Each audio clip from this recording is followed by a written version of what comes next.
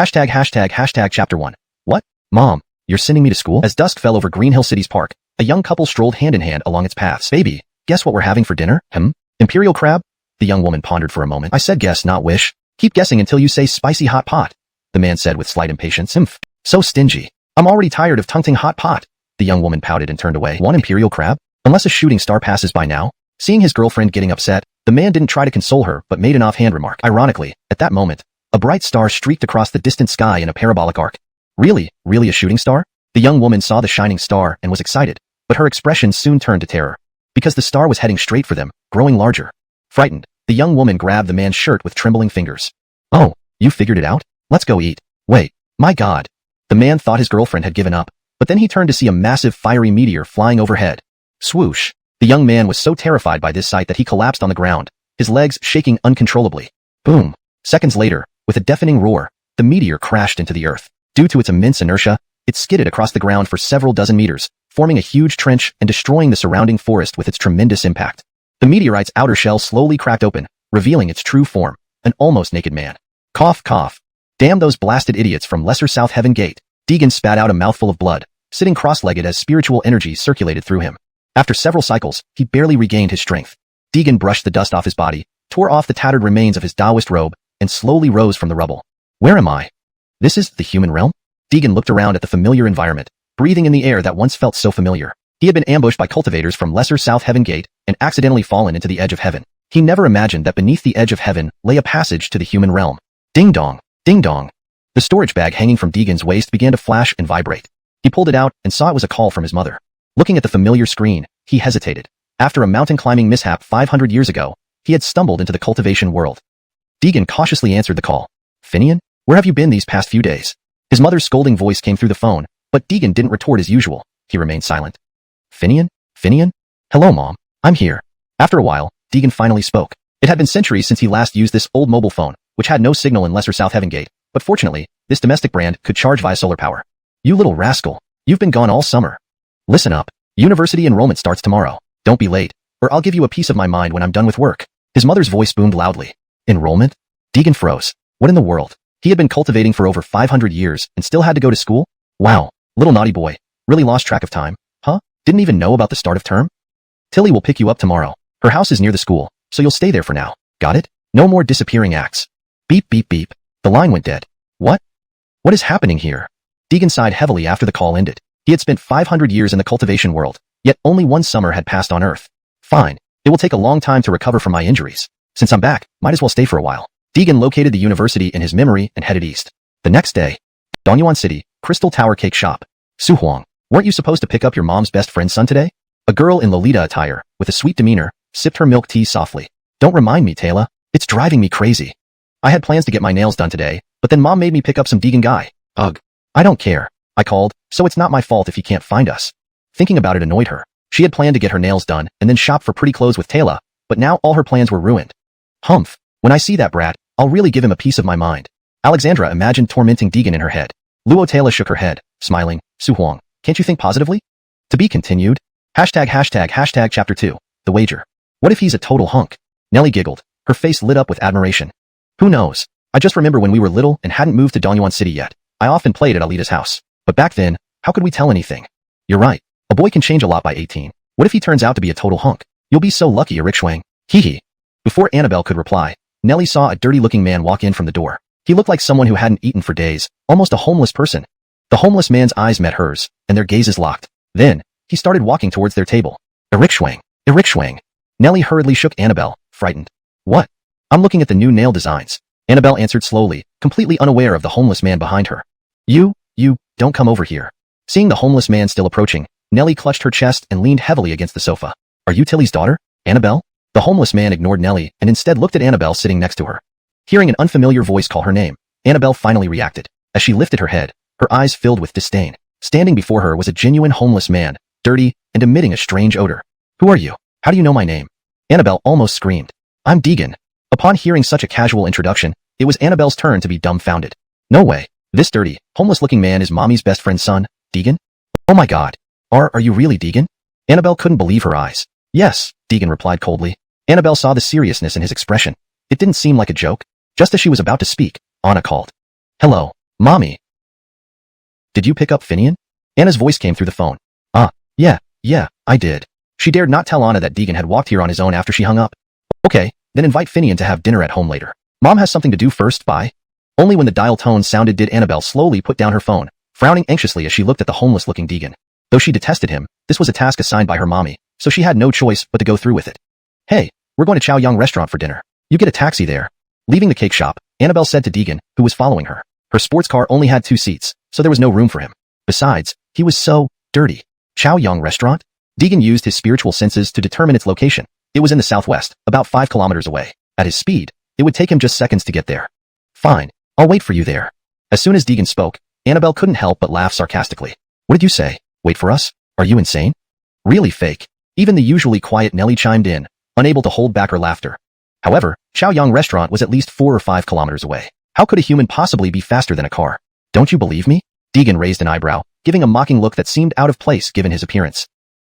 How could you possibly be faster than my car? Annabelle responded sensibly. Alright, if you arrive first, today's meal is on me. If I arrive first, you pay. Deegan said casually, which sounded absurd to the 2 women. Hee. Deegan, don't end up without money later, she quipped, stomping on the accelerator. Her car sped away, disappearing from sight in a blink. Deegan watched the departing sports car, shaking his head slightly. Although he was already a cultivator in the tribulation transcending stage and didn't need food for energy, his internal injuries hadn't fully healed. Eating to gain some basic spirit energy was also beneficial. But mostly, he was just hungry. Irikshwang, drive slower. Why? Drive slower to wait for that guy? We've known each other for less than a day, and now you're siding with him? Annabelle said irritably, but didn't let off the gas pedal. Oh, what if Deegan looks like he doesn't have money, and ends up without any later? Listening to Nellie's concern for Deegan, Annabelle's cheeks puffed up in anger. Meanwhile, Deegan was already seated in a private room at Chow Yong restaurant, perusing the menu. Wow, this isn't cheap. This 5 lakes and 4 seas dish and the abalone soup, 2 lobsters too. The waiter noted down the orders but, judging from his expression, was skeptical if this customer could actually afford it. He hesitated, considering whether to ask the manager.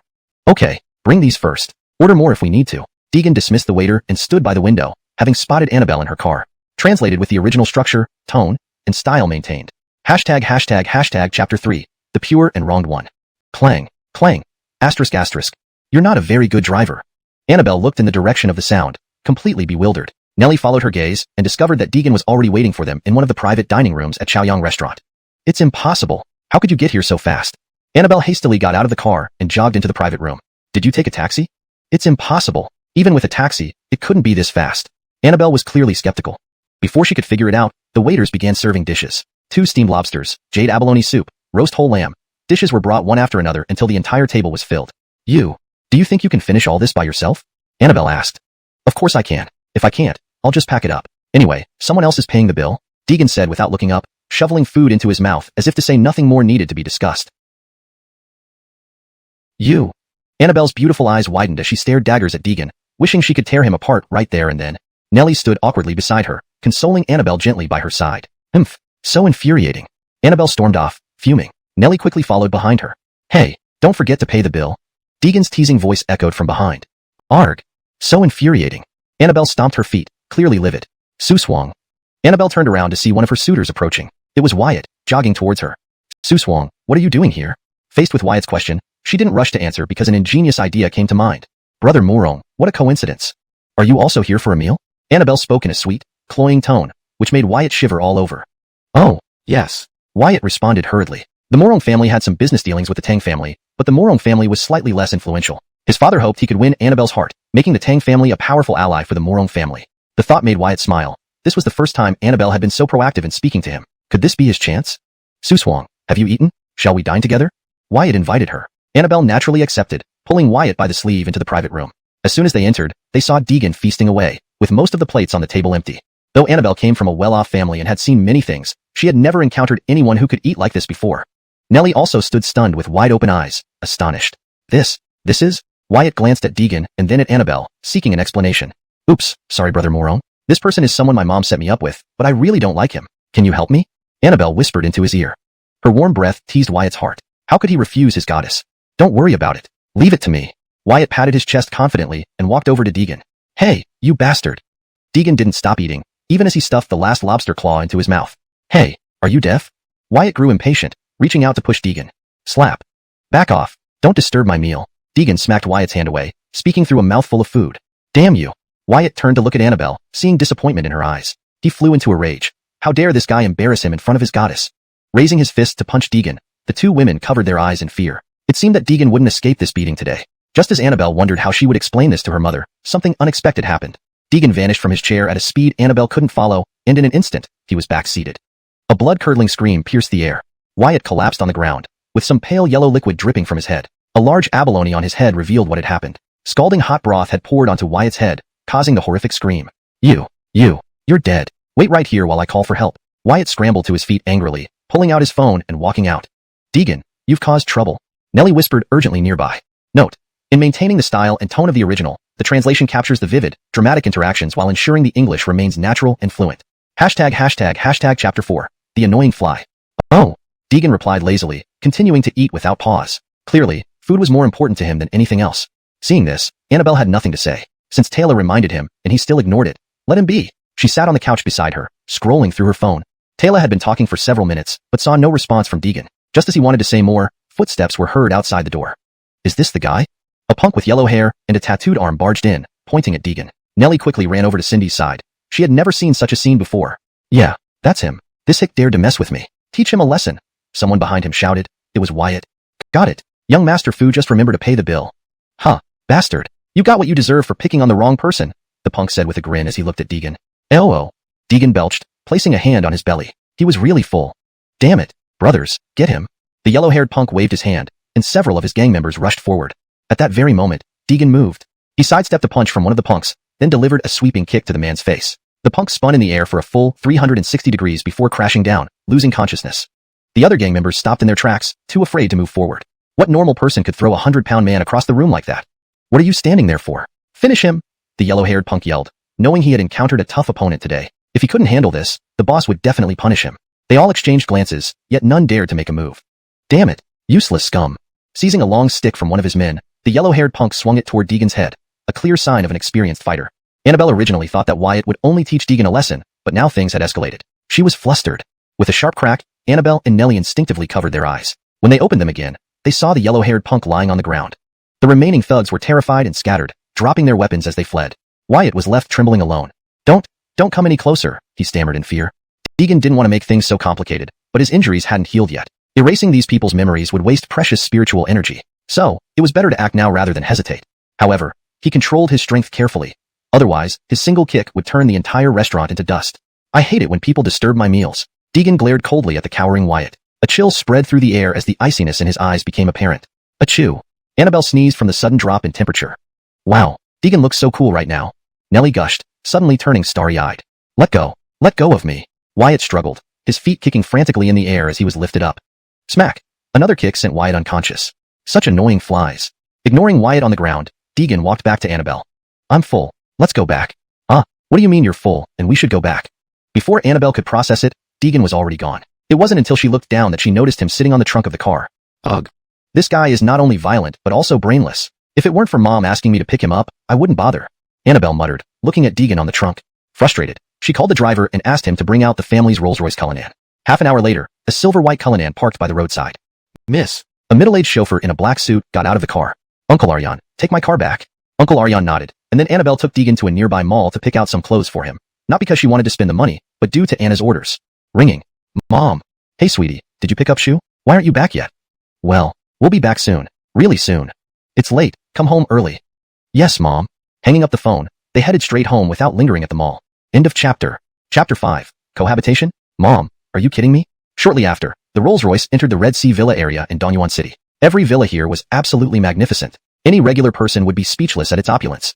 But to Deegan, it was no different from a thatched cottage. His courtyard back at the sect was far more luxurious. Just its size was equivalent to 4 or 5 villas here combined. Not to mention the rare treasures planted in the yard. Seeing nothing interesting, Deegan simply closed his eyes and rested. This scene looked disrespectful in Annabelle's eyes. At the cake shop, he seemed like a homeless person. In the restaurant, a violent thug. Now he pretends to be refined just because of these villas. Can't he be normal? If you have no money, just say it. Deegan had no idea what Annabelle was thinking. Even if he knew, he wouldn't care, having cultivated for centuries with a mind already transcending ordinary sentiments. Keeping calm was the righteous way. Here we are. Let's get out. The car stopped soon enough. Deegan got out and immediately recognized Anna standing at the entrance of the villa. Tilly, Deegan greeted warmly. Oh, Finian. It's been so long, you've grown quite a bit. Anna greeted back, clearly delighted.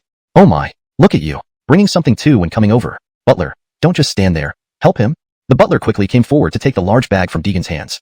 Mommy, that's not a gift, it's leftover food from the hotel. Annabelle tried to expose this, but surprisingly, Anna praised Deegan for being frugal and sensible instead. Finian, school starts tomorrow. Go with Cindy early in the morning. For now, stay at our place. Feel free to tell us if you need anything. In the living room, Anna held Deegan's hand and kept talking. Deegan knew Chinanti was good friends with his mom and often helped their family when he was young, so he was exceptionally obedient before her. This docile demeanor was so different from how he acted at the restaurant that upon hearing Deegan was staying at home, she became immediately displeased. Mommy, how can you let a stranger stay at home? Do you know he is just a violent maniac? Hush, don't listen to her. She has always been spoiled since childhood. There are still several empty rooms downstairs. Choose whichever one you want. Saying this, Anna grabbed Annabelle by the ear to lecture her aside. Deegan rose and inspected the few vacant rooms downstairs. He chose the one on the far right, not very large, but this room contained more abundant spiritual energy than the others. He noticed when he first entered the Red Sea Villa area that the spiritual chi here was denser than in the city. Although it couldn't compare to the cultivation world, it was barely sufficient for practice. After tidying up the room, Deegan sat on the bed and began meditating, his internal spiritual chi circulating constantly. After dozens of rounds, he slowly opened his eyes. His sharp gaze was extraordinary. Phew, let me go around a bit. Leaving the room, Deegan arrived at the living room only to find Annabelle and Nellie lying on the sofa playing games. The enemy will arrive at the battlefield in 30 seconds. Nanshu, assist me in a minute. Sure. They were thoroughly absorbed in the game, completely unaware of Deegan's presence. Leaving the villa complex, Deegan headed towards a nearby night market. It wasn't really a traditional night market, but rather a lively street. It was nearly 9 p.m., yet the number of people on the streets hadn't diminished at all.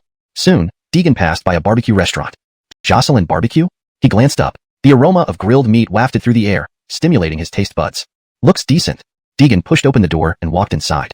A pretty young girl was busy helping customers. Seeing Deegan enter, she hurriedly approached. Hello, what would you like? Yes, these, and those. Give me 20 skewers of each. 20 skewers? Jocelyn was taken aback, but quickly recovered. Got it. Please wait a moment. She scurried off to the kitchen as if afraid Deegan might run away. His order could make more in one sitting than an average day's earnings for this small restaurant. Due to the limited customer flow, it took less than 10 minutes for the skewers to be served. Picking up a pork skewer, he took a big bite, enjoying its tenderness along with a bottle of beer. Perfection. Hey, this month's protection fee is due. A voice suddenly interrupted at the doorway. Hearing this, the boss lady rushed out from the kitchen to smooth things over. Isn't it Brother Aryan? Please, have a seat. Rihanna smiled nervously. Hidden behind the kitchen, Jocelyn didn't dare utter a word. Hashtag chapter 6, pay up, or else. Stop smirking at me. Hand over the money now. Tyson didn't care about anything else. He had been ordered to collect all the protection fees from this street today. Otherwise, he'd be the one getting beaten. Brother Aryan, can you give us a few more days? We haven't had much business lately. We really can't pay it right now. Rihanna pleaded desperately. But Tyson wasn't listening. Pay up and everything's fine. Don't pay, and he'll make sure they regret it. Oh, so you're saying you don't have the money? No money? No problem. Then we'll just have to smash things until you do. Smash away until she pays up. With that, Tyson crossed his legs arrogantly at the entrance while his henchmen picked up their weapons and prepared to start smashing. Don't you dare destroy our store. Bridget couldn't hold back any longer when she heard her family's store was in danger. She rushed out, standing in front of Rihanna. You bastards. As soon as Bridget appeared, Tyson's eyes bulged open, fixating on her snow-white thighs. Hold it. I didn't expect your daughter to be so charming. He reached out lecherously. EW. Pervert. Tyson didn't get mad when she spat at him. Instead, he used his thumb to wipe off some of the spit and sucked it into his mouth. Sweet. Real sweet. So, how about it, little sister? Spend the night with us brothers, and your family's protection fee is cancelled. Hee. Brother Aryan, leave some for the others too. The henchman behind him cheered at the suggestion. Brother Aryan, I beg you, just 3 more days. Come back after 3 days, and you'll have the money. Don't make it hard for us. Rihanna knelt down, sobbing. This puts me in a difficult position. How about this? Let your pretty daughter come with me, and I'll waive your store's protection fee forever. How does that sound? Boss, how much? Let me settle the bill. Deegan paid for his last skewer and walked towards the payment code.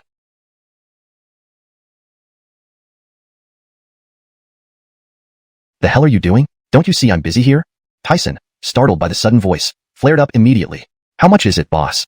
2208. Rihanna stuttered out a number. All right then. The WeChat Pay notification beeped as the payment went through. Deegan finished paying and turned to leave, but Tyson noticed his arrogance and blatant disregard. The hell? You stay there. Did I say you could go?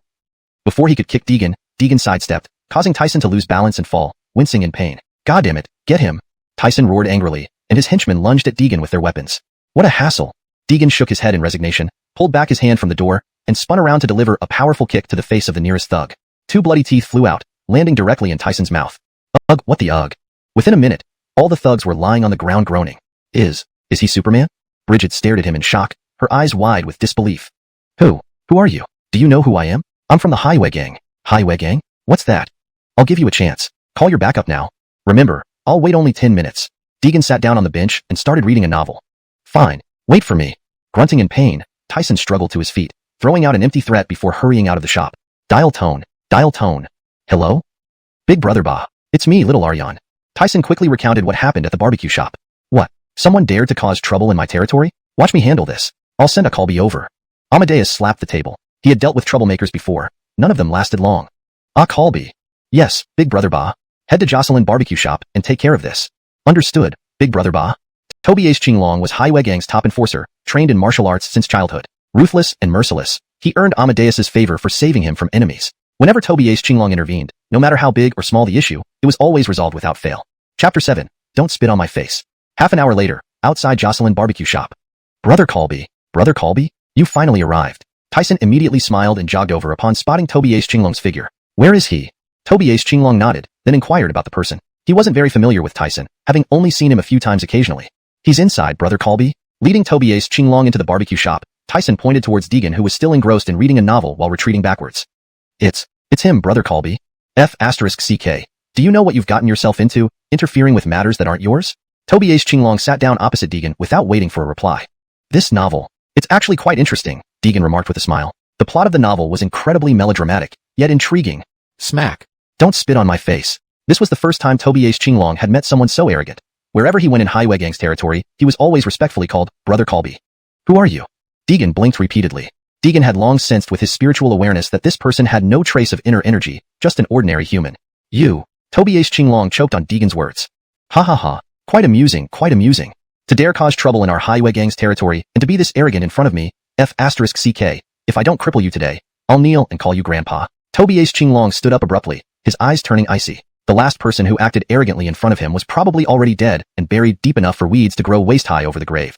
Bridget and her daughter were both trembling in fear at the sight of Toby Ace Qinglong. They knew all too well about his exploits. Previously, there was a bubble tea shop owner who dared to contradict Toby Ace Qinglong. That night, his shop was burned down. The next day, the owner's mutilated body was found in the woods, barely recognizable after being tortured. Words spoken at night, actions taken in the morning. Smack. The sudden crisp sound froze everyone in place within the barbecue shop. All expressions turned rigid. No one could believe that Deegan had actually struck out, slapping Toby Ace Qinglong across the face. Use more strength next time, Deegan said with a grin, looking at Toby Ace Qinglong, whose cheek was slightly swollen. He hadn't used any inner energy, just a casual swipe. After all, the barbecue shop was innocent, and destroying it with a single slap would be too much. Die. King bastard. Toby Ace Qinglong, shocked by Deegan's audacity, flew into a rage and kicked out at Deegan's face. However, just as the kick was about to make contact, Deegan vanished, and suddenly a dark figure flew out of the shop. Tyson's mind was utterly confused. The top enforcer of Highway Gang, the incomparably arrogant Brother Colby, had been kicked out like that? Big brother. I was also forced. Please forgive me. Forgive me. Tyson fell to his knees and pleaded bitterly at Deegan's feet. Deegan didn't even glance at him. After hundreds of years of cultivation, he had killed more people than this person had ever seen. How could he care about a mere ant? Smack. Another crisp sound rang out, and Tyson also flew out. Now, apart from the two half-dead men lying outside the door, everyone else had fled. Truly troublesome. With those cold words, Deegan left. Seeing him leave, Bridget hurriedly followed. Please wait. Deegan turned to see the young girl from the barbecue shop. Is there something you need? Faced with Deegan's deep gaze, Bridget lowered her head shyly, suddenly finding this man incredibly handsome. Thank you for helping us just now, Bridget stuttered. Oh, I didn't mean to help. Bridget froze. This man was hard to read. He had offered a small hand of assistance, but now disclaimed any relation. With that, he turned and walked away. Can you tell me your name? Watching Deegan gradually disappear, Bridget couldn't resist shouting. Deegan. He vanished into the crowd, leaving behind only his name. Deegan, huh? A spark of light flashed in the young girl's eyes. After leaving the barbecue shop, Deegan returned straight to the villa complex. Preparing to enter, he found the door locked from the inside. Locked. A probe of inner energy produced a clicking sound, and the door opened. Hey, Taylor, come here quickly and help me. Anthea lay sprawled on the sofa, fully engrossed in a game. 2 pieces of pink underwear lay nearby. Hearing Anthea's voice as soon as he entered the living room, Deegan instantly understood why the door was locked earlier. This girl was surprisingly open-minded. Over 500 years, he had encountered countless beauties, becoming numb to such sights. All he wanted now was to recover quickly. Women would only slow down his recovery process. In this translation, I have ensured that the names are transliterated correctly into Pinyin, e.g., Deegan, Toby Ace Qinglong. Maintained the original tone and style of the text, kept paragraph structures and line breaks consistent with the source material, and ensured the English translation reads naturally and fluently. Chapter 8. School starts officially. The next morning, Deegan boarded the Tang family's Rolls-Royce. Gazing at the scenery of Dongyuan City, Deegan couldn't help but sigh, reminiscing about his happy childhood days. That was the only spiritual solace he had in the cultivation world. Before long, the Rolls-Royce came to a gentle stop. In front of them stood the grand gates of Dongyuan University. Many energetic and vibrant college students were gathered at the entrance, exuding youthful vitality. A number of them were immediately drawn to the majestic appearance of the Rolls-Royce. When Annabelle and Nellie stepped out, the boys started showing interest, and if not for some sense of inferiority, they would have already tried to get their WeChat contacts. But where there's a will, there's a way. If he could date such perfect girls, wouldn't that save him decades of hard work? Hello, freshman. Do you need any help? A short-haired man with a digital camera slung over his shoulder approached Annabelle and Nellie. Well, no. Annabelle glanced at him briefly before losing interest. It wasn't that the guy was ugly. It was just that he didn't catch her fancy. Freshman, don't rush. I'm here to take campus tour photos. You both have great auras. How about letting me take a few shots? Seeing the two girls hesitate, he hurriedly flipped through some beautiful photos on his camera to show them. Oh, Cindy, these are really good. They're indeed very good. Annabelle looked at the stunning photos in the camera and got an idea. How about it? Freshman, let me take a couple of photos for you. Absolutely beautiful. Bob knew at a glance that these two beauties were freshmen, as all female students in this school knew him well, not because he was famous, but because he had used photography as an excuse to chat up almost everyone. Initially, it went fine, but later on, those girls would run away at the sight of him. Then we'll trouble you, senior, Nellie said softly. Although it was her first time at the school, she felt that this senior shouldn't be a bad person. What majors are you in? Why haven't I seen you before? We're freshmen in the fine arts department. So, you're fine arts freshmen. I'm Bob, a sophomore in physical education. May I know your names? My name is Nellie, and this is my best friend, Annabelle. Nellie, Annabelle? Great names, fitting your charm perfectly. Bob, although not an experienced Lothario, knew flattering girls was always right. Thank you, Annabelle responded coyly. So, seniors, can we start now? Faced with Nellie's request, Bob naturally agreed, leading the two girls toward a grove, gradually getting to know each other better. Deegan trailed behind them nonchalantly. He disliked drawing attention to himself, afraid of causing trouble. With this much free time, reading novels was far more enjoyable. Annabelle noticed something amiss as they followed Bob into a wooded area. Where are you taking us? She asked anxiously, a hint of displeasure in her tone. To find the best view. Since you're new here, let me tell you. This forest ahead has the best scenery on campus. Bob lied effortlessly. Deegan, who was trailing not far behind, knew exactly what Bob was up to but decided to intervene only if it turned dangerous. Cindy, the senior won't lie to us, right, senior? Nellie interrupted Annabelle's thoughts. Seeing how easily she believed him, Bob relaxed. Once you go further in, I'll decide what to do. Bob thought to himself. Known for being lecherous, he intended to take full advantage of these two exquisite beauties, capturing photos and videos, leaving them under his control. Soon they arrived at a dense part of the forest. Bob surveyed the area. Except for them, no one else was around. Here's good enough. Stand here. I'll take a couple of test shots to check the effect. Bob instructed, and the two girls complied, striking poses for the camera. Half an hour later, Bob printed the photos and handed them over. Wow, senior, you've done a fantastic job. Nellie praised upon seeing herself looking like a celestial beauty. Annabelle was also pleased, until Bob's next words left them utterly bewildered. Happy with the photos? Please settle the fee. 10 photos, total 5,000. Will you pay by QR code or cash? Bob displayed the payment code hanging from his neck with an air of professionalism. What do you mean? Do you charge for photos? Yes, 500 per photo, that's the price. We don't want these photos anymore. Let's go, Nanshu. Enraged, Annabelle threw the photos at him and prepared to leave, dragging Nellie along. Wait, you can go, but first, give me the money. 3 muscular men emerged from the grove. Terrified, Annabelle backed away. This was clearly a scam designed to extort money. Though she wasn't short of cash, this indignation was unbearable. Do a few big guys think it's alright to bully 2 girls? How shameless can this school be? Bob was startled by this voice. He had been too focused on the legs of the 2 beauties to notice someone following them. Who are you? Mind your own business. Dermot lost. If you let them go, we'll forget this happened, Deegan remarked casually while cleaning his ears. Had he not promised Tilly, he wouldn't have bothered with them. You bastard, so confident. Deciding to deal with this meddler first, Bob walked arrogantly towards Deegan, ready to speak. Slap. A slap landed fiercely on his face. You have terrible breath, Deegan said coldly. The sudden slap startled the 2 girls. How dare you hit me? Do you know who I am? Bob roared, covering half his face, eyes bloodshot with anger. Slap. Another slap silenced him. Chapter 9. I am from the Taekwondo Club. You 3, what are you standing there for? Attack. Bob saw that his opponents were too strong and hurriedly asked for help from the 3 people behind him. These 3 were experts in their Taekwondo club, all black belts. They could split a wooden board as thick as a thumb without blinking. With these 3 around, he feared no opponent's bravado. Bravado requires capital. I can't beat you alone, but what about 3 of us? 10? Bob smiled smugly, as if he could already see Deegan being beaten up on the ground. Ha ha ha. Are you crazy? Why are you laughing by yourself? Bob was brought back by this voice. He blinked hard, only to confirm that the 3 from the Taekwondo club were already lying motionless on the ground. You know I'm the vice president of the Taekwondo club. If you dare touch me, you'll regret it. Bob had no other cards left to play. Unfortunately, he miscalculated. Anyone else at school might have hesitated. But he was facing Deegan. Slap. Another loud slap. You. Slap. Slap. This must be the art class too, right? Deegan looked at the sign on the doorframe and walked in. When he entered the classroom, several students were already seated at the front. Deegan chose a seat further back and took out his phone to read a novel. Hey, did you hear? We got a few students on the campus beauty list.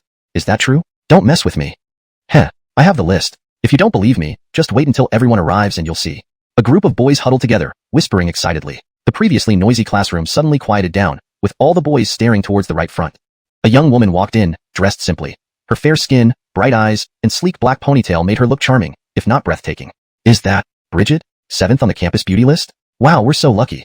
Truly blessed. It must have taken my family generations to accumulate such good fortune. After a brief moment of silence, the classroom erupted into excitement again. As soon as Bridget walked in, she recognized Deegan. It's him? Phew, you did well. Bridget encouraged herself internally. Since the night he left the barbecue shop, Bridget's mind had been filled with Deegan's cool and detached image. Excuse me, is this seat taken? Bridget asked softly next to Deegan, afraid of being ignored. Oh, someone's here. Deegan didn't even look up from his novel, engrossed in it. This response left Bridget somewhat embarrassed, so she sat in an empty seat in the row ahead. Dude, what's wrong with you? A campus beauty wants to sit next to you and you refuse? Not interested. Truly unfortunate. Deegan's cold reply left the boy utterly depressed. Bang! Quiet, all of you. A loud noise followed by an angry shout silenced everyone once more. You gave me a tough time finding you. It was Bob, leading a group of fellow Taekwondo club members. The most eye-catching figure was the muscular man towering beside Bob, nearly 2 meters tall, with thick veins running down his arms, a frightening sight. Is this Ellsworth, the Sonda Club president? I heard he just won the national championship. Yeah, I watched that match. His opponent was KO'd with one kick, nose flattened, blood pouring out like water. Wow, really? What's he doing in our class? Which poor soul provoked him? The crowd buzzed with speculation. That's him, Ming Dermot. Bob pointed at Deegan in the third row. Kid, was it you who beat up our Taekwondo club members? Ellsworth's deep voice echoed, clearly a seasoned fighter. He came here to avenge the Taekwondo club. Who's asking? Deegan rubbed his eyes. Oh no, he picked a fight with the Taekwondo club right after entering school. He's in for a rough ride. Indeed, why pick on those lunatics? Sure, keep your voice down, or you'll get us into trouble too. Except for Bridget, who looked worriedly at Deegan, everyone else seemed indifferent, watching the show unfold. Ellsworth felt irritated and reached out to grab Deegan's collar, but his large hand stopped 10 centimeters away from Deegan. Just as everyone expected a brutal beating, something unexpected happened. Ellsworth's hand paused for a few seconds, then suddenly slapped Bob in the face. Everyone was stunned. This self-inflicted violence was confusing.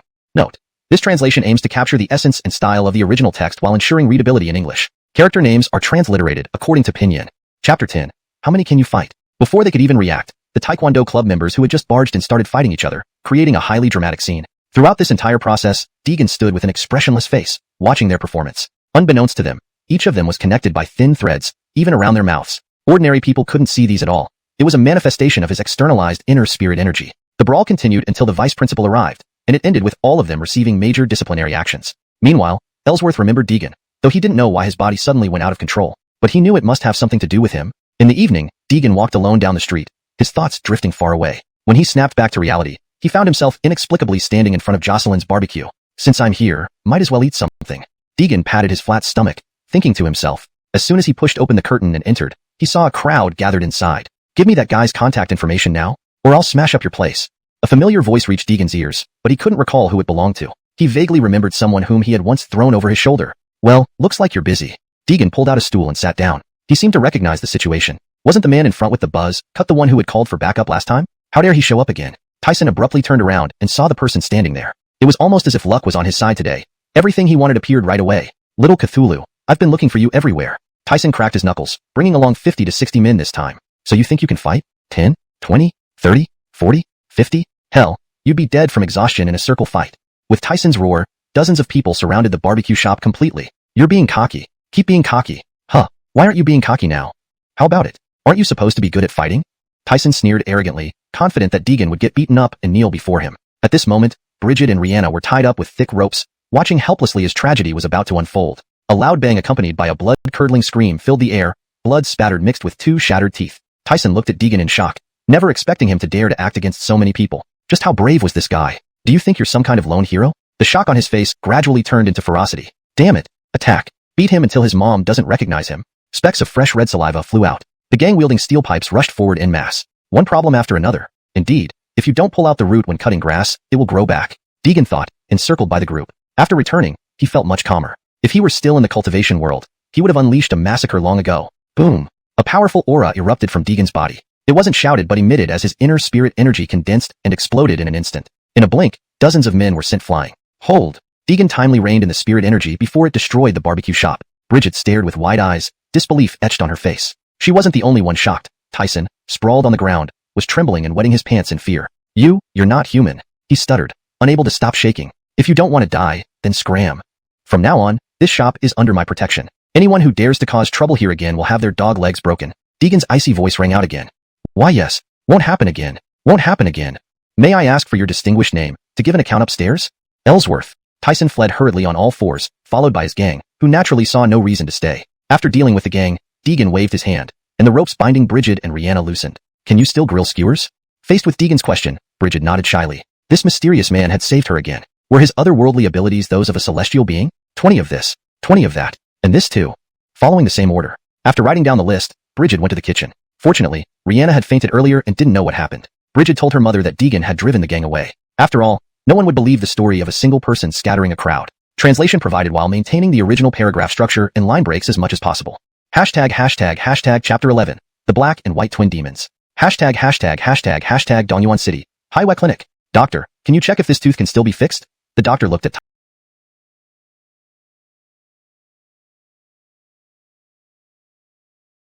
Tyson, whose speech was somewhat affected by a missing tooth. After a moment of thought, he replied, Your tooth is cracked. It can't be fixed. You might consider getting a false one. He then pulled out a set of dentures from the cabinet. You can choose a style. Okay, let me take a look. This was a small clinic under the control of the Highway Gang. After all, it was inconvenient for gang members to go to hospitals when things went wrong, so having their own clinic made life much easier. Dial tone. Hello. Boss Ba, it's me, Shao'aryan. Amadeus was lying in his office at the nightclub, sipping wine when the call came in. How did it go? Did you get any information on that guy? Boss Ba, I bumped into him at a barbecue shop, but we didn't manage to confront him. Tyson reported everything truthfully, not daring to hide anything. What? You couldn't handle him with dozens of men? What good are you? The glass in Amadeus's hand shattered at the impact of his anger. He was deeply disappointed in Tyson. At the same time, he admired the talent of the man who had knocked down Tobie's Qinglong with one move. If such a person could be recruited, wouldn't the unification of Dongyuan's underground forces be within reach? Are you sure he's still at the barbecue place? Amadeus seemed to have new plans. Yes, even if he isn't, he shouldn't have gone far, Tyson responded, grimacing in pain. I see. Amadeus remembered the black and white twin demons who had been in seclusion recently. These two were originally orphans named Anatoly and Shepard. While wandering homeless, they unexpectedly found a martial arts manual. With that manual and their fearless spirit, they carved out a name for themselves in the underworld, earning the respect of being called the Black and White Twin Demons. Amadeus had met them by chance and later incorporated them into his organization. A few months ago, they had told him they would be entering seclusion to pursue higher martial arts realms. Naturally, Amadeus agreed. If their strength increased, his power would grow as well. Who knew that several months passed in the blink of an eye, and if not for Tobie's Colby's incompetence, he might have forgotten about it. Late at night, he drove alone to the brothers' residence. Knock knock, knock knock. The sounds of movement inside followed by a hoarse voice. Who is it? It's me, Tianba. Creak. Upon recognizing the voice, the door opened. Only after confirming no one else was around did they pull Amadeus inside. Ai Chong, you're always so cautious. Amadeus remarked. After all these years of wandering, we've made plenty of enemies. Better safe than sorry, Shepard said coldly. He had no good feelings toward Amadeus, just using each other for mutual benefit, driven purely by interest. Where's your brother? Why don't I see him? Still in seclusion, should be done soon, Shepard answered casually after taking a sip of tea. Amadeus's eyes flickered with excitement upon hearing this. So, Brother Chong has succeeded?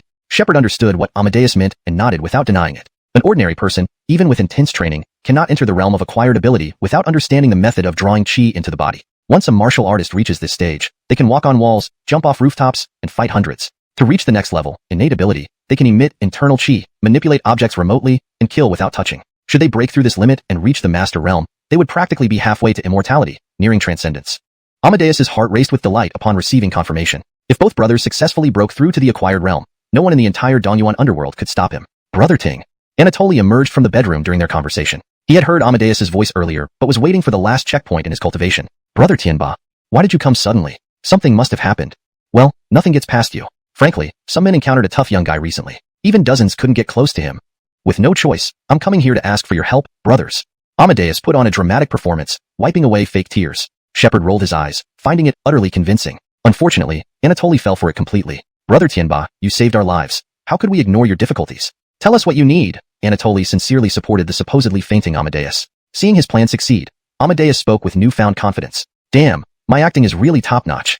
Of course, he wouldn't say this aloud. Note, the translation maintains the original paragraph structure and line breaks as requested. Additionally, character names are transcribed in pinyin accurately. Chapter 12. The Realm of Innate. Amadeus paced back and forth in front of the Draper brothers, hesitating repeatedly. Seeing him reluctant to speak, Draper finally broke the silence. Big brother Tianba, just say it. Where's that Grover? Let us brothers handle it. Amadeus, realizing Draper had spoken his mind, reluctantly agreed, putting on an embarrassed pretense. He then provided the address and basic information before they set off. Those who live by the sword must think carefully, Amadeus murmured as he watched them depart, lighting a cigarette. Brother, if the information is true, a person capable of sending dozens flying with one blow must be almost as powerful as we are. Shepard said as he leaped onto a tree branch to catch his breath. What are you afraid of? It's just someone at the realm of acquired skills. If we hadn't practiced martial arts for years, we probably wouldn't reach this level in our lifetime, Draper responded, confident that their target was also only at the acquired stage. According to the intel, the individual was still a student, likely from some family lineage but mostly relying on medicinal pills, lacking real combat experience. Draper believed that even if the target was genuinely at the acquired stage, their combined efforts would ensure he could not escape. Keep up, Draper urged, disappearing into the night sky in an instant. I know, Shepard replied impatiently, springing forward to follow. This time, I really do owe you one. You haven't even told me your name yet. Rihanna gazed fondly at the handsome young man, increasingly liking him. Such a promising youth, she thought. Her daughter should really get to know him better. No problem, Auntie. You can just call me Xiaoshu. It's no big deal, just happened to pass by and help out where I saw injustice, Deegan replied naturally, being the kind of person who kept things simple. Alright, Xiaoshu. Auntie will repay you for today, Rihanna smiled. Jocelyn, come chat with Xiaoshu for a bit. Rihanna encouraged her daughter before heading back into the kitchen. Thank you for what happened today. And I'll keep it a secret, Lee Jocelyn said shyly, avoiding eye contact. No problem. Invite me for some skewers later, Deegan added, feeling for a moment that they had become friends. Lee Jocelyn shook her head hastily, wondering why she was thinking such thoughts. Intriguing, Deegan's eyes twinkled with amusement. I need to go to the bathroom. As soon as Deegan lifted the curtain to step outside, he vanished in an instant. The next second, a shadow appeared atop a high-rise building a kilometer away. Who's there? Draper sensed the presence first and stopped immediately. 3 seconds later, Shepard caught up. What's wrong, brother? He too spotted the shadow blocking their path. To think this world still has cultivators at the chi condensation stage, Deegan remarked, observing the two men below. He had assumed he was the only cultivator in this world until tonight when he encountered two young cultivators at the chi condensation stage. Chi condensation? What are you talking about? Shepard clearly didn't understand. Where are you from? Which school did you learn from? Who do you serve? A series of questions left the brothers baffled. Who are you? Why are you blocking us? Draper, confused by the other's words, didn't want to answer. Tonight, his only goal was the young man at the barbecue shop. Brother, why waste time talking? Shepard readied himself. Without waiting for a response, Shepard charged forward, channeling all his strength into a punch honed over years. Bang! The ground cracked under the impact, but Deegan was already gone. In the next instant, Deegan reappeared behind him. What? How is that possible? Shepard realized he couldn't track the speed at which the other moved. Sensing the chill behind him, he knew another move and he'd be instantly defeated. Who exactly are you?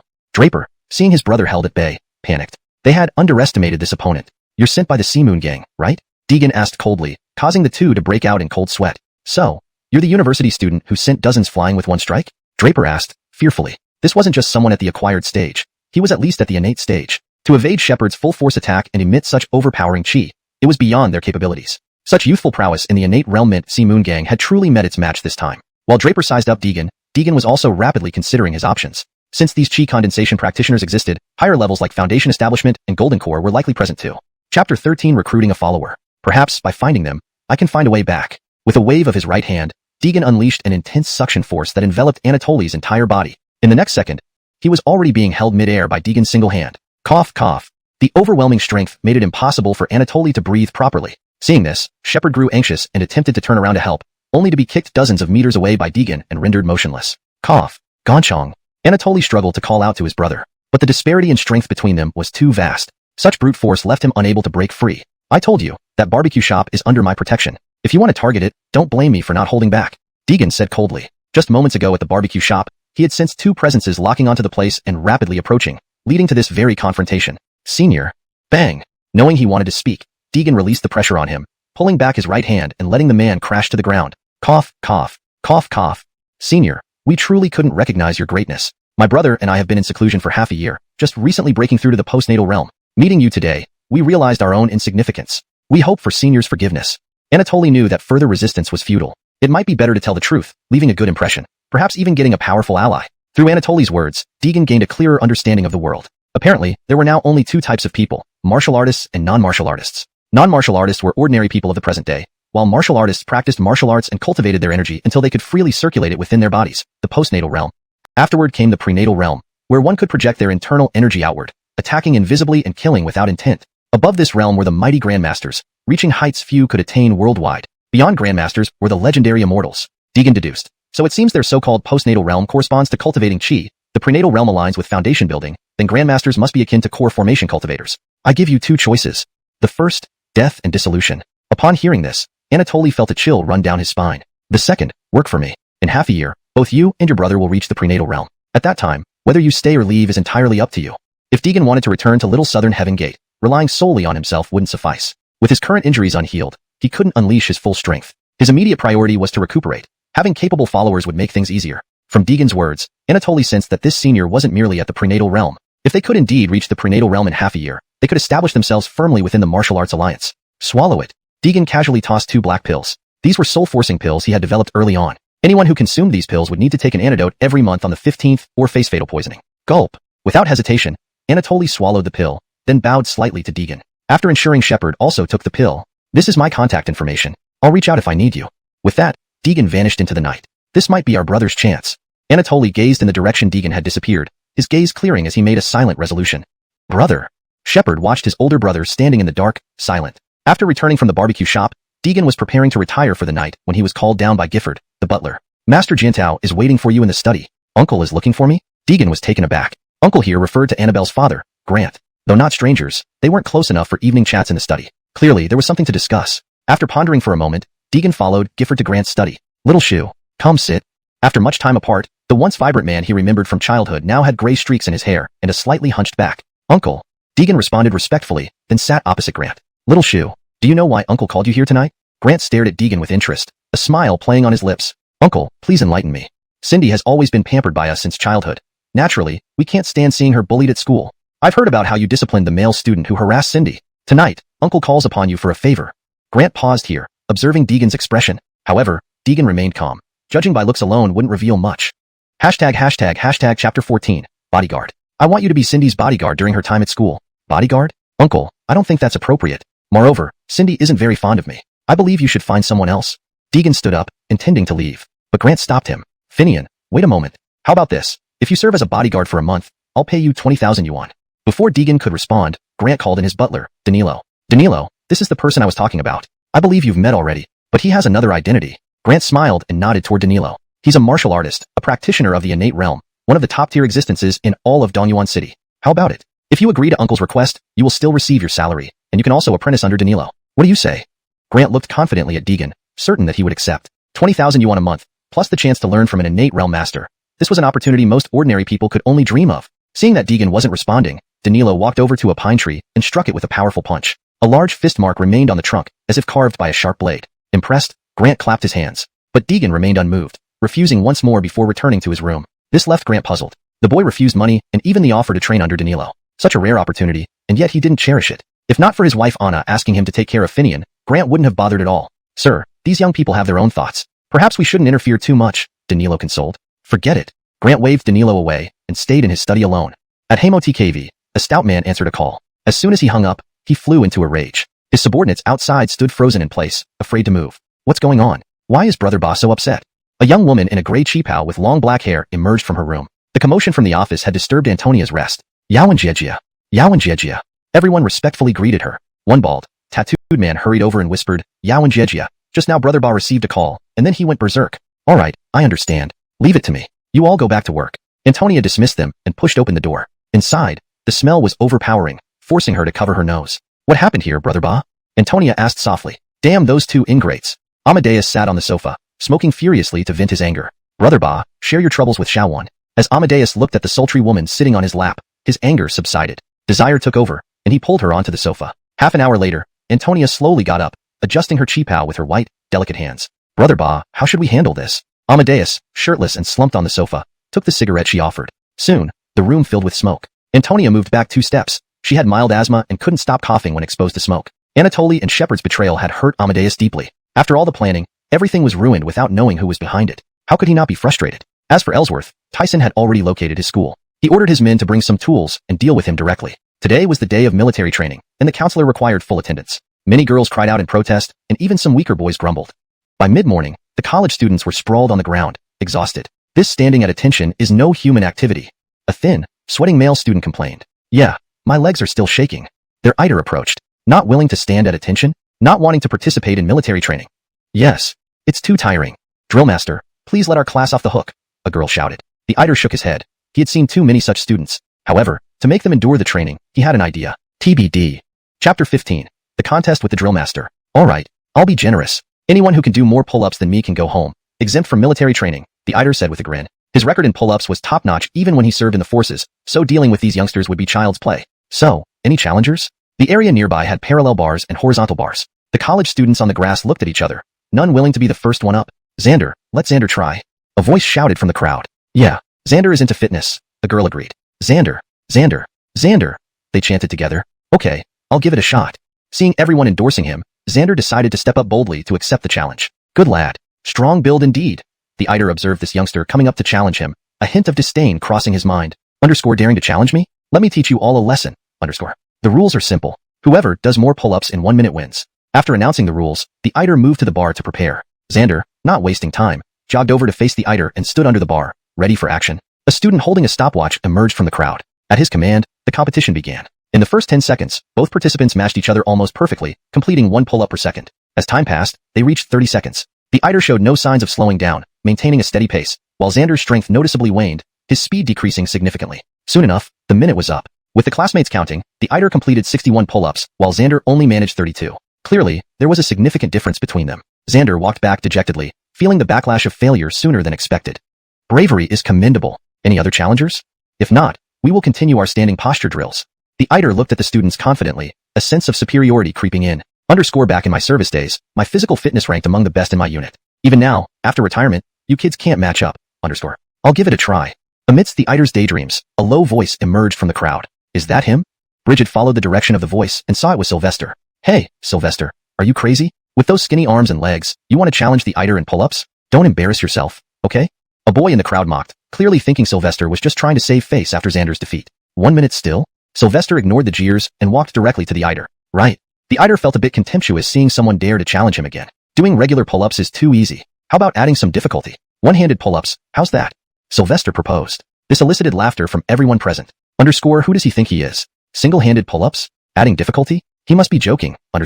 Himph. Just another show-off without real skills but with big talk. Kyra, the deputy class leader, remarked, despising those who tried to look tough. Exactly, definitely a show-off. Just wait till he gets his ass handed to him.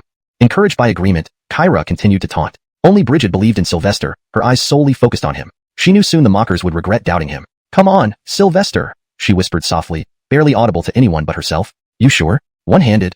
The Eider looked at Sylvester with scorn. First person to dare speak like this to me. And he's just a kid. Sure thing. One-handed pull-ups. 1 minute. The determination in Sylvester's eyes convinced the Eider he wasn't joking. So you want to play hardball? Fine then. I'm tops in regular pull-ups. Single-handed pull-ups against a student? No contest.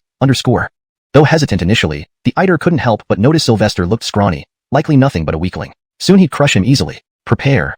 They got ready, the class falling silent, waiting for the class leader's signal. Others prepared to count. Nobody bet on Sylvester due to the stark difference in physique. Anyone could tell the Eider would win hands down. Start. At the command, both pulled themselves up. For the first 10 seconds, their speeds were comparable. But past 10 seconds, Sylvester suddenly sped up, completing 3 while the Eider did 1. Hashtag chapter 16. It's him. He's Ellsworth. Everyone was dumbfounded. Even the Eider was bewildered, wondering if this guy had taken some kind of performance-enhancing drug. Impossible. He must be faking it. Yes. He has a weight advantage, so he's faster than the Eider. He won't last long. Farron quickly interjected, trying to explain away the situation. His flustered appearance made him look like a clown. But this time, no one agreed with him. All eyes were on the two as they competed. Even those who didn't believe in Deegan before started turning into fans. His speed was terrifying, way faster than the Eider. It was obvious that he was the type who looks skinny in clothes, but is actually well-built without them. The time quickly approached 1 minute. Beep. Time's up. The class monitor's voice rang out, and everyone gasped in shock. Drillmaster did 41 in a minute, Deegan, 83. When this result was announced, everyone was stunned. How could this be possible? Even if Deegan was better, the difference shouldn't have been so large. There must have been a mistake. Impossible. How could it be 83? He must have cheated. Farron yelled, clearly unable to accept the result. However, this feat was accomplished right under everyone's noses, and Deegan's form was impeccable. It was clear that Deegan had won. Drillmaster, you said earlier that if I win, I don't have to go through military training anymore. Was that true? Deegan pressed directly. Well, we're all in the same class, so you should still join everyone for the training. The Eider tried to dodge the question. He had never expected to be beaten by a rookie. Deegan wasn't pleased with this answer, and took the matter straight to the Chief Eider. Considering his reputation, the Chief finally exempted Deegan from training. This kid isn't nervous at all in front of me. Impressive indeed. The Chief Eider remarked as Deegan walked away. Sir, is this fair?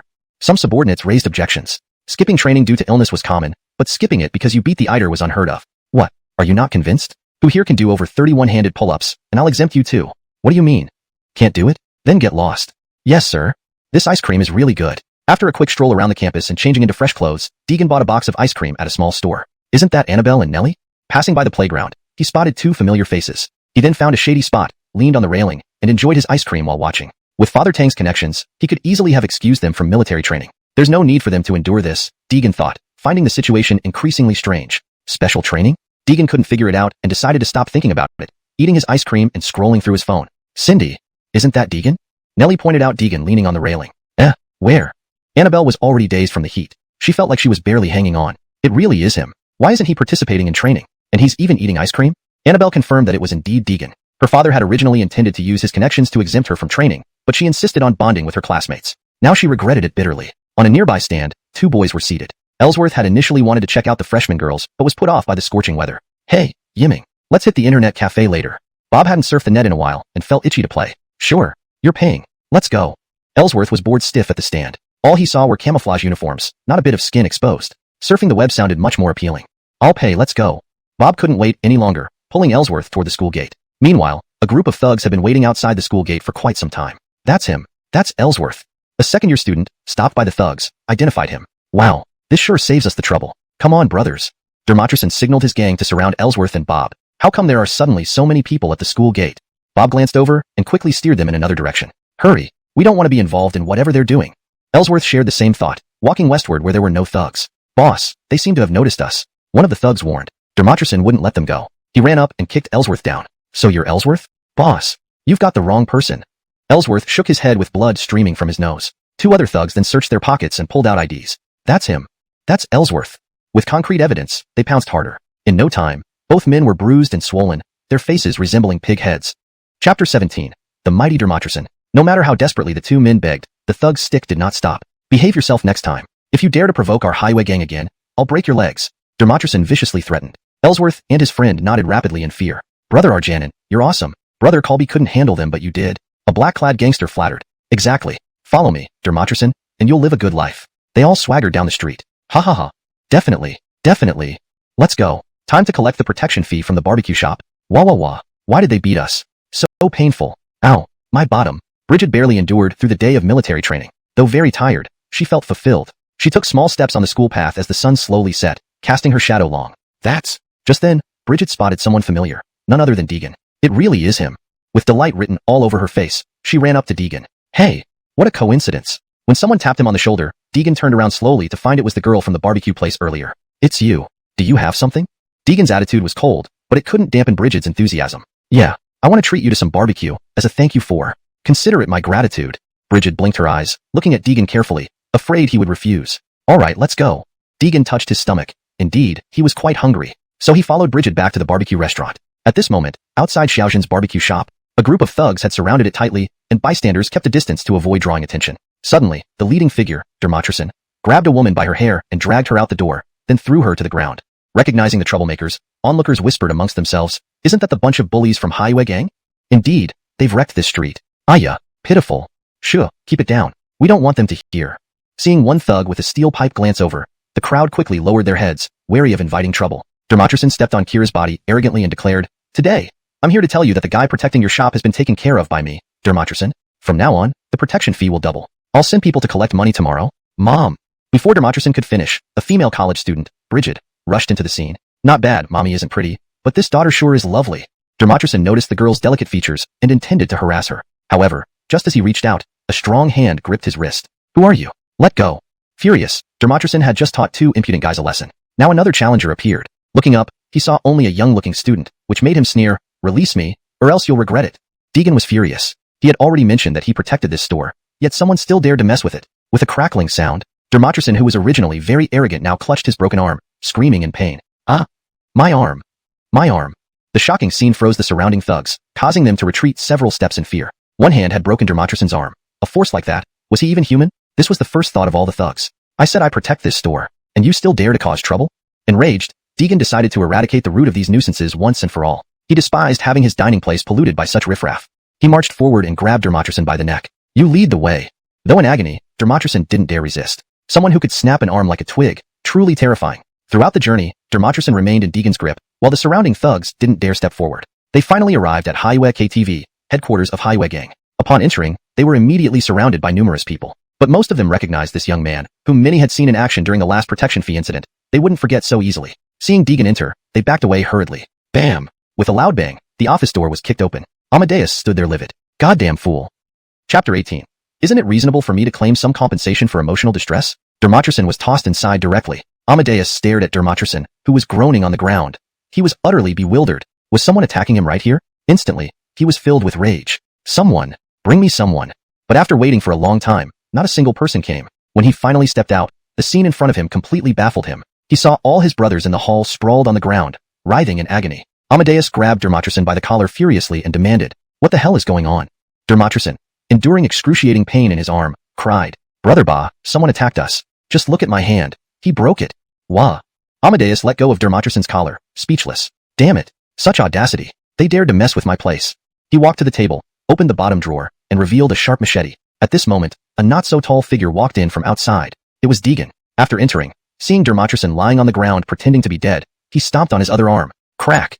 Ah. Dermatrison let out a blood-curdling scream before passing out. Amadeus watched in horror, thinking this little brat had come to cause trouble, acting so mercilessly. Looking at his demeanor, it seemed like he was trained in martial arts. Yet he hadn't heard of such a character in Dongyuan City. Who are you? What do you want? Amadeus glared at the intruding teenager. However, the other party ignored him and calmly walked to the tea table, then sat down nonchalantly. He picked up the teapot on the table and poured himself a cup of tea, as if he were at home. A fragrant aroma wafted over, and Deegan's eyes lit up slightly. Then he sipped it gently. The tea was smooth with a subtle fragrance that filled the air, leaving a sweet aftertaste when swallowed. So, he praised, "Good tea." Amadeus was bewildered again. Did this guy come just to drink tea? What do you actually want? At that moment, the boy's eyes met his. Suddenly, an overwhelming pressure enveloped Amadeus. It felt like being targeted by a ferocious beast. He had experienced such a feeling once before, when he was young and collecting protection money on the streets. The owner of a restaurant had delayed paying for several months. Yet, multiple groups dispatched by the higher-ups failed to collect anything. Eventually, this task fell into his hands. Initially, Amadeus thought it wasn't as challenging as they said. It's just an old man. How troublesome could he be? But upon meeting the old man, he was utterly stunned. Just by his back, he appeared to be an elderly man nearing 70. However, when the old man turned and locked eyes with him, he felt like being scrutinized by a tiger descending from the mountains. If eyes could kill, he might have died many times over. That time, he returned to the gang humiliated. The boss eventually gave up on this task as no one could handle it. That was the first time. Today, he once again sensed this deathly threat from this young man. Gulp. Amadeus gulped, knowing he couldn't provoke this man. "Sir, welcome. My apologies for not welcoming you properly. May I ask which family's son you are? And what brings you to me this late at night?" Amadeus mimicked the jargon of the underworld awkwardly, probably influenced by TV dramas. Deegan put down his cup and slowly said, "I'm not here for much, just to give you a message." Cold sweat trickled down Amadeus's forehead. He wondered who this blind fool was who offended such a formidable presence. But due to Deegan's menacing aura, he could only smile apologetically. Please speak. The Little Treasure barbecue shop is under my protection. Keep your men away from there. I hate it when anyone disturbs my meal. Deegan spoke calmly, unaware that these words struck Amadeus like a thunderbolt. Inwardly, he cursed, "Damn Dermatrison, you bastard. You said the matter was settled. Why are people still coming to me?" But then he thought it shouldn't be entirely their fault. Running into such a formidable figure was just bad luck. As you say. I promise no one will disturb you there. Amadeus spoke obsequiously, planning to deal with this troublesome figure later. But the next words from Deegan made him dumbfounded. "Since that's settled, let's settle the fees." What fees? Deegan crushed the porcelain teacup in his hand. White powder flowed slowly from his fingers, and Amadeus's heart skipped a beat. "You've disturbed me so many times. Isn't it reasonable for me to ask for some compensation for emotional distress?" Amadeus's forehead showed 3 question marks. What does that even mean? Asking for emotional distress compensation? How am I supposed to claim this from others? But he didn't dare voice these thoughts in front of Deegan. If he upset this powerful presence, he might end up like those men outside. Reasonable. Very reasonable. Does this amount seem appropriate? Amadeus extended his hand, smiling obsequiously. Deegan nodded, originally not intending to ask for much. Since the other party was being reasonable, he accepted gladly. "All right, since you're so sincere, transfer 500,000 to this account." He handed him a slip of paper. Amadeus froze, forgetting to retract his hand. Staring blankly at Deegan, he asked, "F5, 500, 000? Seeing him starting to play dumb, Deegan grew impatient. "Didn't you suggest 500,000? If you prefer 5 million, that works too." Note, the paragraph structure and line breaks have been maintained as closely as possible to the original text. Chapter 19. Declaring War. Amadeus was utterly dejected on the spot. He had only planned to offer 50,000. 50,000 is almost half a year's revenue for this KTV. This was clearly an outrageous demand. But under Deegan's menacing glare, he could only grit his teeth and transfer the money. He thought it best to send off this troublesome deity as soon as possible. Buzz buzz. Deegan received a text message on his phone confirming the transaction. Seeing the additional 500,000 in his bank account, he nodded in satisfaction. Then, After giving Amadeus a meaningful look, he patted him on the shoulder and left. Watching Deegan walk away, Amadeus felt like pulling out the sharp machete hidden beneath his desk drawer. But then he remembered Deegan's deathly glare and felt a chill down his spine. Later that night, on a dark street, a beautiful woman dressed in a light pink cheapao appeared. The faint moonlight cast a slender silhouette of her figure. She had just stepped out of a hotel, her red-soled black heels clacking loudly against the ground. This drew many passers-by's gazes. Robin showed no shame in her stunning figure. After all, wasn't wearing such clothes for others to admire. She was not a budding flower bud to be shy. The lustful glances from men gave her a sense of power. Half an hour later, Robin returned to Isekai TV. As soon as she walked in, she saw the mess scattered everywhere. Enraged, she grabbed a cleaner and demanded, "What happened here? Who did this? Where is Brother Ba?" The cleaner hurriedly recounted everything that had occurred. Listening to this made Robin's heart race with shock. Just one person? Robin felt utterly confused. One person daring to barge into Highway Gang and leaving unscathed. This would be a laughingstock if word got out. No, I must find Brother Ba. She slipped off her high heels and sprinted barefoot to Amadeus's office. Bang, bang, bang. Inside the room, sounds of punches hitting a punching bag resounded. Damn it, damn it. Amadeus was drenched in sweat, increasingly angry over the evening's events. The rage within him wouldn't subside. Yet, his opponent was a martial artist. Even a group couldn't take him down. What could he do alone? Then came peculiar footsteps outside. A person without shoes. Robin reached Amadeus's room and immediately saw him furiously punching the bag. Brother Ba. Turning around, Amadeus saw Robin returning. He looked at her voluptuous body through clenched teeth, peeling off his boxing gloves. The sight ignited a raging desire within him. He needed an outlet. In an instant, he pulled her inside, closing the door behind them. Brother Ba, be gentle. Pain shot through Robin's wrist from his grip. Ignoring her cries, Amadeus tore at her clothes. After 30 minutes, his anger slowly abated. He sat by the bed, lighting a cigarette. Sensing something was wrong, Robin asked, "It's because of tonight's incident, isn't it?" "Yes. That guy is tough and seems to be a martial artist. There's nothing we can do about it." Amadeus explained the situation regarding the 500,000. What? He dared ask for 500,000? You gave it to him? Faced with Robin's questioning, Amadeus felt even more annoyed. Of course. Do you think I wanted to? Think of a solution. Though slightly irked, Robin managed to keep her composure. Moments later, a mischievous smile crossed her face. Brother Ba, I know what to do. Amadeus turned to look at her lying on the bed. What do you mean? Robin smirked seductively. Brother Ba, we can? A cruel look flashed across Amadeus's eyes. Let's do it your way. Flinging the cigarette butt aside, they once again lost themselves in their forbidden actions. A few days later, the sun shone brightly upon the earth. Deegan strolled along a woodland path in the school campus. Though the military training had ended, he found the subsequent classes extremely boring, filled with lectures that made his head spin. He spent most of the time reading novels or sleeping in class. So boring. Who knew studying could be more exhausting than cultivation? Complaining, Deegan found himself barely sitting through each class. Finally, the bell rang marking the end of a lesson. Approaching him was a man completely wrapped in bandages, Ellsworth. Originally intending to bypass him, Deegan was stopped when Ellsworth extended a bandaged arm, blocking his path. Wait. Confused, Deegan stared at this mummy-like figure. Ellsworth struggled to pull out an envelope from within his clothes and handed it to Deegan. On it were two large black characters. Challenge. Mr. Mummy, why are you giving me this? Deegan asked while holding the challenge letter. You're the mummy, and so is your whole family. Deegan, listen up. In 3 days, at the school's wrestling club, my senior brother will challenge you. Despite recognizing the voice, the bandages covering Ellsworth made it hard for Deegan to identify him. No interest. Indifferent, Deegan tossed the challenge letter aside and walked past the mummy. Ellsworth, thoroughly infuriated, tried goading him. You're scared, Deegan. Chapter 20. Wallace challenges a swordswoman? Deegan stopped in his tracks, turning to look at Ellsworth. A cold glint flashed across his eyes. Really annoying. I will come. Tell your senior brother to prepare the stretcher in advance. Without waiting for Ellsworth's baffled reaction, Deegan left. Holy sh**T. He's really freaking arrogant. Let's see if you can still laugh after 3 days. Ellsworth was extremely confident in his senior brother Franklin's abilities. After all, even Ellsworth himself couldn't withstand one move from him. Dealing with an insignificant nobody like Deegan would surely be effortless. Ellsworth thought this as he dialed Franklin's phone. What do you want? Ming. A vigorous male voice answered, clearly belonging to a martial artist. Franklin was indeed a formidable fighter. Several years ago, while at Dongyuan University's Sanda Club, he had fought and won countless medals and honors for the school. He quickly gained a legion of fans, both male and female. Currently, he ran a boxing gym in Dongyuan City. Roland Hightow, our Sanda Club has been challenged, and they specifically asked for you.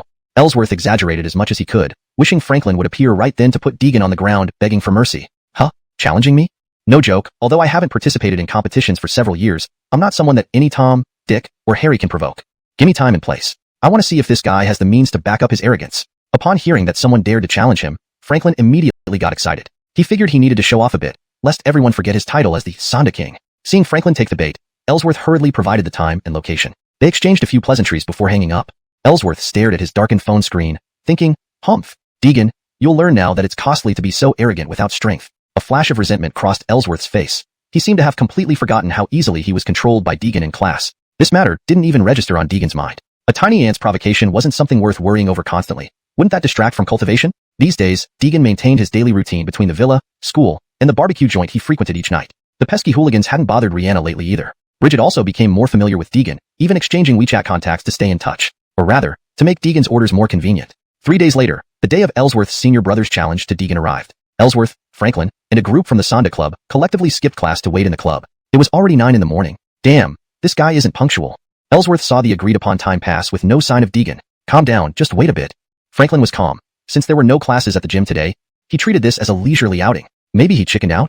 One member of the Sonda Club suggested. Yeah, might be. Roland Hightow is the multi-time Sonda champion. If that guy actually showed up, he'd likely need an ambulance soon.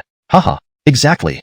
Listening to the junior's praise, Franklin felt very pleased with himself. Meanwhile, Deegan was sprawled over his desk in class, engrossed in reading a novel. This event had long slipped his mind. The period was self-study, and a student in front was doing exercises. Spencer, live stream selling? Spencer doesn't want to study, wants to go back to mill grinding. This student turned around, wearing a confident expression. His friend beside him panicked. Are you crazy? It's Spencer capturing Yonghua 7 times. The solving student looked blankly at his friend. Really? Don't trick me, I read little. Bridget couldn't help but chuckle. Isn't it Spencer capturing Menghua 7 times? Realization dawned on the two students simultaneously. Yes, capture Menghua. They filled in the answer, and the system confirmed it correct. Next question. Guan Yu warming wine. Guan Yu warming wine. Slang ma Augustin ting? The answering student muttered, unsure. Are you nuts? It's Guan Yu warming wine and slang Augustin tua. Phew. Shouldn't it be slang Augustin Xiong? Bridget softly corrected. Yeah, slang Augustin Xiong. Correct again. Moving on to the third question. Pangu. The student loudly declared, I know this. Pangu farting in bed. His face displayed utmost wisdom. Blah.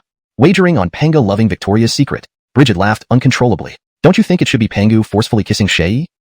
Next question. Wallace. A hint of familiarity flickered in the student's eyes. He knew this one well, having loved reading Water Margin from childhood. He remembered the characters vividly. Wallace handsomer than Edison Sean. Wrong. Wallace. His friend interrupted, whispering after a pause. Knows how to fix washing machines. Feels more like Wallace top landing and beating Swordsmaster. An internet-addicted kid passing by gave this unexpected answer. Next. Due to the two geniuses, Bridget was in pain all morning. She walked slowly to the canteen, holding her belly. At the same time, the Sonda Club members were still foolishly waiting. Damn, even if this guy is unpunctual, why hasn't he shown up yet? Ellsworth grumbled angrily. Chapter 21. Stand up. Even the usually good-tempered Franklin couldn't hold back. Damn it, he actually dared to stand me up. Let's go catch him in the classroom. Move. A throng of people rushed straight toward the art department. When they arrived at the classroom, it was completely empty. The hell? Where is everyone? Ellsworth, with his fiery temper, immediately grabbed a freshman passing by after lunch and asked, where are the people from this class? The freshman, whose collar was being pulled by Ellsworth, said awkwardly, they should be in the canteen eating, right? Damn, I waited for him so long, and he still had the nerve to eat? Franklin was thoroughly infuriated by Deegan's attitude and stormed off in the direction of the canteen. Many passersby recognized Franklin as the once popular Sonda champion senior, but seeing his angry expression, no one dared to greet him. Behind him, not far away, a group of Sonda Club members also followed. They instantly became the focus of the campus. Soon, news about them appeared on the school's online forum. Former campus Sonda champion Franklin makes an unexpected appearance after several years. The entire Sonda Club has mobilized. Who angered them so much?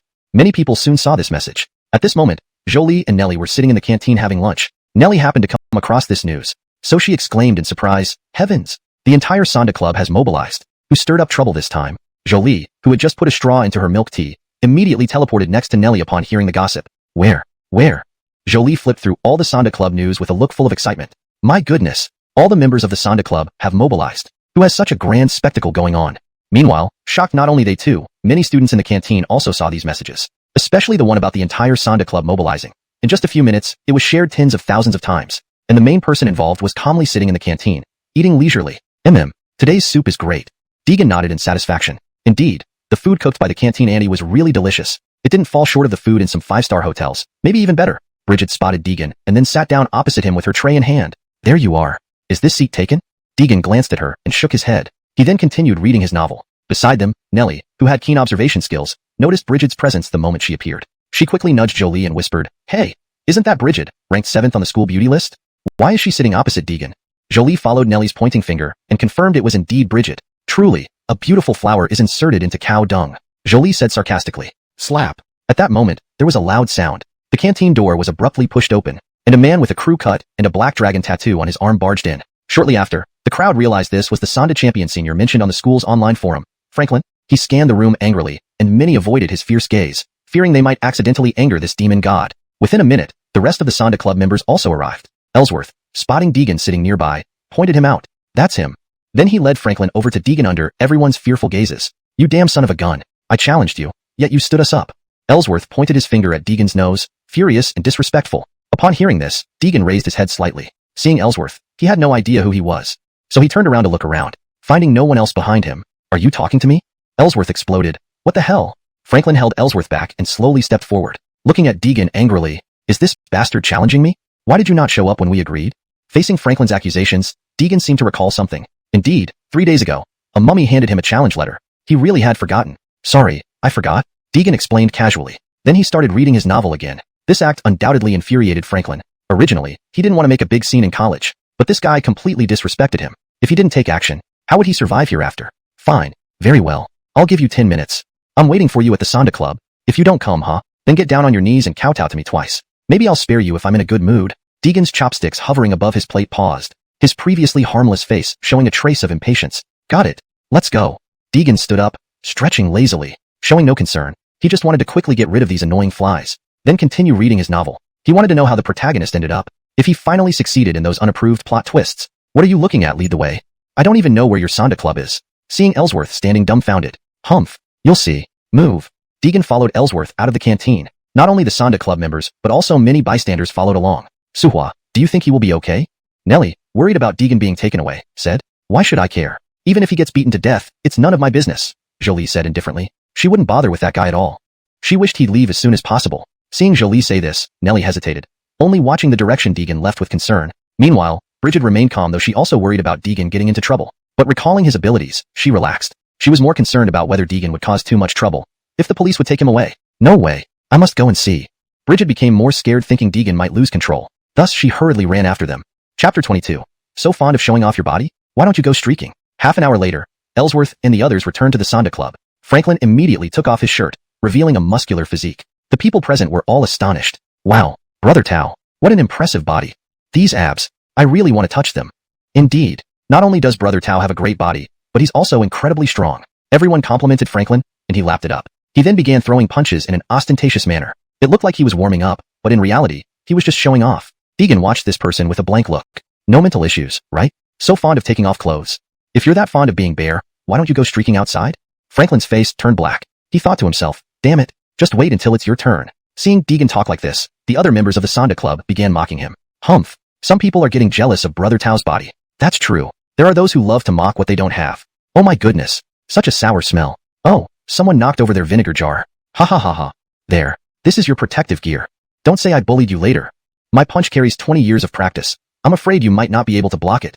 Franklin threw down a set of protective gear at Deegan's feet with disdain while he wore fingerless boxing gloves. Deegan glanced at the protective gear on the ground and thought, who needs this stuff? He then kicked it aside. Such a move appeared overly arrogant to the watching crowd. Many people criticized Deegan for being showy. In truth, Deegan simply didn't need any of that stuff. Ignoring everyone's mockery, he walked into the center of the arena under Franklin's gaze. Well, let's get started quickly. I still have novels to read. Franklin got angry, pointing his right index finger at Deegan. Hey, not that I look down on you, but if you get hurt without wearing protection, it won't be my problem. Deegan scratched his ear. Oh, do you want me to put them on? If you get hurt, I won't pay your medical bills. Humph. Whoever gets hurt between us, it's voluntary. Don't blame anyone else. Everyone here is a witness. How does that sound now? Are you reassured? Franklin said with a dark expression. If Deegan dared agree, he would break his arm during the fight to teach him a lesson about being overconfident. If one wasn't strong and acted this arrogantly, it wasn't confidence, it was stupidity. Deegan adopted an indifferent attitude, shrugging. Do as you please. Seeing both parties ready, Ellsworth proactively walked to the center of the ring and volunteered as the referee. Since both sides are prepared, let's go over the rules briefly. You can use any technique, but attacking vital areas is forbidden. If there are no objections, let's begin. Ellsworth glanced at both men, getting their consent, signaling the official start of the PK match. Franklin did not attack directly but kept circling around Deegan. Brother Tao clearly looks like a seasoned fighter. Yes, his probing skills are perfect. It's a stark contrast to the fool on the other side. Ha ha ha. Indeed, that guy looks like a complete rookie. People murmured among themselves. Deegan ignored the ridicule from the crowd. If he had to react to every disrespectful person, he wouldn't even be done fighting in a year. Especially with so many obnoxious people around the South Heavenly Gate alone. Franklin continued probing, while Deegan stood hands in pockets, emotionlessly watching him. Franklin sneered. Humph, a real newbie. Doesn't even know the basic fighting stance. To dare challenge me is just wishful thinking. So, fall before me. Franklin moved, advancing twice and delivering a jab. But he missed. Swoosh. Huh? What happened? Franklin was baffled. Deegan had been right there. Where did that idiot go? A second later, Franklin felt a powerful gust of wind behind him. He turned sharply, only to see a fist rapidly approaching his face. Bang! Before everyone's eyes, Franklin flew several meters after being hit by a single punch, landing hard on the ground and unable to get up. Ellsworth was dumbfounded. The entire process happened too fast. He couldn't even see clearly. Only that Franklin's punch missed, and then he was flying backward. Hey, it's over, Deegan said. Such a weakling. Good thing he held back or else that punch might have killed him. The spectators were stunned. Their beloved Sonda champion was taken down by an unknown nobody, and they didn't even know how he made the move. It's over, Ellsworth said, shocked. Seeing Franklin knocked out with one punch. Thankfully, he hadn't crossed this demon. Otherwise, lying on the ground would be him. Yeah, sure. Deegan didn't even look at Franklin, walking away hands in pockets. Ouch. At that moment, a girl ran into Deegan. Bridget had jogged all the way from the cafeteria and accidentally bumped into someone at the corner. Sorry, I was in a hurry. It's you?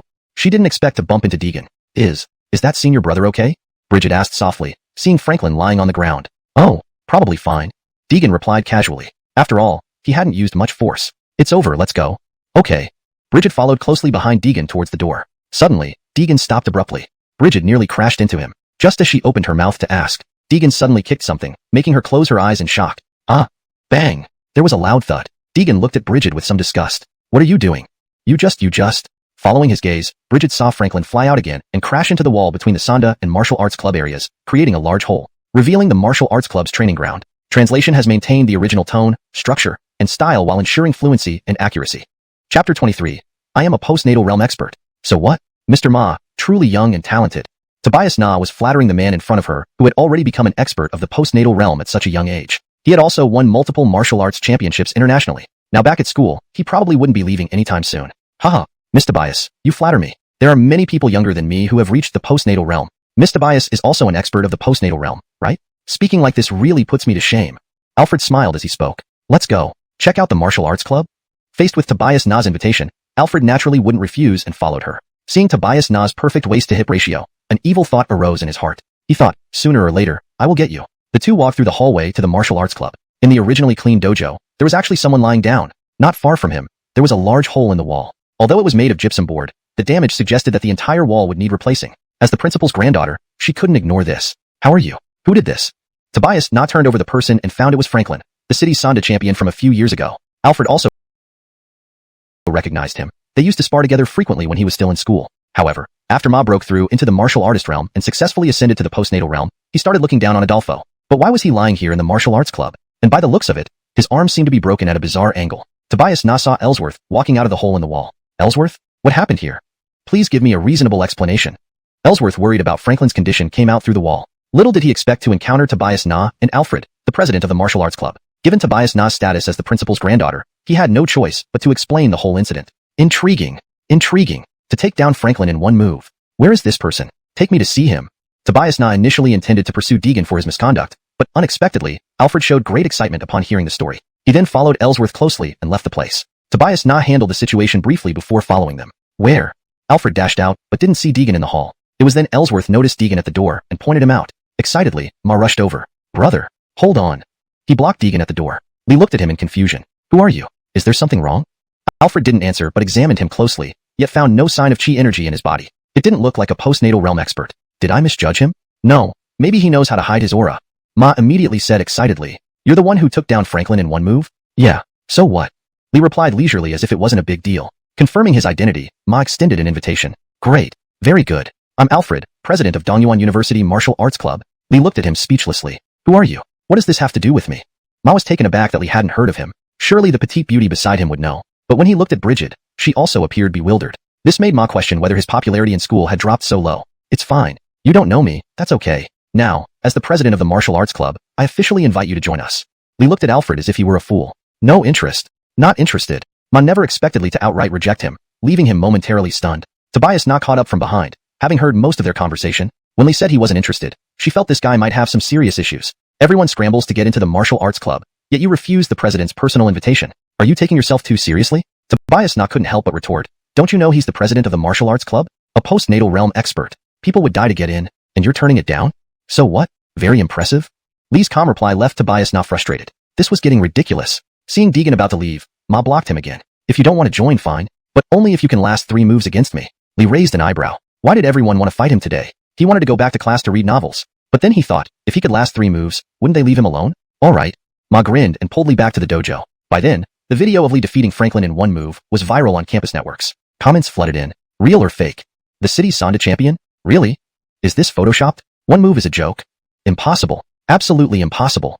Many students ran to the martial arts club stands when they learned Ma would fight Lee. The martial arts club had the only venue with stands, often hosting large performances. Within minutes, the stands were packed. Ma stood in the center of the dojo, radiating power, astonishing everyone in the stands. This is the strength of a postnatal realm expert? Alfred is so cool. I'd bear his children. I need to get his autograph. Opposite him was Deegan, seemingly unconcerned, only thinking about his novel on his phone. Your move. Ma stretched his wrists and approached Lee. I can fight you with one hand. If you last 3 moves, I swear I'll leave you alone. Before he finished, Lee interrupted. No need. Let's just start. Ma paused, then an expression of disdain appeared on his face. Very well. I love your arrogance. But I'm a postnatal realm expert. Chapter 24. What? You're also at the later heaven realm? Wanna last 3 moves under my hands? Are you sure you're not joking? Alfred looked at Deegan mockingly. He himself was genuinely at the later heaven realm, not an ordinary person like Montgomery who only knew a bit of combat techniques. For an ordinary person to survive, even one move under him would be extremely hard. Deegan, don't think you can escape from my hands. Alfred had great confidence in his own abilities. If someone like Deegan could be trained under him properly, he could find a successor for Dongyuan University's martial arts society even after he was gone. That was Alfred's initial thought. Too many words. Just start already. Deegan glanced at Alfred. He was getting somewhat annoyed by this guy. Ha ha ha ha. You are very good. I hope you still have this much bravado later. Alfred laughed loudly, surprised by Deegan's response. Either Deegan had genuine skills, or he was crazy. But I hope it's the former. Don't disappoint me. Deegan. Alfred lunged towards Deegan with lightning speed, striking straight towards his face. His movements were smooth and efficient without any hesitation. The audience on stage held their breath as they watched the 2 men intently. Deegan's expression turned slightly serious. This guy has decent fundamentals. Looks solid. If given more time, he might be able to break through to the chi refining stage and reach the foundation establishment stage. However, you're still far too weak. Slap. Just as Alfred's palm was about to strike, it was effortlessly caught by Deegan's wrist. What? Alfred was taken aback. He couldn't break free despite his efforts. No matter how hard he tried, he couldn't pull his arm away. What is he up to? Why isn't he making a move? Is he testing his strength? Tobias didn't understand Alfred's actions. She thought he could easily take down this arrogant fellow, so why was he behaving this way? Unbeknownst to her, the situation on the field had slipped out of Alfred's control once Deegan made his move. There was no possibility of Alfred winning from that moment onwards. You're also at the later heaven realm? Alfred stared at him in shock. The only explanation for being able to grab his arm and prevent it from withdrawing was that Deegan was also at the later heaven realm, possibly practicing some secret method that increased strength rapidly within a short time. Without replying, Deegan struck Alfred lightly in the abdomen. Bang! The punch hit Alfred like a truck, sending him flying backward. Splat! He crashed onto the ground. How is this possible? Could he also be at the later heaven realm? No. How can someone at the later heaven realm be this strong? With Alfred's skill level, he's already one of the top-tier practitioners in the later heaven realm. Tobias now watched Deegan in shock, realizing that this individual was far more formidable than appearances suggested. The spectators were dumbfounded. All they could think was, shouldn't it be Deegan who got knocked down? Why did Alfred get thrown away? This doesn't make sense. However, this wasn't within Deegan's concerns. He just wanted to leave as soon as possible. Ideally, he hoped that no annoying flies would bother him in the future. Now, can I go? Deegan said indifferently and turned to leave. Having been humiliated with a single punch, Alfred wouldn't let Deegan leave so easily. He drew a deep breath, kicked off the ground with force, and charged forward again, kicking towards Deegan's lower back. Feeling a gust of wind from behind, Deegan remained speechless. Why insist on fighting if you know you can't win? Are you some kind of masochist? Should I bring a small whip to flog you? A glint of ruthlessness flashed across Alfred's eyes. If this kick landed, Deegan would need a wheelchair for the rest of his life. Though his action was harsh, it was nothing compared to losing face. Whoosh! Tobias was stunned by Alfred's sneak attack. If this blow landed, Deegan would be crippled. Right before her eyes, an outcome she didn't want. She stretched out her hand, shouting, "Don't be impulsive. It's not worth it." The audience covered their eyes, imagining Deegan clutching his waist and screaming in pain. But in the next second, everyone froze. Thud.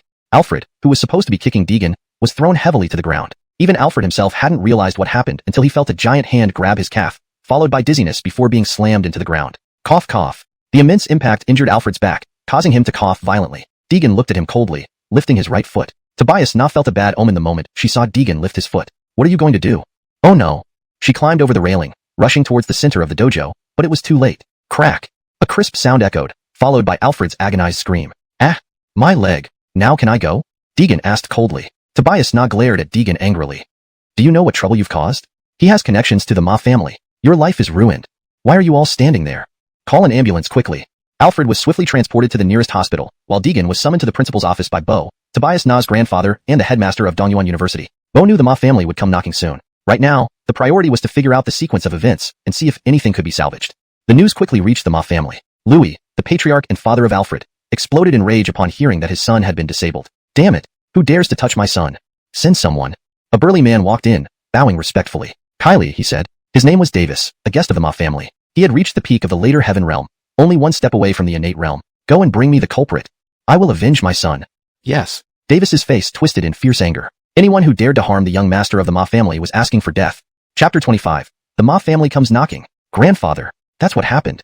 Tobias Na stood beside Bo and recounted the events from beginning to end. Bo glanced at Deegan, noting that he had effortlessly defeated a postnatal realm expert in one move. Such strength indicated he was at least at the peak of the postnatal realm, or even at the prenatal realm. Given his age, there must be an accomplished master guiding him behind the scenes. I wonder which school your friend comes from? Bo smiled warmly as he asked, while Deegan was busy with his teaware. My master? Deegan paused for a moment, picturing his master's face. My master doesn't like appearing in public. She went into seclusion long ago. Upon hearing this, Bo's expression changed. He thought to himself, so it's a reclusive master. I wonder if I could know the honored name of your master? Does she have a Taoist title?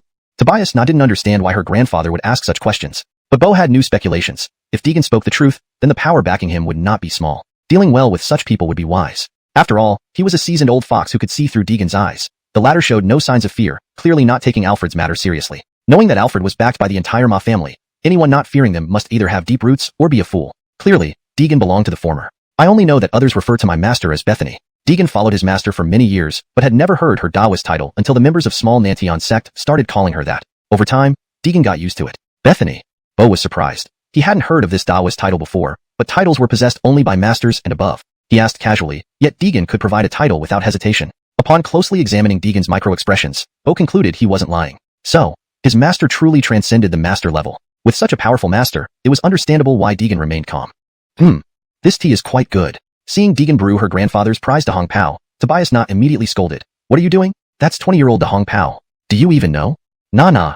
Before she could finish, Bo interrupted. His action stunned Tobias Na. If young friend Shushu likes, please visit more often. I have some excellent kalbaijing too. Do come over for a taste. Upon hearing this, Deegan's eyes sparkled. Tea had always fascinated him since his days at small Nantion sect. He grinned, no longer appearing enigmatic. Alright, old man, you're pretty nice. Haha, if you prefer, call me by my full name. So, what's your name? Tobias Na couldn't comprehend why her grandfather tried to befriend someone who dared to break Alfred's leg. Yet, the age gap between the two seemed insignificant as they chatted harmoniously. If she knew Deegan was hundreds of years older than her grandfather. Suddenly, noises came from outside. Tobias Na rushed out first, returning soon after with fury in her eyes. They've already arrived. Deegan, this is your mess. You clean it up. Bo's expression turned grave. The Ma family acted swiftly. Looking at Deegan, he made a decision to protect Deegan. Nah, go check. Just as Bo stood up, a man roared from outside. Deegan, Dermot out here and take your punishment. Tobias now watched gleefully, thinking about how Deegan would handle the situation now that trouble found him. She shook her head, sighing that one shouldn't be too arrogant or get beaten up. She imagined Deegan being thrashed but was interrupted when Bo pulled her out. Is this gentleman sent by the Ma family? Who are you? Hand over Deegan immediately.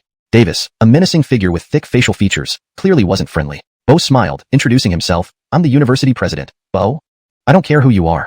Hand over Deegan. Davis was indifferent. Today he had orders from the family head to bring Deegan back. Even the heavens couldn't stop him. You're just a measly principal.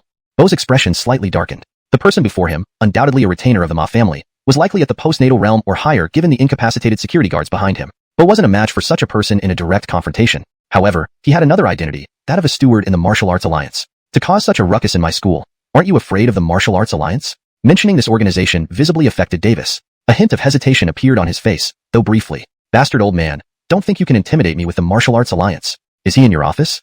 Move aside. Davis shoved Bo, nearly sending him sprawling if not for Tobias not catching him. Fine. Are you Deegan? Davis spotted a young man in the office. Surely the one who injured the young master. Who are you? What do you want? Deegan glanced at Davis disdainfully, thinking another annoying fly had arrived. Maybe he should buy some mosquito repellent. Scum. I advise you to follow me quietly. Or what? Davis sneered at Deegan, musing that as long as Deegan didn't die, it wouldn't be a problem. Chapter 26. At any cost. Oh, if there's nothing else, you can leave now. Deegan calmly sipped his tea. This little guy in front of him was only at the peak of the chi cultivation stage, not enough to attract his attention. However, Davis, looking into Alger's eyes, found this bastard so audacious that he immediately flew into a rage. Damn it, you're rejecting my offer, right? Huh? Didn't you hear me talking to you? Saying this, Davis kicked out, shattering the coffee table, including that pot of 20-year-old Dahong Pao. Davis glared fiercely at Deegan. Bastard, you'd better come with me quietly to avoid some unnecessary suffering. Seeing Deegan remained indifferent, he used a dragon claw technique and grabbed his clavicle. He thought no one could remain unscathed under this move. Even opponents at the same innate realm would have to kneel and beg for mercy after being caught by the clavicle. But as Archer applied more force, Deegan still showed no reaction. He didn't even see any sign of pain on Deegan's face. Impossible. Did I grab the wrong spot? Archer began to doubt whether he had grabbed the wrong place. Why did the other side show no reaction at all? This was very unreasonable. Deegan looked at the shattered teapot on the ground and sighed softly. What a pity for this fine tea. Then, without even glancing at Archer, he brushed past him. Was I ignored? Archer had never experienced such humiliation and instantly flew into a rage. He no longer held back and delivered a fierce roundhouse kick to Deegan's back of the head. Take this. Tobias Na shut her eyes in fear. If this kick landed on her, she wouldn't survive or at least suffer serious injuries. Clearly, the opponent meant business. Bo exclaimed in alarm, be careful. But Deegan didn't attempt to dodge. Everyone thought Deegan was doomed. A crunching sound. My leg. Archer screamed in agony, losing balance and stumbling onto the ground. The foot that delivered the roundhouse kick was now twisted at an odd angle, clearly broken, while Deegan stood there as if nothing happened. Hearing the commotion behind him, he turned around to look at the ground. With a cold expression, he said, this doesn't look symmetrical either. Let me help you. He walked up to Archer, lifted his foot and stepped down on the other leg. Crunch. Archer fainted directly. Much better. Deegan nodded in satisfaction and then left the office. Old Tobias. See you. Bo stared in shock at Deegan's gradually disappearing back. He murmured softly, even a peak innate realm expert couldn't harm little friend.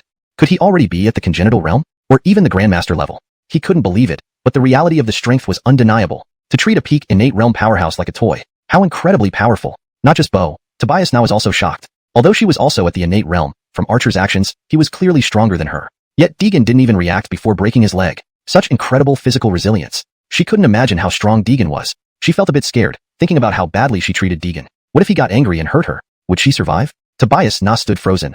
These thoughts deeply ingrained in her mind from that moment on. Grandpa, how strong is he? Is he the legendary Grandmaster? Tobias Na said blankly, clearly impacted by this. Nana, you're too young. Your judgment needs improving. Don't let this information leak, including Alfred's incident. Keep it all sealed. Tobias Na nodded. What if someone talks? Bo's face darkened. He had considered this scenario. It might cause unrest among many people, but compared to befriending a congenital realm expert, or even a Grandmaster level powerhouse like Deegan, all this seemed trivial. If it leaks, we will expel them from school, and collaborate with other universities to blacklist this person. Whatever it takes to suppress this matter. This is the only way we can help him. Bo faced immense pressure but stood firmly by Deegan. If they could make friends with a Grandmaster, perhaps the Tobias family could return to its peak 20 years ago. A gleam flashed in Bo's eyes. Tobias Na understood. Got it. Grandpa. She started arranging things on her phone. As for Archer with both legs broken, he was thrown outside the campus by a group of security guards, causing quite a stir. Look at that poor guy. Both legs disabled. Hey, give him $5. Dongyuan City Central Hospital. VIP ward. What? Such trash. Such trash. Louis was furious when he heard that Davis's legs were broken. Looking at Erixie lying on the bed, his eyes welled with tears. After deep thought, Louis made a decision. He would call out the family's only congenital realm expert. No matter what cost, as long as the person who injured Erixie was killed, summon Master Colby. That bastard's life is mine. Master, please think again. Upon hearing that Louis intended to summon a congenital realm expert, the old steward begged desperately. Once a congenital realm expert intervened, the situation would become complicated. The Martial Arts Alliance would certainly intervene. At that point, it wouldn't be solvable with just money. I'm the master. Follow my orders. I'll take full responsibility. Seeing Louis' resolve, the old steward sighed and remained silent. In the evening, the setting sun's glow bathed the earth. A woman in tight-fitting clothes appeared in a small alleyway. Under her feet lay a gangster. He's been located. Tonight. A middle-aged man's voice came through the phone. Excellent. The woman scanned the surroundings. Ensuring safety, she slowly said, transfer the remaining payment to the previous account after it's done. No problem. As long as you do a good job. I can pay you an extra 500,000. Dial tone. The woman hung up the phone. She lifted her head to gaze at the distant sunset. Chapter 27. International Assassin. Soon, the sun set completely, and a crescent moon hung high in the sky. At some point, a woman dressed in black appeared on the rooftop. She was Sheridan, ranked 99th on the International Assassins list. He's here. Her eyes were fixed on the middle-aged man walking into Dongyuan International Hotel. After confirming his appearance matched, she burned the photo in her hand. In the luxury private room at Dongyuan International Hotel, Grant sat at the head of the table, instructing the waiter nearby. The dishes can be served now. Then he turned to his daughter, asking softly, Cindy, how are things at school recently? Do you need help with anything? Annabelle was the apple of Tang family's eye. They had always feared she would be bullied and thus spoiled her from a young age. These days, she must have suffered quite a bit at school. No, Dad. Everything is fine. The classmates are very friendly. Annabelle held onto Nellie's arm and said smilingly. She didn't want her father to worry too much about her. Cindy, if there's any problem, tell your father. He's rarely home, and it's precious that he's resting today. Anna glanced at Annabelle, and then turned her gaze to Deegan. Xiaoshu, thank you for your hard work these days. We've spoiled Cindy too much. Hope you can understand. Tilly, you're joking. This is what I should do. Deegan, this young man, was increasingly likable to Anna. He was handsome, had a good figure, and his mother was her best friend for many years. If they became in-laws, wouldn't it be even closer kinship? Anna thought. I should find an opportunity to ask Xiaoshu's opinion. Annabelle pouted and gave Deegan a glare. She muttered in her heart, filthy pervert, brute, Big bad guy. However, Nellie glanced at Deegan with an odd look in her eyes. Click. A waiter in the kitchen was knocked unconscious by a black-clothed woman with a single chop strike. Humph. Then she took off the waiter's clothes and put them on herself. After changing, she mixed some wild vegetables prepared in advance into the soup and stirred it. She also checked her clip again. Only after everything was ready did she slowly push the food cart into the luxury private room. Upon entering, the butler took over the food cart. Sheridan scanned the room. There were only 5 people at the table. Grant, his wife Anna, and their daughter Annabelle. The other man and woman were not part of her mission objective, but since they were all together, she might as well get rid of everyone. She then looked at the butler. According to her intelligence, though he was past middle age, he was a skilled martial artist. He was the only obstacle to her mission. Master, all dishes are ready. Come, let's start eating. Grant spoke cheerfully. It was a family dinner after all, so his tone was more relaxed. Everyone started eating except for Deegan, who stared at the floating wild vegetables in the center of the table. Why aren't you eating, Xiaoshu? Is this vegetable soup on the menu? It wasn't because of anything else. Deegan sensed the strong spiritual energy in the soup. However, it wasn't entirely pure. If ordinary people ate it, they would probably die on the spot. Uncle Hi, is this vegetable soup on the menu? Grant noticed and asked. Hiss. How come? Gifford couldn't recall such a dish either. He turned to look at the nearby waiter. These are excellent fresh wild vegetables purchased by our hotel. They are complimentary to show our gratitude. Thank you for visiting our hotel. Sheridan, disguised as a waiter, spoke convincingly and made up nonsense. Seeing this, Grant dismissed his doubts. Since it's complimentary, let's try it. Then he ladled a bowl for Annabelle. Cindy, try it. Hee. Thanks, Dad. Deegan was speechless. You're asking for death. Annabelle picked up the small bowl and was about to sip from it. You can't drink it. Deegan snatched the bowl away and drank its contents himself. The spiritual energy was indeed potent, showing signs of repairing his internal injuries. But this enraged Annabelle. Dad, look, he's bullying me again. Grant's face darkened instantly. No matter how close their relationship, he couldn't drink directly from his daughter's bowl. What kind of decorum was this? Before Grant could speak, Deegan stood up and said, There's poison in the soup. What? Grant exclaimed, looking sharply at Gifford. Gifford pulled out a small silver needle from his pocket and placed it in the soup. In moments, the bottom of the needle turned black. There is indeed poison, Master.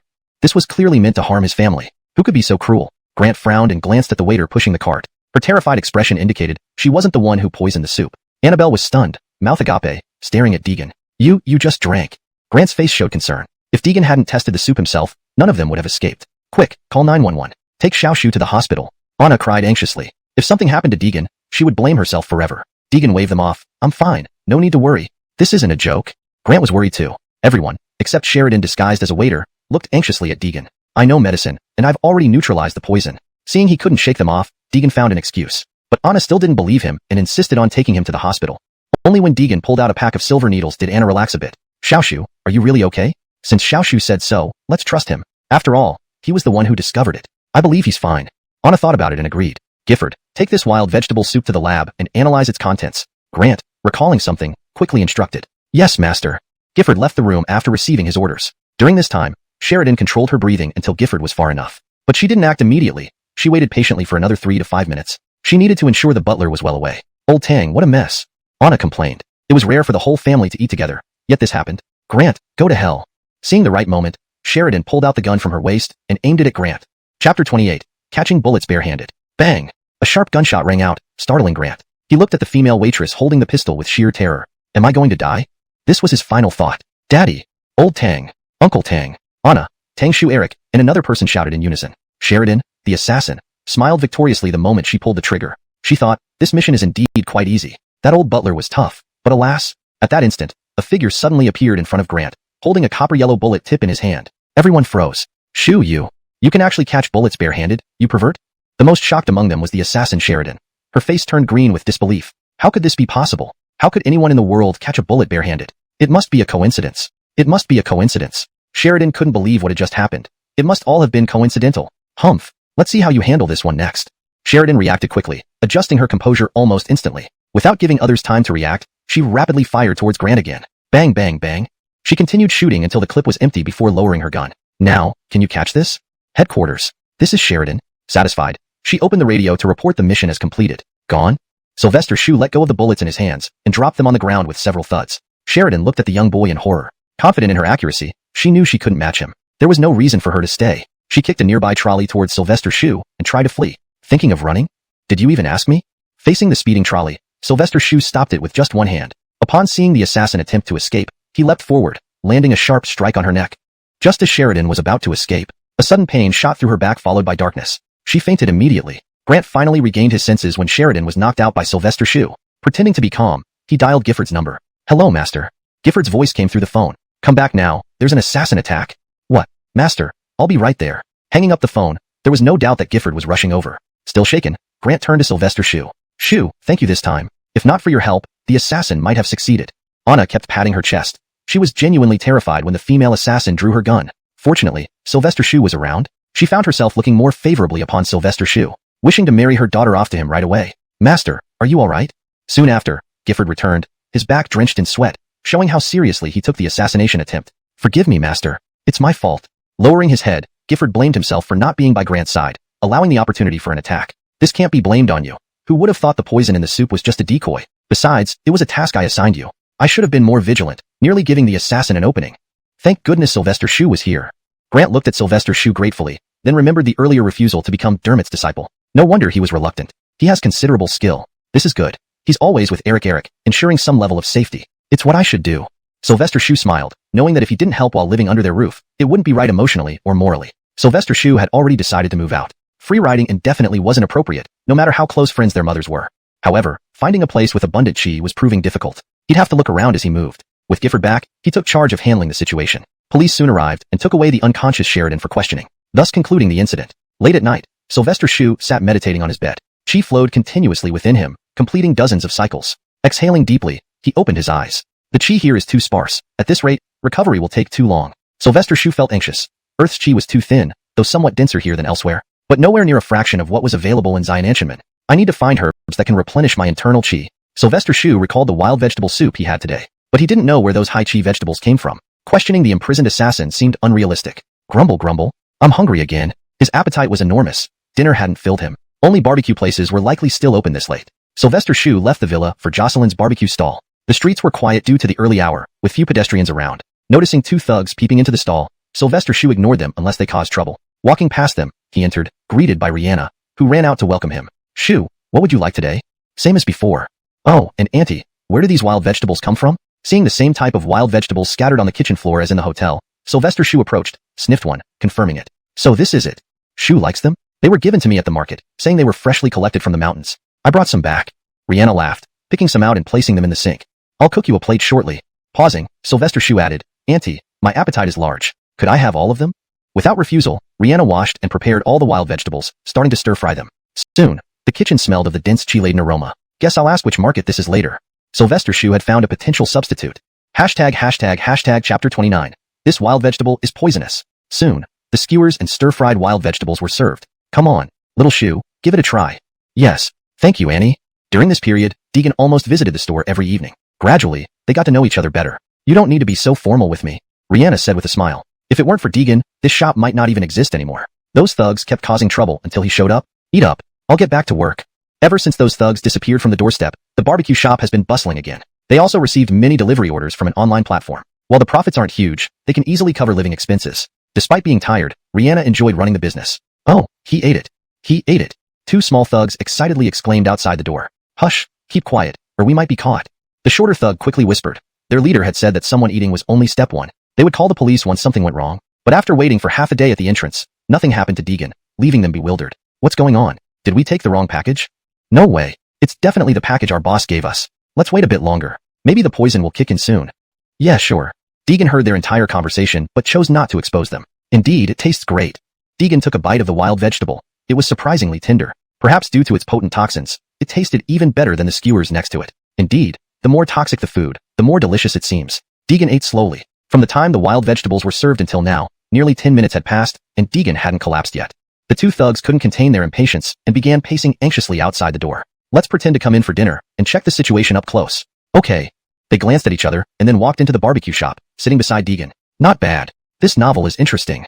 One thug glanced at Deegan and noticed he was cheerfully reading a novel, showing no signs of poisoning. The shorter thug hesitated about calling their boss when Deegan suddenly stood up and headed toward the restroom. The short thug looked at the plate of wild vegetables on the table, pinched a bit, and put it in his mouth. What? How is this? So delicious. So tasty. Zion, come over and try it. Hearing his companion's call, Zion, the other thug, came to the table. Hey, stop eating. What if you get poisoned? He ate so much and was fine. What's the harm in me eating a little? Well, I'm fine, see? After tasting a bit, the short thug found no issues and thought this must be a mistake by their boss. No one else seemed poisoned either. Taking advantage of Deegan's absence, he ate most of the remaining vegetables. Why be scared? He ignored his companion's warnings and wanted another bite. Suddenly, he felt intense pain in his abdomen. Ugh, hurts so much. Then he fell to the ground, convulsing and foaming at the mouth. Soon, he lost consciousness. Hey, wake up. Hey, don't scare me. Zion shook him desperately, but it was useless. He placed his finger on his companion's nose. Dead. Terrified, Zion fell to the ground. This won't do. Can't let this be for nothing. After some thought, he decided to blame Rihanna. Everyone look. This place is poisonous. My brother just took a bite of their dish and was poisoned. Don't eat here. Bystanders gathered, and some called the police. Hearing the commotion, Rihanna came out from the kitchen, thinking people were just coming for dinner. As she approached, she saw someone convulsing on the ground, turning blue. She was shocked. What happened? Frightened, Rihanna stammered. Seeing the owner, Zion exaggerated the story, omitting the part about poisoning the vegetables. Such a heartless place. That's right, almost killed someone. She's ruthless. Everyone should stay away. Absolutely. With everyone against her, Rihanna couldn't explain clearly. Soon, officers from the local police station arrived. What's happening here?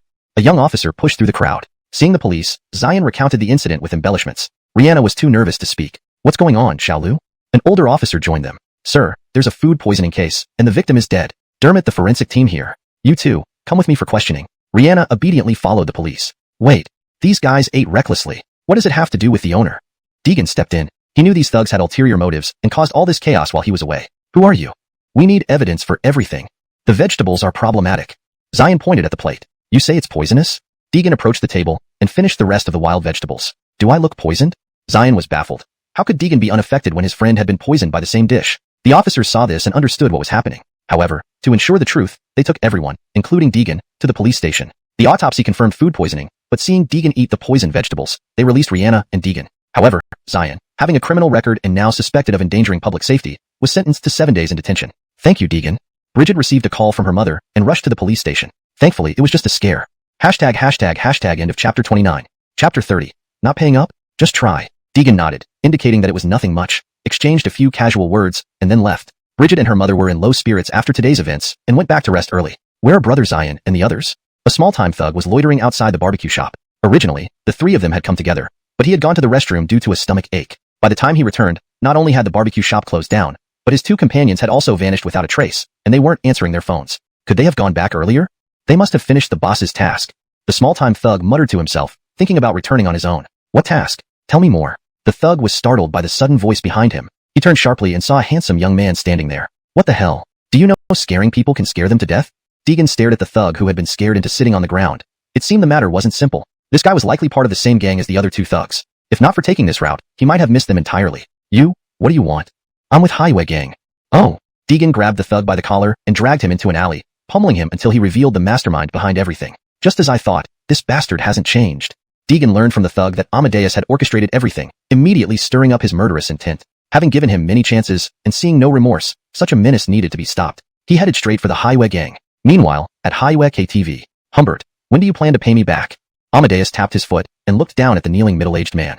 Brother Ba, I'm short on cash recently, could you give me a few more days? Humbert cried out, not expecting to be kidnapped and brought here while eating by the roadside. Damn it, how long have you delayed already? Glancing over, Tyson kicked Humbert, responsible for collecting the debt, wanting to impress Amadeus. Brother Aryan, stop.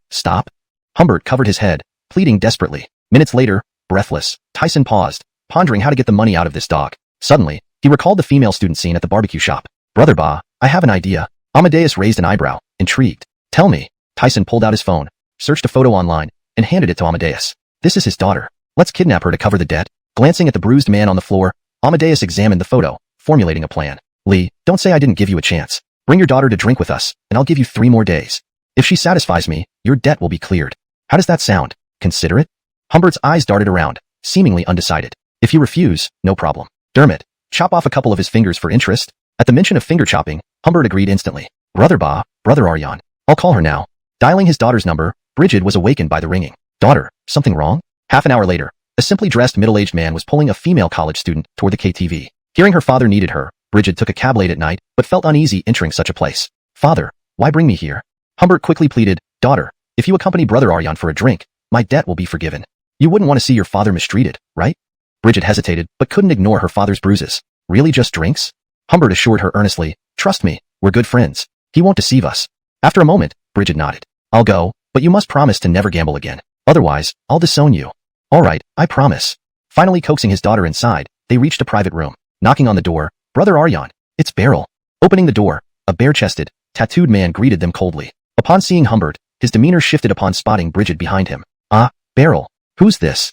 Humbert felt reassured by the change in attitude, feeling honored that a big figure acknowledged him before his daughter. Brother Aryan, this is my daughter. Bridget. Tyson's eyes roamed over Bridget, his lust evident. He moved aside, inviting them in. Once inside, Tyson signaled to his subordinates. Greetings, brotherly. Come in, sit down. Didn't expect you to look so plain but have such a pretty daughter. Maybe your wife cheated on you. Tyson joked, finding it hard to believe otherwise. Brother Ba, she's here. Amadeus eyed Bridget approvingly, drawn to her delicate beauty. Little sister, what's your name? Note. In order to adhere strictly to your guidelines, certain aspects were slightly adjusted or removed to ensure a fluent and natural narrative while maintaining the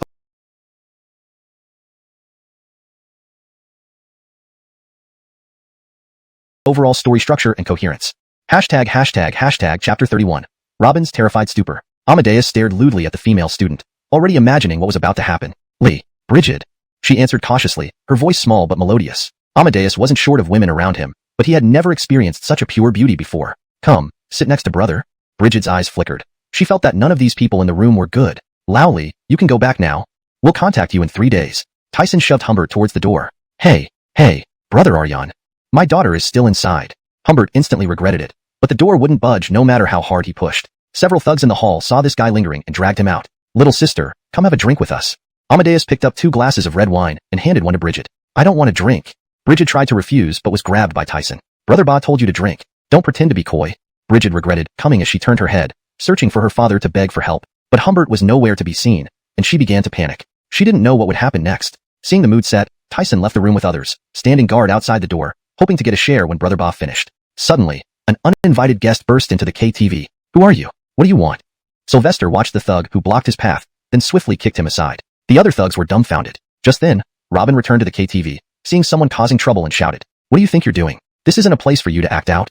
Sylvester turned, his cold gaze fixing on Kira. Instantly, Robin fell silent. Her intuition told her this young man was not someone to mess with. Sylvester strode through like he owned the place. Everyone in the hall kept a 10-meter distance, afraid they'd be next to be thrown aside. There.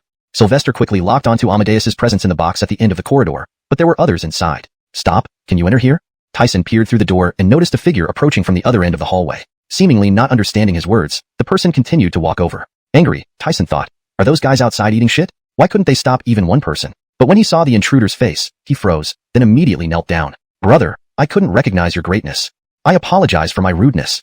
While muttering apologies and slapping himself, Sylvester ignored him, stepping past. Tyson sighed in relief, yet glared at Sylvester's back. You're dead meat. Inside the room, willing to follow me, little girl, and enjoy endless wealth and glory. Amadeus lunged and grabbed her neck, ready to kiss her. Ah, what are you doing? Dermot off me. Bridget struggled desperately, but could hardly push away a grown man. Her coat was torn in half, and she shut her eyes in fear, protecting herself with her hands. Amadeus paid no heed, trying to pry her arms apart. Bang! The door flew open, revealing a teenager's face. Amadeus froze in terror, wondering why this nightmare had arrived so late. Yet, he couldn't lose face on his own turf. What do you want? His henchmen were waiting outside. If this guy made a move, they'd take care of him soon enough. Truly a scum. Seeing the bastard raping a girl, Sylvester walked coldly towards Amadeus. What are you? Before he finished, Sylvester delivered a powerful kick, sending Adolfo flying across the room. When Sylvester saw the girl's face, he realized he knew her. Are you okay? Sylvester removed his coat and draped it over Bridget. Don't come closer. Sylvester received a slap. Clearly Bridget hadn't regained her senses. Sylvester channeled a bit of spiritual energy into her, calming her down. After checking her body with the energy, he found no injuries. Guanzi, you're really here. At that moment, Tyson barged in, holding a black handgun. Sylvester's eyes narrowed. What was he planning with that toy gun? Tyson, assuming Sylvester was scared, became arrogantly aggressive. Dermot over here and kneel down, and give Grandpa 2 knocks. Sylvester completely ignored the threat, and used his spiritual energy to snatch the gun from Tyson's hand. Tyson was dumbstruck, his mind racing. Why did the gun fly? Before he could react, the gun was in Sylvester's hands. Bang! Sylvester pulled the trigger, the bullet piercing Tyson's forehead. The body crumpled. The gunshot frightened Robin, hiding outside the door. Bang! Another shot. A blood hole appeared on Amadeus's forehead. Robin's legs trembled uncontrollably. He was a merciless demon, not human. Her legs refused to move. 2 minutes later, the team carried the girl out of the room. As Sylvester passed by her, you know what to do. Robin barely dared to breathe, nodding quickly in agreement. Only after Sylvester disappeared into the darkness did she regain her composure. Yawn, what should we do now? Call the police. Despite not understanding, the henchman followed her order. When the police arrived, Robin lied, saying the 2 died due to an argument over benefits. The forensic expert only found the fingerprints on the gun matching the 2 victims. Please note that some parts of the original text involve graphic violence and sensitive content which have been retained in this translation to stay true to the original tone and style. Chapter 32. 1 million a month? 1 week later. The news of Amadeus's death spread throughout the criminal underworld, and with the Highway gang now leaderless, countless people had their eyes on it. Leading the charge was their next-door neighbor, the Dekalbi gang, Imperial Dragon Gang. After learning that Amadeus had been shot, they brazenly renamed their gang to Zanyue Bang, Moon Severing Gang. During this period, they incessantly sent people to cause trouble in Highway Gang's territory. Boss Yawn. Last night one of our internet cafes was trashed by those guys from the Zanyue Gang. A man in a black t-shirt reported anxiously. Robin looked haggard. These days had been grueling for her, and she barely slept at all. Hum hum hum. The phone on her desk suddenly vibrated. Seeing an unknown number, Robin pressed the answer button. Hello. Well, isn't this Sister Yawn? How are you holding up? An extremely arrogant voice came from the other end. It was Abdullahi, the boss of the Zanyue Gang. Abdullahi, what do you want? Robin was furious. The Zanyue Gang had been causing so much trouble lately, and now he had the nerve to call her and taunt her. No one could take that. Hee, nothing much. Just wanted to invite you out for a few drinks tonight. Abdullahi had long been infatuated with Robin, but back then Amadeus was still around, outshining him in every aspect. But now, I'm warning you, don't go too far, Robin said angrily, but deep down she knew what she could do if he continued like this. Her only pillar of support, Amadeus, was dead. Suddenly, the image of that young man flashed in her mind. Hee, going too far? I just want to do some loving things with you. What's wrong with that? Bang! Robin threw her phone on the ground in anger. I'm going for a walk. Leaving behind those words, she turned and left the KTV. Walking down the street, watching passersby, she wished she could live an ordinary life, marrying and raising children, quietly passing away into old age, but everything always went against her wishes. In Honghai Villa District, Tang family residence, Annabelle, dressed in a light pink dress, was sitting in the living room watching TV. She suddenly glanced at Nellie beside her, noticing the worried expression on her face, as if something heavy weighed on her heart. What's wrong, Nanchu? Nothing. Seeing her thoughts were uncovered, Nellie quickly ran back to her room. But just as she did, Deegan came out of her room, and they bumped into each other. Oh! Nellie exclaimed, nearly falling over, but luckily Deegan caught her in time. What's the rush? Nothing. Nellie blushed and, steadying herself, rushed back to her room. Leaning against the door, she felt her heartbeat quicken and her body flush with heat. Deegan's image kept flashing in her mind. Oh, so embarrassing. Nellie lay on the bed, burying her head in the pillows. Are you sick? Seeing Nellie acting strangely, Deegan couldn't understand. She thought maybe Nellie needed medicine. Gurgle, rubbing her belly. Ever since returning to Earth, she felt hungry every mealtime. Perhaps it was just her imagination. Whatever. Let's get some barbecue. Half an hour later, Robin, dressed maturely, walked alone on the street, catching many men's eyes. Wow, this chick is beautiful. TSK, like you can afford her. Stop staring, drink up. Robin ignored the bystanders, walking forward with crossed arms, expressionless. As she passed by a barbecue shop, she coincidentally met that young man. It's him? She approached and blocked Deegan's path. Do you need something? Deegan tried to bypass her, but was stopped. I want to ask for your help. Robin almost begged. This young man was her last hope. No matter what, she had to try.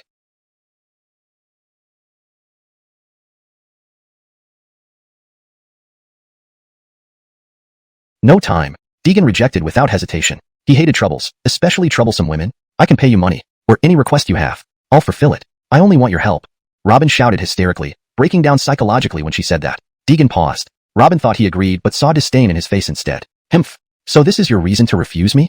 Just then, an uninvited guest stepped out from the alley, glaring at Deegan in fury. Abdullahi? What do you mean? Robin hadn't expected to meet this jerk here. Was he secretly following her? You didn't even think before rejecting my invitation.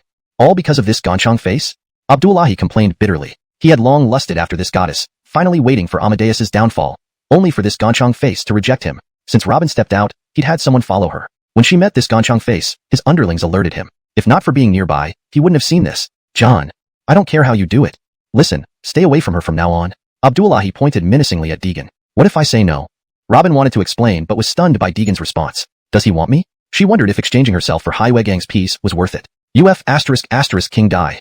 Abdullahi charged forward, rolling up his sleeves. But before he reached Deegan, he was punched to the ground. A bothersome fly. Say what you need fast, I'm busy. Robin widened her eyes. She knew the young man was strong, but one punch knocking out Abdullahi was beyond her expectations. I want you to be the boss of Highway Gang. Rest assured, big or small matters will be handled by me. You only need to be a figurehead. I can give you 1 million a month. Only hoping you can lend a hand when Highway Gang needs it. Deegan glanced indifferently at her. Thinking about 1 million a month. It sounded pretty good. He was short on cash anyway. To be continued. Chapter 33. Loosening the soil for you. Robin hung her head in shame. This was the first time in her life she had to beg someone. Sure. What did you say? I said sure. Deegan answered somewhat impatiently and then turned to leave after dropping a string of numbers. That's great. Knock knock. Quiet down. The classroom door was knocked on by Vice Class President Kyra. The school sports meet is about to start. Every student has an obligation to participate. Come get a registration form for me now. Many students immediately started crying and wailing, but under pressure, they opted to fill out projects they were not good at on the form. Bridget also filled out a form. She checked the box for standing long jump. Deegan, are you participating? She asked Deegan, who was lying on his desk behind her. Not really. This scene was caught by Vice Class President Kyra. Hey, aren't you very good at physical activities? This is a rare chance to bring glory to our class. You actually aren't participating? Kyra walked up to Deegan, clearly unhappy, thinking how impressive he was during military training. I'll show you today. This was a task assigned by the Eider. If you don't take it, I'll have him dock your credits. I've already said, I'm not interested. His reply interrupted Kyra's imagination. Deegan, as a member of the class, you have the duty to participate in this school sports meet. Please don't refuse, okay? At this moment, Class President Tobias Weichi also came over to persuade him. Seeing Deegan's indifferent attitude, she suddenly felt quite disappointed, but could not think of a reason to force him to join. She looked towards Kyra for help. Hey, with such good physical ability, just sign up for any event. Kyra, sensing the president's plea, quickly suggested.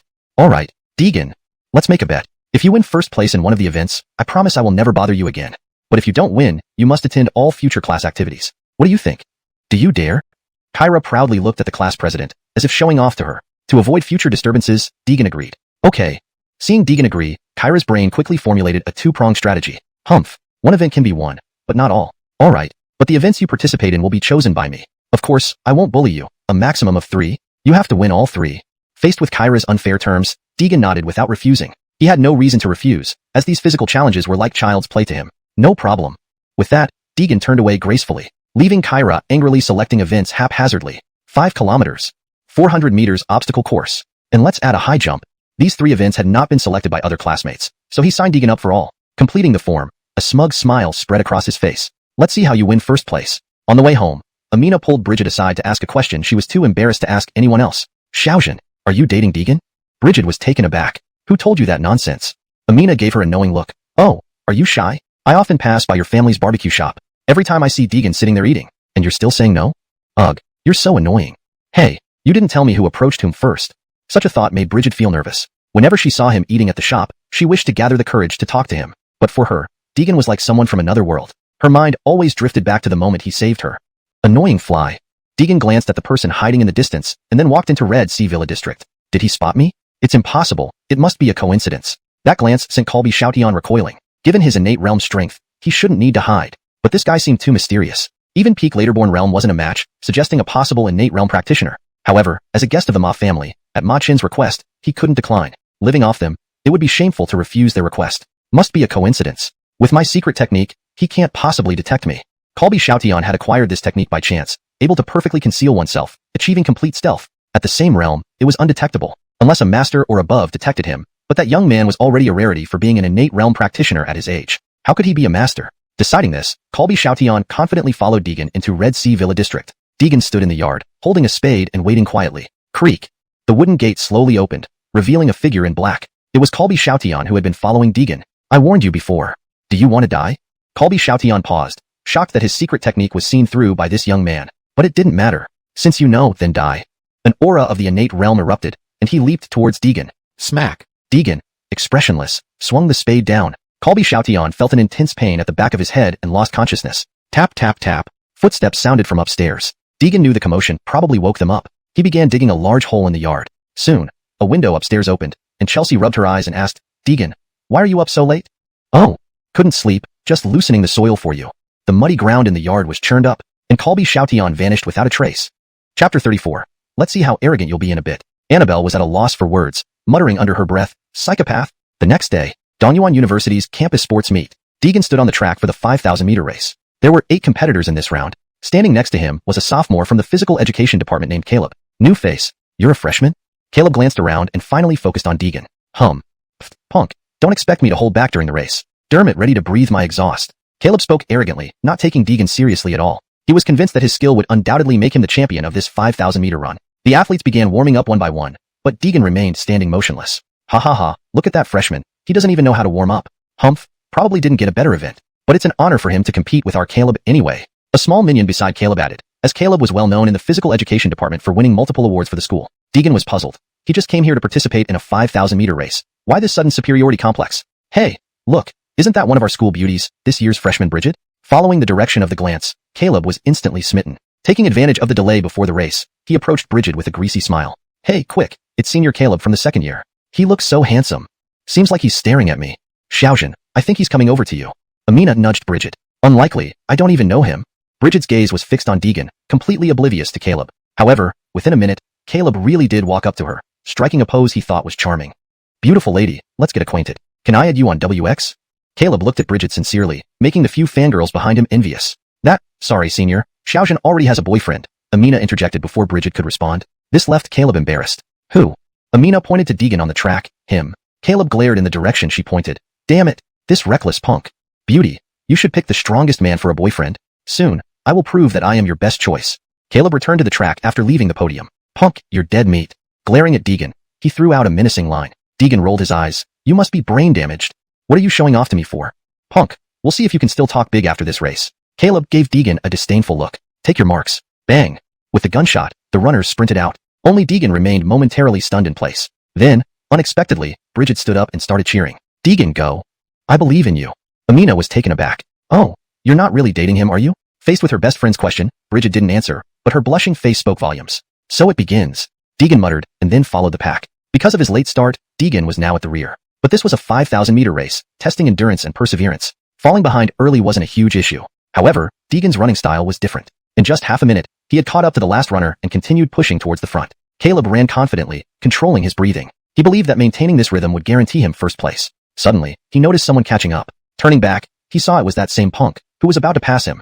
Fool, running so fast now, you'll be out of energy soon. Since you want to be in front, I'll give you that chance. Caleb stepped aside, allowing Deegan to take the lead. Deegan is actually leading the pack. A girl from Class 2 art department exclaimed in shock. Deputy Class President Kyra sneered, Deegan's such an idiot, starting so strong without realizing the importance of stamina in a 5,000-meter race. Just proves he won't make it. I don't think so. He seems pretty steady. Seeing someone dare to disagree, Kyra challenged, alright, let's bet. If Deegan doesn't win, you wash my socks for a month. That boy accepted immediately. Deal. I think Deegan can do it. We'll see. Kyra looked confident, envisioning a month without doing laundry. By the time they completed the first kilometer, Deegan showed no signs of slowing down. This punk has such good stamina? Caleb was surprised, recognizing that staying ahead in the first kilometer was impressive. Unfortunately, you burned too much energy at the start. This means defeat is certain. Deegan, go.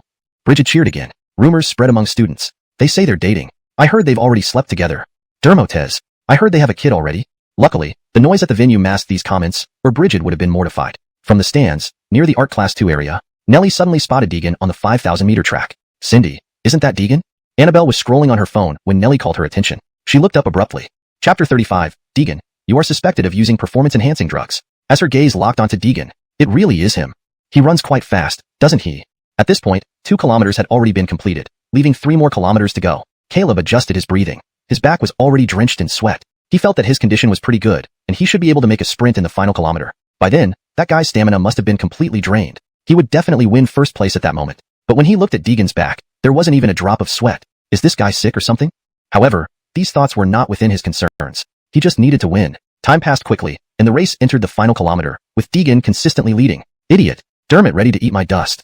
Caleb suddenly accelerated. Using all his strength, he aimed to overtake the guy in front. But as soon as he started speeding up, Deegan also moved. His speed was incredible, rapidly increasing the distance between them within seconds. Within 10 seconds, an alarming gap emerged. How could this be possible? Caleb was utterly shocked. He never expected this guy to run so fast, to the point where he couldn't even catch up. Not possible. It must be because I'm too tired.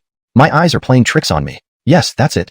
Caleb tried to console himself, thinking he must have misjudged. There couldn't be anyone faster than him in the 5,000-meter event at school. He rubbed his eyes and then, without any further ado, rushed forward with all his might. And Deegan's figure in front had already vanished. I knew it. Must have been a trick of the eye. How could he possibly be ahead of me? But just as Caleb thought he was in first place, Deegan suddenly ran past him. Damn. What's going on here? Caleb was thoroughly baffled. He didn't see him just a moment ago.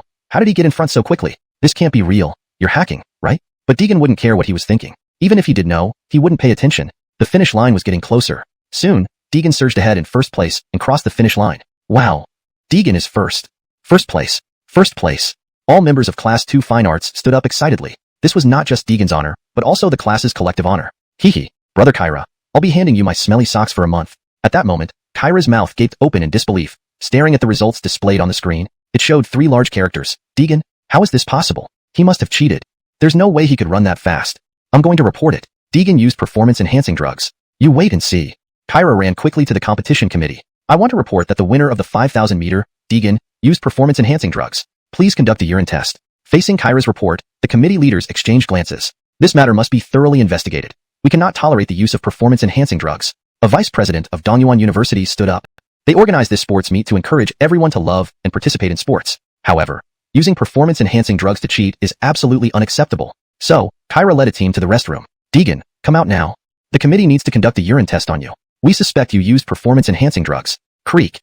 The door to the restroom opened, and Deegan walked out. Then the committee's drug testing team took Deegan away. Back at the stands, Kyra yelled loudly, Deegan is suspected of using performance-enhancing drugs and has been taken by the committee. I tell you, such cheating behavior will never be tolerated by the school.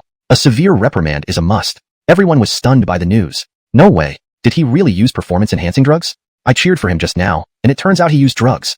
That's what I said. How could he run so fast? Even Caleb from the physical education department couldn't catch up with him. For a while, Deegan was vilified by everyone. Even if it wasn't true, it was almost being treated as fact. Sitting at the edge of the stadium, Caleb's face lit up with excitement upon hearing that Deegan had been taken by the committee. I knew it. I knew I was the undisputed first.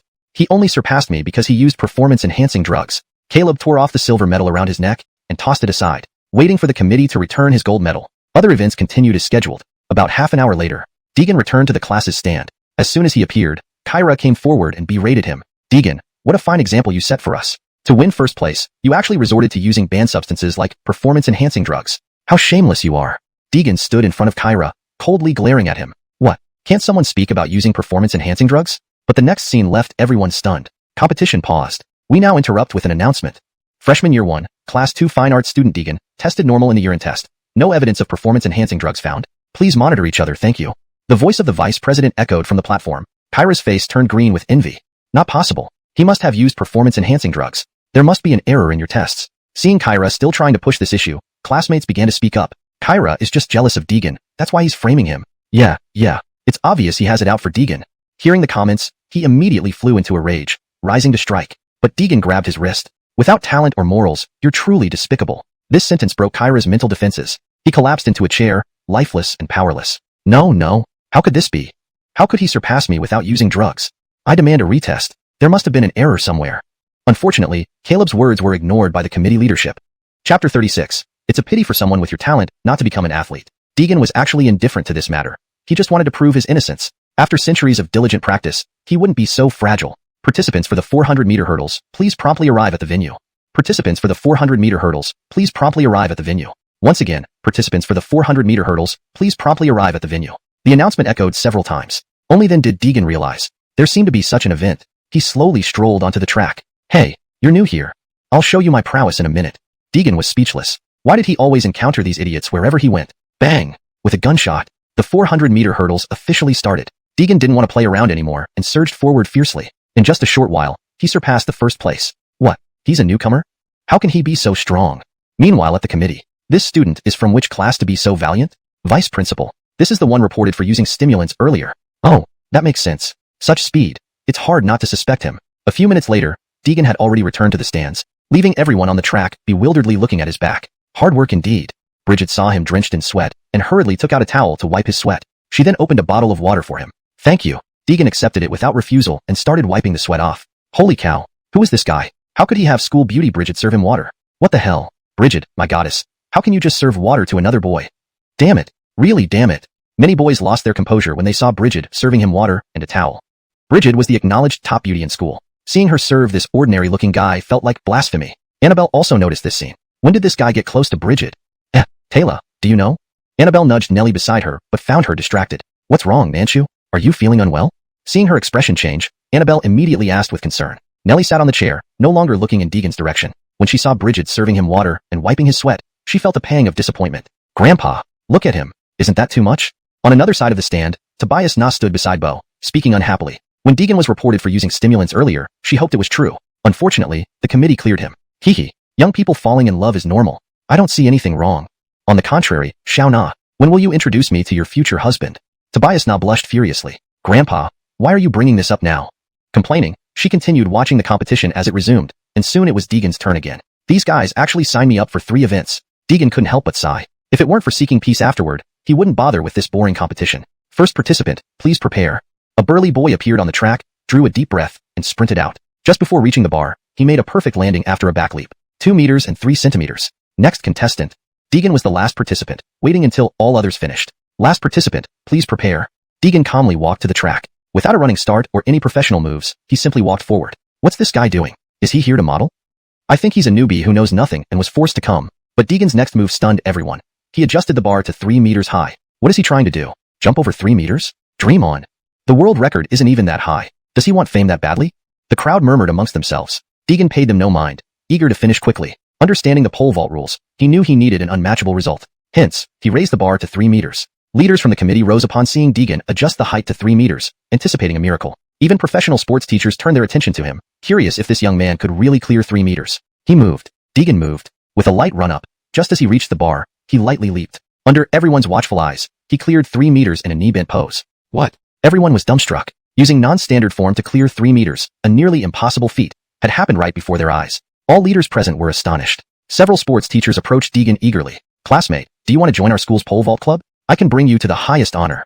I'm from the basketball club. Follow me. I guarantee you'll be more famous than Yao Ming. Classmate, wait, think about it. I'm from the soccer club. They simultaneously invited Deegan. Sorry, I'm not very interested. As he turned to leave, even the art teacher from class 2 joined in. Deegan, it's a pity for someone with your talent not to become an athlete. Right. Lee classmate, consider it? Speechless, Deegan wished he'd ended the competition faster. He couldn't beat up the teachers to make a path out. Cough. Everyone, give me some face. Deegan won't join any clubs. Don't spread today's events. Delete all videos taken. Bo sternly addressed everyone present. But principal, his talent. No more. That's settled. Bo firmly led Deegan away. The teachers watched them go, faintly hearing the principal inviting the student to dinner. Chapter 36. It's a pity someone with your talent isn't an athlete. Deegan was indifferent to this matter. All he wanted was to clear his name. Centuries of rigorous training had made him far from fragile. Participants for the 400-meter hurdles, please proceed to the venue immediately. Participants for the 400-meter hurdles, please proceed to the venue immediately. This is a repeat announcement. Participants for the 400-meter hurdles, please proceed to the venue immediately. After several announcements, Deegan finally realized there seemed to be this event. He then strolled onto the track slowly. Hey, a newcomer. I'll show you my skills in a minute. Deegan was speechless. How did he always run into such brainless people wherever he went? Bang! With the sound of the starting gun, the 400-meter hurdles officially began. Deegan didn't play around anymore and dashed forward fiercely. In just a moment, he overtook the first runner. What? He's a newcomer? How can he be so fast? At the same time, at the organizing committee, which class is this student from? To be so formidable? Vice principal. This is the one who was just reported for using performance-enhancing drugs. Oh, I see. With such speed, it's hard not to be suspicious. 3 minutes later, Deegan was already back at the stands, leaving behind a group of people on the track staring dumbfounded at his back. You worked hard. Seeing him drenched in sweat, Bridget hurriedly took out a towel to wipe his sweat. Then she unscrewed a bottle of water for him. Thank you. Deegan didn't refuse, taking the towel to wipe off his sweat. Holy crap. Who's that guy? Even getting the school beauty Bridget to bring him water? Damn it. Bridget, my goddess. How can you casually give other boys water? Damn it. Many boys were emotionally affected when they saw Bridget bringing him water and towels. Bridget was the universally acknowledged school beauty, and seeing her tend to this unremarkable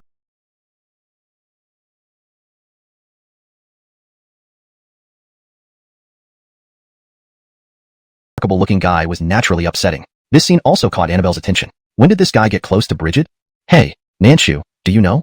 Annabelle nudged Nellie beside her, but found her looking absent-minded. What's wrong, Nanshu? Are you feeling unwell? Seeing her expression, Annabelle asked with concern. Nellie sat down on the chair and no longer looked in Deegan's direction. When she saw Bridget bringing him water and towels, she felt a twinge of disappointment. Grandpa, look at him. This is going too far. On the other side of the stands, Tobias Na stood next to Bo, clearly displeased. When Deegan was reported for using performance-enhancing drugs earlier, she hoped it was true. But the organizing committee cleared his name. Hee. Young people fall in love normally. I don't see anything wrong with it. Rather, you should introduce me to your future grandson-in-law soon, little Na. Tobias Na blushed deeply. Grandpa, why drag me into this? Tobias Na pouted and complained. The competition continued, and it was quickly Deegan's turn again. These two actually signed me up for 3 events. Deegan was speechless. If not for peace later, he wouldn't have bothered with these boring competitions. The first competitor, please prepare. A robust male appeared on the track and sprinted after a deep breath. Just before touching the bar, he performed a perfect back jump and landed gracefully. 2 meters and 3 centimeters. Next contestant.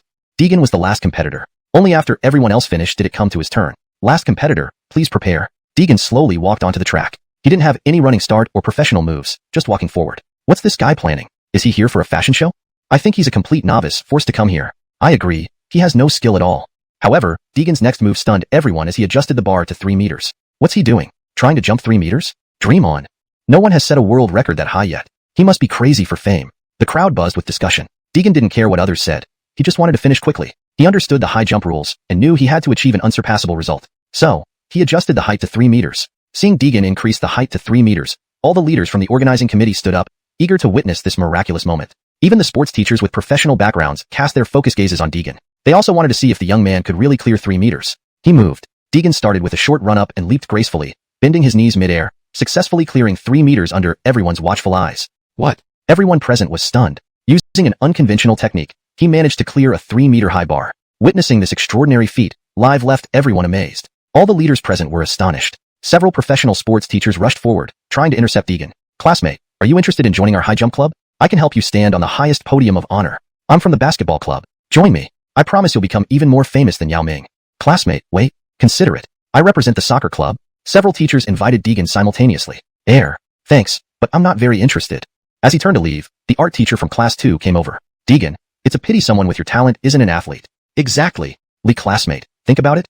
Deegan was speechless. He only wanted to end the competition quickly, but now he was faced with this situation. He couldn't punch through a way out. Cough, cough. Dermodelman, please give me some face. Deegan will not join any clubs. Don't spread this today's incident. All recorded videos must be deleted. Bo sternly addressed everyone present. But principal, his talent. That's enough. Let it be. Bo's authoritative demeanor escorted Deegan away from the field. The teachers watched them leave, faintly hearing the principal inviting the student to dinner. This translation accurately conveys the meaning of the original text while ensuring natural and fluent English. The names and terms are consistently used throughout, maintaining the style and context of the story. Chapter 37. Another goddess charmed by Deegan. Bo originally intended to invite Deegan for a meal outside, but he ended up being dragged to the school canteen instead. Old Tobias, the food here is pretty good. This place it is. Seeing that Deegan had already started picking up a tray and lining up for food, he didn't know what to say. Feeling the lively atmosphere around him, he suddenly thought that occasionally dining in the canteen wasn't such a bad idea after all. However, when the aunt serving the food saw the principal appear in the canteen, her decades-long Parkinson's symptoms seemed to instantly vanish. Her hand, which usually trembled, became steady. Many students marveled at this miracle. Today, the aunt's hand didn't shake. Only after noticing Principal Tobias in the canteen did they realize why. But when they saw Principal Tobias dining with a young punk, quite a few people gathered around and began discussing. Holy, who's this guy? He's actually eating at the same table as the principal? Yeah, and they're chatting and laughing. Could he be a relative of the principal? He might be. I just hope he has good character, or else another wealthy second-generation troublemaker. Bo was eating absent-mindedly, glancing at Deegan now and then, as if he wanted to say something. As for Tobias she sat further away in the middle of the canteen. She didn't want to be too close to Deegan. Old Tobias, do you have something on your mind? Deegan asked, noticing that Bo kept staring at him. Little friend, what are your thoughts on the Ma family affair? The Ma family? Deegan paused, deep in thought. Finally, he remembered Alfred, whom he had beaten to a pulp. Oh, you mean that Ma family? What about them? Bo nearly choked on his food from surprise. That Ma family? In Dongyuan City, the Ma family held considerable power. He was worried Deegan would suffer retaliation from them. I'm concerned you might face retaliation from the Ma family. So, Deegan perked up immediately upon hearing this. Yes, lately, strange people keep causing me trouble. It's gotten so bad that I can't even enjoy my novels. Deegan grumbled. Bo, who had just lifted a bowl of soup to his lips, spewed it out. What does that even mean? Can't enjoy reading novels? Don't you understand how serious this is? It could be a matter of life and death. Bo was speechless but couldn't ignore the situation. Little friend, tell me more. See if I can offer any help. Deegan belched loudly and recounted last night's events, omitting the part about burying the body. Innate realm? Bo was baffled. When did the innate realm become so commonplace? Wait, Deegan said he had driven off someone from the Ma family last night. An innate realm expert. That must mean. Bo's gaze towards Deegan grew even more respectful. He didn't doubt Deegan's claim, knowing full well Deegan possessed such strength. In the afternoon, the school sports meet continued. Without any more competitions, Deegan sat in the stands scrolling through his phone. Suddenly, class monitor Tobias Weichi rushed over anxiously. Deegan, Duncan injured himself and can't make it. Can you replace him? Duncan was supposed to participate in the 100-meter dash for their class. Upon learning of his injury, Tobias Weichi was in distress and informed the teacher. After consulting with the higher-ups, they decided a substitute should be found. Upon receiving the news, Tobias Weichi immediately sought out Deegan. No, he coldly replied after her long plea. Tobias Weichi was taken aback, wondering why he reacted this way. The vice class monitor Kyra chimed in. Deegan, why not help us out? Your physical abilities are so impressive. And besides, the monitor begged you. Didn't you see how upset she is? Deegan rolled his eyes at Kyra. Why don't you do it? You. The classmates began whispering behind Deegan's back. Look at him. No sense of class spirit at all. Hush, what if he hears? Their whispers reached Deegan's ears clearly, but arguing with them was less appealing than quietly enjoying a novel. Bridget, overhearing the commotion, also turned to Deegan, wishing he would step in. She admired seeing him race, but didn't know how to ask. Please enter for the short-run competition. The race starts in 10 minutes. From the podium came the announcement. Oh no, it's starting soon. What are we going to do? Just then, a figure squeezed into their class crowd and approached Deegan directly. Hey, book brother. Deegan looked up to find Nellie, wondering why she was here, since she should have been at the opposite stand. The others were stunned. Isn't she Nellie, top of the beauty list? Why is she calling Deegan brother? Wow. My goodness, first Bridget, now you're after my goddess? You're dead meat. Nellie's arrival drew everyone's attention. Book brother, let's talk over there. Deegan glanced around, noting the crowd. He followed Nellie to an empty area on the field. Seeing Nellie with Deegan made Bridget feel uneasy, especially with their intimate nickname. Is this happening, Xiaojin? Your little boyfriend just got stolen?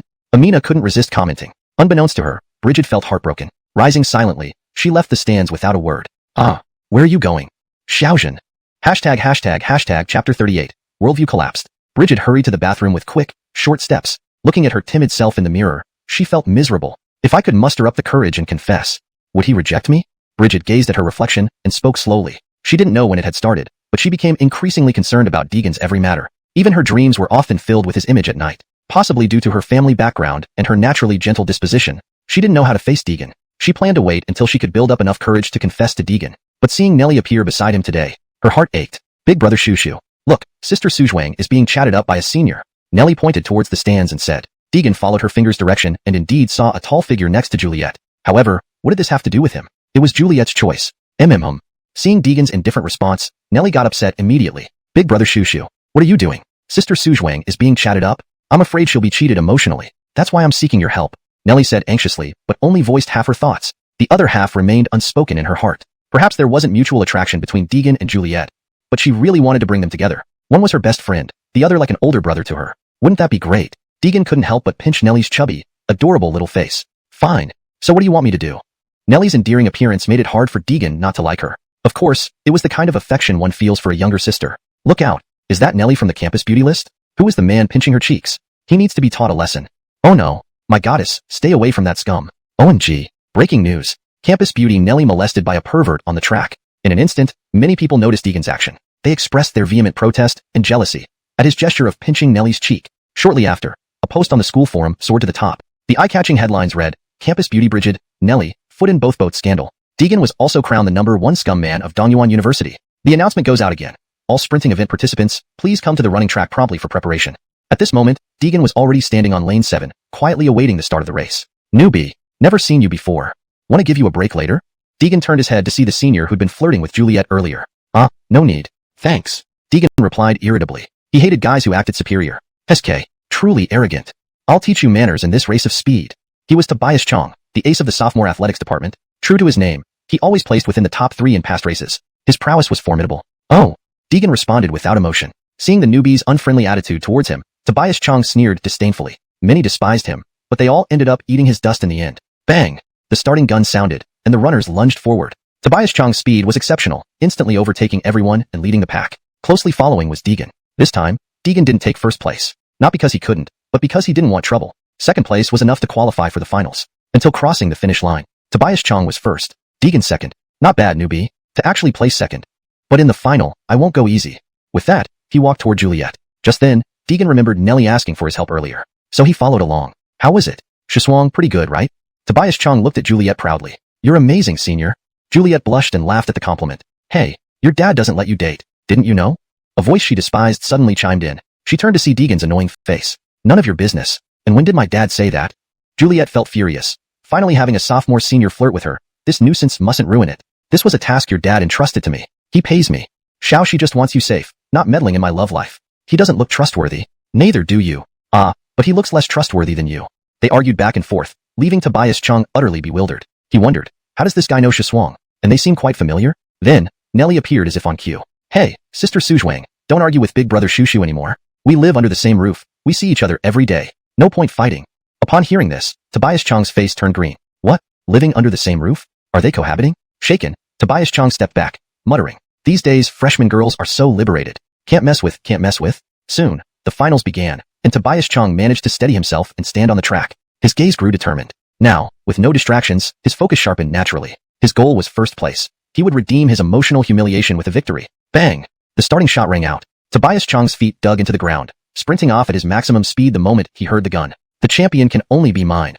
A crazed glint flashed in Tobias Chong's eyes. For the first half, everything went smoothly for Tobias Chong, maintaining the lead. Suddenly, he saw a figure surpass him. It was the newbie cohabitating with Shiswang. No way. Tobias Chong shouted inwardly. This track belonged to him. First place was his. He clenched his teeth, using his last ounce of strength. Yet, he still couldn't catch up to the newbie, watching helplessly as another crossed the finish line ahead of him. At this moment, Tobias Chong's worldview collapsed completely. Please note that this translation keeps the original paragraph structure and maintains the narrative tone and style while ensuring fluency in English. Chapter 39. An incomplete spirit gathering array? Kiana couldn't outrun him during the preliminary races. Why did he end up winning first place now? It's impossible. Impossible. This must be a dream. Tobias Chong was clearly not in his right mind at this moment. The magnitude of this failure had left an immense impact on him, and the audience, once again witnessed Deegan's prowess, and their perception about him was further refreshed. Damn, he just accelerated and obliterated Tobias Chong? Heaven, I'm thoroughly impressed. I thought he cheated earlier during the high jump. Seeing it firsthand this time, he's truly formidable. Deegan is too cool. Who among you has his contact? I want to have dinner and go to the movies with him tonight. After winning first place, Deegan didn't cheer like the others. He quietly left the track, for he wasn't one to flaunt. However, Nellie and Annabelle intercepted him right away. Brother Shushu, you're so impressive. Never thought you were in such great physical shape. Nellie exclaimed excitedly. Faced with sudden compliments, Deegan smiled but remained silent. In his eyes, this achievement still wasn't much. If it weren't for someone asking him to participate, he would have rather not entered. Annabelle's impression of him also started changing for the better. He didn't seem as detestable as before anymore. Hey, your father asked me to keep a close eye on you. No romantic engagements with suspicious people. Mind the green fields above your head, Deegan teased. You scumbag. Dermot lost. Annabelle was instantly infuriated by him. He really couldn't take praise well. Just as hateful as ever. Bo, standing in the stands, shook his head helplessly. Deegan's performance today was way too outstanding. He worried that envy might arise from certain people, knowing all too well the saying tall trees attract the wind. Hey, got it. All of Deegan's scores will be nullified today. Honor for the art class 2 will be given under the class name. Bo made several calls, downplaying Deegan's participation. In the evening, Deegan received a call from Anna. Hello, Tilly. Little Shu, I heard from Cindy that you participated in the school sports meet today? Anna's voice came through the phone. Yeah, sure did.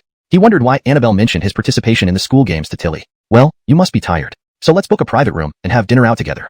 Anna said with excitement after watching videos sent by Cindy showcasing Deegan's athletic performances, especially the high jump, which shocked her immensely. She thought how Shushu possessed exceptional talent in these events. With proper nurturing, perhaps he could bring glory to the country one day. Don't bother spending so much, Tilly, it's nothing major. Deegan politely declined, but Anna insisted firmly. Unable to refuse, he eventually agreed. However, he still had a task at hand and couldn't leave yet. 30 minutes later, both women descended gracefully, their faces carefully adorned, indicating they put considerable effort into their appearance. Deegan didn't think much of it. Girls usually spend time on makeup before going out. But Annabelle pouted in the back seat seeing Deegan's indifference towards her half-hour makeup routine. Deegan paid no attention. Instead, Nellie covered her mouth, chuckling to herself. The private room was booked at Tobiasen Pavilion in Dongyuan City Center. As soon as they arrived, Deegan became alert, because he found that the spiritual energy here was significantly purer than in the villa area. Gathering array? Not quite. Something's missing. Upon observing the surrounding layout, Deegan realized it was an incomplete spirit gathering array. I need to find an opportunity to talk to the person behind this restaurant. Perhaps this could lead to discovering hidden cultivation sects in the human world. What's happening here? It's Mommy. At the entrance, Annabelle saw her mother arguing with the front manager. On closer inspection, she saw it was indeed her mother. Annabelle quickly pulled Nellie along to approach. I apologize, all our private rooms are fully booked. They overheard the manager repeatedly apologizing as they got closer. But Kiana booked first. How can you say it's occupied? The hotel must give a reasonable explanation. Anna was visibly upset. She had reserved room number 1 in the afternoon, only to be told upon arrival that it was already taken. Even with her usually gentle nature, this situation was hard to bear. Really sorry, there are no available private rooms. Just then, a group of wealthy young men walked past, and their leader immediately recognized Anna. Hey, isn't that Annabelle's mom? Is she here too?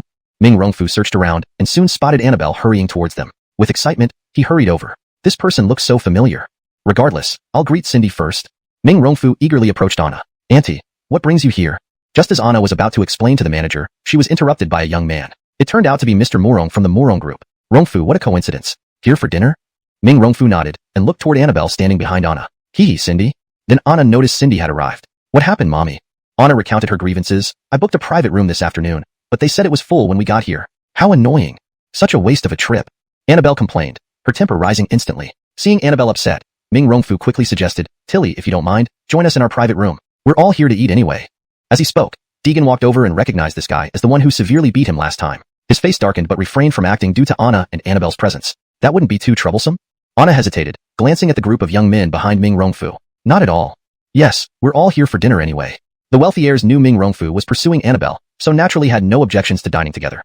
Chapter 40. Subterfuge. Seeing this, the hall manager was naturally happy to oblige, and led everyone to the private room that Wyatt had previously booked. Anna walked ahead with Annabelle and a few others, while Wyatt lingered behind with his companions. The man following Cindy has a grudge against me. Give him a good scare when the time comes. Wyatt whispered. The others exchanged glances and nodded in agreement. After all, the Morong family was the most powerful among them, and they usually followed Wyatt's lead. When Wyatt spoke up, none of them dared to refuse. Master Morong, here's the menu. Please take a look. The waiter handed the menu to Wyatt, but he didn't accept it, instead saying courteously, Tilly, you go first. See what everyone likes, order anything. I'll treat you. Impressed by Wyatt's generosity, Anna warmly took the menu and ordered a few dishes. She then passed the menu to Annabelle, saying, Cindy, see if there's anything else you want? Before Annabelle could take the menu, Deegan snatched it away. Do you really mean we can order anything? Caught off guard by Deegan's question, Wyatt felt awkward but pretended to be confident, so as not to lose face in front of Annabelle. Of course Wyatt, can afford it easily. Whatever you want, just order. Seeing Wyatt act so magnanimous, the other rich second-generation friends praised him profusely. Worthy of being Master Morong, having strength and courage. That's true. Not like some people who just follow around for free meals. If Master Morong treated me so well, I'd marry him. Unfortunately, he doesn't fancy me. Their compliments embarrassed even Anna, who couldn't help but feel uncomfortable. But since she owed it to Wyatt to be invited into the private room, no matter how displeased she was, she had to keep her cool and pretend she didn't hear anything. Meanwhile, Wyatt put on a false modesty. Everyone is too kind. It's my honor to invite all of you to dinner. But Deegan wouldn't let him get away with it. Steamed bear paws, osmanthus cakes, lobsters. Bring me one of each, and these, yes, and those too, she said while pointing at the dishes on the menu without pause. The waiter looked confused, but recorded the orders since Wyatt didn't object. Hearing about so many dishes made Wyatt's face green with anger. He wanted to tear Deegan apart but noticed Annabelle watching, so he forced a grimace of a smile. Just a couple of thousand. It's okay. It's okay. After Deegan finished ordering, she wasn't done yet. This wine looks good, bring us a bottle. At the mention of wine, Wyatt's heart sank and his composure faltered. Then the waiter glanced over and asked cautiously, Sir, this bottle of red wine costs 98,000. Are you sure? Of course, didn't you say order anything earlier? Just one bottle of red wine. You won't go back on your word, will you? Deegan's smug expression irked him. Initially, hearing the price of 98,000, Wyatt wanted to cancel the order, but with Annabelle watching, he couldn't embarrass the Morong family. He stiffly replied, No problem, just small change, order freely. Deegan gave him a thumbs up. Impressive. Wyatt managed an awkward smile, thinking to himself, Wait until later, you'll regret this. After the hall manager took the menu away, Wyatt stood up and said, Excuse me, going to the restroom. He left the room with a forced smile. F***ck. This guy, I'll teach you a lesson today. Once out of the room, Wyatt revealed his true nature and pulled out his phone to find the restaurant manager's number. Beep beep. Hey, isn't this Master Morong? Why are you calling me suddenly? The restaurant manager's flattery echoed through the phone. I'm outside the private room, come over here. Yes sir, I'll be right there. In no time, a portly middle-aged man appeared before Wyatt. Hee, Master Morong, what do you need? Wyatt scanned the surroundings. There were quite a few loiterers in the hallway. Follow me. He led the manager to the men's restroom. I ordered a bottle of red wine just now. Replace it with a 1,000 yuan bottle and swap the labels. The manager looked uneasy upon hearing this. Master Morong, that's risky. If higher-ups find out, I'll lose my job. Seeing the manager hesitate, Wyatt immediately transferred him 1,000 yuan. This is for you. Do as I ask. Upon seeing the transfer notification on his phone, the manager grinned and agreed readily. Yeah, leave it to me. Don't worry. They parted ways after their arrangement. Unbeknownst to them, Deegan had heard every word clearly. Well, I got to use the restroom and heard such an interesting thing. A sly smile crept onto Deegan's lips. Soon, everyone returned to the private room, where luxurious dishes were already served. Wyatt gazed at the feast before him, feeling the sting of spending so much money. F***ck. Wait till I teach you a lesson. Since the red wine needed to be fetched from storage and would take longer, Wyatt ordered a few bottles of high-proof white spirit for everyone. These are all real men. Drinking some white spirit should be fine, right? While Wyatt was speaking to the group of rich kids, his eyes were on Deegan. Sure, it's only a bit of alcohol. Yeah. How can we have a meal without drinking a bit? Exactly. Anyone who doesn't join in will face my wrath. The rich kids chimed in together. Brother, do you drink? Following Wyatt's instructions, one of them addressed Deegan. Sure, a few bottles are no problem, Deegan replied calmly. This remark amused the rich kid. That's 53% proof white spirit, are you sure? At this moment, Wyatt stood up. Since he wants to drink, let him. All are men of principle. What's a little drink? Chapter 41. This wine is too light. 53 degrees liquor? Are you drinking it like water? But how many bottles could you really drink? Are you serious about that? Seeing Wyatt challenging him on the spot, Deegan naturally didn't back down. If I'm lying, I'll bark like a dog. Wyatt laughed at this. He thought to himself, damn it, I've been waiting for you to say that. He then handed Deegan 2 bottles of liquor. The rest filled their cups. Miss Chun, please allow me to toast to you first, Wyatt stood up and said. Regardless of his character, his manners were impeccable. Anna smiled and nodded. At this moment, there was a knock on the door of the private room. A waitress came in carrying a bottle of Romani Conti. The moment Anna saw this bottle of red wine, her face showed a trace of surprise. She had tasted expensive wines before, but she hadn't often had Romani Conti at this level. She suddenly felt a bit embarrassed. Little Fu, why don't we return this wine? A bottle costs 98,000 yuan. It's quite expensive. Hearing Anna say this, Wyatt hurriedly stood up to explain. Tilly, this is top-quality red wine. It's great for women as it beautifies and nourishes the skin. It's only 98,000 per bottle, nothing significant. In front of Annabelle, Wyatt showcased his wealth generously, even though it equaled his monthly living expenses. But if he could further develop things with Annabelle, his father would surely be pleased. With Wyatt speaking thus, Anna didn't feel right refusing. Moreover, her daughter was whispering beside her that she wanted to try, so she finally allowed the waitress to open the wine. However, they needed to decant the wine before drinking. So the few rich second-generation heirs started showing off by toasting each other. After everyone had toasted, one of them noticed Deegan focusing solely on eating. Really a hick, just focused on eating. He probably has never had such fine cuisine in his life. Anna felt awkward hearing this but didn't know what to say. It was their private room, and they had invited her to the meal. True to the saying, eating others' food leaves you tongue-tied, taking others' money ties your hands. Seeing the situation, Wyatt quickly stood up to smooth things over. This brother must be hungry. Come, let me toast you. But Deegan didn't even glance at him, continuing to eat quietly with his head down. Annabelle nudged Deegan awkwardly. Bad boy, someone is toasting you. Only then did Deegan lift his head. He glanced at Wyatt, who happened to be feeling thirsty, and gulped down the entire bottle next to him. Damn. Wasn't he drinking water? What a joke. This is 53 degrees, can you drink it like that? Everyone was momentarily stunned. They couldn't believe Deegan could drink so much. After finishing the bottle, Deegan looked as if nothing had happened. This wine is as light as water, too watery. Nellie burst out laughing upon hearing Deegan's words, thinking, Big brother Shoo, you're really pretending, but I like it. Seeing Deegan boast so extravagantly, they figured he must be drunk and starting to ramble. In reality, this degree of alcohol was a bit too low for Deegan. He had previously drunk the immortal brew from Little South Heaven Gate, which could easily get even a seasoned alcoholic completely wasted with just a sip. Wyatt watched him smirking, thinking, clearly not a drinker. Why act tough? Soon he'll be feeling sick and want to vomit. But seeing him make a fool of himself shortly made Wyatt secretly happy. To accelerate this process, he continued to pour Deegan drinks. Other rich second-generation heirs joined in as well. 10 minutes passed. By now, the other heirs were already feeling nauseous, but Deegan seemed unaffected. They exchanged glances, beginning to doubt reality. Could anyone have such an incredible tolerance for alcohol? Several bottles down, and no effect. Wyatt was also stunned. By all logic, the effect should kick in now. Why wasn't he affected? Did he take antidotes beforehand? That shouldn't be possible. Almost 4 bottles. A normal person would already be in the hospital, or even dead. Mommy dear, the wine should be ready now. Annabelle looked at the nearby red wine, eager to try Romani Conti. Though her family was wealthy, they weren't this extravagant. 98,000 yuan for wine wasn't something to be taken lightly. It's ready. Let me pour it for you. Wyatt eagerly stepped forward, filling the glasses of Anna and Annabelle. Even Nellie got her glass filled, but he skipped Deegan. During this time, Wyatt subtly checked on Anna, seeing she had no abnormal reaction after a small sip. Relieved, he smiled smugly, having saved 9,000 plus with this little trick. Pour some for me too. Deegan directly handed over his cup, indicating Wyatt fill it. Seeing this, the rich heirs laughed raucously. This wine costs 98,000 per bottle. You've never tasted it, have you, country bumpkin? That's right, looking at him. How could he possibly afford Romani Conti? Emboldened by the alcohol, they spilled their thoughts, creating an extremely awkward atmosphere. Wyatt felt secretly triumphant. You deserve this humiliation. Deegan merely smiled at the boisterous heirs, not speaking. If a group of ants could rile up his revenge, 500 years of ascetic practice would be for naught. Out of consideration for Annabelle, Wyatt poured a glass for Deegan as well. Watching Deegan gulp it down in one go, the heirs laughed even louder. Ha ha ha, he drank it all down like that. Ha ha ha, oh my stomach hurts from laughing. No tasting at all, truly a country bumpkin. No taste at all. Wyatt's smile widened, but then Deegan's next words brought an unprecedented silence. Is this Romani Conti fake? It tastes like nothing. The heirs burst into laughter again, seeing Deegan savoring it exaggeratedly. Anna felt slightly embarrassed, wondering why Deegan acted this way. Even she couldn't detect anything wrong. This wine logically couldn't be fake. Even Annabelle nudged Deegan. If you haven't tasted it, don't speak nonsense. Only Wyatt was stunned. It can't be. Did he really taste it? End of chapter. Chapter 42. The ugly face of Wyatt. No. He must be faking it. Yes. He definitely wants to show off himself through this. Wyatt thought to himself, and then his face regained its calm. Brother, this is not right of you. This is authentic Romani Conti. If you haven't tried it, you can't just say anything. Unexpectedly, Deegan stood up, grabbed the wine bottle, and threw it on the ground. Everyone stared at him with widened eyes. What are you doing? This is Romani Conti. Jolie was speechless, nearly driven crazy by Deegan. How could he throw a bottle of Romani Conti, which cost 98,000 per bottle, on the ground? It was such a waste. Even Anna looked displeased at Deegan. Shoo, you're too impulsive.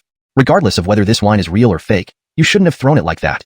Deegan did not respond to Anna's reprimand. Instead, he walked over to the broken pieces of the wine bottle and started searching among them carefully. Wyatt, afraid that he might find something amiss, quickly said, maybe this brother accidentally slipped and dropped it. Well, it's dropped, so let it be. Jolie couldn't stand it any longer upon hearing this. She pointed at Deegan angrily and scolded him. Look at him, now look at you. Oh my god, you've truly lost face. Deegan ignored her and kept searching on the ground. Soon he found a piece with a tiny hole in the middle. Humph, I found it. He stood up holding the fragment. This is the evidence. Slowly, he tore open the packaging, revealing a small round hole, clearly showing that the red wine inside had been tampered with. What? Is this really counterfeit wine? Anna was the first one shocked because she knew there were many cases where top wines were switched out for lower quality versions, but she never expected it would happen to her. At this moment, realizing the counterfeit wine issue was exposed, Wyatt immediately disassociated himself from the matter. It must have been done by the restaurant manager. Yes, it must be him. Just then, the manager entered the private room after hearing the commotion. Is there anything I can assist you with? He asked very politely until he noticed the shattered wine bottle on the floor, sensing that something was wrong. Seeing him come in, Anna took the broken piece from Deegan and confronted the manager. Is this your Romani Conti? Quite an exquisite wine indeed. To peddle inferior wine, under the guise of Romani Conti. The restaurant manager panicked as he realized he was caught red-handed. He bowed deeply and apologized. I'm terribly sorry. I got carried away. Let me compensate everyone for the loss. Please don't spread this news around. Meanwhile, Wyatt couldn't take it anymore. To save his face, he pointed at the restaurant manager accusingly and screamed. Is this how you treat guests, serving counterfeit wine? This is far from over. The restaurant manager, feeling accused by Wyatt before others, snapped, pulled out his phone and said harshly to Wyatt, if I get exposed, neither will you have it easy. Hearing this, Wyatt's face turned green. He wanted to argue, but then the restaurant manager played their conversation recorded in the restroom. Just now you suggested changing the wine to the one costing 1,000 each. Remember to swap the bottles. Young Master Morong, this isn't good. If discovered, I'll be fired. I'll give you this bonus. Ensure everything is handled. Yes, sure. Wyatt's ugly face was finally exposed. Anna, with a stern look, said, Fu, I'm truly disappointed in you. Even Jolie understood the truth now. So, you made me drink counterfeit wine? Humph. Jolie didn't want to talk anymore. She felt foolish and had wasted her hopes of tasting that expensive Romani Conti, only to find out it was fake. Very sorry for today's incident. I will do my best to make it up, Wyatt admitted as he couldn't salvage the situation anymore. Apologizing briefly to Anna and the others, he hurriedly left the private room, followed closely by his friends who also slunk away. The restaurant manager, looking nervously at the remaining guests, pleaded, I must give you a reasonable explanation. Otherwise, I'll report this to higher authorities. Anna wasn't going to tolerate it. Manager, you know the consequence if we reveal this. You'll lose your job, pay heavy compensation, possibly face legal action and criminal responsibility. Sorry, Ms. Chun. The meal is on me. I beg you, please spare me. The manager bowed, begging. Jolie, feeling compassionate towards the manager's attempt to earn extra money, spoke softly, Mommy, let's leave it. People need to live too. Faced with Jolie's empathetic nature, Anna sighed. All right, but if this happens again, I will report you publicly. Yes, thank you so much. I won't dare again. With this, Anna decided not to pursue further, tidied up and prepared to leave. Meanwhile, Wyatt standing at the restaurant entrance, still couldn't suppress his resentment. Deegan had beaten him up earlier and today exposed the fake wine. All because of him. Damn, I can't sleep tonight unless I deal with you. Wyatt dialed Baron from his contacts. Beep, beep. Who is it? A cold voice came from the other end. Hello, Baron. It's me, Fu. Wyatt hesitated, afraid Baron wouldn't recognize him. Oh, it's you. What do you need? Relieved that Baron remembered him, Wyatt became excited. Baron, can you help me teach someone a lesson? Of course, your effort will be rewarded. Grinning, Wyatt eagerly added, thinking of offering 10,000 or 20,000 yuan upon completion. After receiving the address, Baron brought several men and rushed over while Wyatt remained at the entrance waiting for Deegan. Chapter 43.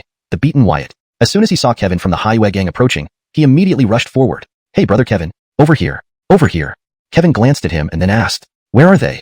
Wyatt handed over a cigarette and pointed towards the private room, saying, they're in that room. I've been guarding the door. They must still be inside. Upon hearing this, Kevin, along with his henchmen, strode menacingly towards the private room. Just then, they encountered Annabelle and her group. That direction. Could it be that Wyatt has come to take revenge on Deegan? Annabelle suddenly recalled. It was like last time too. She quickly dialed Deegan's number, but he didn't pick up. Oh no, what is he doing now?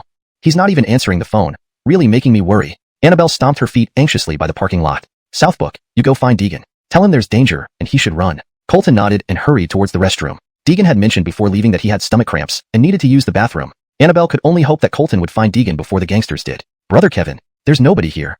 The gang had already arrived at the private room. When they pushed open the door, they found it empty. He must be nearby. Search for him, Kevin said coldly. A few minutes later, one of the thugs waiting outside spotted Deegan emerging from the restroom. Brother Kevin, is this guy? Kevin immediately left the room and saw a young man. It's definitely him. Don't let him escape.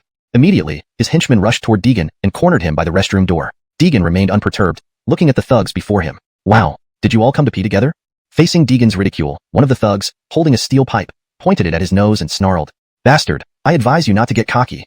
Stay put and wait for Brother Kevin to deal with you. Deegan wasn't worried. He was curious about what kind of person this Brother Kevin was. Meanwhile, Colton had also noticed Deegan surrounded by the thugs. He hastily called Annabelle. Hello, Cindy, Deegan is already surrounded by those thugs. What do we do?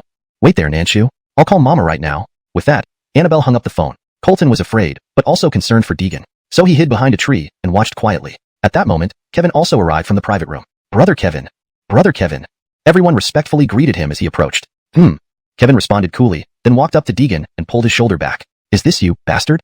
When Deegan turned around, Kevin was dumbfounded. With a thud, he knelt down on the ground. Chun, Brother Shushu. Deegan was surprised. He actually knew me? Do you recognize me? Kevin was drenched in cold sweat, silently cursing Wyatt's ancestors. Hee. Brother Shushu, you're so important that you might forget little ones like us. My name is Kevin, promoted by Sister Zuri. How can I not remember you? After recalling for a while, Deegan finally remembered who this guy was. They were from the Highway gang. No wonder two of them looked familiar. They were the ones he had previously embarrassed. Why are you still standing? Dermot down on your knees. Kevin barked at the bewildered henchman beside him. This man was ruthless. He had witnessed Amadeus's death and was on the ground that day. And the reason he was on the ground? That was due to the gentleman before him. Now explain. What happened? Deegan said coldly. Kevin hastily recounted the entire story. Brother Shushu, I really didn't know. If I had known it was you, I wouldn't dare bother you even if given 10 lives. Kevin smiled bitterly, feeling utterly wronged. I can only curse Wyatt internally, you damn fool. Why provoke this lord? You got it. Now tell him everything's done and bring him here. You understand how to proceed, right?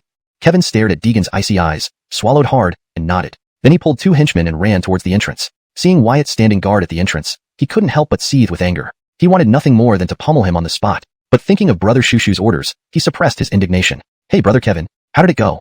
Wyatt, upon seeing Kevin approach, flatteringly ran over and asked. Kevin glared at this detestable figure and replied through gritted teeth. The man's in the toilet. Let's go.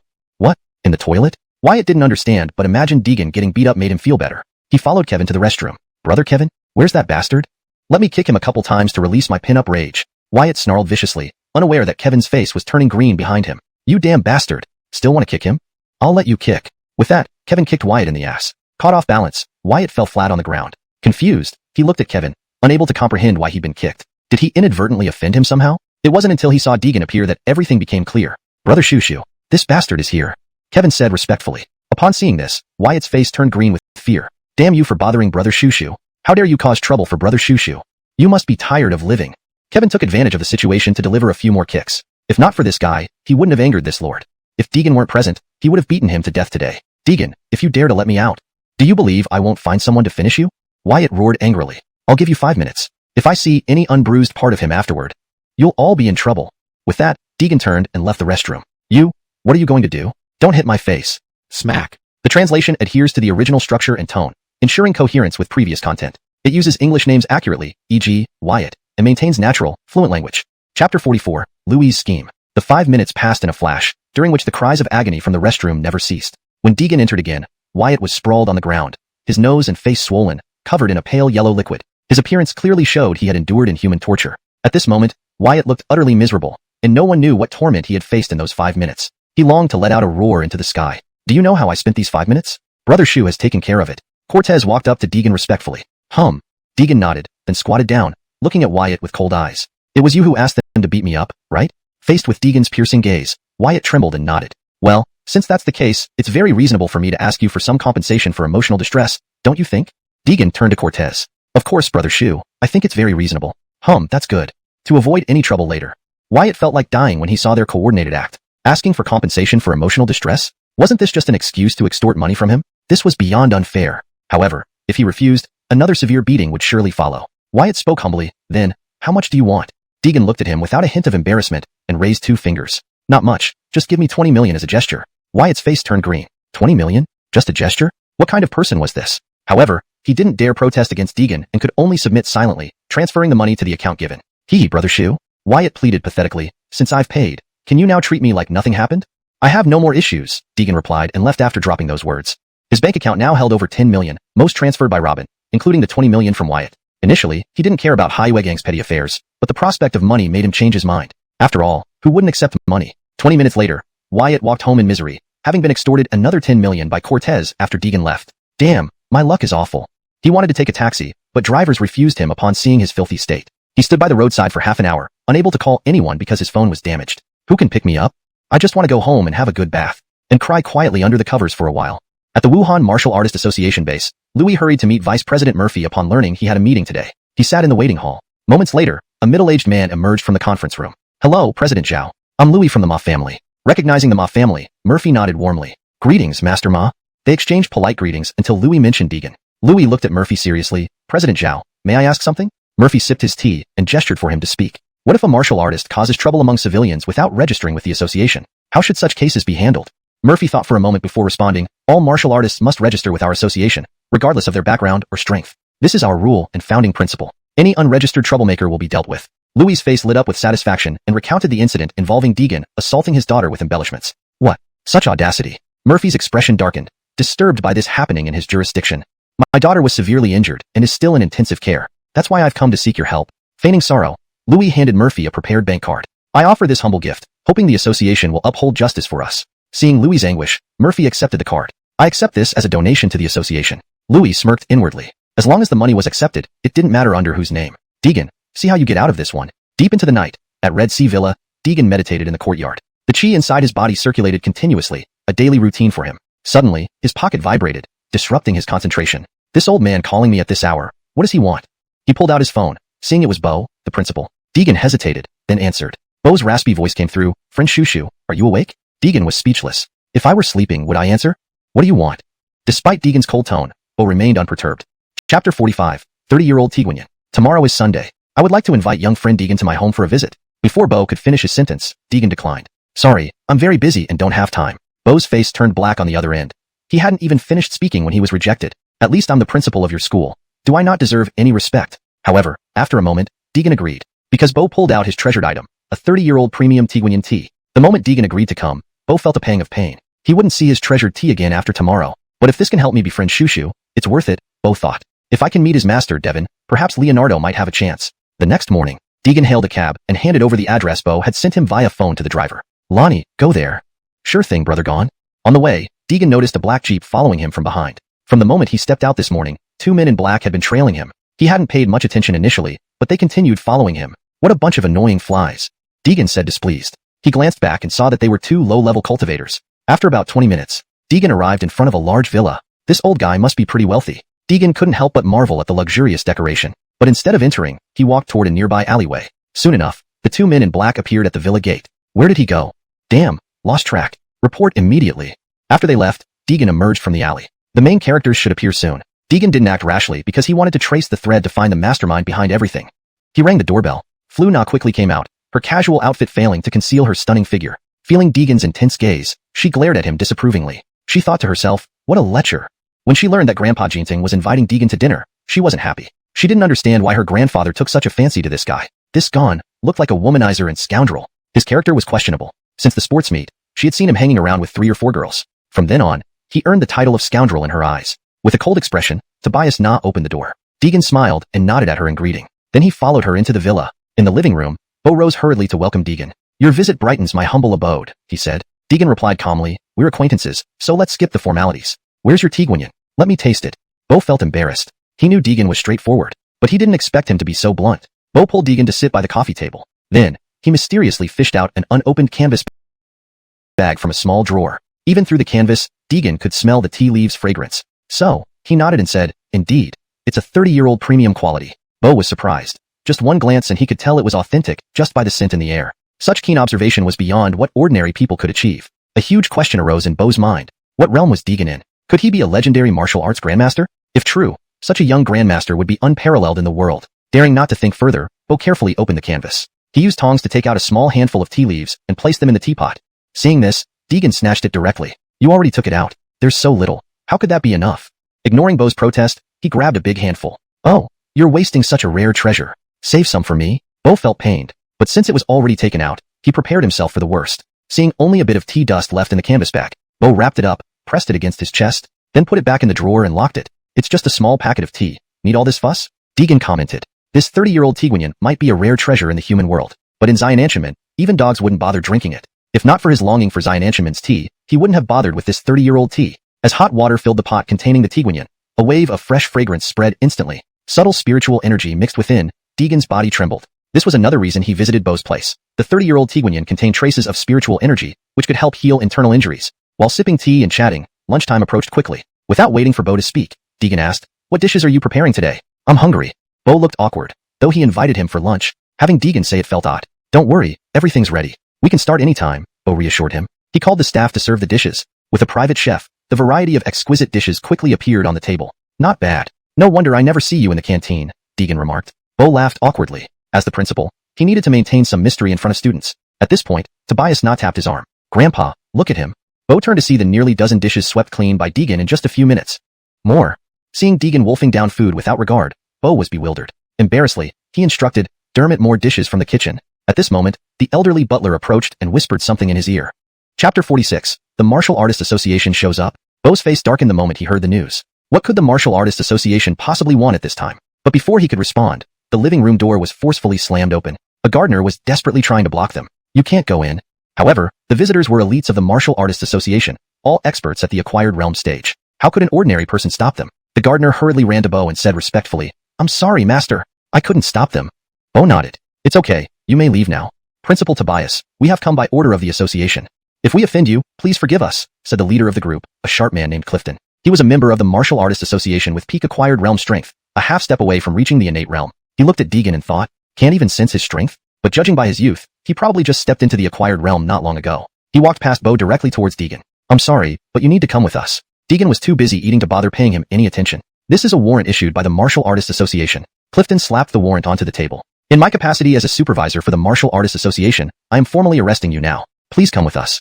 Bo was taken aback, surprised by how quickly the Martial Artist Association had acted. Not only was he unaware of the warrant being issued, they had also stormed into his home to make the arrest, completely disregarding him, the vice president of the association, even if it was only in title. He is my guest. You must at least ask for my permission before taking him. Bo responded, unhappy with being treated this way. After all, he was still a notable figure in Dongyuan City. Clifton merely smiled, turning back to Bo. I apologize, Vice President Tobias. This is an order from President Augustin, which we must carry out. Ignoring Bo once more, Clifton turned to Deegan. Please come with us.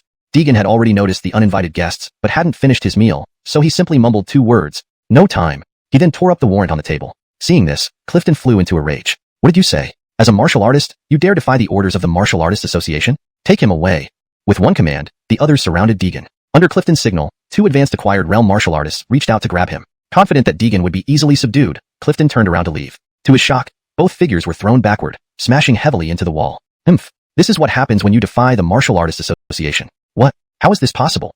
Clifton initially thought Deegan had been hit, only to realize it was his own men who were flung aside. Are you at the innate realm?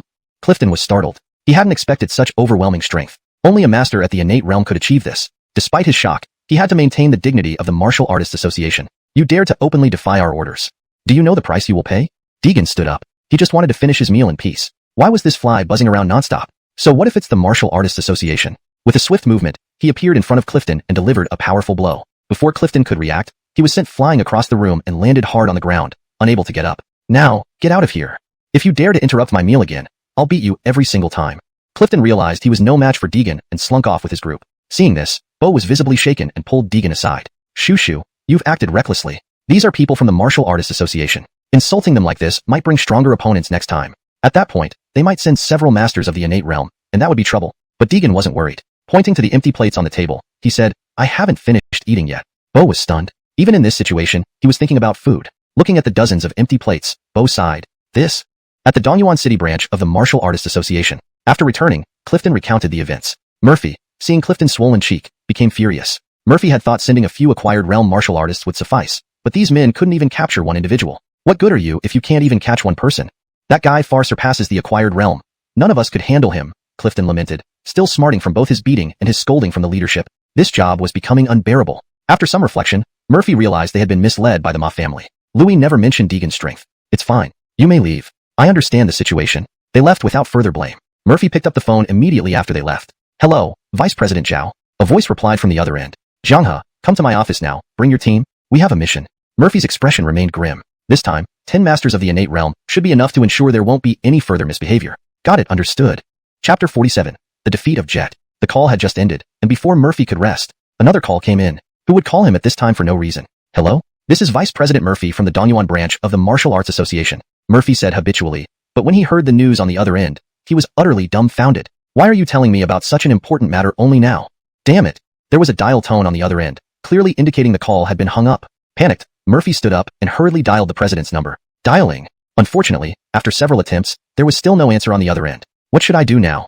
From the previous call, Murphy learned that a master-level expert from Sakura country had landed in Augustincia by boat yesterday. According to intelligence from special departments, his target was precisely Dongyuan City. He might already be in Dongyuan City by now. Upon hearing this news, Murphy was nearly terrified to death, thinking that if he didn't come early or late, he chose to arrive when the president was in seclusion. Isn't he here to cause trouble? Time waited for no man. So Murphy immediately picked up the desk phone and called an emergency meeting for everyone. Creak. At this moment, Charles and his group arrived. Vice President Zhao, what's the task this time? Murphy didn't have time to deal with him. Grabbing the file from the table, he thrust it into Charles's arms. Read it yourself. He left without looking back. Charles, seeing Murphy's hurried manner, thought, did something big happen again? This old dog Zhao isn't worth much. Humph, what's his problem? After Murphy left, someone whispered, clearly dissatisfied with him for a long time. Meanwhile, Charles opened the file Murphy gave him. Martial Arts Association B-level wanted notice. Deegan? Suspected to be at early Shantan realm? It seems like you're trying to translate a term that doesn't have a direct English equivalent. Shantan is often used in Chinese martial arts fiction to denote a specific cultivation realm. For better readability and consistency, it could be translated as suspected to be at the early innate realm. This maintains the meaning while ensuring it reads naturally in English. Charles looked at the document in his hand. No more chatting. We have a mission. Looking at the people behind him, Charles snorted coldly. As the only team composed of Shantan realm martial artists in the Dongyuan branch, they specialized in handling cases that the association couldn't resolve. Note, Shantan realm is a term that may not be familiar to English readers. If this is part of a series or context where such terms are defined, it should be kept consistent. Otherwise, consider providing an explanation or translation for Shantan. For better fluency and clarity, we can slightly adjust. As the only team comprised of innate realm martial artists in the Dongyuan branch, they specialized in handling cases that the association couldn't resolve, like dealing with someone like Deegan. Honglan Road. This was the street with the most vegetable vendors around. It was filled with all kinds of stalls selling vegetables run by uncles and aunties. At this moment, Deegan was haggling with one of the aunties. Old Tobias's household supply of groceries for a week had all been devoured by him, and he hadn't even felt full, thinking of buying some vegetables to continue eating. Auntie, your cucumbers are too expensive. I think 5 yuan is reasonable. Deegan, with his right hand on his waist, pointed at the yellowing cucumbers on the stall. Hearing this, the auntie immediately objected. Young man, these are cucumbers grown by Auntie herself. Very delicious. 8 yuan per pound, really not expensive. How about buying a couple to try? The auntie smiled, thinking how the cucumbers resembled those under her pillow. Just as Deegan was about to bargain further, a sudden cool breeze blew past. What's going on? Seeing all the uncles and aunties lying on the ground, he was utterly confused. They're sleeping during daylight? His gaze shifted towards 2 figures standing on a rooftop. What's this? Just as he raised his katana to finish off Jet, he unexpectedly noticed someone still standing on the street. Was I careless and missed him? Dawson wondered, then released his powerful aura again. The intense pressure enveloped everything, even making Jet almost unable to breathe. This one should lie down obediently now. But the person remained unharmed. What? How is this possible?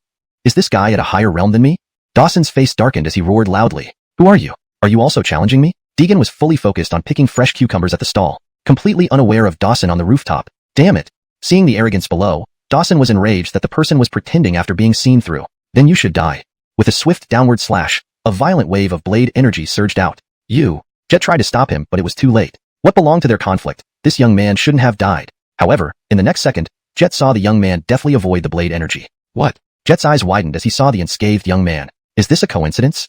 At this moment, Dawson was also furious. He realized this guy was completely mocking him. Damn scumbag. 9 yuan convergence slash. Dawson, with a serious expression, used his renowned technique. With a mighty swing of his katana toward Deegan, dozens of sharp blade energies appeared. Whoosh whoosh whoosh. At this point, Deegan sensed it. He merely moved slightly, avoiding the blade energies. Snap, sounded abruptly. Chapter 47. Defeated Invincible Solitary Seeker. Just as he hung up, before Murphy could even rest, another call came in. He wondered who would call him at such an idle time. Hello? This is Vice President Murphy of the East Garden branch of the Martial Artist Association. Murphy spoke habitually, but after hearing the news on the other end, he was completely stunned. Why didn't you tell me about such an important matter earlier? Damn it. The call disconnected with a busy tone. Clearly, it had been hung up. Murphy rose from his seat in panic and hurriedly dialed the president's number. Beep, beep. Unfortunately, no one answered after several attempts. What do I do now?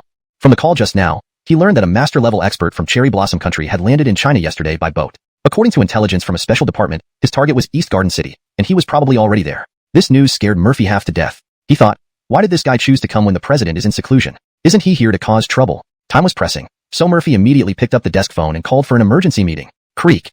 At this moment, River Jiang arrived with his gang of brothers. Vice President Zhao, what's the task this time? Murphy didn't have time to respond. He grabbed a file off the table and shoved it into River Jiang's arms. You read it yourself. Without turning back, he left. River Jiang, looking at Murphy's rushed appearance, wondered if something big had happened again. This old dog Zhao really isn't a good person. Don't give us those faces, damn it, someone muttered, clearly unhappy with him for a long time. Meanwhile, River Jiang opened the envelope Murphy handed him. Martial Artist Association B-Class Warrant.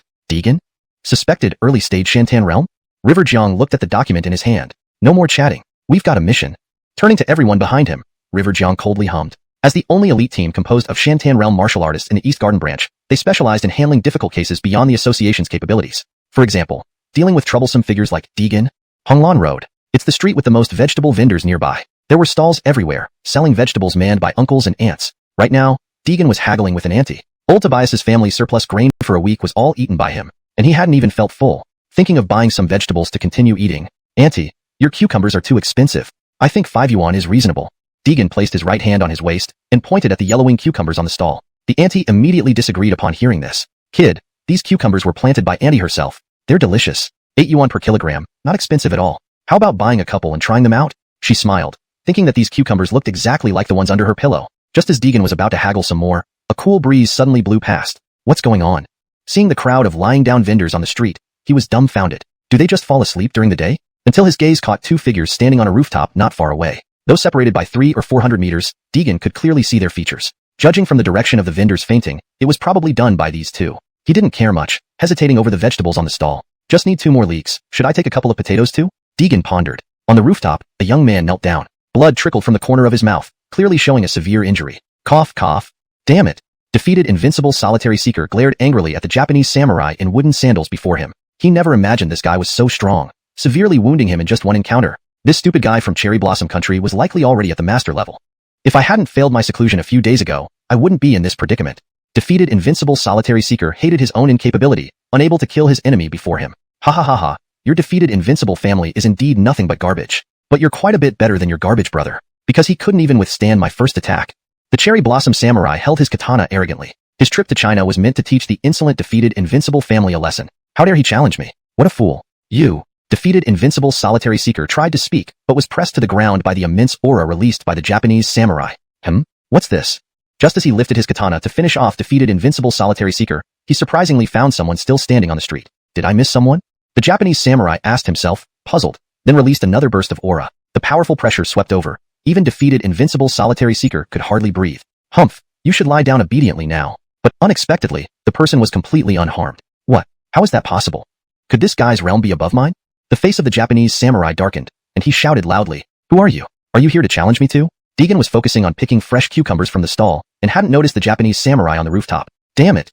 The Japanese samurai saw through the other person's arrogance. After being exposed, the person was still pretending. In that case, you can die now. With a swift slash, a violent wave of blade energy swept across. You. Defeated invincible solitary seeker tried to stop him, but it was too late. The conflict between them shouldn't involve this innocent young man. However, the next second, the young man avoided the blade energy skillfully. What? Defeated invincible solitary seeker stared in shock at the unharmed young man. Is this just luck? The Japanese samurai also grew angry. He realized this guy was playing him. Damn bastard. 9 elements convergence slash. The Japanese samurai took his serious stance and performed his signature move. He swung his katana fiercely toward Deegan. This seemingly simple swing split into dozens of sharp blade energies. Swish, swish. Deegan sensed this at this moment. Just by slightly moving, he avoided the blade energies. Snap, went the sound. Chapter 48, defeated by a cucumber? Deegan was stunned, staring at the 2 fresh cucumbers he had painstakingly chosen. They were actually split into 2 halves with a single slash by this bastard. Damn it, how am I supposed to eat them now? Immediately, he leaped up and landed on the roof. It was you who cut my cucumbers? Deegan glared angrily at the man in front of him with braided hair and a katana. You're strong, I admit. You have the qualifications to be my opponent. Judah stared at Deegan, who suddenly appeared, his eyes blazing with fierce battle intent. Come, let me see your strength. With that, he was about to launch an attack, but Deegan didn't want to get involved at all, only standing aside and saying coolly, Quickly, pay me for the cucumbers. I barely managed to find 2 fresh cucumbers. Judah paid no attention to his words and charged straight up with his katana. He swung down at Deegan. Hey! Deegan was furious. This guy not only cut the 2 fresh cucumbers he had chosen so carefully, but also wielded a knife to cut him. How could he possibly stand for this? Deegan gripped the cucumber tightly, infusing it with faint spiritual energy. Then he smoothly lifted it. Judah's body suddenly froze in place. What a troublesome fly. Oh, what a pity for the 2 cucumbers. Deegan looked regretfully at the cucumbers in his hands. In the next moment, Judah's head and body were separated, falling to the ground. The scarlet blood splattered Desi's face. How is that possible? Desi stared in shock at the young man before him. He himself couldn't withstand a single move from Judah, but this person had instantly killed the master-level warrior from Japan with just a severed cucumber. What kind of power is this? Suddenly, a strong thought emerged in his heart. Great master, please accept my humble bow. Just as Deegan was about to leave, he heard a voice from behind. Turning around, he saw the man kneeling on the ground, looking at him with wild joy. Who are you? What do you want? Deegan was speechless. He looked at this somewhat foolish guy, thinking, why kneel to me out of nowhere? Is this how young people greet each other nowadays? So confusing. I wish to ask you to take me as your disciple. Desi spoke out his thoughts. If he could follow this great master, he would surely reach the realm of master, or even the legendary immortal. But the next second, Deegan's response almost crushed him. I refuse. After saying that, Deegan turned and left. Desi wanted to say more, but Deegan's figure had already disappeared from the roof. True master. Really a true master. Desi gazed dumbfoundedly at the direction Deegan vanished, muttering to himself. Shortly after, a helicopter appeared on the rooftop. An elderly man in black leaped down directly from the helicopter. Upon seeing Desi, he immediately knelt down respectfully and said, This old servant arrives late. Please forgive me, young master. Bernie looked at the young master, standing motionless. Plus, with blood stains on his body, he assumed he was injured. Young master, are you hurt? Facing Bernie's inquiry, he waved his hand, indicating he was fine. At this point, Bernie noticed the body of Judah lying next to the young master and guessed, was this done by young master? Thus, He bowed again on the ground. His face flushed red as he exclaimed, "Congratulations to young master. Felicitations to young master." Desi was taken aback by his words. What's there to congratulate? Congratulations to young master breaking through to master level. The revival of the family can soon be expected. Bernie thought Judah was killed by Desi, hence his exclamation. Young master killing this person meant he must have broken through to master level. But Desi shook his head. He wasn't killed by me. He long ago reached master level, and he has been established in it for some time. I was not even his match in one move. So then who did? Bernie was flabbergasted. How did the master level warrior from Japan die here? Could it be that he had a change of heart and committed seppuku? A great master, weaponless. Just a casual swing. Could kill a master level warrior. Suck. Bernie gasped, looking at the serious expression of the young master, thinking he must not be lying. Bernie's smile froze. Just a casual swing to kill a master level warrior. Does such a person exist? Even the president of the Martial Artists Association, Killian, might not be able to do that. Let's go back. After returning, I must mobilize all my resources to find him. Desi sat in the rear seat of the helicopter. He had no interest in admiring the beautiful scenery outside. Martial Artists Association, Deputy President Office. Murphy sat anxiously at his desk. The president is not here. This is a master-level warrior we are talking about. The meeting just ended, yet no one came up with a reasonable solution. Someone even suggested that he represent the Martial Artists Association to seek peace. Isn't that like throwing himself into a fire pit? Could a few words persuade a master-level warrior who came from afar to return? Isn't that daydreaming? Murphy was so worried that his hair was starting to fall out. At this moment, the office phone suddenly rang. Ding dong. Already very upset, the ringing sound made him even more irritated. He grabbed the phone and asked irritably, "What is it?" "Deputy President Zhao, Judah is dead." Murphy was momentarily stunned, his worried expression instantly turning to delight. "You? What did you say? Say it again." Murphy asked, hardly believing it. Judah was a first-rank master. How could he suddenly be dead? "Absolutely certain. I was right there. Take a look at the picture I sent you." The man on the other end of the line said confidently, humming. Murphy took out his phone and opened the picture. Is it really him? The photo showed Judah dead in a tragic state. Yet, Murphy felt no fear. A sense of pleasure rose in his heart. Who did it? Then he remembered something and hurriedly asked the man on the other end. "I didn't see the whole process. But when I arrived, young master of the Ellis family had just left." "Good. I know." Murphy hung up the phone, unable to hide the rising joy in his heart. Chapter 49, Tracing Deegan's Trail. Master of the Ellis family. Murphy whispered in a low voice. Could it be that he has already advanced to the Grandmaster realm? This was the only plausible explanation Murphy could come up with. Otherwise, based solely on Jet's innate realm strength, it would have been impossible for him to defeat Master Honest, a Grandmaster. Yes, it must be. At Honghai Villa District, the Tang family. "Oh no, why did you snatch my kill, Deegan?" Annabelle complained indignantly. She had seen Kiana, the NPC, first, but was outpaced by Deegan. "How can you blame me? You were just too slow," Deegan retorted. If not for his presence, both of them might not have made it into the final circle and could have been eliminated halfway through. "Brother Shushu, I hear footsteps here. Please come help me." Nellie called out in panic while clutching her phone. Intense gunfire sounded from the other end of the call. "Wow, Brother Shushu, you're so awesome. All of them are dead." Nellie looked at Deegan with admiration as she watched him dominate the game. Deegan had intended to practice, but was dragged into gaming by the two girls. He had never played this game before, but found it surprisingly easy after just a couple of rounds. As long as his reactions were quick enough, he could easily win every match. A minute later, amidst thunderclaps in the game, "Good luck. Tonight we eat chicken." Seeing those large words on the screen, Annabelle cheered with joy, completely forgetting that Deegan had taken her kill. "One more round. Deegan, let's play one more round." A smile appeared on Deegan's lips as he clicked the challenge again. 3 days later, in Donyuan City, at the Ellis family residence, head of the household, the Martial Arts Association people are here. Ellis Dongfang frowned, wondering why the Martial Arts Association had come at this time. However, as members of a martial family, they were subject to the constraints of the association and couldn't refuse outright. Escort them to the main hall. Ellis Dongfang wanted to find out the purpose of their visit. "Greetings, Brother Dongfang." Upon meeting, Murphy put on a sly smile and greeted him cordially. "Haha. Apologies, President Zhao, for not welcoming you personally." The two seasoned veterans exchanged pleasantries and mutual flattery before Murphy revealed the true purpose of his visit. "Brother Dongfang, is your son available?" Hearing this, Ellis Dongfang was startled internally. His thoughts confirmed. This was about finding trouble for Chiobai. Despite his shock, his face remained unperturbed. "To be honest, President Zhao, my son was injured during a sparring session a few days ago and has yet to recover," said Ellis Dongfang with a mournful expression, while observing Murphy's reaction discreetly. "Ah, that's severe? Which hospital is he in? I'll bring some gifts and visit him." Murphy pretended to be distressed, though Ellis Dongfang felt nothing but disdain for him. What game is this old fox playing? Yet, he dared not say it aloud. Murphy, being the vice president of the Martial Arts Association, held significant influence in Donyuan City. "I apologize, but my son needs proper rest and care. I will inform you once he recovers." Seeing his plans foiled, Murphy left without further insistence after some polite conversation. That cunning old fox. After Murphy departed, Ellis Dongfang entered Jet's room. "Frost's son, Murphy from the Martial Arts Association came by just now. From what I observed, he wants to know the real cause of Honest's death." Jet nodded. Indeed, many had come recently to inquire about the details of Bangweezy's death and whether Jet had reached the Grandmaster level. All questions were indirect, but probing. "Frost's son, did you really not kill Honest?" Ellis Dongfang asked again, feeling increasingly uncertain after several rounds of visitors. Father, you know well. I am only an innate realm martial artist. How could I possibly defeat a grandmaster? I couldn't even last one move against him. How could I have killed him? Convinced by Jet's reply, Ellis Dongfang trusted his son implicitly. Frost's son, despite having a rebellious nature, would never lie to him. Understood. Take good care of yourself. Ellis Dongfang advised briefly and then left the room. Hey, find someone for me. As soon as Ellis Dongfang left, Jet dialed a number on his phone. Oh, who deserves such attention from young Master Ellis? Preparing to harm another girl, eh? A playful voice responded from the other end. Cut the crap. I'm serious. You heard about what happened a few days ago? I need to find the person who killed Honest. There was silence on the other end. Are you sure? That person clearly doubted Jet's words. Rumors had spread that Honest was killed by Jet himself, and many believed it. Certainly. Please find him for me. Jet was determined to locate that young man, the only hope for him. Why? Why do you want to do this? Because I wish to become his disciple. The other side burst into laughter upon hearing Jet's intention. Ha ha ha ha. You aren't joking, right? Become his disciple? Do you expect me to believe that? Jet felt frustrated. Why was the truth always met with disbelief? I'm serious. Help me with this. The other party was surprised by Jet's seriousness and paused for a moment. No name, just a blurry photo. I can't guarantee anything. I understand. Please. Beep, beep. The call ended. Jet stood by the window, gazing into the distance. But his mind replayed the scene of that day continuously. Just one strike, effortlessly killing a grandmaster-level expert. My future master, how incredibly strong must you be? Chapter 50, paying a personal apology. The next day, at Dongyuan University, Deegan had just picked up his meal from the cafeteria when his phone rang in his pocket. He pulled it out and saw a text message from Paloma. Found it?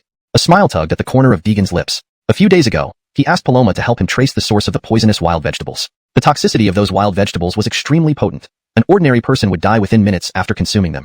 However, for a cultivator in the tribulation transcendence stage like Deegan, such a small amount of poison wouldn't affect him at all. In fact, the spirit energy contained in the toxic wild vegetables was abundant, far surpassing what he could absorb from regular food over a week. But since the source was unknown and only a small amount was available, which Rihanna had already bought and consumed, Deegan hadn't held much hope. To his surprise, today, Paloma found it. Give me the address. Deegan typed a message and sent it. The braised meatballs look pretty good today. He took a bite, savoring the juicy tenderness, and nodded contentedly. Ever since Bo visited the cafeteria last time, the quality of the meals had significantly improved, and even the cafeteria worker's Parkinson's disease was cured. I should invite old Tobias here more often, Deegan thought to himself. At that moment, a striking figure entered the cafeteria, scanning the room before walking straight to Deegan. My grandfather wants to see you. It was Tobias Na, with her hair down and dressed in a cute JK skirt, attracting many admiring glances from the boys around her. Wow, isn't that the sophomore beauty Tobias Na? What beautiful legs she has. Is she talking to that guy again? Hasn't she been harmed by him too? Heaven, does this guy have any sense of shame? Meanwhile, a student who knew some lip-reading skills started speculating aloud. Tobias Na is saying, I'm pregnant with your child. You have to take responsibility. And that guy replied, what does it have to do with me? Just use protection. Deegan glanced up at her. Wait a bit, I'll go after finishing my meal. My grandfather has something important to discuss with you. Can you hurry up? Tobias Na felt annoyed at Deegan's nonchalant attitude, but dared not upset him due to his demonstrated strength. She waited impatiently on the side. A few minutes later, Deegan followed Tobias Na to the principal's office. Old Tobias, what do you need? Deegan casually sat down on the sofa, while Bo wasn't bothered by his manner. I want you to come with me to the Martial Arts Association. Why there? Deegan was puzzled, wondering why they would go to the Martial Arts Association for nothing. Bo anticipated this reaction and wasn't rushed. Knowing Deegan's aversion to trouble, Bo wanted to maintain a good relationship with him. As a titular vice president of the Martial Arts Association, although without real power, he still had connections. If they could resolve their differences, it would be a win-win situation. After explaining his plan to Deegan, he received a nod. I don't mind.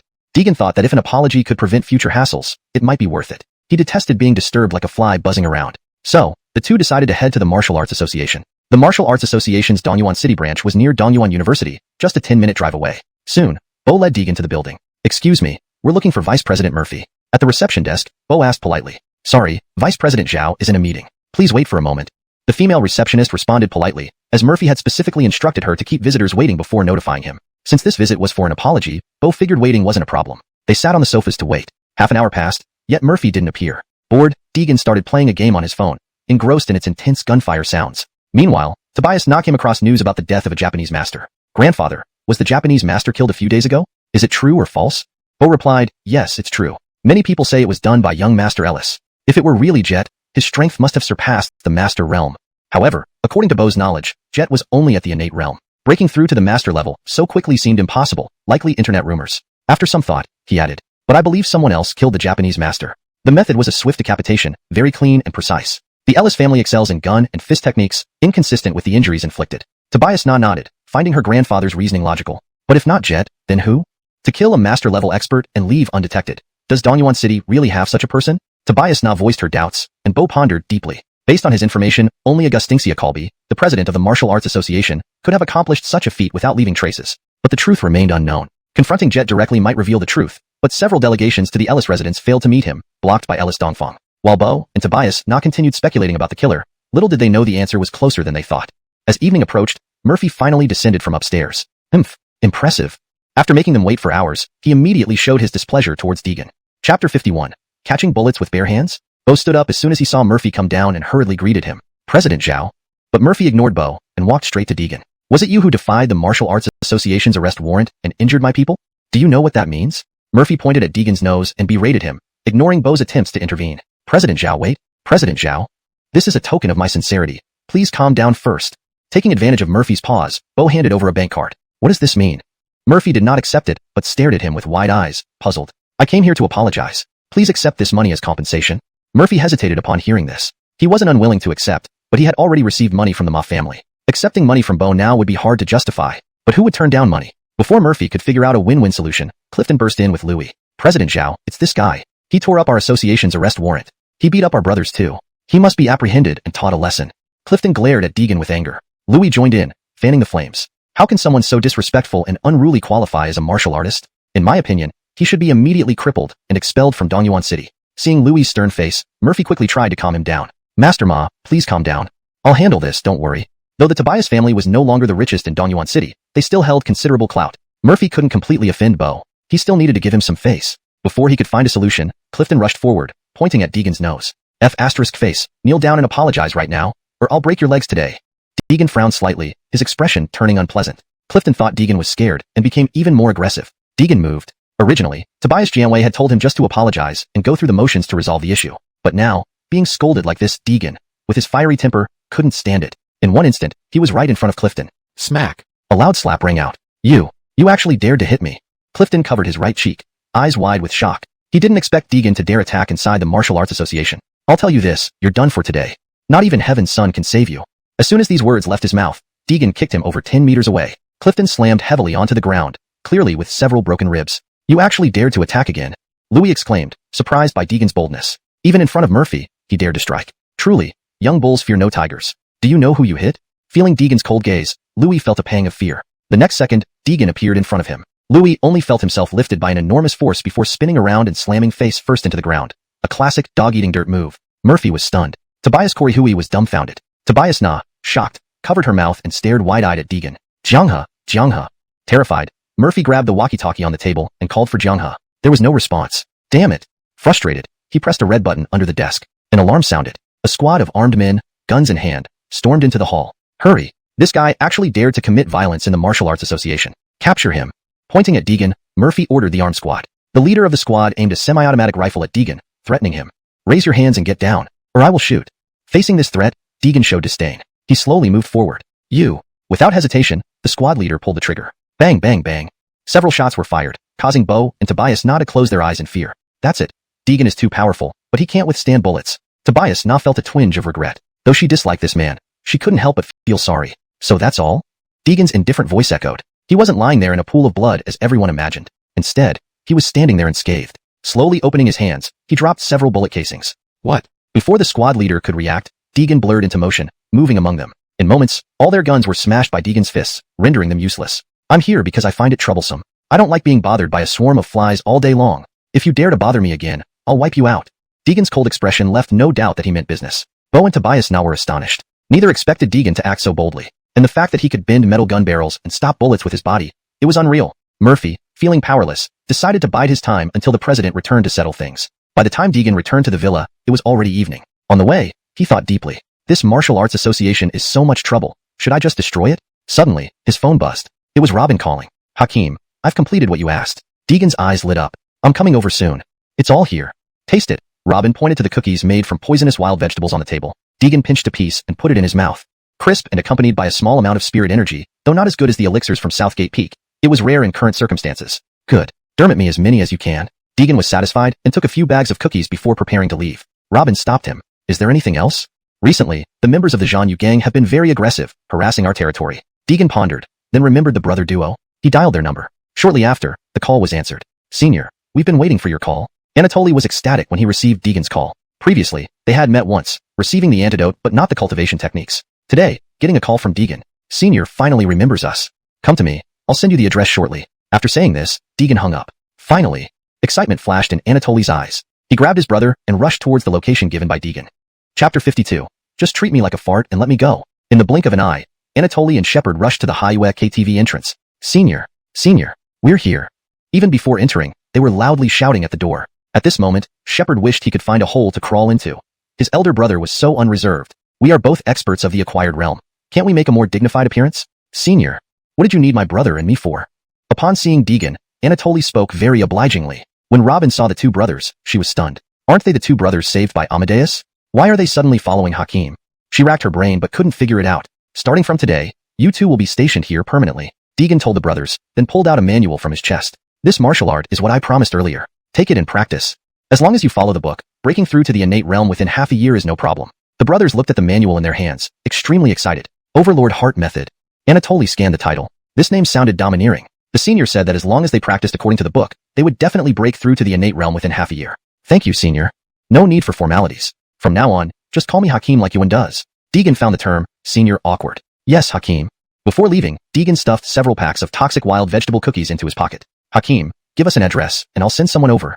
Deegan stopped upon hearing this, thinking he shouldn't have to make another trip just because they ran out. He then gave Robin an address and left. Shortly after he left, the people from Zanyue gang came looking for trouble.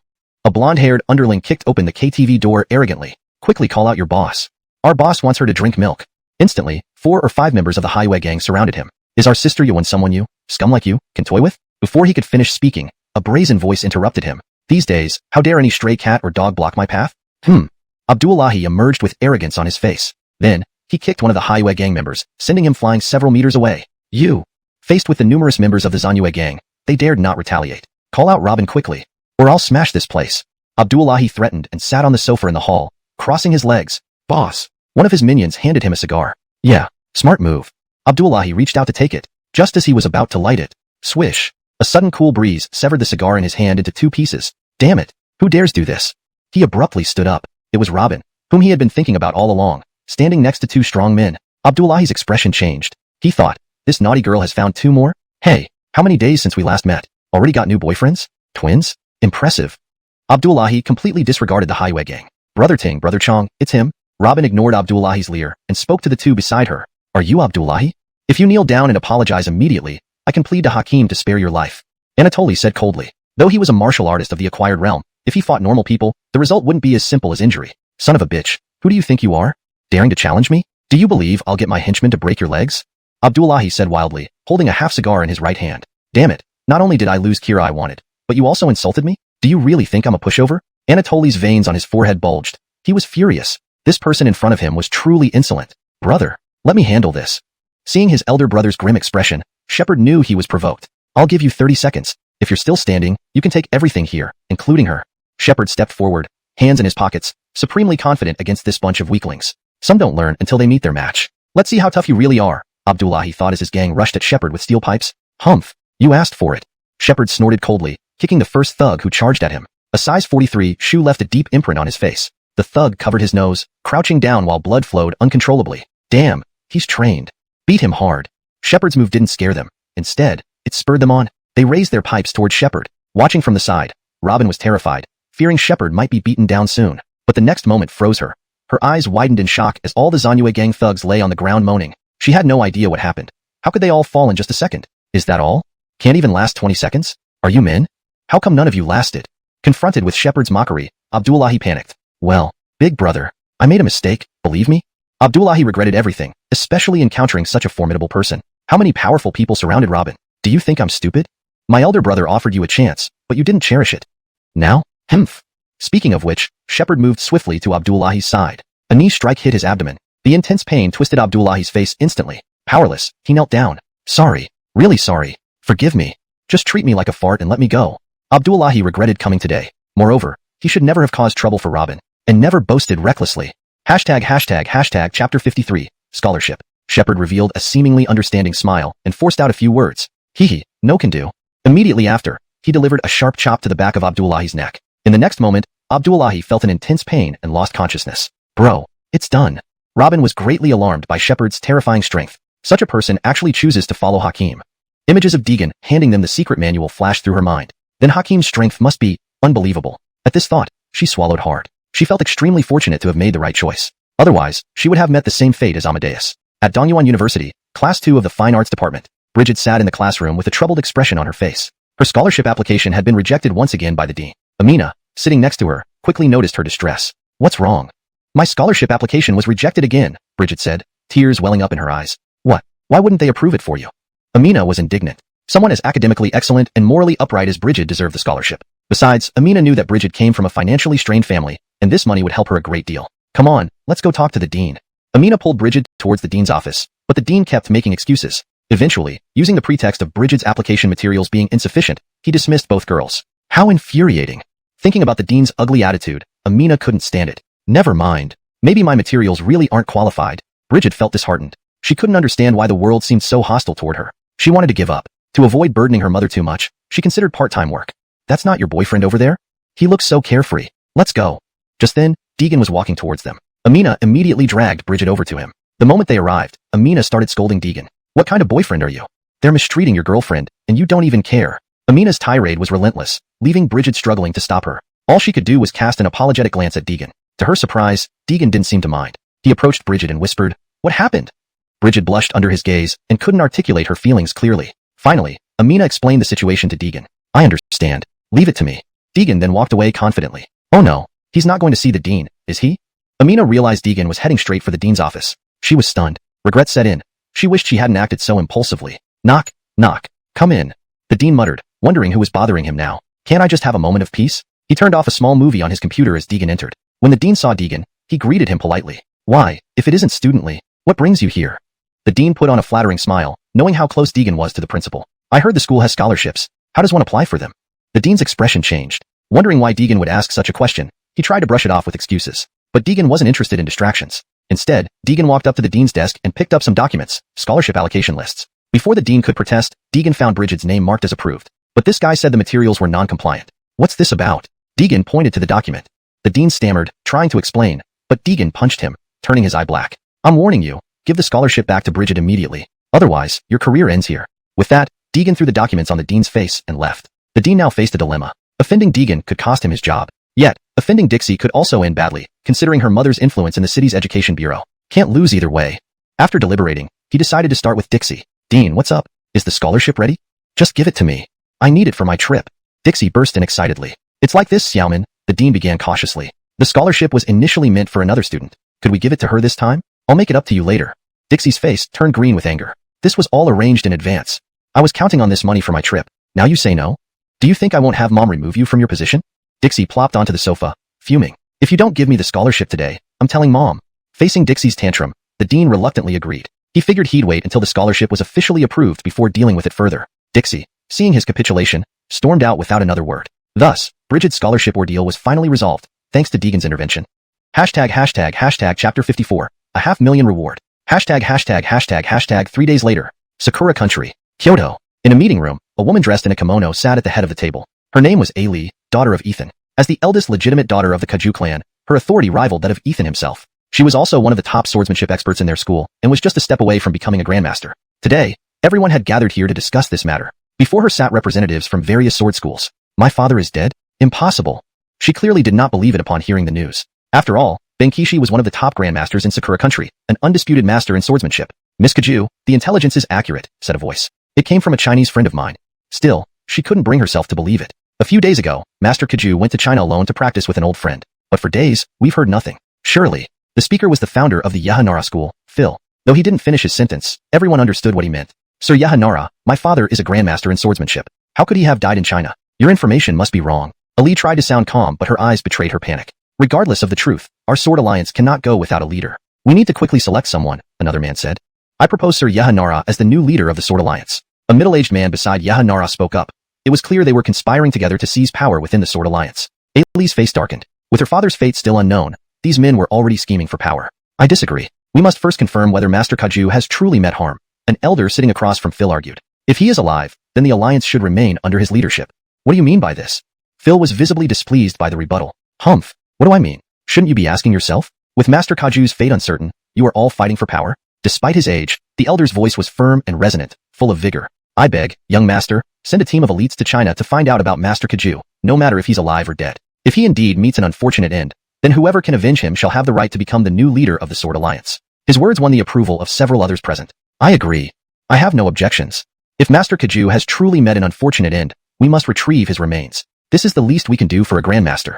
There was murmuring among the crowd. Though Li was a woman, she had been trained like a boy since childhood. The harsh training and stringent requirements left no room for leniency. She knew well Yeha Nara's ambitions to replace the Kaju school as the leaders of the Sword Alliance. Since she hadn't yet reached the realm of Grandmaster, she knew mere words wouldn't convince the Alliance members. Thus, she had to speed up her training to break through within weeks. Yush speaks sense. The elite team going to China will be led by our Kaju clan. The rest of the team members will come from other schools. Yeha Nara started to protest, but seeing everyone nodding in agreement, he had no choice but to suppress his dissatisfaction. Agreed. Since its young master's father, a member of the Kaju clan should lead the mission, the elder affirmed. He was the patriarch of the IGA clan, highly respected in the Sword Alliance. Thus, the decision was settled. The Kaju clan chose a disciple at the innate realm to lead this operation. Deep into the night, in Dongyuan City at the Ma family residence, a middle-aged man with bandages wrapped around his head sat in the living room, his expression grim. Head of the family, we can't let this go unpunished. That scoundrel dared to attack you. I'll gather a team and cripple him. A door guest of the Ma family said angrily. A few days ago, Louis learned that the bastard who injured his son had turned himself into the Martial Arts Association. Thinking he could finally get revenge, he was caught off guard when the audacious fellow actually attacked him at the association. He had only just returned from the hospital, and his nose still hurt. That scoundrel is very strong, at least at the innate realm. Ordinary people can't get close to him. Louis was frustrated. Not that he didn't want to send people after him, but sending them would be futile. One of his innate level door guests, sent after Deegan, disappeared the next day, and hasn't been heard from since. Louis dared not speak up. The guy even slapped him in front of Chairman Zhao, meaning he either feared nothing or had a powerful backing. Either way, Louis didn't want to get involved too deeply but couldn't swallow his pride. As he thought, the pain grew worse. He sighed helplessly. Head of the family, I have an idea. Louis perked up. Tell me. The door guest whispered into Louis's ear. Good plan. Leave this to you. Just remember, don't involve our Ma family. Rest assured, sir. I know how to handle it. With that, the door guest pulled out his phone and left the living room. Hello, $500,000 reward. Help me kill a person. Details will be sent shortly. In the Red Sea Villa district, a swift black shadow darted into the compound. Within moments, he arrived at the courtyard of the Tang family villa. Seems like this is the place. He was a member of an international assassin organization. An hour ago, he just finished his shift and was preparing to rest when his phone rang. Checking it, he saw someone had posted a bounty task. Though the reward was only $500,000, it was nearby. Deciding to take on the job for extra cash, he agreed, considering it was on his way. Chapter 55. You are not an ordinary dog, but a Cultivation Foundation establishment dog. He then took out his phone and glanced at the photo. Wow, a college student. The rich these days really know how to have fun. However, he was a hitman who did jobs for money. He wouldn't meddle in unnecessary matters. The hitman gripped his dagger tightly, pressed his body against the wall, and slowly made his way toward the first floor. Just as he was about to push open the glass door in front of him, a bark stopped him dead in his tracks. Woof woof. Damn, what the hell? The hitman lunged at the pet dog. One hand clutched its neck, and the other covered its mouth. He cautiously scanned his surroundings, but found no signs of any disturbance. Close one. The hitman inwardly rejoiced at his quick reaction, not wanting to alert anyone. He looked down at the struggling little dog in his hands. I'm sorry, you've interfered with my work. Now you must die. As he prepared to snap the dog's neck, suddenly a cold breeze swept past. The hitman shivered involuntarily. Why does it suddenly feel so cold? Ignore it. Focus on the job. When he looked back at his hands, the pet dog had vanished. What? Where's that damn little dog? The hitman frantically searched all around. Are you looking for it? Startled, the hitman whirled around. A man suddenly appeared behind him. It was none other than the target from the photo. The missing dog was nestled in his arms. Shit. The hitman cursed. He hadn't anticipated being discovered. If he couldn't escape detection, he might as well finish the job quickly. Lowering his body, he held the dagger firmly in his right hand and lunged toward Deegan. His speed was incredibly fast. If an ordinary person were caught by him, they would likely meet their doom. Unfortunately for the hitman, he was facing Deegan. Whoosh! The hitman slashed with the dagger, aiming for Deegan's neck from an extremely tricky angle. This was a technique he had honed after countless practice sessions. At this angle, there would be no time for the victim to react. The knife tipped near the major artery in Deegan's neck. The hitman's face lit up with a victorious smile, but in the next second, he found that the blade was only a centimeter away from piercing through. No matter how hard he tried, it wouldn't advance further. Looking down, he saw his arm was being held tight by Deegan. Damn! The hitman exclaimed, surprised by the teenager's quick reflexes. Attempting to withdraw and maintain a safe distance to find another opportunity, he found that Deegan had a death grip on his arm. Where do you think you're going? Deegan wore a harmless smile. To the hitman, it seemed like a demon from hell had just emerged. Then, his forearm burst into intense pain. There was a crack. The hitman's arm twisted into an impossible angle. Ah! The sharp pain made him cry out involuntarily. He took a deep breath. This guy was far more dangerous than he had imagined. Though he appeared to be an ordinary, harmless college student, he was, in fact, very dangerous. Yeah, the soil in this yard is a bit hard. It's time to loosen it up. Deegan didn't pay attention to him, but stomped the ground twice. What did he mean? The hitman didn't understand what Deegan was talking about, and in the next moment, he felt excruciating pain at the back of his neck, followed by darkness and loss of consciousness. Seeing the motionless black-clothed figure lying on the ground, Deegan sighed, wondering why people kept targeting him. Am I that appealing? So puzzling. Several minutes later, Deegan finished, loosening the soil. He tossed the shovel aside, wiped the sweat from his forehead, and gazed at the night sky. The moonlight of righteousness shines upon the earth. Then he gave a satisfied smile. Woof woof. At this point, the pet dog barked at him twice. Deegan looked down. So, do you want to be buried too? The pet dog instantly tucked its tail and hid to the side fearfully. This human-like response caused Deegan to laugh heartily. Suddenly, an interesting idea popped into his head. Cultivated dog. Come here, come here. Come to uncle. The pet dog watched fearfully as Deegan approached. At this moment, the dog sensed something off about this familiar acquaintance, especially that perverted-looking smile on his face. Arf arf. Deegan grabbed the dog's neck and fished out a small black pill from his pocket. Come, take this. It's a good thing. Without caring if the dog consented, he forced the pill into its mouth. Instantly, the dog felt immense internal pain. Within seconds, its vision went dark, and it fell unconscious. Deegan stared in surprise. Did the pill expire and lose its efficacy? That shouldn't be the case. Deegan couldn't understand. The pill was a Foundation Establishment pill. If consumed by an ordinary person, it would instantly turn them into a cultivator at the Foundation Establishment stage. He had no need for it anymore, so he decided to try this experiment. He intended to cultivate a dog bodyguard. After all, he couldn't handle assassins every time they showed up. Training a cultivated dog sounded like a good choice. Yet, after half a day, the dog showed no reaction. Deegan began to wonder, is giving this to a dog wrong? Unless, Deegan suddenly realized something. He hurriedly picked up the dog and pulled out a small jade bottle from his pocket. He poured the liquid inside into the dog's mouth. Sure enough, within seconds, the dog underwent a massive transformation. Its body expanded by several feet, and its formerly soft fur turned into spiky bristles. The dog's aura rose to the Foundation Establishment stage. Ha ha ha. Success. From now on, you're not just an ordinary dog, but a cultivated dog with cultivation. Deegan nodded satisfactorily. He then shook the dog vigorously to wake it up. Wake up. Woof woof. The moment the dog opened its eyes, it looked at Deegan. It smiled adoringly, clearly feeling more powerful than ever before. All of this was a gift from this human. It grew even closer to Deegan. Not bad. From now on, guarding the yard is your responsibility. Deegan patted the dog's big head, and threw another Foundation Establishment pill as a reward. Chapter 56. This is Kiana's scholarship. The dog, Shogo, wagged its tail, and excitedly swallowed the Foundation Establishment pill. The moment it did, it felt an overwhelming surge of energy coursing through its body. It then shook itself vigorously and reverted back to its original form. Barking lightly at Deegan, it ran off. This Shogo is pretty good. Quite sensible. Deegan chuckled, then returned to her room to continue cultivating. Meanwhile, Shogo had arrived in the neighboring yard. In a corner stood a dog kennel containing a robust male golden retriever. Woof woof. As soon as Shogo entered the yard, the golden retriever immediately stood up, barking fiercely. When it saw Shogo, a look of disdain crossed its eyes. If the golden retriever could speak, it might have said, "So it's you again. Not enough bullying during the day, now feeling itchy at night?" What it didn't know was that this Shogo was no longer the one from earlier. Facing the warning bark from the golden retriever, Shogo slowly approached the cage. Woof woof. What do you want? Dermot lost. Shogo neither left nor barked but instead revealed its true form. Its formerly small body suddenly expanded several times over. Its originally smooth fur turned into jet black steel-like needles, and its entire body was covered in powerful muscles. Growl growl. Shogo glared at the golden retriever, letting out a low growl. The golden retriever had never seen anything like this before. Frightened, it tucked its tail between its legs and curled up in the farthest corner of the cage. Whine whine. Don't come any closer. I'll call for help if you do. Smash. With a single paw strike, Shogo flattened the front part of the dog cage, but without harming the cowering golden retriever inside. This terrifying scene left an indelible mark on the golden retriever's psyche. Roar roar. From now on, you're my underling. Disobey, and you'll end up like this cage. The golden retriever quickly nodded, terrified that Shogo might kill it. Shogo cast a disdainful glance at the golden retriever and then sauntered away from the neighbor's yard. It then went to Debai's house, with whom it often spent time. Soon after, cries of protest could be heard from Debai's yard. Half an hour later, Shogo confidently leaped out of the yard, giving a dismissive glance at the golden retriever before strutting off. The golden retriever watched and listened, seething inwardly but powerless to act. The next morning, Annabelle habitually hugged Shogo and patted its head. Woof woof. Gross. Skinny airport. Bear, you seem different today, Annabelle mused, noticing a hint of contempt in Bear's eyes. Maybe I just didn't sleep well last night. She recalled dreaming about an assassin breaking into the yard, who fought Deegan before everything blurred together. Deegan emerged from downstairs, interrupting her thoughts. Taylor, let's go. We'll be late if we don't leave now. Annabelle bit into her bread and climbed into the Cullinan SUV. Deegan had already been waiting in the car. Whoa, when did you get in there? You scared me, she exclaimed, patting her chest. You'll be 20 minutes late if you don't hurry. Deegan replied, seemingly indifferent. What do you mean you'll be late? Don't you have class too? I don't have classes in the morning, Deegan answered, leaving Annabelle speechless. All she could do was give a helpless thumbs up. You're impressive. When Nellie finally came downstairs 15 minutes before they were due to be late, panic ensued. We're doomed. We'll be late. Why are you so late today? You usually wake up early.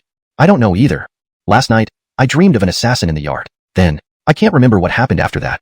When I woke up, it was almost time for school. Nellie nibbled on the bread, grumbling. Taylor, you dreamed of an assassin too? Me too. Deegan was startled. These two girls might have witnessed something last night. It looks like we really are best friends. Even our dreams match.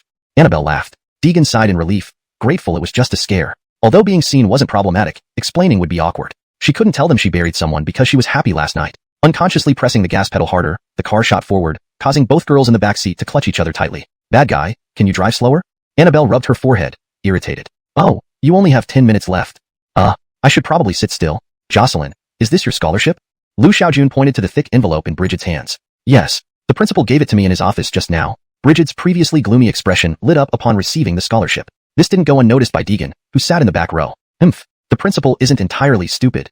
She resumed reading her novel. Suddenly, Dixie stormed into the classroom, pointing at Bridget and launching into a tirade. You bitch, that scholarship belongs to me. Tell the truth, did you do something unspeakable with the principal? Everyone, come see. This slut seduced the principal and stole my scholarship. Without giving Bridget a chance to explain, Dixie stormed to the front of the classroom, shouting loudly. Instantly, many students began whispering. I heard the scholarship was supposed to go to Dixie. Yeah, I can testify. I saw Bridget enter a hotel with the principal last night. Chapter 57. You little brat, if you don't get out of here, I'll beat you too. I can also prove it. I saw him with her last night. All the blame was directed at Bridget. You're lying and slandering us. Bridget anxiously tried to explain herself, but found it difficult to defend against such sudden accusations. Yet she was not good with words. Facing so many people, it was impossible for her to explain clearly. Now,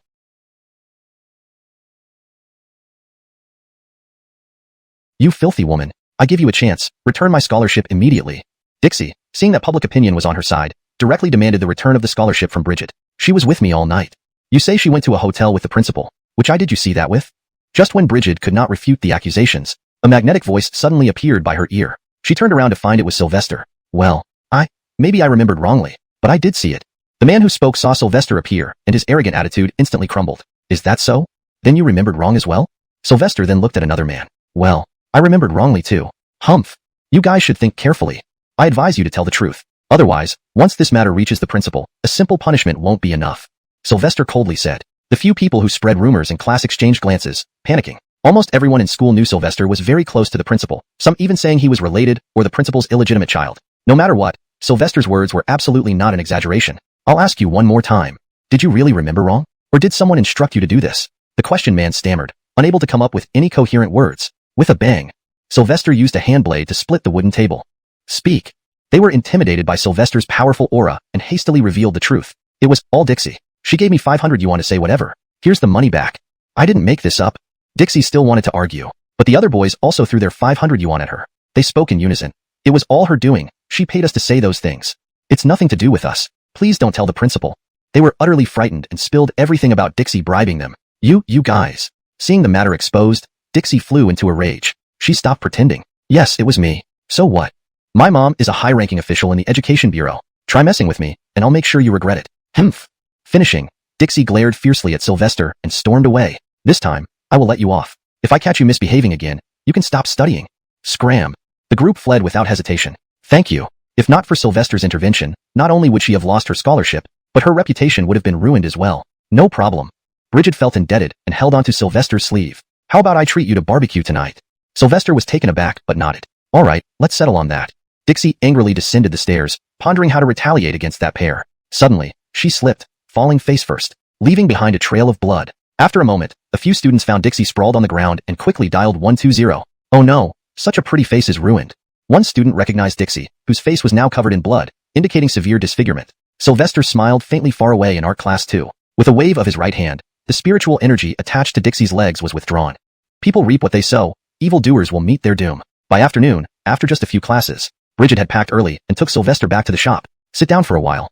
Bridget greeted and walked into the kitchen. Mom, need help? I'll assist. Sylvester watched Bridget's back and smiled. Such a filial daughter was rare indeed. He then pulled out his phone, immersing himself in the world of novels. At this moment, a drunk middle-aged man barged in. Rihanna, give me the money. I'm talking to you. Did you hear me? Yelling, he stormed into the kitchen. Afterward, some argument ensued inside. Bridget came out with red eyes and sat opposite Sylvester. What happened? Sylvester sensed something was wrong. He didn't want to meddle, but seeing Bridget cry in front of him, he couldn't bear it. From childhood, the only thing he feared most was girls crying in front of him. Nothing. Seeing Bridget didn't speak, he couldn't ask much, so he handed over the tissue on the table. Soon after, the curtain to the kitchen was pulled aside. Rihanna dragged a plate of barbecue to Sylvester's table. Shoo, sorry to show you such a scene. Sylvester shook his head, signaling it was fine. He noticed tear stains in Rihanna's eyes and understood. Where's the money? At this point, the drunken man stumbled out again, mentioning nothing but money. We told you we don't have it. If you need it, you're welcome to try anything. We have no money. Rihanna retorted irritably, obviously fed up with the man. What did you say? You dare talk to me like that? You definitely need a beating today. Saying so, he loosened his belt and tried to hit Rihanna. Bridget couldn't bear it and stepped forward. Dad, what are you doing? Dermot, out of the way. It's none of your business, you little brat. But her mother was behind her. Bridget wouldn't leave. Fine. Not getting out, huh? Then both of you get it. He swung his belt towards them. Bridget closed her eyes in fear. Smack. The man was stunned because the belt didn't hit Bridget. Note: this translation maintains the structure, tone, and essence of the original Chinese text. It ensures the characters' names are correctly transcribed in pinyin and adheres to natural English phrasing. Chapter 58. Here, Brennan is only fit to hold my shoes. You. Let go of me. The man realized that his belt had been grabbed by a burly man from Gan province. He immediately struggled, trying to retrieve it. However, the other party's grip was incredibly strong, and no matter how hard he tried, he couldn't pull back his belt. A man can be poor, can lack ability, but he must not lay hands on his wife and daughter. Your actions are shameful. Deegan's face was icy cold. This was an instinctive reaction. As Bridget was about to be struck by the belt, a voice inside him urged him to act, leading to this scene. So you're playing the hero now? Bastard. This is a family matter, none of your business. Back off if you know what's good for you, or you'll get a beating too. The man shouted, red-faced, clearly inebriated. Deegan shook his head helplessly. This guy was beyond saving. Having such a father, Bridget's life was indeed miserable. Lachlan, have you finished causing trouble? You are not welcome here. Dermot lost. Rihanna also could not bear it any longer and yelled at him. Over the years, she endured much bullying. She married him initially because he seemed honest. For a few years, he was decent and diligent. However, after the birth of their daughter, Lachlan developed a gambling addiction. He started spending time with disreputable friends, often staying out all night. Within 2 months, he squandered all their savings. Since then, their lives became unbearable. Every time Lachlan came home drunk, he would fly into a rage and start beating people. Rihanna lived in constant fear. At one point, Bridget even had to drink milk from a neighbor's cow. Unable to tolerate it anymore, they divorced. She thought things would improve after leaving him, but Lachlan was a total scoundrel who continued harassing them, demanding money and threatening Bridget. Previously, out of pity for her daughter, Rihanna complied with him multiple times. But Lachlan never felt satisfied, instead becoming increasingly greedy. Today, he barged into the store, making a scene. All right, you dare to talk back now? I'll beat some sense into you. Lachlan saw Deegan still holding onto his belt, and he shoved him. However, Deegan kicked him out of the door. Trash like you should be thrown out.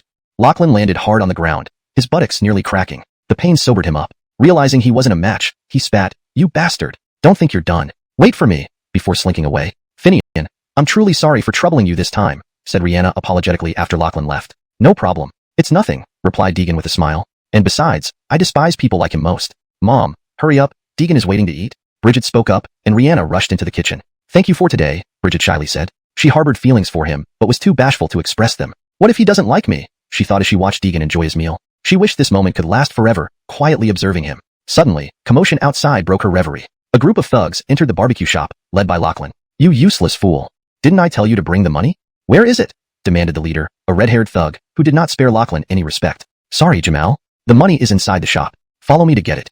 Deegan frowned upon recognizing Lachlan's voice. He was enjoying his meal until this fly returned. Wow, this girl is quite a looker, remarked the red-haired thug upon seeing Bridget, his eyes wide and drooling over her legs. The red-haired thug ignored Deegan and walked over to Bridget. Is this your daughter? He asked Lachlan, who smiled obsequiously and nodded. Little beauty, why don't we have some fun together? He teased. Dermot lost.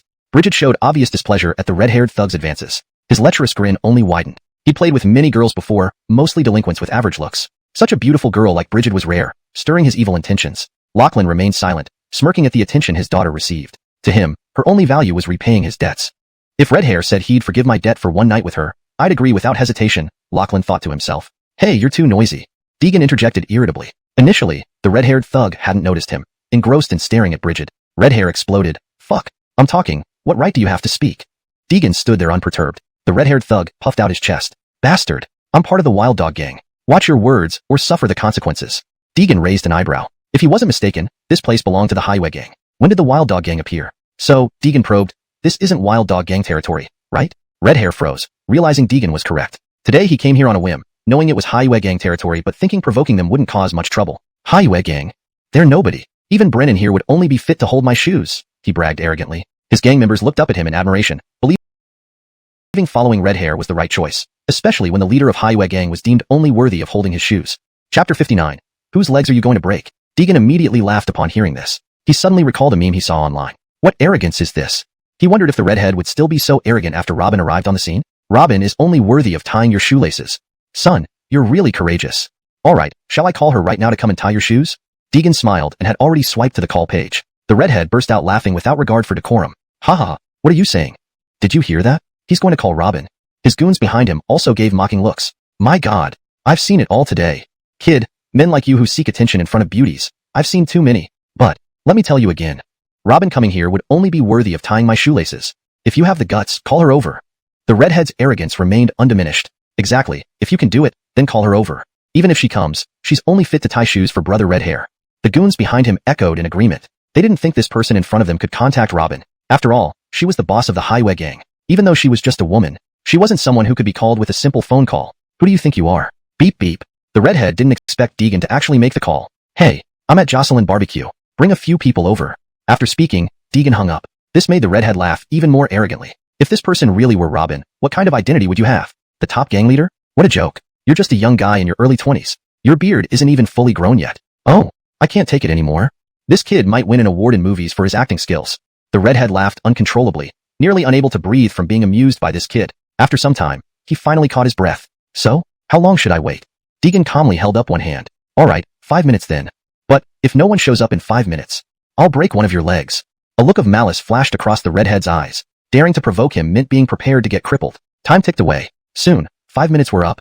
Bridget knew Deegan was capable in a fight, but these thugs were big and strong, so she was worried. What if Deegan wasn't a match for them? What if he got hurt? Unfortunately, her worries were unnecessary. Kid, where are the people you called? Why haven't they arrived yet? Do you want to make another call? Ha ha ha ha. The redhead laughed arrogantly, initially worried when the time hadn't passed. Now, it seemed clear that the other party was just bluffing. How could he possibly know Robin? Clearly, he was just trying to show off. And now, he was about to be thoroughly humiliated. Time's up. Which leg do you want broken? Bam! Whose legs are you planning to break? The glass door of the barbecue shop swung open violently, revealing a short-haired, sharp woman standing at the entrance. Behind her stood a crowd, easily numbering 70 to 80 people. Hakeem. The sharp woman walked up to Deegan, bowing deeply with utmost respect. The redhead instantly froze. As a key member of the Wild Dogs gang, how could he not recognize Robin's face? The man he had mocked earlier had actually commanded such deference from Robin? He was so frightened his legs trembled. Ding! Big sister yawn.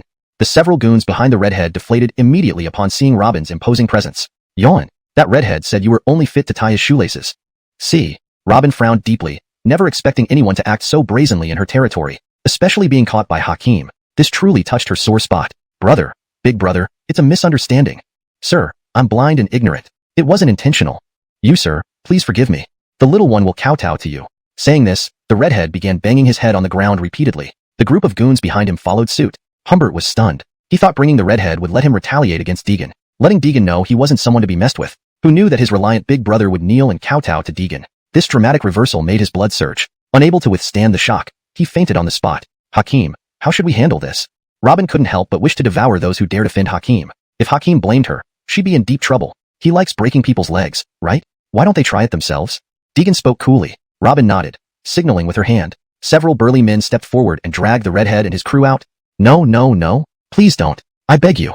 The redhead clung to the glass door, making a last desperate struggle, but two large men pushed his arms aside and dragged him out. Soon, the sounds of steel pipes striking flesh came from the street, followed by their cries of pain. I apologize, Hakeem. It was my failure to prevent the Wild Dogs gang members from appearing here. Robin felt guilty, wanting to explain to Deegan, but before she could finish, Deegan interrupted her. It's all right. Just focus on making the biscuits. Saying this, Deegan wiped the remnants of food from his mouth. He pulled out a bag of wild vegetable biscuits from his pocket and started munching, crunching loudly. Spiritual energy replenished slowly. Robin nodded in shame, stepping aside. By the way, there's one more thing. This person must never gamble again. You know what to do. Deegan scanned to pay and left the barbecue shop without looking back. Yes, Hakeem. Hakeem, goodbye.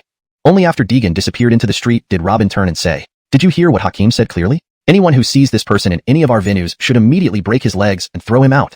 Chapter 60. A bunch of thugs. On a street on the eastern side of Dongyuan City, a gang of thugs had gathered. Boss, Fred was crippled by people from the highway gang. Both his legs were broken. At this moment, a voice rose from the crowd. The burly man at the forefront abruptly shouted, What? Fred is crippled? Clearly he was shocked by this news. He was Jace, the leader of the Wild Dogs gang. Though he looked young, he was in fact in his 40s. His muscular build made him appear vibrant and energetic, not like someone nearing 50. Although only a street separated the highway gang from them, both sides had never crossed paths. Why would High suddenly cripple one of their own? Jace couldn't understand. So he asked, what happened?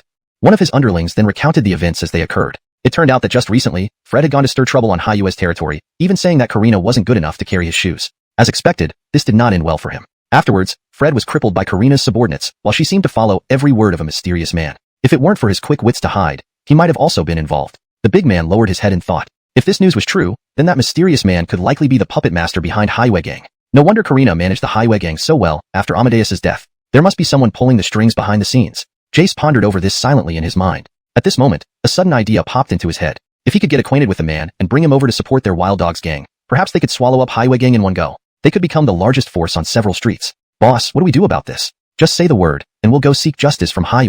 Right. Boss, just give us the order. Boss, it's all up to you. The group in front of him immediately showed their eagerness to charge into High gang to avenge Fred. Boss Ding, I have a different view on this matter. A different voice chimed in amidst the clamor to seek revenge against High. Jace's eyes immediately lit up, turning towards the tall, slender man speaking. Hey, what do you mean? Are you still one of us? Of course, we need to settle the score when our brother has been crippled. Right? We can't let this slide. Upon hearing this, the crowd grew agitated, voicing their objections loudly. Quiet! Roared the big man, silencing everyone instantly. All eyes turned towards him. This brother has a different perspective. Let's hear him out together. Seeing that Jace was willing to listen, the crowd naturally quieted down. Deng remembered this new recruit but didn't know much about him. Still, he cherished these new members with potential very much. The slender man no longer held back, laying out his thoughts openly. Boss Deng, I'll be straightforward. Did I hear correctly that Karina followed the instructions of a mysterious man? Everyone nodded in response. But what does that have to do with seeking revenge? Said an impatient middle-aged man. Are we going to beat him up? Then make Karina heartbroken? Exactly, if so, just send a few people. Others chimed in again, causing the scene to almost lose control. The tall man showed a displeased expression on his face. Jace saw this, curious about the man's perspective. Quiet. Let's hear what Dewey has to say.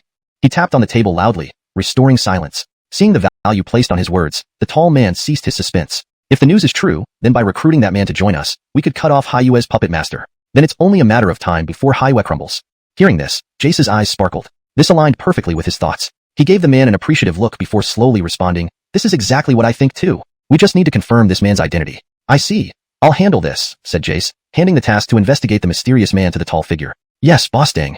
Jace wore a satisfied smile. What he lacked most around him were people like this slender man who had intelligence. Unfortunately, most of his gang members were uneducated and brutish, knowing nothing beyond brute force. Now finding such a gem, Jace was delighted. If this went well, this man would be his strategist from now on. Meanwhile, Deegan returned to the Red Sea Villa area and was dragged away by Jolishu and Nelly to work hard. You big meanie. You're finally back. Hurry up and log in. We've been playing for 3 hours without winning a single chicken dinner. Jolishu looked resentfully upset. No way. It's too late. We have school tomorrow. Deegan directly refused her plea. But after being refused, Jolishu ran up beside Deegan, clinging to his arm and sweetly pleading, oh, come on. Without you, we won't get a chicken dinner even if we play all night. Do us a favor, just a few rounds. I'll buy you fried chicken. Initially, Deegan didn't want to agree, but Jolishu bribed him with fried chicken. What do you mean? Deegan's expression changed, surprising Jolishu. Just log in already. By the way, I prefer the cumin flavor. The next second, Deegan collapsed onto the sofa, logging into the game. You really are bad. Chapter 61. The plants and flowers are truly well fed. After Annabelle placed her order, the group embarked on their chicken dinner journey. In less than half an hour, Annabelle and Nelly finally achieved their goal, winning their first chicken of the night. Again. Annabelle looked at the screen displaying, great success tonight with chicken, and eagerly demanded another round. Just then, the doorbell rang in the courtyard. Deegan promptly stood up and walked out to the courtyard. He assumed that the fried chicken Annabelle ordered had arrived. Sure enough, as he opened the door, he saw a delivery rider standing outside. Hello, sir. Here's your delivery. Deegan smiled as he took the fried chicken, but suddenly, he sensed danger. At the moment he reached for the delivery, the rider unexpectedly pulled a dagger from his waist and lunged at Deegan. Die! The rider's eyes were filled with mockery, clearly showing this was premeditated. Using the cover of food delivery, he aimed to assassinate Deegan. His speed was remarkably fast. There was a hint of an expert in his movements. Unfortunately, just as the dagger was about to strike Deegan's vital point, it stopped abruptly. What? The assassin froze, puzzled by why the dagger wasn't moving. Upon looking down, he realized his wrist was firmly gripped by Deegan. No matter how hard he struggled, he couldn't break free. Suddenly, a sharp pain shot through the captured wrist. The delivery killer swiftly kicked Deegan to free his arm. Damn! If not for his quick reflexes, his wrist would have been useless now. Who sent you? Deegan asked coldly. With too many enemies, he could hardly remember all of them. But since someone dared to challenge him, he wouldn't let it go. Humph! A dead man doesn't need to know much. You only need to know that someone paid a high price for your life. The delivery killer spoke coldly, switching the dagger to his left hand and attacking Deegan again. This time, his speed was even faster, creating multiple afterimages under the moonlight. Really? A Foundation Establishment Realm brat? Deegan's eyes lit up. He didn't expect a Foundation Establishment Realm individual to become an assassin. Indeed, competition in every field is intense nowadays. What do you mean by Foundation Establishment? I'm genuinely a prenatal realm warrior. The delivery killer heard something incomprehensible from Deegan. It doesn't matter. You don't need to know. Fertilizer doesn't need to know much either.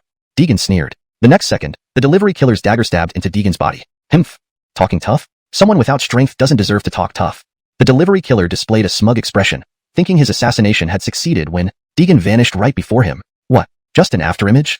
The delivery killer was alarmed. He had actually hit an afterimage. Suddenly, he felt a cool breeze on his back. His heart skipped a beat. Just as he turned his head, a loud bang sounded. The delivery killer felt as if a 1,000-pound weight struck the back of his neck. His eyes rolled up, and he lost consciousness, falling to the ground. Really? You guys keep delivering fertilizer for me all day long. The plants and flowers in this yard are truly well fed by you.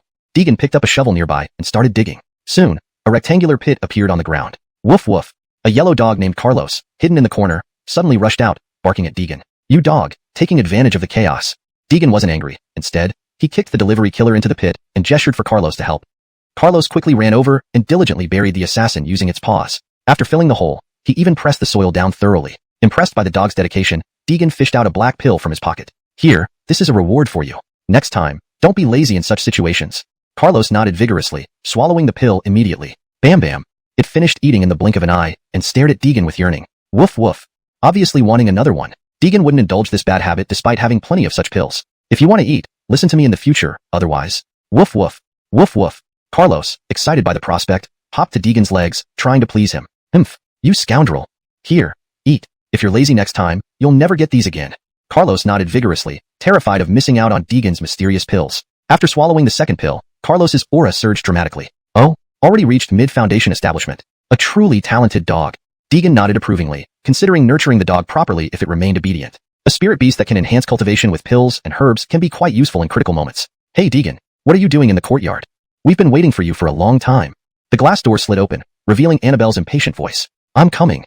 Deegan picked up the fallen fried chicken and returned to the living room, resuming his role as the top gamer. A few days later, on a street east of Dongyuan City, members of the Wild Dog Gang gathered here. Their gloomy faces indicated they had recently faced significant difficulties. Boss, Seamoon Gang is too oppressive. They've smashed several of our venues. Yes. Boss, please take action for us. Grievances echoed among the crowd, causing Old Spotted Dog immense headaches. Ever since the red hair incident, they had been continuously suppressed by the Seamoon Gang. For several days now, his subordinates had been complaining bitterly. Chapter 62. What great taste the young man has. His girlfriend is so beautiful. Joaquin lowered his head, deep in thought, realizing that the matter couldn't be delayed any longer. The guys from Highway Gang were getting more and more arrogant. They were almost riding on his head and defecating. So he hurriedly looked for the tall, thin man's figure in the crowd. Where's Xiao Tobias? I'm here. Boss dang. The guy. I found him already. Before Joaquin could ask, Xiao Tobias started to report voluntarily. Then he took out a printed material from his small shoulder bag and handed it over to Joaquin. What's this? Joaquin was taken aback. Upon seeing the detailed information on the paper, his face lit up with joy. It even included the school and address. Involuntarily, he gave Xiao Tobias a higher evaluation. He thought this guy had some real stuff. The idea of having him as the strategist of the gang grew stronger. Right. Boss dang. I just found out he's currently at Dongyuan University's off-campus street. At this moment, Xiao Tobias received a message from an informant planted at Dongyuan University and reported it immediately. Great job. Xiao Tobias, you handle this. Bring Deegan back to our territory. Yes, boss dang. Joaquin watched Xiao Tobias leave, liking his demeanor more and more. He felt this person was increasingly reliable. On the other side, Deegan was completely unaware that someone would soon be coming for him. He was leisurely eating skewers and reading a novel on the off-campus street beside Dongyuan University. Hey, Sister Gone, give me one too. I'll have one too. Seeing how much pleasure Deegan was taking in his meal, many college students quickly surrounded the barbecue stall. After all, Deegan was quite famous in school, not only for excelling in the sports meet, but also for many peculiar stories circulating on the school forum. Sure. Everyone please queue up. You can scan and order via your phones. Speaking was Bridget. She used her scholarship money to buy barbecue equipment and, with Rihanna's support, set up this barbecue stall next to Dongyuan University. Initially worried about business, she was surprised when Deegan appeared, causing everyone to surround the stall immediately. She was so busy she had no choice but to call her best friend Amina for help. One handled orders and payments, while the other managed the barbecue. This small barbecue stall started to thrive. After a while, Bridget wiped the sweat off her forehead. Thank you, Deegan. She ran up to Deegan to express her gratitude. Thanks to him, she wouldn't have known how to transport everything otherwise. No problem. You invited me for skewers anyway, so it's fair enough. Deegan responded with a smile. Though he didn't dislike her, he wasn't in love either. But he did like her barbecue skills even more than her looks. It tasted great, and she seasoned perfectly. Seeing Deegan enjoying it immensely, Bridget felt very happy. Her mom always said to win a man's heart, you first need to win his stomach. Clearly, the first step was almost achieved. Almost every day, Deegan came to the store to eat. Now during rush hour, many passersby discovered Bridget's barbecue stall. Wow, there are so many people queued here? The taste must be amazing. Let's join them and see. Impressed by the long queue, they joined the waiting line. Bridget dared not chat more with Deegan and rushed back to manage the stall. But the crowd was just too large. She had no choice but to call Rihanna for more supplies. Rihanna immediately hopped onto her tricycle and loaded the fridge's stock. Upon arriving, she was stunned by the scene. The queue stretched far. Dozens of people lined up, and this didn't include those seated. Mom, don't stare. Come help. Coming. Piling down large bags of ingredients, she saw Deegan helping out too. Thank you so much, little shoe. No problem. Rihanna smiled widely, delighted. Looking at Deegan, she felt immense joy. She nudged Bridget and whispered, Honey, hurry up. Don't miss a good man like Shu. Mom, what are you saying? Bridget blushed. Thankfully, it wasn't too obvious in the crowd. They kept working until dusk. People are finally dispersing. Bridget, if it gets too busy, call Mom. Today's earnings nearly matched the shop's whole week revenue. Rihanna counted happily. Come, shall we stroll around? Deegan approached Bridget. Rihanna shooed her daughter away, insisting she could handle things alone. Blushing, Bridget followed Deegan. Let's go. Deegan strolled down the street. As night approached, vendors started setting up their stalls. Hey handsome, look at these accessories. Buy something for your beautiful girlfriend? A vendor stopped Deegan, trying to sell merchandise. Deegan didn't refuse, but started selecting seriously. Discovering he silently acknowledged her as his girlfriend thrilled Bridget. This one. Here, try it on. It suits you well. Deegan picked a pink butterfly hair clip. Thank you. Bridget checked in the mirror. It indeed matched her perfectly. Young man has such good taste, finding such a beautiful girlfriend. The vendor smiled. How much? Just 10 yuan. Deegan paid casually. Shall we walk further? Yes. Bridget agreed softly. This was her first time alone with Deegan, and he even bought her a hair clip. Let's go. Chapter 63. The Wild Dog Gang shows up. At that moment, a group of thugs appeared in the vicinity, searching for Deegan's whereabouts. Suddenly, one of the more observant thugs pointed ahead and said, Brother Xiao, isn't that him? Xiao Tobias followed his finger and indeed saw Deegan. Finally found him. Let's go. Xiao Tobias adjusted his glasses. This Deegan had certainly made it difficult to find him. The group exchanged glances and then circled around to block him off. Is there something you want? Deegan noticed the sudden appearance of a few thugs and asked aloud, Deegan, our boss wants to see you. Please come with us. Xiao Tobias kept his hands in his pockets, acting very arrogantly. Hearing this, Deegan frowned slightly, wondering where these guys were from. However, recently there had been no shortage of people wanting to act against him secretly. Although he didn't know who the leader behind these thugs was, they definitely weren't good news. It seemed they had ulterior motives. With this thought, Deegan decided to follow them. If they really wanted trouble, he would just eliminate them. That way, they wouldn't disturb his peaceful life anymore. You can go back first. I'll go take care of this. Deegan turned to Bridget and told her. When she saw the sudden crowd of thugs surround them, her first reaction was fear. But thinking about Deegan being right next to her calmed her down considerably. Seeing Deegan actually intending to leave with these thugs, despite being confident in his abilities, she couldn't help but worry. Be careful. Bridget knew her place. She could not stop Deegan. She whispered cautiously. Deegan nodded gently and followed the others away from the street. Xiao Tobias, walking at the end, glanced back at Bridget, thinking to himself, this guy sure knows how to play his cards. Boss dang, the person is here. A low male voice called from outside. Joaquin didn't need to guess who it was. Thanks for your hard work, Brother Xiao. Joaquin welcomed Xiao Tobias with a smile, knowing well enough the main guest wasn't him, so Xiao Tobias obediently stepped aside. This is Deegan, Hakim. As soon as Deegan stepped into the small bar, he saw a middle-aged man smiling warmly, welcoming him. Do you know me? Just say what you want. Deegan had no intention of shaking hands. He sat on the black leather sofa by himself and started eating a bag of cookies he pulled out. This sight left the Wild Dog Gang members flabbergasted. They thought, this guy sure is bold. How dare he act so arrogantly in their territory? Does he really think Highway Gang can rule everything? But oddly enough, Joaquin wasn't fazed by Deegan's arrogant behavior. From the information in hand, this guy was still an undergraduate student. Yet, he was the mastermind behind Highway Gang. Even Robin, now at the peak of power, obeyed his every command. Clearly, he must have something exceptional. Since Deegan entered, Joaquin had been carefully assessing him. No matter his demeanor or actions, there was not a hint of hesitation. To Joaquin, there were only two possibilities for Deegan's behavior. First, he had profound scheming abilities and was extremely adept at hiding his true feelings. Even if he was panicking inside, he wouldn't reveal even a sliver of doubt. Second, he simply wasn't afraid, or was accustomed to such situations, as relaxed as if he were at home. Clearly, he had significant backing. After pondering for a while, Joaquin smiled and sat across from Deegan. No matter which type of person this was, he should try to cultivate a good relationship, not offend him. Hakim, you sure have guts. Dermot to the point. If there's nothing, I'll be going. Deegan continued eating cookies without once looking at Joaquin. What the hell? You think you're at Highway Gang? You're in my Wild Dog Gang territory. You'd better behave yourself. One of Joaquin's subordinates couldn't hold back anymore. From the moment this guy entered, he had acted all high and mighty. Just looking at him made him furious. Facing this thug's insults, Deegan didn't show any dissatisfaction. He merely glanced at him indifferently. That simple glance terrified the thug. At that moment, he felt like a fierce beast was staring at him, as if ready to pounce at any second. Gulp. Joaquin quickly interjected to smooth things over. How dare you? This is my honored guest. Hakim, I'm truly sorry. My subordinate doesn't know any better. My apologies. He did this intentionally to test Deegan's boundaries. Who knew that when Deegan paused from eating, the entire atmosphere around him changed instantly. He was less than a meter away, and at that moment, the air temperature around them seemed to drop by several degrees. I'll give you 5 more minutes. Say what you need. Deegan retracted the terrifying aura and resumed eating as if nothing happened. Seeing this, although Joaquin felt some dissatisfaction, he didn't dare react. Earlier, he thought Deegan was just shrewd and had money. But now, his strength seemed far beyond what he imagined. He hesitated whether to take the risk. Hakeem, it's like this. I want to invite you to take charge of our wild dog gang. Joaquin observed Deegan closely, trying to read through his facade. Not interested. Anything else? If not, I'm leaving. Deegan was speechless. They brought him here just for this? Without much thought, it was clear that Highway gang had taken their turf, and they couldn't fight back, so they sought his help. But he didn't want to get involved in this mess. Not because of anything else, just too troublesome. Hold it. Seeing Deegan about to leave, Joaquin panicked. If gentle tactics didn't work, they had to use force. Though he knew Deegan was skilled, could he dodge bullets? Swoosh. As Joaquin stood up, Tobias pulled out a black gun from his pocket and aimed it at Deegan's forehead. Chapter 64. The Wild Dog Gang Annihilated. Deegan's eyebrows furrowed slightly. However, he did not act immediately. Instead, he wanted to see what this person was up to. Humph. Why won't you listen when I'm talking to you nicely? Deegan? Seeing Deegan being held at gunpoint by his underlings, Jace suddenly grew bold. He cast aside the earlier meekness and looked arrogantly at Deegan. What do you want? Deegan spoke slowly but showed no signs of panic on his face. Is this cookie really that good? Ignoring Deegan's question, Jace snatched the half-pack of cookies from his hand. I advise you not to eat it. Seeing Jace about to put a cookie in his mouth, Deegan hurriedly warned him. Jace curled his lips into a malicious smile. Himph. You don't let me eat it? I'll eat it just to spite you. What can you do about it? With that, he shoved the cookie into his mouth and chewed vigorously. Soon, Jace froze with shock. Staring disbelievingly at the package in his hands, he thought, is this cookie really that good? Immediately, he stuffed all the remaining cookies from the bag into his mouth. Not bad. Yeah, not bad. These cookies are quite something. Seeing that all his cookies were eaten, Deegan said nothing. That's your own doing. It has nothing to do with me. After all, he had already warned him. Tisich, it's just a pack of cookies.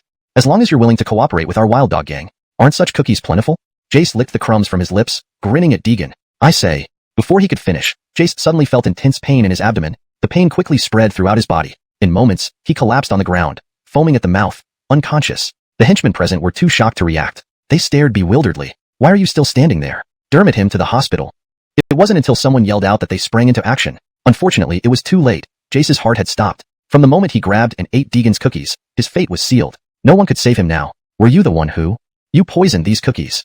At this moment, the thug who had been pointing the gun at Deegan growled viciously. Old Boss Dang only started having problems after eating his cookies. This guy must be responsible. Saying this, he aimed his gun. I told you. I warned him. He insisted on eating them himself. What does that have to do with me? If you make your bed, you lie in it. Deegan replied coldly. He had warned the man, but some people never listen. This couldn't be blamed on Deegan. You damn. I want you to die along with Old Boss Dang. As he said this, the thug pulled the trigger. The next second, his gun vanished and reappeared in Deegan's hand. Slap. A loud slap sent the thug unconscious. How annoying. I told him not to eat them. It's none of my business. With that, he tried to leave. But the wild dog gang wouldn't let him go so easily. Damn it. Everyone attack him. Even before he took a few steps, Deegan was blocked by a group of thugs. Bastard. You killed our boss. You're not leaving today. Attack. Deegan shook his head. How could these guys be so obtuse? Then came a series of commotions inside the bar. When Deegan finally walked out, it was 20 minutes later. Hey, at the bar. Send some people to clean up. Deegan made a call and then disappeared into the night. About 15 minutes later, Karina arrived at the bar with her team. The moment she opened the door, she froze. What's going on? Sister Ding? One of her henchmen asked, but as he followed her gaze, his eyes bulged and his mouth gaped open wide enough to fit an egg. Because he saw the bar filled with wild dog gang members, all moaning and writhing on the ground. Damn, who did this?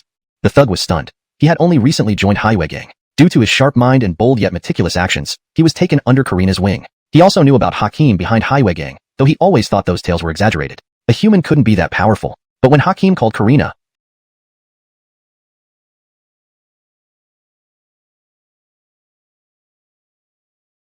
she rushed over immediately. Now, he realized that Hakeem's stories were true. Sister Ding. Jace is dead. Karina paused. She thought it would only be serious injuries. But a death? She surmised Jace must have angered Hakeem. Deal with it. And gather the brothers. Starting today, we take over the Wild Dog Gang's territory. Karina swiftly commanded. She had long planned to eliminate the Wild Dog Gang, but couldn't due to their size and her busy schedule. But Jace angering Hakeem provided her an unexpected advantage. On his way home, Deegan's phone rang. Tobias Na? It was Tobias Na calling. Though they didn't interact much, they exchanged contacts. Hello. Little friend Shoo Shoo. Answering, Bo's voice came through. Old Tobias. Isn't this your granddaughter's phone? How come you're answering? Hee. Don't worry about the details. I'm turning 70 soon, and I'd like you to grace my birthday party. Deegan squinted. 70 years old? He looked like a 50-year-old man. But since Bo personally invited him, Deegan wouldn't decline. Sure, I'll be there. Also, I'll prepare a big gift for you. Deegan hung up. Big gift? Bo was puzzled. He hadn't asked for a gift. Still, he couldn't help feeling excited. Chapter 65. Woof. Mission accomplished. Give me my little pill. Finian is back. The moment Deegan stepped into the courtyard, Anna's voice called out from inside the house. Shun, Auntie, why are you home today? Deegan's eyes lit up. Grant and Anna were usually busy with their business outside. The villa was typically occupied by the younger generation. Today is my day off. Come quickly. Dinner's ready. Anna led Deegan into the living room on the first floor. Seeing the table full of dishes, Deegan didn't hesitate to start eating. Chin, Andy, your cooking is still the best. After tasting a bit, Deegan found the flavor excellent and quickly complimented Anna. Anna's face beamed with happiness. Eat slowly. No one is rushing you. Annabelle watched as Deegan enjoyed his meal and passed him a shoebox from under the table. What's this? Deegan stopped eating, puzzled by the box Annabelle handed him. Well, it's for you, a gift. To thank you for helping me level up. Annabelle blushed, clearly aware that Deegan had spent countless brain cells recently to help her rank up. This gift was to make up for all his efforts. Thanks then. Deegan didn't refuse. Grant, watching the warm family scene, felt content. Knock, knock. At that moment, there was a knock at the door. I'll see who it is. Anna wondered who would come visiting so late in the evening. Older brother? Brother-in-law. Is Xiaohai home? It turned out to be Grant's brother, Hagen. Anna paused slightly, knowing they weren't close with this brother, but being family, she couldn't be rude. Xiaohai is having dinner. Upon seeing Hagen, Grant's expression darkened immediately. Go to the study. They hadn't gotten along since childhood, and it only got worse as they grew up. They were brothers by blood, but not in spirit. Annabelle was also puzzled, wondering why her uncle would visit at such an hour. But it was an adult matter beyond her influence, so she dragged Deegan away to continue playing the game. Oh no, someone ahead. Quick, take them out. Annabelle screamed as her character fell on screen. Luckily, Deegan arrived just in time, taking out the enemy with a sniper shot. Wow, brother Shushu, your shot was incredible. Greta wanted to snatch the kill, but Deegan had already finished the job. Then they happily munched on snacks together. Humph. Dermot out. I don't welcome you here. Soon after, shouts came from the study as Grant angrily kicked Hagen out. Hey, listen. Before he could finish, Grant pushed him out. You needn't even think about it. Seeing Grant's furious face, Anna quickly brewed him a cup of tea. What happened? Such anger. Annabelle and others put down their phones, looking over curiously. What's wrong, Daddy? Grant remained silent, finishing the cup of tea in one gulp. In a few days, the Tobias family patriarch turns 80. Hagen wants to use our name to pay him a visit. On what grounds? Annabelle was confused, but Anna understood everything. The Tobias family patriarch's 80th birthday invitation went out to all prominent figures in Dongyuan City. Their family received an invitation too. Hagen must have heard about it, and wanted to leverage their spot. An opportunity like this for close contact with the Tobias family wasn't easily available. Even Grant, despite managing the multi-billion-dollar Tanglong group, couldn't compare with the Tobias family's influence. Although the Tobias family had declined somewhat, a proverbial dead camel still surpassed a horse. Leveraging this occasion might net Tanglong group significant financial support. Later that night, everyone went to bed except Deegan, who stayed alone in the courtyard admiring the moon. Suddenly, two shadowy figures crept in, obviously assassins. Deegan frowned.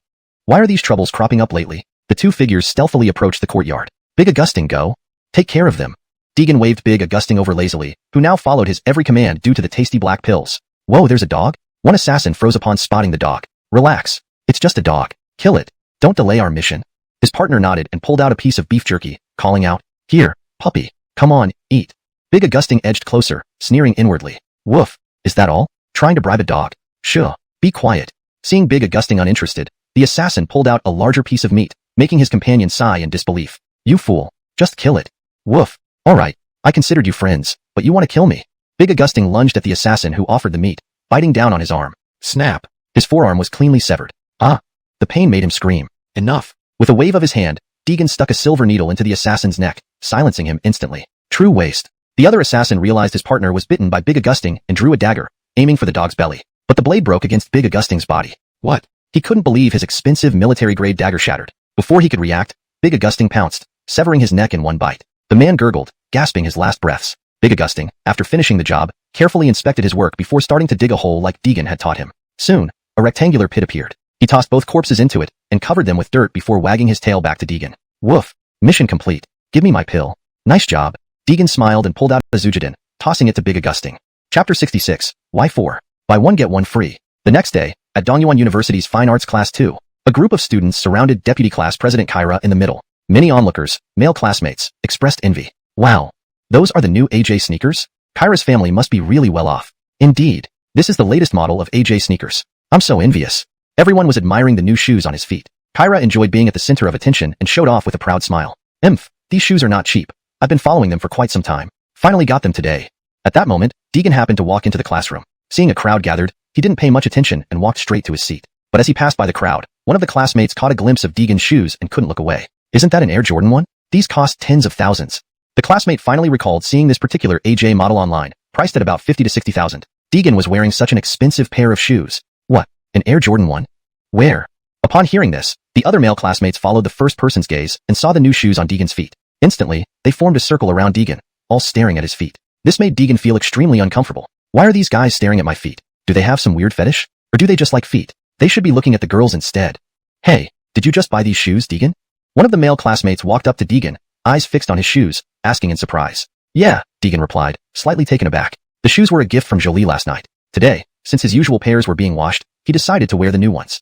But they're not different at all. For Deegan, having shoes to wear was enough. F***K. That's an Air Jordan 1. It costs $56,000 officially. What business does your family run, Deegan, that you can afford such expensive shoes? Another student pushed through the crowd and joined in, also staring at Deegan's shoes. Oh, just bought them casually, Deegan responded nonchalantly. He didn't know the price. For him, any wearable shoe was fine. I bet it's a knockoff. Do you think someone like you could afford shoes that cost over $50,000? Kyra jeered from the back. The others fell silent, feeling a bit awkward. But Kyra had a point. Those shoes did cost as much as 2 to 3 years of living expenses for most of them. Besides, Deegan hadn't worn anything fancy before. So many believed Kyra when he said the shoes were knockoffs. Deegan frowned, wondering why it mattered to them if his shoes were authentic or not. Seeing Deegan's troubled expression, Kyra thought he'd hit the nail on the head and confidently walked towards him. How does it feel, Deegan? Am I right? With your condition, how could you possibly afford shoes worth $56,000? Deegan felt annoyed but kept calm. These are genuine, and it's none of your business. Dermatnuine? Just say it is. Show me the proof. Show me the receipt. Like you'd have proof for a $56,000 pair of shoes. I'll eat ***T if you can produce one. However, Kyra wouldn't admit defeat so easily. But the memory of the school sports meet still rankled him. If not for Deegan, he wouldn't have ended up washing stinky socks for a month. So, if you can show the receipt, I'll slap myself twice. But if you can't, then you owe me 2 slaps. Deegan was speechless. Was this guy crazy? Deegan didn't want trouble, but wasn't afraid of it either. Since Kyra put it that way, he would oblige. Deegan pulled out his phone and messaged Jolie to send the payment screenshot. After receiving the message, Jolie complied immediately despite her confusion. Buzz. Seeing the screenshot, Deegan smirked and promptly slapped Kyra hard twice. Slap slap. Kyra saw stars, stunned for a moment. What was that for? Furious, Kyra tried to protest. Deegan showed him the screenshot. Kyra froze. Wow, $56,000 indeed. One can only dream of owning such genuine shoes, Kyra. But Kyra refused to admit defeat. I don't believe it. You photoshopped it. And now I'm going to return those 2 slaps. Before Kyra could strike, there were 2 more loud slaps, this time hitting the other side of his face. The entire classroom was shocked, and everyone backed away from the 2. Within minutes, Kyra received 4 harsh slaps. Feeling defeated, he reported the incident to the head teacher. Initially angry upon hearing about the fight, the head teacher's expression changed when Deegan entered the office. So it's this little troublemaker again. Looking at the bruised Kyra, the head teacher asked stiffly, Lee, did you hit him? Deegan nodded. No need to deny it. If Kyra weren't so weak, he might have added a few more slaps. Well, since you hit him, what do you think should happen? Despite the stern questioning, the head teacher seemed uncertain. Continuation follows. Translation provided above covers the entire given text while adhering to the guidelines and ensuring natural fluency. The paragraph structure and line breaks are maintained as per the original Chinese text. Chapter 67. Unscrupulous merchants. Pay up. But what he actually meant was how Deegan intended to handle this matter. Deegan wasn't a fool. Such an obvious situation would only confuse someone like Kyra with his pig brain. Kyra thought by dragging the matter to the dean, he could thoroughly reprimand Deegan. Unfortunately, someone was beaten, so just pay some compensation. Seeing Deegan speak, the dean's face lit up with a smile. He thought, good, just pay the money quickly and settle it. My little ancestor, don't let this escalate to the principal. But to everyone's surprise, Kyra refused and insisted on giving Deegan a disciplinary action. The dean was speechless. This guy is crazy? They've already agreed to pay. What more do you want? He then gave Kyra a stern scolding, almost cursing him out. Finally, Kyra gave a number. He demanded that Deegan pay him 2,000 yuan. The dean immediately thought, you dare ask for such an exorbitant sum?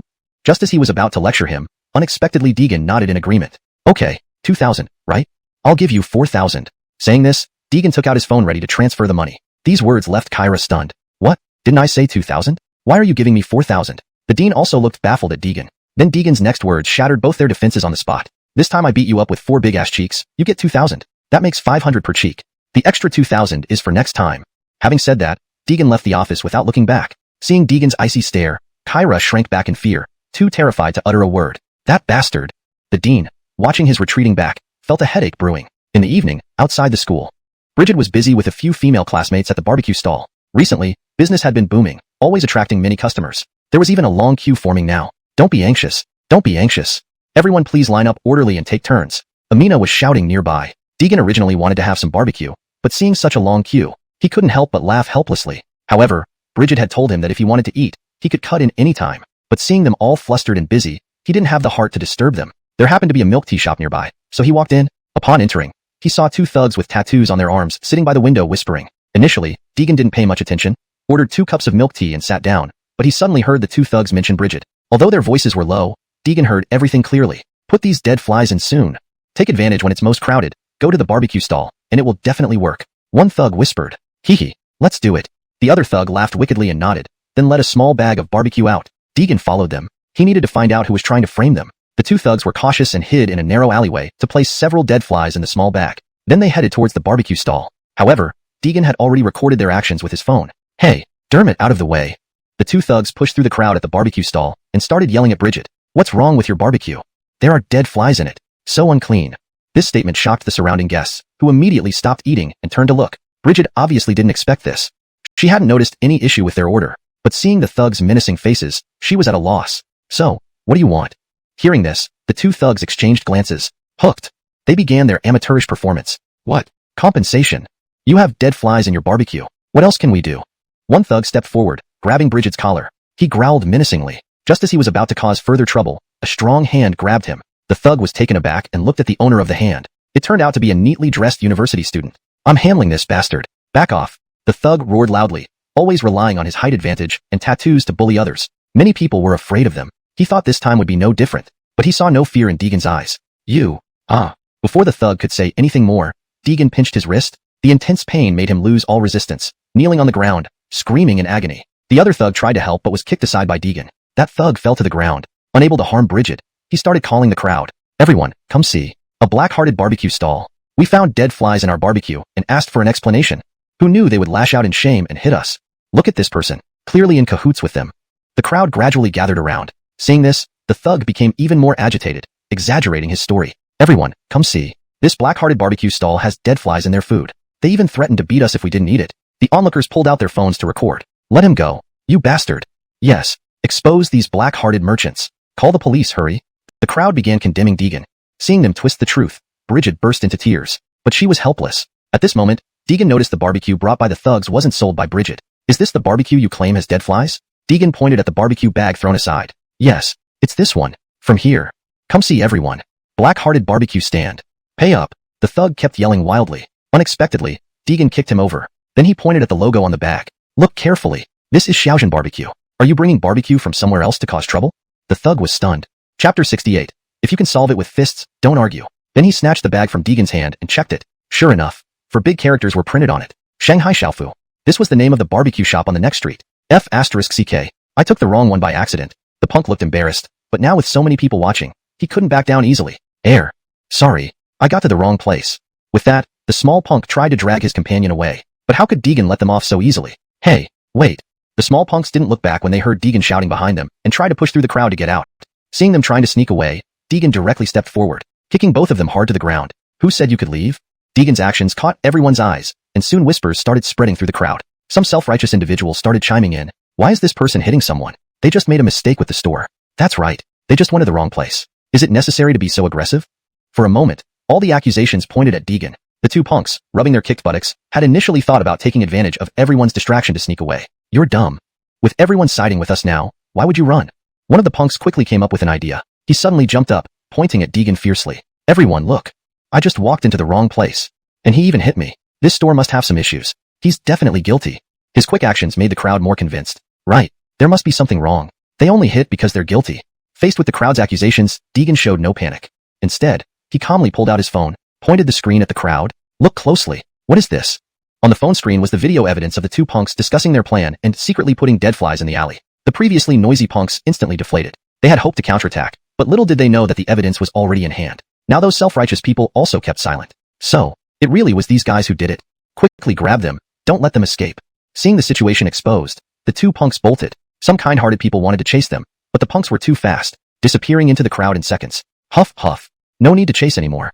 The two punks ran into a deserted alley. One of them worriedly glanced back to make sure no one was following, and finally relaxed. Suddenly, a phone in the pocket of one of the punks rang. It was the employer calling. Hello. Upon answering, a woman's voice came through. How did things go?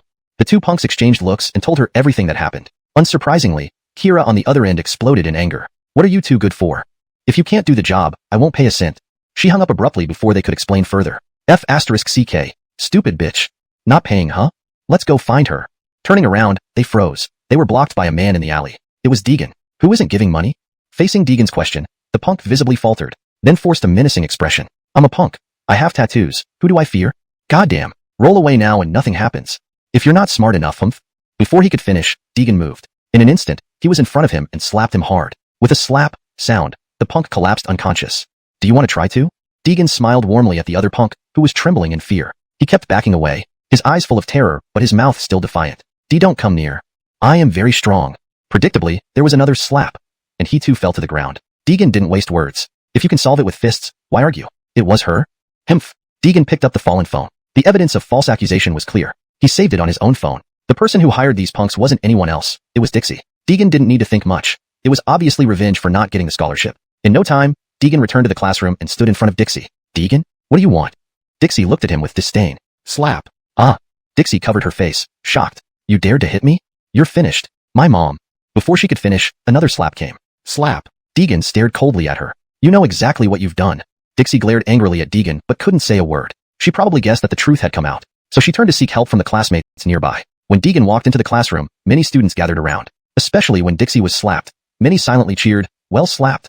She usually bullied them using her mother's position in the education bureau. These children from ordinary families never dared to resist. One word from her mom could get you expelled. Now, Deegan slapping Dixie gave them a satisfying vent. You, how can you assault a classmate? At this point, Vice Class President Kyra emerged from the crowd. He and Deegan had always been at odds. Seizing this opportunity, he wouldn't let it slip. Chapter 69. After dealing with the young one, here comes the older one. Then we'll deal with them both again. Who could have predicted what Deegan would say next? It left him speechless. Wow, what? You're planning to repay me my 2,000 now? You. Kyra immediately shrank back, quickly retreating a few steps. She was terrified that Deegan might slap her again right then and there. The place she got hit last time still hurt. Another couple of slaps and her molars would probably fall out. You just wait.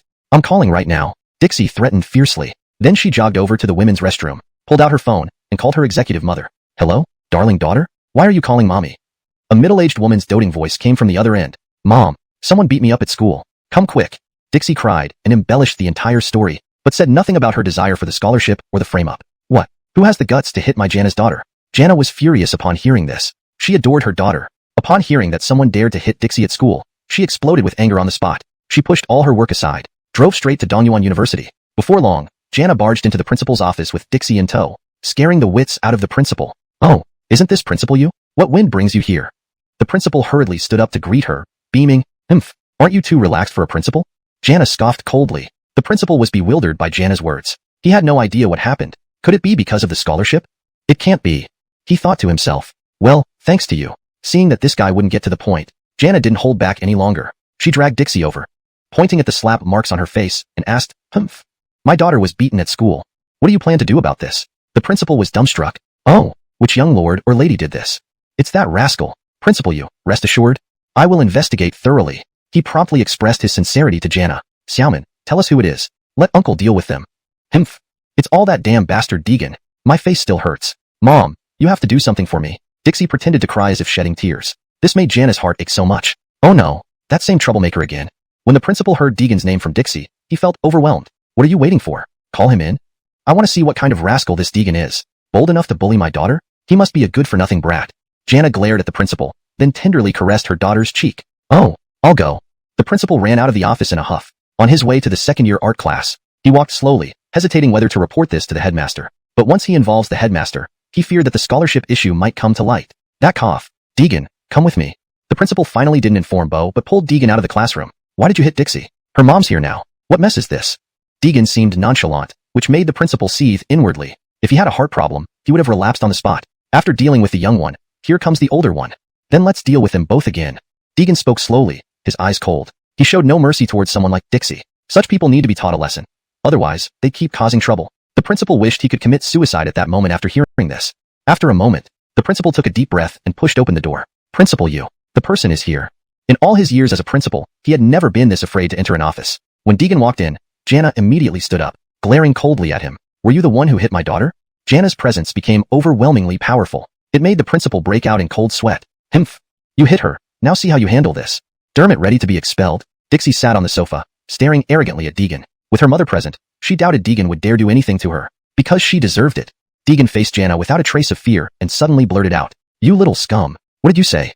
Jana snapped, enraged that he dared call her daughter deserving of being hit. What audacity. Little scum, listen well. This is my Jana's daughter. I can hit her, but others can't. Now kneel down and apologize. Otherwise, get out of this school right now. I mean it. Jana glared fiercely at Deegan. She knew even if he apologized, expulsion couldn't be avoided. She just wanted to shame him thoroughly to take revenge for her daughter. But seeing her threats met with indifference, Deegan continued, picking his ear nonchalantly. You. Jana couldn't hold back and slapped him, daring to defy her in front of her. But instead of hitting him, her wrist was firmly caught by Deegan. Bastard. Let go. Jana struggled desperately, trying to free herself, kicking him incessantly, acting exactly like a fishwife. Slap. Jana was slapped hard, stunned. Her eyes widened in disbelief. How dare this young punk hit her? Your mouth stinks. Slap. Again, Deegan slapped her hard. Deegan, you actually hit my mom. I'll fight you. Seeing her mother bullied by Deegan, Dixie leaped up from the sofa, rushing at him with claws outstretched, only to receive another slap. The principal was baffled. How could this kid dare hit anyone? Chapter 70. A fat sheep delivered right to the door. Mom, this can't just be let go, Dixie said angrily, her face still aching from the slap. Jana looked at her daughter with heartfelt concern. She was filled with tenderness. Of course she wouldn't let this slide. To dare slap her in public, she would make sure this arrogant fool got what was coming to him. But then, memories of what the guidance counselor had told her flashed through her mind. Deegan has powerful backers. Even the principal treats him with respect. I think you should just drop it. If worst comes to worst, we can arrange for Xiaoman to transfer schools. I'll approve it personally. If you pursue this further, the consequences will be unimaginable. At first, she didn't believe it. But after making inquiries, she discovered that Deegan's backer was Grant, the CEO of Tanglong Group. Correction. At first, she didn't believe it. But after making multiple inquiries, she learned that Deegan's backer was Grant, the CEO of Tanglong Group. Note, the term Tanglong Group seems to be a mix of Chinese and English. If Lan is part of the proper name in Chinese, which translates to mist or land, you might want to keep it as is or replace it with the full correct English name if available. For now, I'll assume it's a brand name that includes Chinese characters. Revised sentence. At first, she didn't believe it. But after making multiple inquiries, she learned that Deegan's backer was Grant, the CEO of Tanglong Group. Or, at first, she didn't believe it. But after making multiple inquiries, she learned that Deegan's backer was Grant, the CEO of Tanglong Group. Who was Grant? Though not as influential as those who could reach the heavens and the earth, his name in Dongyuan City wasn't far behind. He had recently allocated 10 million yuan to their education department. Even bureau chiefs treated him politely. What right did a mere guidance counselor have to stand up to him? But given Jana's vindictive nature, this matter couldn't end here. Withdrawing wasn't an option. Since direct confrontation didn't work, she'd have others take care of it. Thus, she took out her phone and made a call after much searching. Hello. I'd like to inquire about... Dixie watched her mother walk into the living room. Her eyes burned with hatred. I swear, you'll pay dearly. Deegan, right? Bridget, right? As long as I'm alive, neither of you will have a peaceful day. Dongyuan City's Haisheng KTV. Following the instructions over the phone, Jana brought her daughter here. Upon arrival, Jana saw several tattooed men standing by the entrance. Come in. She had never dealt with such people before. But for revenge on Deegan, she swallowed her fear and led her daughter inside. Mom, I'm scared. Dixie had never seen anything like this. A hall full of heavily tattooed men. The moment they entered, all eyes turned to them. The atmosphere became incredibly oppressive. Don't worry, I'm here. We won't be afraid. Jana struggled to keep her breathing steady. Led by one of the men, they passed through the hall and reached a private room. The door slowly opened, revealing very loud, jarring music inside. Miss Yuan, they're here. The guide bowed slightly, signaling Jana and her daughter to enter. The moment they stepped in, the music stopped abruptly. Hello. Miss Yuan. Jana greeted cautiously, looking at Kira sitting on the sofa. She was surprised, very young and refined. It was hard to imagine that such an impressive woman was the boss of the Haisheng gang. Jana felt a twinge of envy. This was the height she dreamed of achieving. Please sit. Robin turned around with a faint smile. Thank you. Jana and her daughter nervously sat opposite Robin. Give me the target's name, address, and specific details. Additionally, one arm costs 10,000 yuan, both arms 20,000, and so on. Robin calmly explained. She hadn't done many of these jobs before Hakim took over Haisheng. She had been busy expanding territory and more legitimate businesses. Hadn't thought about this kind of job for a while until a client called today asking for help. It's all here. Jana pulled out a file from her bag and handed it over. Robin's eyebrows raised. It seemed straightforward, but when she opened the file, she froze. The name wasn't anyone else but Deegan. Hakim himself? This needs reporting to Hakim. Her momentary shock quickly vanished, and she adjusted her demeanor, taking a photo of the document and sending it to Deegan. Then she casually continued talking with Jana. Buzz. This is interesting. Deegan found the situation quite amusing. He couldn't believe this odd mother-daughter duo had come to Robin. Such easy prey shouldn't be missed. You handle it. Deegan replied. Receiving his message, Robin knew how to proceed. Hakim doesn't want to be involved, she thought, then showed a harmless smile to the mother and daughter. Half the payment up front. Jana didn't hesitate, pulling out a small cloth bag and handing it over. Opening it, Robin found exactly 50,000. Today's earnings increased. Fine. Wait for news. Money received. Robin cared little about whether or not to act. It was none of Jana's business now. As they left the KTV, Jana finally exhaled deeply, feeling stifled by the strong aura of Kira inside. Mom, are these people reliable? Maybe. Dixie worried if they take the money and run. Don't worry. We'll wait at home for updates. Jana smiled confidently, imagining Deegan being thrashed by thugs. Just thinking about it made her feel better. Unbeknownst to them, a group of gang members followed them out. Creak. Dixie lay down on the sofa as soon as she entered. She eagerly awaited news of Deegan's beating. Deegan, this is the price for angering me. And Bridget, you're next. Dixie smiled maliciously, feeling especially relieved. Suddenly, loud knocking interrupted her thoughts. Knock knock. Dixie tensed up, cautiously asking, who's there? Water meter check. Dixie relaxed, thankful it wasn't evening. But did they even have a water meter? She wasn't sure. Creak. Opening the door, Dixie faced several large men who grinned at her. Before she could react, a sack was placed over her head, plunging her into darkness. Dixie struggled fiercely, but her hands and feet were tightly held, leaving her immobile. Hashtag chapter 71. The villain dermits what they deserve. Now even if she were foolish, Dixie knew she had been kidnapped. She wanted to scream for help, but as soon as she opened her mouth, the thugs stuffed something inside it. It was salty and bitter. Second brother, how many days have you not washed your feet? It stinks. Among the group of thugs, one of them had his right foot bare. Dixie wore a hood over her head and couldn't see, but her ears could hear. That's when she realized what they had stuffed into her mouth was a stinky sock. She felt like vomiting but couldn't. Right now, she was terrified. She had been abducted by a group of burly men out of nowhere. What if her chastity wasn't preserved? Without waiting for her to think further, the thugs threw her into the trunk of a car. Faintly, she sensed that the vehicle was driving on the road. She wanted to make some noise, but her hands and feet were tied up, making any movement impossible. After an uncertain amount of bumping around, the car finally came to a stop. Locked in the trunk, Dixie felt dizzy and disoriented. She faintly sensed someone lifting her up before she lost consciousness and fell asleep. In her dream, she saw Carly kneeling before her, continuously slapping her cheeks. Deegan was tied to a wooden post and being whipped furiously by a large man. Deegan screamed from the beating. Please, spare me. I'm sorry. I won't do it again. Dixie watched the scene with satisfaction. Humph. I told you before, those who offend me will not end well. Hey, you're sleeping pretty soundly. A large man approached Dixie and noticed she was snoring loudly. He smacked her hard across the face. Slap. The sudden loud noise woke Dixie from her sleep. At that moment, she felt an intense burning pain on her cheek. Then she realized it had all been a dream. Who are you? What do you want? Dixie screamed in terror the moment she woke up, but no one came to her rescue. Instead, the large man slapped her twice more. Stop babbling nonsense. If you keep shouting senselessly, I'll smack you. The man glared fiercely and growled menacingly. After enduring a brutal beating, Dixie became much quieter and huddled in the corner, too afraid to speak. She shakily observed her surroundings. This was an old factory, the windows blocked by creeping vines. Only a dim light filtered through. Realizing the severity of her situation, she understood that she had been kidnapped to the outskirts by this group of thugs. If she didn't cooperate, she might be killed immediately. Dixie felt overwhelming fear. Mom, where are you? I'm so scared. Meanwhile, on the other side of the factory, Jana was kneeling on the ground, covered in bruises, both sides of her mouth swollen. We're not doing this because we're cruel. You should blame yourselves for provoking people you shouldn't have. The man speaking had red-dyed hair. He was Dermatrison from the Highway Gang. Coyle couldn't get involved directly, so this matter was assigned to Dermatrison. Upon learning that two reckless individuals had offended Hakim, he eagerly volunteered to handle it. You took my money. Why didn't you do anything? You're dishonest. Jana's eyes flashed with resentment. Are you crazy? Do you talk about honesty with someone like me? Dermatrison chuckled at Kira. Her thoughts must be scrambled. This time was just a warning. If you dare to provoke Hakim again, you know the consequences. Dermatrison patted Jana's mouth and spoke slowly. Jana was bewildered. Her daughter Kiana hadn't offended any Hakim, but then she recalled yesterday's events and realized Hakim referred to Deegan.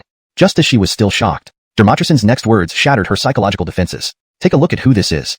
Dermatrison showed her a phone. The screen displayed her daughter Dixie, huddled fearfully in a corner. Daughter, what did you do to my daughter? I beg you, let her go. I know I was wrong. I won't dare do it again. Jana clung desperately to Dermatrison's legs. He shoved her away. Please, let her go. Jana truly understood her mistake now. Tears of regret streamed down her face. She realized she had provoked someone she shouldn't have. If she hadn't insisted on getting justice for her daughter, things might have been different. Had she known her daughter started the trouble, she would feel differently now. Do you know what to do now? Jana nodded vigorously, deciding, if they survive this, she'd arrange for her daughter to transfer schools and resign from her job. From then on, she'd keep her head low and never use her position to bully others. Dermatrison handed her a key and turned, leading the thugs away gracefully. Dixie hugged her legs, crouching in the corner. Creak. Suddenly, the iron door opened forcefully. A disheveled woman rushed over, terrifying Dixie into continuous screaming. Don't come near me. Don't come. Seeing her daughter's state, Jana felt heartbroken. She embraced her tightly. Dixie kept hitting Kira, only to realize it was her mother after their eyes met. Jana was covered in injuries, clearly tortured brutally. Mom, why are you here? What did they do to you? Dixie asked anxiously. It's okay, Mom's fine. As long as you're safe. Xiaoman, let's transfer schools after this and leave this place. Jana wept as she hugged her daughter. They supported each other as they left the dilapidated factory, disappearing into the street. Her love for her daughter was genuine, but her mistake lay in indulgence, which fostered Dixie's arrogant and domineering character. Maybe that's why sometimes the unfortunate can also be despicable. Afterward, Dixie withdrew from school and never appeared in Dongyuan University again. Jana resigned due to the incident. This translation aims to preserve the original tone, style, and structure while ensuring readability and fluency in English. Chapter 72. Tobias Jia's Kylie turned 70. In Dongyuan City, the Tobias family. Today is the 70th birthday of Bo. the patriarch of the Tobias family. Countless influential figures from Dongyuan City have come to offer their congratulations. Among them is Grant's family. Hello, Grant of the Tanglong Group. I've brought my family to congratulate. Grant took out an invitation from his pocket and handed it to the doorman. After verification, the doorman opened the door and let them in. Upon entering the reception hall, Grant saw many of his business friends. Anna also busily engaged in conversation with the noble ladies. Nellie wandered around with Annabelle, surrounded by rich heirs and debutantes, yet they couldn't find anyone they knew. This party, not even a single person worth talking to. At least you're here with me today, Nanshu. Annabelle gave Nellie a slight smile. The two had been close friends for years. Although the Luo family wasn't in Dongyuan City, they were still considered a prestigious clan in their hometown. It was understandable that Nellie came to visit. Pity I didn't bring brother Shushu. Bored, Nellie then thought of Deegan. If he were here, it wouldn't be so boring. Cindy, come here quickly. Just then, Grant led a well-dressed young man to Annabelle and Nellie. Dad. Turning around, Annabelle saw the youth beside Grant's eyes brighten. He prided himself on having seen many beauties, but few compared to Annabelle's natural grace. Annabelle felt the slightly intrusive gaze and shyly lowered her head. Grant laughed heartily. It seems Wation has an affinity with our Cindy. Let me introduce you. This is my daughter, Annabelle. And this is Alessio, son of the Colby family. He's made quite a name for himself overseas these years. They exchanged glances, with Annabelle blushing. Alessio matched her ideal type perfectly, dressed impeccably in formal wear. It made Annabelle's heart flutter. Nice to meet you, Miss Tang. Alessio extended his hand warmly. Hello, Annabelle. Grant felt very pleased. If he could become kin with the Colby family, it might help patch the financial holes in the Tanglong Group. Recently, Grant had invested in some projects. Originally expecting quick returns, he found everything tied up now. There were many holes in the company's finances. Otherwise, when the bank came collecting, they wouldn't be able to pay and risked bankruptcy. Cindy, go enjoy yourselves. Wation and I will greet someone over there. Grant noticed a business tycoon from Dongyuan City and gestured for the two girls to wait while he went over with Alessio. That back looks familiar. Nellie spotted someone hunched over eating fervently among the crowd. The way they ate reminded her of someone. Curious, she approached. When Nellie saw the face, she exclaimed loudly, Brother Shushu? How are you here? Deegan looked up to see Nellie. Yeah, eating. Want to join? These pastries are delicious. Saying this, he stuffed more into his mouth. Seeing Deegan's exaggerated eating, Nellie couldn't help but laugh. This attracted Annabelle. What's so amusing? Laughing like that. Annabelle also noticed Deegan. Big troublemaker, weren't you at home? You didn't sneak in, did you? Annabelle asked, considering Tobias Gia's elder's banquet carefully planned without Deegan. Finding him now suggested he might have snuck in. Yeah, Grandpa Tobias invited me. Deegan mumbled through a mouthful. Annabelle was baffled, wondering who Grandpa Tobias was. Surely not the Tobias family's patriarch? Suddenly, she gasped. You say Grandpa Tobias invited you? You must be joking. Can you prove it? Do you have an invitation? Deegan paused, realizing he had no invitation. Tobias Lau too personally called him but never mentioned needing one. He shook his head. Annabelle seethed, feeling a trace of disdain. So, you snuck in. Forget it. Don't say you know me. She stepped back, avoiding being seen together. What's wrong, Cindy? Alessio kept watching Annabelle as he returned. Determined to win her, he rushed over seeing her with Deegan. I'm just tired. Annabelle turned, finding Alessio nearby, offering a random excuse. Hey, young Master Colby, wait. A man in a tuxedo chased after Alessio. Wyatt. Alessio recognized him. Returning this time, he had researched Dongyuan City's elite. Seeing Wyatt, the name slipped out. Haha, honorable young Master Colby knows me, what an honor. Wyatt grinned. To gain Alessio's favor would elevate the Morone family significantly. Even if Annabelle wasn't secured, he resolved to know Alessio. He's here too? Wyatt glanced at Deegan, startled. A nobody like Deegan attending the Tobias family's banquet? A word from him could send him packing. Where are the security guards? Why let a ruffian in? Wyatt pointed at Deegan, his loud voice drawing attention. Security rushed in, hearing the commotion. Translation ends there following your instructions closely, maintaining paragraph structure, tone, and character names correctly. Chapter 73. Finally, I found you, Master. This time, you can't run away. Master Murong. The security captain walked into the room and immediately spotted Wyatt standing in the center of a crowd. He knew Wyatt, as the Murong family held considerable influence in Dongyuan City. Humph. Why aren't you getting lost? Wyatt arrogantly demanded as soon as he saw the security captain arrive. Clearly, he did not take Deegan seriously. Perhaps in his view, Deegan wouldn't dare do anything to him in public. If you don't leave now, I'll have the guards throw you out. Wyatt added. Alessio watched the scene unfold with great interest. Since seeing Annabelle interact with Deegan earlier, he had developed an aversion to this guy. Now that Wyatt was taking charge, it saved him the trouble of acting himself. Why is it always you, you fool? Deegan detested having his meal interrupted, especially by someone as repulsive as Wyatt. Despite being reprimanded several times already, this fellow still spoke without any restraint. Did his parents never discipline him? Without warning, Deegan slapped Wyatt across the face. Smack. Wyatt stood there stunned. He hadn't expected Deegan to dare attack him in such a public place. You actually dared to hit me? Wyatt stared at Deegan with wide eyes. If looks could kill, Deegan would have died 1,000 deaths by now. What are you all doing? Why aren't you throwing this little thug out? Anyone who dares to make a scene here must have no sense of propriety. A middle-aged man, heavy-set and portly, emerged from behind Wyatt. The resemblance between the two was unmistakable. They were obviously father and son. With his father's arrival, Wyatt grew even more brazen. How dare you hit me? You think I can't fight back? He lunged forward again but was met with another resounding slap. This enraged Barrett, Wyatt's father. For an unknown street punk to dare hit his son, it was truly unbearable. If it weren't for being at Tobias Gia's patriarch's birthday banquet, he would teach this insolent youth a harsh lesson. What are you waiting for? This is Tobias Gia's patriarch's birthday banquet, yet you let a hooligan like this create chaos inside. It seems your work has been quite lacking. Mentioning this, the security captain was thoroughly alarmed. If the situation didn't meet Barrett's approval, he might lose his job. So he immediately ordered the other guards to surround Deegan. Just as they were about to escort Deegan out, Tobias Na appeared in the hall. What are you all doing? This is grandfather's esteemed guest.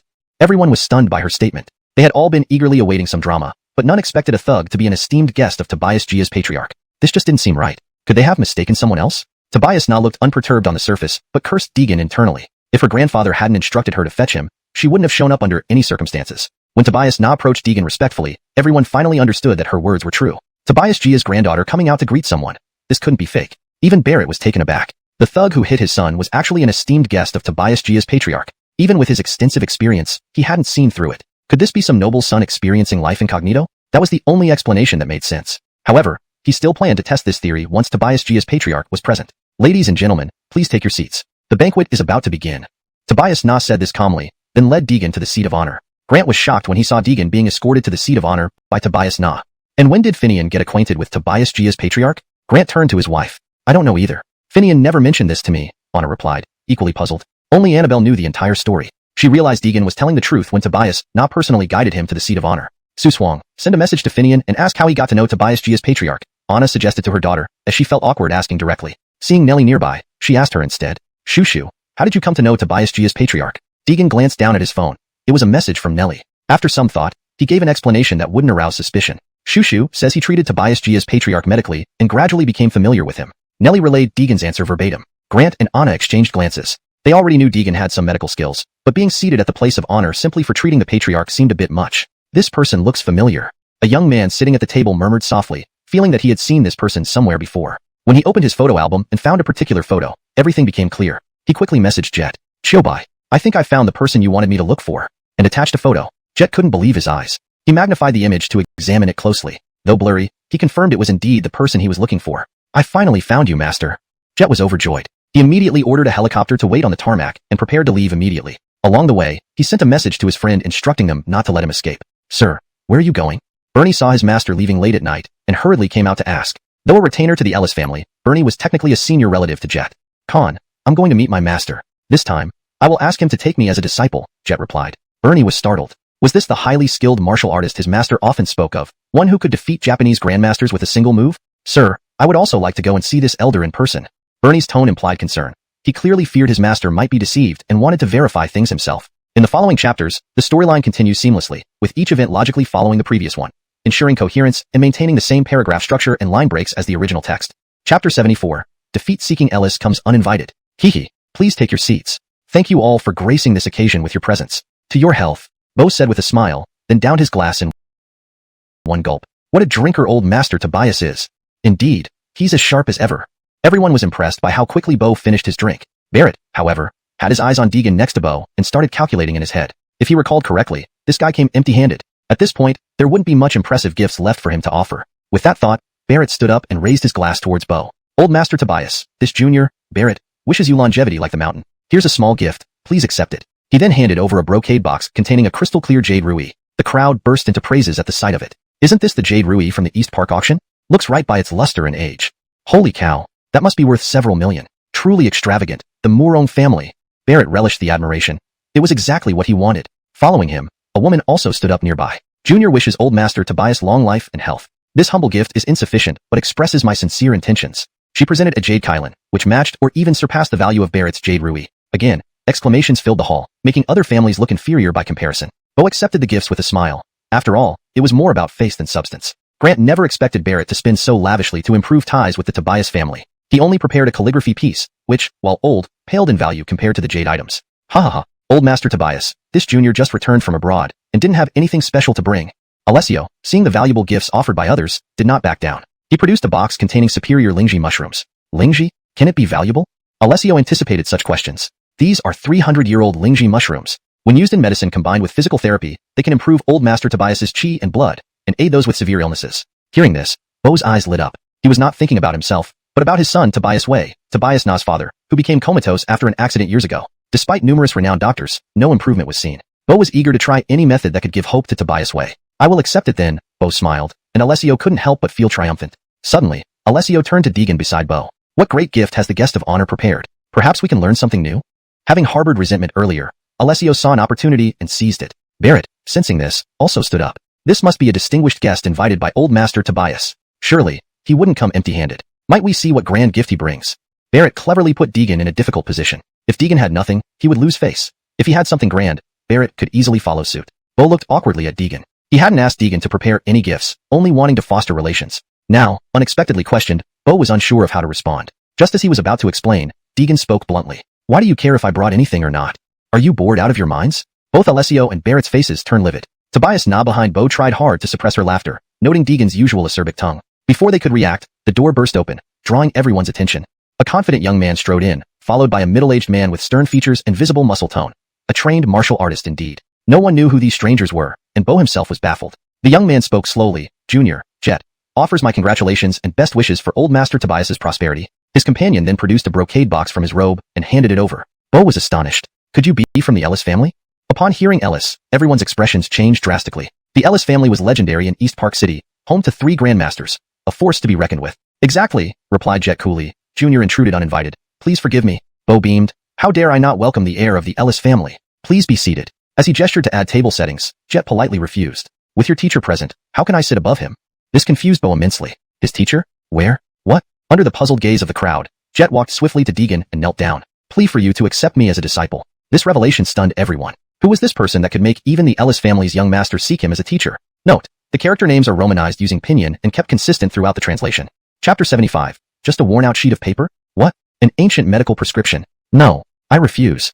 Deegan didn't even think twice before outright rejecting the offer. Bo was taken aback. This was young Master Alicia, who must be considered. The crowd was shocked. This was the young master of the Ellis family and one of the youngest grandmasters in Dongyuan City, and he was rejected by this young man. Jet felt slightly embarrassed but had anticipated such an outcome. He then respectfully stood behind Deegan without another word. Amadeo trembled as he sat down, his forehead drenched with cold sweat. While he still didn't know who Deegan was, he knew he couldn't afford to upset him. Hastily, he dialed a number on his phone, only to find it off. Damn it, now's when you switch off? He panicked. Earlier, he had already contacted a group of hooligans nearby, instructing them to wait at the hotel entrance. Once Deegan came out, they were supposed to attack him for 10,000 per broken leg, but now he couldn't get through to them and had a bad feeling. Young Master Ellis, why don't you take a seat? Bo awkwardly suggested, considering Jet's status. Having you stand behind doesn't seem appropriate. Why should I care? If he wants to eat, let him. Deegan's words plunged the atmosphere into a chilling tension. The attendees silently questioned. Damn, what arrogance is this? However, given how respectful Jet was, everyone started guessing who Deegan might be. He can't be a being beyond Grandmaster, right? What nonsense, a Grandmaster is like a god. If he were one, I'd eat live bugs on live stream. Haven't you eaten worse? Seeing how submissive their young master was to Deegan, Bernie became enraged. This guy gave no hint of any cultivation whatsoever. To protect his young master from deceit, Bernie stepped forward to reveal this man's true colors. I am Bernie, please enlighten me. Striding past Jet, he approached Deegan, who ignored him completely. Seeing this, Jet tried to stop him but was shoved aside. Sir, his abilities are unknown. Allow me to test him. I am a guest of the Ellis family, Bernie, daring to seek your teaching. Deegan glanced at him and said, don't disturb my meal. Dermot lost. Bernie's veins bulged with rage but held back, knowing it was Bo's birthday feast. Instead, he suppressed his anger and said, fine. I'll wait outside. Find me after you finish eating, humph. Turning on his heel, he stormed towards the exit. Speculation rose again among the guests. That Deegan's just putting on a show. The Ellis family's heir must have been deceived. True, look at Bernie's face. I bet 100 that Deegan won't accept. I'll go for 200. Jet looked utterly embarrassed, quickly explaining to Deegan. Master, Khan has always been hot-headed. Please don't mind him. Deegan rolled his eyes. Who's your master? Let's talk about fighting after I finish eating. Indeed, eating was paramount to Deegan. By the way, old Tobias, here's something for you. On your birthday, consider this my gift. From somewhere, Deegan pulled out a crumpled yellow paper and handed it over. Ha ha ha ha, is this your gift? Laugh all you want. Seeing Deegan hand what resembled toilet paper to Bo as a gift, Wyatt couldn't help bursting into laughter. Brat, shut up. Amadeo immediately reprimanded his son. He glanced at Deegan, relieved to see he hadn't noticed. Dad, why are you scared? This guy's a con artist, deceiving old Tobias. Shut up. Alessio saw Deegan's crumpled paper and sneered. As expected, this man had nothing valuable to offer. A mere fraud, thinking he could bluff. This is? Bo stared at the writing on the paper, suddenly stunned. Thinking it was just ordinary paper, Bo realized it was an ancient medical prescription long lost. If sold at auction, it would easily fetch millions. Curiously peeking over, Jet recognized its value. An extremely rare item indeed. Respect for Deegan grew even more within him. Master, do you have more such papers? We're willing to buy them at a high price. Deegan shot him a disdainful look and ignored him. Alessio, overhearing, thought Jet foolish. A worn-out sheet? Worth high prices? Ridiculous. After the feast ended, families like the Murongs, Colbys, and Tangs bade farewell to Bo. Accompanied by Bo, Deegan left the hall, only to be blocked by a gang of thugs waiting outside. Amadeo rushed to hide in his car upon seeing them act. Hey kid, someone paid 10,000 for your leg. The old man isn't part of this scram. The lead thug arrogantly shouted. Before Deegan could react, Jet burst forward. Bold move, blocking my master? Do you want to die? The thug laughed, pointing at Jet. Hey kid, if you don't leave, we'll beat both of you up. And the old man, time's running out for you too. The gang surrounded them. Sir, enough. Seeing his master humiliated by thugs, Bernie exploded with fury. Hashtag chapter 76. Add a beautiful girl's WX. Bernie appeared in the middle of the encirclement with a single flash step. Yo, where did this guy come from? Dermot lost, or we'll take you down too. The leader of the thugs spoke arrogantly, but in the next moment, Bernie vanished. All that could be heard was a series of bangs. By the time the thug leader reacted, his buddies were already sprawled on the ground, groaning in pain. Ah. The thug leader was so scared he wet himself, screaming before fainting. This is the power of a grandmaster? Bo finally realized who this person was, one of the 3 grandmasters from the Ellis family. Thinking about his earlier request for Deegan to spar with him, Bo couldn't help but worry. Deegan might be able to handle an expert at the Xiantian level, but this was a real grandmaster. There weren't many grandmasters in all of Dongyuan City. The old servant arrives too late to save you. Please forgive me, young master. Jet waved his hand nonchalantly. Forget it. These people can't hurt me. Then he trotted over to Deegan. Master, can I have your contact? Deegan ignored him and started to leave, but Bernie blocked his way. What now? Deegan was speechless. Why was this old man so annoying? Please instruct me. He even took up a mysterious stance. All right, I'm afraid of you. Just hurry up. Deegan stepped forward, signaling Bernie to get on with it. Bernie coldly snorted, then gathered all his chi and attacked Deegan. A trace of surprise flickered in Jet's eyes. He hadn't expected Khan to go all out from the start. To avoid unnecessary trouble, Jet used the spiritual energy within him to create a transparent barrier around them, ensuring no one outside could see what was happening. Grade 8 profound technique, collapse. A perfect collapse fist punch was unleashed, causing the air around to vibrate dramatically. Seeing this, Bo couldn't help but exclaim in admiration. So this is the legendary grade 8 collapse? Truly impressive. This move caused a reverse airflow, forming a small vortex subtly. Deegan narrowed his eyes. Baji Quan, huh? Humph. Still needs work.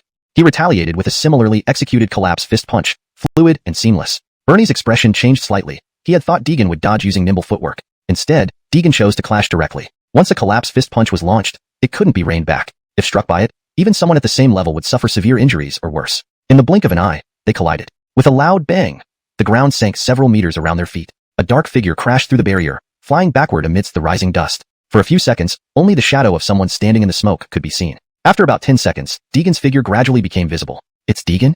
Tobias Na exclaimed, thinking the flying figure was Deegan, but instead, it was the Grandmaster who was thrown out. Such strength. Bo was dumbfounded. How powerful is little friend Shushu? One punch to defeat a Grandmaster? Could he be beyond the Grandmaster realm?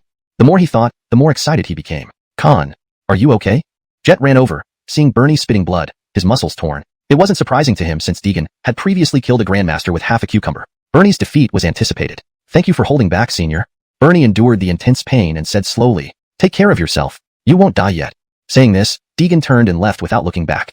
I'm sorry, young master. This old servant acted rashly. Forget it, Khan. You were just doing it for my good. Let's not talk anymore. I'll take you back first.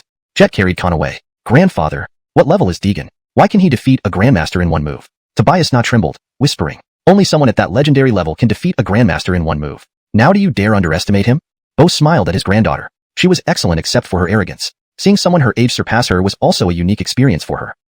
Tomorrow, ask Deegan to visit us. Yes, grandfather. At the Ellis residence. What happened? Why is Khan so badly injured? Ellis Dongfang had been entertaining guests when he received news of Bernie's severe injury and rushed home. Father, it's the senior I told you about. My friend found his whereabouts today, so I went to seek him as a master. But Khan was worried about deception, so he followed me. Later, Khan sparred with the senior, and then, that's how it ended. Jet explained reluctantly. He hadn't wanted to bring Bernie, but knowing his uncle's stubbornness, he'd have followed anyway. Fortunately, Deegan hadn't gone lethal. Otherwise, Bernie would be dead now. Really? Is that true? Khan is a grandmaster. How could that person injure him so? He must have been hurt too. Ellis Dongfang believed that if the fight went as described, the senior should also be injured. Jet hesitated. Well, the senior only needed one move. What? Are you joking? One move to injure Khan like this? Ellis Dongfang shouted in disbelief. To injure a grandmaster in one move, how strong was that person? He couldn't bear to think further. The power exceeded his comprehension. Though the Ellis family had only 3 grandmasters, including him, now with Bernie severely injured, it was a huge loss.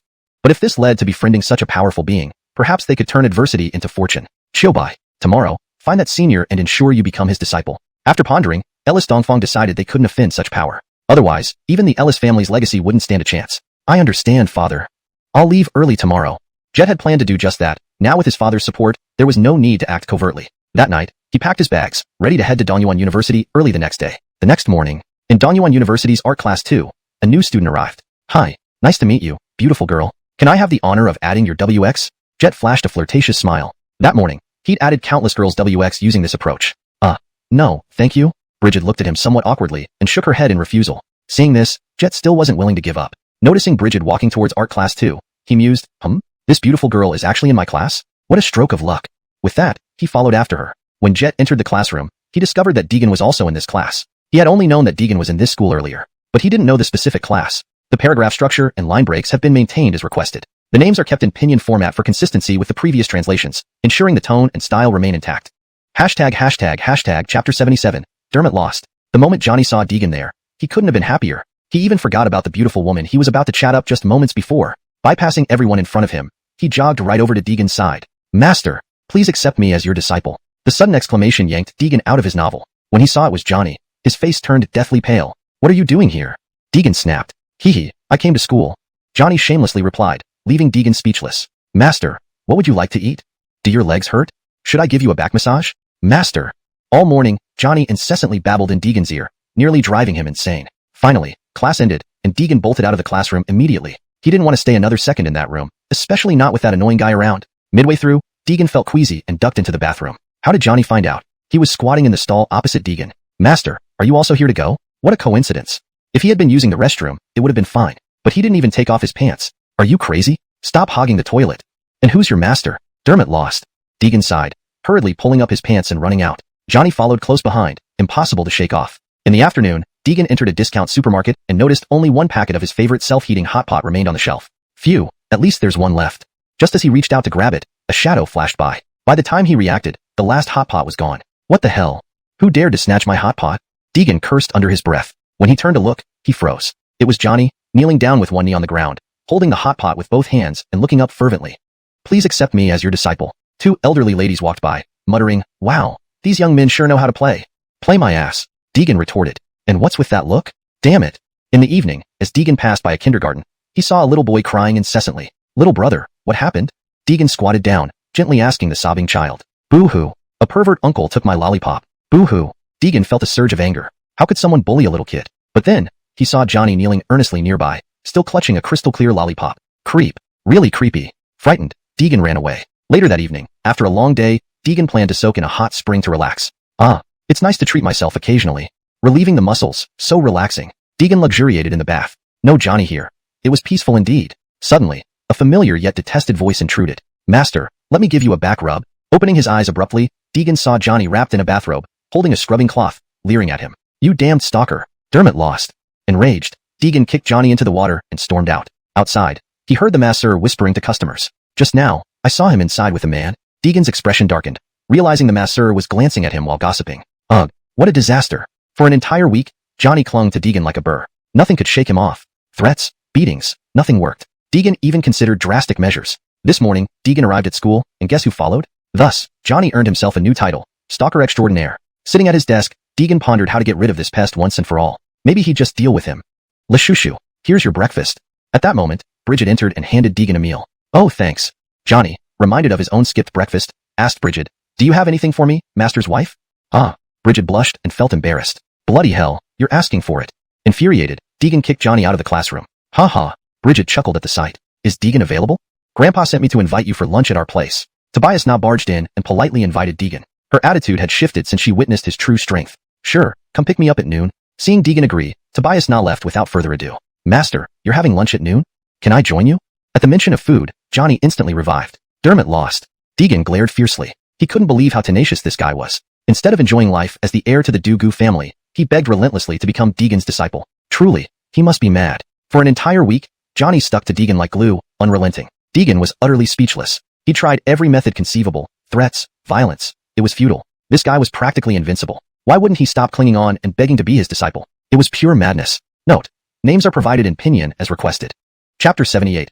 All this time, the meal was a ruse. In the middle of the day, a stretch Rolls-Royce stopped in front of Dongyuan University's gate. Not long after, Deegan sauntered to the entrance. He glanced at the Rolls-Royce but didn't pay much attention. This level of luxury car wasn't too unusual in Dongyuan City. But who would have thought that the Rolls-Royce actually honked at him? Just as he was wondering if this person had some serious mental issues, a woman got out from the passenger seat. It was Tobias Na. Hakim, please come this way. Saying this, she considerately opened the back door for Deegan. Deegan nodded and then sat in the back seat. He didn't care about Tobias Na's respectful address. Call it whatever you like. Seeing Deegan get in the car, Tobias Na returned to the passenger seat, just about to instruct the driver to head home when a figure clung to the passenger window. Tobias Na was startled. When she saw that it was Jet, she hurriedly got off the car. Jet was the young master of the Ellis family, someone she couldn't afford to offend. Mr. Ellis. To Tobias Na's greeting, Jet paid no mind, instead circling around the car until he spotted Deegan in the back seat. Only then did he smile broadly, opening the rear door to climb in. You bastard. Dermot lost. Unexpectedly, Deegan kicked him out of the car. Tobias Na was shocked. Perhaps only one person could treat the young master of the Ellis family like this. Master, please take me with you. Deegan scowled. He'd seen shameless people, but never anyone so shameless. Tobias Na, get in the car. Let's go. Tobias Na naturally dared not disobey Deegan's order. After all, strength spoke. Then the car slowly drove away, leaving Jet alone, flustered in the wind. At the Tobias family villa, Bo anxiously waited at the door. Today's banquet for Deegan had two main reasons. First, to apologize for his previous rudeness. Second, to ask Deegan for a favor. Soon, a Rolls-Royce parked in front of the villa's gates. Hakim. As soon as Deegan got out of the car, Bo warmly welcomed him with a respectful look. This made Deegan feel quite uncomfortable. Old Tobias, what's all this about? Just call me by my name. No need to be so formal. Bo was taken aback. He hadn't expected Deegan to speak like this. A supermaster-level powerhouse. Yet he had no airs or graces in front of him. This was a true high-level expert. If that's the case, this old man will boldly address you. Shushu, please come in. Deegan smiled, nodding and following him inside. Bo intended to lead him to the study for some tea first. Who knew that as soon as Deegan entered, he headed straight for the dining table, sitting down on a chair. Seeing this, Bo promptly ordered his staff to start preparing. Shushu, the prescription you gave me earlier is truly remarkable. Deegan glanced at him, thinking, just an ordinary prescription. Why are you so excited? This is an ancient medical prescription lost long ago. Even with today's technology, merely replicating a part of it can bring significant benefits to the human body. Bo paused here. What do you think? Upon seeing Deegan speak up, Bo no longer hid his intentions. Shushu, I want to conduct specific research on this prescription and turn it into medicine. Not only can it benefit society, but it can also bring you considerable profits. I wonder how you feel about it. Bo watched Deegan nervously. This was his prescription, after all. If he disagreed, there was nothing more he could do. Bam! The hall's doors were kicked open. A man rushed in. Bo was alarmed, just about to reprimand him. But seeing it was Jet, his spirit sank. Ellis, young master? What brings you here? Jet forced a smile. Grandpa Tobias, I'm here to freeload for a meal. Bo was greatly astonished. The young master of the Ellis family was freeloading at his house. How could he dare to neglect him? He immediately ordered more dishes and utensils prepared. Why did you come without being invited? As soon as Jet appeared, Deegan felt like he had two heads. This guy was like a burr. Impossible to shake off. Grandpa Tobias has already agreed, thinking Jet would know better. Who knew this fellow would brazenly join? Deegan couldn't get mad. After all, it was Bo's house. If the host didn't mind, what could he say as a guest? Understanding guest follows the host, Deegan let it slide. However, when Jet walked to where they arranged a place for him, Bo's eyes showed confusion. Seeing Jet standing behind Deegan, he finally understood. So the freeloading was a ruse? Looking for someone was the real deal. You guys continue, ignore me? Jet said upon noticing the scornful looks cast his way. That prescription was meant for you. Do whatever you see fit. No need to ask me. Deegan calmly spoke. Having given it away, he wouldn't interfere in how Bo used it. Standing behind him, Jet saw the prescription on the table. It was that wrinkled piece of paper from the birthday banquet. He quickly ran over and examined it carefully. Truly amazing. Absolutely incredible. Jet exclaimed multiple times. Unfortunately, the prescription had already been given to Grandpa Tobias by his master. Otherwise, he would have bought it at any price. Holding the ancient prescription, Bo's heart skipped a beat. If it got snatched away, he would be in a tight spot. Fortunately, Jet wasn't as despicable as he imagined. Grandpa Tobias, you plan to make medicine from this prescription, right? Bo nodded slowly. Indeed, that was his intention. The Tobias family specialized in pharmaceuticals, once leading in Dongyuan City's pharmaceutical industry. They had become second-rate after focusing efforts on curing Tobias Wei's illness. Great. My Ellis family invests in this prescription. Prepare a contract later. Bo was stunned. He hadn't expected this move from Jet. With Ellis family's investment, there'd be no worry about funding for early-stage research. In that case, I thank young Master Ellis. No need for pleasantries. Jet waved it off. The prescription held immense value. If successfully developed, his Ellis family could earn a fortune. This translation retains the original tone and style while ensuring natural English fluency and coherence with the previous storyline. Chapter 79. The Shameless Private Physicians. Master, something's wrong. Suddenly, a servant burst in. Bo was about to rebuke him, but noticed this was the attendant from Tobias Wei's ward. What happened with young Master? Speak quickly. A foreboding sensation crept over him. The young Master. His condition has worsened. Upon hearing this news, Bo visibly aged before their eyes. The glimmer of light in his eyes vanished. Hakim, young Master Ellis, excuse me for a moment. Bo stood up and addressed them both. I have some medical knowledge. Let me come along and take a look. Deegan saw his pale face and, combining it with what the servant had just said, deduced that the Tobias family had a critically ill relative. Thank you very much. With that, Bo hastened towards the back courtyard. He feared arriving too late would mean parting forever. Jet followed behind them. He knew quite a bit about the Tobias family. From what he understood, the servant was referring to Tobias Wei, the young master who suffered an accident years ago. Pity. Heaven envies talent. In earlier years, thanks to their pharmaceutical enterprise, the Tobias family held a dominant business position in Dongyuan City for many years. Back then, even today's Ellis family wouldn't surpass the Tobias family's wealth. Unfortunately, an accident took Bo's daughter-in-law from him, and Tobias Wei became a vegetative state patient. Losing two key pillars at once made the sky collapse for the Tobias family. Afterward, the Tobias pharmaceutical company went downhill day by day. As Jet was lost in thought, they arrived at the back courtyard. Outside the house, a crowd surrounded the entrance. These were the private physicians hired by the Tobias family. Each claimed to be the best physician in Dongyuan City. But Bo was half believing and half doubting, since only one who could cure his son Tobias Wei could truly be considered a good doctor. "Master, you've come." A servant rushed forward upon seeing Bo. "How is the young master?" Bo anxiously asked. "He has stabilized now." His heart rate paused momentarily. "I was worried, so I sent someone to fetch you." Hearing this, Bo breathed a sigh of relief and calmed down gradually. He sat beside Tobias Wei's bed, quietly watching him. "You're only 35, lying on this sickbed. If you keep sleeping like this, what am I supposed to do as your father?" Tears welled up in Bo's eyes as he called out silently. "These Eastmen are just pretending to understand medicine. If not for him, we wouldn't have misdiagnosed." "You're talking nonsense. It's clearly the incompetence of Westmen doctors." "What did you say?" "Have the guts to repeat that." The group of private physicians began bickering. This wasn't the first time such a scene occurred. Bo saw through their tricks like a mirror. "If you want to argue, do it outside." Bo's low roar silenced them immediately. They came to earn a living. Offending Master Tobias would cost them their jobs. Then he recalled Deegan's mention of medical knowledge and planned to ask for help. "Hakim, please." "It's fine." Deegan understood what Bo wanted and entered without hesitation. Just one glance at the patient told him something was amiss. The patient had rosy cheeks but irregular breathing. This indicated that the patient shouldn't be ill. However, his breath was weak and powerless. Deegan focused his spiritual energy into his eyes and examined inside. "Ah, I see." Deegan found a dark mist in the chest area, pinpointing the root cause. "Old Tobias, give me one night. By morning, your son will wake up." Bo's eyes widened in disbelief. "Hakim, are you serious?" Tobias Wei becoming a vegetative state was a lifelong pain for him. If Deegan could restore him, the Tobias family would willingly pay any price. "Master Tobias, this man is clearly a con artist. Don't believe him." "Yes, scammers about nowadays. You must stay alert, Master Tobias. We physicians won't trust a mere kid." "Ridiculous." Seeing this, the private physicians grumbled. To them, Deegan was just a child, incapable of curing a long-term vegetative patient in one night. "It's absurd." Deegan wasn't angry. He simply looked at Bo. If willing, he would lend a hand. If unwilling, he wouldn't impose himself. Deegan didn't do thankless tasks. "Then I'll trouble you, Hakim." After hesitating briefly, Bo agreed. Not for any other reason. He trusted Deegan. "Just close the door for me." Bo complied, leaving Deegan alone in the ward. "Master Tobias, how can you believe a child's words?" Sigh. An old physician, respected in Dongyuan City, voiced this concern. Bo once respected him, but hearing these defamations against Deegan angered him. Compared to them, Bo trusted Deegan more. Despite being hired for days, nothing changed in Tobias Wei's condition. "You people really have thick skins. Aren't you afraid someone might snatch your livelihoods?" "Shameless." These words were from Jet, who had disapproved of the group from entering the courtyard. Looking presentable but lacking capability. Who are you? Do you have a say here?" Clearly, there were irritable individuals among the physicians who retorted instantly. Jet smiled, raising his hand to deliver a resounding slap. Smack. The physicians were stunned. The victim didn't realize the severity yet. "You dared to hit me. I'll call the police and sue you. I'll make sure you rot in jail." Jet laughed. "How foolish. Do it. Jet, await you here." He wouldn't spare these soft-treading cowards. "He is the young lord of the Ellis family. We can't provoke him." "What? Ellis family?" Someone recognized Jet, sparking panic. The Ellis family's influence in Dongyuan City was immense. Offending them meant no place to stand in the city. Chapter 80, Goo Bug. Inside the ward, Deegan was lying on the sofa. He turned on his phone and started playing a Battle Royale mobile game. "Oh, these teammates are really..." Deegan felt frustrated, looking at his few underperforming teammates on the screen. There was nothing to fear from godlike opponents. It was the pig-like teammates that were truly problematic. Fortunately, with his solid skills, he managed to secure first place eventually. At this moment, Bo was still anxiously waiting outside the door despite Deegan saying the results wouldn't be ready until tomorrow morning. But his heart just wouldn't settle. Only by staying in the backyard and watching the ward did he feel slightly relieved. "Sir, why don't you go back to rest first?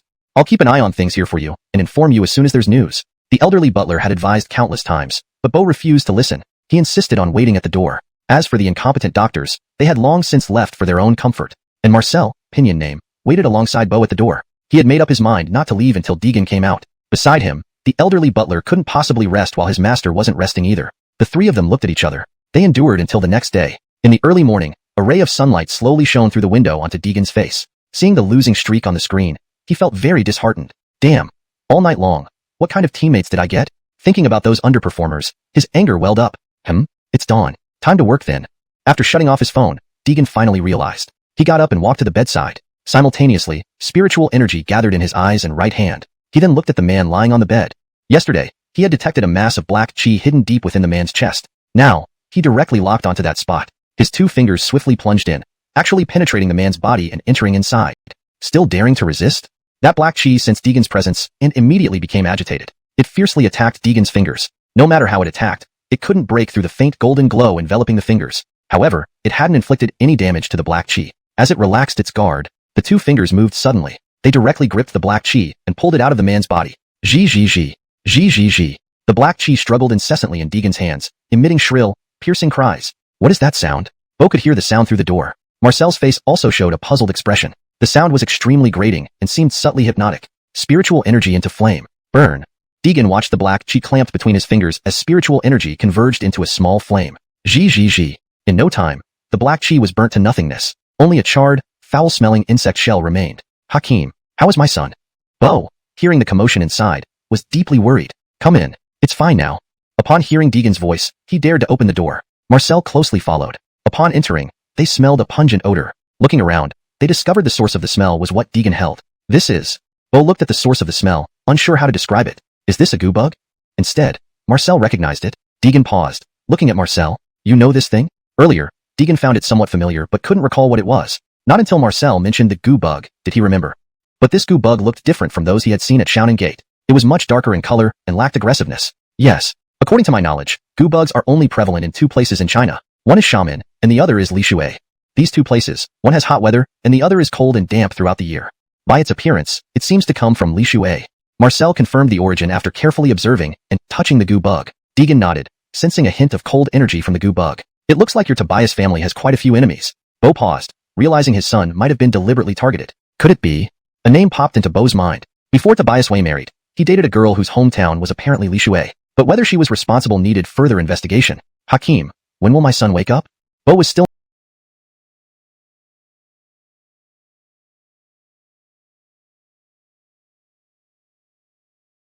most concerned about Tobias Wei's condition. At this moment, 2 private doctors walked in. Humph, a quack doctor pretending to be mystical. Sir Tobias, please don't be fooled. Indeed, goo bugs? In this era? Impossible.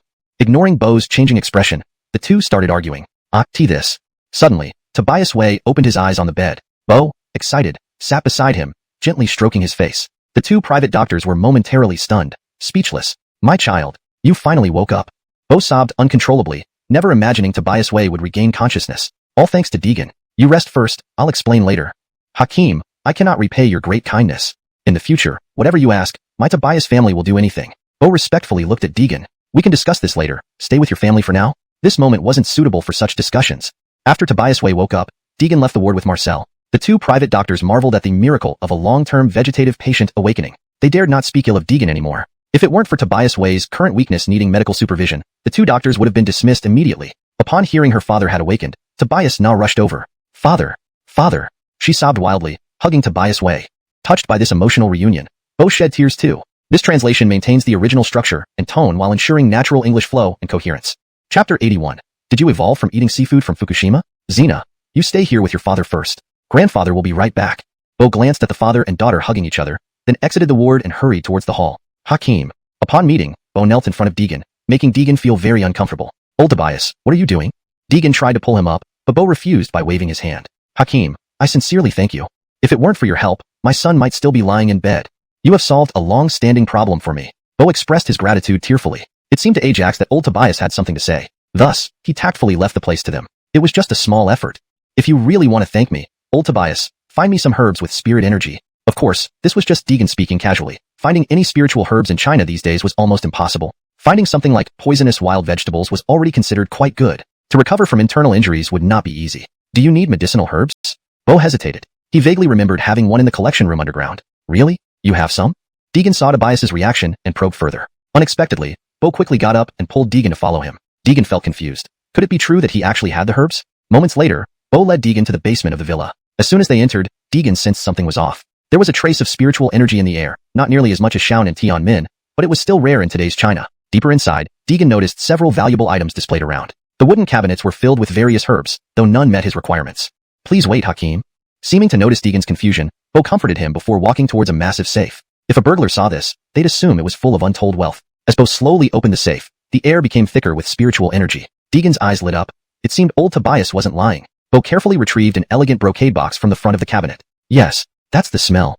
Deegan couldn't help but feel excited. This was the first time he found such potent spiritual herbs on Earth. Hakim, this is our family heirloom. I give it to you today. With that, Bo handed over the box. Deegan took it, opened it slightly, and found a ginseng root within, emitting a faint golden glow. A millennium-old herb indeed. This was a significant catch, though not as strong as the 3,000-year-old variety, it was close enough. I won't decline then.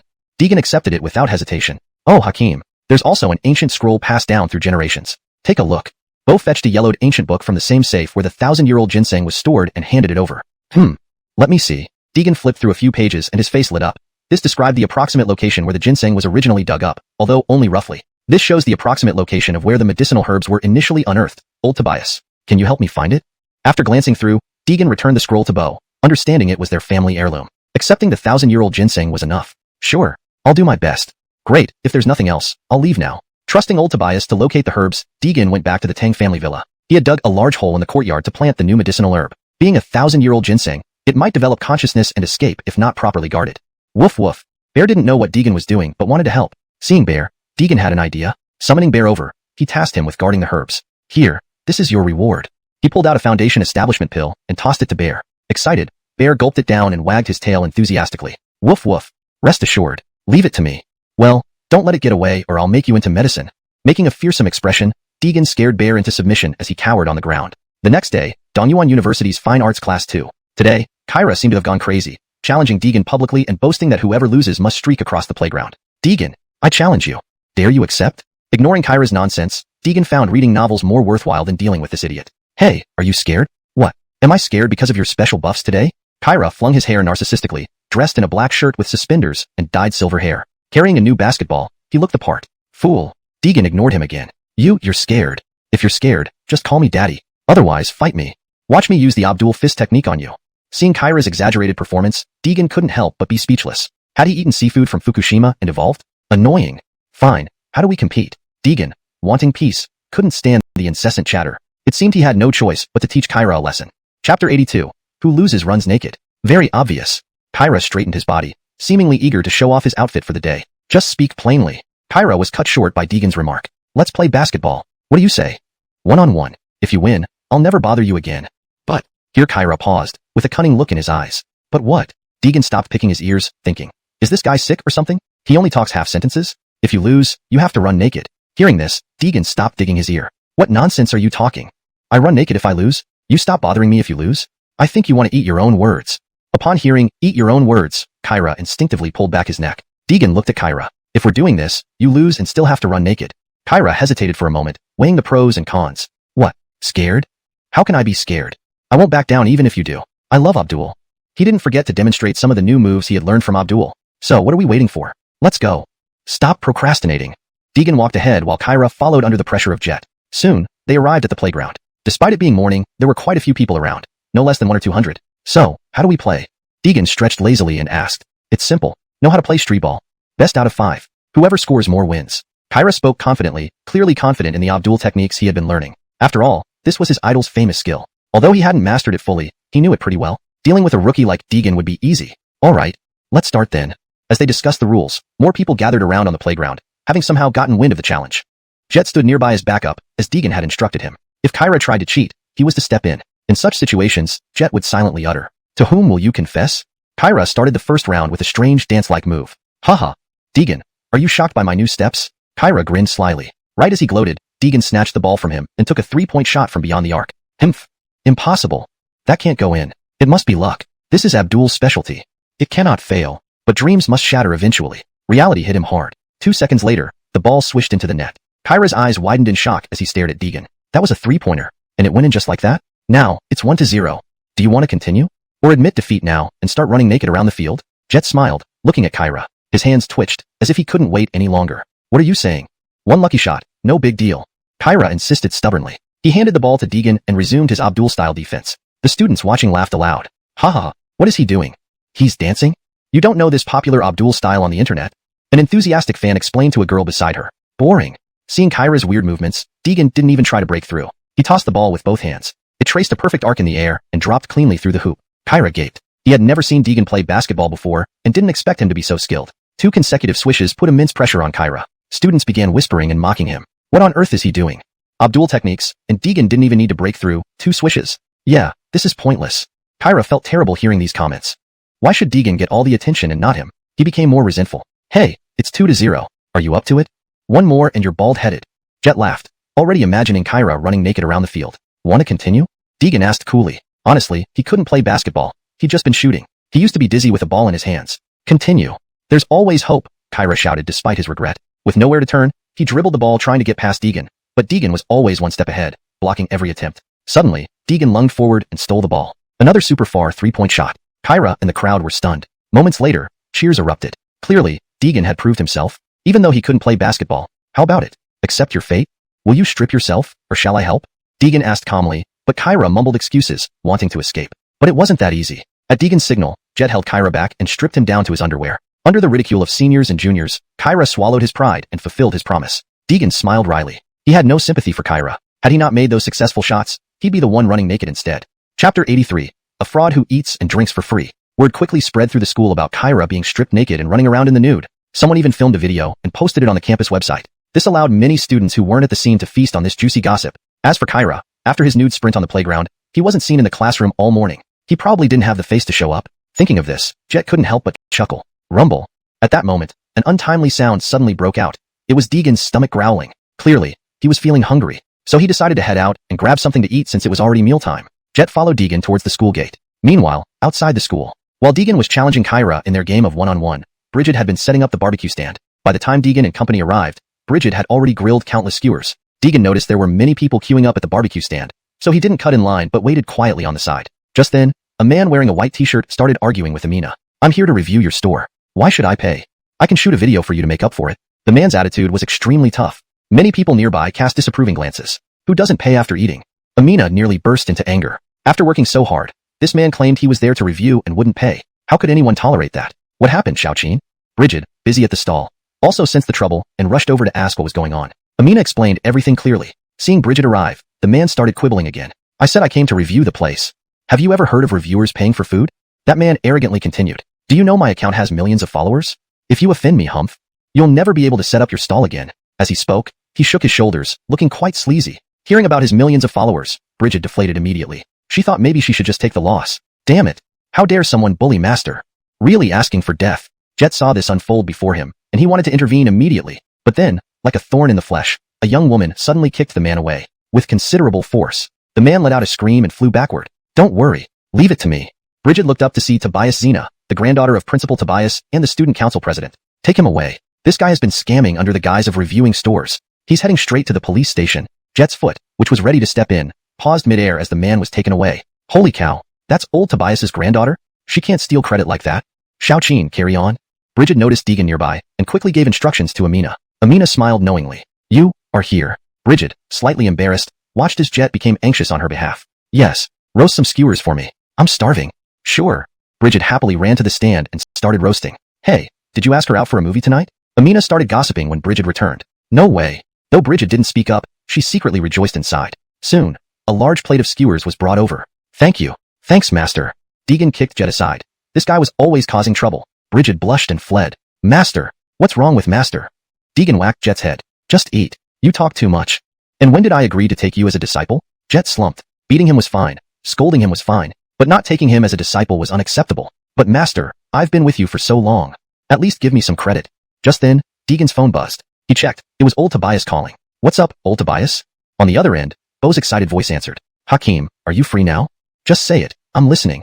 Seeing it was Bo, Jet wisely moved aside. Hakeem, the patent for the medicine formula you gave me has been approved. I'm ready to transfer the money. Seeing Bo's eagerness to transfer money, Deegan politely refused. Old Tobias, I told you before, the formula is a gift. It has nothing to do with me.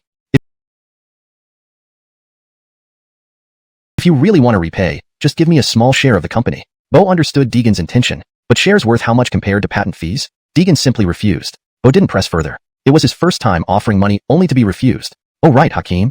When would you be free? My son Xiaowei wants to personally thank you. Xiaowei hadn't thanked Deegan yet after being saved. Upon hearing from his father, he insisted on expressing gratitude personally. Maybe in a couple of days. I'll be free then. Deegan thought it over. It wasn't that he was busy, but he didn't want to accept too quickly. Bo had already given him a generous thanks for saving Xiaowei. Deegan didn't particularly feel like going, but he couldn't ignore Tobias's face either, especially since he needed Tobias's help to find medicinal herbs. Alright, see you in a couple of days. Take care. Chapter 84. Alessio's Invitation. Just as Deegan hung up the phone, two vibrant figures appeared before him. Hey, Taylor. There are so many people at this barbecue stand. It must be really tasty. Chelsea pointed to the barbecue stand not far away, commenting that it was rare for them to come out during the noon. Naturally, they had to have something delicious. Yeah, there are quite a few people. Let's go. We'll wait behind. Seeing the crowd ahead, Nellie pulled Chelsea to one side and waited patiently. Buzz buzz. At this moment, Chelsea's phone rang. She opened it to see that it was from Alessio. During the previous birthday banquet hosted by Mr. Tobias, the two had a pleasant chat and exchanged WeChat accounts. Taylor, he wants me to sing with him tonight. Nellie turned around to look at Chelsea, wearing a puzzled expression. Oh, it's Alessio. He invited me to sing tonight. Will you accompany me? Nellie originally wanted to remind Shuduo to stay away from Alessio. That man looked like a playboy and didn't seem trustworthy. But seeing her expectant face, she couldn't refuse. So after hesitating for a while, she finally nodded in agreement. However, she warned Shuduo that she could go singing but must not drink alcohol, and they had to be home by 10 o'clock at night. Chelsea had long gotten tired of Nellie's nagging instructions and merely gave an indifferent nod in response. On the other end, Alessio saw the chat interface on his phone and smiled lewdly. When he first met Chelsea at the banquet, he was smitten with her. But his infatuation was unique. He wanted to do some unspeakable things with her first. Alessio glanced at the white bag he prepared beforehand. Inside was an expensive high-grade drug. He was already looking forward to the evening. Oh right, almost forgot someone. Alessio suddenly remembered the guy he chatted with Chelsea at the banquet. He loved having others watch him play. It was a peculiar fetish of his. He then sent a message to Chelsea asking her to remember to bring that guy along. Why does Arjantian want me to bring Deegan? Well, he can drive us tonight. Chelsea read the message on her phone and laughed heartily. Seeing this, Nellie shook her head and sighed lightly. Indeed, a woman in love has zero IQ. Although Chelsea and Alessio hadn't developed anything substantial yet, at this rate, it wouldn't be long. By then, it might be too late for Chelsea to change her mind. Nellie just didn't know how to broach the subject yet. May I take your order? Bridget looked at the two girls in front of her and paused when she recognized them. The same two freshmen she saw earlier with Deegan. Give me a set meal. Chelsea was completely absorbed in Alessio's sweet words on her phone and didn't notice the vendor was Bridget. Okay, anything else? No, thank you. Chelsea paid, grabbed Nellie, and found a seat. That person looks familiar. Sitting on a small stool, Nellie kept staring at Bridget, trying to recall where she'd seen her before. Today, Bridget wore simple and plain clothes suitable for vending. She had her hair tied up in a high ponytail, and without makeup, she looked lively and energetic, nothing like her usual demure self. Thus, Nellie didn't recognize her immediately. I'll deliver it. Before Bridget could deliver the set meal, Deegan came over and took the tray, heading toward Chelsea. Brother Shushu? How did you get here? Nellie noticed Deegan early on since she was watching Bridget, but didn't pay much attention to his face until he approached and handed them their meal. Remembering who Bridget was, she gave Deegan a sly look. Delivering the meal. Don't give me that look. Deegan replied somewhat helplessly. Seeing this, Nellie pouted slightly, showing some displeasure. Sujuang? Sujuang, our meal is here. While Nellie started eating grilled sausage, Chelsea remained engrossed in her phone, occasionally giggling foolishly. What's wrong with her? Is she in a trance? Deegan also noticed Chelsea acting strange and asked, who said someone was in a trance? Big bully. It was unclear if Chelsea was deliberately playing dumb or genuinely immersed in her phone. Either way, she hadn't responded to Nellie's calls. Once Deegan commented, she snapped back quickly. Oh, right. Come singing with us tonight. As Chelsea picked up a skewer, Deegan rejected without hesitation. No time. If it weren't for Nellie speaking up, Deegan would never have agreed. The reason? She didn't trust Alessio. What if he tried something underhanded tonight? They were two girls. What could they do in self-defense? For safety's sake, Deegan had to be there. The afternoon classes were boring, so Deegan spent hours reading novels. Brother Shushu, you're in this class. Wearing a floral dress and sneakers, Nellie appeared at the door of Class 2 Art and peeked inside. Isn't that Lu Nanshu from the beauty ranking? Really? Why is she here? Could she be looking for Deegan? Two boys in the classroom whispered to each other, remembering Bridget's close relationship with Deegan during the sports meet. Chapter 85. Setting the Trap. The atmosphere immediately soured. Both individuals shot Deegan a disdainful look in unison. At the moment school ended, Deegan got up and walked out, but then Nellie's voice came from behind him. Brother Shushu, have you forgotten what you promised me at lunchtime? Deegan froze upon hearing this, then turned around to look at Nellie. Frankly, he really had forgotten, all thanks to how engrossing that novel was. Blame it on that damned author. Damn, this is truly a calamity. In the classroom, two boys watched as Nellie called Deegan away, calling him Brother Shushu, affectionately. They felt an intense resentment. Their molars were grinding to bits. Truly, a fresh flower was stuck with manure. Of course, this scene wasn't witnessed by just those two people. Bridget, who sat in front of Deegan, saw it too. Watching Nellie and Deegan being so intimate made her uneasy despite knowing they only considered each other siblings. Xiaojin, why didn't Deegan wait for you to go home together? I just saw him walk off with someone named Nellie. At this moment, Amina, who had just left the classroom, turned back and asked Bridget. She obviously caught this scene while leaving. When Amina questioned her, Bridget's expression clearly revealed disappointment. Indeed, why didn't Deegan wait for her? Reflecting on this, she stormed out angrily. Amina realized she might have said something wrong and hurried after her. Well, now Deegan has really messed things up. The two boys exchanged glances and spoke in unison. At Divine Realm KTV, Alessio sat on the sofa, waiting quietly. He had already contacted Jolie earlier, reminding her not to forget tonight's meeting. Brother Tongue, shall we sing a song? Wyatt looked at the serious Alessio sitting on the sofa. Ever since that day at Tobias family Daryl's birthday banquet, Wyatt had become closer to Alessio. Not only did their relationship progress, but Alessio also shared some virtual currency stocks he valued with Wyatt. This act made Wyatt quite elated. Alessio had earned a few $100 million playing with cryptocurrencies abroad in recent years. Of course, this was merely Wyatt's estimate. He knew only a tip of Alessio's wealth. You go first. I'm waiting for someone. Alessio replied somewhat listlessly. Just now, he received bad news. His funds had been frozen overseas. Now, he couldn't touch any money in his account. He had planned to leave immediately for the United States. But to get Jolie, he chose to wait. As long as he passed this night, he could use Jolie's nude photos to blackmail Grant, making Jingtang Group finance even if they were reluctant. The door creaked open, and 4 people entered, including Jolie. The other 3 were Nelly, Deegan, and Jet trailing behind Deegan. Nelly was familiar as Jolie's best friend, inseparable from her. Deegan was brought here by Alessio's arrangement for a reason. As for the person behind Deegan, he had no memory of but felt strangely familiar. However, Wyatt recognized Jet but couldn't see clearly due to the dim light in the room. Eric, come sit here. Upon seeing Jolie appear, Alessio forced a smile onto his face. Jolie responded shyly but inwardly delighted. Nelly sat beside Jolie since she didn't know anyone else there. Being close gave her some security and allowed her to intervene if Alessio tried anything with Jolie. Deegan showed no particular interest, dragged along. He found a seat next to Jet. After a few rounds of drinks, not only were Alessio and Wyatt present, but several young rich socialites joined as well, hoping to ride on Alessio's coattails. Introduced by Wyatt, they all tagged along. Brother Tongue, we toast to you. They chorused together, fawning all over. A red-haired young man saw Deegan and Jet unmoved and hollered angrily. What are you two doing? Why don't you hurry over to toast Brother Tongue? Unable to bear this rudeness, Jet nearly stood up but was stopped by Deegan. That man mistook Deegan's indifferent stance for fear and taunted further. What? Is my word ineffective? Do you not respect Brother Tongue at all? The surrounding young men began to chime in, cheering, exactly, this is our Brother Tongue. He can make more money in one random effort than your annual salary. Still haven't rushed over? Flattered by this flattery, Alessio felt incredibly pleased. Now, no rudeness. He pretended to scold, then looked at Deegan, saying, Mr. Deegan, let me introduce myself. I'm Alessio, and you can call me Brother Tongue like them. Alessio smiled amiably, eyes filled with disdain. He acted friendly because Jolie was present. In truth, he utterly despised Deegan. I hear you have some grievances with Master Wyatt. Today, let me host this meal. Finish this cup of wine. After this, we'll be brothers, past conflicts forgotten. How does that sound? Alessio glanced at Wyatt first, who naturally agreed without hesitation. Picking up his glass, he faced Deegan. Deegan, there were indeed issues between us previously. With Brother Tongue here today, after this drink, our past grievances are erased. And with that, he drank it all down in one gulp. Chapter 86, a smack. Then, Deegan turned his wine glass upside down to show that he had drunk his share. At this moment, the group of rich second-generation inheritors, including Alessio, all looked at Deegan. They unanimously believed that Deegan must give him face this time. Alessio narrowed his eyes, thinking, as long as you drink this cup of wine, today will let you see my tactics. This also gives you a lesson. The cup of wine was prepared before Deegan entered. Alessio had specially added some ingredients to it, but the scene that followed was completely out of their expectations. Deegan didn't give any face and stood up directly retorting, who are you to boss me around? Why should I drink? The atmosphere in the private room instantly dropped to 0 degrees. Alessio's expression darkened, and his gaze towards Deegan carried a hint of ferocity. But before Alessio could speak, the sycophant rich kids couldn't hold back. Damn it, my Brother Tongue, when he invites you to drink, it's giving you face. Are you rejecting an offer politely given?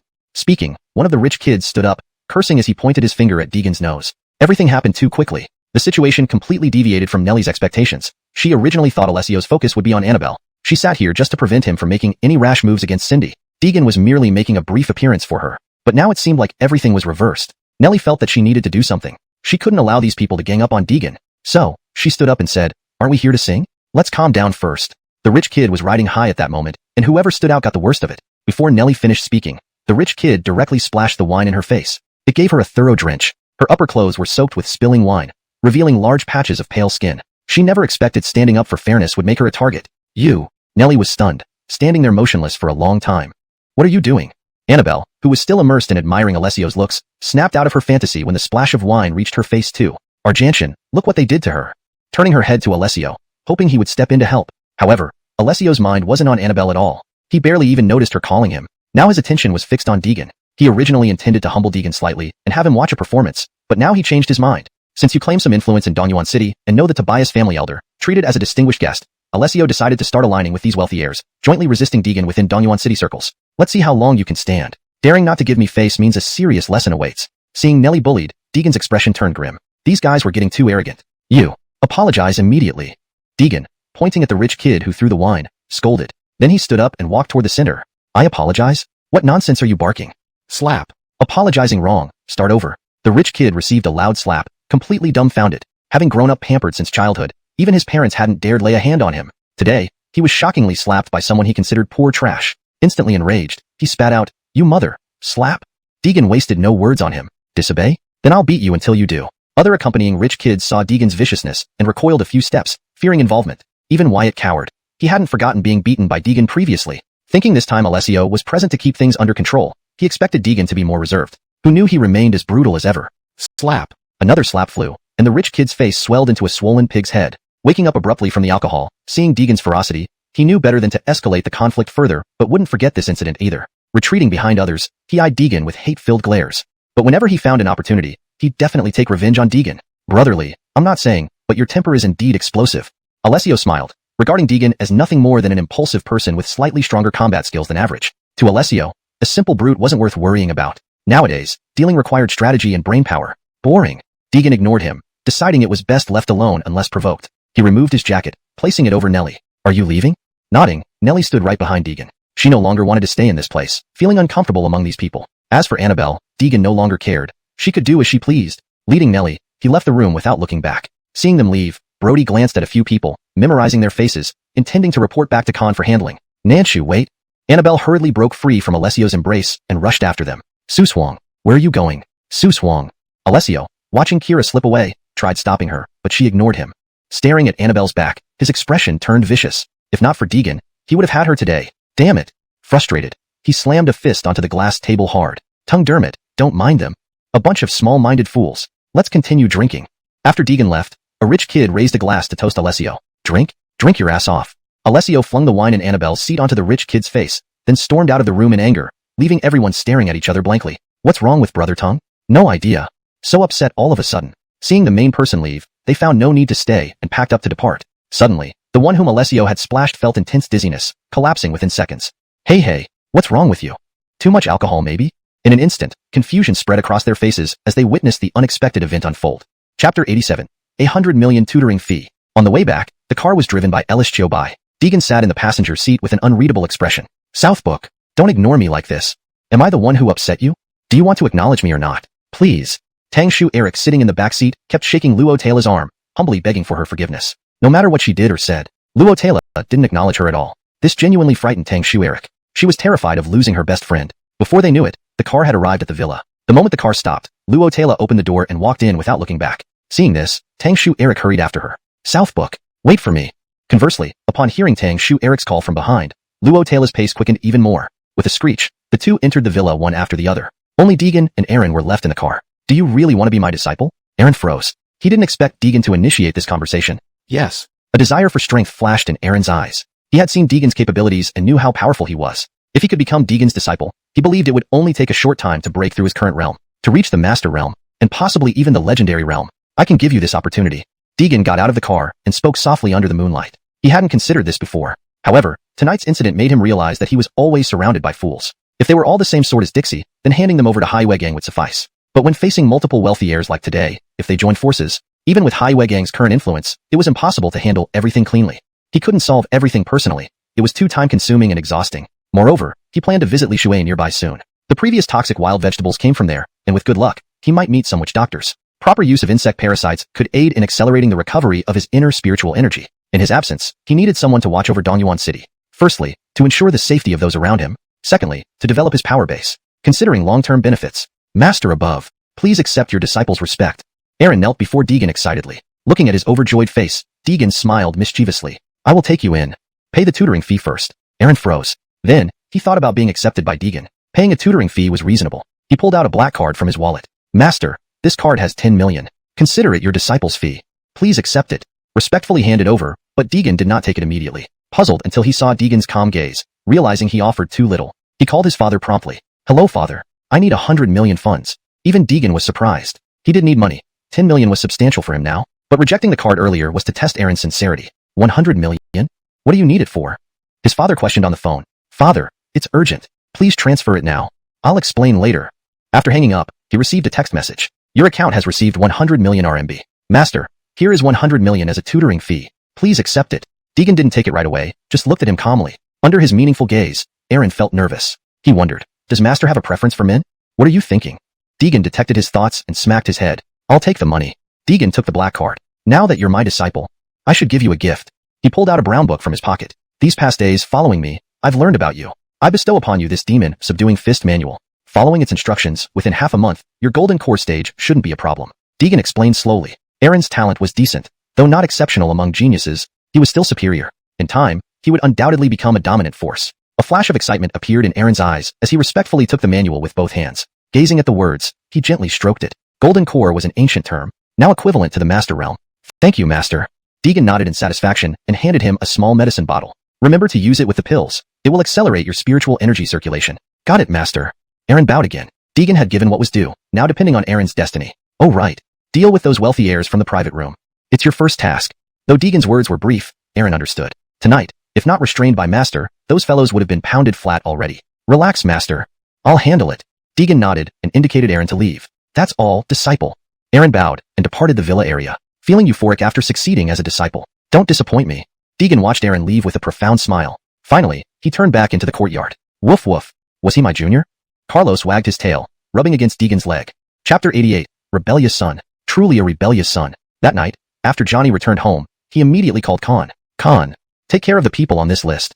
The background of those rich second-generation members in the private room had already been thoroughly investigated. Almost all were easily identified. Most of them were prominent companies in Dongyuan City listed on the sheet. Master? What is this?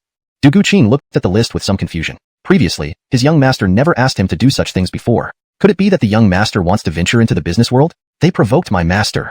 With just these simple words, Du Guqing was completely shocked. Young master, the master you're talking about, is it Hakim? Seeing Johnny nod, he instantly understood. Having previously faced off against Deegan, he knew well how formidable the opponent was. A powerhouse who surpassed grandmasters. For his young master to be able to study under such a great power was truly a good thing. Since this was an order from that person, Du Guqing did not say anything more. I understand. Young master.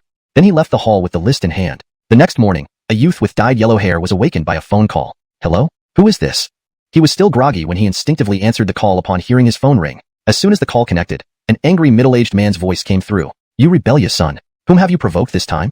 Confess right now. If you don't make it clear, I'll beat you to death when I get back. The yellow-haired youth was startled awake by the voice on the other end of the line. Suddenly wide awake. Dad, what are you talking about? Hey. Before he could ask for clarification, the call was hung up.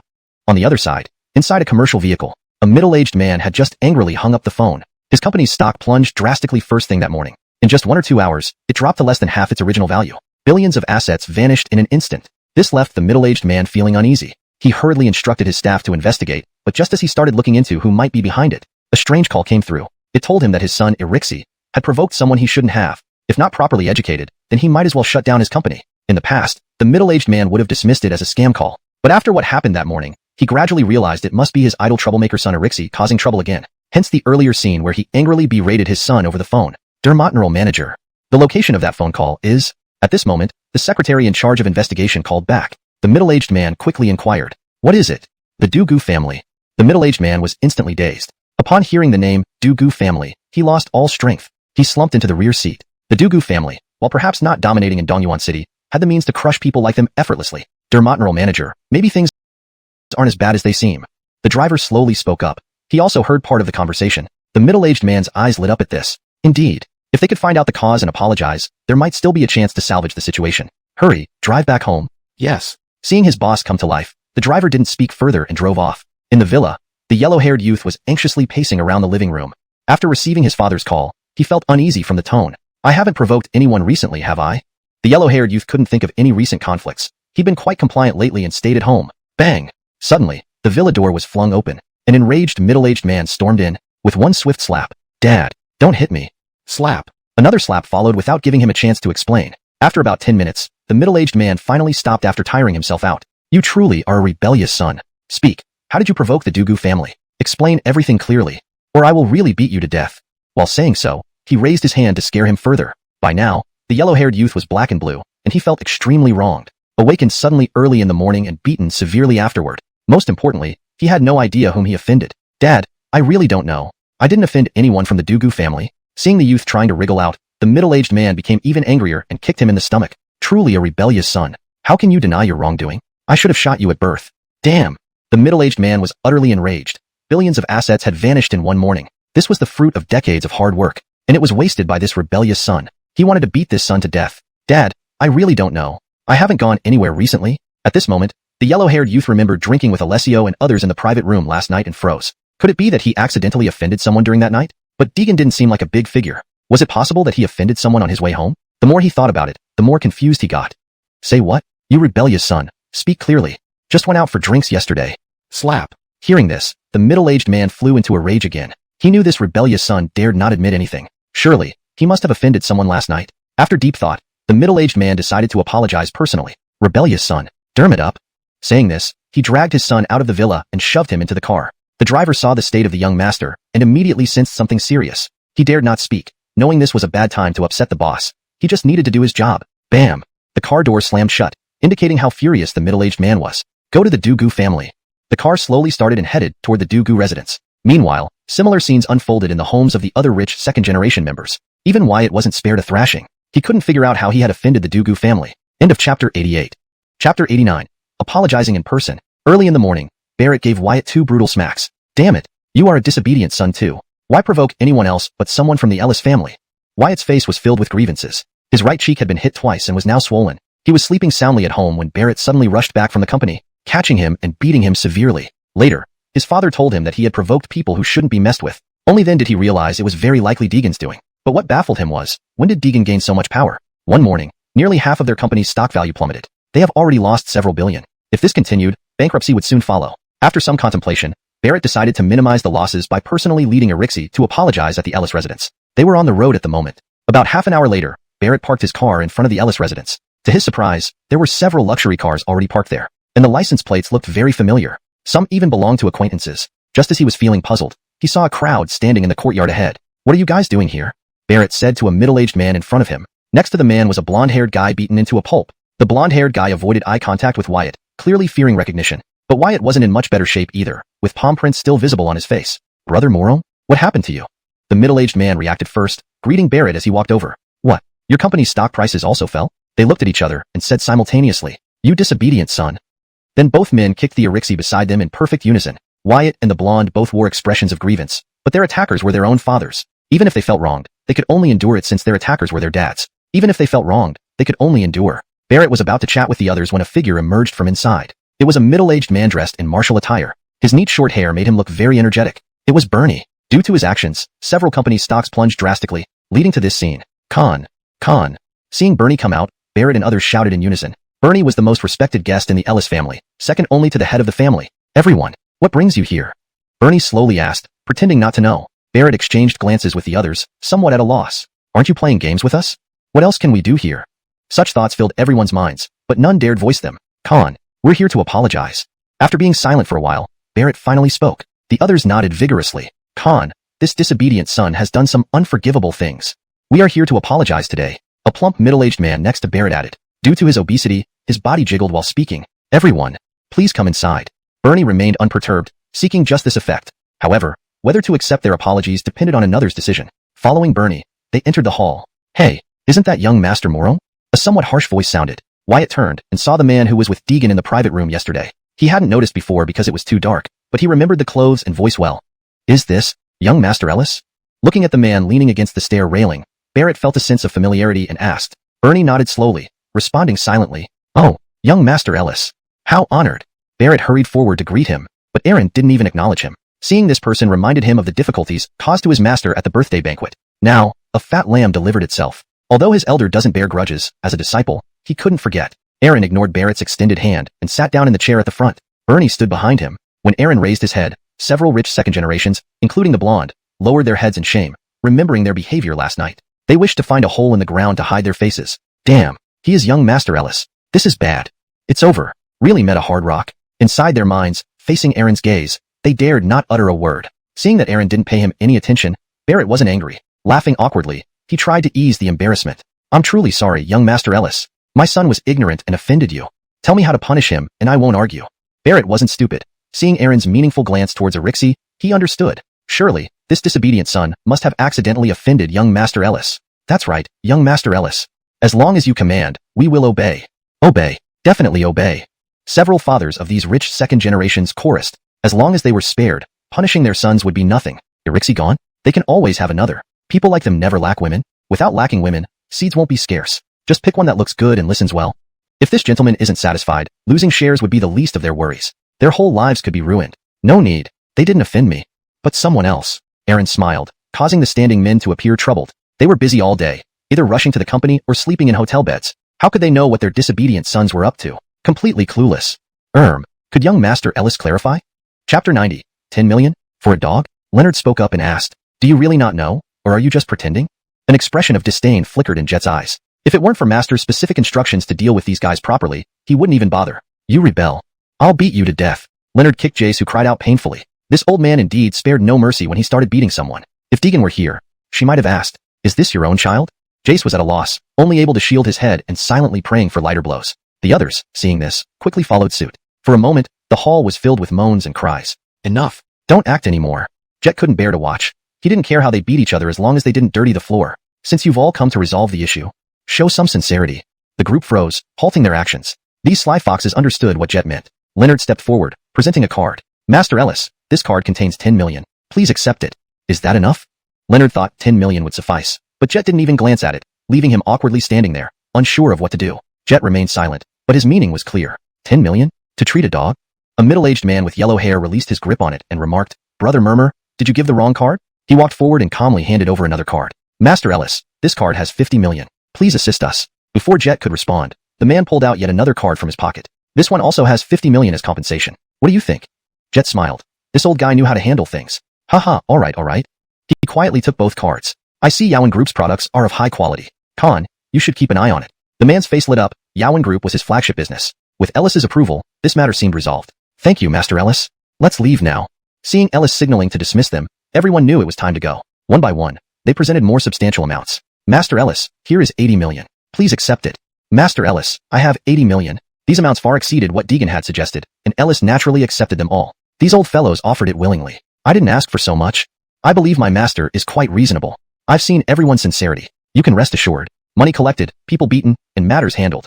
It was time to send guests away. Knowing better than to linger, they left with their injured children. But Leonard stayed behind. He had thought 10 million would settle things, but the bidding escalated to 50 million under peer pressure. Though reluctant, he couldn't refuse. It seems the Murmur family isn't willing to resolve this. If so, please leave. Khan, show them out. Ellis saw Leonard hesitating and ordered Khan to escort him out. Panicked, Leonard hastily presented a black card. Master Ellis, this card has 50 million. I was mistaken. What do you think? However, even with 50 million, Ellis still showed no interest. Just leave, Murmur family head. As for what my master will do next, I can't say. Ellis pretended to walk away, frightening Leonard into pursuit. Wait, Master Ellis. My mistake. Here is 50 million, plus the previous amount totaling 100 million. Please help us. Ellis's face changed instantly. Oh, you simply picked the wrong card earlier. Why didn't you clarify sooner? Almost a misunderstanding. Leonard, suppressing his frustration, handed over the black card with a forced smile. That's fine. I'll make sure to convey your sincerity. Relieved, Leonard thanked Ellis and dragged his battered son away. Dad, I feel cheated giving this money. Smack. Jace received another kick. Because of you, you idiot. Do you think I wanted to pay? 100 million. Do you know how much that is? But what choice did we have? Because of you, I'll beat you to death. Outside the Ellis residence, Leonard, growing angrier, continued beating Jace. Poor Jace ended up severely injured and was sent to the hospital. He would be bedridden for a month. His mother, upon hearing this, caused a scene at home, nearly resulting in divorce. In the hospital, Jace lay on a bed covered in bandages. Deegan, I'll get revenge. With multiple fractures, Jace barely held on to life when admitted. Chapter 91. Truth or Dare. 1 week later, at the Tang family villa, Shu Eric, where are you going? Nellie saw Annabelle packing her things and preparing to leave, so she asked in confusion. Annabelle was somewhat awkwardly frozen on the spot. She had chosen a time when no one was home specifically. Who would have thought she would still be discovered? I'm just going out for some fresh air. I'll be back soon. Annabelle offered a flimsy excuse, but there was no way it could fool Nellie. Was it Alessio who messaged you again? Nellie said somewhat angrily. She had told Cindy long ago that Alessio wasn't a good person. She advised her to stay away from such people. Yet recently, Annabelle kept sneaking silly smiles while looking at her phone screen. It was obvious who had sent another message. However, as long as Annabelle didn't go out to meet him, Nellie wouldn't say anything. But tonight, Annabelle tried to sneak out while she was asleep. What if something happened? Oh, it's not like that. I really am just going for a walk and will be back soon. Don't worry. Annabelle embraced Nellie's arm and spoke in a coquettish tone. Nellie, seeing her big, watery eyes, couldn't help but soften. But you mustn't meet Alessio again. He really isn't a good person. Annabelle smiled with an understanding look, then left the villa under Nellie's repeated warnings. Once outside, she hailed a cab. Lonnie, To Soundwave Bar. The taxi driver quickly drove off upon learning the destination. Meanwhile, inside Soundwave Bar, Alessio sat alone in a private room. This room had been reserved by him for the night, ensuring nobody else would disturb him. Humph. Ignoring me for so many days. I'll see how pure and innocent you act today. Alessio looked at the glass of red wine, a lecherous smile on his face. He had already laced the drink with knockout drugs, just waiting for Annabelle to arrive. Earlier, because of some disturbances in the room, his plan failed, and he ended up being neglected by Annabelle for a long time. If not for his smooth talk and sweet words, he wouldn't have convinced Annabelle to come out. After I take those photos, huh? How much money it cost will be decided by me. Alessio had planned everything. Once Annabelle arrived, he'd make her drink this wine, then set up the camera and do whatever he wanted. The door creaked open, revealing a beautiful face. You're here. Sit down. Annabelle's arrival disrupted Alessio's thoughts. Today, she wore a light blue dress and sport shoes. Her long, fair legs made Alessio's eyes bulge. But knowing he'd soon get to enjoy her, he couldn't help but smile. It's just the two of us tonight? Annabelle scanned the room, noticing only herself and Alessio. She asked, haha, they'll be here later. Let's start drinking without them. This is a special red wine I got just for you. People often say red wine is good for beauty and health, also boosting metabolism. With that, Alessio handed over the spiked glass of red wine. Annabelle took it with a polite smile and thanked him, but didn't drink immediately. She had some sense of caution. Seeing her vigilance, Alessio called a friend at the bar via phone, requesting he bring a few people to lighten the mood. Tonight, Annabelle wasn't getting away. After that, they chatted awkwardly until the arranged crowd entered, making the atmosphere more relaxed. However, most of the atmosphere crew were women, making Annabelle uncomfortable. Tongue Dermot, have a drink with us. A well-built, heavily made-up woman sat beside Alessio, offering him a toast. Seeing this, Annabelle's face showed anger. Fortunately, Alessio rejected Kira with a gesture, who shrugged indifferently and danced in the center. Annabelle turned away, clearly upset. Noticing, Alessio sat beside her, coaxing her with sweet words. Soon enough, he made Annabelle laugh heartily. Admittedly, Alessio had impressive speaking skills. When the mood was right, a male from the atmosphere crew suggested, let's play truth or dare. Sure. Tongue Dermot, join us? Seeing no objections, the boy invited Alessio. Naturally, Alessio agreed. It was all part of his plan, to let Annabelle lower her guard and then, come on. Let's begin. Speaking, the boy started spinning a bottle, placed in the center of the table. It landed on a girl from the atmosphere crew who chose truth. Great. Truth. So, when was your first time? Though this personal question was common among them, Annabelle felt shy, rarely venturing out and inexperienced in such situations. The day after my coming-of-age ceremony, with my boyfriend. The girl answered candidly. Then the boy spun the bottle again. This time it pointed at Alessio. Oh, Tongue Dermot. Truth or dare? Alessio chose truth. So the boy asked, who do you love the most? Following their rehearsed script, Alessio pretended to be deep and serious, looking at Annabelle tenderly. Holding her hands, he said sincerely, Alessio loves only Annabelle in this life. He even kissed her hand lightly. Oh wow, how envious. She's so lucky. So jealous. Annabelle blushed deeply at Alessio's sudden confession. Chapter 92. I'll wash your stinky socks for a month. Alessio looked at Annabelle, who appeared embarrassed, and knew his plan was about to succeed. Seeing this, Alessio signaled with his eyes, and the sister responsible for setting the mood immediately understood. She quickly stood up and shouted loudly, cheers with a cup of wine. Cheers. Cheers with a cup of wine. Cheers. The crowd began to cheer along, and Alessio casually handed a glass of red wine to Annabelle, taking one for himself as well. To ensure everything went according to plan, he had drugged both cups, but took an antidote before Annabelle arrived. Annabelle felt slightly shy looking at Alessio's handsome face, but still accepted the wine. In that moment, she even imagined the names of their future children. They stood together, their arms intertwined, and simultaneously exchanged glasses. Alessio watched as Annabelle took a sip, a sly smile spreading across his face. He knew his plan was working. At the Tang family villa, knock, knock, knock. Nellie stood worried outside Deegan's door. She had almost fallen asleep in bed, but Annabelle hadn't returned after being out for so long, and she grew concerned. Without changing out of her pajamas or even putting on shoes, she rushed down from the second floor. What is it? Deegan opened the door, revealing his muscular upper body, which made Nellie scream and jump back, covering her eyes. You? Why aren't you wearing clothes? You're a pervert. Deegan looked down. Didn't he have pants on? While he didn't sleep, his upper body was drenched during practice, so he simply tossed his shirt aside. Who visits a man's room in the middle of the night like this? Deegan snapped irritably. Nellie's face flushed red, feeling her cheeks burning. Well, what do you want? Is it worth waking me up at this hour? My bed is small. It only fits one person. Go away. Stop being annoying. Nellie, upset, turned to leave, but then remembered her reason for coming back. Su Swang. Su Swang has been gone for a long time and hasn't returned. I'm worried. Oh, and then? Nellie was stunned. She couldn't believe what she just heard. Oh, after all this time? She's an adult and can make her own decisions. We don't need to interfere. With that, Deegan started to close the door. He needed to finish his meditation and didn't have time for this nonsense. Hey, don't be so heartless. What if something happened to Su Swang? Nellie anxiously pleaded, trying to change Deegan's mind. But no matter what she said, Deegan remained unmoved inside. In desperation, she resorted to her last resort. I'll wash your stinky socks for a month if you help me find Annabelle. Click. The door suddenly swung open, and Deegan revealed a smug smile. Are you playing me? Nellie realized she had been tricked by Deegan. Even though he didn't favor Annabelle, he wouldn't abandon her either, especially since she was Tilly's daughter. Why did she not see through it sooner? Now, she would have to wash his socks for a month. I feel so dizzy. After drinking the wine, Annabelle felt extremely dizzy, and everything around her became blurry. She sensed something was wrong. The wine was drugged. Struggling to escape the private room, her arm was tightly gripped by Alessio, preventing her from moving. You all can go now. Remember to close the door. Alessio motioned for the atmosphere crew to leave. Sure thing, Boss Dragon, enjoy yourself. Let's go. The leading man gave a lewd grin to Alessio and left the room with the group of girls, thoughtfully closing the door behind them. You? Let me go. I want to go home. Annabelle struggled against Alessio's grip, but as the drug took effect, her limbs weakened and her consciousness blurred. Humph. Today, I'll show you my prowess. Your second brother will treat you well. Alessio looked lecherously at Annabelle and threw her onto the sofa. He wasn't in a hurry. The night was long. First, Alessio set up a hidden camera he had brought into the room, positioning it directly opposite the sofa. After adjusting it, the lens perfectly captured Annabelle's face. Next, he pulled out a black hood from a nearby bag. If any professional were here, they might exclaim in shock. Is this a top expert? Once everything was ready, Alessio rubbed his hands together and approached Annabelle, gently caressing her face. You act so pure. Let's see how true that is today. Just as Alessio moved to tear her clothes, the door burst open. Startled, Alessio became furious and shouted, What did I say about not entering without permission? Derm it out now. It was too dark for him to see the intruder's face. He assumed it was a bartender mistakenly opening the door. But the shadow didn't budge upon his command. The figure moved closer to Alessio. Using the dim light, Colby Argentui vaguely recognized the face. Ellie. Before he could finish, Deegan delivered a powerful punch. Looking at the despicable man on the ground, Deegan felt a wave of disgust. A human in form, yet committing inhuman acts daily. Hey, at the bar. Bring a few guys over.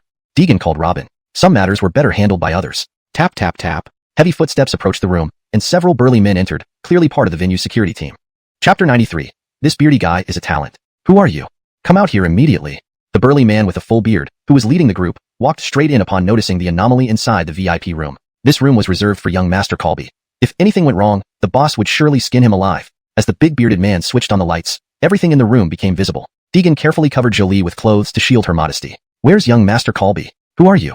The bearded man glanced around and noticed Alessio lying on the ground with a hood over his head, while a young girl lay on the sofa, accompanied by a camera. No need to guess what had transpired. It must have been that young Master Colby was caught red-handed by someone's boyfriend during one of his escapades. The bearded man thought this as he felt a pang of sympathy despite being hired for a job. Ah, it hurts. The hell, attack him. At that moment, Alessio struggled to stand up from the floor, clutching his swollen cheek, glaring at Deegan fiercely. The burly men didn't dare hesitate and rushed forward. Kid, don't move, or you'll get hurt. The bearded man couldn't help but feel a bit compassionate, knowing that the situation was understandable. Humph, what if I do? Deegan spoke disdainfully, picked up the unconscious Jolie from the sofa, and started walking toward the exit. The bearded man hadn't expected such defiance and admired the youngster's courage. You're still standing there? Don't let him escape. Alessio roared furiously, feeling his plans ruined. He wouldn't be a Colby if he didn't teach this intruder a lesson. Several burly men exchanged glances and, under the bearded man's signal, lunged at Deegan. The bearded man turned away, not wanting to witness the inevitable. A series of groans soon filled the room. The bearded man sighed inwardly, reflecting on how some people choose to cry in a BMW, rather than laugh on a bicycle. Love and happiness are often out of reach. Just when he thought Deegan was subdued, turning back left him stunned. The youngster stood unharmed, holding Jolie, while his men lay sprawled on the ground, incapacitated. Damn, when did this love warrior become a war god? Not only the bearded man but even Alessio was dumbfounded, witnessing Deegan's strength for the first time. One of the burly men had flown past him like a cannonball. Gulp. Alessio took a couple of steps back fearfully, but he was unwilling to let go of his prize and his plans. With venomous eyes, he yelled at the bearded man. What are you waiting for? Attack. The bearded man glanced at him, disapproving internally. As instructed by the boss, they were here to protect a valuable guest. Even though he was just muscle, he couldn't offend this person. Earning money was hard and humiliating. Dewey, sorry about this. The bearded man apologized, then pulled out a telescopic baton from his waist. In one swift motion, he extended it and leaped, aiming straight for Deegan's face. Deegan sensed a forceful aura, almost akin to the initial stages of Foundation establishment. This aroused his interest. With a swift sidestep, Deegan dodged the baton, which struck the floor with a loud thud, creating a hole. Such an impact could easily be lethal. Good power, but your aim is lacking, Deegan remarked. Despite the raw strength, the bearded man didn't seem trained in martial arts. His natural talent was impressive. With proper guidance, he could break through within days and achieve the golden core stage within half a year. Dewey, you're strong. Daryl, know I'm no match for you. But I must fulfill my duty for the pay. It's a matter of principle, said the bearded man solemnly. He felt unprecedented pressure from Deegan, more so than any martial artist he'd encountered. He trusted his instincts. This Dewey was incredibly powerful. Deegan looked at him with interest. If he couldn't recruit such talent, it would be a waste indeed. Hakeem. Suddenly, rapid footsteps approached the door. It was Antonia rushing in, along with Anatoly and Shepard. Hakeem. Deegan glanced at them. The brothers showed significant potential in cultivation, hinting at imminent breakthroughs. It seems their progress isn't far off, Deegan mused. Hearing this, Anatoly and Shepard knelt before him. Thank you, Hakim, for recognizing our abilities. The bearded man was puzzled now. The two kneeling figures exuded an imposing presence, surpassing him effortlessly. If they fought, he doubted he could withstand even a single blow. Take him away. Deegan pointed to Alessio hiding behind the bearded man and handed Jolie to Antonia. Yes, sir. Anatoly and Shepard rose and advanced on Alessio. Seeing this, the bearded man tried to intervene. However, Anatoly swung a fast punch, catching the bearded man by surprise and sending him sprawling. Don't come near me. Before Alessio could finish, Shepard kicked him square in the face, rendering him unconscious, blood trickling from his nose. Fortunately, Shepard held back, or it could have killed him. Cough, cough. The bearded man coughed violently, spitting out a mouthful of blood as a shadow loomed over him. He lifted his head. The scene unfolded swiftly, showcasing Deegan's superiority and highlighting the bearded man's latent talent. Chapter 94. Sir, will you sell your pig? You're not bad, but staying in a place like this? Deegan looked down at the big bearded man and spoke slowly. I'll give you an opportunity. Follow me. The big bearded man's eyes flickered with hesitation, but then determination flashed when he thought of his sick mother. He looked at Deegan and asked, what can you offer me? What kind of treatment will I get? Deegan chuckled lightly and replied, I can't give you anything. Everything depends on your own efforts. I'm just giving you a more suitable direction. As for what choice you make, it doesn't matter to me. After hearing Deegan's words, the big bearded man's eyes dimmed noticeably. Deegan didn't try to persuade him further and left a business card, signaling him to call if he had made up his mind. Then he left with his group. The big bearded man watched Deegan's departing back, feeling a mix of emotions. His boss would definitely not let today's incident go unpunished. What would become of him then? A mournful scream pierced the dark night sky. Outside a dilapidated factory in the outskirts of Dongyuan City, Deegan stood, holding a cigarette between his fingers, taking a deep drag. I really don't like these things. He spat it out disdainfully, threw it to the ground, and took a bag of cookies from his pocket to munch on. Cookies are better. This abandoned factory was now one of Haiwegang's remote bases. Many delicate or unsavory matters were handled here. Hakim. Anatoly emerged from the factory, holding a whip stained with blood. Deegan glanced at him. How is he? Still alive? Just barely. Deegan nodded and turned to walk inside. The exterior of the factory was simple, merely an iron shell. But inside, it was a different world, divided into several sections. Now Deegan was heading towards the interrogation area, as they occasionally encountered stubborn fellows. This setup was suggested by Deegan, and subsequently designed by Karina. Cough, cough. Try putting me outside, and see if I don't kill you. Alessio, bound to an iron chair, covered in bruises, snarled fiercely. After being brought out from the VIP room, Anatoly had given him a grand meal in local honor. Deegan, if you have guts, then kill me. If not, once I get out, I will find a way to kill you. Seeing Deegan enter, Alessio used his last ounce of strength to growl menacingly. His bloodshot eyes stared at Deegan, wishing nothing more than to drink his blood and eat his flesh. Deegan remained expressionless, saying nothing, just reached for the whip from Anatoly and approached slowly. What do you want to do? I warn you, don't come closer. Unfortunately, his warnings fell on deaf ears. Smack. The whip cracked violently, leaving a bloody mark on Alessio's body. Pain contorted his face. But after one strike, Deegan tossed the whip away. Seeing this, Alessio believed Deegan dared not kill him. His arrogance increased. If you dare, kill me, Deegan. If you're scared, release me and beg for my forgiveness. Maybe I might spare you. Anatoly's face darkened at such insolence. Deciding hospitality needed improvement, he moved forward, only to be stopped by Deegan. Do you have medicine for breeding pigs? And no such thing. Anatoly froze. Why ask this now? There were no female pigs here, let alone breeding medication. Beside him, Shepard quickly grasped Deegan's intention. I know a nearby village where we can find it. Deegan nodded, then leave it to you. Shepard accepted and hurried off. In the outskirts of Dongyuan City lay a small village with mostly elderly people and children. Following a mountain path, Shepard arrived near midnight. No stores were open. Only local houses could be sought out. He knocked on a door of a farmhouse with pigsties. Knock, knock, knock. Shortly, lights lit up inside, and a feeble voice called out, Who's there? Is someone home? Shepard called. An old villager in his 60s shuffled over in a simple jacket. Hello, young man. Where do you come from? Curious but welcoming, the villager opened the door. Sir, do you have medicine for breeding pigs? Startled momentarily, thinking why anyone would need it late at night. I'll pay. Shepard pulled out a stack of $100 bills, instantly changing the villager's demeanor. Yes, come in. Please, come in first. I'll get it right away. The old man smiled widely upon seeing money. Punching over toward the pig pen, despite knowing not what purpose the young man had, he didn't care. It was all about getting paid. Soon, he returned with an unopened bottle of breeding medicine, exchanging it for $200 bills. Looking over the money repeatedly, ensuring it was genuine, the old man beamed widely. It truly was a lucky day. Arg, arg, arg. Originally planning to leave immediately, Shepard heard a noise from the pigsty, sparking a new idea. Sir, will you sell your pig? Back at the factory, Alessio continued his relentless taunts, relying on the belief that Deegan wouldn't dare kill him. But Deegan ignored him completely. Anatoly couldn't hold back any longer, infuriated by the insults. Not yet. Wait for Ganchong to return. Deegan restrained Anatoly, who wanted to assault him. Hakim, why did you send Ganchong for that breeding medicine? Chapter 95. Alessio's bed-warming maid. In a while, you will know. Deegan smiled without saying more. For someone like Alessio, such a despicable person would not learn his lesson without a deep and lasting one. After some time in the factory, Alessio stopped shouting as if he was exhausted. The two stood outside the factory and heard a pig squeal from nearby. Hakeem? I just heard a pig squeal. Could it be? Deegan knew Shepard had returned. He thought this guy did a pretty good job. When asked to get some breeding medication, he even brought back a pig ready for breeding. A few minutes later, Shepard appeared with a 100-pound sow. Upon seeing it, Anatoly was bewildered. What? Gonchong, didn't Hakeem ask you to get some breeding medicine? Why did you bring back a pig?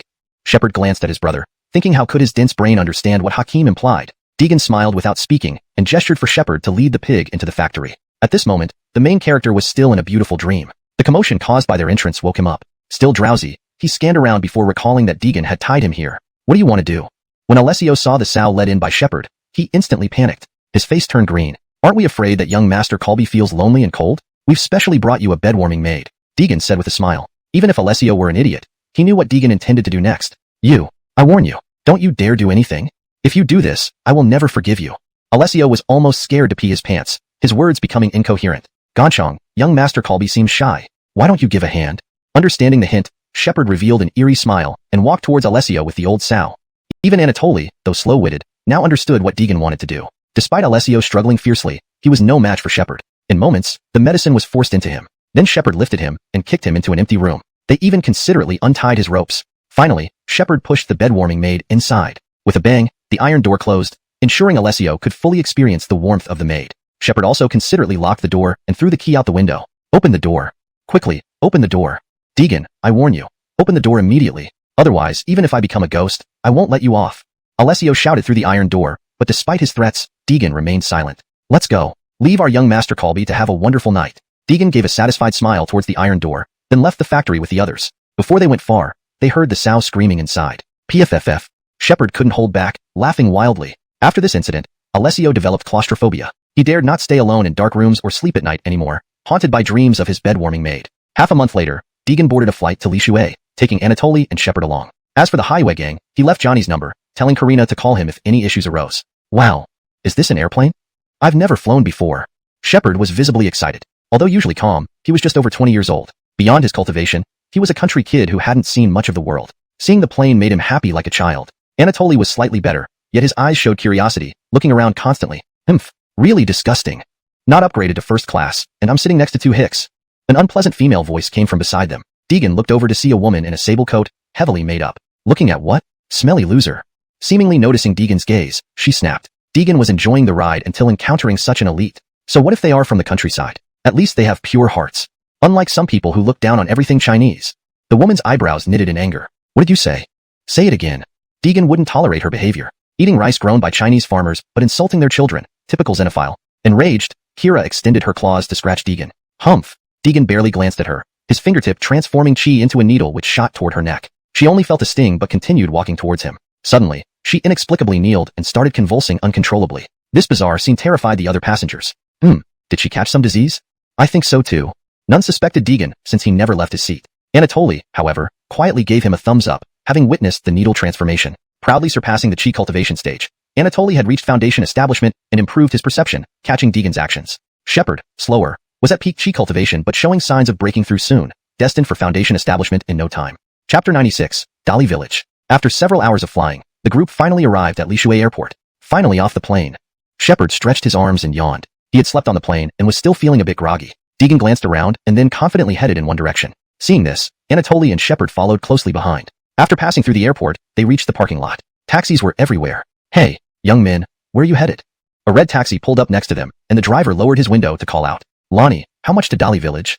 Anatoly asked. The driver thought for a moment before giving an answer. 3 people. Give me a red grandpa. 100 yuan note. Deegan nodded and got into the back seat. Anatoly placed all their luggage in the trunk before sitting in the front passenger seat. The car slowly drove away from the airport, and Deegan's eyes brightened. He had noticed earlier that the spiritual energy here was much denser than other places. However, there were many people in the airport, so he didn't feel it too much. Now, leaving the airport, the thick spiritual energy hit him directly. Without further ado, Deegan closed his eyes and began meditating in the back seat. The driver saw this and joked, "This friend must be a master." Shepard knew the driver was just joking, so he went along with it. "My friend is into these things." "Sorry, brother." The driver was a straightforward person and didn't mind such details. "Not at all. From your accents, I can tell you aren't from around here, right? Are you here for tourism?" The driver asked as part of his habit, chatting to stay awake while driving. Of course, not all passengers were so friendly. Some wouldn't speak a word or even ignore you. In extreme cases, they might even snap at you. As part of the service industry, sometimes drivers just had to accept it. Seeing Shepard willing to chat, the driver was delighted. They quickly struck up a conversation, chatting away merrily. As for Anatoly, he didn't join in and simply looked out the window instead. The car sped along and soon arrived at Dali village. It wasn't a large village, nor was it small. Adjacent to Dali village was a deep mountain. The height of the mountain was impossible to discern by naked eye alone. Its peak was hidden in the clouds. Here we are, Dali village. Hope we meet again. The driver dropped them off at the village entrance and then disappeared from view. Deegan and the others drew quite a bit of attention from the villagers. Several elderly women gathered together, whispering and pointing at them. Speculations about their purpose for coming abounded among the villagers. Deegan led Anatoly and Shepard into the village. Unlike big cities, most houses here were tile-roofed houses reminiscent of the 80s and 90s. Some were even thatched huts. It was clear development here was lagging behind. Their arrival soon caught the attention of the village chief. While strolling through the village, they saw an elderly man walking towards them with a cane. "Excuse me, do you know where you're from? What brings you to our village?" Faced with the old man's questions, Shepard couldn't make something up and looked to Deegan for help. "You must be the village chief, sir." The old man nodded but remained silent, clearly still wary of them. With scammers running rampant these days, he wanted to test these visitors to see if they were con artists trying to swindle money from the village. "We're from the Quality Supervision Bureau. We're here to check for excessive or illegal radioactive substances in the surrounding mountains," Deegan said confidently, leaving the Boris dumbfounded. He really believed they were officials sent down from higher authorities. "Oh, so you're from the National Quality Supervision Bureau. I'm sorry for the poor reception. May I know your honorable surname?" The Boris shook Deegan's hand warmly. "My name is Lee." The Boris's eyes lit up. "Director Lee, welcome. Welcome indeed. Fellow villagers, don't be afraid. These gentlemen are from the National Quality Supervision Bureau, here on official business. Please treat them well." The Boris turned to the onlookers. Upon learning they were from higher authorities, the villagers' expressions changed from suspicion to respect. "Grandpa, are they good people?" A boy of about 7 or 8 years old tugged on the Boris's hand. "Yes, they're all good people. Leader, this is my grandson Cruz. Cruz, say hello." The Boris guided Cruz towards Deegan. Cruz shyly hid behind the Boris. "Hello, uncles." Then he ran off into the village despite the Boris's calls. "Sorry, my grandson is rather introverted and shy," the Boris explained with a chuckle. "You haven't found accommodation yet, have you? If you don't mind, why not stay at my place for a few days? I have a few empty rooms."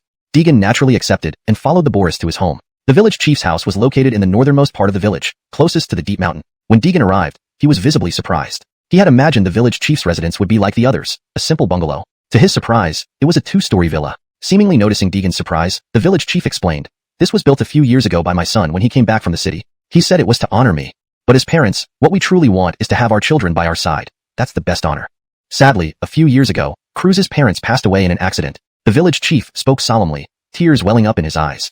Chapter 97, Mountain Goblin. "Village chief, I'm sorry," Deegan said apologetically, clearly bringing up unpleasant memories for the old village chief. "It's fine. It's all in the past."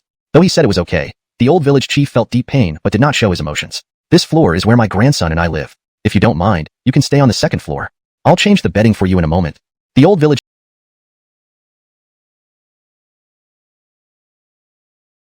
chief led Deegan and his companions to take a look at the second floor. This small Western-style building looked pretty good from the outside. However, the interior was quite simple, but Deegan didn't care much about that. Originally, he was still thinking about how to solve the problem of accommodation. Now it's settled, the old village chief has helped him out. Taking advantage of the old village chief helping them tidy up the bedding, Deegan asked Shepard to give some cash to the old village chief. "I understand." Shepard got the hint immediately. Staying here would inevitably cause trouble for the elderly man. Giving money was only right. Besides, they weren't just staying. They also needed food from the elderly man. "This is unacceptable. Unacceptable." When the old village chief saw Shepard handing over a stack of red bills, he instinctively refused. In his eyes, these few people were important leaders who had come down from above. Staying here was already an honor. How could he dare accept money? But Shepard insisted, pushing the money hard. "Old village chief, we are doing work for the country, but we can't burden the common folk either, right? Besides, we can't just stay here. We'll need your help with food too." At this point, the old village chief reluctantly accepted the stack of red bills. He hadn't thought about the food situation earlier. The person indeed made a good point. Since they were staying here, he should ensure they were well fed. But funds were tight. He couldn't let these leaders eat wild vegetable soup with him. Seeing the old village chief accept the money, Shepard smiled and chatted for a bit before returning upstairs. "Hakim, I've given the money to the old village chief." Hearing this, Deegan nodded and then walked to the window, gazing at the nearby mountains. The spiritual energy here was even denser than when they first entered the village, indicating that what he sought was indeed here. "Hakim, is the thing you're looking for in these mountains?" Anatoly asked curiously. Deegan didn't respond but merely glanced at him indifferently. Seeing this, Shepard quickly pulled his brother aside, signaling him not to ask unnecessary questions. Anatoly's thick-headedness. Perhaps. Deegan didn't blame them but sighed softly. Restoring his internal injuries wouldn't be easy. Even if he found what he was looking for, it would only be a drop in the bucket. As evening approached, Cynthia, from downstairs, slowly climbed up. "Uncle, grandfather called you all to come down for dinner." Deegan nodded and replied, "Sure. Cynthia, you go ahead. The uncles will follow soon." Seeing Cynthia reminded Deegan of the little girl who used to follow him around when he was at Shoutin and Tianmin Gate. "I wonder how she's doing now." Deegan's thoughts wandered off again. Hakim? It's time to eat." Beside him, Anatoly noticed Deegan had been distracted and softly called out to him. Oh, thinking of some old times, let's go. When the three reached downstairs, they saw a table full of fish and meat. Shepard's eyes widened at the sight of the abundant dishes. After hours of flight, hunger had gnawed at their stomachs since disembarking. If Deegan wasn't there, he probably would have lunged at the food immediately. Go call the old village chief and Cynthia to join us for dinner. Looking at the food on the table, Deegan had mixed feelings. The village conditions were not ideal, and the old village chief must have gone through considerable effort to prepare this feast. Hakim, the old village chief says they've already eaten. They prepared this especially for us. Saying this, Shepard sat at the dining table, ready to start eating as soon as Deegan gave the word. Dermot, a few empty plates. Deegan instructed Shepard. Though puzzled, Shepard complied. Upon getting the empty plates, Deegan carefully took a portion of each dish and placed it aside. The three ate the remaining portions. This act was witnessed clearly by the old village chief, hiding outside the gate. What good people! What good people! The next morning, Deegan, along with Anatoly and Shepard, entered the mountains. Hakim, the air here is so fresh, Shepard remarked, unable yet to distinguish between fresh air and spiritual energy. He could only feel that the air was fresher than before. Only cultivators who had reached a certain realm could sense the difference. Let's go. Follow the forest path into the mountain. Deegan pointed to the forest path ahead. He could sense that what he needed was ahead. Deegan led the way, with the two brothers following behind, gradually venturing deeper into the mountain forest. After some time, a layer of white mist began to rise in the forest. Why is there sudden fog? Shepard noticed belatedly, only realizing the fog had already enveloped them in the forest, and the forest path they had taken was nowhere to be seen. What's happening? The path's gone? Anatoly was bewildered, pointing at the vanished path behind them.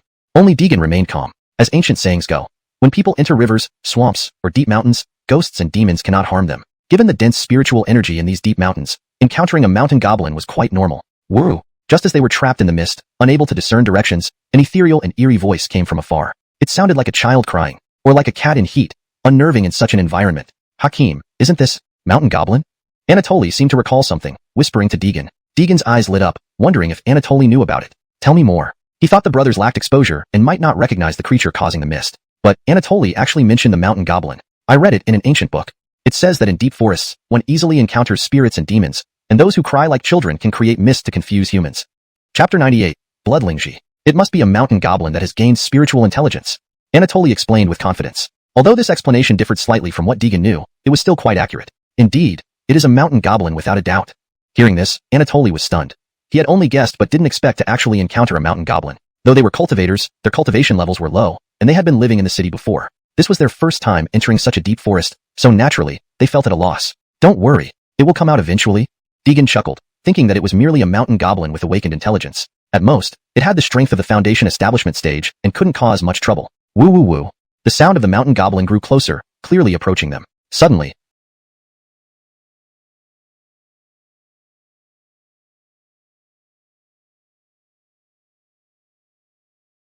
a huge figure pounced on Anatoly from behind. If not for Deegan pulling him back just in time, Anatoly would have been crushed by the creature. Thank you, Hakim. Anatoly hurriedly thanked him. When he saw the giant black shadow clearly, he couldn't help but gasp. The black shadow looked like a monkey, baring its teeth and glaring at Deegan, clearly unhappy about losing its prey. It had a short, thick tail, deep gray fur all over its body, and a tuft of red hair on its face. Its features were tightly packed, making it look incredibly sinister. Standing over 2 meters tall with fangs that protruded about 30 centimeters, it resembled a living, red-haired demon. Anatoly felt a chill down his spine. If not for Deegan's quick reflexes, he might have been dead or seriously injured by now. Foul beast! How dare you attack humans? Scram now! Deegan gathered spiritual energy in his throat and roared loudly. The powerful aura in his voice scared the mountain goblin away instantly. After the mountain goblin left, the white mist around them gradually dispersed, revealing the trail in the forest again. The Carmelo looked at Deegan with admiration. Had they fought the giant mountain goblin, even together, they wouldn't stand a chance. Yet Deegan scared it off with just a roar. His prowess was truly admirable. Let's go. It should be not far ahead.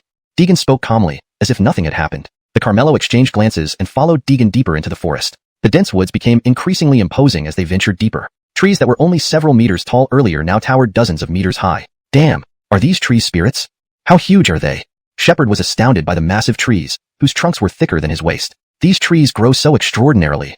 Could this be the place you're looking for, Hakim? Anatoly asked Deegan curiously. Deegan glanced at him, amused by the sudden depth in Anatoly's observation. Meanwhile, Shepard, who was usually shrewd, now seemed like a curious 3-year-old child, marveling at everything. Not exactly, but we're close.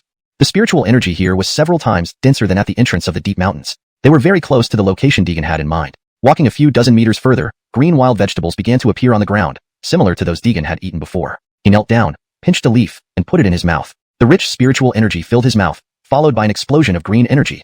This was the deadly poison contained in the wild vegetable. If an ordinary person ate this leaf, they would die immediately from the poison. Fortunately, Deegan could transform the poison into rich spiritual energy, which then circulated through his body and gradually assimilated. The spiritual energy in these wild vegetables is incredibly dense. Even Deegan couldn't help but be amazed. If he could consume all these poisonous wild vegetables, his injuries might recover significantly. However, the amount needed was enormous. Even if he started eating non-stop now, it would take him at least 3 to 5 years.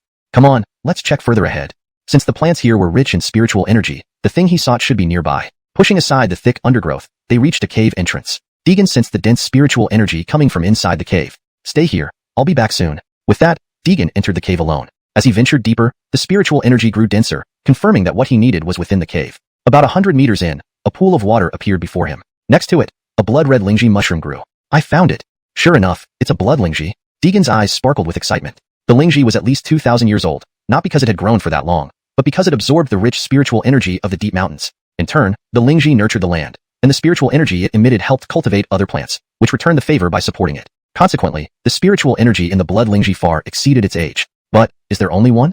Deegan searched around the blood lingji, expecting other plants or animals to accompany such a rare herb. Just as he approached the blood lingji, a ripple surged in the center of the pool. Swish, swish, swish.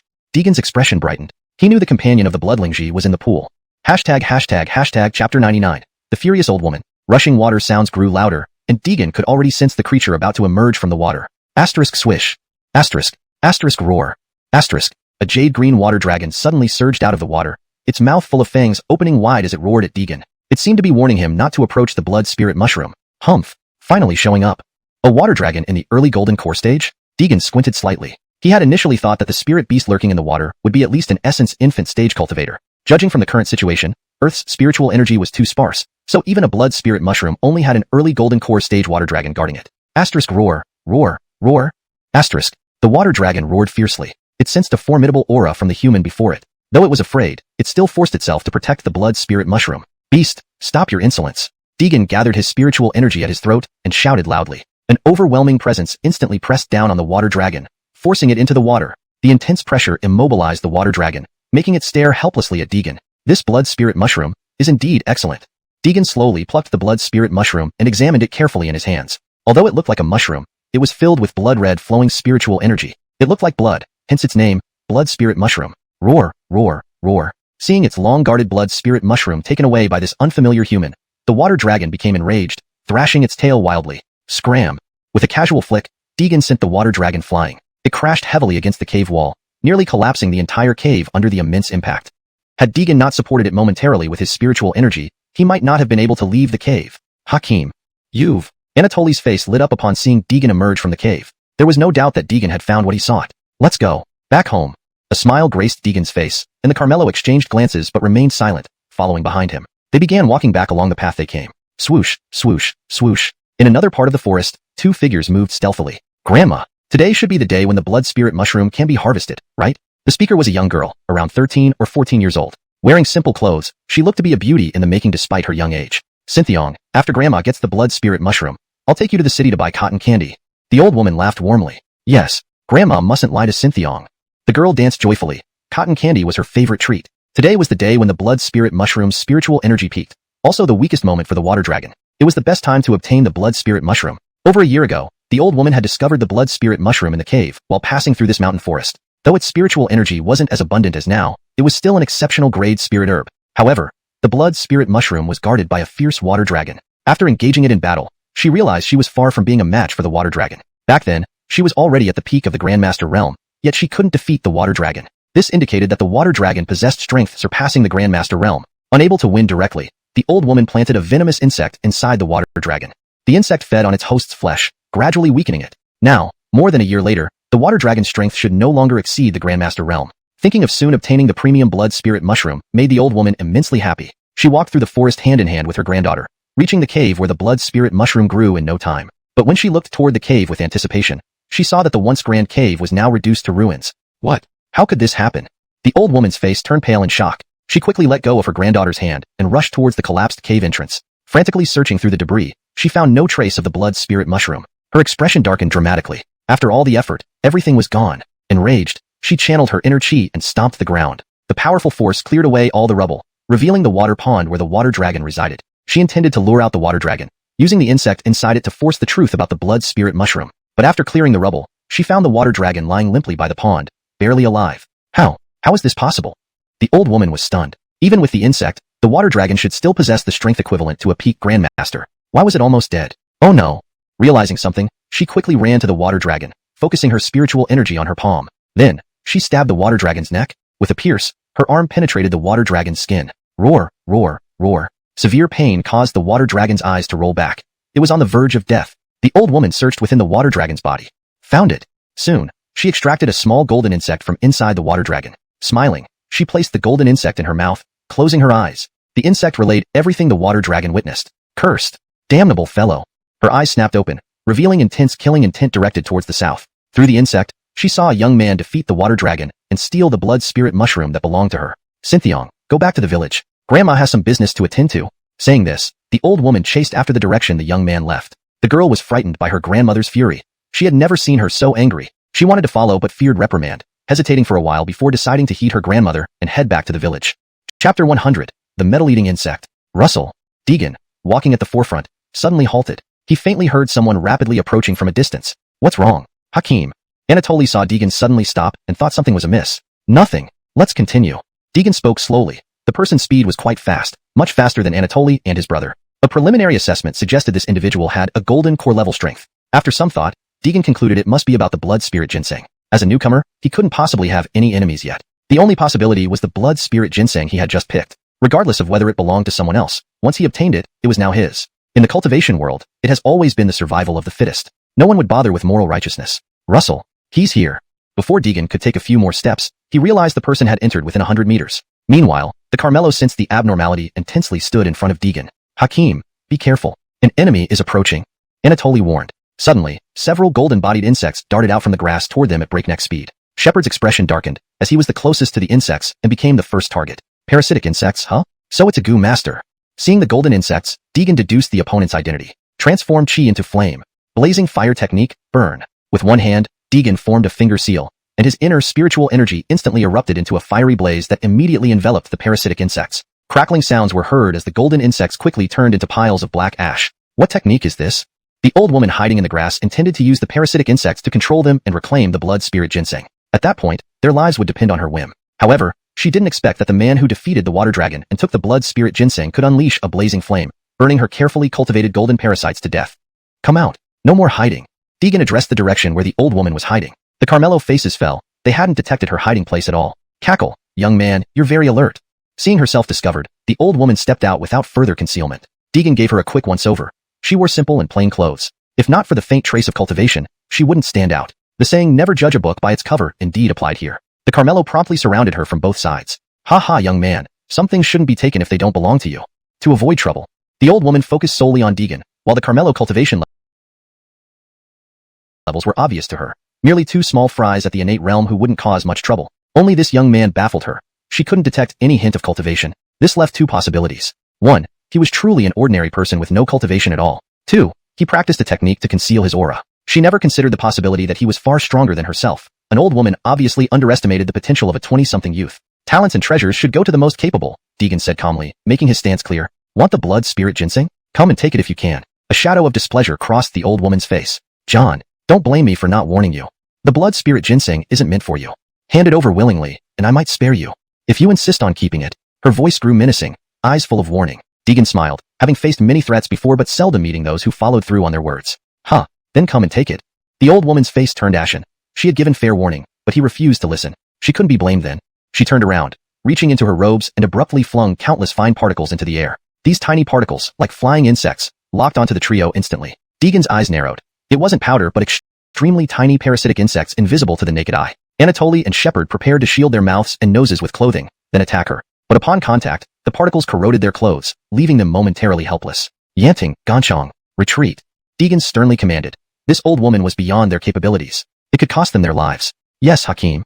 If Deegan hadn't spoken, they might have foolishly rushed in, ending up eaten down to the bone. The old woman watched them grimly, curious to see what this young man could do. Transform chi into flame. Deegan struck the same pose as before. The old woman laughed disdainfully. These parasitic insects aren't afraid of fire. Considering this when her earlier insects burned, she released her long-cultivated metal-eating insects. These required metal for food and the master's blood essence to grow. After 10 years of meticulous cultivation, These insects could devour any metal and even attach ingested metals to themselves, rendering them impervious to ordinary flames. Countless experts had died under these metal-eating insects, her prized possession after decades of effort. Blazing fire, burn. Indeed, the same move. Seeing Deegan unleash the same blaze, she showed disdain. If that's all you've got, I suggest you hand over the blood spirit ginseng. Otherwise, you won't live to regret it. Chapter 101. The path of cultivation requires a pure heart. The old woman looked in the direction of Deegan and said coldly. Her goal was simply to reclaim what belonged to her. If the other party had handed over the bloodlingji intact, she wouldn't have pursued them relentlessly. Indeed, they're not afraid of fire. Deegan smiled faintly. The inferno decree he had unleashed did not harm the metal-devouring bugs at all. I wonder how they fare against lightning? A hint of a smile curled at the corner of Deegan's lips. The old woman's face darkened. Why didn't she sense any fear on this young man's face? Could he have some countermeasure? Then, Deegan transformed the spiritual energy within his body into another attribute. Instantly, the clear blue sky was covered with dark clouds. What? The old woman watched the sudden change in weather with horror. To manipulate the elements with chi? How is that possible? The old woman was shocked. She had once read in an ancient book that only after breaking through to the Justin realm, also known as the Golden Core stage, could one achieve the nascent soul stage. At that level, one could manipulate the power of heaven and earth to aid oneself. That was an incredibly distant realm. Yet, the young man before her had achieved it. The old woman couldn't believe her eyes. Heavenly thunder, descend. At Deegan's command, a streak of purple lightning struck down quickly. With a boom, the metal-devouring bugs scattered around were instantly obliterated into dust. PFFF. The old woman spat out a mouthful of blood, her vital energy severely weakened. She no longer had the strength to even stand. These metal-devouring bugs were cultivated from her essence blood. Their destruction almost depleted her cultivation. Damn it, I've hit a hard wall. The old woman glared bitterly at Deegan, knowing she had failed today. How about it? Still thinking of taking it by force? Deegan asked calmly. From the beginning, he hadn't intended to kill the old woman. Based on her actions, the bloodlingji was indeed something she had cultivated. It had just been grafted with certain methods. Now that he had obtained the bloodlingji, killing her would make him look like a murderer who steals treasures. That wasn't what he wanted. To achieve the great path of cultivation, one must be free of distracting thoughts. If petty matters turned into heart demons during the pursuit of enlightenment, it would be counterproductive. His guiding principle was to be blameless in his heart. Humph. This old woman admits defeat. Go ahead. The old woman snorted, then closed her eyes. She believed the young man wouldn't let her go. After all, if news of possessing a celestial treasure like the bloodlingji got out through her, it would bring him much trouble. Killing her seemed to be the safest option. What are you doing? I never said I was going to kill you. Deegan responded helplessly. This old woman was quite amusing. What? You won't kill me? The old woman was astonished again. This young man's unconventional behavior truly surprised her. Upon reflection, anyone who could break through to the nascent soul stage at such a young age would be confident in their own abilities. Perhaps this was why he wouldn't kill her. Hakim, shouldn't we kill her? Anatoly looked at Deegan, confused. This dangerous person, if left alive, might use insects to ambush them on the way back. Seeing Deegan's cold stare, Anatoly knew he had spoken out of turn. Sorry, Hakim. Ignoring Anatoly, Deegan slowly approached the old woman. What do you want to do? The old woman was startled by Deegan's sudden approach. Was the youth changing his mind and planning to kill her? But her concerns were unwarranted. Deegan stood before her and extended his right hand, tapping 2 points on her body. Do you feel chest pain or shortness of breath when you circulate your chi? This unexpected question baffled the old woman, but it intrigued her. How did he know about this? Since childhood, every time she circulated her chi, her chest would ache as if countless tiny insects were gnawing at her. She had always assumed this was common among cultivators. But now that this young man pointed it out, she realized it might be more complex than she thought. Yes. After considering for a moment, the old woman nodded. Judging by his demeanor, he likely wouldn't harm her. Deegan nodded thoughtfully. When she released the metal-devouring bugs, he had noticed an abnormality in the flow of her chi. He had picked up on it immediately. Try circulating your chi from this point. Deegan pointed at a spot on the old woman's abdomen. She understood instantly. I'll try. Sitting cross-legged, she closed her eyes and began circulating her chi. Instead of using the usual meridians, she followed the new path Deegan indicated. What? As the chi flowed through the new meridian, she was astounded. Her internal chi could circulate this way without pain. Moreover, she felt her cultivation advancing slightly. Opening her eyes, joy spread across her face. Gratitude shone in her eyes as she looked at Deegan. Thank you. Deegan waved his hand dismissively. The bloodlingji I need, so I can't return it to you. However, I can give you this cultivation technique as compensation. From his pocket, Deegan pulled out a pale yellow scroll and handed it to her. This? Taking the scroll carefully, the old woman flipped through a few pages. It contained a complete cultivation technique and addressed several challenges she faced. At this moment, she was immensely moved. This scroll would help her far more than the bloodlingji. Thank you, senior. Now she realized. This wasn't just a young man but a powerful cultivator who could see through her chi flow issues with mere observation, giving her such a valuable technique. Such an existence was beyond her imagination. It's nothing. The path of cultivation requires a pure heart. ##### Chapter 102. Heading to Lishueli family. In just one sentence, the essence of cultivation was revealed. The elderly woman now looked at Deegan with a different gaze. Thank you for your guidance, senior. Deegan nodded and remained silent. The blood spirit grass was already in hand. The next step was to head to the easternmost part of Lishuei. He needed to find a spirit herb that could complement the blood spirit grass but had opposite attributes. Since the blood spirit grass was warm, he would need a slightly cold spirit herb to balance it out. Let's go. We need to move on to the next place. Deegan spoke softly, and the Carmelo followed obediently behind him, ready to leave. Seeing this senior seemed to be searching for something, the old woman mustered her courage and asked, I don't know if this is related, but senior, what are you looking for? Perhaps I can offer some assistance. Hearing this, Deegan paused and turned to look at her with interest. I need some spirit herbs. Do you know any places? The elderly woman's eyes brightened. Finding other things might be difficult, but when it came to spirit herbs, she knew a few locations. Senior, without deceit, I do know several places where you might find the herbs you need. Upon hearing this, Deegan felt a surge of excitement. Where? If he could indeed find them, there would be hope for healing his internal injuries. Then, by seeking a powerful master skilled in goo techniques to use insects to remove residual impurities from his body, he could finally return to Little Southern Heavenly Gate to deal with those people. The old woman saw how important these herbs were to Deegan, so she no longer held back. However, the details were somewhat complicated. Please don't rush, senior. Let me explain. Deegan nodded. Being new to this area, he was unfamiliar with it. Now, having a chance to remedy this, he naturally wouldn't miss it. In our Lishui region, most people come from a background of being goo masters, proficient in goo techniques. Naturally, they rely on spirit herbs and medicines to cultivate more effectively, accelerating their growth in nurturing goo insects. So, many goo families have dedicated areas for cultivating spirit herbs and medicines. Among them, the Li family in the southernmost part of Lishui, and the Tobias family in the east, have cultivated the purest spirit herbs and medicines. There, you might find what you need. Deegan closed his eyes slightly as his spiritual senses spread out rapidly. Within moments, he had surveyed the entire Lishui area. Time was limited, and overusing or prolonging this ability would agitate his internal injuries. He quickly retracted his senses after determining the locations of the two families. Deegan slowly opened his eyes. The old woman hadn't lied. There were indeed regions rich in spiritual energy in the south and east of Lishui, perfect for cultivating spirit herbs. Thank you. With that, Deegan immediately set off. His target was the Li family in the south. If nothing suitable was found there, he would then visit the Tobias family in the east. Walking ahead, Deegan moved swiftly. The Carmelo struggled to keep up, only catching glimpses of his back. Their stamina was rapidly depleting, forcing them to pause momentarily to rest. Zhang, we must catch up quickly. We cannot delay Hakim's affairs. After taking a deep breath, Anatoly pulled Shepard along again to follow closely. They retraced their steps, encountering little resistance. The mountain sprite they had met earlier seemed to have sensed Deegan's presence and discreetly hidden itself. Hakim. Chasing after him frantically, Anatoly and Shepard suddenly noticed Deegan had stopped and stood motionless.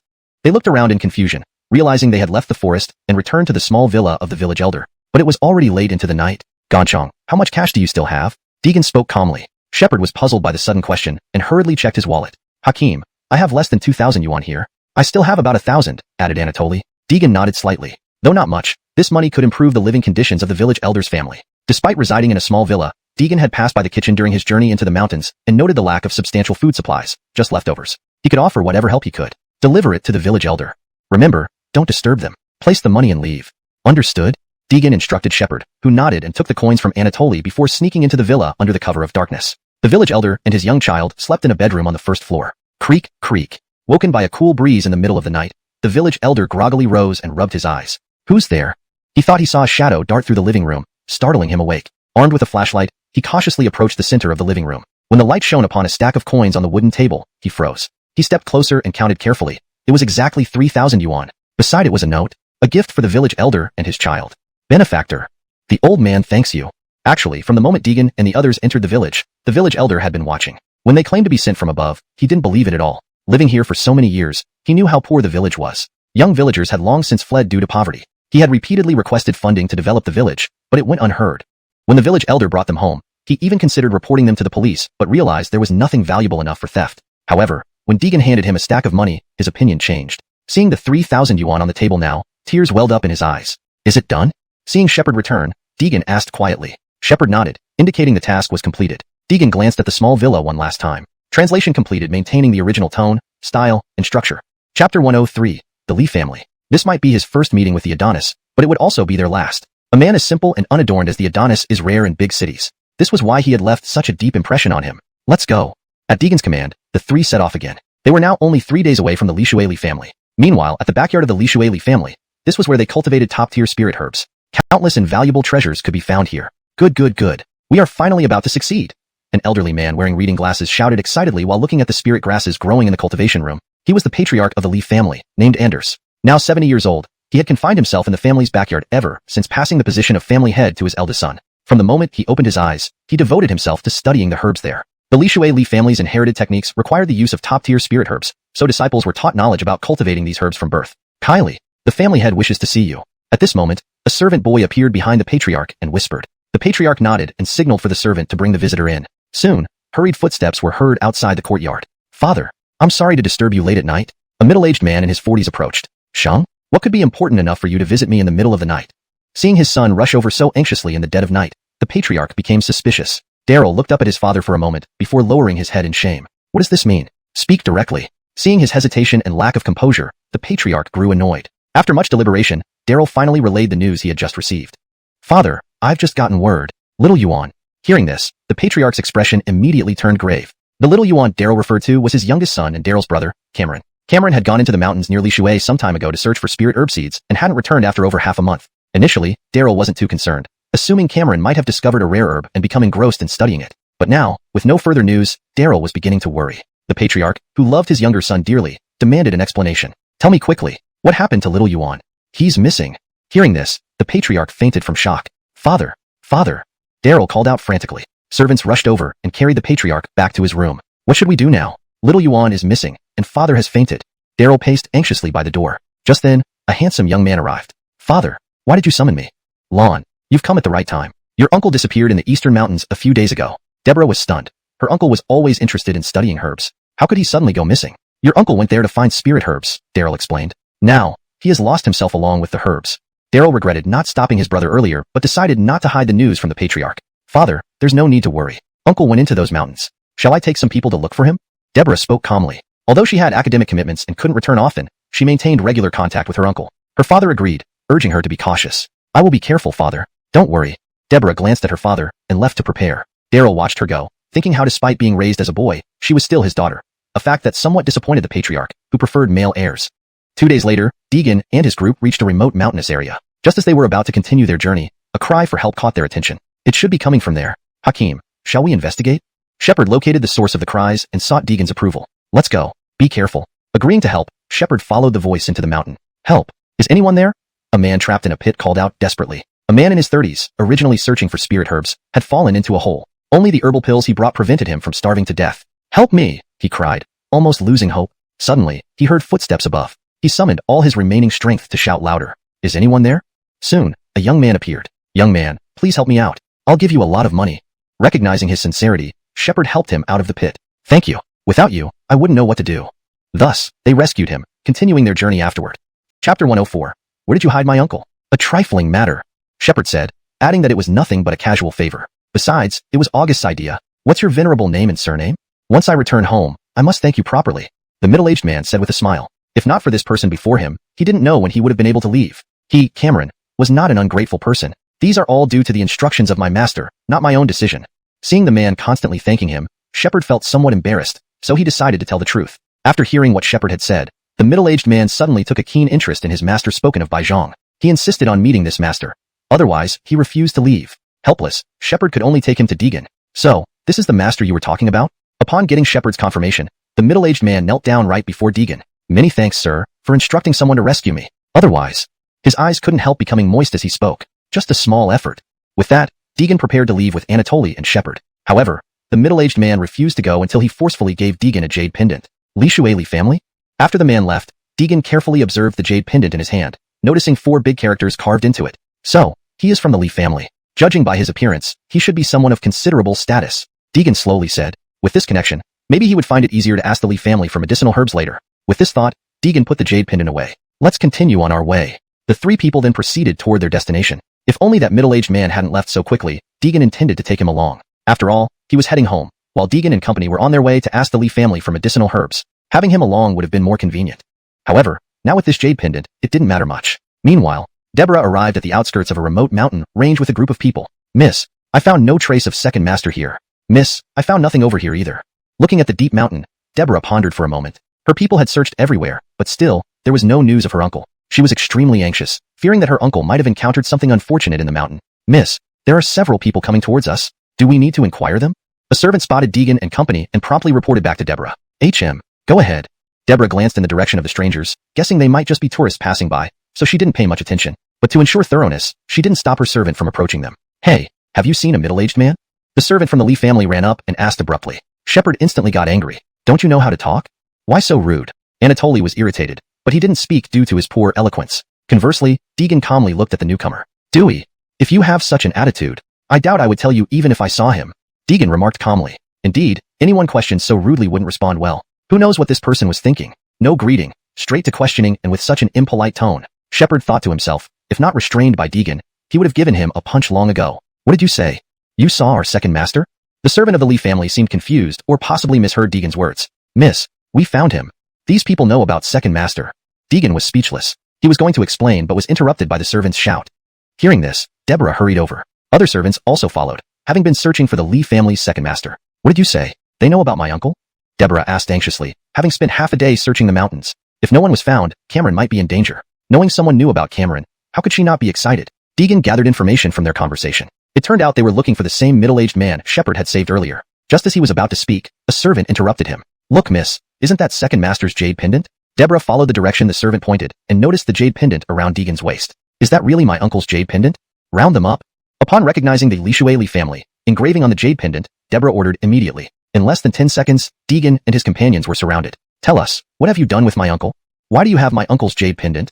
Deborah interrogated fiercely, assuming these people were responsible for her uncle's disappearance. They looked suspicious, certainly not good people. Even with Deegan's good temper, he felt vexed by Deborah's actions. Your uncle was saved by us, yet now you make it seem like we're the criminals. How does where I got this jade pendant concern you?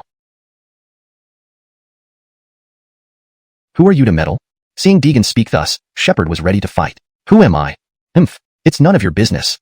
I'm only telling you, hand over my uncle immediately. Or what? Deborah's expression was stern. Even if they weren't the kidnappers, they certainly weren't good people. Let them face justice. If Deegan and company knew her thoughts, they'd likely want to pry open her head to study her bizarre logic. Deegan smiled slightly and replied, or what? Otherwise, you'll get to see how powerful I can be. Deborah responded arrogantly, intending to deal with him first regardless. Deegan shook his head, sighing at the strange behavior in this world. Chapter 105. Found. He gave Shepard a meaningful look and then sat down on a relatively clean rock. Shepard immediately understood. Dealing with you guys. There's no need for my master to take action. I can handle this alone. Shepard said with great confidence. Arrogant. Teach this overconfident fool a good lesson. Deborah smiled disdainfully, recalling that someone had been similarly arrogant before her long ago. But now, grass had grown more than a meter tall on that person's grave. The servants of the Lee family rushed towards Shepard upon receiving Deborah's order. Deegan narrowed her eyes. These servants looked like ordinary people, but their physical strength far exceeded that of normal humans, rivaling those in the initial Enlightenment realm. Indeed worthy of the Lee family. Even household servants are tempered by spirit medicines. Deegan nodded in surprise, realizing that the old woman hadn't deceived her. The Lee family indeed might possess what she was looking for. With a loud bang, one of the Lee family servants was sent flying by Shepard. What? He actually... Deborah's smile vanished instantly because at the moment Shepard struck out, she sensed the cultivation aura from his body. This man appeared to be around 27 or 28 years old, but had already reached the inherent stage. Though he was still inferior to herself, she was a direct descendant of the Lee family, fed countless spirit medicines and herbs since childhood. It took her nearly 2 decades to attain inherent stage power. If this person could be recruited by our Lee family, our strength would definitely rise to another level. Damn it! Attack him together. The Lee family servants, seeing Shepard's ferocity, did not dare attack one by one anymore. They immediately joined forces and pressed toward Shepard. These guys are really troublesome. Shepard glanced around. Although he was already in the inherent stage, dealing with these servants was incredibly taxing. If this news got out, wouldn't it be a laughingstock? However, he didn't know that although they were still commoners, they were servants of the Lee family. The Lee family lacked powerful individuals, but were incredibly difficult to deal with, as evidenced by the capabilities of these servants. Though they had no cultivation, their physical strength far surpassed ordinary humans. Compared to Shepard in the inherent stage, there was some disparity, but these guys were like indestructible cockroaches. If this continued, they might wear him down. Yinting, help Ganchang a bit. Deegan spoke slowly. Anatoly had been waiting impatiently. Upon receiving Deegan's order, he yelled and leaped into the crowd. What? This guy is also in the inherent stage? Deborah stood aside, watching the 2 men in the center in shock. Out of 3 people, 2 turned out to be inherent stage experts, while the young man sitting on the rock. Deborah dared not continue thinking about it. After all, in Li Shui territory, having an expert in a family was quite extraordinary. Inherent stage experts were the backbone of any family. Suddenly seeing 2 of them emerge left even the well-informed Deborah slightly frightened. Such force might belong to direct descendants from some other region's prominent families. Escalating conflict could harm the Lee family. After Anatoly joined the fight, the tide turned almost completely. Soon, the Lee family's group was forced to retreat continuously. Seeing this, Deegan couldn't help but smile. The twins working together were not just additive in strength. If cultivated further to learn a combination skill, it would give the small southern, Heavenly Gate plenty to deal with later. Hold it. Just as Anatoly and Shepard were ready for a major battle, Deborah stepped forward, feeling the need to understand the opponents first. Hey, what do you mean by stopping us? My brother and I aren't finished yet. Anatoly complained, but Shepard pulled him aside. He knew she must have something important to say. I am Deborah, direct descendant of the Lee family. My actions earlier were too abrupt. May I know which family does your esteemed visitor represent? Deborah advanced and asked, looking at Deegan. Deegan smiled slightly. This girl wasn't stupid. At least she knew to ask. Where I'm from doesn't matter. Important is that your uncle gave me this jade pendant. Deegan revealed, causing Deborah to freeze. Though her uncle acted irresponsibly sometimes, he wouldn't hand over personal items so easily. She still doubted Deegan's words. Since you claim the jade pendant came from my uncle, where is he now? Deborah continued questioning. If this pendant was truly from her uncle, he should be nearby or at least know his whereabouts. He left not long ago. He likely returned home. If you don't believe me, follow his path, and you'll find him soon enough. Deborah was half convinced by Deegan's explanation, but didn't want to miss any chance of finding her uncle. She immediately dispatched a few to pursue the route leading back to the Lee family, to immediately inform her if they found her uncle. Can we leave now? Deborah hesitated. From this person's demeanor, he seemed to be a disciple from a prestigious family, and those two inherent stage experts stood respectfully behind him, clearly deferring to him. But if she let them go, what if they lied? As she hesitated, her phone rang. She quickly answered it. Yes, this is Deborah. Speak up. Deborah listened to the information and suddenly cheered excitedly. Found? Great. Deegan knew her uncle had been discovered, clearing suspicion off her. Not that Deegan feared the Lee family. After all, they would interact again, and defending them now could complicate matters later with the spirit herbs. Apologies. My uncle has been found. If you have time, please visit our Lee family as guests. Farewell. Deborah bowed in salute and led her entourage away from the scene. Chapter 106, Cheeling Grass. Hakeem, are you just letting them go like this? Why? Shepard clearly felt aggrieved. They started fighting on a whim, and now they were leaving just as casually. It shouldn't be like this. But when he saw the cold gaze of Deegan, he immediately became subdued. He hung his head and didn't dare speak. He was afraid of being caught by Deegan and receiving some severe punishment. His body couldn't withstand such treatment. Let's go. We should continue on our way. Deegan said slowly, and then led the two Carmelo towards the Lee family's direction. Deborah wouldn't have thought that they would meet again one day when he left. In Lee family. Ayuan, where did you run off to? You really made me look for you well. The moment Cameron returned home, he was scolded by his elder brother. Hee. I went out looking for spirit herbs. I accidentally got lost. If it weren't for a few kind-hearted people who saved me, I might not have come back at all. Cameron said a bit sheepishly. He hadn't expected that this trip would turn out like this, but even if he knew beforehand, he would still have gone. That was his personality. When I heard about what happened to you, Father fainted in anger. He is still resting in the room. Make time to visit him soon. Daryl spoke in annoyance. This younger brother of his was always giving him headaches. If not for his exceptional talent in cultivating spirit herbs and medicines, his status in the Lee family would not be what it is now. When Cameron heard about his father's illness, he immediately showed signs of worry and ran toward the residence of the Wan. Since the patriarch lived in the back courtyard, Cameron naturally had to pass through there. As he walked past the cultivation room in the backyard, he suddenly froze because he saw a medicinal herb that he had never seen before. What's this? Such an extraordinary spirit medicine. Absolutely top-notch. The moment Cameron saw that spirit herb, he was captivated and couldn't move from where he stood. He wore an entranced expression. If not for a servant noticing him, he would have forgotten why he was there. Second master. The old patriarch is waiting for you in the room.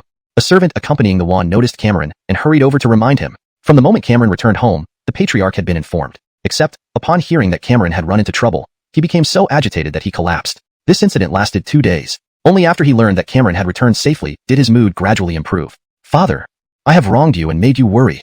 The moment Cameron entered the room, he fell to the ground with a thud. Initially, the Wan was still somewhat displeased, but seeing Cameron's disheveled appearance, he immediately felt pity. After all, Cameron was his most beloved son. Oh, what happened to you? How did you end up like this? Dermot up quickly, the floor is cold. The patriarch hurriedly got out of bed to help Cameron up, his face showing deep concern. Your child is fine. While gathering herbs in the deep mountains, I accidentally fell into a cave. Before Cameron finished speaking, the patriarch anxiously asked, fell into a cave? Are you injured anywhere? Let your father see. With that, he pulled Cameron around, only relaxing once he confirmed there were no injuries. You don't need to worry, father. I'm fine. I was just hungry for 2 days. And I still had the pills you gave me, which helped me hold on.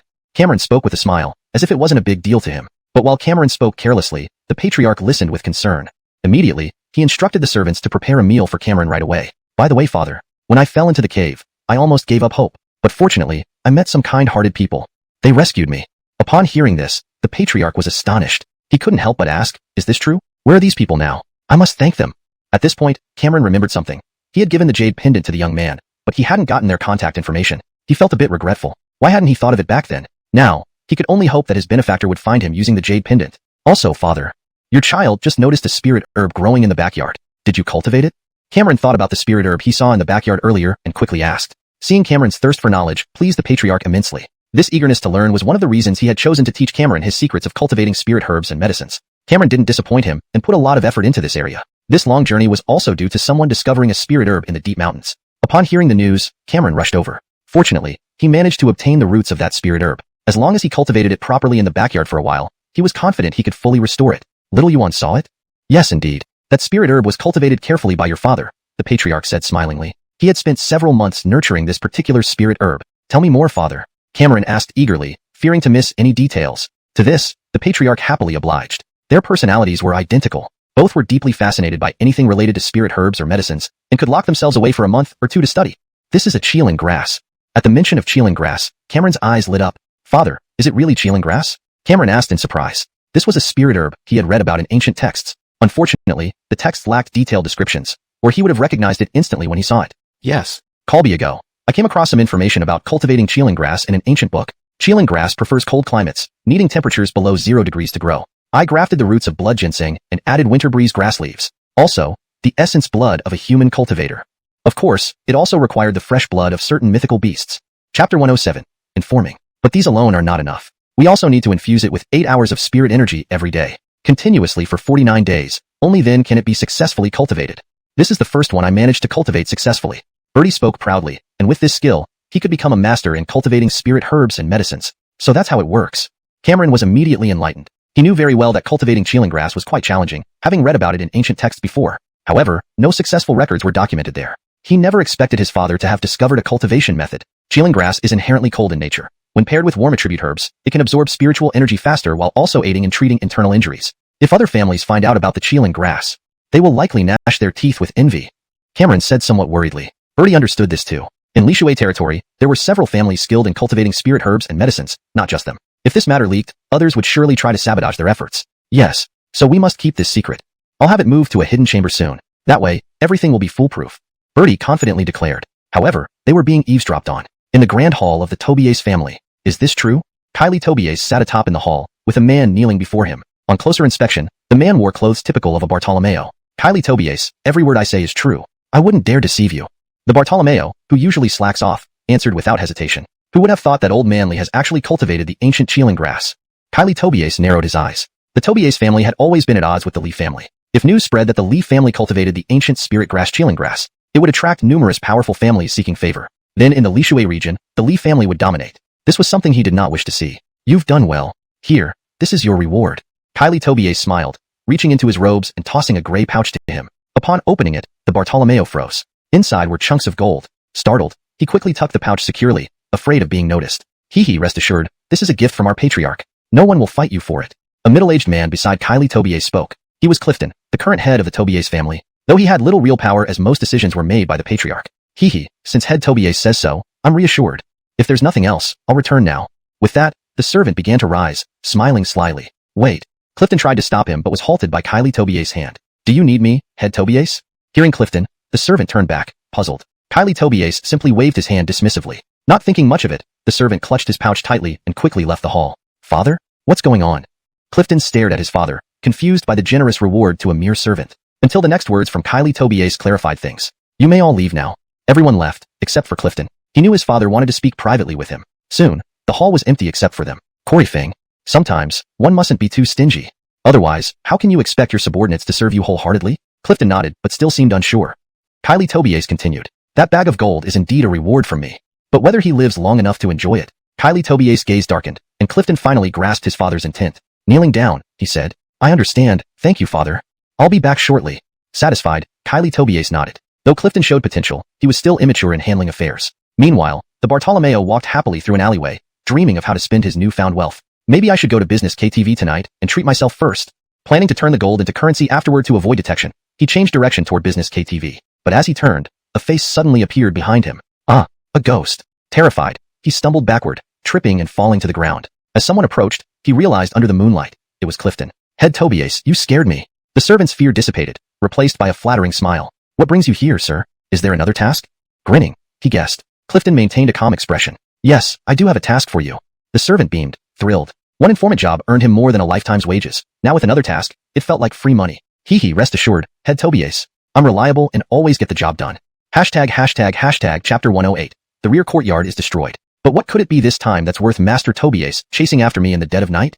The Bartolomeo asked, his face full of confusion, while his mind raced with guesses. Could it be because I was supposed to steal that Qeeling grass? That's a spirit herb meticulously cultivated by the Jamil. If I were to steal it, I wouldn't dare return. And then I'd lose my job too.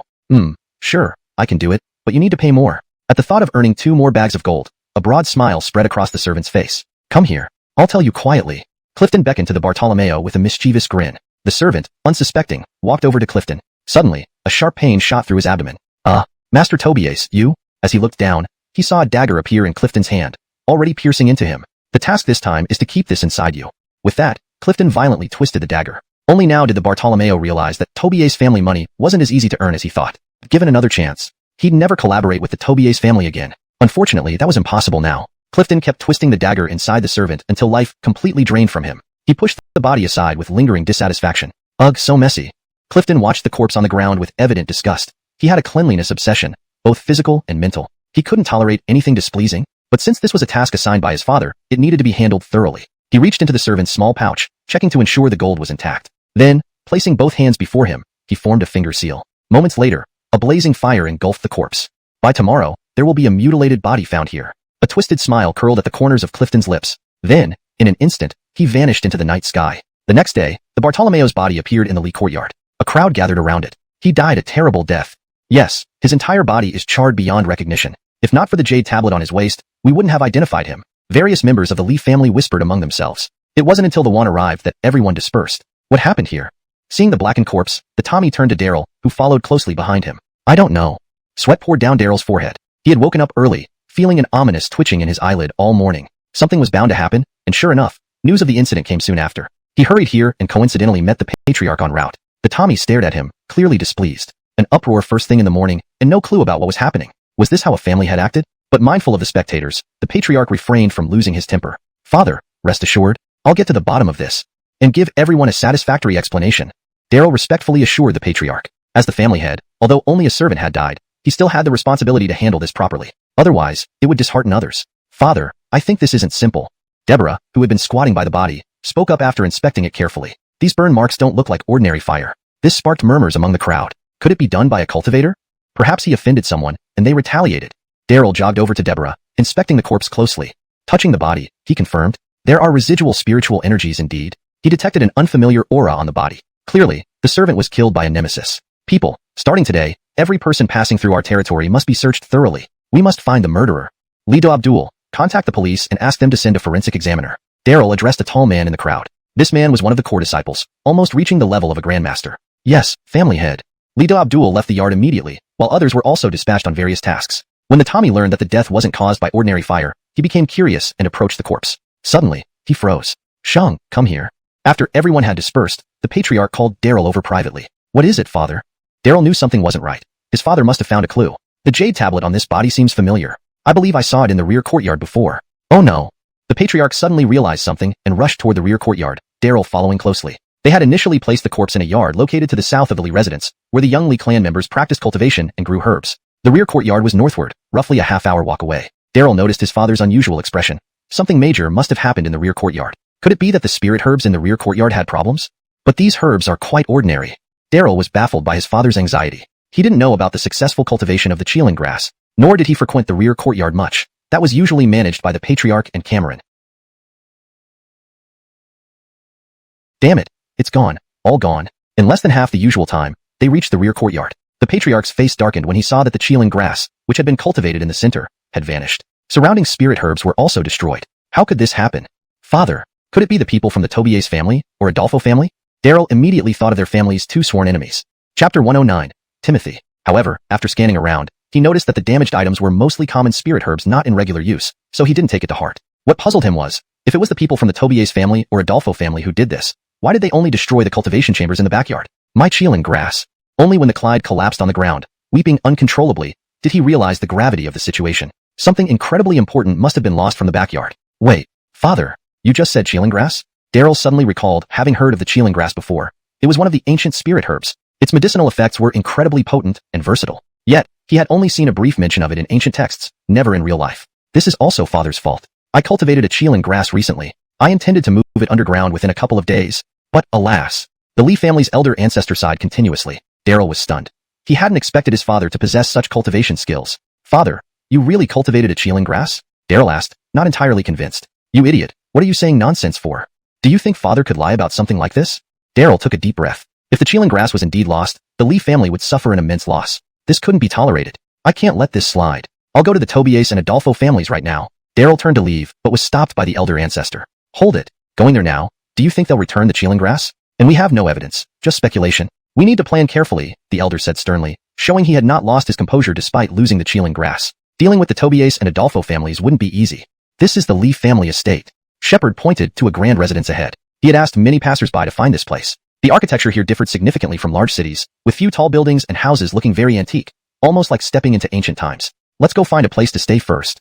Deegan looked at the Lee family's estate and slowly spoke. They had traveled a long distance without rest. Even though Deegan wasn't exhausted physically, Anatoly and Shepard were visibly tired. Looking at their weary faces, if danger struck now, they wouldn't be able to react. Anatoly and Shepard knew their conditions too well. Without rest soon, they might faint from exhaustion, making fools of themselves. Hakim, over there. Shepard spotted a hotel nearby. Though it looked like an ancient inn, the four big characters, Shang Hotel, stood out clearly. Hello, are you all checking in? A receptionist greeted them warmly as they entered. Yes, 3 of us. 2 rooms will do, Shepard said. He and his brother could share, while Deegan needed a private room. Okay, total is 980. Please provide IDs for registration. The receptionist efficiently processed their request, and soon they got their room keys. It was a 3-story hotel. Anatoly and Shepard stayed on the 2nd floor, while Deegan was alone on the 3rd. The door creaked open slowly. Inside, simple yet clean furniture gave a comfortable feeling. Not bad. Deegan put down his luggage and closed the door. Although he hadn't sweated much, a shower was necessary for comfort. He changed into fresh clothes and walked into the bathroom. Meanwhile, the receptionist secretly made a call. Brother Deacon, 3 visitors just checked in from outside the city. Shall we? A servant from the Lee family informed Timothy immediately since he handled most affairs. Go. As per the master's order, anyone within our territory must be thoroughly investigated. Timothy's eyes gleamed with determination, taking the order seriously. Got it. I'll prepare right away. Anyone causing trouble in our territory deserves death. Timothy grimaced. As a member of the Lee family, even if it was just a servant who died, it felt like a huge slap to the family's face. A grudge he couldn't swallow. If he caught the culprits, Deacon brother. Seeing Timothy, the receptionist stood up respectfully. Where are those 3? She wrote down their room numbers and handed it to Timothy, who nodded and signaled his men. Move out. Since Shepard and Anatoly were on the 2nd floor, they were approached first. Bang bang bang. Lying in bed, Shepard jumped awake, initially thinking Deegan was knocking. Why isn't he opening the door? Gonchong. Anatoly came out of the bathroom upon hearing the knocking. Hold on. Something's off. Before Anatoly could reach the door, it was kicked open with a loud crash. Outside stood a group of burly men, eyeing the 2 inside menacingly. Chapter 110. The Zhang brothers are overpowered. Who are you? Anatoly was the first to speak, having realized he didn't recognize these people at all. Timothy cast a cold glance at him before shifting his gaze to Shepard. He noticed that both men were martial artists and that their strength was also in the Xiantian realm, albeit weaker than himself. Ordinarily, Timothy wouldn't care or even bother to investigate, but the appearance of Xiantian experts in such a small place suggested something more serious. Now, Timothy was almost certain that the deceased servant from his clan had been killed by these individuals. You 2 will accompany us, Timothy said without bothering to negotiate with them as he cast a glance at the 2. Realizing this, Shepard suddenly stood up next to Anatoly. The imposing man before them gave off an aura that rivaled their own. Concerned for his brother's safety in case of sudden action, Shepard felt his brother could be at a disadvantage. What do you want to do? Why should we go with you? Shepard shouted furiously, seeing Timothy become more convinced as they failed to cooperate. I suggest you 2 behave, if not, Timothy warned, his threat hanging in the air. Shepard and Anatoly exchanged glances, wearing disdainful smiles. They couldn't believe someone would try to lead them away without proper cause. It seemed absurd. Humph. Seeing no response from them, Timothy stopped talking and released a surge of energy, instantly sending the 2 flying backward. Anatoly staggered back a few steps, looking at the imposing figure in front of him with shock. Despite being only slightly ahead in rank, this man managed to overpower him purely through sheer force, something Anatoly had never experienced before. Brother, are you alright? Shepard pulled him up and then rushed towards Timothy, his right hand forming a claw aimed straight for his throat. Timothy's eyes narrowed slightly as he blocked with his left hand. Shepard's strike collided fiercely against his arm, making him feel like he had struck steel, his palm hurting badly. Ow! Shepard gasped, retreating 2 steps. So, do you still wish to continue?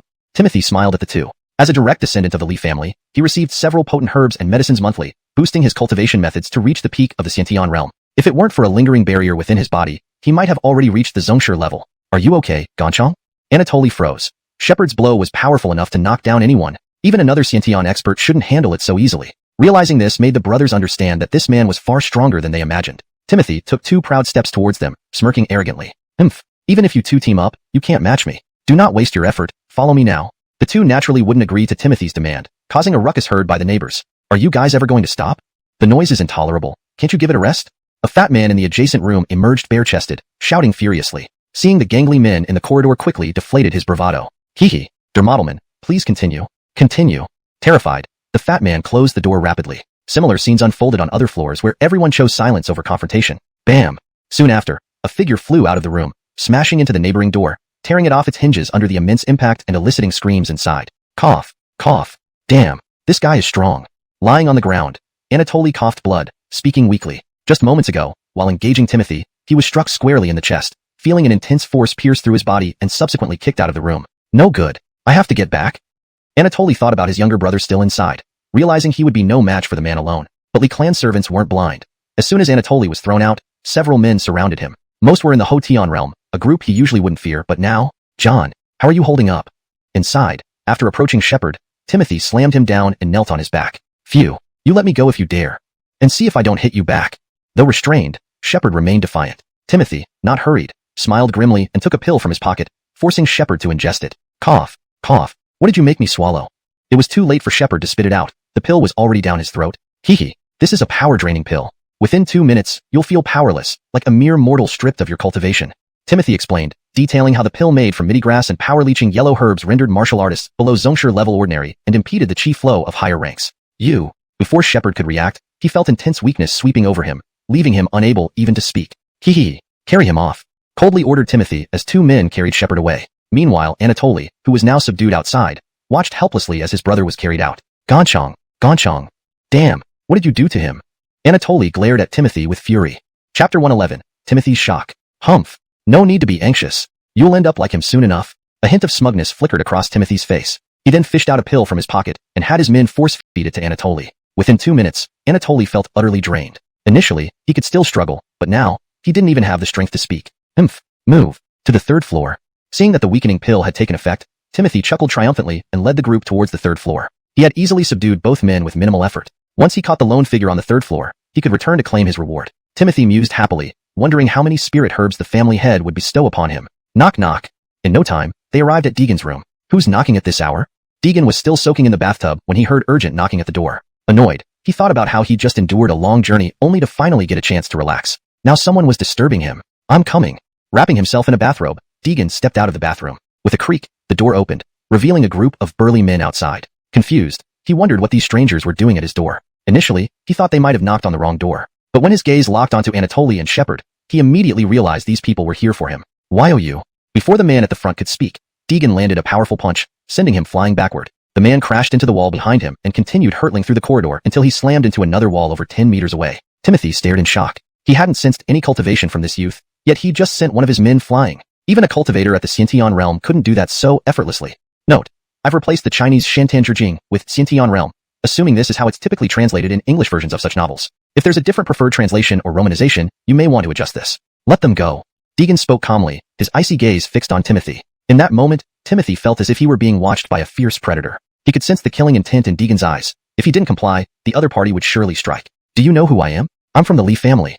This is Li family territory. You can't act so recklessly here. Timothy stammered, realizing he had bitten off more than he could chew. But with the Li family backing him, what could this outsider do? Why don't you tell me whose dog you are? Deegan retorted, slapping Timothy across the face. Stunned, Timothy staggered back, his anger rising.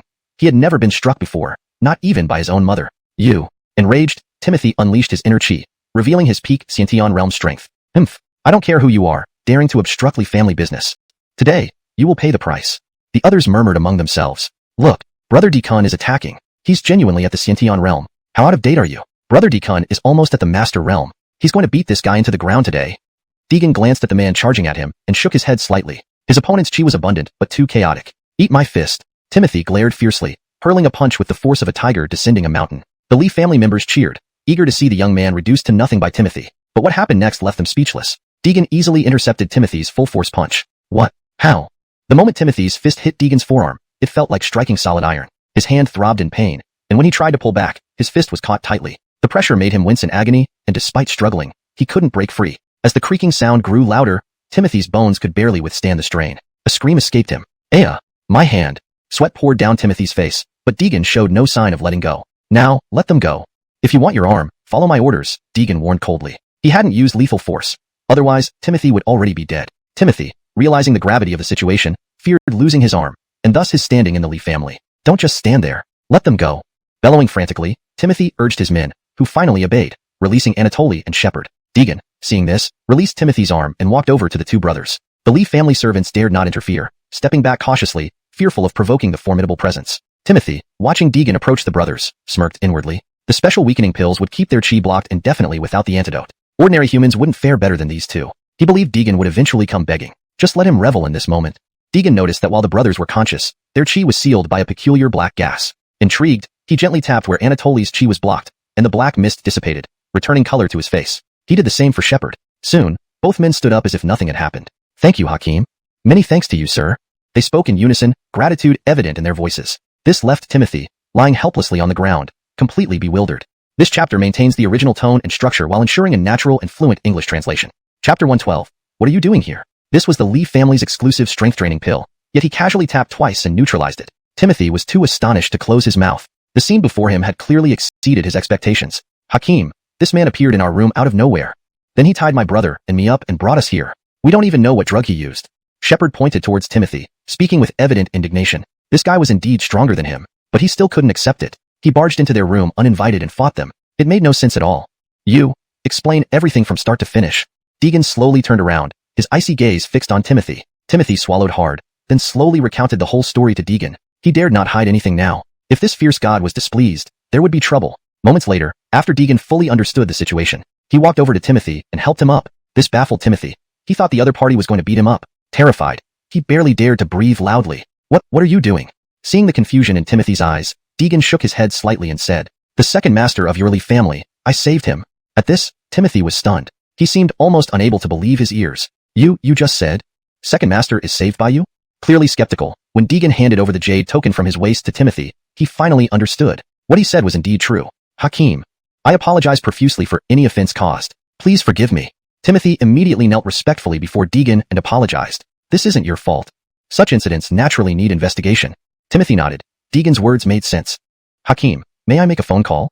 He intended to report this matter to the family elder. Knowing he was a Lee family member, Deegan didn't stop him and gestured for him to go ahead. Shepard and Anatoly, seeing Timothy's attitude completely change, also retreated obediently to one side. Hakim came here to seek help from the Lee family. Wouldn't they be tactless if they didn't cooperate? Of course, Deegan noticed this, thinking he would give them some compensation afterward. Yes, Justin. Okay, I understand.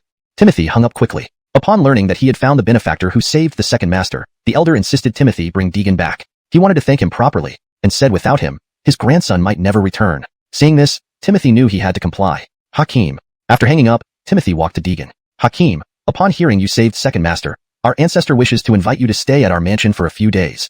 I wonder, what does Hakim think? Deegan's eyebrows lifted. This was a rare opportunity he wouldn't miss. Perhaps he could find clues about the elixir he needed. Seeing Deegan deep in thought, Timothy worried he wouldn't agree, pleading earnestly. Hakim, please. Just come to the mansion once. If the ancestor knows I offended you, and I can't bring you back to redeem myself, he definitely won't let me off easily. As he spoke, he sniffled, fearful Deegan would disagree. Deegan felt awkward, thinking this guy was really good at acting. Not getting an Oscar was truly wasting his talent. But visiting the Lee family suited his plans. I agree. Lead the way. Seeing Deegan nod, Timothy was delighted but feigned gratitude. Walking ahead humbly. Come along, Hakim. Brothers Gonchang and Yanting, please follow. The expressions on Shepard and Anatoly were incredibly amusing.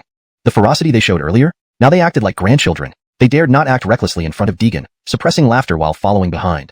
This extreme difference almost gave them internal injuries. Following Timothy, Deegan and others went downstairs. Seeing them descend, the front desk girl smiled broadly. Brother Deacon, you're rushing back?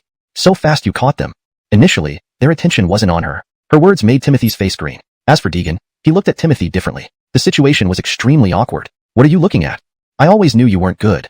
See, now caught by Brother Deacon, right? Don't do bad things. Hmph. She finished with a pout, posing coquettishly. Still, Brother Deacon is the best. Deegan remained silent, observing how Timothy handled it. Slap. A loud slap landed on the front desk girl's face, making her collapse to the ground. Timothy almost died of embarrassment, hardly convincing the master to go with him. You ruin it again. Brother Deacon, why did you hit me? Did I say something wrong?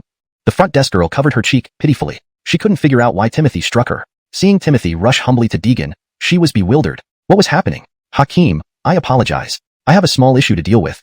Xiao Adolfo, escort Hakim first. Today, if I don't turn her into a pig head, I'm not surnamedly. He had Xiao Adolfo lead Deegan away. Brother Deacon, don't hit me. The hotel rang with the front desk girl's cries. Finally, Shepard couldn't hold back, grinning widely. Haha, oh my goodness, laughing so hard. Heh. Chapter 113. The Tobier's family visits. His laughter clearly annoyed Deegan. Seeing the cold look on Deegan's face, he quickly shut his mouth. When he saw Deegan turn his head away, Shepard's expression gradually eased. Phew.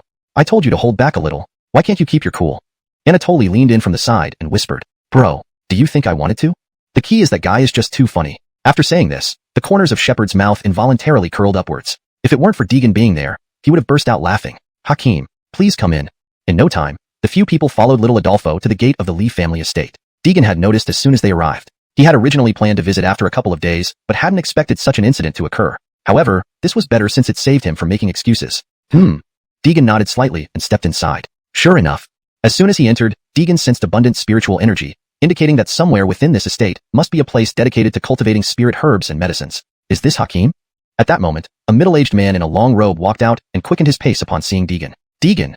Deegan slowly clasped his fists and then said. The middle-aged man froze, clearly surprised that the person who saved his younger brother was so young. Although he couldn't sense any cultivation from Deegan, he did detect two genuine innate realm cultivators behind him, Anatoly and Shepard. It matched what his second son, Cameron, had reported.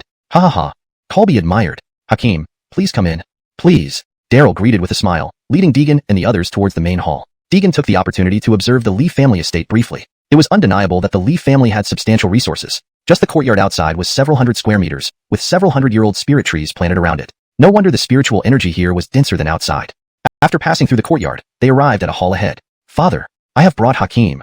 Daryl stepped into the hall and addressed the elder sitting on the upper seat. Oh, this is Hakim? The one put down his teacup and stood up, visibly excited. He scanned the group, finally fixing his gaze on Deegan. He immediately recognized the two men behind Deegan as innate realm cultivators, but detected no trace of cultivation from Deegan himself. Yet, the faint aura of strength emanating from him suggested otherwise. Hakim, this is my father. Deegan nodded and performed a fist salute. Met you, sir. Oh, Hakim, no need for formalities. You saved Krzyzksi, and I should be the one thanking you. The patriarch smiled warmly, taking Deegan's hand and leading him to sit in the upper seat. Daryl's eyes flickered with surprise. He didn't expect his father to have Deegan sit beside him. Even he, the current family head, didn't have the privilege. Yet this young man received such treatment for saving his second brother. Daryl felt somewhat displeased, but refrained from showing it in front of everyone. He retreated obediently to the side of the patriarch. Hakim, if there's nothing else, please stay at the Lee estate for a few days. It will give me the chance to properly thank you. Deegan naturally couldn't refuse the patriarch's hospitality. He also needed an opportunity to ask about the spirit herbs he required. Thus, he replied, then I'll impose on you. No, don't be formal. Feel free to stay. Shunger, arrange for Hakim's accommodations after this. The patriarch instructed Daryl, who nodded in acknowledgement. I understand, father. The patriarch then began chatting casually with Deegan, mostly about trivial matters. Meanwhile, the Lee family wasn't the only recipient of visitors today. People from the Tobias family were also at the gate. This is the Lee family. All irrelevant persons, leave immediately, one of the Lee family guards stated, but was met with a hard blow that sent him flying. A burly man had struck him. This was one of Clifton's personally cultivated drug slaves, essentially test subjects for his experiments. Over time, their cultivation had been boosted, reaching the early innate realm. Hey, send someone important from the Lee family out now. I'm the head of the Tobias family here. Behind the man stood Clifton himself. The Alchemist Alliance members would arrive in a few days, ready to collect large quantities of spirit herbs and medicines. But he had already destroyed the Lee family's crops. His goal was simple: negotiate a deal with the Lee family. If successful, his trip wouldn't be wasted. The remaining guard was stunned by the scene and hurriedly ran inside to report. Not good. Not good. The Tobias family has attacked. Not good. In the hall, Daryl heard the commotion first. After whispering to the patriarch, he strode out quickly. To act so rashly. What kind of behavior is this? Daryl scolded the agitated servant, who looked aggrieved but dared not retort. Can't you speak calmly? Master, the Tobias family. The Tobias family. Upon hearing these words, Daryl's face changed dramatically. The Tobias family was their mortal enemy. Hearing their name filled him with a sense of foreboding. Speak. What about the Tobias family? Daryl anxiously grabbed the guard's shoulders. The Tobias family has attacked us. Daryl felt a chill run down his spine. Chapter 114, Deegan's plan. An attack at this moment. Could it be because of the Alchemist Alliance matter? Daryl immediately associated it with that issue.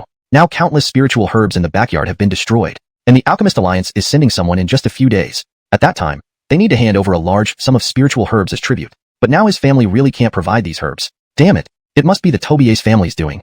Daryl coldly snorted. From the moment the cultivating room for spiritual herbs in the backyard was destroyed, he guessed it was the work of the Tobias family. Sure enough, they've come knocking now. I understand. Daryl responded, and then strode toward the hall. Hakim has been. Father. Just as the Jamil was chatting merrily with Deegan, Daryl suddenly rushed back. What is it? The Jamil raised a hand in apology. Deegan saw this and politely smiled, signaling indifference. Father. The Tobias family's people are here. Daryl glanced at Deegan, pondered for a while, and then whispered the news. What? The Tobias family's people are here? Why would they come now? Hearing about the Tobias family's arrival, the old patriarch became instantly restless and stood up from his chair. Deegan frowned slightly upon hearing the mention of the Tobias family. Isn't the Tobias family based in the eastern part of Lishui? Why did they suddenly come here? However, judging by the expressions of the Lee family father and son, it seemed the Tobias family and the Lee family were not on good terms. I'm sorry, Hakim. Please rest here for a moment. The old man will go out to handle some matters. The old patriarch bowed slightly towards Deegan. To his surprise, Deegan also stood up and walked to the front of the old patriarch. It seems you've encountered some trouble, Hakim? The Lee father and son exchanged glances. Seeing there was no point hiding it, they recounted the whole situation. When Deegan heard the words Qilin grass, his eyes lit up. Qilin grass? It must be the one I'm looking for. If Hakim doesn't mind, Shushu can offer some help too. Deegan spoke slowly. The old patriarch looked at him, thinking, this visit from the Tobie's family probably won't end easily. If possible, I'd like to see what Hakim's skills are. Although he saved Frosty's life, without sufficient strength and background, it might be best to give him some money and send him away. If his abilities can significantly benefit our family, naturally, we should treat him as a distinguished guest. In that case, I will trouble Hakim. The old patriarch didn't refuse and headed towards the main gate. Seeing this, Deegan followed behind, indicating Monty and Draper to act accordingly. In no time, they arrived at the entrance. Just as Deegan was about to follow Daryl outside, he was pulled back by the old patriarch. Deegan looked at him puzzled, but the latter gestured for him to wait. They hid behind a stone wall, while Daryl went out alone. Clan head Tobias, apologies for not welcoming you sooner. May I know why you're here today? Daryl spoke formally, knowing well their mutual intentions but maintaining appearances. Clan Headley, please don't be so formal. Haven't seen you in a long time. Are you well? Clifton greeted with a smile, walking forward without hesitation. Haha, thanks to Clan head Tobias' blessing, my health is fine. Clifton watched Daryl with a grin, plotting all along. Wouldn't Clan head Tobias like to come inside for a sit? Daryl invited warmly, knowing Clifton wouldn't enter, saying it intentionally. But Clifton wasn't a fool. He knew his purpose here very well. Entering could lead to a trap. It was easy to get in but hard to leave. No thanks, Brother Lee. Tobias is here for an important discussion.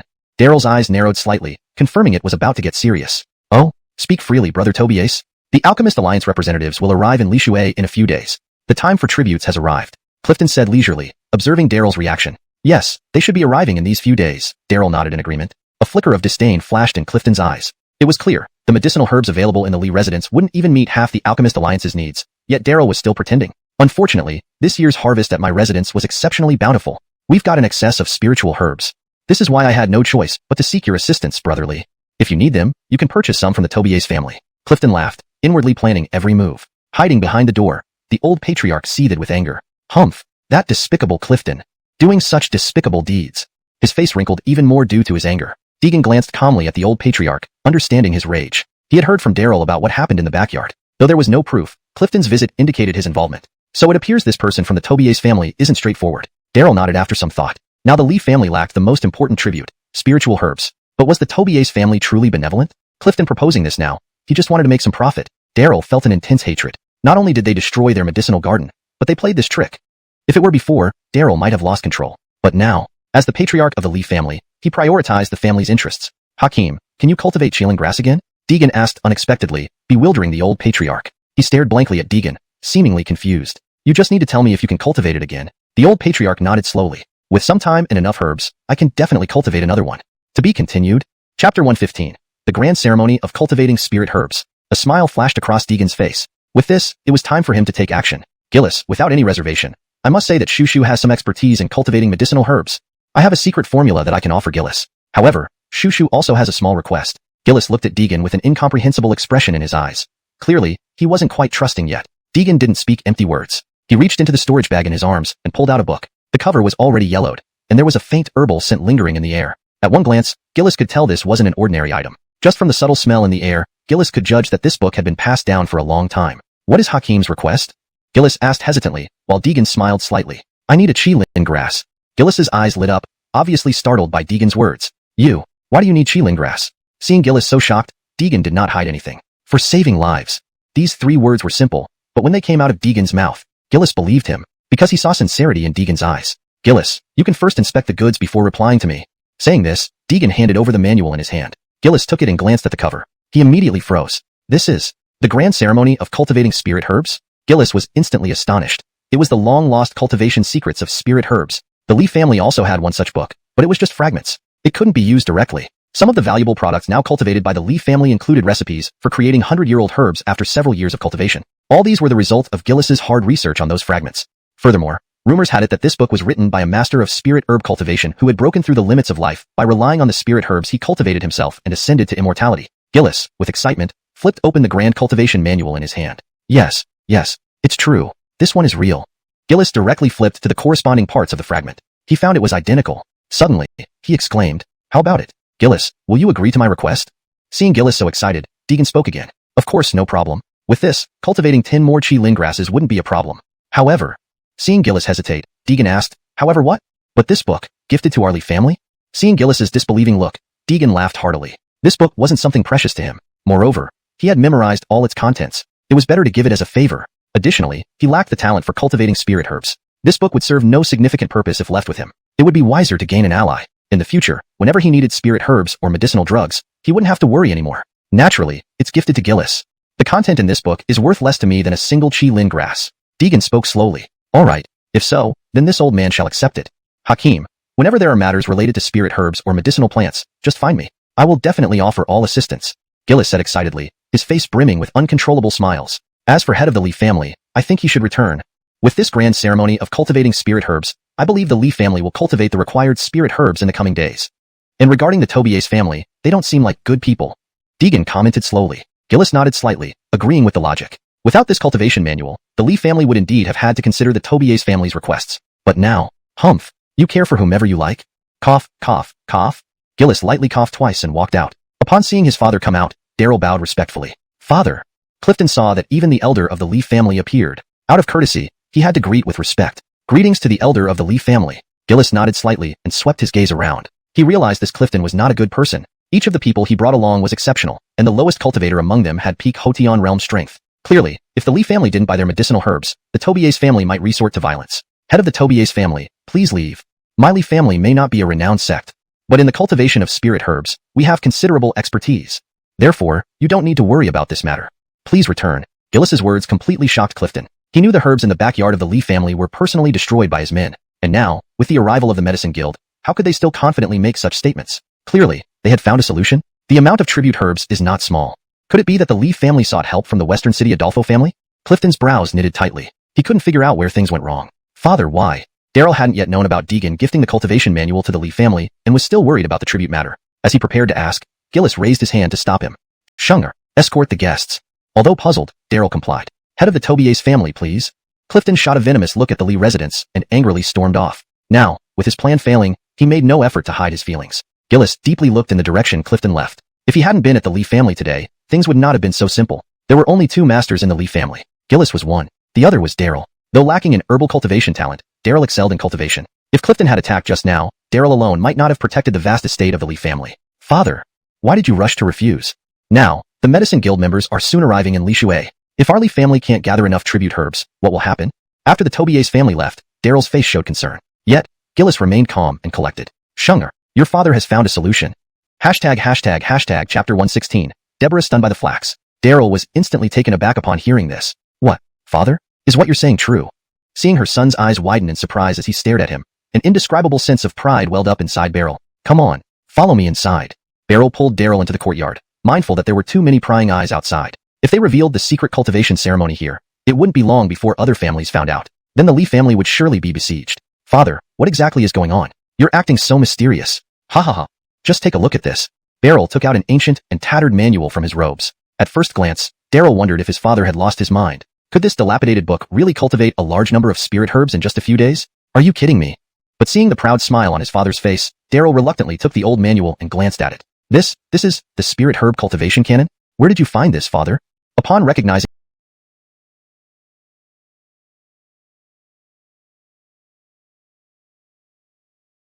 the large characters on the cover, Daryl was overwhelmed with excitement. This was the long-lost cultivation canon. Beryl remained silent, but shared Daryl's initial excitement when he first discovered the manual. Daryl flipped to the later pages which matched perfectly with the fragmentary records they had at home. It's real. It's real. Just like our family's fragments. We have hope now. The Lee family has hope.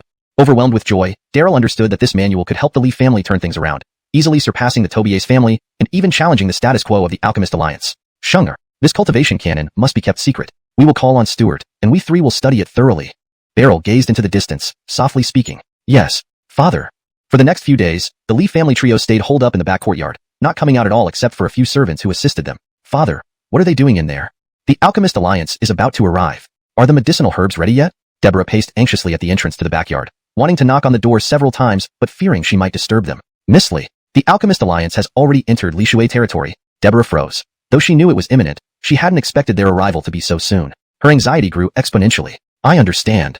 Deborah lowered her head, pondering. She knew she couldn't wait any longer. If her father and uncles hadn't prepared a response, the Lee family risked being expelled by the Alchemist Alliance, losing their herbal cultivation rights, a devastating blow. Knock knock. Father, the Alchemist Alliance is about to arrive. Creak. Father. Deborah stared at the disheveled man before her, barely recognizing him despite the familiar face. Oh, it's little Lon. Daryl looked utterly drained, lacking energy. Confused, Deborah followed her father into the backyard. Staring at the abundance of spirit herbs and medicines in the yard, Deborah froze in disbelief. How can this be? Is this a 1,000-year-old purple orchid pearl? And a 900-year-old dragonheart grass? Deborah felt like she was losing her mind. In the past, these rare herbs weren't even available to the Alchemist Alliance. What happened here? Daryl smiled without answering, delighted by the fruits of their labor. Brother, quickly, here's the newly refined chi supplementing pill. A disheveled middle-aged man ran over. Initially, Deborah didn't recognize him until he addressed her father as brother, identifying him as her Uncle Cameron. Uncle Cameron? What's happened to you? It's little Lon.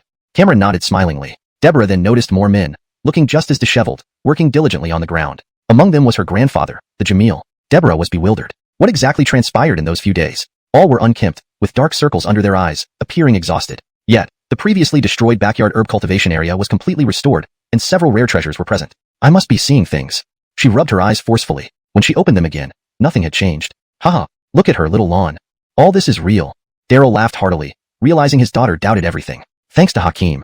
Yes, all credit goes to Hakim. Confused, Deborah looked at her father and uncle. Father, Uncle Cameron, what are you talking about? Who's Hakim?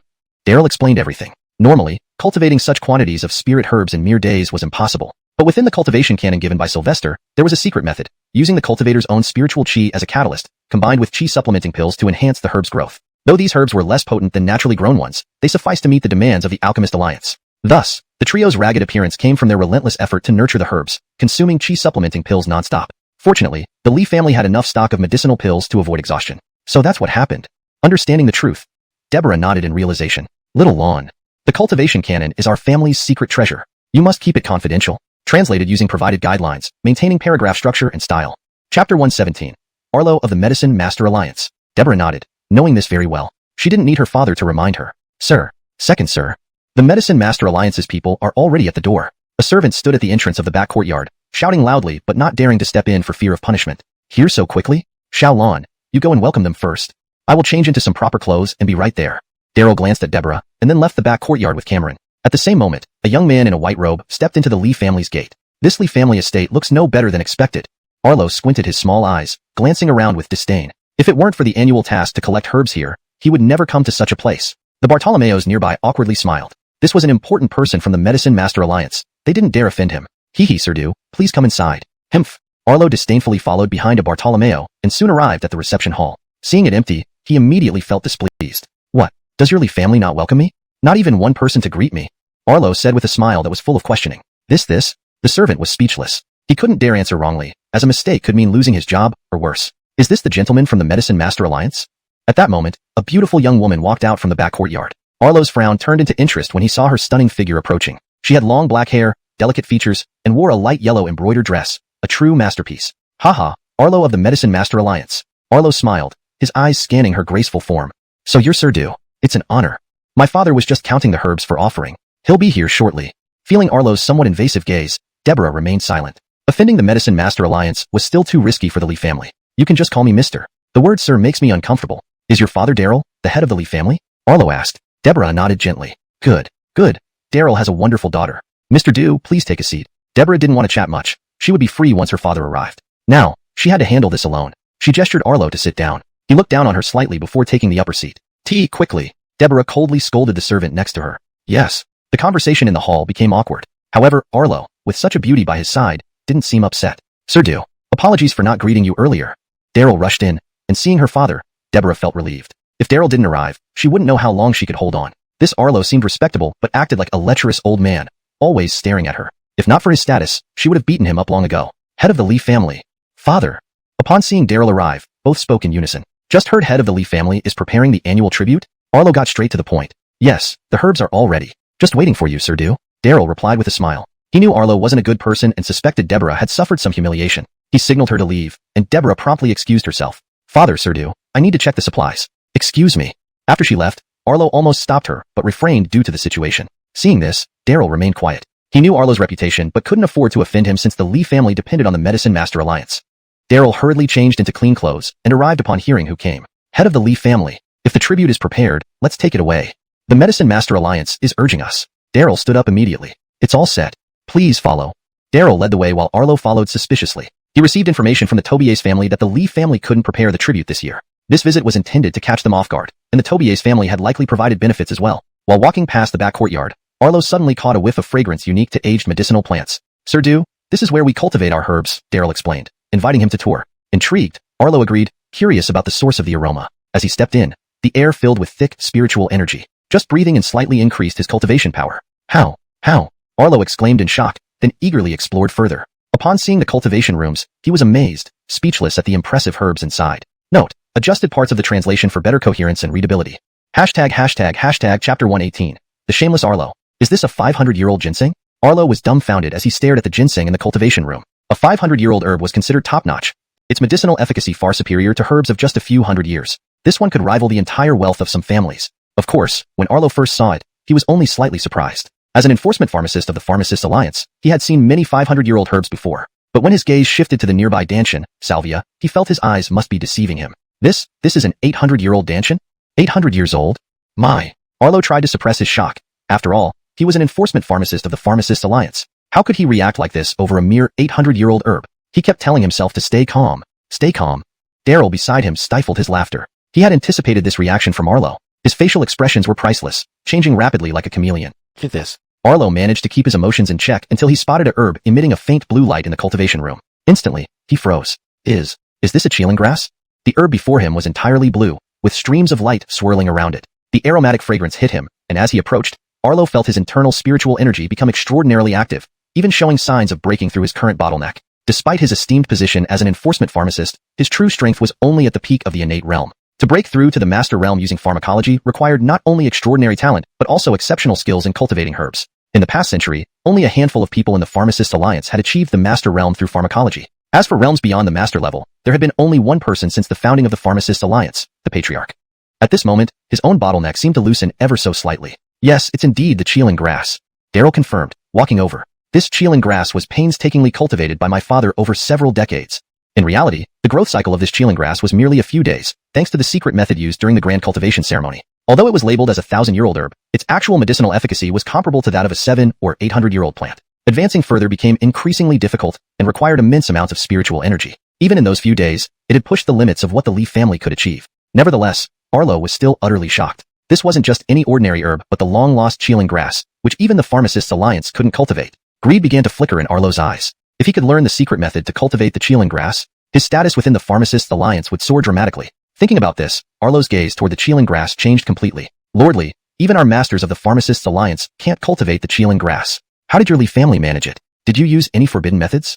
Arlo frowned, feigning a questioning demeanor while glaring at Daryl. Daryl was startled. Lord Du, my Leaf family has always been loyal to the Pharmacists Alliance. How could we possibly use ban techniques? Though Daryl spoke humbly, he cursed Arlo internally. Humph. I think your Leaf family should hand over this cultivation method. Let the Pharmacists Alliance investigate for a while. If no forbidden techniques are found, it's best. But if we discover anything, huff.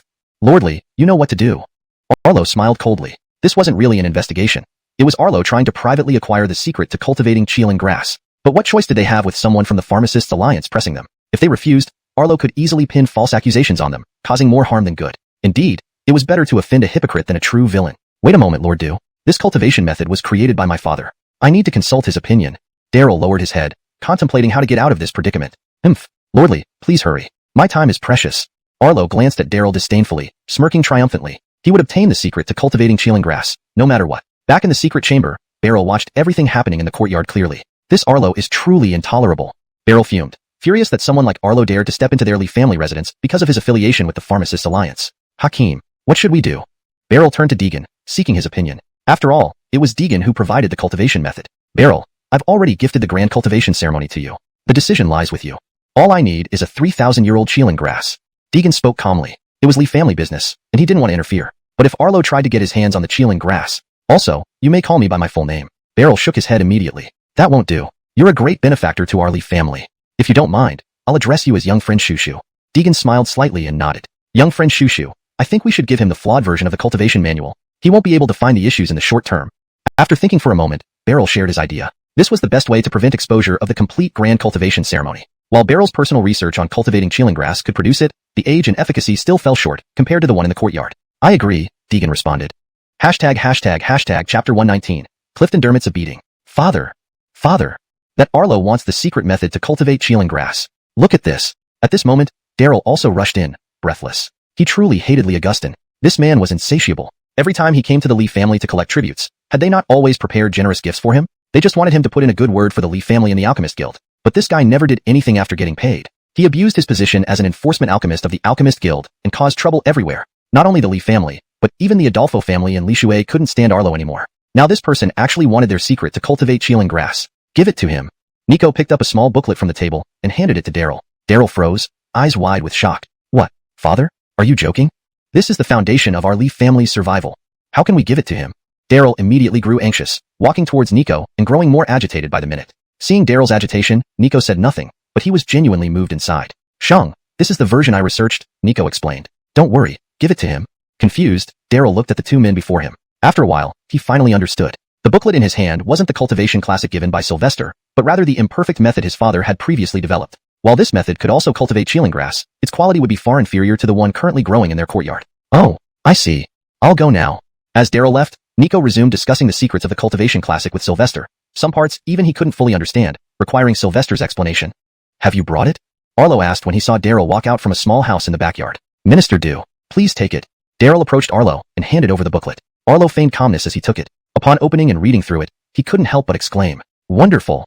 Yet, Arlo maintained his composure, closing and putting away the booklet. How are the medicinal herbs for tribute? Rest assured, everything is ready. Minister Du, please follow me. With a slight smile, Daryl led Arlo to a side courtyard where all the tribute herbs were stored. Arlo casually took the herbal register from Daryl. Excellent. There are more herbs this year than in previous years. There are even 2 800-year-old ones. Great. After glancing through the register, Arlo nodded satisfactorily. With a wave of his hand, he stored all the herbs into his waist storage bag, a standard accessory for enforcement alchemists that could hold 100 cubic meters of items. Well, I've collected the tribute herbs. I won't stay any longer. Farewell, Lord Lee. Without hesitation, Arlo quickly departed after taking the herbs. F***CK finally got rid of him. Daryl sighed, watching Arlo leave. Arlo didn't head straight to the Tobier's family in the east. Instead, he finished collecting tributes from the surrounding families first. In his opinion, the Tobier's family was the most sensible. Tobier's family mansion. Minister Du, please sit down. Welcome. The Tobier's family elder had already arranged accommodations upon hearing Arlo arrived in Li Shuei. He insisted Arlo stay for a few days to establish a better relationship with the Alchemist Guild. Minister Du, you must have been tired these past few days. Our herbs will take another 2 days to prepare. Why don't you stay a few days? We'll treat you well as hosts. Smiling, the Tobier's family elder thought about the benefits of having Arlo stay and publicize it later. Not bad. I've already collected from nearby families. Wait until you prepare the tribute, then bring it to me. Arlo knew this was an excuse but didn't argue. He'd gained much from the Tobier's family over the years and sometimes needed to reciprocate. Oh, right. Minister Du. Did the Lee family pay tribute as usual this year? Remembering Arlo mentioned collecting tributes, the Tobier's family elder realized the Lee family must have been included. Yes, they were the first. I heard the Lee family couldn't get it together this year. How did you manage, Minister Du? Arlo smiled, noticing the elder's slightly gloomy expression. He knew Sky Corifeng had handled the matter in the Lee family's backyard. Returning confidently, Sky Corifeng claimed there would be no problems. Now, this incident made him lose face in front of Arlo. Minister Du, my apologies. Perhaps my subordinates failed. I will punish them severely. The Tobier's family elder apologized, clearly fearing Arlo might be upset. Arlo glanced at the elder, knowing full well of his motives, but decided to overlook it as long as it didn't violate regulations. Minister Du. A new KTV opened nearby, with high-quality service. How about it? The Tobier's family elder smiled slyly at Arlo. Excellent. You really know me. No need to be so formal. Arlo's face flushed with pleasure. For a lustful man like him, what could be more enticing than women? After arranging for Arlo to be escorted to the KTV, the Tobier's family elder summoned Sky Corifeng. Father, what do you need? Soon, Sky Corifeng appeared in the hall. What do you think? The Tobier's family elder walked slowly toward the kneeling Sky Corifeng. With a raised right hand, slap, Sky Corifeng was struck across the face. Stunned, he wondered if he had said something wrong to anger his father. Father, please explain. The Tobier's family elder glared at Sky Corifeng furiously. Do you have the nerve to ask me? All because of your incompetence. You made me lose face in front of Minister Du. Do you deserve this slap? Chapter 120, Night Intrusion at the Lee family's backyard. Clifton was utterly bewildered. He had no idea what had happened to make his father so furious. Father, I truly don't know what I did wrong. Clifton looked at the Tobier's family's patriarch with an innocent expression. He wasn't afraid of being beaten. He was afraid of being beaten for no reason. You can hit me, but you must at least explain why. Seeing him still trying to argue, the Tobier's family's patriarch raised his hand to strike him, but in the end, he restrained himself. Humph. The patriarch sighed deeply and turned away. You keep saying that the Lee family's cultivation room was destroyed. Why then is this year's tribute from the Lee family exactly as required? You'd better explain yourself properly. Clifton froze upon hearing this. He could hardly believe his ears. What? Father, you're saying that the Lee family's tribute this year is flawless? Clifton stared wide-eyed. He had personally destroyed all the herbs in the small backyard of the Lee family. Logically, the Lee family shouldn't have been able to prepare the required medicinal herbs for the alchemy alliance. Impossible. Before Clifton could finish, the patriarch interrupted him. Impossible? Arlo just said it himself. Could it be a lie? Go to the study and face the wall for 3 days. Do not come out without my command. Seeing his father's anger, Clifton dared not defy him further and left the room with his head lowered. I understand. Forget it. Never mind. No, father. I'll go. Originally, Clifton could have avoided punishment, but he still went to the study. He felt that failing in the Lee family matter was due to his own incompetence. Regardless of the reason, he should accept the punishment. Late night, in the Tobier's family study. What illusion did the Lee family use? Kneeling in the study, Clifton pondered intensely but found no answers. He had personally destroyed the Lee family's cultivation room, leaving no room for error. He even began to suspect Arlo. However, the tribute from the Lee family was significant. As a minor execution alchemist, how could Arlo blatantly help the Lee family evade tribute? That would be pure folly. Darien. Clifton, having no clue, decided on a plan. Kylie. A figure suddenly descended from the sky and landed outside the study. Go to the Lee family's backyard and investigate. Find out the truth. Clifton sternly ordered. This matter wouldn't be let go easily. He needed to get to the bottom of it. Yes, Kylie. Darien responded, and in a flash, disappeared into the darkness. Lee family. This isn't over. Though it was his father who struck him, it was because of the Lee family. If not for their mysterious method to fulfill the tribute, he wouldn't have been punished. Swoosh. On a pitch-black night, a shadow appeared on the eaves of Lee Mansion. The shadow had a clear objective and immediately headed towards the Lee family's backyard. Tap, tap, tap. Faint sounds came from the roof tiles beneath his feet. Meanwhile, Deegan was instructing Shepard and Anatoly inside a room. Chi flow is wrong. Try again. Deegan lashed out at Shepard, whose chaotic chi disturbed her. Shepard had potential, but his impatience showed. In contrast, Anatoly, while less gifted, was calmer and thus more stable in his chi flow. The Lee family really attracts trouble. Deegan heard movement around the backyard from far off. At first, she thought it was someone passing by, but now, they were heading straight for the backyard. Normally, she wouldn't care. But the backyard's cultivation room housed the kylan grass she needed. Another mishap couldn't happen. You two practice well here. I'll be right back. She left the room, her gaze fixed on the backyard, a serene smile on her lips. Tap, tap, tap. Do the Lee family have such poor defense awareness? Darien hovered above the backyard, smirking at the unguarded cultivation room below. Leaping down, he landed silently on the ground. They never learn. So what if you cultivated these herbs? If not for orders to investigate, he would have burned the place already. Step. Darien froze, his extended right hand halting midair. Someone stood behind him, someone he couldn't sense. Turning sharply, Darien gripped his waist knife. Who's there? Recognizing the voice through moonlight, he saw a familiar yet unknown face. Certainly not from the Lee family. Yet why here? Unless... Realization dawned in his eyes. It's none of your business. Darien snarled, his cold gaze fixated on Deegan. He drew his long saber instantly. Next moment, a smile crept across Deegan's lips before vanishing. Gone? Panicking, Darien searched frantically, no sign. Hey, what are you looking for? Her voice rang behind him. Startled, Darien slashed his blade. Too fast for any ordinary man to react. Kill first, ask questions later. As the blade neared, he saw her arm raised to block. He sneered. His blade wasn't ordinary. To be continued. Hashtag chapter 121. Self-created martial technique. If you dare to block my strike with your arm, then let's start by cutting off one of your arms. A hint of ruthlessness flashed in Darien's eyes. Clang.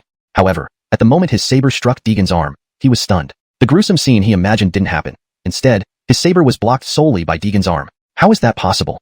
Darien was immediately dumbfounded. He even wondered if he was dreaming, but the real pain shooting up his wrist confirmed it wasn't a dream. Damn it. Darien swiftly withdrew his saber and stepped back several paces. He glared at Deegan and asked, "Who are you?" "That's what I should be asking you. Why did you come to the Lee family so late at night? Who are you, and what do you want?" Deegan shook his head, somewhat speechless. If you won't speak, then I'll beat it out of you until you do."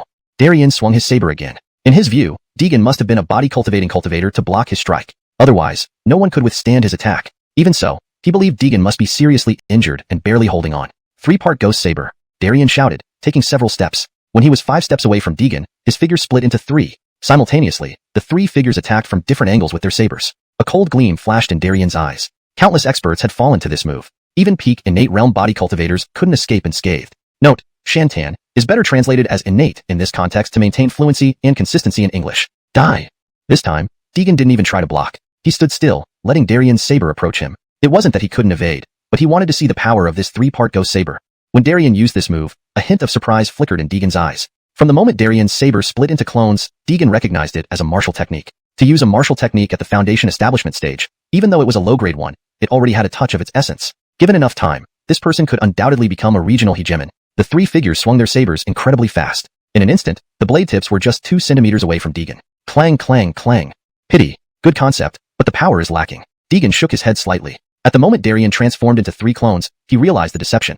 If it were anyone else, they would assume only one clone was real. However, all 3 clones were tangible, creating an illusion of true and false. Such a move would be highly effective against weaker opponents, but against someone of equal or higher cultivation, it fell short. You aren't at the innate realm? Note, Shantan realm is translated as innate realm to better fit natural English expression. Are you a master? Darien was utterly stupefied. He thought his self-created martial technique would easily defeat him. But when Deegan showed no reaction to his attack, Darien sensed something was wrong. Only when the blades actually hit Deegan did he realize. This person was far stronger than himself. Is this move self-created? Deegan ignored Darien's question and asked his own. Darien was puzzled for a moment, clearly not understanding Deegan's intention. I ask you, was that self-created martial technique yours? It's my creation. Why do you ask? Darien raised his head, revealing a trace of pride. Deegan nodded approvingly. This man's talent was definitely above Anatoly and Shepard. If he could be recruited. Deegan originally planned to probe Darien for information and then eliminate him. But seeing Darien use a martial technique changed his mind. If the technique was passed down or taught by a master, Deegan wouldn't hesitate to kill him. However, a person who could create martial techniques was exceptionally gifted and could become a significant asset over time. Moved by Darien's talent, Deegan wasn't willing to let go easily. Great. Swish. Deegan snatched the long saber from Darien, examining it carefully. Damn it. Give me back my saber. Darien determined that the person before him was definitely toying with him. He would rather die than endure such humiliation. In that moment, he no longer hid his true strength, and the energy of the peak innate realm erupted completely. Note, Shantan realm is translated as innate realm to maintain fluency in English. Yeah. Raising his right fist, he charged toward Deegan with a roar. Deegan, however, remained standing still, eyes closed, gripping the stolen saber tightly. Swish. Just as Darien was about to reach him, Deegan suddenly opened his eyes. In that instant, Darien felt as if he was locked by death itself, frozen and unable to move. Even his breath slowed down. Next second, Deegan moved. Suddenly, Deegan turned into countless clones. Darien froze, eyes wide open in shock. He recognized this as his own three-part ghost saber, perfectly replicated and multiplied into hundreds of figures. Hundreds of hands wielded sabers aimed straight at Darien's face. An overwhelming wave of killing intent engulfed him. Darien felt hopeless, experiencing death for the first time. He slowly closed his eyes, waiting quietly. Just as the blades were about to land, the numerous illusions vanished instantly, and the saber shattered under the pressure of Deegan's immense strength. Clank, clank. This saber isn't much, huh? Deegan shook his head helplessly. Hearing this, Darien opened his eyes in confusion. You're not going to kill me? Deegan chuckled. When did I say I would kill you? Darien was speechless, unsure what to say. Looking at his shattered saber, his face remained expressionless. After that experience, anyone would feel shaken. What's your name? Darien lifted his head, looking at Deegan with a hint of helplessness. He knew he couldn't escape if Deegan wanted to kill him. So, why hadn't he killed him? Chapter 121.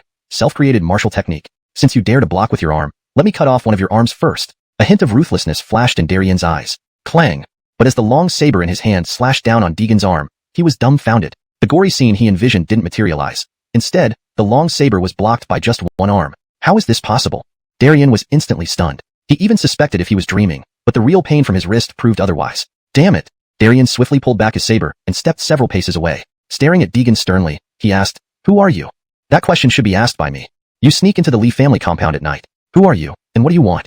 Deegan shook his head, speechless. Since you won't speak, we'll fight until you do. Darien attacked again. He believed that Deegan blocking his previous strike must have been due to body tempering cultivation. Otherwise, it wouldn't have been possible. Even so, he was sure Deegan must be severely injured and barely holding on. 3 Shadows Ghost Saber. Darien shouted and dashed forward. As he approached within 5 steps of Deegan, his figure split into 3. All 3 figures simultaneously swung their sabers at different angles. A glint of coldness flashed in Darien's eyes. Countless experts had fallen victim to this move. Even a peak Sciention body cultivator couldn't escape unscathed. Die. This time, Deegan didn't even attempt to block. He stood motionless, letting Darien's sabers slash towards him. It wasn't that he couldn't dodge. He wanted to see the power of the 3 Shadows Ghost Saber. Deegan was slightly surprised when Darien used this technique. When Darien split into 3 forms with his saber, Deegan recognized it as a martial technique. Being able to use even a low-level martial technique at the Foundation establishment stage showed potential. Given enough time, this person could become a dominant force. The 3 figures moved incredibly fast, and within moments, their blades were mere inches from Deegan. Clang, clang, clang. Pity. The idea is good, but the power lacks, Deegan said, shaking his head slightly. Darien's 3 images confused others by making them think only one was real, while all 3 were physical. Such moves worked well against weaker opponents, but lacked effectiveness against peers or stronger foes. You aren't in the Sciention realm? Are you an Imperial level? Darien was utterly stunned. He thought his self-created martial technique would easily take down Deegan, but seeing Deegan stand still, he felt something was off. Only after his blade truly hit did he realize this man was far more powerful. Did you create that move yourself? Ignoring Darien's question, Deegan asked. Darien was puzzled. I'm asking if you created that move. Yes, I did. Why? Darien lifted his head, revealing a hint of pride. Deegan nodded approvingly. This person's talent exceeded Anatoly and Shepard. If he could recruit him. Originally, Deegan planned to kill Darien after gathering information, but seeing the martial technique, he reconsidered. If it were a traditional or teacher-taught skill, Deegan wouldn't hesitate. However, a A self-created martial technique indicated exceptional talent that could become invaluable support. Deegan's desire for talent took over. Great. Swish. Deegan snatched the saber from Darian's hand and examined it closely. Damn it. Give me back my saber. Darian realized this person was playing with him. Determined not to endure such humiliation, he unleashed his peak Sciention aura. Yeah. Raising his right fist and roaring, Darian lunged at Deegan. Deegan, however, remained standing with his eyes closed, gripping the stolen saber tightly. Swish. Just as Darian neared, Deegan opened his eyes. In that moment, Darian felt like he was locked by death itself, frozen in place. The next second, Deegan moved, creating countless images. Darian froze in shock. It was his own Three Shadows ghost saber replicated perfectly, but now multiplied into hundreds. Endless killing intent surged. Despair overwhelmed Darian. This was the first time he truly felt death approaching. He closed his eyes, waiting. Just as the blades were about to fall, the illusions vanished instantly. The saber shattered under Deegan's overwhelming strength. Clank. This saber isn't very good, huh? Deegan sighed. Hearing this, Darian hesitantly opened his eyes. You don't kill me? Deegan chuckled. When did I say I'd kill you? Speechless, Darian looked at his shattered saber, his face unreadable. After that experience, who could simply walk away? What's your name? Darian raised his head slowly, a trace of helplessness in his gaze. If Deegan wanted to kill him, he knew there was no escape. But if not, what did he want? Chapter 122. Secret and Mysterious Cultivation Technique. Darian's face was ashen gray as he spoke. Deegan slowly nodded. How did you manage to pull off that move just now? A strange light flashed in Darian's eyes. This was the only thing on his mind right now. He even had a thought. If Deegan's strength was so formidable, wouldn't it be amazing to become his disciple? His own strength could surely break through to the master level, even to the legendary realm. Thinking of this, Darian's eyes were filled with longing, a desire for power. Deegan's lips curved into a smile. Indeed, he took the bait. So, you want to learn? I'll teach you. Darian froze. He didn't expect such a quick agreement from Deegan, but gradually, he felt something amiss. The look in Deegan's eyes seemed not entirely innocent. Looking into Deegan's eyes, he felt an ominous premonition. A chill ran down his spine, making him tense up. You're not that kind of person, are you? Deegan paused, not understanding Darian's implication at first. Then he realized what was being suggested. Bullshit. My sexual orientation is perfectly normal. Seeing Deegan's strong reaction, Darian felt relieved. But you need to explain everything thoroughly.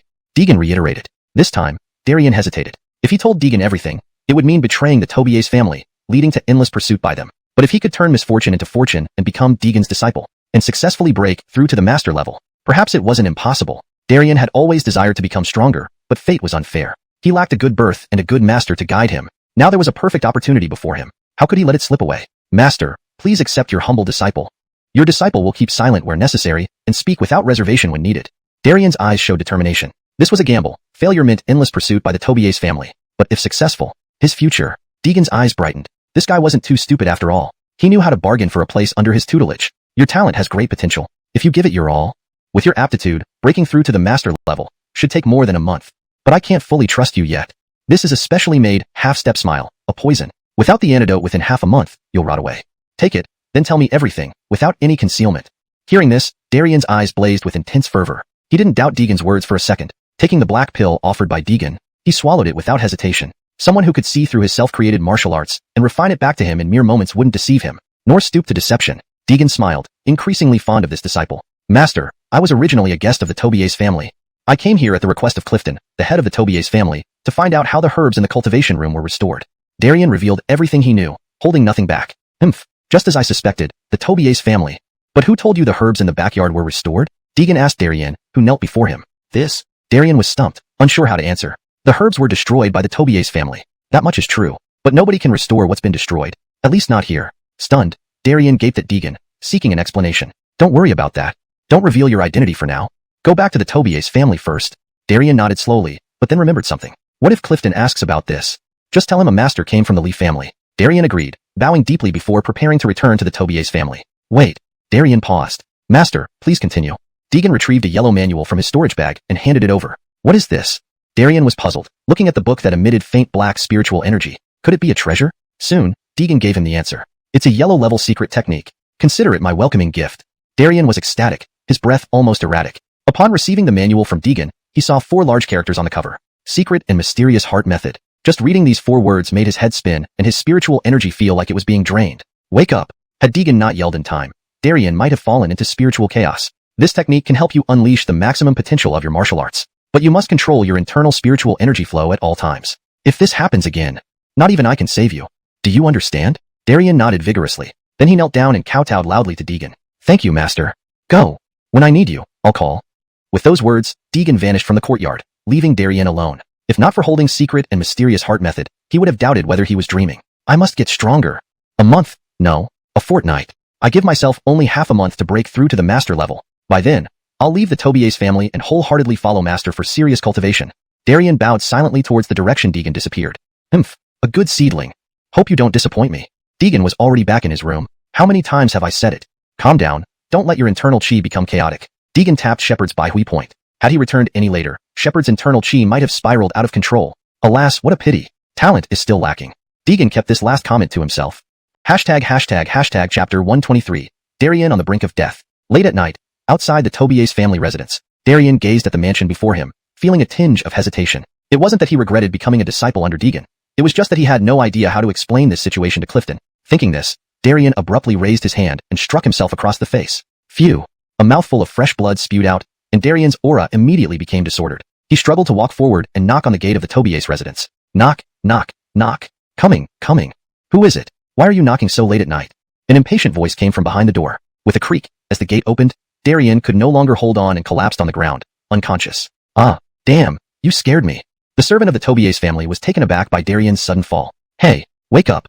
The servant prodded Darien with his foot, but found no response. Growing increasingly panicked, he quickly turned the person over. He gasped in shock. Darien? Brother Zhao?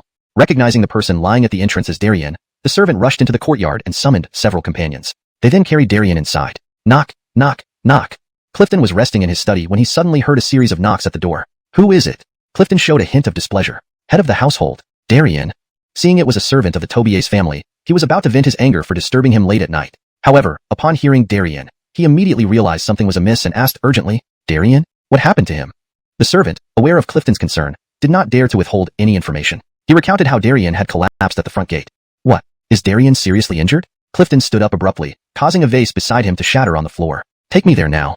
Clifton flung open the door and ordered the servant to lead the way. As they hurried towards where Darien was staying, Clifton was deeply concerned about who could have inflicted such severe injuries on Darien. If it was someone from the Lee family, would they know that Darien was a guest of the Tobier's family? If so, it would complicate matters immensely. Once the Medicinal Alliance learned about this, the Tobier's family might lose their qualifications for cultivating medicinal herbs. After all, the Medicinal Alliance strictly forbids internal conflicts among families. Before long, Clifton rushed into Darien's room. Seeing Darien pale and lifeless, Clifton knew the injury was severe. Yet Darien was a peak Xiantian realm expert, only a step away from the Master Realm, who in the Lee family had the power to severely injure him. Clifton was puzzled. How is he? Report to the head of the household. Brother Darien's internal injuries are very serious.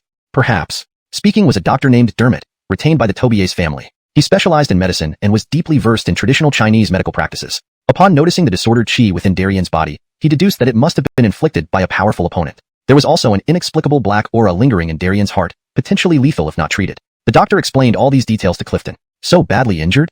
Clifton was taken aback. He initially thought Darien had simply fainted due to excessive bleeding and exhaustion. Now learning that Darien barely clung to life when he returned, Clifton felt a greater appreciation for his loyalty.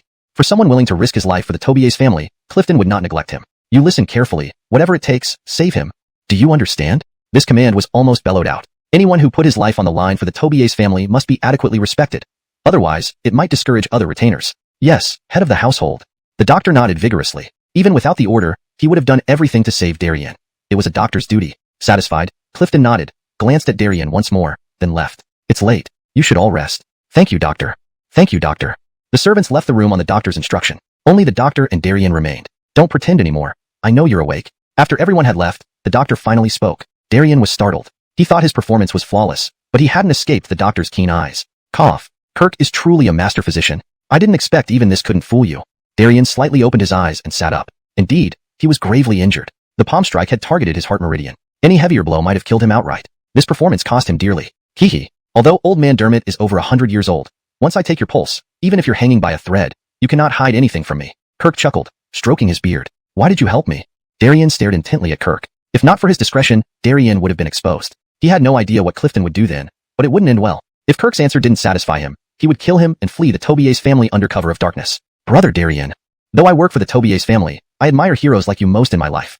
You must have your reasons for acting this way. I trust you. Darien looked into Kirk's eyes for a long while, seeing no signs of deceit. Clearly, he was speaking the truth. Fine cough. I trust you. Darien lightly coughed and lay back down. Your injury isn't fatal, but it is severe. If not properly treated, you might develop chronic problems in the future. Kirk hesitated briefly, placing his hand on Darien's pulse again. That black aura still lingered near his heart meridian. And there's a mysterious black energy inside you. If it bursts unexpectedly, You might die instantly. Darian's expression didn't change. The black aura Kirk mentioned was probably the poison from half-step madness. End of chapter 123. Chapter 124. Clifton revisits the Lee family. This was a path he had chosen for himself. I know. Darian responded with the indifferent tone. Seeing this, Dermot Xinghua could not say anything more. Then rest well. I'm leaving first. After saying that, Dermot Xinghua packed up his medicine box and left the room. Darian lay alone on the bed, his gaze gradually becoming vacant as he stared at the ceiling. 2 days ago, Darian stealthily visited the Lee family but returned without success and was even severely injured. This incident had been weighing heavily on Clifton's mind. These past 2 days, the more he thought about it, the angrier he became. The moment he finished meditating today, he hurriedly rushed out of his study. Humph! I want to see just how strong the Lee family is. Clifton's anger had been suppressed for too long. If he didn't release it, prepare everything for me. I'm going out, he said to a servant behind him. Very soon, everything he needed was prepared. Lee family. Humph! A sinister smile curved at the corner of Clifton's mouth. Then, with a whoosh, he disappeared from the spot. At the same time, in the backyard of the Lee family, a crystal-clear herb was emitting a faint blue light. The entire backyard was enveloped in this blue glow. Done? Deegan opened his eyes slightly. By infusing his spiritual energy into it, this Qilin grass had now reached the 2,000-year mark. Cough, cough. Before Deegan could fully react, a pain like a bone fracture struck his chest. His injury had worsened. Over these past 2 days, he had stayed in the backyard, constantly infusing his spiritual energy into the Qilin grass. It was expected that his injuries would worsen. However, once this Qilin grass reaches the 3,000-year mark, and he finds another herb to balance the blood spirit gastrodia with the Qilin grass, he could attempt to heal his internal injuries. Unfortunately, this blood spirit gastrodia has yet to reach the 2,000-year potency. Deegan shook his head slightly. In his current condition, nurturing one spirit herb was already pushing his limits. Another blood spirit gastrodia might drain him dry within a few days in the cultivation chamber. Swoosh. Just as Deegan prepared to continue nurturing the Qilin grass, he sensed a powerful aura approaching the Lee family's backyard at incredible speed. This is clearly aimed at the backyard. Deegan narrowed his eyes. There was no doubt that this person came for the herbs. If not for this Qilin grass, Deegan might have ignored this matter altogether. But now, he couldn't afford to. This Qilin grass was his only hope for recovery. If it were destroyed, not only would it take immense spiritual energy to cultivate it again, but even making it sprout would be a challenge. It required perfect timing, location, and circumstances, all of which were indispensable. Is it the Tobias family, or the Adolfo family? What Deegan wasn't sure about was who this person belonged to. If it was from the Tobias family, then he should kill them outright. Swoosh. Humph. Indeed, the herbs here have all returned to normal. The Lee family truly has remarkable means. Within a few breaths, Clifton, masked, appeared in the Lee family's backyard. Seeing the lush herbs around him, his anger surged. If it weren't for these herbs, would he have been beaten? Would he have been confined? Since I can destroy you once, I can do it again. Clifton's gaze turned even colder. He slowly placed his right hand over his chest, the spiritual energy within him surging rapidly. A wave of scorching heat began emanating from his hand. Inferno meditation flame. Clifton barked, and a pale blue flame lotus appeared in his hand. He gently waved his hand, and the lotus floated in midair, descending slowly toward the ground. In Clifton's mind, he could already picture the entire backyard engulfed in raging flames. Humph! Perish! Suddenly, a cool breeze blew through. The floating pale blue lotus was dispersed by the wind. What? Who dares interfere with my plans? Clifton angrily shouted, knowing someone must be hiding nearby. Surely, this was the person who injured Darian. But there was no unusual activity in the backyard. If not for his inferno flame being blown away, he would almost think it was an illusion. So, you dare to act but not show yourself? Clifton roared again. This time, a figure emerged from a nearby hut. Humph! Were you the one who broke my move? Clifton glared viciously at the newcomer, his tone full of hostility. You? Are you from the Tobias family? Or the Adolfo family? Deegan did not answer, instead speaking calmly. Clifton sneered. Huh, it doesn't matter which family I belong to. What matters is that you will die here today. As he spoke, Clifton leaped forward, rushing toward Deegan at breakneck speed. His right hand formed a claw, aiming straight for Deegan's face. If this attack hit a pre-Heaven Realm cultivator, it would certainly be fatal. Alas, he faced Deegan. Clifton watched in surprise as Deegan remained completely unmoved by his aggressive assault. He didn't even glance at him directly. Anger surged within him. Humph! Arrogant. To face his tiger claw without any defense or evasion. Either he was supremely confident in his strength or overly arrogant. Clearly, in Clifton's eyes, Deegan fell into the latter category. Countless experts had died under this technique. Even an early Master Realm expert wouldn't remain unscathed if caught. At least a layer of skin would come off. Die. As the tiger claw was about to strike Deegan's chest, suddenly, a hand shot out from below, blocking the tiger claw's path. Clifton couldn't help but smirk. Heh, foolishly trying to resist. You won't have your arm after this. Clifton exerted more force, speeding up his tiger claw by double. Roar roar. Faint tiger roars echoed in the surrounding air. Deegan's eyes lit up. This man's claw technique had a touch of divine essence. A true expert. Unfortunately, slap. Clifton's tiger claw slammed into Deegan's arm. But contrary to expectations, it did not sever the arm. Instead, it was firmly blocked. What? Who are you? To have such power. Please ensure continuity in translation as more content is provided.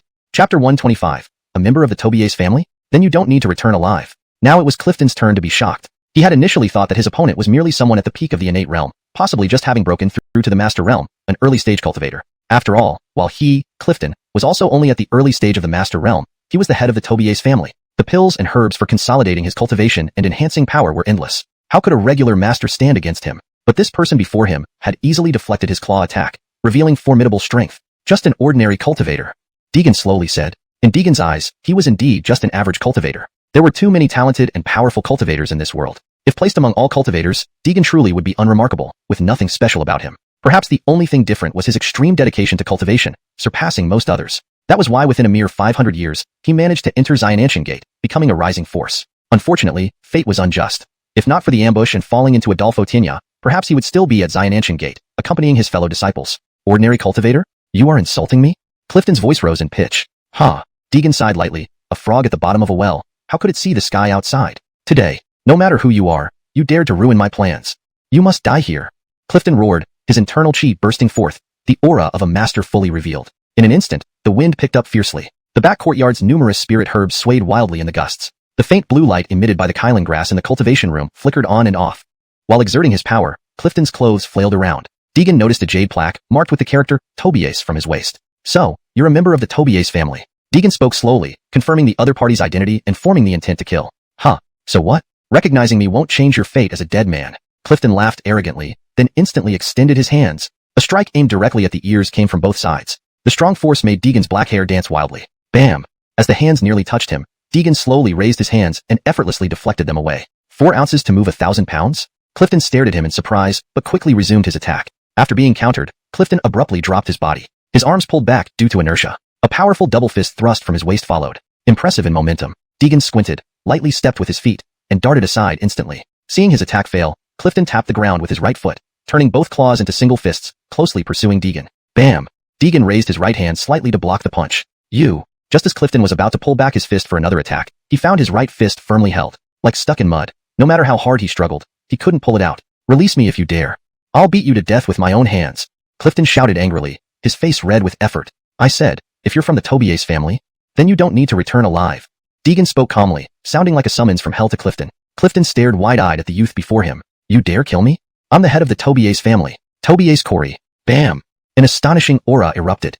The next moment, Clifton's body exploded, turning into a cloud of blood mist, dispersing in the air, slowly landing on the surrounding herbs, nourishing them. Too much talk. Deegan slowly withdrew his hands, using a piece of cloth from his waist to wipe the blood stains from his arm. Tap tap tap. Hakeem. What happened here? Late at night, Daryl, who was sound asleep, was woken by the sounds of fighting. When he became alert, he realized it was coming from the backyard. His first reaction was that an assassin had entered the house. So he quickly got up, leading a group of Bartolomeos, rushing over. By the time he arrived, he only saw Deegan expressionlessly wiping the blood stains from his arm, with no sign of the assassin, only a puddle of unidentified blood on the ground. Nothing. Just an intruding assassin. I've already dealt with it. It's late, Lordly. Dermot some rest. Deegan turned slowly, his tone icy. Hearing this, Daryl felt chills run down his spine. To Daryl, Deegan now looked like a devil. What did just an intruding assassin mean? What did already dealt with mean? What experiences could lead someone to say such things so casually? Daryl was utterly stunned, barely breathing. Frozen in place, he watched as Deegan's figure disappeared into the darkness. Lord, this. The servants relaxed after Deegan left. It's fine, go back and rest early, Daryl said slowly, his heart still pounding. Next day, at the Tobias family manor, the old patriarch of the Tobias family sat in the hall, lifting the cup beside him and sipping gently. Where is Coreyfing? Why hasn't he come to greet me today? The old patriarch asked in a low voice. Normally, no matter how busy, Clifton would appear at his door punctually to offer tea and pay respects. But today he didn't show up. This caused a slight suspicion to arise. Seeing the old patriarch inquire, the steward trembled, bowing his head, afraid to speak. The old patriarch noticed the steward's odd behavior. What are you doing? Why do you look so flustered? Haven't you done something improper? These words scared the old steward into kneeling and knocking his head. Now even more puzzled, the old patriarch wondered not only about Clifton's absence, but also the steward's behavior. Kylie, the Lord. Noticing the stuttering and lack of coherence, the old patriarch sensed something amiss and hastily asked, what happened to Coreyfing? The old steward took a deep breath and informed him that Clifton went out late at night and hadn't returned. What nonsense! How could you not tell me about such important matters earlier? Translation continues based on original structure and context. Hashtag chapter 126. The Tobias family comes knocking. Annoyed, the Kylie of the Tobias family smashed the cup in his hand onto the ground. What are you standing around for? Hurry and send people to search. The old butler was so startled that he trembled all over before stumbling out of the room. Damn it! All I know is that this rogue can't be trusted. While cursing aloud, deep down, the Kylie was extremely worried. After all, Clifton was his only descendant, a single line. If something happened to him, the Tobias family's lineage would come to an end. On the surface, the Kylie paced angrily in the hall, but inwardly, he was anxious and feared the worst for Clifton. He had a vague premonition that something was wrong, but all he could do was pray that nothing untoward befell Clifton. A quarter hour later, the butler who had gone out earlier returned breathlessly, rushed into the hall, and knelt on the ground with panic-stricken eyes. Pa, Kylie, something terrible has happened. Seated high above, the Tobias family, Kylie slowly opened his eyes. It seemed he already guessed what was coming, but he still feigned calmness as he barked, "What's there to panic about? How's the investigation going?" The butler took a deep breath to steady himself, then glanced nervously at the Kylie several times before mustering the courage to speak. "Kylie, head of the family, what happened to Fonger? Spit it out clearly at once." The Kylie yelled, finding it frustrating how unreliable this old butler could be when conveying information, always stammering without making much sense. "He went to the Lee family last night, and we haven't heard from him since." After some hesitation, the butler finally recounted everything. Bang! The Kylie slammed the cup in his hand to the ground again, his eyes wide with fury. He lunged toward the old butler, gripping his shoulders tightly. "What did you say? You said he went to the Lee family last night?" The butler nodded cautiously, fearing the Kylie's reaction. Damn it! Confirming this from the butler felt like aging him 10 years. His previously peppered hair turned entirely white almost instantly. Staggering back a few steps, he nearly fell, bumping into the tea table behind him. "Kylie!" The butler rushed forward to support him but was held back by the Kylie. I'm fine. His eyes were swirling, pondering if this could be true. Yet his intuition told him that this was exactly what Clifton might do. Recalling the slap he had given Corey Fang due to the incident with the Lee family, the Kylie's eyes misted up. If this was indeed the reason, he would never forgive himself. "Kylie, there might still be hope." Seeing the grief on the Kylie's face, the butler had a sudden thought. The Kylie paused and looked at the butler. "What do you mean?" Without further delay, the butler revealed his thoughts. "Kylie, please don't worry too much. If the head of the family really is in the hands of the Lee family, they wouldn't dare do anything rash." Hearing this, the Kylie pondered deeply for a moment and realized the butler made sense. Based on his knowledge of the Lee family, they wouldn't harm Corey Fang. He was likely just detained somewhere within their compound. "You're right. I've been too pessimistic." The Kylie's expression gradually softened. He decided to assemble a team to visit the Lee family and bring Clifton back. Gather all the clan members who have reached the innate realm. Let's go to the Lee family. The Kylie spoke calmly, his eyes flashing with a hint of coldness. If Clifton was unharmed, it would be fine. But if something had happened to him, he would make sure every member of the Lee family paid the price. "Yes, Kylie." With the order given, the butler hurried off to gather everyone. "Lee family, you'd better think carefully. If anything happens to my son, your entire family will no longer exist in this world." Meanwhile, at the Lee family residence, unaware of the impending storm, the Lee family Kylie gathered many disciples in the front courtyard to teach them secret techniques from the cultivation ritual. Of course, these were techniques personally vetted by the Kylie, not crucial ones. The truly important methods remained under the tight control of the core descendants of the Lee family. Ladies and gentlemen, next, I'll explain some common issues in cultivating herbs. Standing on the stage in the courtyard, the patriarch appeared completely transformed from a stern leader into a gentle teacher. "Daryl, brother, do you think father's actions are appropriate?" This comment came from Cameron, the second son, who had recently emerged from his room after days of studying a spirit herb. "Father has his reasons. We should just follow his lead." Daryl firmly believed that whatever his father did was for the good of the Lee family. Most of the young people seated below were children of the Bartolomeos. Initially, Daryl found his father's decision somewhat radical, teaching cultivation secrets to these servants. He still didn't fully understand it, but he knew there was wisdom in his father's actions. As a son, he needed to support and help his father navigate through challenges. Master, something bad has happened." At that moment, a servant ran up to Daryl in panic. "What is it? Why the rush?" Daryl, who had been chatting amiably with Cameron, immediately turned serious upon seeing the urgency. It's the Tobias family. They've come here demanding someone. They won't settle until they get who they want. I couldn't stop them from rushing in." Daryl and Cameron exchanged glances, realizing the situation was dire. The Tobias family's sudden appearance wasn't about looking for someone. It was a confrontation. Chapter 127. Loyalty and filial piety cannot be both accomplished. "Let's go. Awan. We'll deal with this Tobias family," Daryl said with a stern expression. But before the two could move, the main gate of the Lee residence was kicked open violently. Instantly, a group of people rushed in, surrounding the front courtyard of the Lee residence so tightly that even water couldn't seep through. This commotion startled even Nico, who was still teaching secret techniques on the platform. He hurried to Daryl's side, looking puzzled at the intruders. Finally, when he saw Tobias Laozu walking towards them from the crowd, he realized that these were all members of the Tobias family. "Old Tobias, what is the meaning of this? My Lee family has always coexisted peacefully with your Tobias family. What are you trying to achieve by making such a fuss?" Nico spoke somewhat angrily, clearly displeased with the Tobias family suddenly barging in with so many people. Although the two families had been in a state of open competition and covert struggles, they hadn't escalated things yet. Plus, there was still the pharmaceutical alliance above them. Even if either family wanted to take action against the other, the pharmaceutical alliance wouldn't allow it. "Humph. Whatever I want is none of your business. If you're smart, hand over the person immediately. Otherwise, I'll exterminate your Lee family today." Tobias Laozu spoke ferociously, obviously extremely furious. Now, Nico was bewildered, looking doubtfully at Daryl and Cameron. The two were also stunned, not knowing what had happened. Why come knocking on the Lee family's door for someone? They hadn't seen anyone from the Tobias family in days, and now this sudden move? It was incomprehensible. Seeing this, Nico understood. Tobias, he was here to cause trouble. Looking for a person was just an excuse. Tobias, old ghost, the person you're looking for isn't here. I suggest you take your people back. This is the Lee residence. You have no right to act recklessly here.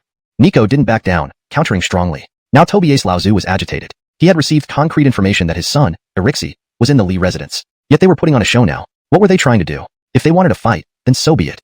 Alright, you won't admit it, is that it?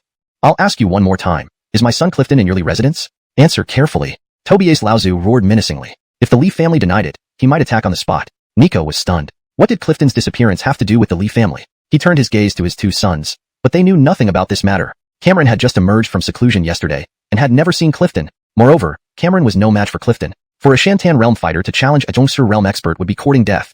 // edited for fluency and accuracy. Furthermore, Cameron was by no means a match for Clifton. It would be suicidal for a Shantan realm practitioner to challenge a Zhongsur realm expert. // further refinement for natural English flow and consistency. Furthermore, Cameron was by no means a match for Clifton. It would be sheer folly and tantamount to suicide for a practitioner at the Shantan realm to challenge an expert at the Zhongsur realm. Note, the terms Shantan realm and Zhongsur realm should be consistently used throughout the translation. If there's a preferred term or explanation for these realms in English, please provide it for further refinement. Father, I haven't seen Clifton these past days, so what can I say? Daryl shook his head, indicating he didn't know. Seeing this, Tobias Laozu became enraged. The Lee family was clearly putting on a show. Listen up, everyone in the Tobias family. Today, we will tear apart the Lee residence until we find my son's body. Yes. As the Tobias clan prepared to act. Hold it. Nico shouted. He knew there must be a misunderstanding and wanted to get to the bottom of things first. But letting the Tobias family search extensively within the Lee residence was unrealistic. Tobias, old ghost, what proof do you have that your son Clifton is in our Lee residence? Not based on your word alone, right? Nico slowly spoke, clearly stumping Tobias Laozu. He couldn't say that Clifton came to destroy the backyard medicinal herbs again. Clearly, the Tobias family was at fault. But Tobias Laozu only had one son, Clifton, and couldn't easily let it go. Humph. If I say so, then so be it. Less talk. If I can't find him, I'll leave quietly. Daryl observed that Tobias Laozu wasn't faking his anger. Suddenly, he recalled something. An assassin had entered the backyard yesterday. When he arrived, the assassin was already killed by Deegan. But the body had vanished. Could the dead person be Clifton? Thinking of this, Daryl broke into a cold sweat. If true, today's event wouldn't end well as Clifton died at the Lee residence. He was unsure how to proceed. So, he whispered to Nico. Really? Nico was equally shocked. If true, then the dead person was indeed Clifton. Now what? Hakim has done great favors for us. We can't betray Hakim, but if we don't expose him, the Lee family will face the wrath of the Tobias family.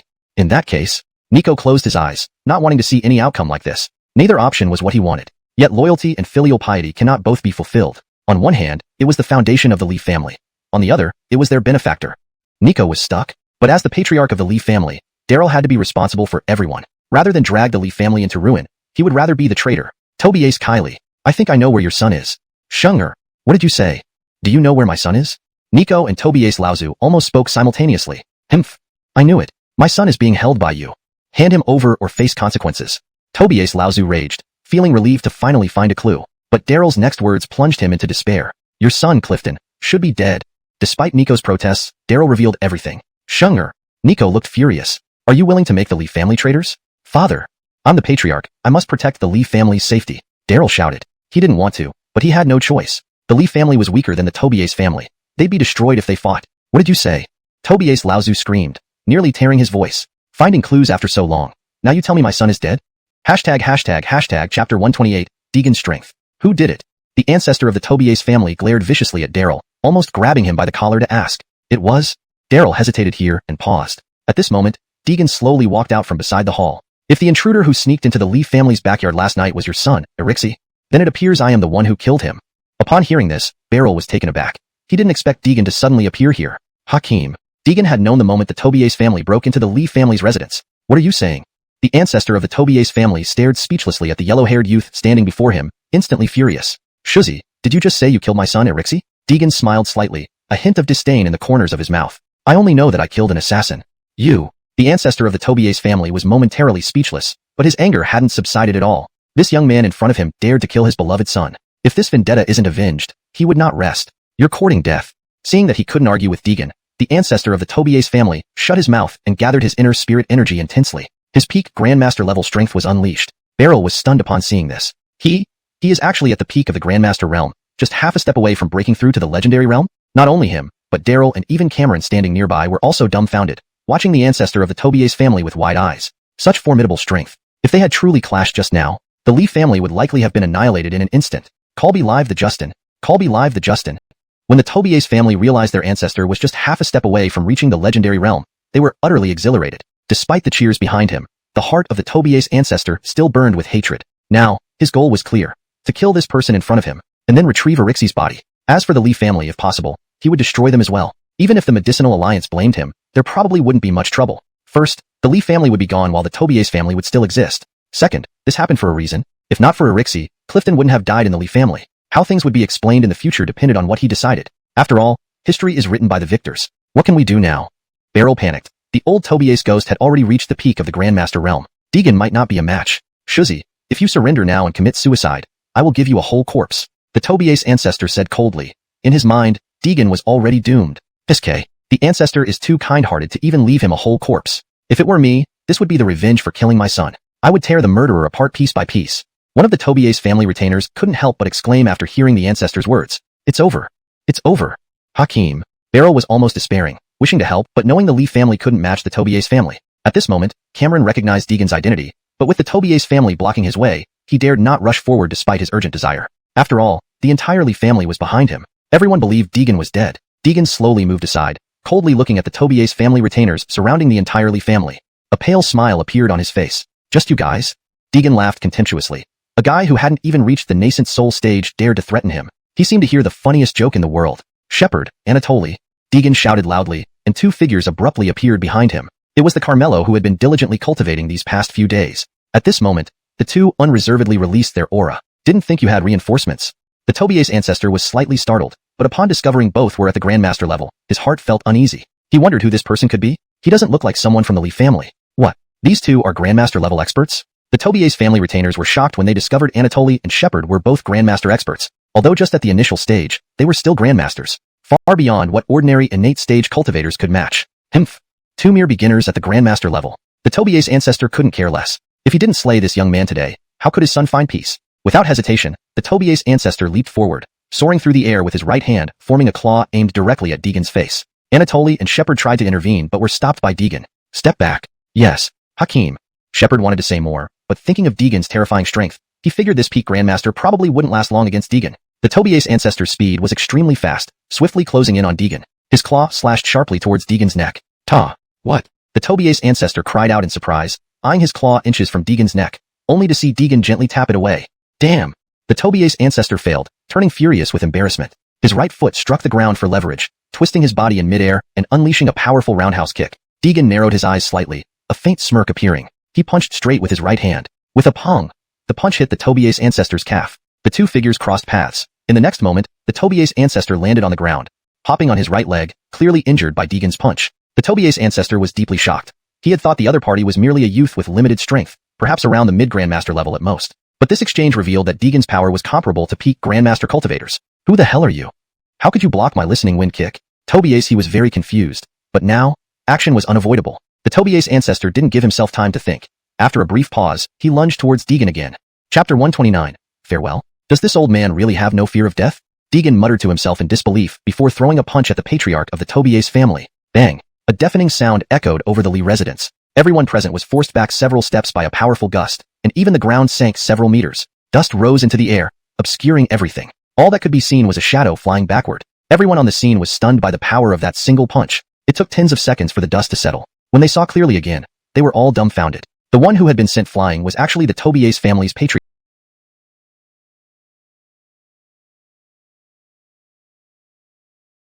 Cough, cough.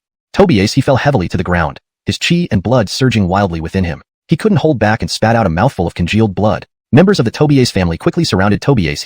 Justin, are you alright? An early stage master asked. I'm fine. Help me, stand up.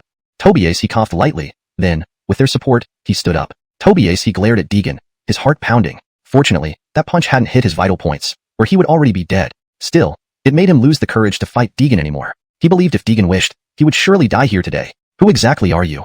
Why do you want to help this Lee family? Tobias, he shouted, hating Deegan deeply at that moment. Had it not been for this man, the Lee family wouldn't have escaped today. Just an ordinary cultivator. Deegan repeated what he had said yesterday. To him, he was just one among many cultivators in the world. He never thought of killing anyone, only wishing to recover from his injuries and return to Shao Nanchaman to exact revenge. Mr. Tobier's family, Kylie, right? I advise you to go back nicely. Don't even think about targeting the Lee family anymore. As long as I'm here, your Tobier's family won't cause any trouble. Deegan spoke coldly. To the Tobier's family, these words were so ironic. Moments ago, they had intended to create problems for the Lee family, but now the situation had changed completely. You, my son died at the hands of the Lee family, and you're not planning to give me an explanation? Deegan frowned slightly. He had given Clifton a chance, but Clifton chose wrongly. From the moment he wanted to destroy the cultivation room in the backyard, his fate was sealed. I hope you remember that Clifton intended to destroy the Lee family's cultivation room first. I merely killed an intruder who came to harm the Lee family. If you still wish to fight, come ahead. He didn't want to exterminate everyone, but if the Tobier's family persisted in coming, seeking death, he wouldn't mind sending them off for Lord Yama. Tobier's, he glared fiercely at Deegan. He knew he had lost today, but one day he would return. Suddenly, a thought struck him. If he couldn't deal with this guy or the Lee family, how about the Alchemist Alliance? If members of the Alchemist Alliance were here today, things would probably be very different. With that thought, Tobier's face revealed a sinister smile. Fine. Today, I admit defeat. Let's go.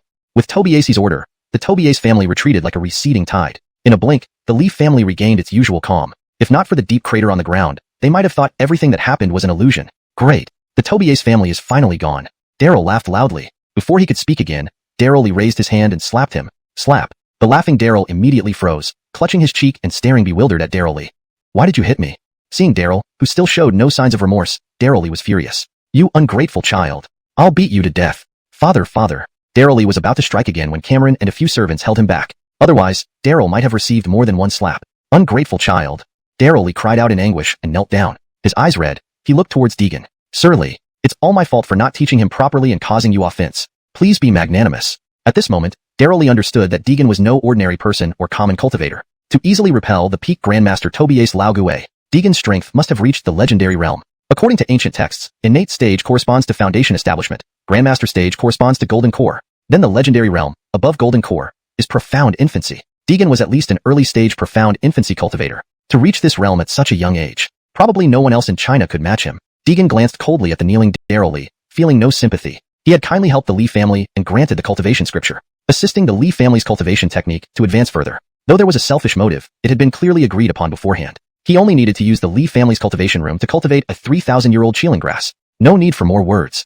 Those who repay kindness with enmity will never meet a good end. That cultivation scripture, keep it well. As for the Qilin grass in the backyard, I will take it with me. Farewell. Deegan spoke coldly and instructed Anatoly to retrieve the Qilin grass from the backyard. Then he walked over to Daryl. A wave of murderous intent washed over Daryl, who immediately wet his pants in fear. Don't kill me. Deegan snorted. Such courage didn't befit the head of the Lee family. No wonder he was betrayed. I spare you today because of your father. If we meet again, don't blame me. By now, Daryl was thoroughly scared by Deegan and dared not utter another word. Moments later, Anatoly returned holding a plant emitting a blue glow. Sir Lee here. Deegan waved his hand, storing the Qilin grass in his storage bag and walking briskly towards the gate of the Lee residence. Daryl Lee bowed deeply at Deegan's departing figure. Clearly, Deegan had shown mercy. Had he killed Daryl, Daryl Lee wouldn't have interfered. This was all due to Daryl's own actions. Splat. Daryl collapsed onto the ground, drenched in sweat from terror, losing all semblance of being the family head. Translation completed, maintaining paragraph structure and tone. Hashtag chapter 130. Late night visit to the Tobier's family manor. After leaving the Lee family residence, the group lingered on the street for quite some time. That Lee family sure consists of no good people. How did you deal with them, sir? A bunch of ingrates. Pa. Shepard couldn't help but voice his complaints. If it weren't for Hakim's instructions, he would have certainly punched Daryl a few times. Otherwise, he wouldn't be able to vent his anger. Ganchong. Anatoly held Shepard's arm, signaling him to keep quiet so as not to disturb Hakim. Shepard originally wanted to say more, but after looking at Deegan a few times, he finally closed his mouth. Hakim, where should we go now? Deegan didn't answer immediately, but paused to think. He had already found 2 of the herbs he needed, but they still lacked the required age. If he returned to Donyuan City now, it would be impossible for these herbs to grow to the required age in such a short time. Additionally, he still needed 1 more herb to neutralize the effects, and its age must not be less than 2,000 years. It seems I'll need to stay in Lishui for a while longer. At least until the herbs reach the required age. Thinking about this, Deegan decided to find a suitable place to stay. However, he didn't want to stay in a crowded area and also needed soil suitable for cultivating herbs. After much thought, the deep mountains he had passed earlier seemed most appropriate. But before leaving, there was someone he needed to take with him. Deep night, Tobier's family manor. Darien had been lying in bed all day. After the doctor's treatment, his injuries had recovered significantly. Whoosh! Suddenly, a black shadow appeared in his room, startling the sleeping Darien. Who's there? Startled, Darien quickly got up from the bed. But when the moonlight shone through the window onto the face of the shadow, he recognized who it was. Immediately, he knelt down before the person. Master! Darien showed immense respect. You've indeed grown skilled. Come with me tonight, and leave the Tobier's family. Deegan turned to look at the empty courtyard. Now, Clearly, Darien was taken aback by this sudden news. He knew that one day Deegan would come to take him away from the Tobier's family, but he didn't expect it to happen so abruptly. I'll give you half an incense sticks time to pack everything. I'll be waiting for you on the rooftop. With that, Deegan disappeared from the room. Although Darien had many questions, he dared not disobey Deegan's orders. So he hurriedly packed his belongings. In just a few minutes, Darien emerged from the door, holding a small bundle. All packed. Deegan was reclining on the rooftop, enjoying the moon, clearly surprised that Darien had packed so quickly. Yes, master. I don't have much luggage, just a few clothes. Deegan nodded slightly, and then jumped down from the eaves. Darien took one last look at the house he had lived in for nearly 10 years before following Deegan. Who's there? Help. Intruders. They left through the main gate and were soon discovered. The Tobier's family guards, armed with long sticks, surrounded them. Deegan wasn't worried. He stood calmly, hands behind his back, waiting. Darien, however, felt awkward, as this was the place he had stayed for almost 10 years. Is it really you? The Tobier's family patriarch appeared and recognized Deegan. Why do you visit my family at this late hour? Enemies meeting heightened tensions. Tobier's cheeks puffed up with anger upon seeing Deegan in his courtyard. Just here to take someone away, Deegan said nonchalantly. This pushed Tobier's over the edge. To dare intrude into the Tobier's family compound after being humiliated during the day? Tobier's wasn't going to let Deegan get away without punishment. You think you can take one of my people like this? Guards, seize him. Tobier's also noticed Darien's presence. His only thought was to capture the murderer who killed Irixi and avenge her. Failing to do so during the day had filled him with regret, but now fate had given him another chance. Moreover, this was the Tobier's family stronghold. How could he fail? Kylie, I'll capture him myself. A bald man stepped out from behind Tobier's. He had been on an errand earlier and missed accompanying Tobier's to the Lee family. He couldn't miss this opportunity to prove himself. Good. Brave of you, Adolfo Ping. But this person is formidable. You should join forces with me. Tobier's nodded solemnly. He understood Deegan's strength. Even a peak grandmaster couldn't match him. But what about a group of grandmasters? Even ants can bite an elephant if there are enough of them. Kylie, I will assist you too. Immediately, numerous grandmasters from the Tobier's family gathered in the courtyard. Good, good, good. Tobier's excitedly uttered 3 goods. Behind him stood several grandmasters, mostly at the initial level, but enough to overpower Deegan. With over 20 grandmasters plus a peak grandmaster, victory seemed assured. I advise you to surrender. Spare yourself the pain of resistance. One of the Tobier's family's grandmasters spoke confidently, believing Deegan stood no chance against their numbers. Even Darien felt uneasy standing behind Deegan. Facing over 20 grandmasters was overwhelming. Bad news. Bad news. Hakim is in danger. I need to inform the Wan immediately. While the Tobier's family focused on Deegan, they failed to notice one of their guards was actually from the Lee family. The spy slipped away and sent a message to the Lee family. What? Hakim went to the Tobier's family? And he's surrounded by grandmasters? Upon receiving this information, Daryl Lee was shocked. The scene was tense, and the conflict was about to erupt. Chapter 131. A swarm of ants daring to kill a god? Even with the strength of over 20 grandmasters, Hakim, being an early-stage Yuan Ing cultivator, might not be able to withstand it. Daryl's heart was filled with anxiety. He hesitated, unsure whether he should bring people to help the Tobier's family. After much deliberation, he finally decided to visit the Tobier's family. While Daryl could betray their trust, he couldn't. Hakim had immense kindness towards their family. Someone, prepare the carriage. After making up his mind, he abruptly pushed open the door and shouted into the courtyard. Meanwhile, the Adolfo family also received this news. What kind of person could warrant such a grand response from the Tobier's family? An elder sitting in the main hall slowly spoke. She was the ancestral matriarch of the Adolfo family, a late-stage grandmaster. My son, lead some people to check on the Tobier's family and act according to circumstances, said Adley sternly. Immediately, a middle-aged man stood up and replied, Yes, mother. Fascinating. Truly fascinating. Adley watched as Frosty left, her expression sinister. Humph. Do you think these few can stop me? Sylvester, coldly smiling, had already detected someone probing his aura while still in Darien's room. This was one of the reasons he chose to leave through the main gate of the Tobier's family compound. Humph. We'll see about that. Tobier's he narrowed his eyes, his gaze brimming with malice as he looked at Sylvester. Why wait? Attack together. Tobier's he roared, and everyone behind him surged forward, some wielding sharp weapons, others channeling their inner spirit energy into their fists and kicks. The courtyard was instantly illuminated by a kaleidoscope of lights. Facing the onslaught of these attackers, Sylvester remained unperturbed. Disciple, observe carefully. Not always do numbers win. This is your second lesson today. With a cold voice, Sylvester's spirit energy rapidly surged, stopping once it reached early stage Yuan Ing. He didn't want to reveal too much, partly due to habit and partly because his injuries prevented him from fully exerting himself. For a group of golden core cultivators, early stage Yuan Ing power was enough. As he watched the crowd surge toward him, Sylvester's lips curled into a slight smile. His eyes flashed with a hint of killing intent. A swarm of ants daring to kill a god? Knife heaven. Thunder fire tribulation. Instantly, scorching flames enveloped Sylvester's limbs. In a flash, the flames spread across his entire body, burning away the upper half of his clothes and revealing a fiery red torso. The formerly clear sky was now overshadowed by an enormous dark cloud. Rumble. A bolt of blue lightning flickered continuously within the cloud. Darien gaped at the strange phenomenon in the sky, feeling the overwhelming power emanating from that bolt of blue lightning. Is this the master's true strength? Darien swallowed hard and took several steps back, fearing he might get caught in the aftermath. Attack together. Tobier's he, startled by the sudden occurrence, hesitated but had no other choice. Boom. Just as they were about to reach Sylvester, a wrist-thick bolt of lightning struck down. The intense current and shockwave ravaged the bodies of the Tobier's family members, who screamed in pain as they were hurled away. Sizzle. After hitting the ground, the lightning did not immediately vanish but transformed into fine currents swirling around Sylvester, protecting him like a guardian. How? How is this possible? Guck. Tobias he watched in horror, spitting out a mouthful of blood before fainting. This? Darian was completely dumbfounded. Just one strike defeated all the grandmasters of the Tobier's family. Could humans possess such power? His heart pounded in disbelief. Ancestral Daryl? I don't think you need to come. The Lee family informant pulled out his phone. He had been so scared by the scene that he wet his pants. Fortunately, he had run to the side before the battle started. Otherwise, he would have ended up just like the others, electrocuted into idiocy. What do you mean? Beryl on the other end was bewildered. Hadn't he just heard that Hakim was in dire straits? Why do we not need to come? After slapping himself awake, the informant regained his composure. Hakim. He. How is he? Speak up. Beryl thought the worst, regretting his decision immediately. He only used one move, and 27 grandmasters, including the ancestral Daryl, were all defeated. What? Beryl's eyes widened in shock, and his phone slipped from his hand. Defeating 27 grandmasters in one strike? Was this humanly possible? After a long pause, Beryl snapped back to reality. Quickly. Increased the speed. He yelled anxiously, eager to witness this astonishing event. Sylvester's power far exceeded his imagination. Just this? Sylvester smirked. He had only activated the first stage of the 9th Heaven Thunderfire Tribulation. He hadn't expected this group to be so weak. Half of the 27 died instantly, while the rest were severely injured. Very well. Let's go.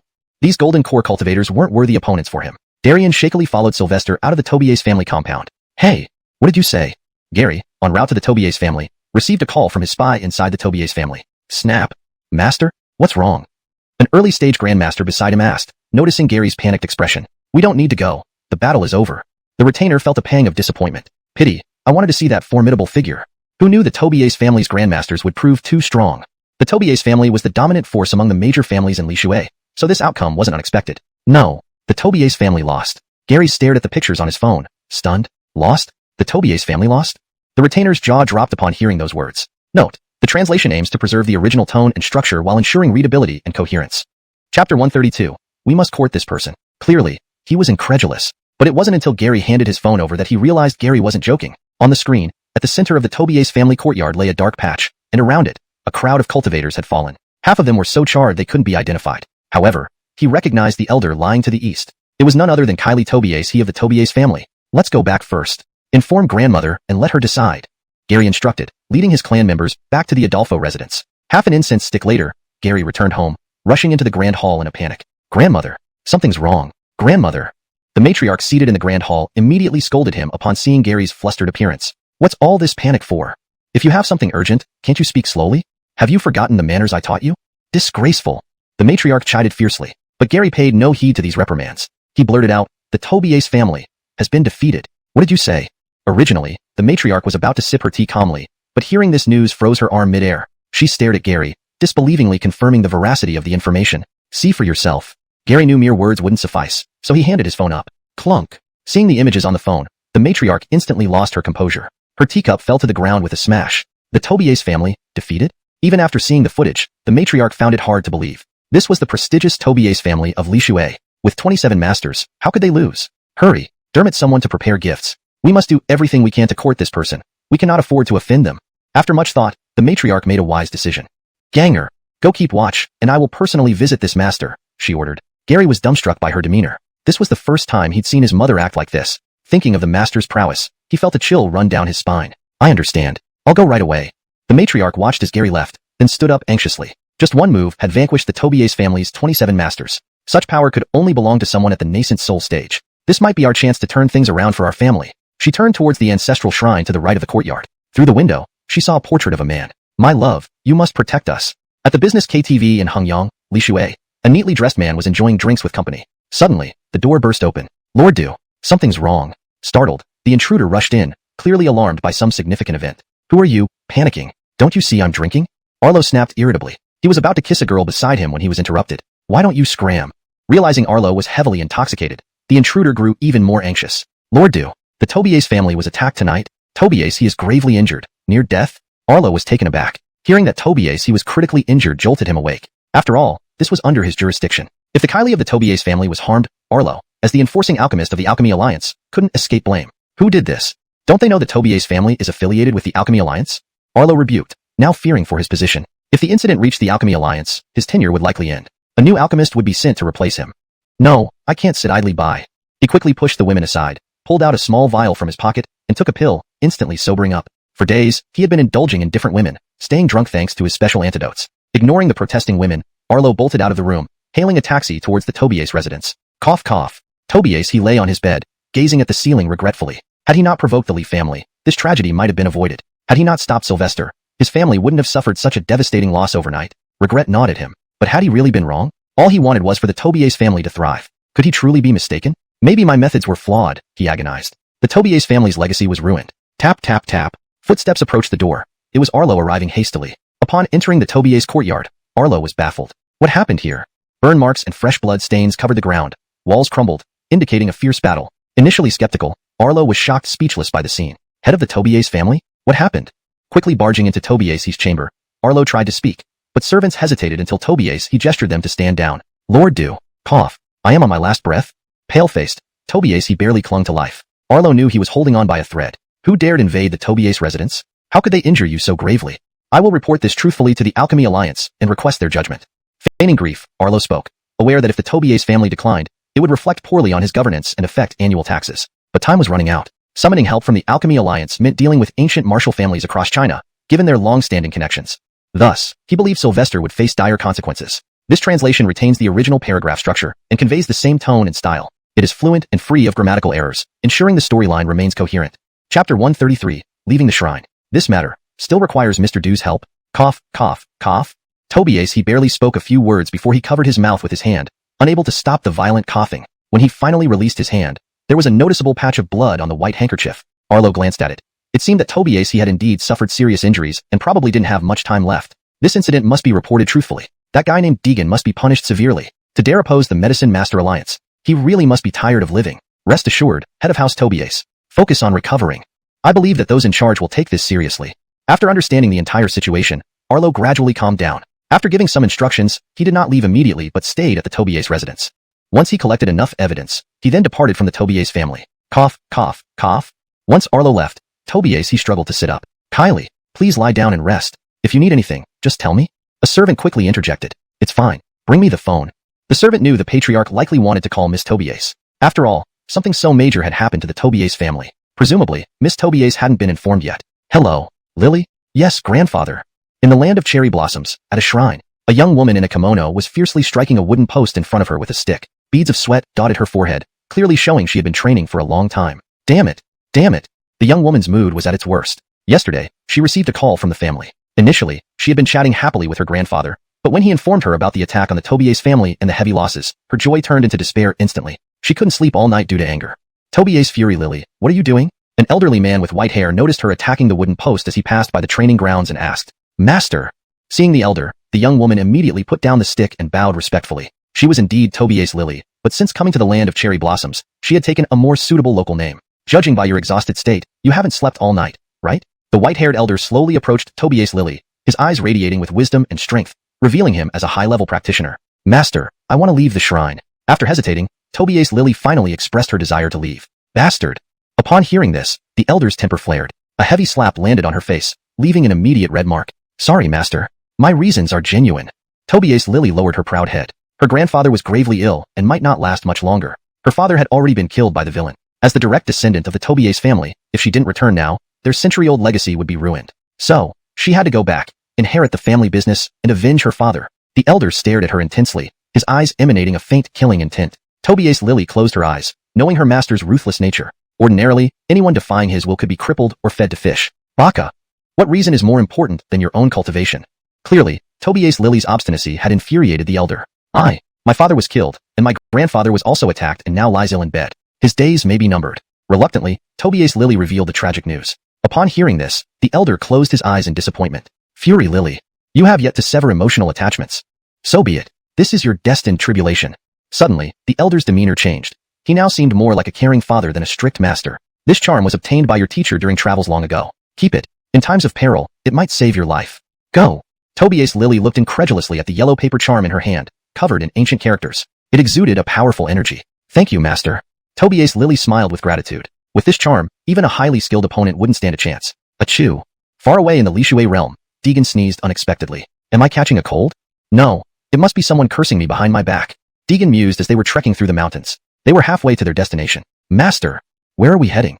Darien, having walked a whole night, was struggling to keep up. To a place with abundant spiritual energy. Darien wondered why such a place had to be deep in the wilderness, but dared not question further, fearing Deegan's wrath. Let's rest for a while. Seeing everyone's fatigue, Deegan ordered a brief break, resuming the journey in an hour. Yes, Hakim. Yes, master. Darien, exhausted, collapsed onto the ground. The Carmelo looked better, having advanced to the initial golden core stage, boosting their physical vigor. Hakim, I'll find some water. Anatoly wiped the sweat off his forehead and headed toward a nearby lake with Deegan's permission. The water here is so clear. Anatoly marveled at the lake, dipping his hand in. Hakim must be hungry. Watch me catch some fish for you. Smiling, Anatoly stripped off his shirt and dived into the cool water. Following the sunlight filtering through, he descended about 10 meters, finding a large fish. Overjoyed, he accelerated his dive towards it. Hashtag chapter 134, mutated creature. As Anatoly approached the fish near the bottom of the water, he discovered it was a large black carp. It was at least 2 to 3 meters long. Much more robust than a normally farmed black carp, it had clearly survived in the lake for a very long time. You're the one. Anatoly's face lit up as he slowly swam towards the black carp. Just as Anatoly was about to reach out to grab the black carp, it darted away from his fingers with a flick of its tail. Seeing this, Anatoly wasn't worried. He gradually released the spiritual energy from his arms, forming a light yellow arm, and swiftly chased after the direction the black carp fled. In the vast depths of the lake, the black carp swam rapidly through the water, closely pursued by a large light yellow hand. Roar! After an unknown period of pursuit, a mysterious roar suddenly echoed underwater. The spirit arm that was pursuing the black carp instantly dissipated into nothingness. Pfft. Anatoly, who was controlling the spirit arm, grunted and spat out a bit of blood from the corner of his mouth. That strange roar had actually disrupted his spirit arm, making him feel a turbulent surge within his body, as if his chi was flowing backward. Startled, Anatoly quickly swam towards the surface. Whoosh! Within less than half a minute, Anatoly broke through the water, collapsing on the shore, gasping for breath. He nearly didn't make it. I knew it. Shepard called out triumphantly when he saw Anatoly emerge empty-handed, but then panicked when he noticed that Anatoly hadn't moved for a long time. He hurriedly rushed over to Anatoly's side. Hey, brother, don't scare me. Hey. Anatoly had lost consciousness and remained unresponsive no matter how much Shepard shouted or shook him. What happened? Deegan also noticed something was wrong and asked aloud. Hakim, I don't know what happened either. He just surfaced and collapsed without moving. Deegan turned Anatoly over and gently placed his right hand on Anatoly's pulse. The chi is so chaotic. Deegan frowned. Just going underwater shouldn't have caused such a reaction. He couldn't figure out what had happened. Then, he channeled a thin thread of spiritual energy from his body and slowly infused it into Anatoly's body, gently guiding the chaotic spiritual energy back to its original place. It took about 15 minutes, during which beads of sweat formed on Deegan's forehead. Shepard stood by anxiously, not daring to disturb Hakim as he healed Anatoly. At that moment, the lake began to churn violently again. A faint roar came from the depths of the water. Deegan's eyes widened, and he turned to look at the water. A huge shadow appeared under the sunlight, slowly surfacing. Could there be another world beneath this lake? Anatoly must have been harmed by this creature. Deegan roughly figured out what happened. With the final strand of spiritual energy guided back into its rightful place, he barely reined in his effort. You two stay here. I'm going in to check. With that, Deegan leaped into the lake. Shepard wanted to follow but hesitated because his brother still hadn't regained consciousness. Darien, being the weakest among the four, would only be a burden if he followed Deegan into the water. Where are you hiding? The moment he entered the water, Deegan used his spiritual energy to form a pale yellow barrier, separating himself from the lake water. However, the appearance of the black shadow had stirred up all the silt, completely obstructing his vision. Roar, roar, roar. The monster roared again underwater. Deegan, following the sound's trajectory, determined the creature's location. Do you think you can run? Locking onto the creature's aura, Deegan chased after it. As he pursued, the water gradually cleared up. There, just a short distance in front of him, was a massive catfish. Its back bristled with countless long, sharp spines, clearly indicating it had become a powerful demon. Though it was only at the Foundation establishment stage, it was still shocking. This catfish has actually cultivated into a demon? Deegan was surprised. An organism that could cultivate into a demon in this lake suggested there must be some hidden treasure here. Thinking of this, he sped up. However, instead of chasing and killing the catfish, he maintained a distance of about 10 meters, intending to follow the catfish to find the treasure responsible for its transformation. As the catfish continued swimming, Deegan realized the waters had changed dramatically. Clearly, he had followed the catfish to another location, though he wasn't sure where yet. Moreover, the spiritual energy here was unusually abundant, even detectable signs of other demons nearby. It must be close. Almost certain, the treasure he sought was nearby. Roar, roar, roar. Suddenly, an ear-splitting roar came again, identical to the earlier one. Stopping the chase, Deegan swam towards the source of the roar. This is... Swimming past a stone wall, Deegan was stunned. He saw an enormous fish-like creature, at least 10 meters long. Its body was dark black, dotted with brown circular spots every half meter, enveloped in purple electrical currents. Especially around its head were two tentacle-like structures, where the electricity seemed to converge. It looked like a mutated electric eel. Roar, roar, roar. The mutated electric eel continuously roared in the water, radiating power surpassing that of a typical early-stage core formation cultivator.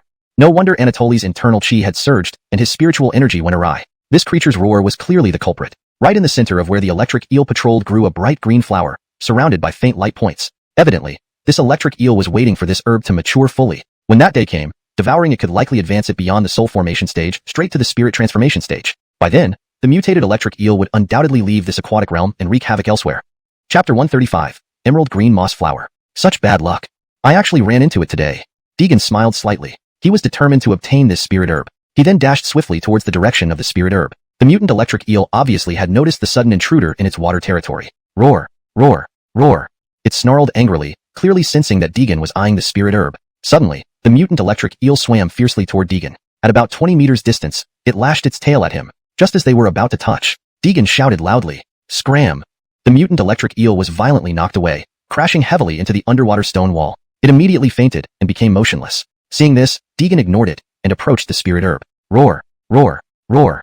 After a moment, the mutant electric eel came to its senses. When it saw Deegan reaching out to pick the spirit herb, it grew furious. It thrashed its tail on the nearby stone wall to accelerate towards him. Sizzle. A dazzling purple light flashed past Deegan's eyes, followed by a stabbing pain. He turned to see that it was the mutant electric eel, continuously discharging electricity from its body. Deegan's body was paralyzed. His movements became slow for a moment.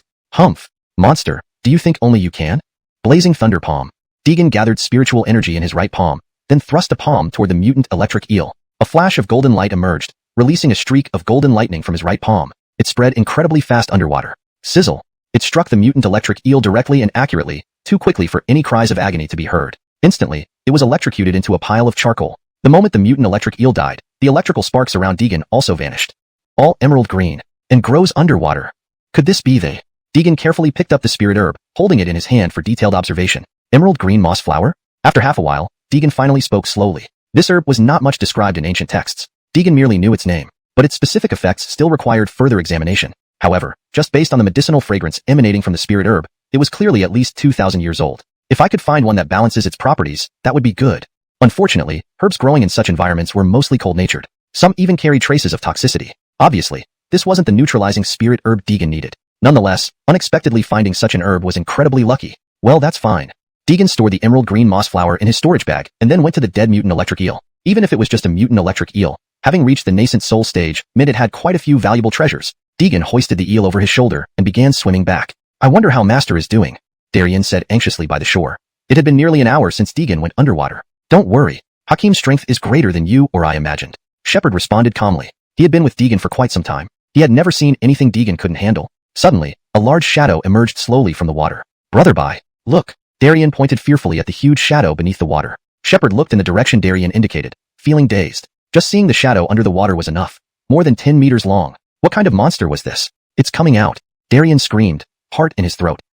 Shepard felt chills and hastily slung Anatoly over his shoulder, retreating backward. The massive shadow slowly surfaced, but the angle made it impossible to discern what it was. Bump! Suddenly, the enormous shadow was thrown ashore by a tremendous force. Deegan appeared on the water's surface. Darien didn't breathe a sigh of relief but stared in shock at the giant corpse on the ground. Seeing Deegan return, Shepard put Anatoly down under a tree and ran towards Deegan. Hakim, what kind of monster is this? Examining the corpse on the ground, Shepard asked in confusion. If it was a fish, he had never seen a fish with such a ferocious appearance. It must be some kind of mutated creature. It should be a variant electric eel. It's already dead, Deegan said slowly, then pulled out a dagger from his pocket. Squatting beside the corpse, he began dissecting the eel. Deegan's skillful hands sent shivers down Darien's spine, fearing he might someday end up like this corpse. Much later, when Deegan finished thoroughly dissecting the eel, Anatoly, who had been leaning against a tree trunk, woke up. Looking dazed, he walked up to them. Seeing the unrecognizable creature disassembled on the ground, he asked, Hakim, what is this? That was what was in the water just now. Recalling, Anatoly remembered hearing an ear-piercing roar while grabbing black fish underwater. Then his blood churned, and his spirit energy surged inversely. He barely made it to the shore before fainting. So it was this thing. Anatoly grumbled, kicking it with his right foot. Be careful. This monster's power rivals that of a nascent soul cultivator. If it's not thoroughly dead. Hearing this, Anatoly took a few uneasy steps back. Hakim, please don't joke, Darien said nervously. Deegan chuckled, then pulled out 3 sections of fishbone. He handed them to the 3 men. Here, it's for you. Looking at the bloody fish bones, Shepard grimaced. Hakim, I really don't want this. So stinky. Shaking his head, Deegan sighed. You won't know unless you experience it yourself. If you don't want it, that's fine. Gimme back. Initially, Shepard's words were a joke. Anything from Hakim's hands couldn't be ordinary. Seeing Deegan about to take it back, Shepard confirmed his thoughts. Hakeem, once given, how can you take it back? Smiling, Shepard ran off holding the fishbone. Please continue to ensure the translated content flows naturally and coherently with previous chapters. Chapter 136. The bounty hunters appear. Lishui Airport. An airplane flying in from the land of cherry blossoms slowly came to a halt at the airport. A beautiful young girl wearing sunglasses walked down from it. Still has that homey feel. Tobias Lily, gazing at the familiar landscape of her hometown, couldn't help but sigh with emotion. She had grown up in the land of cherry blossoms and rarely returned. Had it not been for the major events occurring within the Tobias family this time, she wouldn't have traveled thousands of miles back to Lishui. After 2 hours of travel, she finally arrived at the Tobias residence. What on earth happened here? Looking at the place she remembered so well, Tobias Lily couldn't believe her eyes. The once luxurious Tobias residence was now in ruins. The floor of the front courtyard was shattered, black marks clearly visible on the ground. The surrounding walls were all gone. Everything was in chaos. Are you, miss? One of the old family servants who had worked for the Tobias family for many years recognized Tobias Lily. Yes, it's me. Where is grandfather? Without asking about other matters, Tobias Lily first inquired about where Tobias was. The servant then led Tobias Lily to Tobias's room. Kylie, Miss is back. At these words, Tobias suddenly sat up from his bed. What? Lily is back? Upon hearing Tobias Lily was back, Tobias felt an instant surge of joy. But as he rose, a sudden wave of dizziness hit him. Before taking a few steps, he stumbled and fell by the bedside. Oh no, Kylie, are you okay? Seeing how frail the patriarch was, the servant became filled with worry. I'm fine really. Tobias knew his physical condition was deteriorating fast, but since his granddaughter Tobias Lily had come back, he wanted to greet her. Don't tell Lily about this. If she asks, just say I'm fine. Cough. Did you hear me? Tobias said sternly. He didn't want Lily to worry about his health or be saddened. Grandfather, what are you talking about? I am your granddaughter. There's nothing you can't tell me. Just as Tobias was giving instructions, Tobias Lily barged in. For a moment, they stared at each other in awkward silence. Ah, hee. Lily, I was just joking. Grandfather is perfectly healthy. Nothing can go wrong. Saying this, he pounded on his chest to prove his strength. Cough, cough. Perhaps due to the forceful pounding or his weak condition, he began to cough violently. This made Tobias Lily extremely worried. She quickly helped him lie back down. Please leave us. I need to talk to grandfather. As you wish, miss. Not until noon did Tobias Lily exit Tobias's room. Carefully closing the door, she headed toward the backyard. A coldness flickered in her eyes. Deegan, I swear by my name, Tobias Lily, I will personally take revenge on you. A seed of hatred was planted firmly in Tobias Lily's heart. Late night, in Lishui territory, in a small, unremarkable bar, 2 unexpected visitors appeared. When the waiter saw them, he was instantly taken aback, as these 2 were peculiar indeed. What would the gentleman like to drink? As soon as the waiter noticed them approaching, he quickly put on a welcoming smile. 2 whiskeys on the rocks. The towering, over 7 feet tall man said coldly. If he weren't speaking, one might mistake him for a robot given his height and build. His shirt was almost bursting from the muscles, bulging out beneath it. He looked like a muscle giant. Emil, you should be more friendly. Don't scare the lady. Perched on the muscle giant's shoulders was a dwarf who seemed drastically out of proportion. His height barely exceeded 3 feet. Huh, Gilhermelet. Clearly your appearance is scarier than mine. Emil retorted without hesitation. Hearing this tease, Gilhermelet laughed heartily, showing no sign of anger. If you weren't my longtime partner, with that comment alone, you'd die thrice.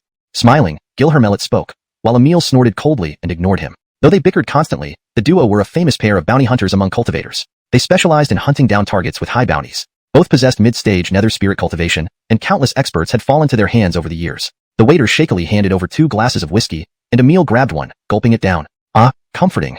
Seeing this, Gilhermelet immediately shot back. Serving whiskey to someone like you is sheer waste. Huh. Emil grunted and threw the glass across the table. Gilhermelet ducked, and the glass shattered. What do you think you're doing? A large man stood up angrily and confronted Emil. Hey, I'm talking to you. Reaching out to grab Emil's shoulder, the man didn't get a chance to touch him before Gilhermelet hopped down, blocking his path. If I were you, I'd sit back down quietly. Drunk as he was, the large man paid no heed. Pushing Gilhermelet aside, he placed his arm on Emil's broad shoulders. Hey, your glass hit me earlier. Now, apologize right away. Growling menacingly, the man waited for an answer. Gilhermelet shrugged helplessly and walked away. I did warn you. The onlookers watched with amusement, perhaps seeing it as a drunk entertainment show. Haha, I bet on the big guy winning. A Granville pointed at Emil, laughing heartily. Chapter 137. Discovering the target. Hee. If I were you, I wouldn't bet on him. The big guy is going to have a tough day today. The one speaking was sitting at the same table as the large man, obviously his friend. Oh, what do you mean? The bearded man clearly didn't believe it and asked. Humph, my friend is a wrestling expert. Ordinary people can't even get close to him. Don't look at that big guy's muscular build. In front of my friend, HMPF, he's not worth a single strike. The bearded man nodded thoughtfully. Now he had changed his mind and felt that the large man might have a higher chance of winning. Sir, maybe you should apologize. He's a regular here at our tavern.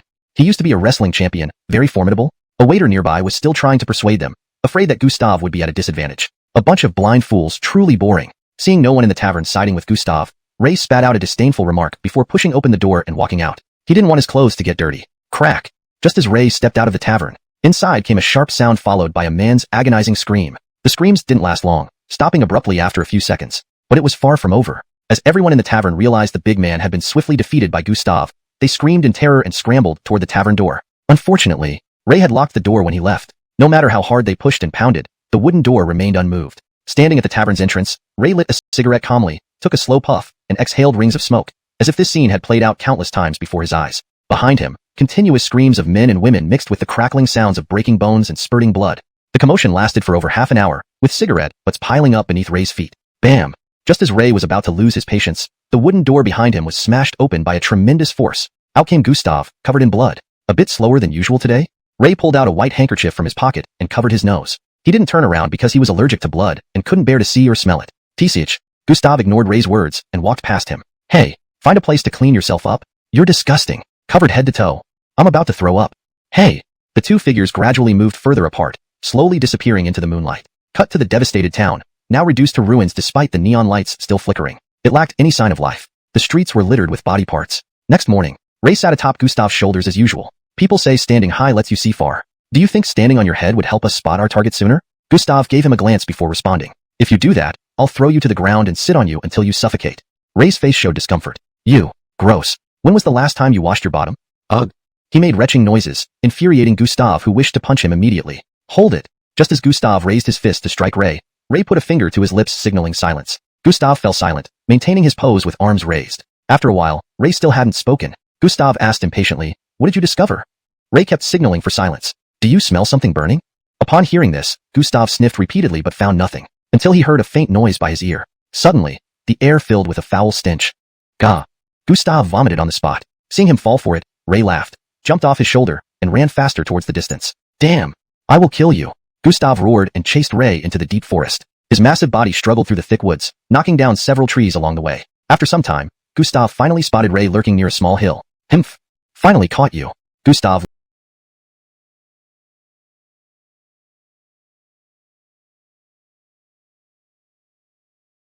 lunged forward, reaching out to grab Ray, only to have Ray seize his fingers, sending a piercing pain through him. Gustav instinctively opened his mouth to scream, but Ray blocked it with his foot. Keep quiet, idiot. Don't scare off the target. Realizing Ray was serious about their target, Gustav nodded, signaling him to release his fingers. Ray paid no attention to Gustav, crawling back onto the hillside to observe. That man is one of our targets. $500,000. Ray watched a man not far ahead. Imagining putting the $500,000 in his pocket made him chuckle. In a moment, I'll go first, and you watch the situation. Got it?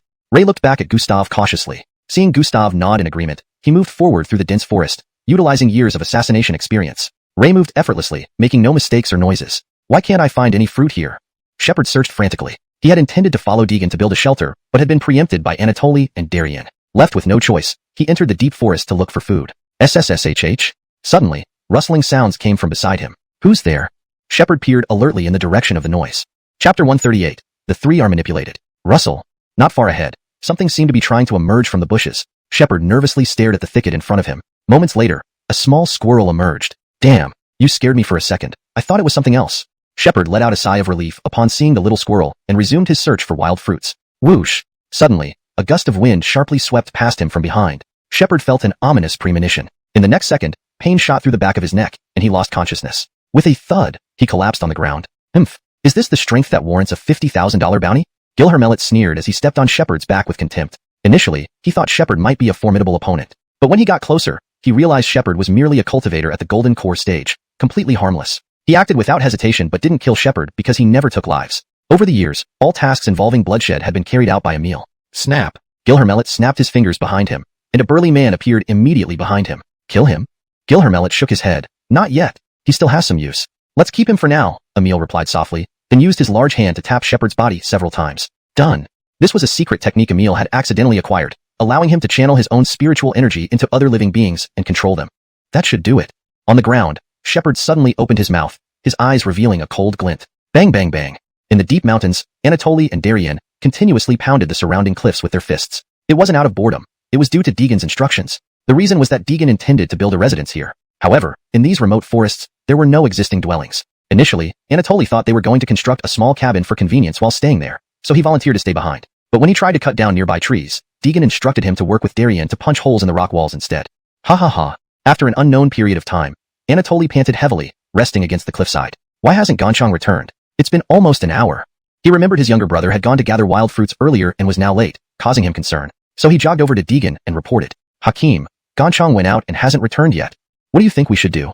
Deegan frowned, knowing there were plenty of edible fruits on the trees they encountered earlier. An hour was more than enough time, even if Shepard had ventured a few miles away. Go search for him with Darien. Call for help if anything happens. Deegan agreed to Anatoly's suggestion, aware that they wouldn't be able to handle serious danger in this isolated place where strange beasts could appear. Okay. Yes, master.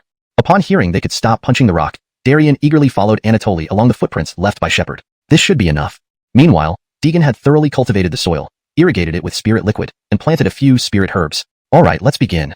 Sitting cross-legged on the ground, Deegan closed his eyes and slowly channeled his spiritual energy from his body into the kiwi grass. Eventually, Anatoly and Darien found the end of the footprints. The footprints just stop here. Darien crouched down, examining the tracks skeptically. Anatoly joined him, saying, They just stopped? What is Ganchang up to?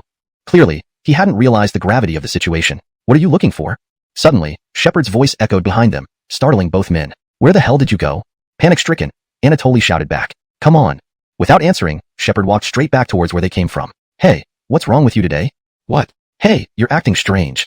The trio moved away, unaware that a shadow above them was watching. Emil, it's up to you now. Gilhermelet stroked his mustache, a chilling smile appearing on his face. Hehehe, the show begins.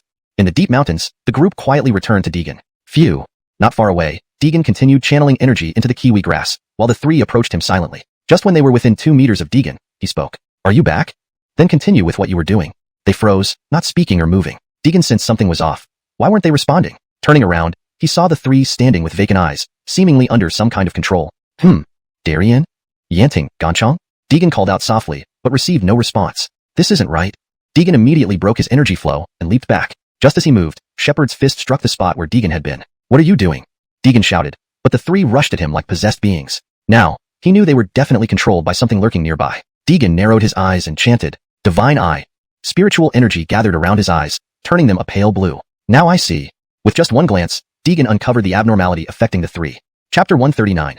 Mid-stage Yuanying? Their bodies were invaded by a strange energy. This energy was controlling their limbs. Though they could be manipulated, it prevented them from displaying their true strength. Fortunately, otherwise the spiritual herbs just planted in the soil would have been destroyed by Shepard's punch. Whoosh! Shepard moved fastest. In an instant, he appeared before Deegan, his right fist raised high. Bang! The ground was smashed into a deep pit, but Deegan had already appeared behind him. Sleep for a while. Ganchang. Then Deegan delivered a hand blade strike to Shepard's back of the neck. Immediately, Shepard lost his ability to move and collapsed on the ground. 1 down, 2 more left. Whoosh whoosh whoosh. While Deegan dealt with Shepard, Anatoly and Darien had already come up behind him. Deegan didn't want to hurt them, so he kept retreating as the two chased after him, but each time they were a step slower. Suddenly, their speed of pursuit increased significantly. Deegan's eyes narrowed slightly. Clearly someone behind them was manipulating them. We can't delay any longer.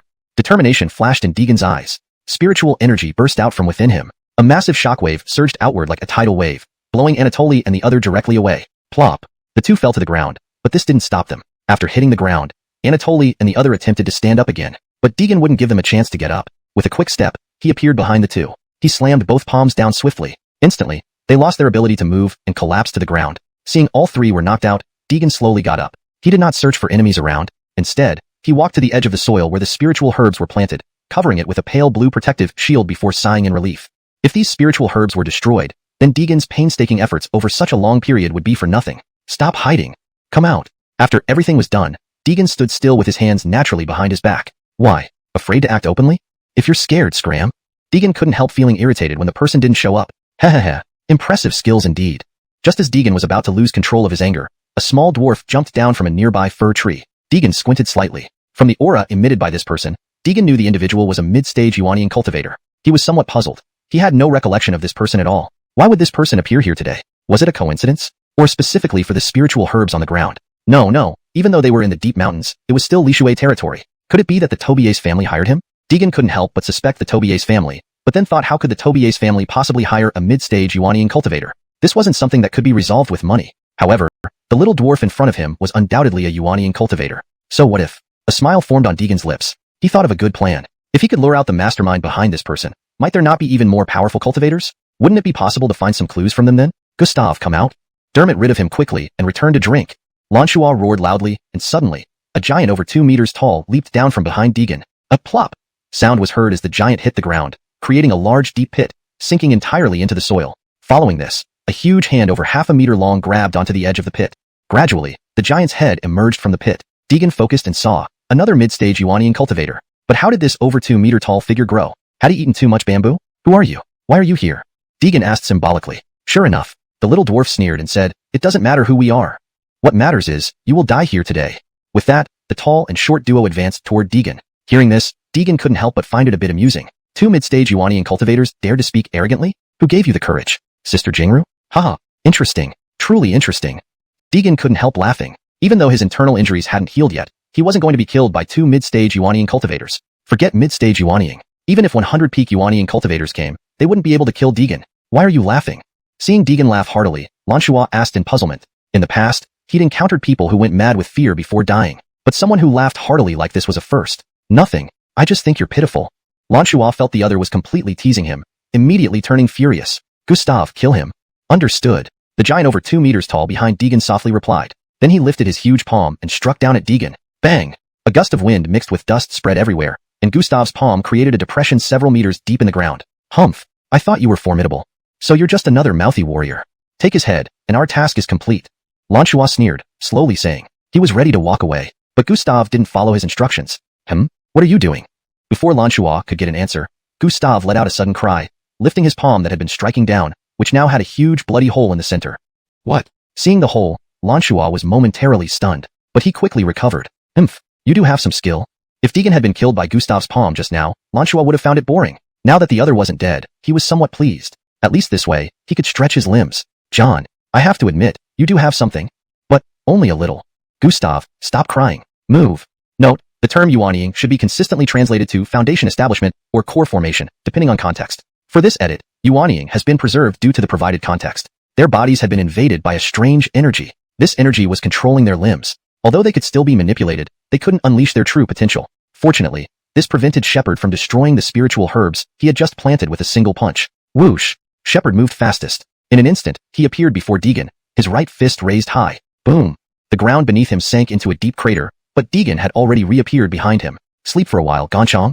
With that, Deegan struck Shepard's neck with the edge of his hand. Instantly, Shepard collapsed on the ground, losing all ability to move. 1 down, 2 more to go. Whoosh whoosh whoosh. As Deegan dealt with Shepard, Anatoly and Darien had arrived at his back. Unwilling to harm them directly, Deegan kept retreating while they pursued relentlessly, always just a step behind. Suddenly, their speed increased significantly. Deegan narrowed his eyes. It was clear someone else was manipulating them. This can't go on. A flash of determination crossed Deegan's eyes. Spiritual energy erupted from within him in a sudden burst. The immense force surged outward like tidal waves, sending Anatoly and Darien flying. Splat! Despite hitting the ground hard, they attempted to get up again. But Deegan wouldn't allow that. In an instant, he appeared behind both of them, hands striking downward sharply. Both instantly collapsed, rendered immobile. Seeing all three incapacitated, Deegan rose slowly. He didn't search for whoever was hiding around, but instead went to cover the soil where the spiritual herbs were planted with a faint blue protective barrier, finally breathing a sigh of relief. If these herbs were destroyed, his painstaking efforts over such a long period would be for nothing. Stop lurking. Come out. After everything was done, Deegan stood calmly with his hands clasped behind his back. Why hide and strike only when you're certain? If you're afraid, then scram. Deegan felt increasingly irked by their delay. Clever move indeed. Just as Deegan's anger was about to boil over, a short figure leapt down from a nearby fir tree. Narrowing his eyes, Deegan could tell from the aura this person was emitting that he was an essence infant stage cultivator, and already at the mid-stage. Note, Ying should be infant to maintain consistency and clarity in terminology. He felt somewhat puzzled. This person didn't ring any bells. Why did he appear here today? Was it coincidence? Or was it specifically for these herbs? No. Though deep in the mountains, this was still Lishui territory. Could it be someone sent by the Tobier's family? Deegan speculated, but immediately dismissed the idea. How could the Tobier's family possibly hire a mid-stage essence infant cultivator? This wasn't something that could be solved just by spending money. However, the little dwarf in front of him was indeed an essence infant cultivator, and had already reached the mid-stage. So, if we go up from here. A smile curled at the corner of Deegan's lips as he thought of a good plan. If he could draw out the mastermind behind this person, would even more powerful cultivators appear? Might he then find some clues on them? Emil, come out. Let's finish him off quickly and get back to drinking. Guilherme roared, and then a giant over 2 meters tall leaped down from behind Deegan. With a thud, the giant landed and instantly created a large crater, burying himself in the ground. Gradually, the giant's head emerged from the pit. Deegan focused his gaze and saw another mid-stage essence infant cultivator. But how did this person grow so tall? Over 2 meters? Had he eaten too many bamboo shoots? Who are you? Why are you here? As expected, the little dwarf sneered and replied, "Who we are isn't important. The important thing is, you must die here today." After hearing this, Deegan couldn't help but feel a bit amused. Two mid-stage essence infant cultivators dared to talk big? Who gave them the courage? Haha, interesting, truly interesting. Deegan couldn't help laughing out loud. Although his internal injuries hadn't fully recovered, he wasn't someone that two mid-stage essence infant cultivators could kill. Even 100 peak stage essence infant cultivators wouldn't be able to kill him. Why are you laughing? Guilherme asked, puzzled by Deegan's laughter. He had seen people panic before death, but such unrestrained laughter was unprecedented. There's nothing. I just think you're quite pitiful. Deegan replied, which made Guilherme feel as though he was being mocked, instantly infuriating him. Emil, kill him. Understood. The over 2-meter-tall giant behind Deegan quietly responded and raised his huge palm, smashing down at Deegan. With a bang, a gust of wind mixed with dust scattered everywhere, and Emil's strike left a several-meter-deep dent in the ground. Humph. So much for being impressive. Just another talker. Cut off his head, and our mission is complete. Guilherme sneered and started walking away, but Emil hesitated and didn't follow through. What? Are you still standing there for? Before Guilherme could get an answer, Emil let out a sudden scream and lifted his hand, revealing a gaping bloody hole in the center of his palm. What? Guilherme was momentarily stunned upon seeing the hole, but quickly regained composure. So you do have some skills. If Deegan had been killed just now, Guilherme would have found it too boring. Now, seeing that he wasn't dead, Guilherme was somewhat pleased. At least this way, he could stretch his limbs a bit. Gonzi, I have to admit you've got some stuff. But, just a little. Emil, stop whining. Take action. That wasn't something money could easily buy. But the fact remained, the small dwarf was an essence infusion stage cultivator. Note, Ying seems to be a partial character and likely refers to infusion in the context of cultivation stages, so I've corrected it to essence infusion stage. If he could draw out whoever was pulling the strings. Deegan's lips curled into a sardonic smile. He had a plan. If he could draw out the mastermind behind this, perhaps even stronger cultivators would emerge, revealing valuable clues. Gustav, come out. Kill him quickly so we can return to drink. Guilherme barked, and suddenly, a giant over 2 meters tall leaped down from behind Deegan. A loud splat echoed as the giant's landing created a massive crater, engulfing him completely in the dirt. Then, a hand nearly half a meter long grabbed the edge of the pit.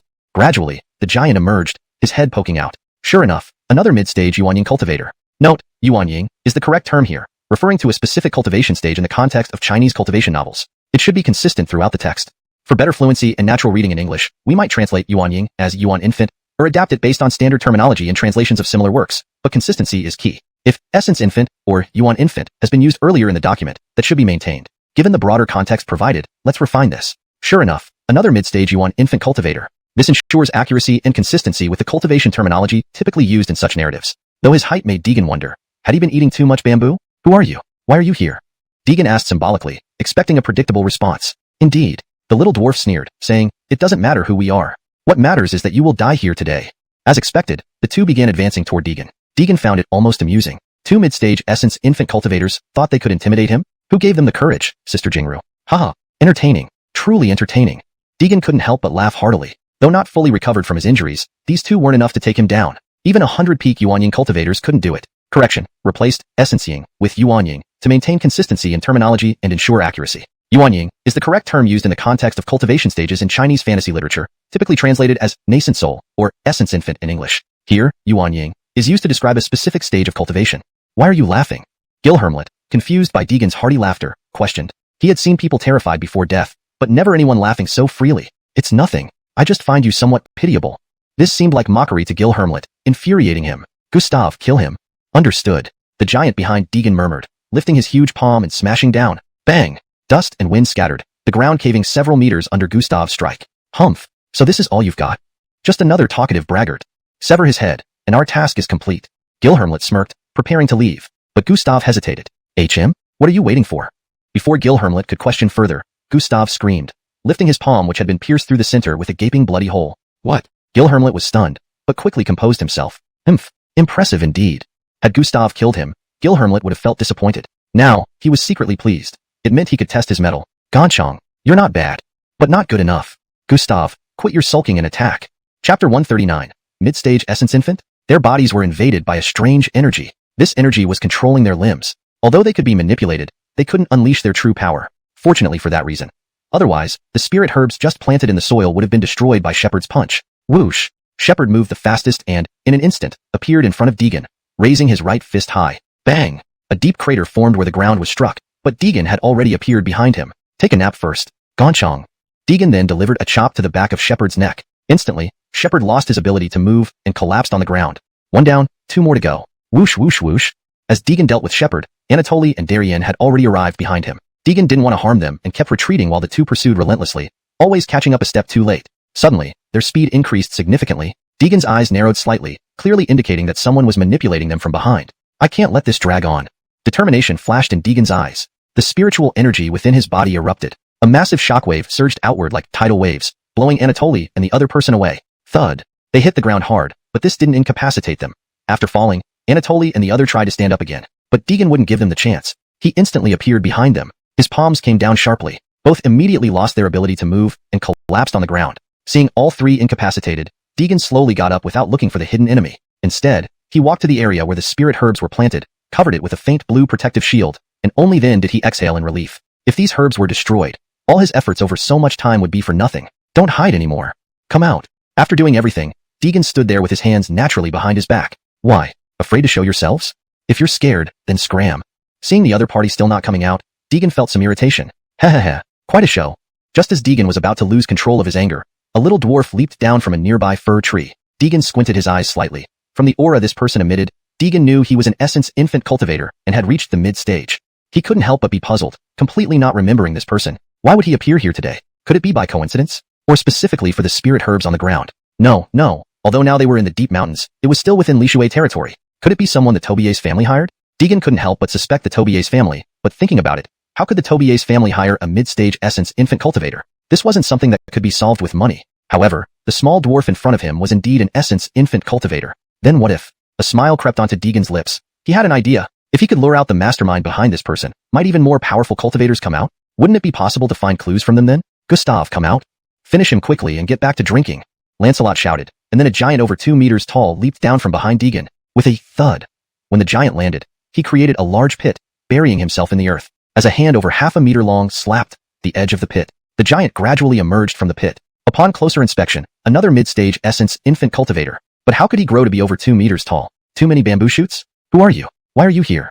Deegan asked symbolically. Sure enough, the small dwarf sneered and said, who we are isn't important.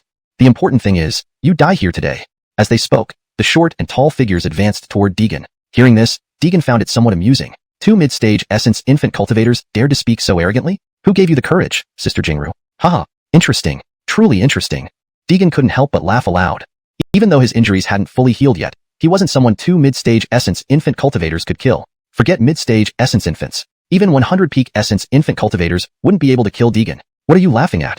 Seeing Deegan laugh heartily, Lancelot asked in confusion. He had encountered people who were scared stiff before death, but never anyone who laughed so wildly and heartily. There's nothing. I just think you're a bit pitiful. Feeling like he was being toyed with, Lancelot became enraged. Gustav, kill him.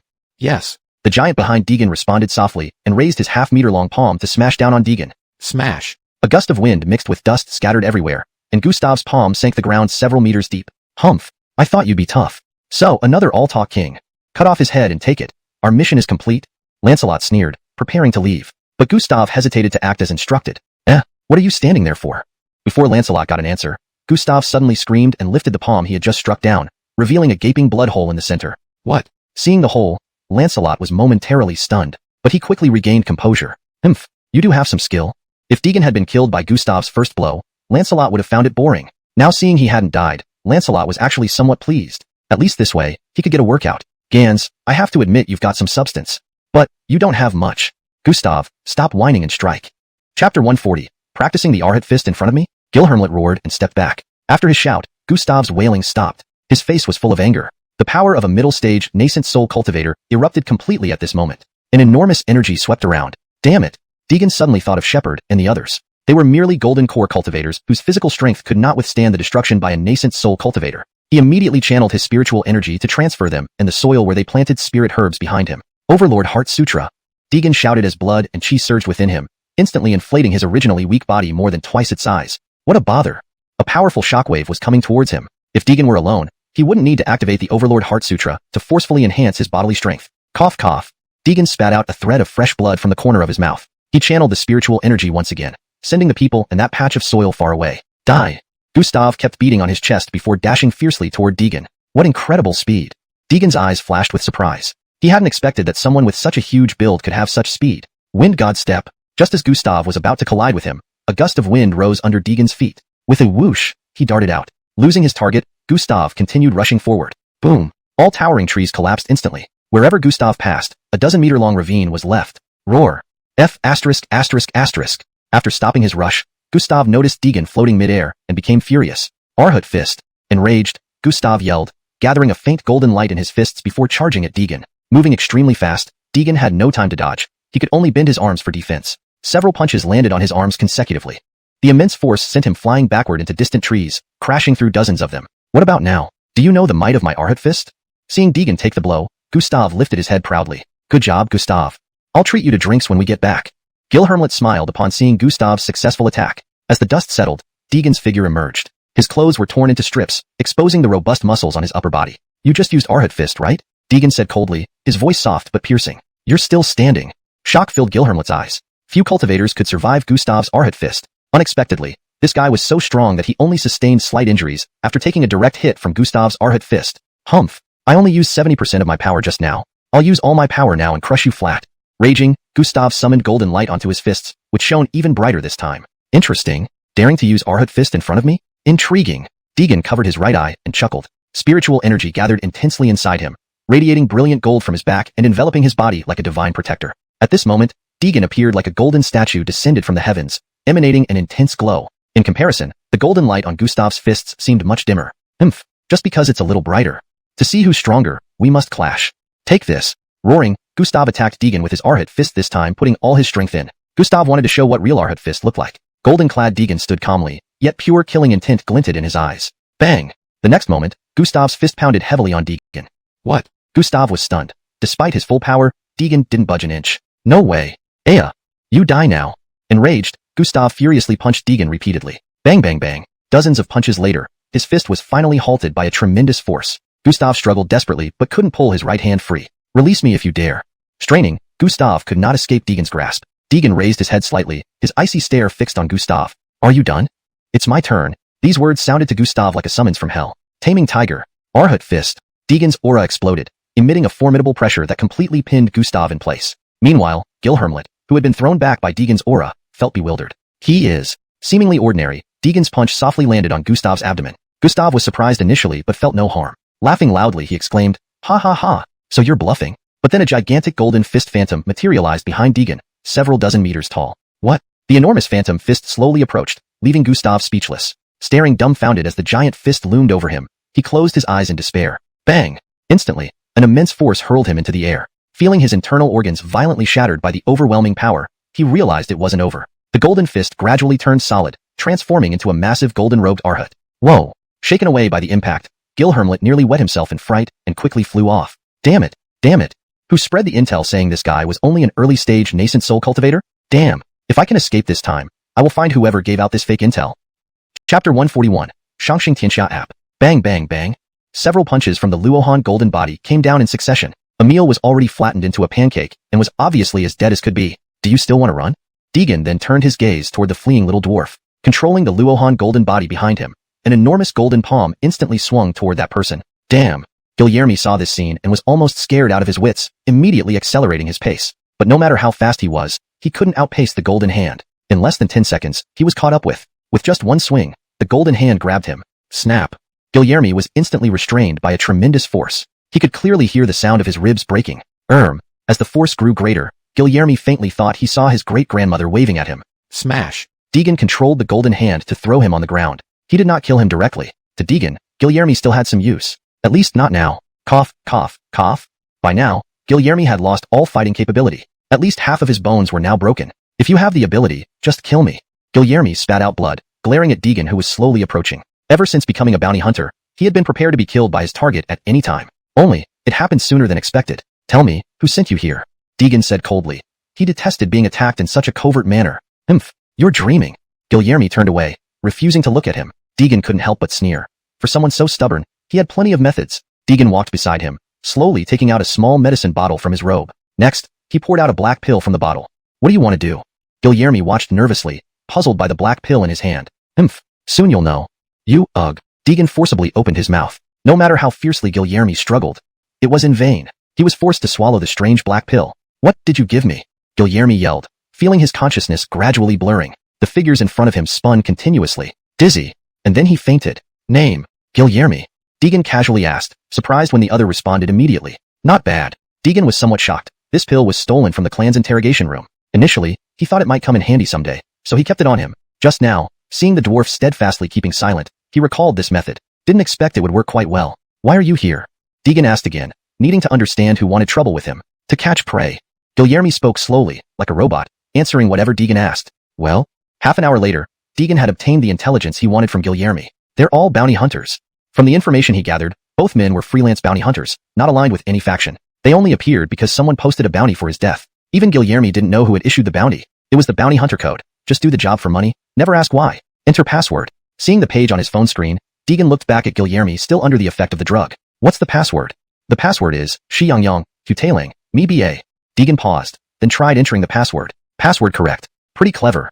Seeing the password correct, Deegan couldn't help raising an eyebrow. Never imagined a heartless bounty hunter could still have a childlike side. Subsequently, Deegan found an app called Shangxing Tianxia on his phone. When he opened it, it was indeed used for accepting bounty missions. Nowadays technology is truly advanced. Even apps like this exist. How interesting. Next, Deegan clicked on the Accepted Missions tab. Sure enough, his information was completely listed there. Even Shepard, Anatoly, and others were on the bounties. $2 million for my head. Didn't think I'm worth so much? Deegan mocked, noting that Anatoly and others each carried a bounty of 500,000. Judging from the uploaded photos, they were taken secretly while in Lishui. Deegan's first reaction was towards the Tobier's family. After all, the conflict in Lishui was mainly with them. 4 people add up to almost $4 million.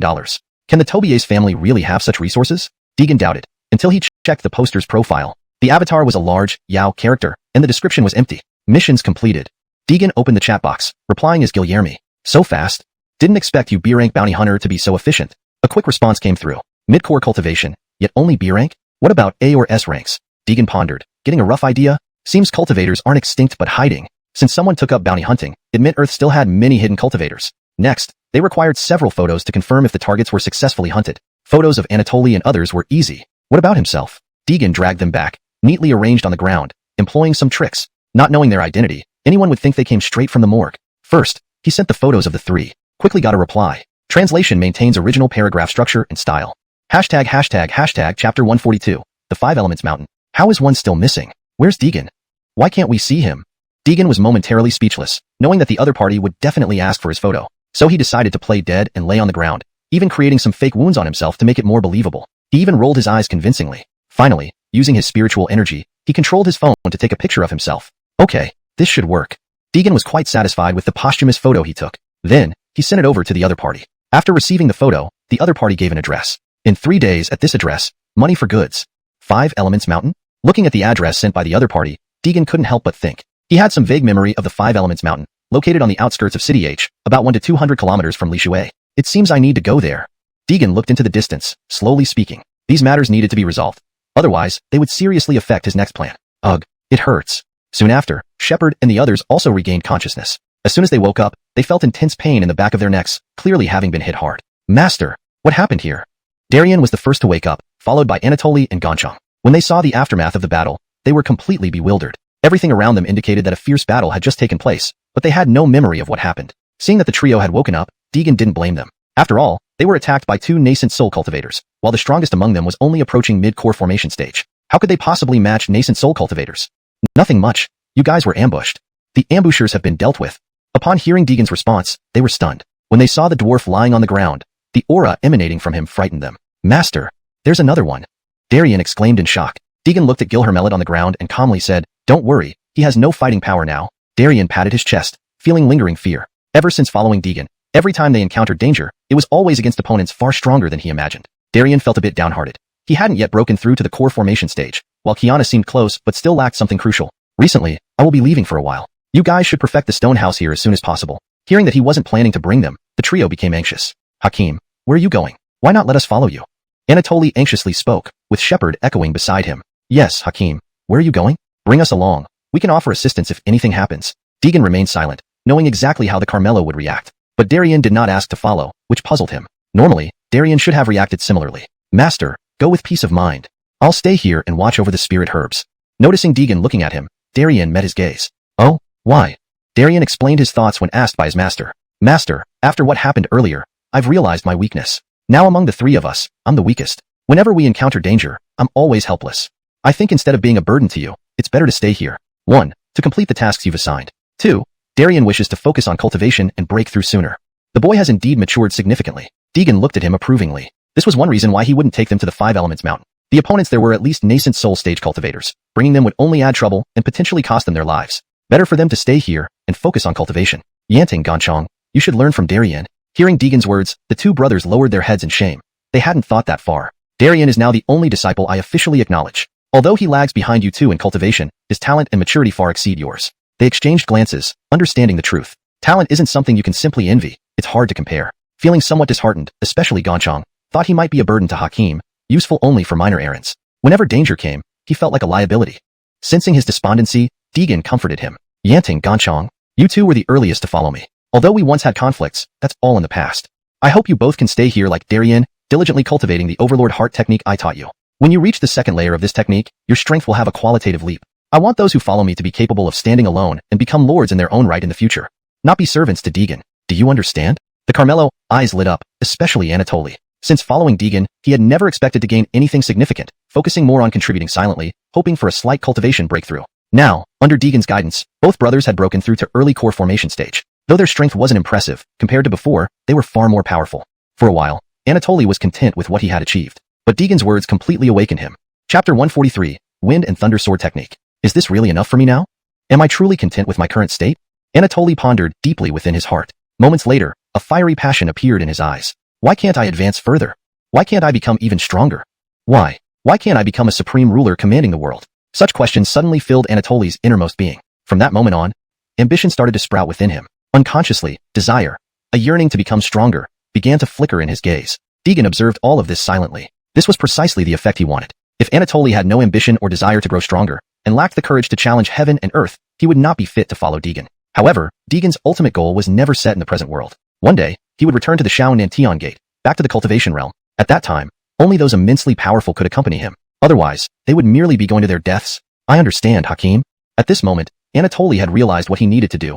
He must become stronger. Deegan nodded slightly, thinking that the lad wasn't completely dull after all. He still had some understanding. As for Shepard, apart from having a higher talent for cultivation than Anatoly, he appeared immature in every other aspect. Put simply, besides cultivating, he was nothing more than a fool. Why not come with Hakim, elder brother?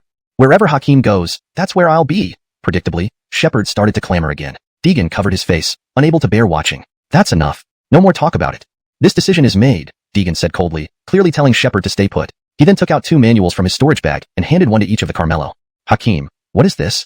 Anatoly was utterly confused, looking back and forth between Deegan and the manual he received. Wind and Thunder Sword Technique, Wind Scroll, while Shepard's was Wind and Thunder Sword Technique, Thunder Scroll. These are the Wind and Thunder Sword Technique, divided into upper and lower scrolls. Deegan explained, handing the Wind Scroll to Anatoly and the Thunder Scroll to Shepard. Each contains 9 forms. The first 8 are solo techniques, but the 9th form requires both of you to work together. The power of the 9th form is several times greater than the previous ones, he continued, seizing the fishbone swords from their backs, holding one in each hand. Wind and Thunder Sword Technique, 9th form. The moment Deegan channeled his spirit energy, a fierce wind erupted around him, instantly forming a several meter-high tornado in front of him. The once clear sky darkened as a streak of purple lightning struck the core of the tornado, merging their energies. Lightning surged within the swirling vortex. Wind roars. Thunder rumbles. As he swung the dual swords, their combined power magnified dozens of times. Indeed, the wind intensified the thunder, and the thunder fueled the wind. A massive storm charged forward, stretching hundreds of feet high and tens of feet wide, engulfing everything in its path, turning everything into desolation. It traveled hundreds of meters before dissipating. Cough, cough. Deegan lightly coughed twice. This move had consumed 1/10 of his spiritual energy. Had it not been for the replenishment available in Lishui territory, he wouldn't dare use this move so casually. The power of this move is truly terrifying. Both Carmelo were stunned. If they mastered this, they could likely mimic up to 80 or 90% of its power. They would then be able to confront foes slightly above their own level without much difficulty. Train diligently. I hope when I return, you have made substantial progress. Deegan tossed the fishbone swords back to them, and the Carmelo exchanged glances, then knelt before him. Thank you, Hakim. We cannot repay your kindness. We will follow you with our lives. Shaking his head disappointingly, Deegan remarked, Are you still calling me Hakim? Shepard quickly understood and bowed deeply. Disciple Shepard, greeting master. Following suit, Anatoly added, Disciple Anatoly, greeting master. Satisfied, Deegan nodded. The brothers had followed him for quite some time, and now they officially became disciples. Although you two were the first to join me, Darien is my first formal disciple. Therefore, he will be your senior brother. They nodded respectfully, not daring to question Deegan's decision. Darien. Yes, master. How is your training in the mystical heart method progressing? Well, it's only been half a month since I became your disciple. How much progress can be expected in such a short time? Seeing Darien hesitate, Deegan did not blame him. Before I leave, let us spar. I will guide you in the process. How does that sound? Darian's eyes lit up. To spar with his master was something he eagerly anticipated. Thank you, master. Please instruct me. With that, Darian leaped backward and retrieved the fishbone sword from his back. This sword, made from the spine of a water beast at the Yuaning stage, was as hard and sharp as any regular magic weapon. Each held a sword. Be cautious, master. Darian focused his eyes, revealing a faint glint of killing intent. With a powerful step, he dashed toward Deegan. 3 ghost blades. Just as the fishbone sword was about to strike Deegan, Darian employed his self-created martial technique. Instantly, 3 shadows emerged, simultaneously slashing toward Deegan. Deegan slightly narrowed his eyes.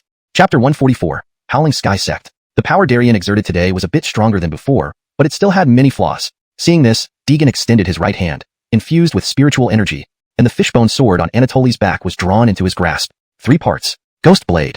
Deegan also used Darian's self-created martial technique. In an instant, multiple images of Deegan appeared all around.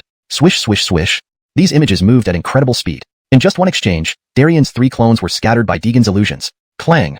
After Darian's clones dispersed, he himself appeared at the original spot. Deegan held the fishbone sword against Darian's neck. Darian froze. This defeat was even faster than last time. It was clear that Deegan had shown him mercy earlier. However, in the moment Deegan attacked, he also learned some techniques to improve his attack speed. But it would take some time to practice and become proficient. Thank you, master, for your guidance. Darian quickly thanked him. All right. I've told you everything I need to tell. This trip to the 5 Elements Mountain shouldn't take long, probably no more than a week. During this time, you 3 should practice more and spar with each other to enhance your combat skills. With that said, Deegan lifted up Gilhermelet, who was lying on the ground, and darted into the distance. Farewell, master. 3 days later, City H, 5 Elements Mountain area. They arrived earlier than the agreed-upon time. The spiritual energy here was much sparser compared to Sylvestery. This was why Deegan did not let them follow him. Staying in Sylvestery would first accelerate their cultivation speed. Second, those 3 medicinal herbs needed someone to guard them. They're about to arrive. Gilhermelet looked at his phone and spoke slowly. Beside him was Gustav, although this Gustav was an illusion created by Deegan using spiritual energy. Unless there was a cultivator with higher abilities, it would be difficult to see through the deception. Unless they possessed a magical artifact capable of seeing through illusions, which was extremely rare even in the cultivation world, and almost non-existent in this era. A restriction had already been planted inside Gilhermelet's body. If he dared to resist, there would only be one outcome: death. He wasn't foolish. When Gustav was killed by Deegan, he knew he couldn't possibly be this person's match, and he couldn't even escape. Deegan kept his eyes on the front. He could feel a familiar aura atop the 5 Elements Mountain. It felt like he had met this person somewhere before. Yet, after 500 years of cultivation, he couldn't remember who it was. Maybe it's an old acquaintance. Deegan gazed at the mountain peak obscured by clouds and said slowly, "Sand, sand." The 2 waited at the foot of the mountain for a long time, approximately half an hour. Then, 2 people walked down from the mountain. From their emanated auras, Deegan could tell that these 2 were at least in the early golden core stage of cultivation. Never thought there were so many cultivators hidden here in the 5 Elements Mountain. Their attire was quite simple, making them look less like core disciples and more like servant disciples. Yet servant disciples could possess such strength? What about outer disciples, inner disciples, or even core disciples? Deegan couldn't help but feel surprised. He hadn't expected such a powerful sect to exist in the modern world. Are you the bounty hunters who came to claim the reward? Yes. Gilhermelet answered directly. After verifying their identities through the app information, the 2 confirmed their identity. Good, the identity checks out. Please follow us. One of them instructed Deegan and Gilhermelet to follow behind. Though this 5 Elements Mountain looked ordinary, Deegan could faintly sense the ripple of an array. It seems the manager here is an array master. Could it be her? Thinking of arrays made a figure appear in his mind. No. It's been over 200 years since we met. It probably isn't. Gilhermelet walked ahead of Deegan, hearing him muttering to himself, unsure what he was talking about. The 2 disciples led them to a point halfway up the mountain where the path seemed to end. Why are you bringing us here? Gilhermelet, noticing the dead end, became wary. Please don't panic, wait a moment. One disciple walked to the cliff face and lightly tapped it twice with his right hand. The cliff face rippled slightly upon contact. Is this an array? Deegan's eyes lit up. He didn't expect it to be a teleportation array. Moreover, the inscriptions matched those found in the cultivation world. Seems this sect has some connection with the cultivation world. Could it really be her? Seeing the massive teleportation array on the cliff, Deegan was momentarily startled, but he quickly regained his composure. Please come through. Deegan followed the 2 into the teleportation array. As soon as they stepped in, the surroundings gradually blurred. Moments later, they emerged on the other side of the teleportation array. Through his senses, Deegan knew they were now atop the 5 Elements Mountain. Before them stood a massive gate sign. Carved into it were 3 large characters. Howling Sky Sect. Howling Sky Sect? Is it really her? Upon seeing the words, Howling Sky Sect, Deegan was plunged back into memories of the past. This is the place for exchanging. Please come in. After some time, when Deegan snapped back to reality, they had already entered within the Howling Sky Sect. Under the guidance of the 2 disciples, they arrived at the bounty exchange area. Reward Hall.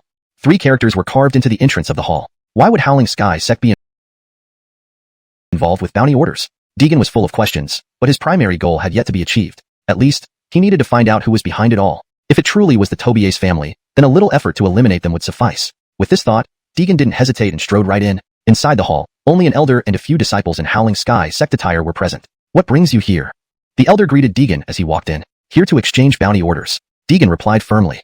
Chapter 145. No haste. Finish this chess game first. Upon hearing this, the elder turned and walked to a hall entrance, then asked very proficiently, task number, completion time, and both of your personal information. Deegan glanced at Guilherme, signaling him to come forward to cooperate with the elder's inquiry. Seeing Guilherme step forward, Deegan took a step back, yielding his position. The two murmured as they verified the information. Deegan paid no special attention but instead focused on his surroundings. Guards! Arrest them! They dared to come to the Howling Sky sect to fraudulently obtain bounty orders. Before long, the elder in the hall suddenly became furious and shouted. Instantly, many disciples rushed in from outside, surrounding the two.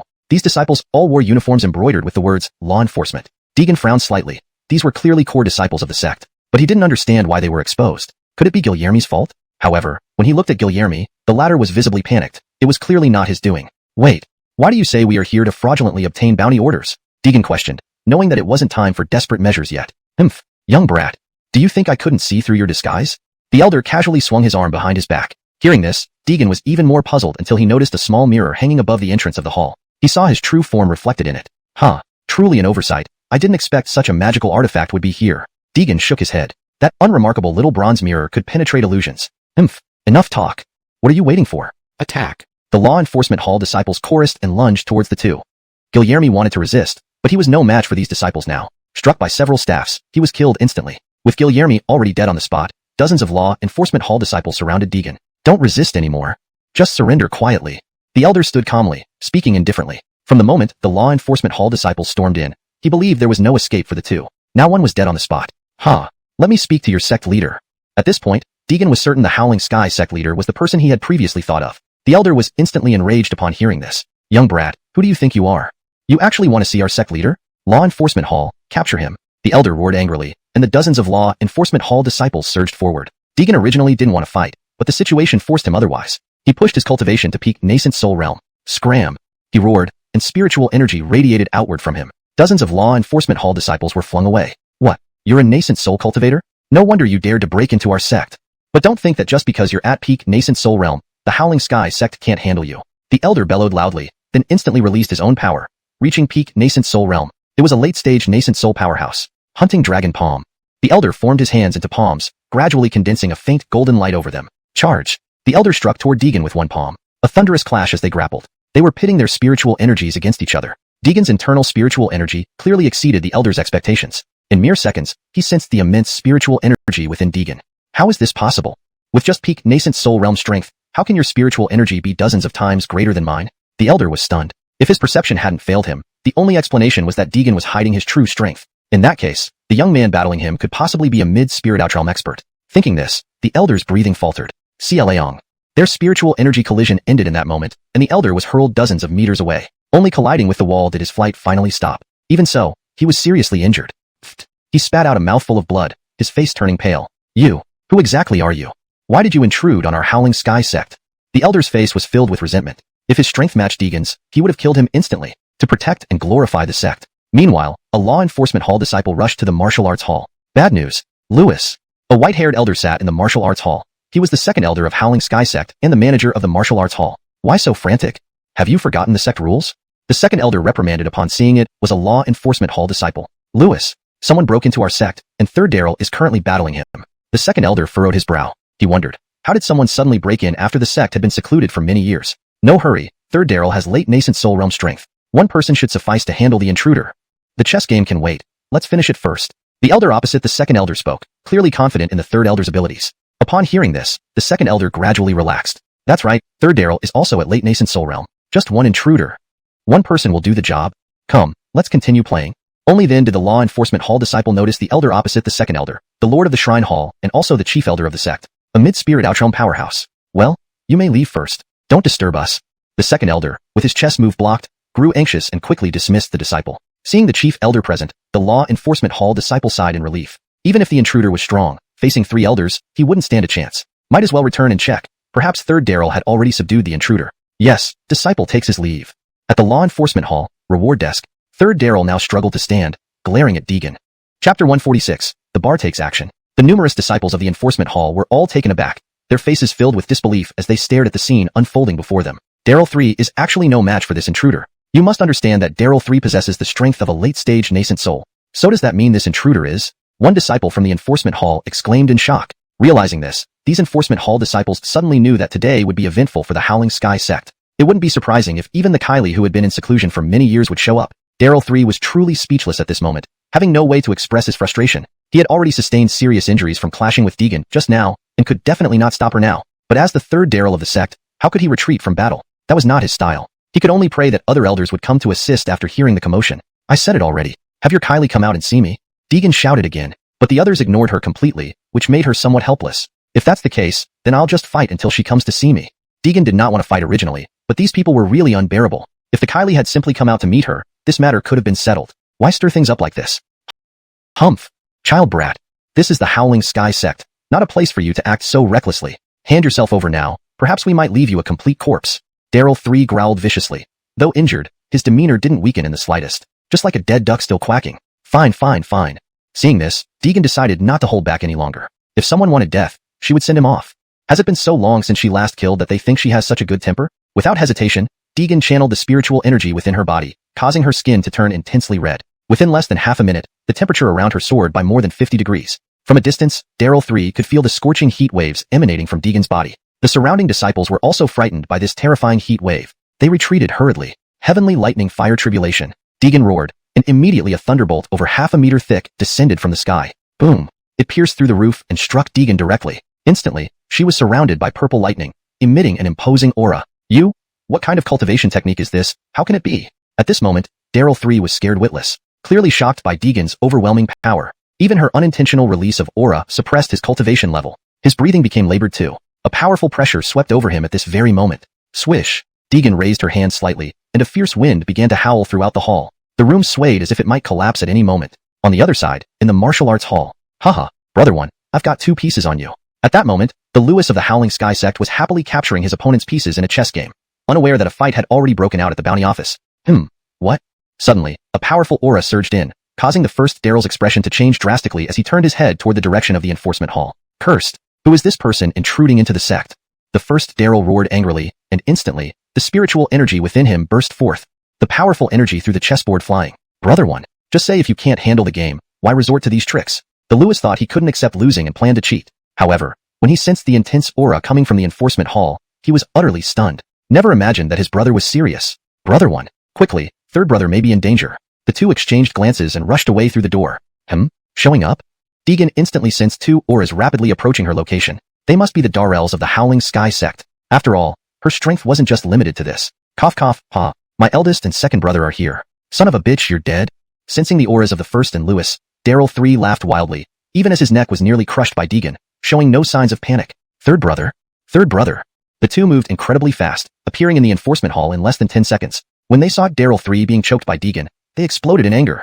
Looking for death. The first Daryl roared in fury, and his internal spiritual energy skyrocketed, attacking the intruder fiercely. Bang! Deegan was surprised. She hadn't expected there to be a mid-stage soul aperture expert here. Her spiritual energy was still maintained at peak nascent soul, unable to elevate momentarily. She was sent flying with just one palm strike. Crash! Her entire body slammed against the wall, leaving a human-shaped hole. Lewis, take care of third Daryl. I'll subdue this scoundrel first. With that, the first Daryl broke through the wall in front of him and strode out forcefully. Cough cough. In the moment Deegan was thrown out, Daryl 3 collapsed as well. Is third brother okay? The Lewis rushed to his side, asking with concern. At this point, Daryl 3 had no strength left to speak. He merely lifted his head, looked at the Lewis and fainted. Darn. Seeing this, the Lewis's heart sank. He thought third brother was in grave trouble. He hastily poured his spiritual energy into third brother. Only after circulating his spiritual energy through Daryl 3's body did he discover that most of his meridians were shattered. Obviously, he had become a cripple. Third brother. Damn it. I will kill you. The Lewis flew into a rage. This damned intruder crippled third brother. He must repay this blood debt with blood. Bang! A deafening explosion rang out as the Lewis flew skyward, the roof blown off by his formidable aura. Outside, the first Daryl was already battling Deegan. Seeing his enraged second brother rush out, he was stunned for a moment. Second brother? How is third brother? The Lewis's eyes, filled with bloodshot fury, glared at Deegan. Second brother. His meridians are completely severed. He's now a cripple.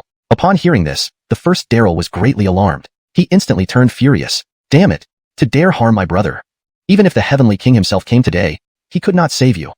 Chapter 147. Both at the soul out stage, the bar glared in the direction of Deegan, unleashing all his cultivation power. At this point, he could no longer hold back. He wanted nothing more than to tear the murderer before him into pieces. Otherwise, how could he face his third brother? Humph, this damned intruder dared to injure Daryl 3. Now that Bar and Lewis are here, isn't capturing him a piece of cake? I agree. This guy is truly reckless, daring to intrude into our Skyroar sect. Does he really think our elders are pushovers?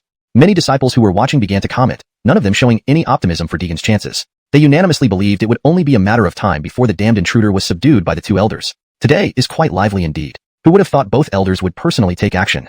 This voice belonged to Skyroar sect's senior disciple, who was also a core disciple. His strength was second only to the elders. When he noticed the commotion, he curiously hurried over, only to witness the two elders trying to capture an intruder. Roland! Roland! Upon seeing him appear, numerous disciples respectfully addressed him. How's the situation now? Seeing Roland ask, a nearby disciple promptly recounted everything that had just happened without omitting any details. Really? That brute actually injured Daryl 3? Upon hearing that Daryl 3 had been injured by the intruder, he was instantly startled. He knew Daryl 3's prowess well. They had even sparred before. Daryl 3 was a late-stage core formation expert. He couldn't believe that Daryl 3, who was around 20 years old, lost to an intruder. Could he really possess the strength to defeat a late-stage core formation expert? Thinking about it, he felt a bit doubtful. However, given that these watching juniors had confirmed it, it must be true. Too bad. This fellow could be considered a rising star. If not for intruding into our sect, he might have achieved extraordinary heights. Roland slightly shook his head, clearly feeling a hint of regret for Deegan. Even though Deegan could injure a late-stage core formation Daryl 3, he wouldn't stand a chance against the Bar and Lewis. The Bar was genuinely a mid-stage soul-out expert, far stronger than a late-stage core formation cultivator. Even 10 Daryl 3s combined couldn't match the Bar. The outcome was inevitable. Forget it. Let's not watch anymore. This fellow is definitely going to lose. Hearing Roland predict the intruder's defeat, surrounding disciples nodded in agreement. In their eyes, the Bar was invincible. Perhaps only the sect leader, who had been in seclusion for a long time, could challenge the Bar. Skyroar's secret technique, Roaring Dragon Fist. First form. Twin war beasts. Bar roared, and suddenly, two massive beastly silhouettes condensed in front of him. In the next moment, with a wave of his fist, the two huge silhouettes charged toward Deegan. Is this the first form of the Skyroar's secret technique, Roaring Dragon Fist? Truly worthy of being the Bar, mastering the secret technique so perfectly. Undoubtedly the sect's top combat force. A Skyroar sect disciple in the distance marveled aloud. This was the sect's secret technique, accessible only to core disciples. For outer sect disciples like them, it was almost impossible to learn such a technique in their lifetimes. Seeing the Bar perform, it made them exclaim in awe.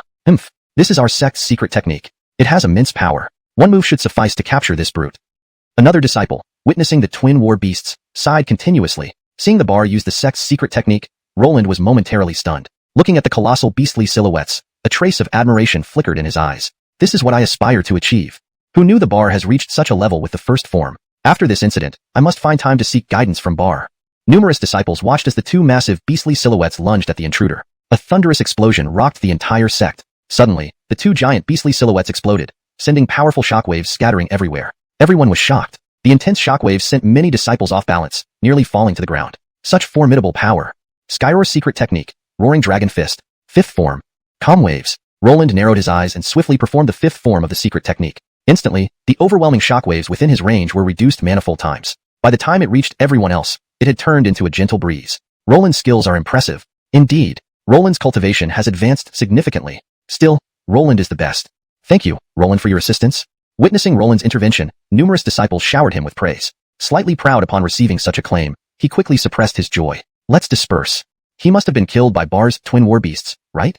Roland slowly said, turning to leave. Hey, he's still standing there? Suddenly, a keen-eyed disciple shouted, noticing Deegan still standing firmly. Many disciples looked in the intruder's direction. What? How is that possible? That was a mid-stage soul-out attack. He can't possibly. I must be crazy. One disciple, seeing Deegan standing unharmed, was dumbfounded. What? Just as Roland was about to leave, hearing the intruder wasn't dead shocked him. He immediately pushed through the crowd and rushed to the front. Not possible. Bar is a soul-out expert. How could he survive such a terrifying blow, and only suffer minor injuries? Could it be he's also a soul-out stage cultivator? So young? How can this be? Roland was so frightened that his pants dampened. He could barely speak coherently. What? The Bar was also stunned, realizing his full-force attack left the opponent with only minor injuries. Only when he noticed the intruder's cultivation rapidly ascending did he understand. Previously, the peak core formation was fake. Chapter 148, heading to the scene. This fellow is also a soul-out phase cultivator. Who are you? Why did you dare to intrude upon our Howling Sky sect without permission? The Daryl was now being cautious. Howling Sky sect has been secluded for many years, never having been disturbed by outsiders, except for a period when the third elder talked about establishing some bounty orders. Only then did outsiders gradually start coming in and out of the sect. But everything was still under control. There had never been any unexpected incidents until today. A sudden intruder not only severely injured the third elder to the point of becoming a cripple, but turned out to be a soul-out phase cultivator as well. The Daryl suddenly became extremely anxious. Anyone who could cultivate to the soul-out phase. Aren't they all powerful figures dominating their respective regions? He couldn't possibly be weaker than me. Could he be sent by some sect to probe the depths of our Howling Sky sect? The Daryl couldn't help but wonder in his heart. I told you before, let your sect master come out. You'll naturally understand everything, Deegan said slowly. He had already said this 3 times. Humph. Arrogant. Just you? Want to see our sect master? Truly daydreaming.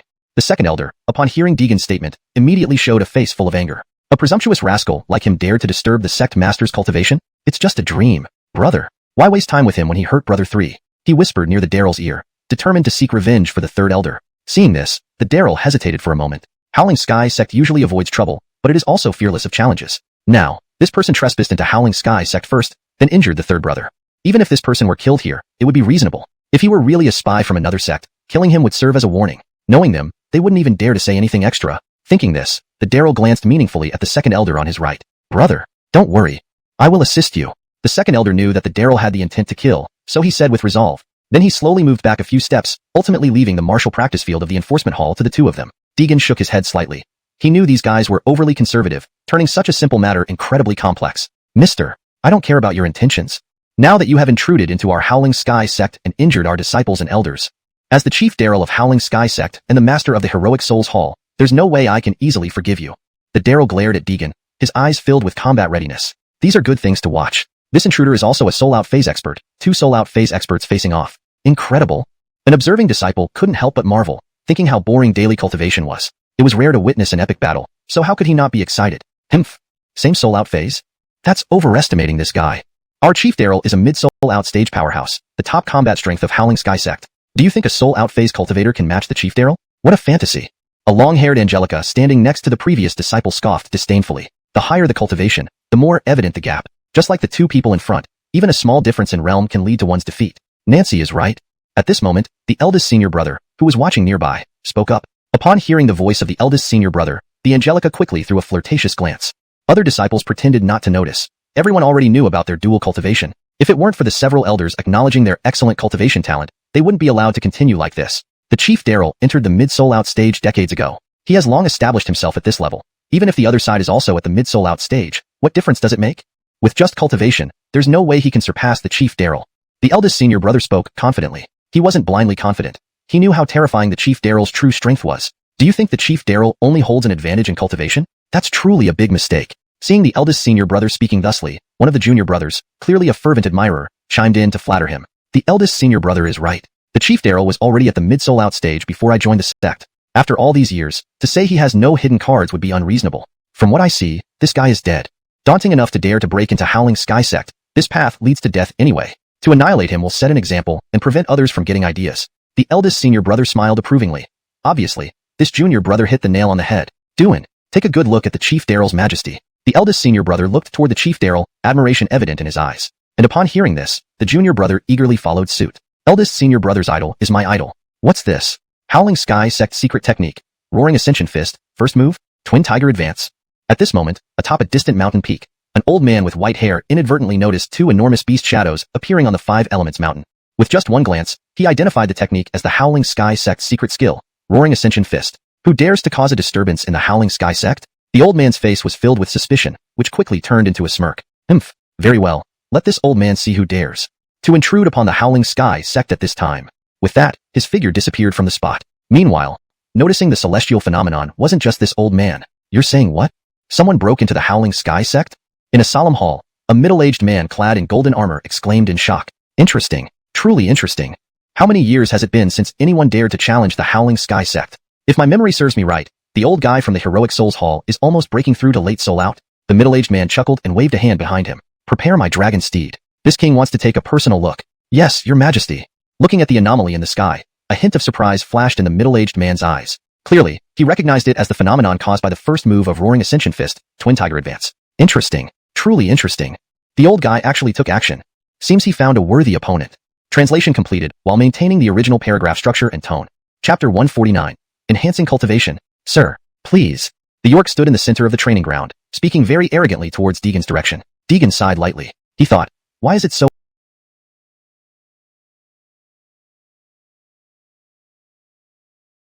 hard to meet a person. Fine. Haven't stretched my bones for a long time. Since you're at the middle stage of out of the body, I will defeat you with the strength of the middle stage of out of the body. How about that? Deegan said coldly, not showing even a hint of fear from start to finish. Hearing this, the York could not help but laugh out loud. This was truly the funniest joke he had ever heard. Sir, you are really talking big. You, just at the early stage of out of the body, actually want to break through to the middle stage instantly? Do you take me for a 3-year-old kid? Truly boastful talk. Although Deegan's voice was not loud, it was very penetrating. So, all the Shoutian sect disciples present could hear his words clearly. What did he say just now? He wants to defeat the York with the strength of the middle stage of out of the body? Am I dreaming? Or am I hearing things? A disciple spoke in shock. He was immediately stunned by the intruder's boastful talk after hearing it. How much has this guy drunk to become like this? Haha, truly laughable. Ignorance is bliss. An insignificant man at the early stage of out of the body actually thinks he can break through to the middle stage in such a short time. This is an unattainable goal. And still talks big about defeating the York. This guy must not be fully awake yet. Another Shoutian sect disciple jeered. Even the Lewis standing at a high point burst out laughing. Hee hee. Truly daring without any sense of self-preservation. To think you're still being stubborn at this moment of crisis. Just wait until the York defeats you. I will personally cripple your Danteon. Then carve you into a piglet for the sect members to admire. Hatred filled the eyes of the Lewis. He even felt that carving this person into a piglet was not enough. He wanted to do the same to his wife and daughter, otherwise, he couldn't quench his hatred. There was also an elderly man with white hair who laughed aloud upon hearing Deegan's words. He had appeared at the southeast corner unnoticed. What an interesting young man. The old man would like to see how this cultivator at the early stage of out of the body breaks through to the middle stage in a very short time. The elder, half lying on a cloud with a flask of clear wine in his left hand and a broken sword hanging at his waist, watched leisurely from above. Just as the old man was enjoying the scene, he suddenly glanced to the right front. Amen? He's here too. As the old man stared at the empty space ahead, a sudden dragon roar sounded. Suddenly, a golden carriage appeared in the void, pulled by 2 small blue dragons. Broken sword, Red? The old man, you're still alive? The moment the golden-armored middle-aged man seated at the back of the carriage saw the old man lying on the cloud, he immediately noticed him. Humph. As if. The old man responded disdainfully and ignored him. Seeing this, Eamon shifted his gaze to the 2 men below. Heh, I thought it was someone powerful. In the end, it's just a guy at the early stage of out of the body. Upon discovering that Deegan was only at the early stage of out of the body, Eamon immediately showed contempt. Before coming here, he had been hoping that the one capable of alarming the York of Inghun Hall might be a powerful figure who had secluded himself deep in the mountains for many years. But when he saw that Deegan was only at the early stage of out of the body, he shook his head disappointedly.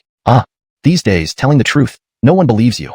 Really? Deegan shook his head, and then slowly released the spiritual energy within him. Instantly, his cultivation level shot up to the middle stage of out of the body and hinted at reaching the later stage. At this moment, the York standing opposite confirmed the true transmission of energy from Deegan, a real middle stage of out of the body power, and was greatly shocked. With wide eyes, he stared at Deegan, unable to speak for a long time. He wasn't unaware of some secret techniques that could temporarily enhance one's cultivation, which almost all required sacrificing one's blood chi or lifespan. However, the person standing before him could forcibly elevate his cultivation without spending any blood chi. He couldn't imagine that possessing such a technique would significantly increase the strength of Shoutian sect. At that time, it would be the moment to help the sect master return to the cultivation world. Thinking of this, the originally shocked look in the York's eyes slowly turned greedy. What? He actually broke through to the middle stage of out of the body? This must be a joke.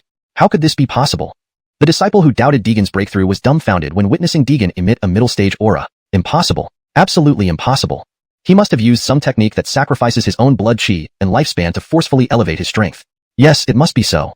The Lewis was startled when he saw Deegan suddenly elevate to the middle stage, but quickly regained composure. In his view, Deegan must have used some technique that drained his blood chi and lifespan, making the elevation extremely unstable. It could even result in chi blood reflux, severe cases of breaking into madness, and even death due to the body bursting open from using such a method. Humph. If he explodes due to chi blood reflux, it would be a pity. Truly makes it easy for you. The Lewis sneered disdainfully, not wanting to see Deegan die so painfully. He wanted to torture him severely, carve him into a piglet. Seeing the technique to break through a small realm in a short time from afar in the void, the white-haired elder became immensely interested. Oh, this young man truly excels. Indeed, he does not disappoint me. Ha ha ha ha. The elder laughed loudly, took a few swigs from the gourd, then exclaimed. Refreshing. Humph, old drunkard. I'll get my hands on your bone eventually. Eamon, sitting in the golden carriage, glanced at Rhett disdainfully and said. Then he refocused his attention on Deegan below. If this guy's secret technique has no side effects, it might be useful to obtain. He calculated continuously in his mind that even if there were some side effects, it would be worth getting hold of it. He could give it to his subordinates later. Chapter 150. Who is stronger, who is weaker will be known after a trial. Do you believe me now? Deegan said coldly, and his mid-astral state aura instantly erupted. The face of the senior Daryl turned serious. He knew that today he had met a formidable opponent. Immediately, he unleashed all his energy without reservation. As both were at the mid-astral stage, the two stood face to face. For a moment, in the clash of their energies, there was no clear winner. Humph. So what if you've broken through to the mid-astral stage? Do you really think I'm afraid of you? A realm elevated by secret arts? Himph. I bet you can't last long either. The senior Daryl snorted coldly, narrowed his right eye, and a hint of mockery appeared on his face. Clearly, he would rather die than believe that this realm boosted by secret arts could match his authentic mid-astral state. He intended to unleash his full strength and finish him off in one move. Roaring Sky Secret Art, Roaring Ascension Fist. Ninth form. The senior Daryl struck first. As his hands moved, the surrounding air currents followed. Gradually, a vague fist shadow formed in front of him. It grew bigger and bigger. Soon it covered more than half of the sky above the Roaring Sky sect. Great. The senior Daryl is getting serious. This guy is dead for sure. How can someone whose strength relies on secret arts be a match for the senior Daryl? An excited disciple of the Roaring Sky sect remarked. This remark sparked agreement among many fellow disciples. Humph. This person truly doesn't know life from death, forcing the senior Daryl to use his full power. Soon enough, he will die miserably under the senior Daryl's hand. It's actually the ninth form? Beside him, the eldest senior brother focused not on the outcome but on the technique the senior Daryl used.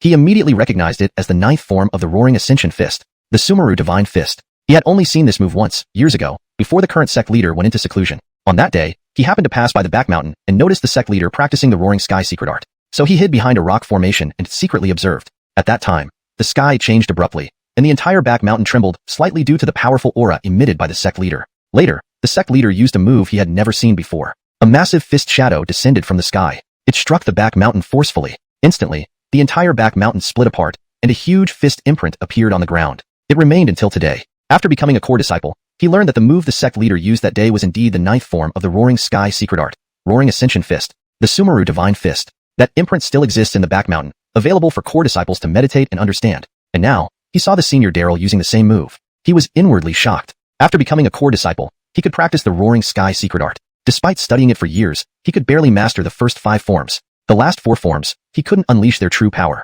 Especially the ninth form, the Sumeru Divine Fist. He had once attempted it, but afterward, he never dared to casually use the ninth form again. Because using this move drained his internal spirit energy in an instant, and the Divine Fist shadow kept growing. Even if all his spirit energy was absorbed, it wouldn't stop. Fortunately, Lewis discovered him that day and saved him. Otherwise, he might have been the first disciple in sect history to die from being drained dry while practicing the sect's secret art.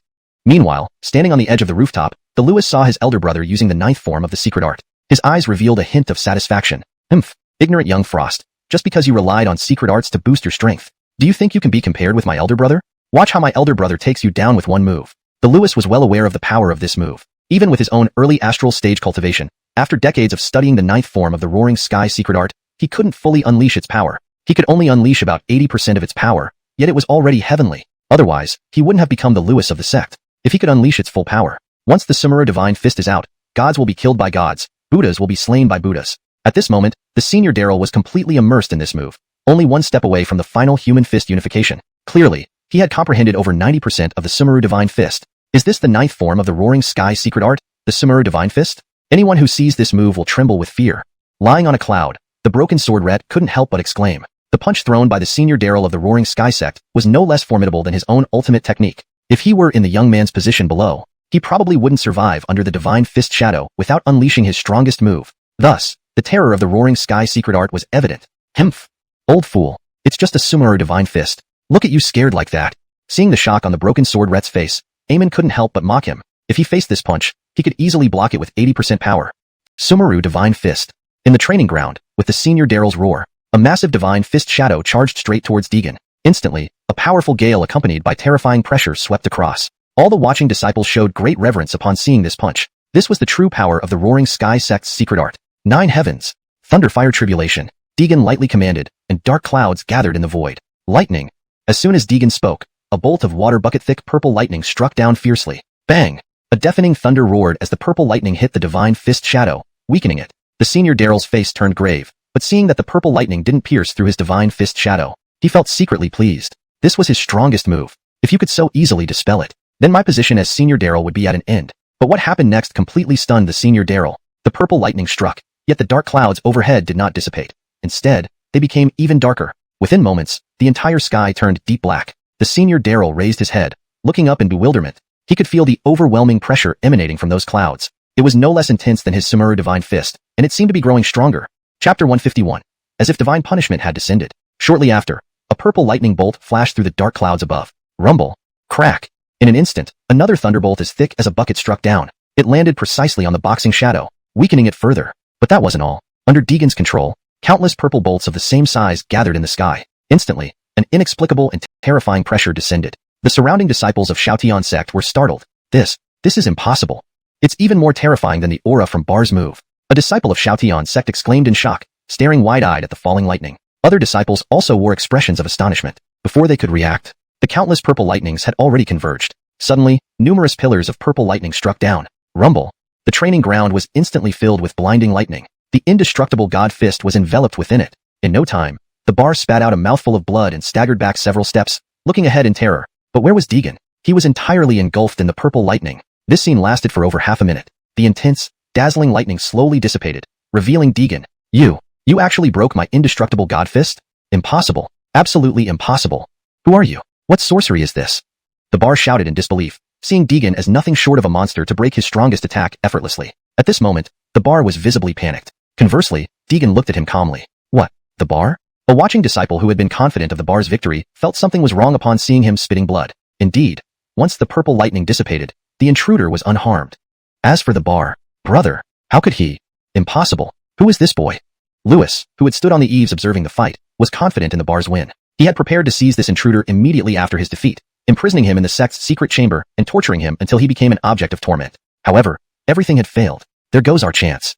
Brent Adolfo Canal jumped off the white cloud, not even noticing the wine spill from his gourd. He too was stunned by how Deegan had not only drawn down celestial lightning but also broken Xiaotian sect's secret technique, the indestructible god fist. Even he couldn't guarantee defending against that punch. Yet this youth showed no surprise after breaking it, showing full confidence in his own move. Could he be one of them? Adolfo Canal couldn't help but think of some unknown secrets. Clap. He broke the indestructible god fist in one move. This person must be brought into our green slave hall. Stacy looked at Deegan with burning passion. Such talent couldn't be let go. A single move defeating the bar of Xiaotian sect meant this boy had limitless potential. But none noticed the clouds above gradually changing color. Within half a minute, the originally pitch-black clouds turned crimson red. An alarming heat seemed to emanate from them, as if something were about to breach the cloud layer and descend below. One sharp-eyed Xiaotian sect disciple noticed the anomaly and cried out, "What is this? Look, the clouds have turned red." Immediately, many disciples raised their heads, captivated by this sudden change, until Bar roared in anger below. Do you want to destroy Xiaotian sect?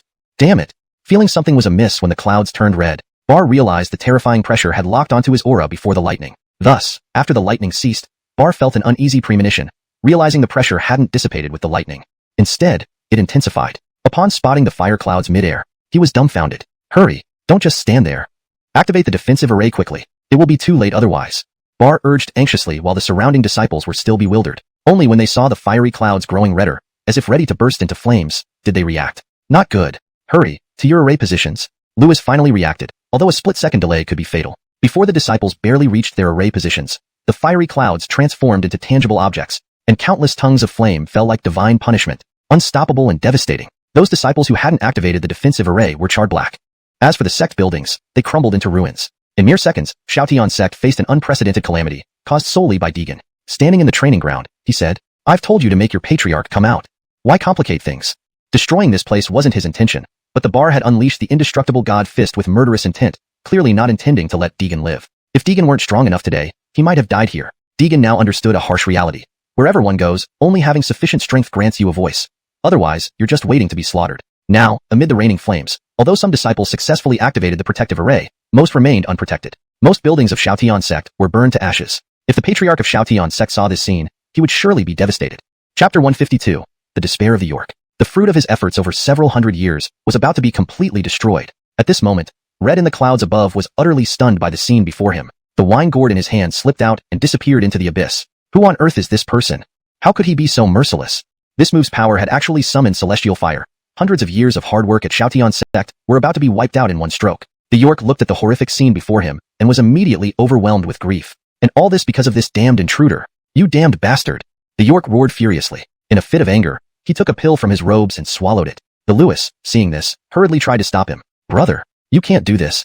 But the York had made up his mind, and no one could hold him back. Second brother, I leave the sect in your hands. He cast a profound glance at him, then handed over control of the protective formation to the Lewis and leaped out of the array himself. Today, even if I die, I will not forgive you. The York bellowed as his cultivation forcefully advanced to late-stage transcendence realm. Clearly, this was due to the effect of the pill he just consumed. Seeing this, the Lewis shed tears instantly. This condensation pill could forcibly increase a cultivator's strength for a short period, but only lasted half an hour. Moreover, after its effects wore off, the cultivator who ingested the condensation pill would never have any hope of advancement again. It was clear that the York was willing to sacrifice his future advancement. So it's a condensation pill? Alas, what good does taking a condensation pill do? Deegan was momentarily stunned when he saw the York take the pill, but he quickly regained his composure. Although the condensation pill could boost cultivation temporarily, it only lasted half an hour, something Deegan knew very well. Crazy. Actually taking the condensation pill. He must be insane. Rhett, standing among the clouds, seeing the York of Shoutian sect take such a step, shook his head repeatedly. It was like betting his entire life's cultivation on one throw of the dice. If he won, his cultivation would be frozen at this moment forever with no further progress. If he lost, death would await him, and the Shoutian sect would cease to exist. Such courage is indeed commendable. Rhett couldn't help but look at the York below with a bit of admiration in his heart. A thought of wanting to lend a hand began to form. Humph, what courage. Nothing more than a last-ditch struggle. In this world, the strong eat the weak. Courage means nothing against overwhelming power. Eamon immediately retorted, annoyed at Rhett's sentimentality. In his eyes, the young man who aimed to destroy Shoutian's sect suited him better. Now, Eamon felt even more strongly about recruiting this youth. You don't understand anything. People like you, obsessed with power and might, can never comprehend. With that, Rhett turned away from Eamon, focusing on the events below. Eamon clenched his fist and glared at Rhett with hate-filled eyes. Had it not been for the fear of the broken sword in his hand, he would have already moved to kill him. Why should I argue with him here? Humph. Eamon waved his hand dismissively and continued watching the battle without another word. In the training ground, the York was already engaged in combat with Deegan. Roaring Dragon Punch, 9th level, Mount Sumeru Punch. Now at late-stage Transcendence Realm, the York unleashed this move once more. Immediately, the sky darkened and the wind howled. A massive golden fist formed in front of him, larger and more powerful than before. Die! The York shouted as the golden fist slammed down toward Deegan. Bam! A thunderous explosion echoed through the air. The surviving disciples of Shoutian's sect covered their ears and stared wide-eyed. They saw the York's full power attack hit the intruder. Cough cough. Is he dead? This move had cost the York all his spiritual energy. He was now unable to fight further. If the intruder survived, Shoutian's sect was doomed. Did it work? A disciple asked hesitantly. Swallowing hard, they watched as the dust cleared, revealing a massive crater in the center of the training ground. The York succeeded. Ha ha ha. The York succeeded. The disciples cheered ecstatically. Even the Lewis, controlling the sect's protective formation, exhaled in relief. Finally got rid of him. Pity about brother, sigh. As everyone believed Deegan was dead, Rhett's expression changed dramatically in the clouds above. Because he sensed that the youth's aura had not diminished, it had become even stronger. Not dead? And even advanced to late-stage Transcendence Realm? How is that possible? Rhett was shocked. That punch alone would have left him severely injured, let alone a common cultivator. But not only did this person survive, he broke through under dire circumstances. In fact, Deegan had indeed advanced to late-stage Transcendence Realm. The move's power was immense, but it wasn't enough to kill him. To avoid injury at mid-stage Transcendence, he boosted his strength further. To ensure absolute safety, he also summoned the golden body of the Arhat. You seem to be celebrating too soon. Deegan's voice slowly echoed. Everyone froze, especially the York, who was completely dumbfounded. Deegan appeared, surrounded by the massive golden silhouette of the golden body of the Arhat. Seeing Deegan unharmed, the York was filled with horror. Actually? The York stuttered, drained of all his spiritual energy. He had no means left to attack. With a thud, the York fell to his knees in despair. Chapter 153, Broken Sword Technique. Master of the Sect. If you don't come out now, the Howling Sky Sect will be destroyed.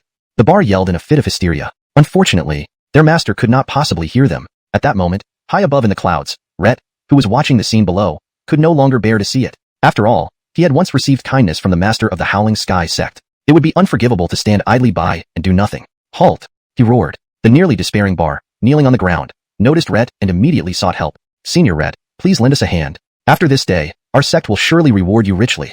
Rhett did not want to get involved, but if he simply walked away, how would the world perceive him? So be it. All things happen for a reason. An old man like me will take the risk today. With a sigh, Rhett waved his hand and leaped down toward the Howling Sky Sect. A few seconds later, Rhett landed in the middle of the training ground, right next to the bar. Senior Rhett, please, save the Howling Sky Sect from its plight. The bar was now in tears, his face streaming with sorrow. Upon seeing Rhett agreeing to help, he nearly knelt before him in gratitude. Don't worry. I'll put out the fire first. Deegan also noticed this old man and couldn't help but frown. He wanted to see what tricks this old coot might have up his sleeve. Broken Sword Technique, Whistling Wind. Rhett roared, drawing the broken sword at his waist which floated mid-air. Immediately, a powerful wind surged, extinguishing all the surrounding flames. Seeing this, Deegan was taken aback. Clearly, this old man still had some strength left. To extinguish the flames by himself, indeed impressive. However, it was too late. More than half of the Howling Sky Sect's buildings were already burnt to ashes. Many disciples were dead or injured, and those who could still stand glared fiercely at Deegan, ready to tear him limb from limb. You've done enough. This is a lineage of hundreds of years. To destroy it. Fear of being cursed by future generations. As Rhett spoke, the floating broken sword returned to his waist. He wished to turn hostility into harmony, hoping to mend relations. But his thoughts were overly moderate. Not only would the two elders not agree, but neither would the surviving disciples. Ha, where did you pop out from? What has this got to do with you?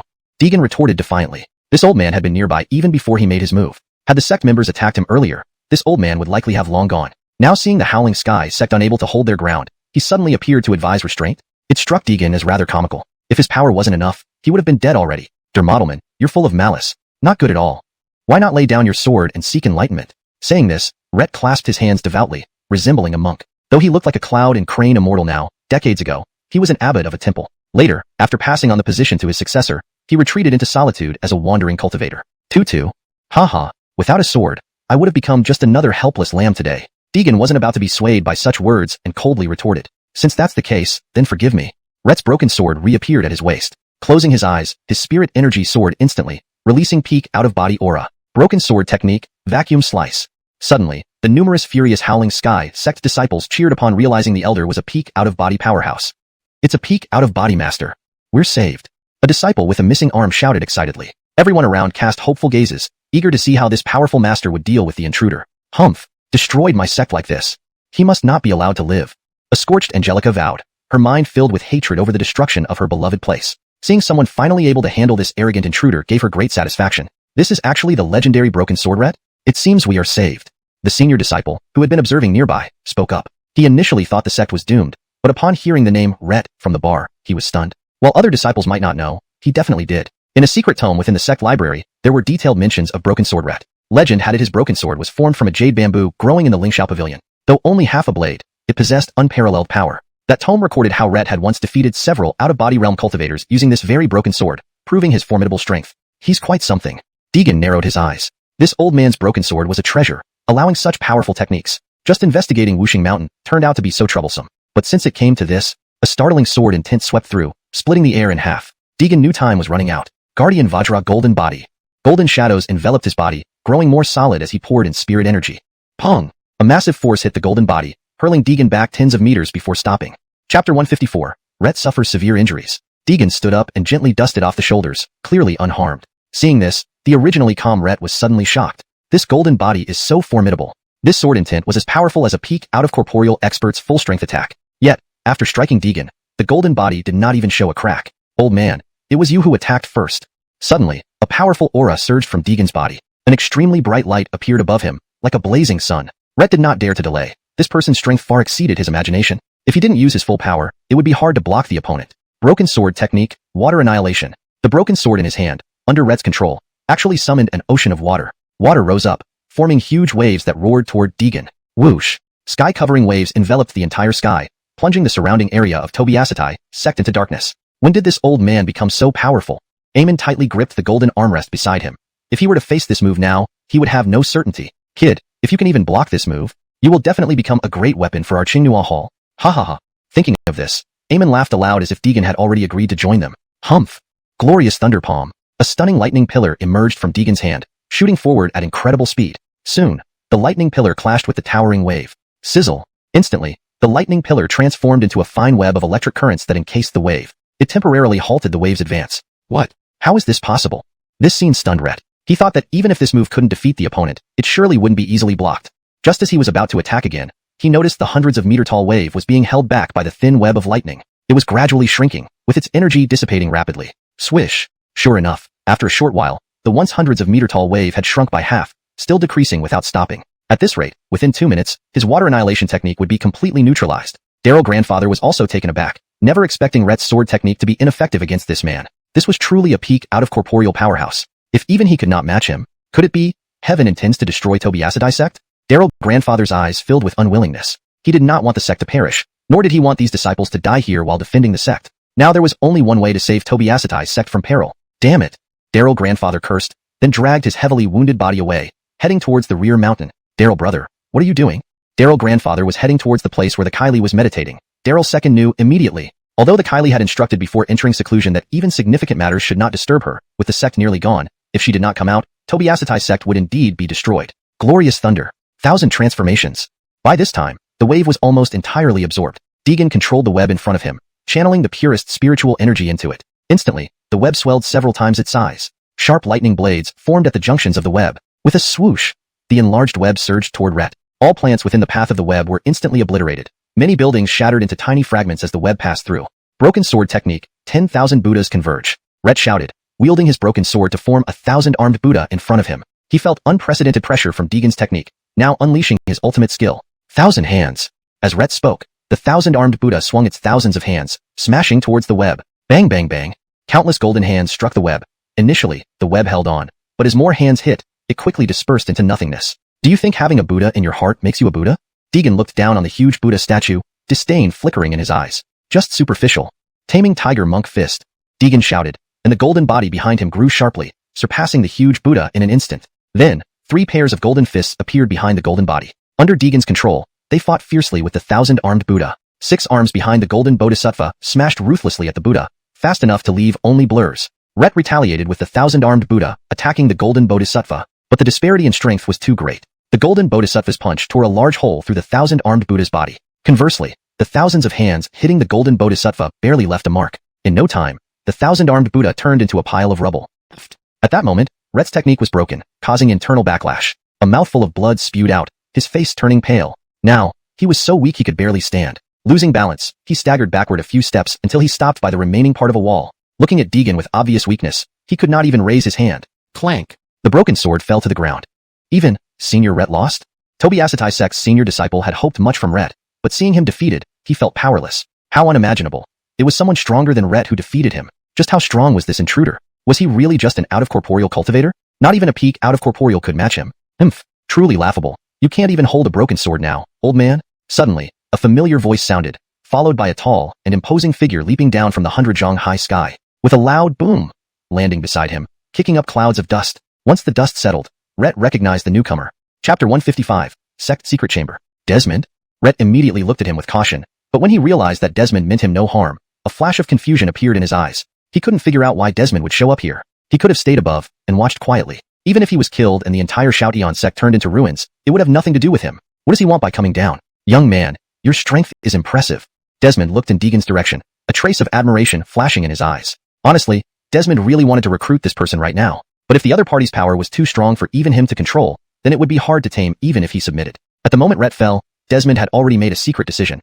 He wanted to decide this matter with the young man in front of him. If he won, he would bring him under his command, kill Rhett, and seize the broken sword. If he lost, it would mean death for him. Who are you? Here to stop me as well? Deegan's eyes flickered with displeasure when she saw the old man suddenly appear beside the elder. She was losing patience. If not for the sect, these people would have been killed long ago. There was no way they'd still be alive. Meanwhile, the bar, dragging his heavy body, arrived at the back mountain. Looking at the teleportation array left by the sect master before he went into seclusion, he didn't hesitate. Stepping in directly, a strong dizziness enveloped him instantly. Everything in front of him gradually faded into darkness. When he could see clearly again, the bar was inside a secret chamber. Asterisk whoosh, whoosh, whoosh, asterisk. Just as the bar appeared in the secret chamber and hadn't had time to look around, several swords darted in front of him, their tips pointed at his vital points. It seemed that any sudden movement would cause the swords to impale him, killing him on the spot. The bar was alarmed and shouted loudly, I am the sect master. Don't attack. The instant those words were spoken, the swords acted as if they had life, pointing their tips toward the ground. Then, a short, emerald green sword slowly moved in front of him, making gestures in the air as if conveying a message. Squinting his eyes, the bar studied for a while before understanding. So he asked, do you want me to follow you? Hearing the bar's words, the green short sword surprisingly wobbled its blade very perceptively. So be it. Please lead the way. The bar bowed slightly and respectfully spoke. These swords were undoubtedly controlled by the sect master. Clearly, the sect master couldn't come out to meet him at this moment. However, the sect was in grave danger, and such important matters must be reported truthfully. Following the emerald green short sword, the bar slowly walked deeper into the secret chamber. In doing so, he also observed his surroundings. The so-called secret chamber was more like a long corridor. The stone path underfoot stretched endlessly. From entering till now, he still hadn't seen the end. On both sides was complete darkness, unclear of what lay within. Below the stone path was an abyss of unfathomable depth. If he slipped and fell, he would surely die a violent death. Back in the Shoutian sect, cough cough, Desmond spat out a mouthful of old blood, staggering back several steps. He stared at the young man in front of him in shock. His move had been easily countered. It must be known that his current strength was at the peak of the out-of-body stage, only one step away from the soul formation realm. Moreover, with his secret cultivation techniques, he could challenge even soul formation experts. But this young man before him had defeated both him and Rhett successively. Definitely someone hiding immense power. Dare to ask the honored name of the predecessor, so that this junior may die enlightened. Desmond's arrogance was gone. He looked at Deegan despondently, even avoiding eye contact. You're not stupid. Stand down. I shall spare you for now, but my name, You're not worthy to know. Desmond's expression changed slightly. He felt a surge of anger at Deegan's words. If anyone else dared speak to him like this, they'd already be dead. How could they live to this day? But the person in front of him was a peak he couldn't surpass. Not killing him was already an extraordinary favor. In gratitude for sparing my life, Desmond helplessly bowed, then retreated silently. Ha ha, ha ha ha, truly laughable. As Desmond stepped aside, the gravely injured Rhett burst into uncontrollable laughter. What's so amusing? Deegan asked, somewhat puzzled. Facing Deegan, Rhett knew one wrong word would cost him his life. But who was he? He had once been proud and unmatched, the broken sword Rhett. Death wasn't scary. What was frightening was losing his dignity. To lose that and still talk about the Tao of cultivation? The path of cultivation was a struggle against heaven, earth, and everything in the world, continuously strengthening oneself. Even with his Tao heart nearing fragmentation, he wouldn't beg for life like Desmond. Heh, I laugh at the injustice of the world, the futility of the heavenly Tao. I laugh at my own inability, having never broken through to the soul formation realm throughout my life. I laugh at him too, unworthy of being my opponent. Rhett, almost mad, sneered at Desmond disdainfully. I thought you were strong and hoped to battle you. Turns out you're a coward who fears death. How can you call yourself the Lord of Qingnu Hall? Humph. Desmond was thoroughly enraged. Using the last bit of chi in his body, he raised his hand to strike Rhett. You die. Bam. Suddenly, a powerful force hit Desmond, sending him flying. It was clearly Deegan who struck. Did I tell you to move? A hint of displeasure appeared on Deegan's face. She had no intention of killing this old man yet. You spent your whole life unable to break through to the soul formation realm. That's because there's a problem with your cultivation method. Chapter 156. Karis emerges from seclusion. Upon Deegan's sharp words, Rhett's expression clearly faltered. What did you say? There's something wrong with the cultivation method I practice? Rhett asked hesitantly, unsure if others felt the same. But every time he ran his cultivation method, a sharp pain would stab at his chest as the spiritual energy circulated within his body. At first, it was tolerable. However, as his cultivation progressed, the pain grew increasingly severe. This was also why Rhett always carried a wineskin at his waist. It contained fiery liquor, intended to numb the intense pain after practicing his technique. And now, this person had spoken about his problem. Seeing Rhett seemed incredulous, Deegan sneered. Then he slowly said, your own problem? Do you not know yourself? These few simple words thoroughly stunned Rhett. Rhett now lowered his head, staring in shock at Deegan. Not only was this person incredibly powerful, but could also discern his health issue at first glance. Clearly an exceptional hermit master. Junior Rhett, I humbly ask for your guidance. Without hesitation, Rhett knelt before Deegan. This scene bewildered all the disciples of Shaotian sect who witnessed it. They hadn't heard what was discussed, yet Rhett kneeling down was unmistakable. Suddenly they became agitated. Why is Senior Rhett? A disciple of Shaotian sect exclaimed in shock. He couldn't believe the scene unfolding before him. The formidable broken sword Rhett was now kneeling before this intruder. What on earth were they discussing? This person must be extraordinary. Cursed. Why do we have to face such calamity? Angelica watched helplessly and despairingly spoke, tears streaming down her cheeks. Only Lewis glared at Deegan with sheer hatred. Damn. What did this rogue do that made the renowned broken sword Rhett submit? Leader, please come out. Don't let hundreds of years of Shaotian sect be destroyed.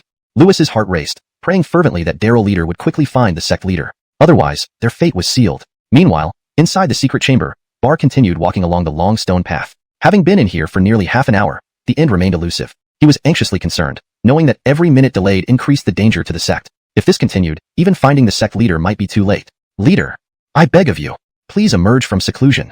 Desperate, Bar collapsed on the ground, loudly wailing. Leader, are you truly willing to remain in this chamber indefinitely? Our centuries-old sect is in peril, and if you do not come out, everything will be lost. Bar screamed hysterically.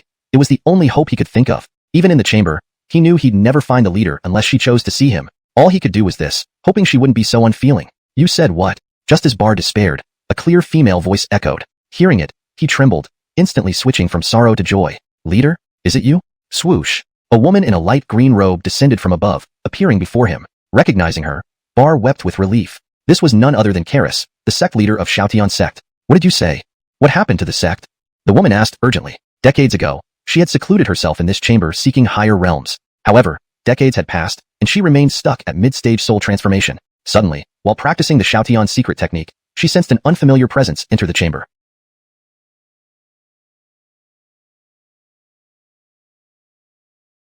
Initially dismissing it, thinking the current hidden location of Shaotian sect meant nothing urgent, she thought it must be a mistake. But when she heard the desperate cries, Karis sensed something dire and emerged. Upon seeing her, Bar dared not withhold any information and recounted everything faithfully. How daring!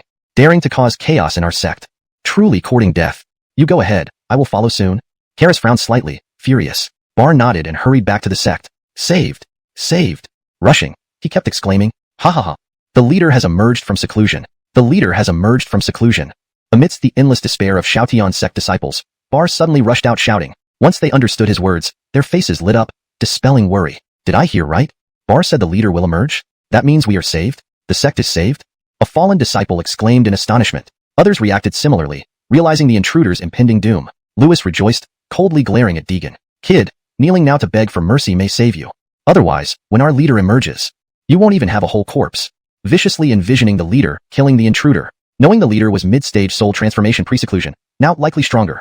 Chapter 157, Mid-stage deity transformation. Deegan's face lit up with a peculiar smile when he heard that Karis was about to emerge from her seclusion. He wondered what her expression would be like when she discovered that the damned intruder was him. It would certainly be amusing. Deegan couldn't help but feel excited at the prospect. Senior, I've heard of the sect leader of Howling Sky Sect, Deegan said slowly. I once met her decades ago and have even benefited from her kindness. Back then, her strength had already reached the mid-stage of deity transformation. After years of seclusion, she must have long surpassed the late stage of deity transformation. Senior, if you are no match for her, it might be wise to leave this place first. Rhett boldly advises trying to reconcile before matters escalate. Rhett watched Deegan speak. Meanwhile, Gillis also rose from the rubble. Upon regaining his senses, he overheard Rhett shamelessly addressing someone as senior. He looked bewildered between the two until he heard the news of Karis emerging from her seclusion. His face instantly darkened. Damn! Why is she coming out now? No, I must leave quickly. Gillis panicked upon hearing Karis's emergence. Many years ago, when he was merely a wandering cultivator in the human realm, he encountered Karis bathing by a lake. He was instantly entranced by her beauty and felt an intense desire to claim her as his own. However, just as he prepared to reveal himself, Karis turned around, sword in hand, her face cold with anger. His youthful arrogance led him to tease her verbally, which naturally resulted in a brutal beating. After that incident, Gillis went into hiding and later learned that Karis had become the sect leader of Howling Sky Sect and had been searching for him. Only when he found out she was in seclusion did he dare re-emerge and establish the Qingnu Hall. Where do you think you're going? As Gillis attempted to sneak away, a powerful voice echoed behind him. He froze, then turned back with a sycophantic grin. Hee. Senior.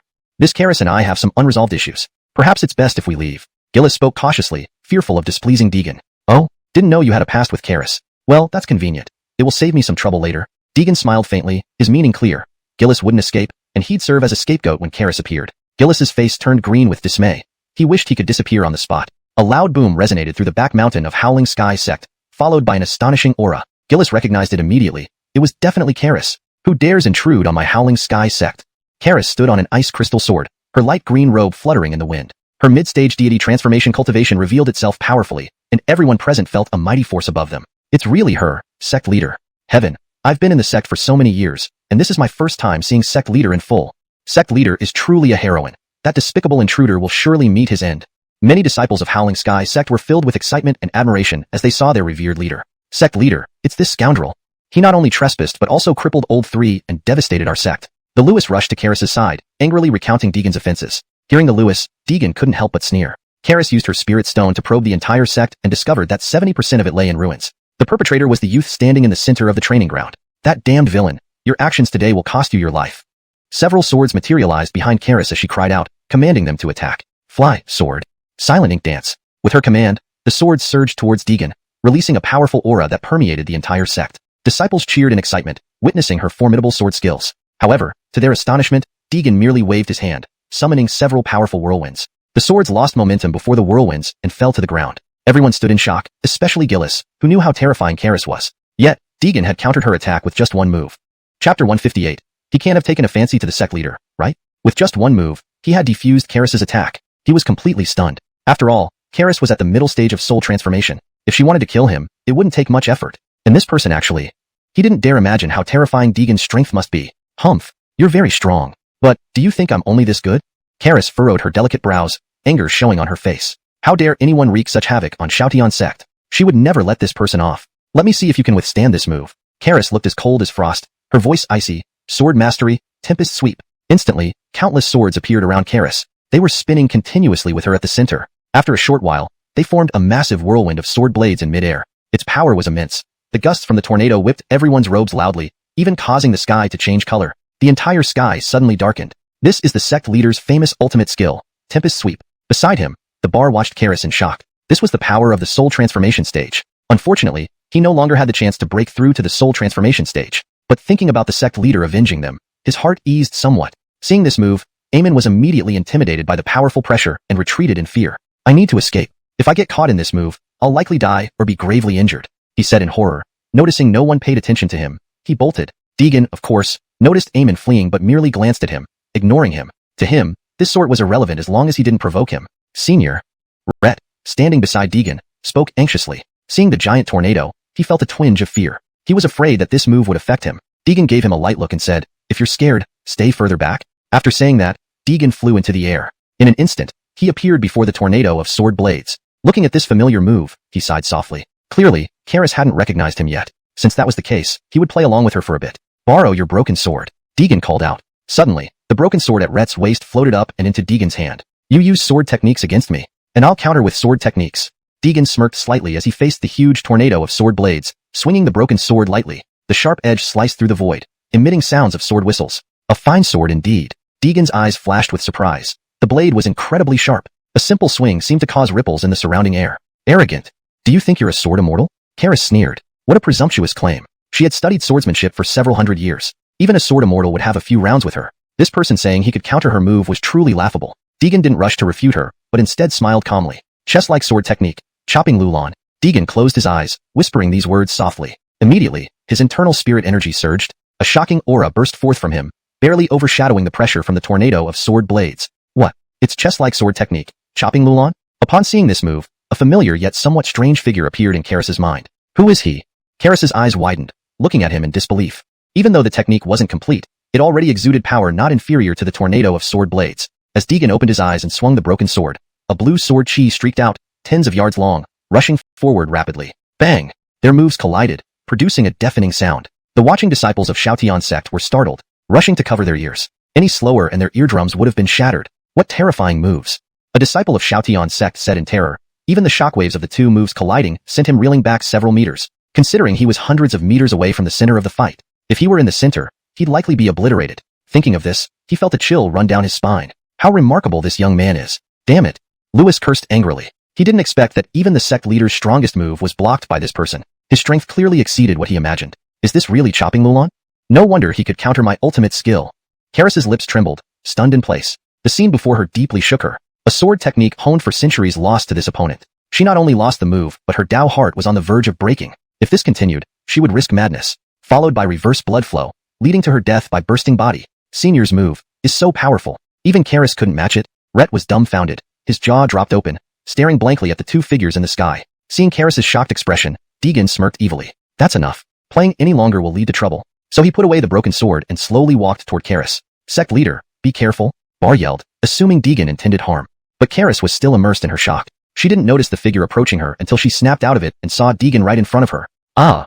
Karis yelped, nearly stumbling, almost falling from midair. Catch yourself. Deegan promptly reached out, catching her, stopping her fall. Now their postures were somewhat intimate. This also drew a crowd of onlookers. Seeing the strange scene above, the disciples below were astonished. One disciple, witnessing the intruder so close to the sect leader and engaging in an intimate gesture, exclaimed in surprise. No way. What is this guy doing? He can't have taken a fancy to our sect leader, right? Upon hearing this, other watching disciples who hadn't thought of it that way now found their focus shifted towards it. Chapter 159. This matter has nothing to do with my second brother. It's all my fault. Could it be that this scoundrel wants our sect leader to practice dual cultivation with him? Derm it out of here. How outrageous. Angelica, upon hearing what her fellow disciple had said, immediately blushed. She then began gossiping in a hushed tone. Silence. He is the sect leader. How can you speak of him so presumptuously? But seriously, the sect leader. How could he be thinking about personal affairs at such a critical juncture for the sect's survival? The Daryl was visibly upset. At that moment, their eyes beheld Deegan holding Karis in his arms. And Karis made no attempt to resist. You rascal. To actually dare to insult me. I'll kill you. Karis only realized what was happening after lying in his arms for a while. Raising her sword, she lunged at Deegan, though the direction was somewhat awkward. Thankfully, Deegan reacted quickly, extending his right hand downwards to grip the blade. Otherwise, the outcome would have been most unfortunate. Seeing her sword easily blocked, Karis's face turned beet red. Tears welled up in her eyes. Centuries of cultivation and relentless pursuit of power had left her still untouched and unmarried. To Karis, this scoundrel's audacious act was utterly infuriating and shameful. Alright, I won't fool around anymore. Aaliyah, take a good look at who I am. Deegan smiled, then waved his hand, reverting to the attire he once wore in the cultivation world. Karis was dumbfounded. She stared wide-eyed, unable to calm down. The person before her now perfectly overlapped with the figure from her memories. After a pause, her lips parted slightly as she stammered, You are Roland Shushu? It was hard for her to believe that the person before her was indeed Roland Shushu, whom she had been searching for years. Are you really Roland Shushu? Karis, brimming with excitement, dropped her sword, grabbed Deegan by the shoulders, and shook him fiercely. She even kept pinching herself, clearly unable to accept what was happening. Seeing her behavior, Deegan helplessly shook his head. How could someone who just moments ago seemed ready to kill now behave like a silly villager's daughter? It's me. For real. Karis was almost speechless from excitement. Then without caring about the crowd's stares, she threw herself into Deegan's arms and sobbed uncontrollably. Well, there it goes again. Just as I thought. How many years has it been? Still crying. Karis and Deegan were originally from the same sect. After entering the small southern heaven gate, an unexpected accident caused them to become separated, and they remained apart for over 100 years. During that time, Deegan was busy dealing with various sects and itinerant cultivators within the small southern heaven gate. Each day was filled with battles, and even after he fell into Wangtianya, cliff of gazing at the horizon, and returned to the human realm, he still couldn't find Karis. Who knew he would accidentally meet her today? Truly, fortune was on his side. Oh my goodness. Our sect leader actually threw herself into that man's arms? A male disciple was momentarily stunned and pinched himself to ensure he wasn't dreaming. Rubbing his reddening cheek, he finally accepted that what he saw was real. Sect leader. What are you doing? Kill this rascal quickly. He is the one who destroyed Shoutian sect. The second Daryl screamed hysterically, believing that this man must have used some kind of illusion to confuse the sect leader. Otherwise, why would she act so bizarrely? Yes, sect leader. Please wake up. Don't let this rascal's trickery deceive you. The injured first Daryl also shouted anxiously. For them, they wished Deegan nothing but death. Only then could they quell their hatred. Aaliyah, you are now the leader of a sect. Roland is the sinner who destroyed Shoutian sect. Shouldn't you swiftly take revenge for them? Deegan pushed Karis away, looking resolute. Be silent. Karis barked angrily, her mid-stage divinity transformation cultivation unleashing a powerful aura. But it wasn't directed at Deegan, but at the disciples of Shoutian sect. Immediately, everyone froze. They couldn't comprehend how this man managed to bewitch the sect leader so thoroughly. Seeing all eyes on her, Karis spoke again. The sect leader isn't as feeble-minded as you think. I can distinguish truth from falsehood and don't need your reminders.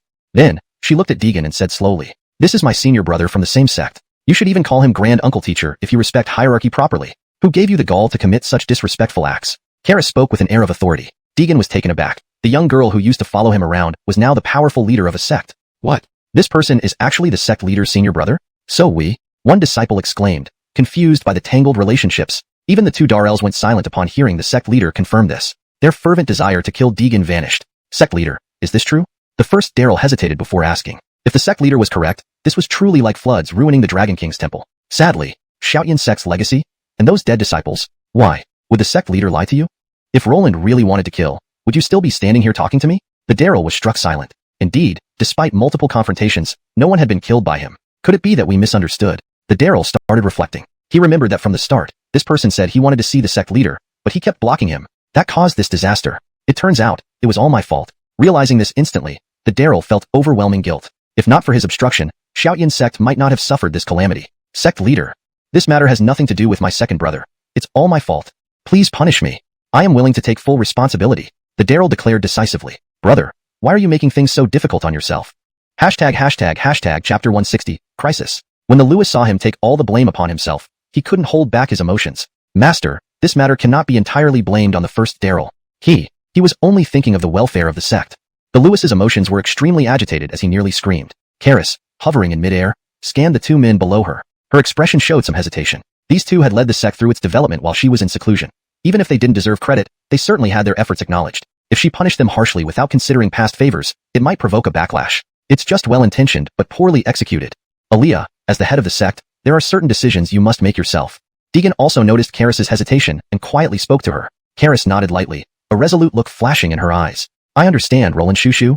After a moment, Karis turned around, and a powerful aura descended. As elders of the sect, you disregarded right and wrong, putting our sect at a disadvantage. You should be severely punished. But, taking into account that both of you have acted for the good of the sect and your contributions during my absence cannot be overlooked. You shall rebuild the sect and then enter seclusion in the rear mountain for 100 days. Karis coldly declared. This was the best resolution for the moment. Deegan gave Karis an approving look. Thank you, Master. Many thanks, Master. The two elders bowed their heads and replied in unison. He is actually Roland of Karis, the master of Shoutian sect. No wonder he's so powerful. Upon learning Deegan's identity, Red understood why he had lost. He looked up at Deegan in the sky with a trace of admiration. Such a great being was his ideal goal. While Karis was away from the sect, many events transpired. She needed some time to catch up on the recent developments of the sect. As for Deegan, she retained him within Shoutian sect. Of course, Deegan wasn't idle during this period. Regarding the bounty hunter incident, he learned the truth from the third Daryl. It indeed involved the Tobier's family, but they lacked the capability. The true instigators were the backers behind the Tobier's family, a reward task posted by the Alchemist Alliance. Late at night, soft footsteps echoed outside the room. Deegan, who was cultivating inside, suddenly opened his eyes upon hearing the commotion. Who's there? Brother Shushu. It's me. Aaliyah? Come in. Seeing it was Karis, Deegan's tone softened significantly. Brother Shushu, what do you plan to do next? There was a hint of reluctance and worry in Karis's eyes. They had finally reunited after so long. If Deegan returned to the cultivation world, They wouldn't know when they would meet again. Deegan hesitated at her question. He did intend to return to the cultivation world, but not yet. His strength hadn't fully recovered to its peak. Even though Karis had provided him with various healing herbs and pills upon learning of his internal injuries, he was only about 80% recovered. Currently, he could barely summon enough spiritual energy to manifest early-stage tribulation realm cultivation power. I will return to the cultivation world, but not alone. I will bring you and Shouty sect back. This is a debt I owe you from the past. Deegan looked at Karis with tenderness in his eyes. These days, he often recalled that fateful scene. Had it not been for Karis shielding him from that sword strike, he might have already perished. How could I be here today? However, before that, I must fully recover. And there are still some matters that need settling. Deegan gazed at the half-moon hanging in the sky, his eyes flashing with ferocity. In the deep mountains of Lisue, a group of people appeared out of nowhere half a month ago. They overturned the place searching for something. Don't just stand there. The young miss said we must find it today no matter what.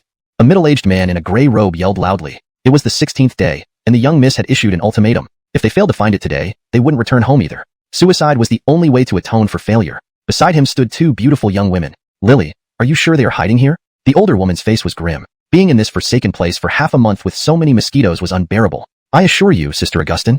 I've confirmed it. They entered the deep mountains a month ago and haven't left yet. They must be nearby. Saying this was Tobias Lily, who had been plotting her revenge since returning to the Tobias family. But the Tobias family was far worse off now. Her father had died tragically, her grandfather was gravely ill, and at just 25 years old, Tobias Lily had to bear the heavy responsibility of leading the family. Through her investigations, she learned that Deegan and others were hiding in these deep mountains with the Kirin grass. Only the soil and spiritual energy here were abundant enough for the spirit grass to thrive. Good. As agreed, you get the people, and the Kirin grass belongs to the Yu family. Helena glanced at Tobias Lily disdainfully. If not for the Kirin grass, Tobias Lily didn't deserve to stand beside her. Tobias Lily nodded slowly. This was an act of desperation. The Tobias family alone couldn't contend with a nascent soul cultivator. Only the Alchemist Alliance could help. Coincidentally, on that day, the Kylie of the Yu family was visiting the Alchemist Alliance. Upon hearing of the Kirin grass, he grew greedy. Thus, the task fell to Helena. As one of the four major families supporting the Alchemist Alliance, they knew the benefits of the Kirin grass well. When the Alchemist Alliance found out the Yu family acted first, they had nothing to say. Though the Yu family was last among the four, their resources weren't something the Alchemist Alliance could challenge. Meanwhile, Anatoly and the others hid in a wooden cabin. This was a shelter they had constructed, fortified with numerous concealment measures. But being discovered was only a matter of time. I can't take it anymore. We've been hiding for half a month. These guys are like flies, irritating to no end. Hashtag chapter 161, The Grant of Thunder. Squatting in the wooden hut, Shepard was the first to reach his limit and prepared to rush out to drive away that group. However, he was stopped by Anatoly beside him. Yanting, don't act rashly. These people are all at least at the early golden core stage. If we charge out recklessly, we won't last 2 minutes before they catch us. And two of them are far more powerful than we are. Shepard felt like a bucket of cold water had been poured over him, and he calmed down slightly. He knew what Anatoly said made sense, but they couldn't just hide here forever. They would be discovered eventually, and it would be the same outcome. What do you suggest we do then? Fighting is not an option, and not fighting isn't either. We can't just stay here waiting for death. Shepard spoke with frustration, clearly reaching his boiling point. Darien did not speak, but his agitated expression revealed that he also wanted to do something. There's only one way now. Both men looked at Anatoly upon realizing he had a plan. Darien, you need to go to Wuxing Mountain and bring back Master. I and Ganchong will try our best to hold them off here. Upon hearing this, Darien immediately objected. No. Before Darien could elaborate, Anatoly interjected. Don't argue. You have the lowest strength here but the highest talent. You're also the disciple Master holds in the highest regard. Only you can go. But, before Darien could finish, Anatoly cut him off again. Enough dilly-dallying. It's decided. Reluctantly nodding, Darien understood Anatoly's intentions. There were two powerful cultivators outside, each at the nascent soul stage. Whichever two stayed behind would undoubtedly die. But Anatoly left the chance to live for him. He wanted to stay and fight alongside them, but the words died on his lips.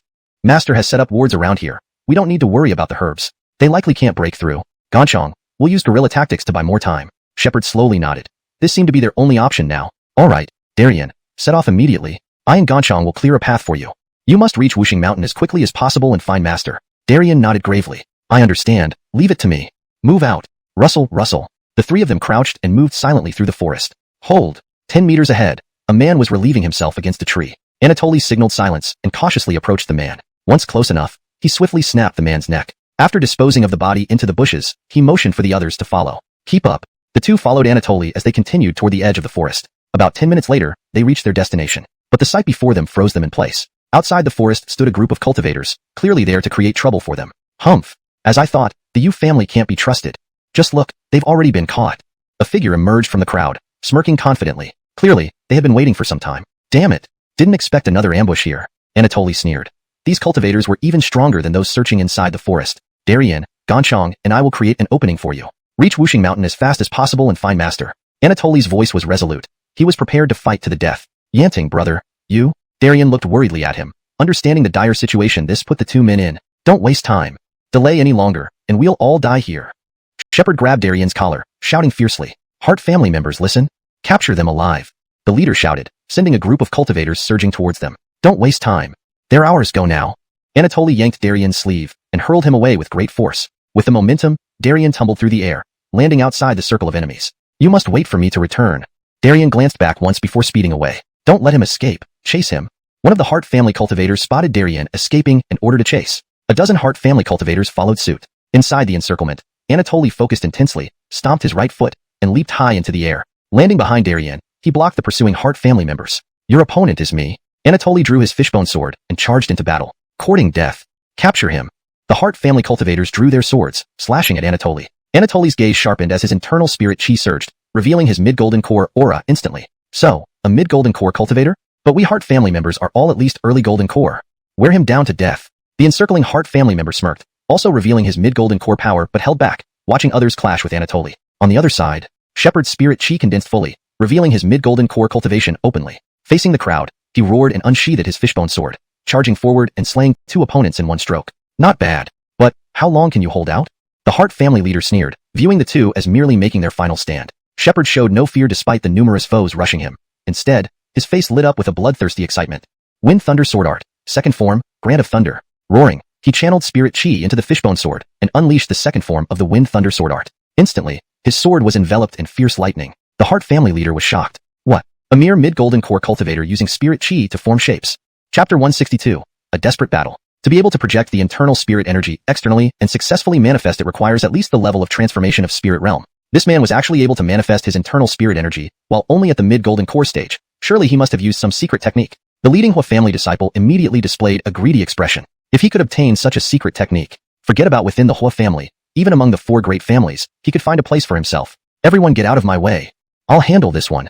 Upon hearing this, all the Hua family cultivators stopped in their tracks, looking at each other uncertainly. What? Has my word lost all its weight now? A powerful pressure came with his voice, startling everyone who hurriedly nodded in agreement. Yes. Even if Herb wasn't considered the top fighter in the Hua family, they were not ones to offend him. These people then retreated like the tide. But Shepard remained grave, not daring to slack off in the slightest. From this person, he sensed an extremely powerful aura. Even if he used the secret technique given by his master, he might still not be a match. However, retreating before battle was not Shepard's style. Gonzi, you're lucky to meet me, Herb, today. Now, I can give you a chance to surrender. Submit to the Hua family, and I can decide to spare your life. Herb stood with his hands behind his back, speaking arrogantly as he looked at Shepard with disdain. If he could subdue this man and deceive him into revealing his techniques, using some tricks to prevent him from talking, then this secret method would belong to him alone. You wish. Fight if you want to. Cut the crap. Shepard rejected without a second thought. Even if it was the Heavenly King, he had the courage to fight. Haha. Very well. So be it. I'll grant your wish. Herb chuckled coldly as his internal spirit energy erupted, revealing his mid-elemental spirit cultivation instantly. Shepard turned pale with shock. He knew this person was stronger, but he never expected it to be a mid-elemental spirit cultivator. That was far more than just slightly stronger. Damn it, it's a mid-elemental spirit cultivator. Anatoly's expression grew grave. At this moment, he desperately wanted to reach Shepard's side, but he couldn't move. All around were Hua family cultivators. Although most were early golden core, if these 10 or 20 cultivators attacked together, Anatoly wouldn't last long. Not to mention there was also a mid-golden core cultivator eyeing him hungrily. One mistake, and it would mean instant death. Shepard struggled to remain calm. Knowing his chances were slim, he decided to act immediately. Wind Thunder Sword Technique, first form, Swift Thunder. With a roar, his spirit energy surged. The fishbone sword in front of him emitted a faint blue electric glow. Judging from the momentum alone, it rivaled a late golden core full attack. Excellent. To be able to unleash such an attack, but it's still not enough. Facing Shepard's attack, Herb did not dodge at all. Instead, he formed a green barrier in front of him. The lightning struck the barrier with a swish, transforming into electric sparks that dissipated into thin air moments later. Herb sneered, having blocked the attack effortlessly. He couldn't help but feel smug. Shepard widened his eyes, unable to believe that his full-strength attack hadn't forced the opponent to use any moves. Damn it! Panic overcame Shepard, standing still in despair at the opponent's strength. Haha. What? That's all you got? Do your best, come on. Entertain me. Herb spoke almost madly, a bloodthirsty look in his eyes. Rarely encountering a decent opponent, naturally, he wanted to toy with him. Bastard! Shepard shouted angrily, realizing escape was futile. Only a full-on battle could offer any hope. Only this can do. After much thought, close combat was hopeless against this man. His only option was to forcibly increase his own chi and blood power. elevating his cultivation temporarily, which might turn the tide. But doing so carried risks, from temporary loss of combat ability to severe consequences like severed meridians, leaving him a cripple. At this point, he couldn't care less. Adolfo Ba Heart Method. Shepard roared as his internal spirit energy went berserk, skyrocketing from mid-golden core to late golden core, and it kept rising. Originally calm, Herb felt alarmed sensing Shepard's rapidly ascending aura. Not good. What is this secret technique? Capable of forcefully breaking through cultivation realms? He cannot be allowed to continue unchecked. As soon as he said this, Herb stamped his right foot, leaping high into the air. Spirit energy converged in his left fist as he raised and slammed it down towards Shepard. Ganchong, be careful. Wind Thunder Sword Technique. Wind Empowerment. Gale Wind. A giant fist-shaped shadow hammered down. Anatoly shouted urgently, swinging his fishbone sword. A wind blade tens of yards long raced forward, cutting two Hua family cultivators in half before they could react, killing them instantly. Bang! Fortunately, the wind blade met the giant fist at the last second, saving Shepard. Hmph, still daring to assist? You are truly seeking death. A mid-golden core Hua family cultivator seized the opportunity. Great Force Diamond Fist. Taking advantage of Anatoly's distraction, he attacked. Startled, Anatoly, unable to block, was hit directly and flew back. PFFF. Blood spewed from his mouth as he weakened significantly. Hmph, take him. Having succeeded in his sneak attack, he ordered loudly. Several dozen Hua family cultivators swarmed, encircling Anatoly. Tie him up. Anatoly had lost his fighting ability and was held down on the ground. Meanwhile, Shepard's aura had soared to early elemental spirit. Herb's face darkened, regretting not stopping him earlier. Now he feared this might be difficult. Shortly after, Shepard's aura stopped, stabilizing at early elemental spirit. Chapter 163. Rushing to Wu Xing Mountain for help. Is this all you can do? Shepard sighed softly. If this was all he could manage, it would be very difficult to kill them. Grover, your secret technique is impressive. To think you could even advance to the nascent soul stage in such a short time. But too bad. Your companions are now in our hands. Herb sneered and waved his hand, summoning several men who dragged Anatoly forward, bound like a bundle of grass. I'll see how long you can hold out with your companion captured. Brother, you despicable coward. Shepard was shocked to realize that his brother had fallen into their hands. He trembled with anger. At that moment, he frantically thought about an escape route, planning to take Anatoly away while they were distracted and then flee. Just as Shepard was deep in thought, the scene before him sent his plans into chaos. Well, if you dare to make a move, he will die right here. A sharp sword was placed against Anatoly's neck, and Herb smiled sarcastically. Anatoly did not want to be used as leverage. Using the last bit of strength in his body, he coughed and said, Ganchong run, leave me alone. The translation has been adjusted to correct the romanization of the name and ensure it reads naturally in English. Before Shepard could react, Herb, with a sinister face, kicked him to the ground. Truly unafraid of death, your life is in my hands now. Anatoly, a mid-stage golden core cultivator, was defenseless and took a kick from a nascent soul cultivator. He immediately sustained severe injuries. Pooh! After receiving that kick, Anatoly fainted. Brother! What are you trying to do? Shepard's eyes were bloodshot, feeling extremely pained seeing Anatoly in such a state. If given the chance to trade places, he would rather it be him tied up. Ha ha ha. Now put down your weapon and cripple yourself, and I promise not to kill you.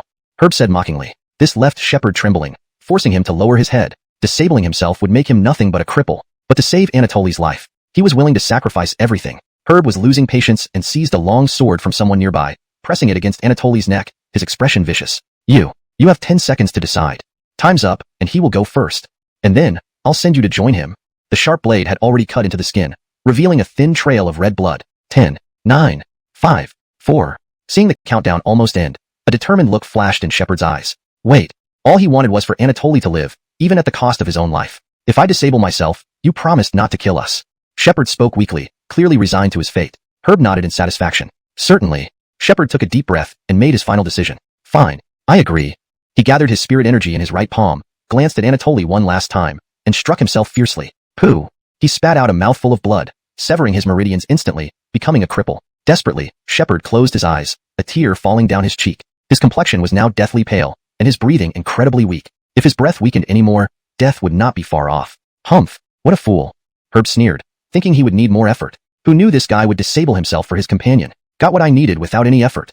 Herb then instructed his subordinates to bind Shepard as well, intending to bring him back for interrogation. As for the Herbs in the deep mountains, the Hua family had gotten wind of them, but due to the Yu family being present, they couldn't openly snatch them. Take them back. Herb grinned. The Yu family's efforts were all for naught, as he found a way through their scheme. In the depths of the mountain, the Yu family had already discovered the wooden cabin where Anatoly had been earlier. But their real goal was the 3 Herbs in front of the cabin. Can't believe there's more than just the Qilin grass here. This trip is truly rewarding. Helena, looking at the 3 Herbs, was ecstatic. Submitting the Qilin grass to her family would elevate her status significantly. Even her older brother, the eldest legitimate son of the Yu family, Yu Augustinshui, would treat her respectfully. Hmph! Dermot them dug up. Following Helena's order, 2 golden core cultivators stepped forward with tools. But just as they were about to touch the Herbs, a powerful force threw them away, killing them on the spot. Helena was stunned, realizing these herbs were protected by restrictions. Damn! Why didn't you tell me about the restrictions on the herbs? Helena, furious, choked Tobias Lily by the neck, suspending her midair. Facing a nascent soul cultivator, Tobias Lily had no means to resist. Cough, cough. Sister Augustine, I really didn't know. Please let go. I really didn't know. This was the closest she'd ever felt to death. Her eyes were rolling upward as she was about to suffocate. Himph! I don't believe you dare lie to me. Helena released her, letting her fall to the ground. Send reinforcements to guard here until I report back to the family. The patriarch will decide. Yes, miss. Meanwhile, Darien was still on his way to Wuxing Mountain. It had been nearly half a day since he left the deep mountain, but he dared not stop for even a moment. Arriving early gave Anatoly and Shepard a better chance of survival. Ganchong, Yanting. Hold on. I'll get Master back. Darien channeled all his spirit energy into his legs to increase his speed. 7 days later, at the foot of Wuxing Mountain, a ragged man appeared here. Go away. Where did this smelly beggar come from? Dermot lost. A disciple of the Howling Sky sect drove him away disdainfully, but the beggar-like man ignored it, crawling up the mountain despite his condition. Slap. To be continued. Chapter 164. Quickly, bring in the senior Uncle Master. The Skyroar sect disciple was instantly infuriated when he saw that this smelly beggar dared to ignore him. He walked up and kicked out. Slap. The kick landed on the beggar's face, leaving a footprint and causing blood to trickle from the corner of his mouth. Yet, the beggar showed no reaction, continuing to struggle upwards. Seeing this scene, the two disciples who had just completed their mission and returned to the foot of the mountain were utterly baffled. What strange day this is. Previously, we chased them away easily. Why won't this one leave today? The Skyroar sect disciple who had acted was puzzled, but then remembered the unsubmitted task, lifting his foot again to kick the beggar aside. Just as he was about to kick, his foot was caught by the beggar below. Huh, let go of me. You're disgusting. The disciple yanked his foot free with disdain. Master. The beggar weakly extended trembling hands, muttering before fainting. How unlucky. So dirty. The disciple struck the dirted cloth angrily. Freakin' beggar. I should kick you to death. The angry disciple lifted his foot, but his fellow disciple stopped him. Wait, there's something off about him. Flipping the beggar over, they noticed something distinctly wrong with his appearance. Let's take him back to the sect first. Ever since the incident with the senior Uncle Master, the Skyroar sect had undergone major reforms, affecting everyone from the Darels down to the servitor disciples. All conduct rules were changed by the sect leader, causing many complaints. But who dared challenge the sect leader? That would be suicidal. Yet it made sense. Offending someone and risking another sect annihilation disaster wasn't an option. You're right, one said. Let's take him back and see. They carried the unconscious beggar back to the sect. Put him outside the hall. I'll report it. Soon, a half-gray-haired elder appeared outside the hall, observing the beggar and narrowing his eyes, unsure of what to do. Take him to the annex first. We'll decide once he wakes. Understood, third Daryl. The elder, now crippled and powerless, remained at the sect due to his long service and connections with the other elders. 3 days later, in the Skyroar sect's annex. Ugh, where am I? Darien opened his eyes, finding himself in an unfamiliar room with old-fashioned yet fragrant woodwork, obviously fine sandalwood. Creak. A young disciple pushed open the door, seeing Darien awake and ran off excitedly. Master, he's awake. Trying to rise, Darien found himself incredibly weak and collapsed backward, only saved by the quick reflexes of the young disciple. Worried sect members looked on as Darien reassured them. Sir, where am I? Is this Wuxing Mountain? Darien anxiously asked, worried about Anatoly. This is indeed Wuxing Mountain, replied the third Daryl, shocking Darien into exclaiming, is Deegan here? The elder was stunned. Who are you, and why seek Deegan? The elder, now just an ordinary person, could not gauge Darien's strength. Sensing his master must be nearby, Darien explained, Deegan is my master. I came to request his help. A look of sorrow crossed Darien's face. After days without rest, followed by 3 days of unconsciousness, he feared for Anatoly's fate. Shocked, the third Daryl exclaimed, you're August's disciple? Stunned, Darien heard, August. When did his master become this elder's uncle? Wouldn't that make them peers? Ignoring formalities, Darien begged, Sir, time is pressing. Please fetch my master. Believing Darien, the elder hurriedly ordered, quick, fetch the senior Uncle Master. Yes, master. The youth rushed to the back mountain. Inside a secluded chamber, Deegan was meditating, planning to find the location of the Alchemy Alliance. None in the sect knew its headquarters, only its branch locations. Lealia cared deeply, sending disciples to search. Days passed with no news. Senior Uncle Master. Deegan was interrupted by a distant shout, reverberating through the mountainside. Who is it? Why do you seek me? Deegan's voice came from the sealed chamber, incredibly cold and devoid of any emotion. Senior Uncle Master, a sect disciple found someone at the foot of the mountain. He claims to be your disciple. Bang!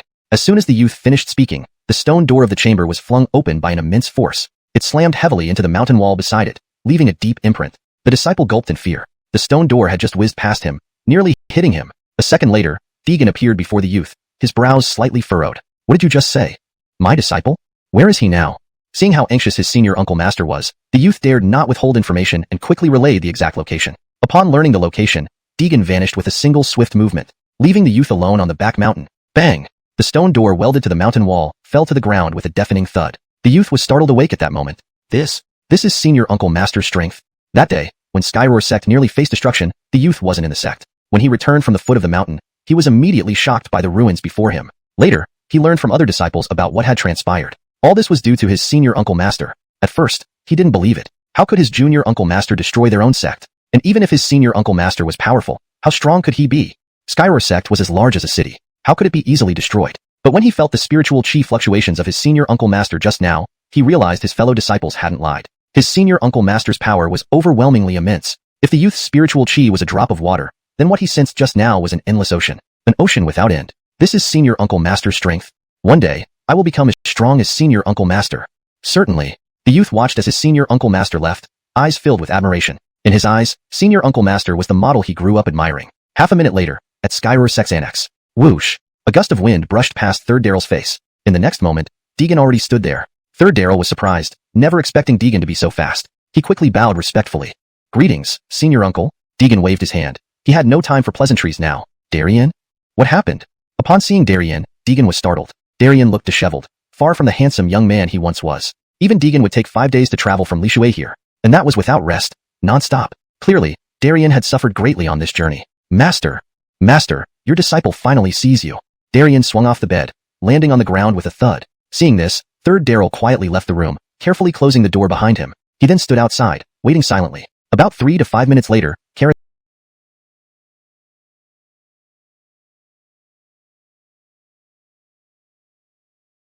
suddenly appeared at the annex. Greetings, sect leader. Third Daryl greeted Karis upon seeing her. Please rise. How is the situation inside? I heard it's brother's disciple. Third Daryl couldn't hide anything from the sect leader and explained everything clearly. Bang! Fine death. Before Karis could fully understand the situation, she saw Deegan charge out in full fury. Even the wooden door was blasted away by the spiritual chi he released. Third Daryl was frightened and cowered behind Karis. Clearly, Deegan was enraged. He didn't dare provoke this wrathful god anymore. Brother Shushu, what exactly happened? Karis, seeing Deegan's anger, quickly ran to his side and asked softly. Aaliyah, Darien is under your care. I must leave for a while. Saying that, he vanished instantly. Karis tried to say more but Deegan was already gone. Big bully, you don't even wait for me to finish talking. 5 days later, deep mountains of Lishui. Bang! An extremely powerful aura suddenly descended. Birds in the forest flew chaotically in all directions. Damn! Deegan looked at the 3 spirit herbs he had planted, now dug up and only leaving deep pits. How dare anyone touch my things? I want to see who has such audacity. Deegan was utterly enraged. He had painstakingly cultivated these 3 spirit herbs, especially the Qilin grass, which he had nurtured with his own blood essence for several months. Originally, by the time he returned, the Qilin grass would reach its peak potency, but now it was stolen. Heavenly Eye Mirror. With a surge of spiritual chi focusing on his eyes, a faint yellow glow emitted, revealing everything around him. Southeast, northwest. Very good. Under Heavenly Eye Mirror, Deegan found traces of 2 groups in the surroundings. Hashtag chapter 165, Hua Family Manor. Deegan gazed toward the northwest. He could still detect the faint traces of the 3 spirit herbs. However, since he had placed restrictions on them, it was clear that those fellows had yet to break through. Otherwise they wouldn't have dug up the entire ground. He then shifted his gaze to the southeast direction. From the current situation, Anatoly and Shepard seemed to have been taken away by another group. An expert in the nether incarnation stage? Deegan sensed from the remaining aura that the visitor was an expert at the nether incarnation stage. He hadn't expected that even experts at the nether incarnation stage were now roaming around. I wonder who has such audacity to dare touch my people. Deegan stared toward the southeast, a cold look flashing across his eyes. Over 200 kilometers southeast of Lishui. Oh, have you heard? The 2 guys brought back by the second young master a few days ago? At the Hua family manor, one guard on duty whispered to his colleague. You mean the 2 who didn't die after being tortured for 3 days and nights? Another guard on duty chimed in. Upon hearing this topic, he immediately became interested. Night was long, and compared to the dull guarding job, chatting was the best way to relieve fatigue. Yeah, exactly. You can't imagine how tough their skins were. According to the reports, they withstood severe torture by the second young master's men without spilling any secrets. The 2 leaned close, whispering softly, unaware that in the darkness, a shadow was quietly approaching. It seems I found the place. What a grand scale. Deegan looked at the massive manor before him, with a large stone monument beside it. The inscription read, Hua Family Manor. This place was no longer within China's territory, and thus Deegan wasn't constrained by any concerns. His inner aura suddenly erupted, releasing an overwhelmingly powerful pressure over the entire estate. The 2 guards who had been laughing outside the gate were instantly forced to kneel on the ground by the formidable pressure. How terrifying. I'm almost flattened. Help, help. The 2 guards lay prone, one trying to struggle. However, the pressure soon became unbearable. Tap tap, tap. The gatekeepers are already at the golden core stage? Impressive indeed. A resonant voice echoed as the 2 guards couldn't withstand the immense pressure and burst into pieces. On the 3rd floor of the manor, an elder abruptly sat up in bed. How terrifying. He was Dermotermano, the Kylie of the Hua family, a strong early soul separation stage practitioner. Sensing this energy, Dermotermano immediately ordered the Hua family members to prepare for battle and rush towards the entrance. Sirs, sneaking into our Hua family manor at night. May I ask what brings you here?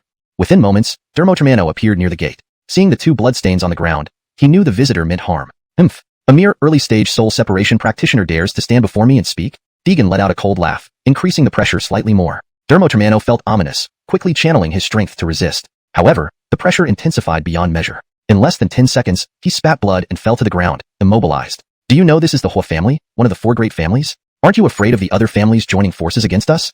Seeing the situation going awry, Dermotermano tried to scare Deegan by invoking the other 3 families. Unfortunately, he underestimated Deegan's strength and overestimated the reputation of the 4 families. For great families? What are they? Deegan spoke calmly. Today, he came not only to rescue people, but also to give these reckless individuals a lesson.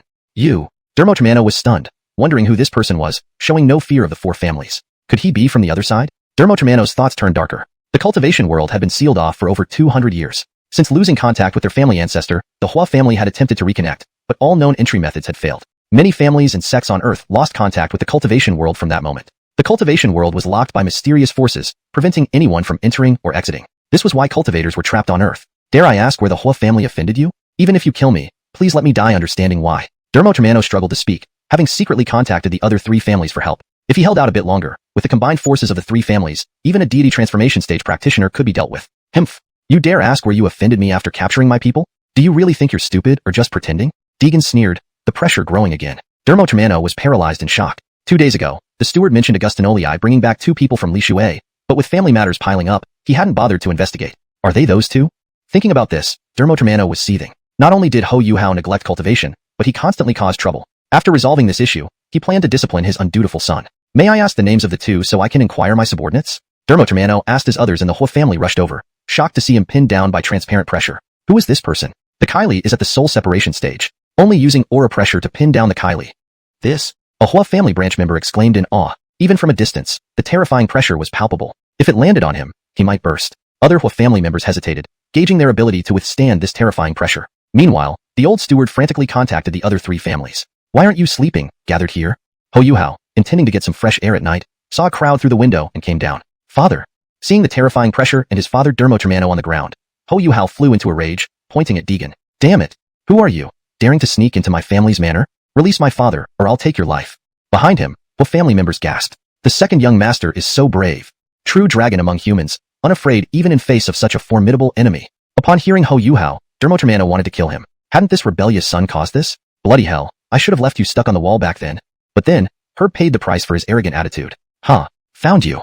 When Herb appeared before Deegan, he was instantly recognized. The remaining aura of the Yuan Ing cultivator in the deep mountains belonged to this arrogant young man. Whoosh! An astonishing pressure suddenly appeared above Herb. This formidable force immediately pressed down on him like a flood.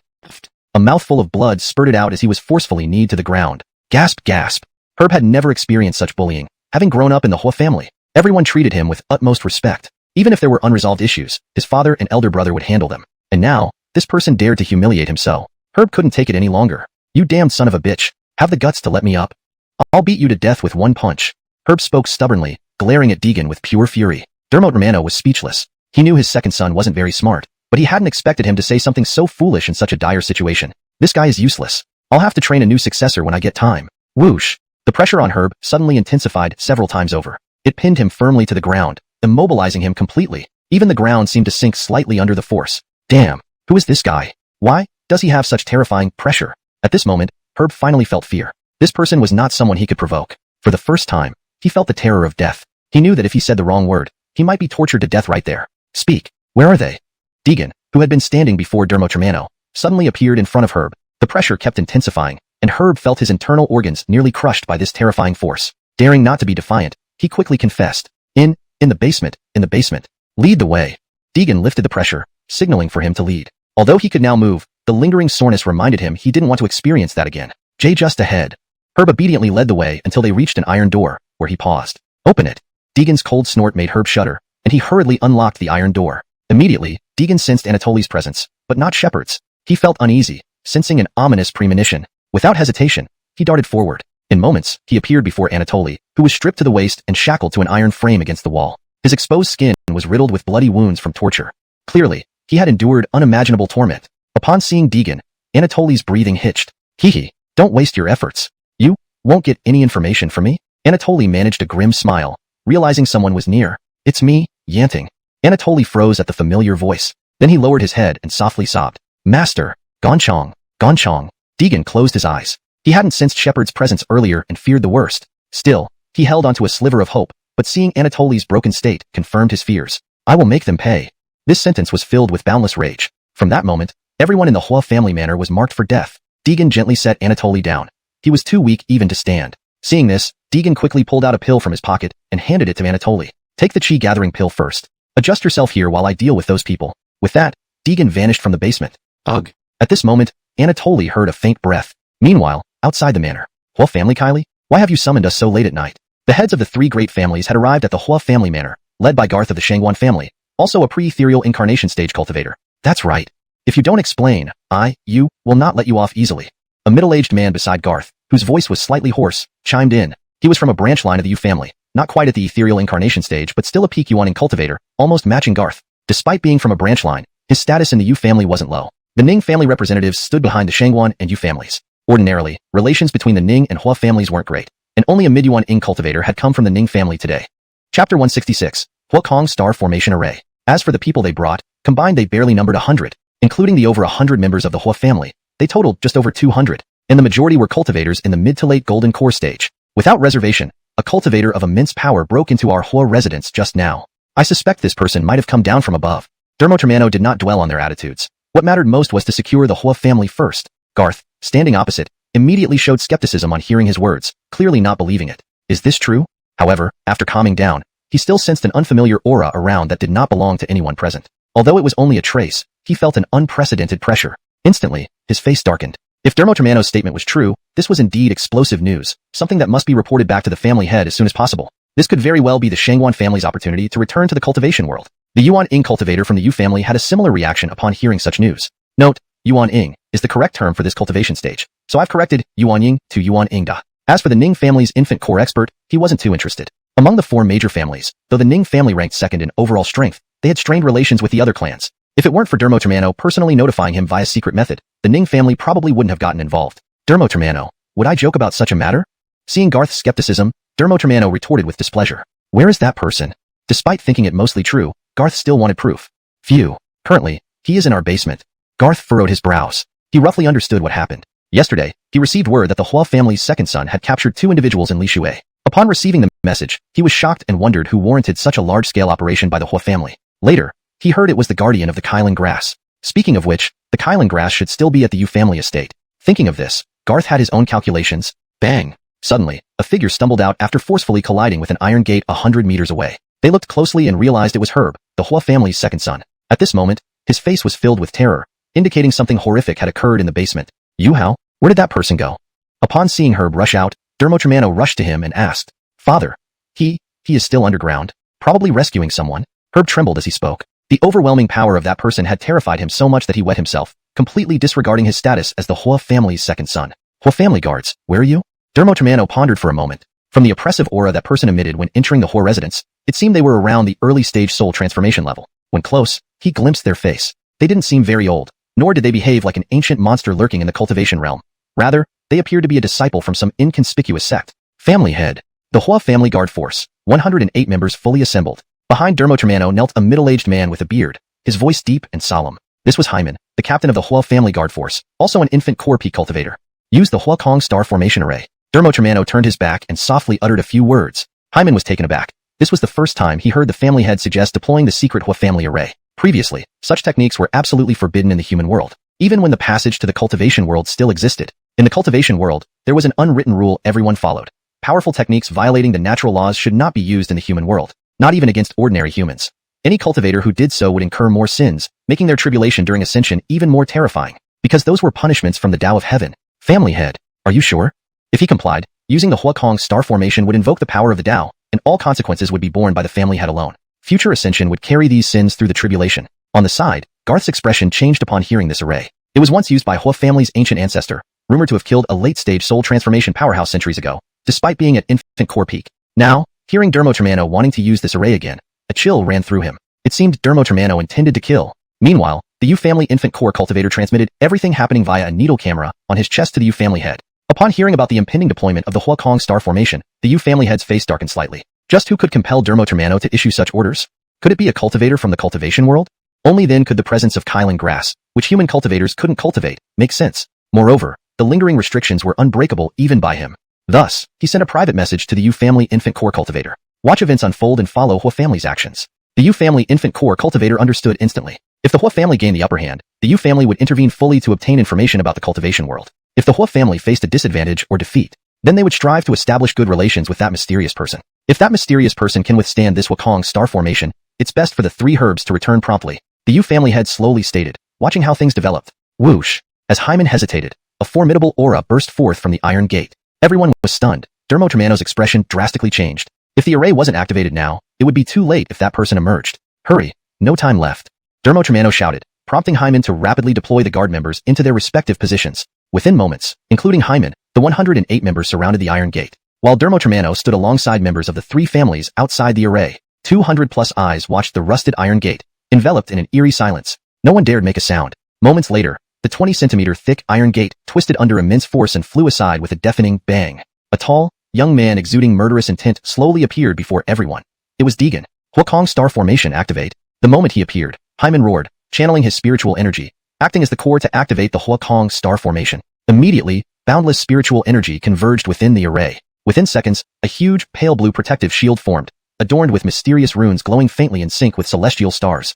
This array enveloped Hyman and the 107 others along with Deegan. An array? And it draws on some star power?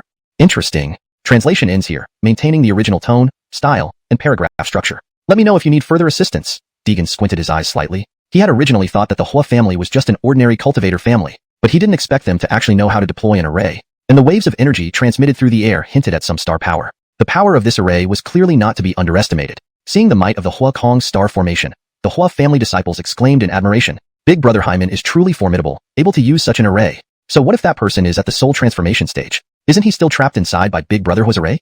A golden core Hua family disciple looked at Hyman with worshipful eyes. In his mind, Hyman was his idol. Humph! Big Brother Hyman is a peak Yuaning expert. Even opponents 2 major stages above him can't compare under the enhancement of this Huakong star formation. Isn't he still controlled by Hyman? I think this soul transformation cultivation isn't so impressive after all. In the line of Hua family disciples, a sharp and sarcastic voice slowly sounded, filled with disdain for Deegan. In her view, the soul transformation realm wasn't much either. Many Hua family disciples reacted similarly to the young woman upon seeing the scene before them. Just wait and see. Soon, Hyman will use this array to knock his teeth out. Doesn't he know where he is, daring to cause trouble in the Hua family? Truly ignorant and reckless.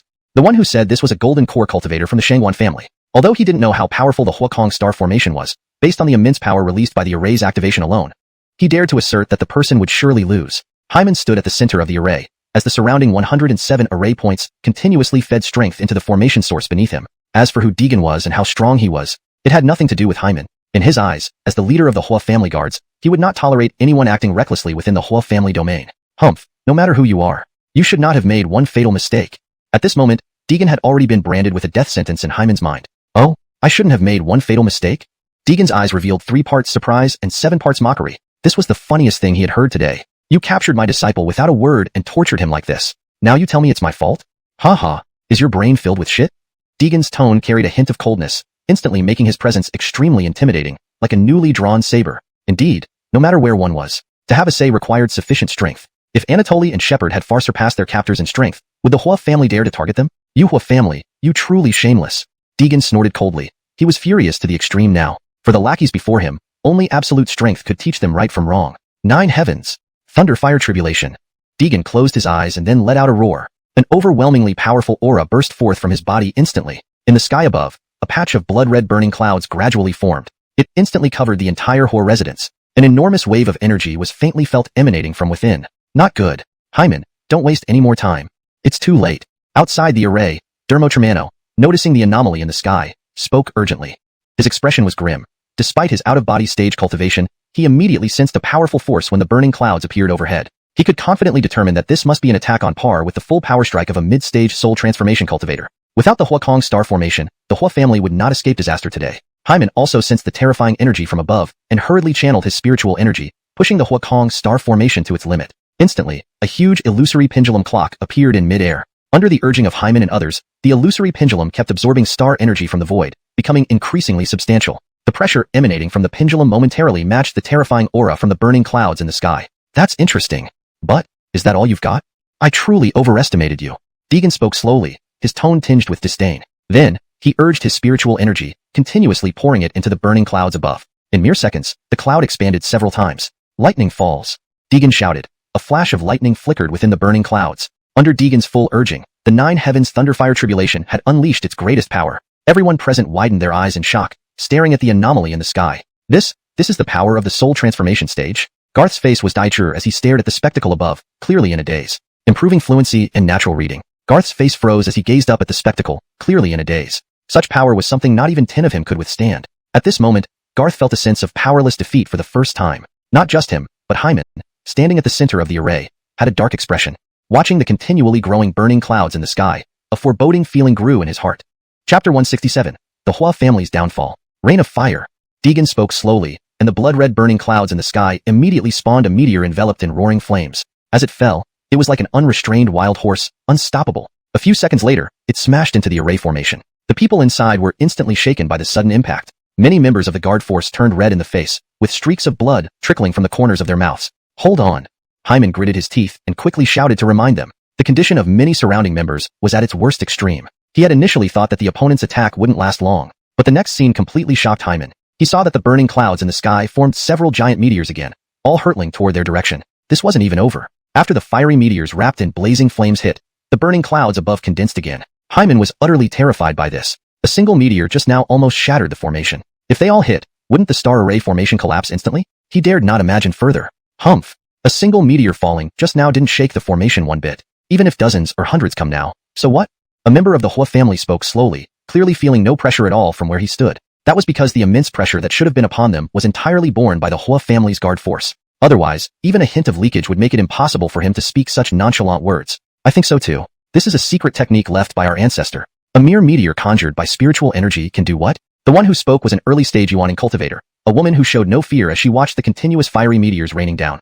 Clearly, in her eyes, the array used by Hyman and others was superior. But was it really? Only the Hua family's guard forces within the formation knew how terrifying each meteor truly was. Seeing more than a dozen meteors about to fall from above, they all grew solemn. They didn't know if they could hold out, but they had to. Behind them was the Hua family. Even at the cost of their lives, they couldn't let the meteors land in the Hua family compound. It was their duty. Hurry, everyone, channel all your spiritual energy into the formation. Knowing the situation was worsening, Hyman bellowed loudly, then personally led by pouring all his spiritual energy into the formation. Immediately, the previously faint blue barrier became more substantial, and the giant pendulum in the void also expanded somewhat. Boom, boom, boom.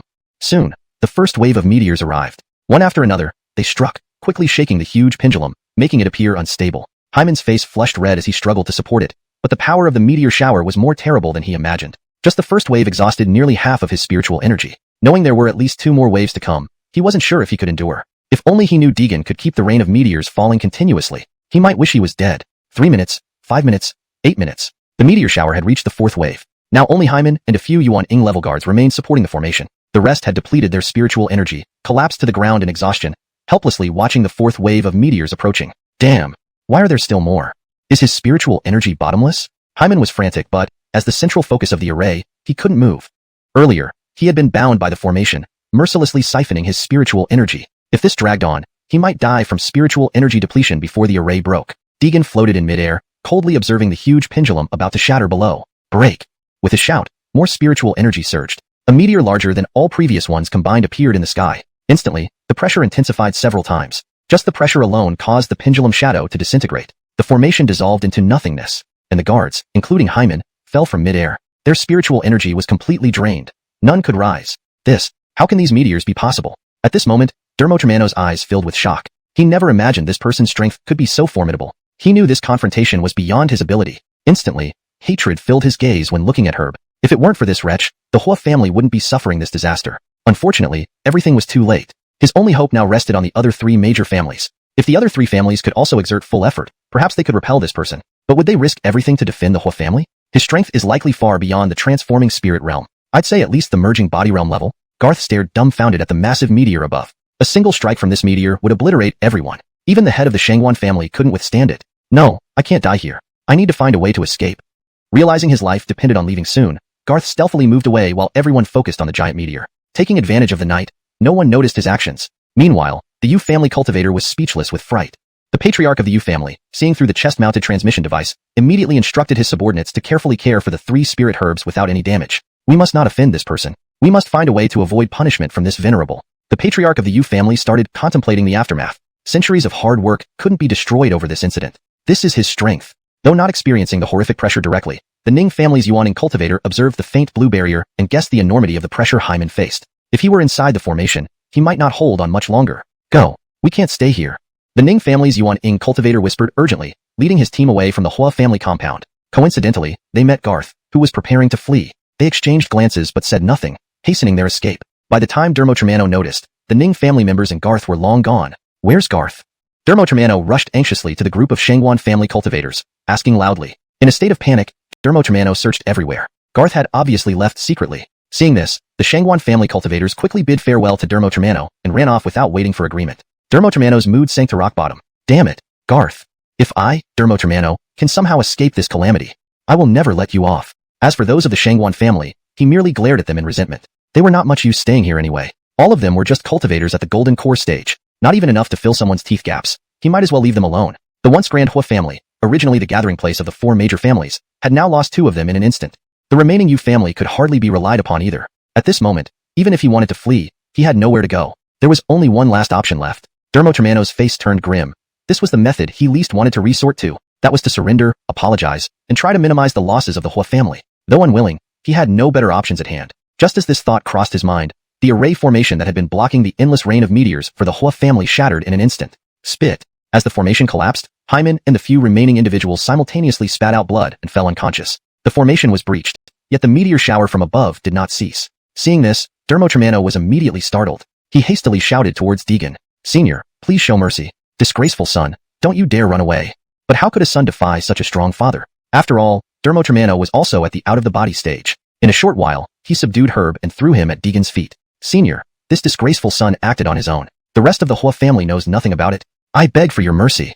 Dermo eyes were filled with unease and tension. If the senior refused at this moment, the Hua family would truly be doomed. The other Hua family members standing on the lawn also showed signs of anxiety. Their lives now depended entirely on this person. If he directed the meteor shower toward the Hua family compound, they would all perish here. Hee. Now you know how to plead? What did you do earlier? Deegan sneered, but the meteor shower from the sky did not slow down one bit. Senior, are you truly going to destroy my Hua family? Dermo roared desperately, having made the greatest concessions. Why still seek their complete annihilation? Hmph. If you knew this day would come, why did you act so recklessly back then? The sins your Hua family sowed must be repaid by your Hua family. Deegan spoke calmly. From the moment he emerged, every Hua family member present was marked for death. None could escape. Star. Burst. With a slight turn, Deegan whispered 2 words. Instantly, the massive meteor shattered into countless tiny flaming stones, rapidly descending. Though smaller in size, their power remained undiminished. Boom, boom, boom. The Hua family estate was instantly engulfed by the meteor shower. Agonizing cries echoed throughout. Dermo and a few Yuaning cultivators were still struggling, but their spirit barriers, formed by their internal energy, couldn't hold out long. When their energy was depleted, it would mean their deaths. As for Herb, he had been crushed the moment the firestones fell, leaving behind a charred corpse with a hole through his chest. The Hua family compound was no longer picturesque. It had become a hellish wasteland. Burnt corpses lay everywhere. I, Dermo, even in death, will not let you off. In his dying moments, Dermo gathered the last remnants of his spiritual energy and launched a final attack at Deegan. At this moment, he was the only living soul left in the Hua family compound. Die! Smack! Before Dermo fist could strike Deegan, a powerful force restrained him mid-air, immobilizing him. Deegan approached him slowly, his expression cold and frosty. You cannot escape the sins of your Hua family. As he spoke, something colorless suddenly blocked Dermo mouth and nose, turning his face red from suffocation. Smack! After a minute, his arms gradually dropped, lifeless. One who creates his own calamity cannot live. Deegan observed the scene before him without a trace of compassion. Cough cough. Master, Ganchong. Ganchong is still alive. Suddenly, a figure emerged from the basement. It was Anatoly. Hearing that Ganchong was still alive, Deegan was taken aback. In an instant, he appeared beside Anatoly. What did you say? Ganchong is still alive? A hint of joy flashed across Deegan's face. Confirming this with Anatoly, he detected a faint, lingering breath in the basement. It was indeed Shepard. Although barely clinging to life, his breath was incredibly weak. Without immediate aid, he might die here. Deegan hurriedly channeled some of his spiritual energy into Shepard to sustain him temporarily. Yanting, take Ganchong to find Darien at the 5 elements. Continuation follows naturally from the previous content. Chapter 168. The Yu family's flattery. He knows what to do. Deegan spoke slowly. Anatoly nodded in agreement, and then carried Shepard away from the place. Deegan watched the two depart until their figures vanished into the night before she headed in another direction with relief. An hour later, the Yuan infant cultivator who had previously escaped from the Hua family residence had already returned to the Yu family compound. Note, Yuan infant should be corrected to Yuan ing, which means fetus, or in cultivation context, it refers to a specific stage in cultivation. However, the term Yuan ing is often translated as embryo or fetus in English. In the context of cultivation novels, it's commonly referred to as fetus stage or embryo stage. Here we will use Yuan ing for accuracy. Corrected version. An hour later, the Yuan ing cultivator who had previously escaped from the Hua family residence had already returned to the Yu family compound. At this moment, all the top combatants of the Yu family were gathered in the grand hall. Father, those 3 medicinal herbs were obtained through my great effort. How can we give them away so easily? I disagree.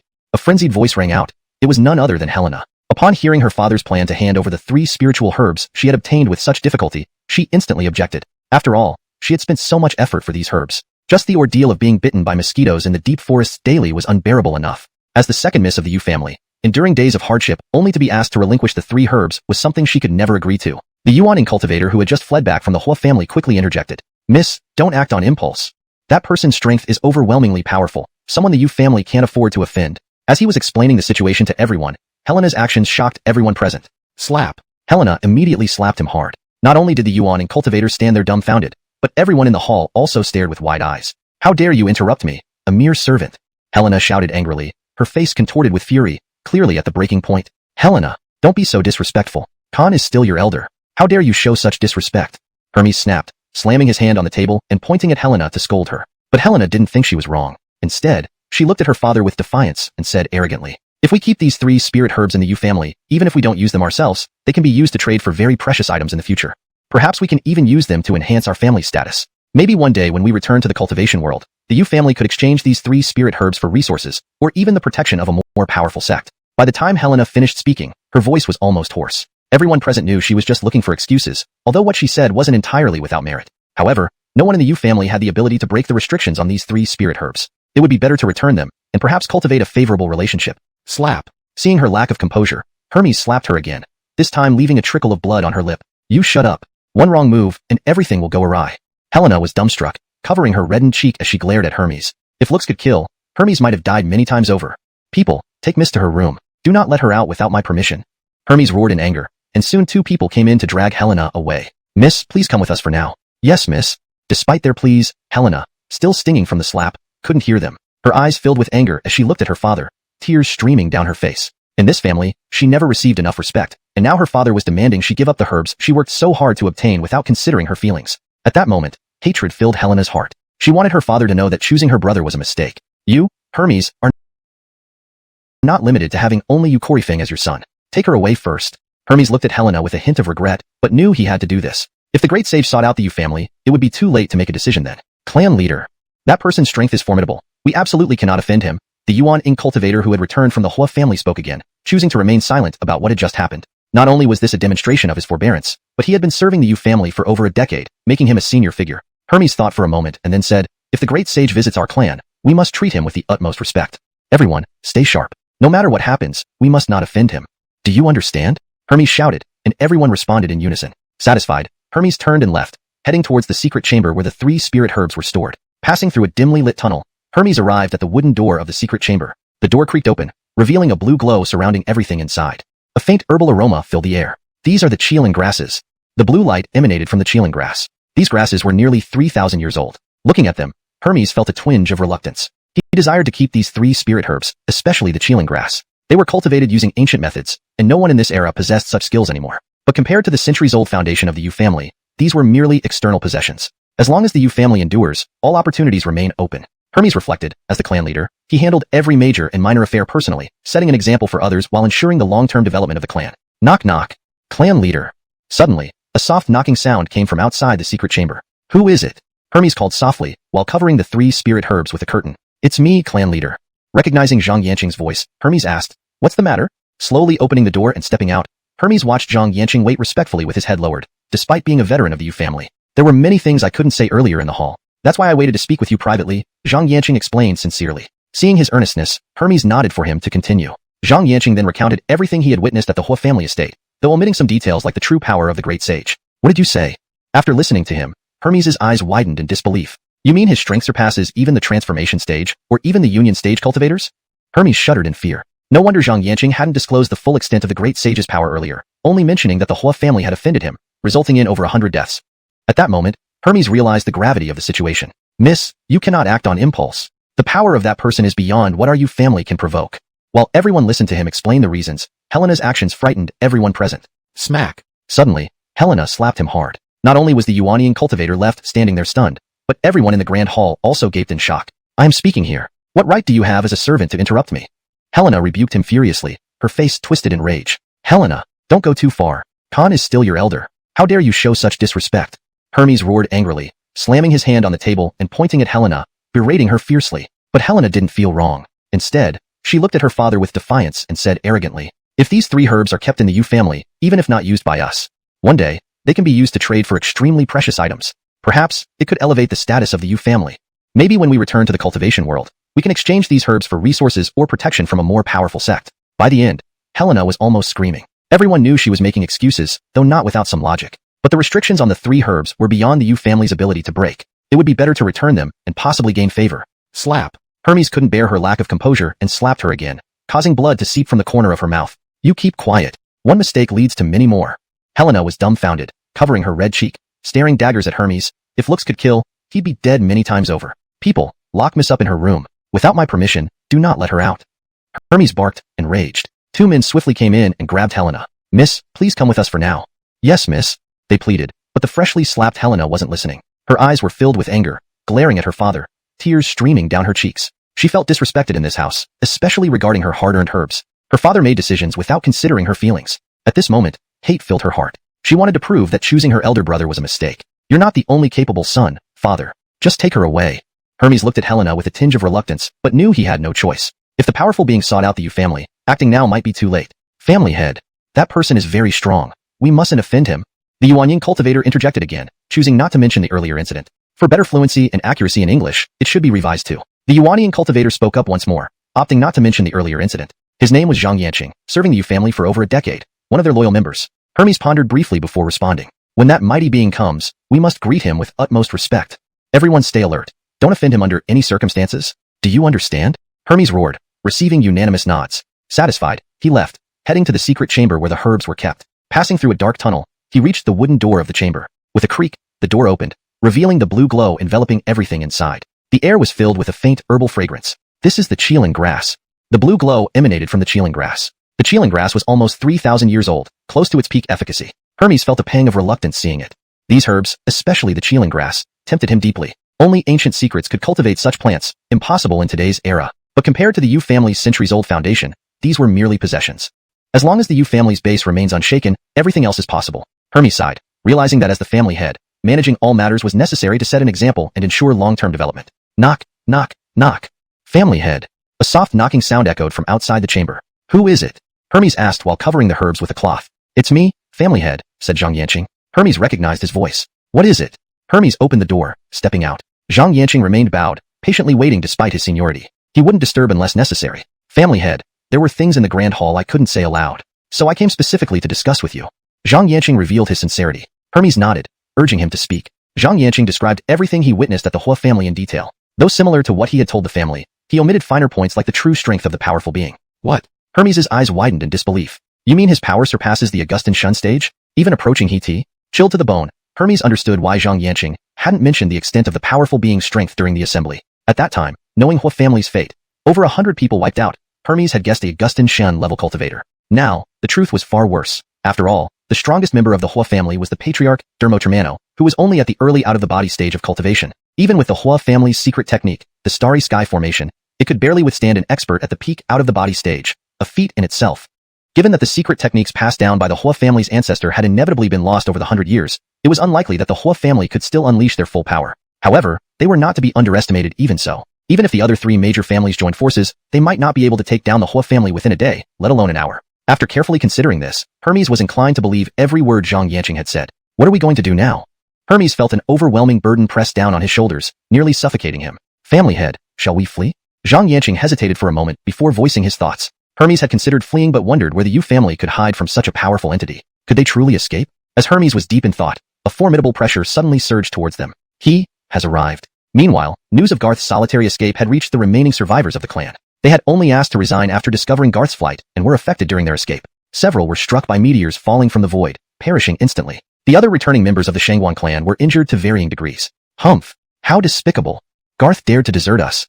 Send out word. Anyone who spots Garth must report immediately. An angry middle-aged man sitting atop the Grand Hall declared. He was Garthyu, the patriarch of the Shangguan family. Garth was related to him and had volunteered for the mission to the Hua family. Initially, Garthyu planned to send others, but he relented due to Garth's persistent pleading. Now, however, Garth had led 20 family members on a reconnaissance mission, resulting in significant losses for the Shangguan family.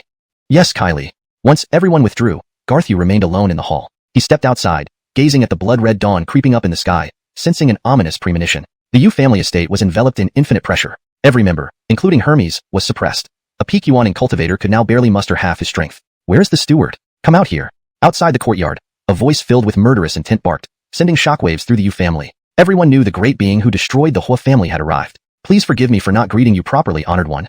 Hermes emerged from the hall with a smiling face. When he saw the figure floating mid-air, his eyes widened in surprise. He noticed how young this powerful being appeared, not at all like an ancient and fearsome cultivator. However, his astonishment was brief, and he quickly regained composure. Hee, let's skip formalities. What if I'm here to destroy your Yu family? Deegan spoke with a teasing tone, addressing what he presumed to be the Yu family spokesperson. Having stolen his spirit herbs, they were now putting on a pretentious facade, quite the display of audacity. The honored one jests. If the Yu family has offended you in any way, we will do our utmost to make amends. We only ask for a chance to correct our mistakes. Hermes flashed a cordial smile, unfazed as he spoke. Without waiting for Deegan's response, he retrieved the 3 spirit herbs. These 3 spirit herbs are surely precious to the honored one. My daughter was immature and made a grave error in judgment, for which she has already been punished severely. Now, I return these herbs to you, honored one, and beg for your forgiveness. Hermes respectfully handed over the herbs. The saying goes, you don't hit a smiling face, and Deegan was no unreasonable person. Seeing the Yu family's concessions, he couldn't find fault. With the Hua family already destroyed, his anger had subsided considerably, along with the killing aura surrounding him. Deegan accepted the herbs, storing them in his storage bag. Hermes, noticing Deegan's scrutinizing gaze, promptly produced another high-quality spirit herb from behind. Here, honored one, this is a rare spirit herb we have kept in the Yu family for ages, called the cloud-transforming ginseng.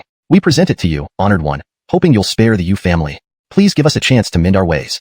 Hermes bowed low, speaking with profound respect, giving Deegan ample face. The Yu family disciples watched in disbelief. None had expected the family to possess such a valuable herb. Yet, for the sake of survival, the patriarch decided to offer it. Though they mumbled in their hearts, none dared act rashly in front of the powerful being. Angering him could mean the end of the Yu family's lineage. Note: to maintain consistency with the previous sections, character names like Hermes, Zhang Yanqing, and Deegan should remain consistent.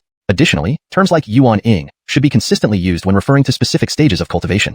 Chapter 169. Bringing up old grievances. Clear Chi Cloud Transformation Ginseng? Upon seeing the spiritual herb, Deegan's eyes lit up. To have a medicinal quality of nearly 3,000 years is truly exquisite. Seeing Deegan's interest, Hermes' tense expression gradually relaxed. As long as this great cultivator accepted the Cloud Transformation Ginseng, the Yu family would be safe. Please accept it, senior. Hermes sensibly handed over the Clear Chi Cloud Transformation Ginseng. Deegan didn't refuse. He reached out to take the herb and probed it with his spiritual chi. It was indeed correct, close to 3,000 years worth of medicinal potency. Since that's the case, I won't decline then. Hermes smiled faintly. Receiving it would make everything easier. The worst scenario would be if they couldn't agree on anything and immediately fought. If it came to that, the Yu family would be finished. Fortunately, events didn't turn for the worse. Now that Deegan had received the gift, he had implicitly accepted their apology and wouldn't harass the Yu family any further. One reminder: don't covet what isn't yours, lest you invite disaster. After saying this, Deegan flashed away into thin air. Only the stunned members of the Yu family remained. Hermes mumbled as he watched the direction where Deegan disappeared. Don't covet what isn't yours. A moment later, Hermes bowed deeply toward the empty sky before slowly straightening up. After Deegan left, in the side courtyard of the Yu family, a rather beautiful woman slowly emerged from behind a wall. She stared at the direction Deegan had gone, her eyes filled with resentment. She was Tobias Lily, who had originally intended to use the Yu family to eliminate this man. What she hadn't expected was that Deegan's strength far exceeded her imagination. He's so powerful that even the entire Yu family feels intimidated by him. Tobias Lily spoke softly, despair lacing her tone. She wanted revenge badly, but with her current strength, she stood no chance. Even if she challenged him alone, it would only end in defeat. At this thought, memories surfaced of something her master in Japan once mentioned. A secret technique allowing one to sacrifice soul and body to a familiar spirit in exchange for overwhelming power. Perhaps, this is my only hope. Tobias Lily's eyes hardened as she resolved herself and hurried to the airport to catch a flight to Japan. After leaving the Yu family, Deegan didn't return directly to Shaotian sect. Instead, he followed the clues to a mountain range, the hiding place of the Medicine Master Alliance. Which mountain? Cloud-covered. Here we are. Standing at the foot of the mountain, Deegan looked up at Witch Mountain, a smirk playing on his lips. He wouldn't leave easily today. Moments later, a dark figure appeared over the Medicine Master Alliance. Come out now. The deafening shout enveloped the entire alliance. Many disciples rushed outside, their eyes wide with shock upon seeing the floating figure. Who's this? Not another troublemaker, I hope? A drowsy disciple muttered after getting out of bed. Such occurrences weren't uncommon in the Medicine Master Alliance. I bet 80% it's because Arlo tricked someone, and now they're here for an explanation. A low voice spoke. It was Zhang Qing, an enforcement alchemist of the Alliance. Arlo's deceptive ways were well known within the Alliance. Thus, upon seeing the floating figure, Zhang Qing immediately associated it with Arlo. Spit. Zhang Qing, you bastard. Stop putting all blame on me. Just then, Arlo arrived and, hearing Zhang Qing's remarks, lost his temper instantly. He argued loudly with Zhang Qing, turning red in the face. For a moment, both of them bickered outside until the Alliance leader intervened. Enough. Both men stopped arguing when they saw their leader approaching. It's a critical time, yet you still argue? I'll deal with you two later. The leader glared at them, then moved forward, addressing the floating figure above. What brings you to the Medicine Master Alliance this late at night? Looking down at the plump leader, Deegan's eyes gleamed with mockery. From his intelligence, this man was Max, an early-stage nascent soul cultivator and the current leader of the Medicine Master Alliance. But what Deegan read next almost made him vomit. Damn, this fatso likes young boys. How disgusting. Floating midair, Deegan murmured, unaware that Max remained oblivious. Do I need to remind you again about the Medicine Master Alliance's recent activities? An icy voice echoed from Deegan, causing Max's massive frame to tremble. He quickly replied with a flattering smile. Hee, please elaborate, sir. If there's fault on our part, I, as your leader, will apologize and give you a satisfactory response. Deegan raised an eyebrow. Despite his scandalous preferences, the fat man was quite diplomatic. However, Deegan had come to stir up trouble. Himph. Do I need to repeat the recent actions of your alliance? Coldly, Deegan released a wave of pressure, making the disciples feel an oppressive force pressing down on them. The source of this force was clearly the figure above, and it felt like he could crush their hearts with a word. Gulp. Many disciples swallowed nervously, fearing they might be killed due to their leader's missteps. Feeling the intense pressure, Max realized this person was more powerful than just a nascent soul stage practitioner, likely at least a soul formation expert. If angered, this person could obliterate the alliance instantly. So, he discreetly sent private messages to 4 major families. The Shangguan family responded first, promising to send 2 soul formation experts for support. However, the Ning and Yu families declined, citing being too busy. These ungrateful ones. They always seek help eagerly but disappear for trivial matters. Max seethed but dared not show it. Meanwhile, Hua family, usually very proactive, remained strangely silent. Has something happened to them? I'll delay this person first. Deciding to stall, Max aimed to wait for reinforcements from the Shangguan family, believing that with them, nothing could go wrong. He glanced at Arlo and instantly came up with a plan. Arlo, you, come here to your alliance leader right now. Max roared loudly, startling Arlo, who scrambled over as fast as he could, adopting an extremely submissive demeanor for fear of causing trouble. But unfortunately, Arlo was now the only means Max had to stall this powerful individual. Slap. Before Arlo could react, he was slapped hard across the face and sent flying to the ground. His entire right cheek swelled up. Alliance leader, why did you hit me? Struggling to his feet, Arlo stared dumbfounded at Max, feeling extremely unsettled after receiving this sudden slap. Do you still have the nerve to ask? This is all because of your doing.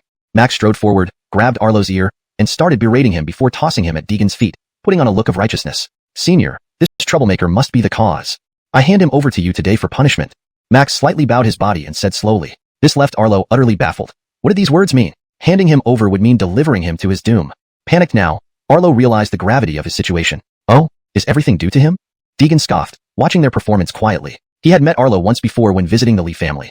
Arlo wasn't a good person but lacked the power for such extensive actions. Moreover, the intelligence in his hands revealed all the ins and outs of the Medicine Master Alliance, courtesy of the Hua family. If not for his visit there first, he wouldn't know all this. This is true. Senior, this man is truly a cancer in our alliance. Today, please dispose of him right here. Clear the name of the Medicine Master Alliance. Max glared at Arlo as if he were really enraged. Deegan might have believed this act if he hadn't already known the truth. However, since they offered him, Deegan wouldn't refuse. Tobier's family needed Arlo to connect with the Medicine Master Alliance. Indeed, Arlo was involved, so killing him resolved matters neatly. With a wave of his right hand, Deegan easily lifted Arlo by the neck. Arlo struggled futilely, turning red from lack of oxygen. Moments later, he suffocated and died. Gulp. Seeing this, many disciples shrank back, afraid it might be their turn next. Zhang Qing, who previously argued with Arlo, now hid among the crowd, fearing being chosen as a scapegoat. Thank you, Senior, for eliminating this villain and clearing our alliance's name. Max put on his most righteous face despite no hint of sorrow. If this acting skill was in Hollywood, he'd surely be an Oscar-winning actor. Too bad. He overestimated his intelligence and underestimated Deegan. Alright, who's next? Don't tell me only he was involved.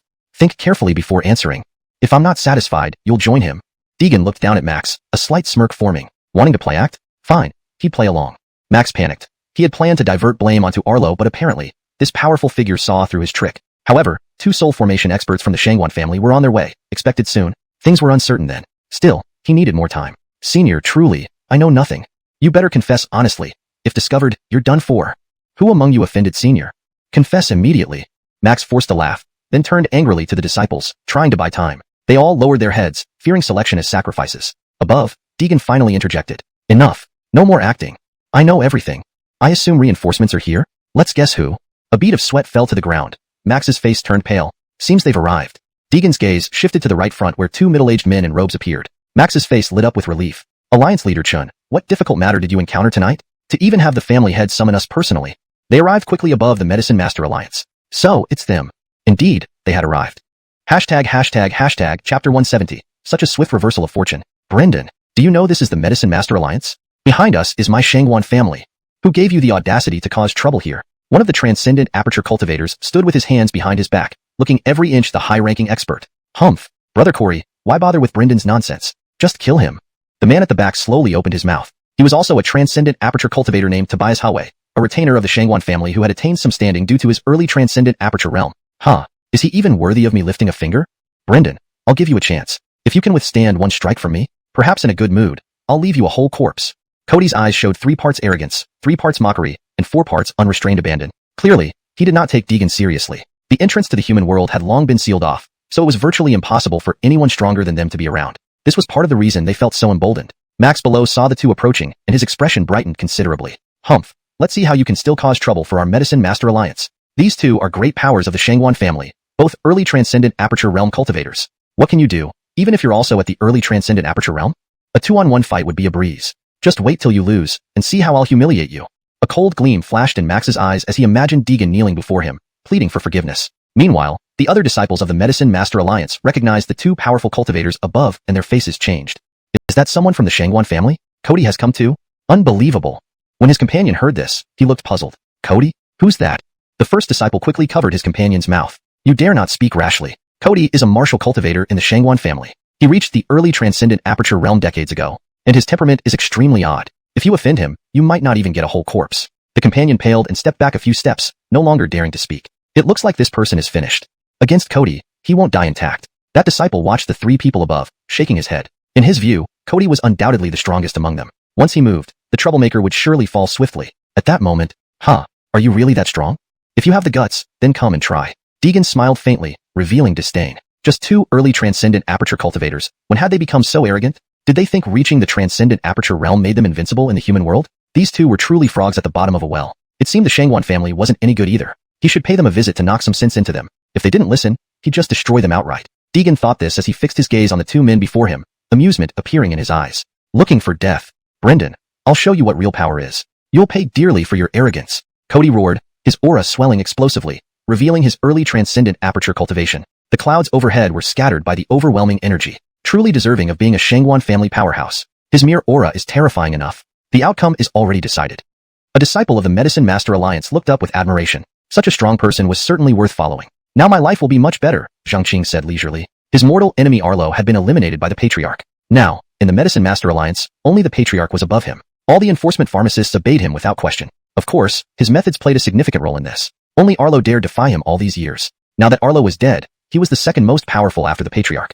Zhang Qing smiled smugly at this thought. A bit skilled, but just a bit. Deegan commented, thinking an early transcendent aperture cultivator wasn't impressive to him at all. But Cody saw things differently. To him, Deegan was stubbornly refusing to see reality until faced with defeat. For such people, he must beat them into submission. So Cody intended to use his ultimate move right away, the bone-dissolving palm. This technique wasn't a legacy skill of the Shangguan family, but a secret art from a powerful foe he had slain. Its devastating power could bring down opponents, even those one rank higher, within an incense stick's time. Its strength lived up to its name. It could dissolve bones effortlessly. Even powerful cultivators weakened instantly upon being struck, severely impairing their combat ability. Because of this, Cody held a high status within the Shangguan family, rivaled only by direct descendants. Haha, Brother Corey is going to use the bone-dissolving palm. Another fool about to die by Brother Corey's hand. Tobias Hawei, standing behind Cody, chuckled, having seen the bone-dissolving palm used many times. He knew its power well. Bone-dissolving palm. Cody roared, striking out with a white palm-shaped shadow hurtling towards Deegan. It hit Deegan instantly. Haha, too foolish to dodge, confident in your strength? Huh? Pity, my bone-dissolving palm weakens all your bones within a minute. Let's see how arrogant you can be then. Cody laughed wildly, seeing Deegan as good as dead now. Tobias Hawei wore a sinister smile, fully confident in Cody's strength. Max also smiled, knowing Deegan's fate was sealed. If only I could humiliate him more before he dies. Only then can I vent all my anger. Max glared at Deegan, filled with animosity. His previous subservience wasn't genuine. He had done it to buy time, not lower himself willingly. Not just Max, but several Medicine Master Alliance disciples had heard of the bone-dissolving palm's power. That man is doomed. Struck by the bone-dissolving palm, He won't last even an incense stick's time. This was said by a female 4th-grade pharmacist who had once witnessed the effects firsthand. Victims of the bone-dissolving palm lost combat capability almost immediately, their bones weakening rapidly and sometimes detaching completely. To everyone present, Deegan was as good as dead. Unbeknownst to them, it wasn't that Deegan couldn't dodge. He simply saw no need to. Deegan felt the point of impact. Indeed, a peculiar energy had struck him, but it only caused an instant discomfort which was quickly dispersed by the robust spirit energy within his body. In other words, Cody's bone-dissolving palm hadn't even inflicted a slight injury on Deegan. However, at this moment, Cody still believed his move had worked and watched as Deegan stood unmoving in place. He slowly approached Deegan, eyes full of mocking intent, planning to toy with him thoroughly. He wouldn't let him die too quickly. Otherwise, it would be too boring. Under everyone's watchful eyes, Cody walked towards Deegan. Then he placed his right hand on Deegan's shoulder. "Brendan, do you know my strength now? But what a pity. If you had dodged just now, it might not have turned out like this. But rest assured, I won't let you die too quickly. Because I will torture you properly. Without my permission, you won't even get to die even if you want to." Ha ha ha ha. Cody laughed triumphantly. To him, Deegan was merely a plaything to manipulate at will. Huh. Who gave you this confidence? Contrary to Cody's expectations, Deegan tightly grasped the arm on his shoulder. With a firm squeeze. Ah. Damn. How is this possible? Let me go. Cody screamed in agony, his words turning incoherent. Deegan appeared unharmed and had crushed his bones. The excruciating pain filled him with regret over not giving another blow. Though puzzled why his bone-dissolving palm, which had only lightly hit Deegan, didn't harm him at all. Had his bone-dissolving palm failed? Impossible. Before he could figure it out, Deegan squeezed harder on his arm. Crack, crack, crack. A series of bone-cracking sounds echoed as Cody's arm shattered into pieces. It was clear there was no possibility of recovery. My hand. Cody wailed in pain, yet struggled in vain to break free, watching helplessly as his arm was crushed. After breaking the arm, Deegan tossed Cody aside carelessly, leaving him to cry in agony. Cody was now extremely weak, his once formidable aura diminished significantly. Everyone present was stunned. Cody was a mighty transcendent aperture cultivator whose bones could be crushed so effortlessly. Was this something an ordinary person could do? This can't be. Cody is a transcendent aperture powerhouse. How could anyone suppress him so easily? My eyes must be deceiving me. I don't believe it. Max couldn't believe what he was seeing, repeatedly rubbing his eyes until they hurt. It's really true. Max was dumbstruck. In Deegan's hands, Cody was as feeble as an ant. Fear gripped him so hard that he wet his pants. Brother Corey, are you alright? Tobias Haway saw Cody discarded by Deegan. His right hand twisted horribly and flew into a rage. Damn it. What sorcery did you use? You've reduced my brother Corey to this state. Tobias Haway glared fiercely at Deegan, his spirit energy rapidly surging, revealing his transcendent aperture realm in an instant. I'll make you pay with your life. Tobias Haway roared and charged forward. He gathered his spirit energy into his fists, attacking Deegan relentlessly. Just this level? Deegan smiled slightly, barely moving his feet as he easily caught Tobias Haway's attacks with one hand. Tobias Haway's face turned pale with shock. He thought his attacks would cause some damage, but he was powerless against Deegan. Like a child pounding on an adult, causing no effect. Ha ha ha. Dozens of rounds later, Deegan still stood firmly while Tobias Haway was drenched in sweat, his spirit energy nearly depleted. Damn it. You're not even a transcendent aperture. Tobias Haway realized something was wrong. This man wasn't just a transcendent aperture cultivator. Judging by his strength, he was at least a fusion realm cultivator. Despite Tobias Haway's full force attacks, he remained untouched. Faced with such power, Tobias Haway knew resistance was futile. Who are you? Why are you here? Tobias Haway asked through the pain. He had never seen this person before, leading him to believe he must have descended from above. But the cultivation world had been sealed for centuries. Could someone powerful have broken through recently? Hashtag chapter 171. Return to the peak. Tobias Hachyoung's eyes were filled with terror as he stared at Deegan. If it was truly as he had imagined, this person must have descended from the cultivation world, because in the human realm, such a powerful cultivator absolutely did not exist. Haha. You are not worthy of knowing my name.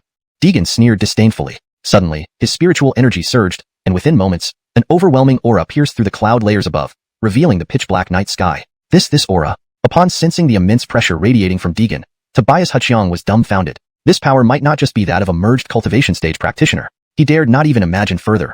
His legs began to tremble uncontrollably. You can all die now, Deegan declared coldly, hovering in midair like a deity descending, looking down on everyone. Instantly, an infinite oppressive force pressed down, forcing the disciples of the Alchemist Alliance to the ground, unable to move under its immense pressure. So terrifying. I can't hold on much longer. One of the Alchemist Alliance disciples panicked, feeling an immense force tearing at his body. His limbs were nearly crushed. With a loud bang, the disciple couldn't withstand the pressure any longer and exploded on the spot. Not only him but the other disciples also fared no better. Save me.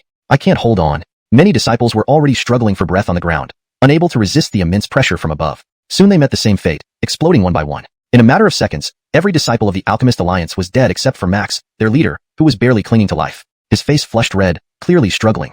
If this continued, death would not be far away.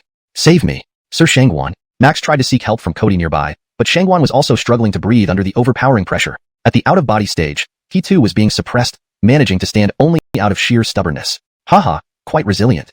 Deegan curled his lips into a sneer, which to the remaining few felt like the Grim Reaper beckoning them. Blazing Thunder Palm. Deegan shouted, and immediately lightning flashed around his hands, radiating intense electric light. The dazzling brilliance illuminated the surroundings, while a thunderbolt appeared in the air. A whoosh sound followed as it struck Deegan's hand, enhancing its power even more. The surrounding air gave off a faint burnt smell from the electric discharge. The scene left everyone stunned.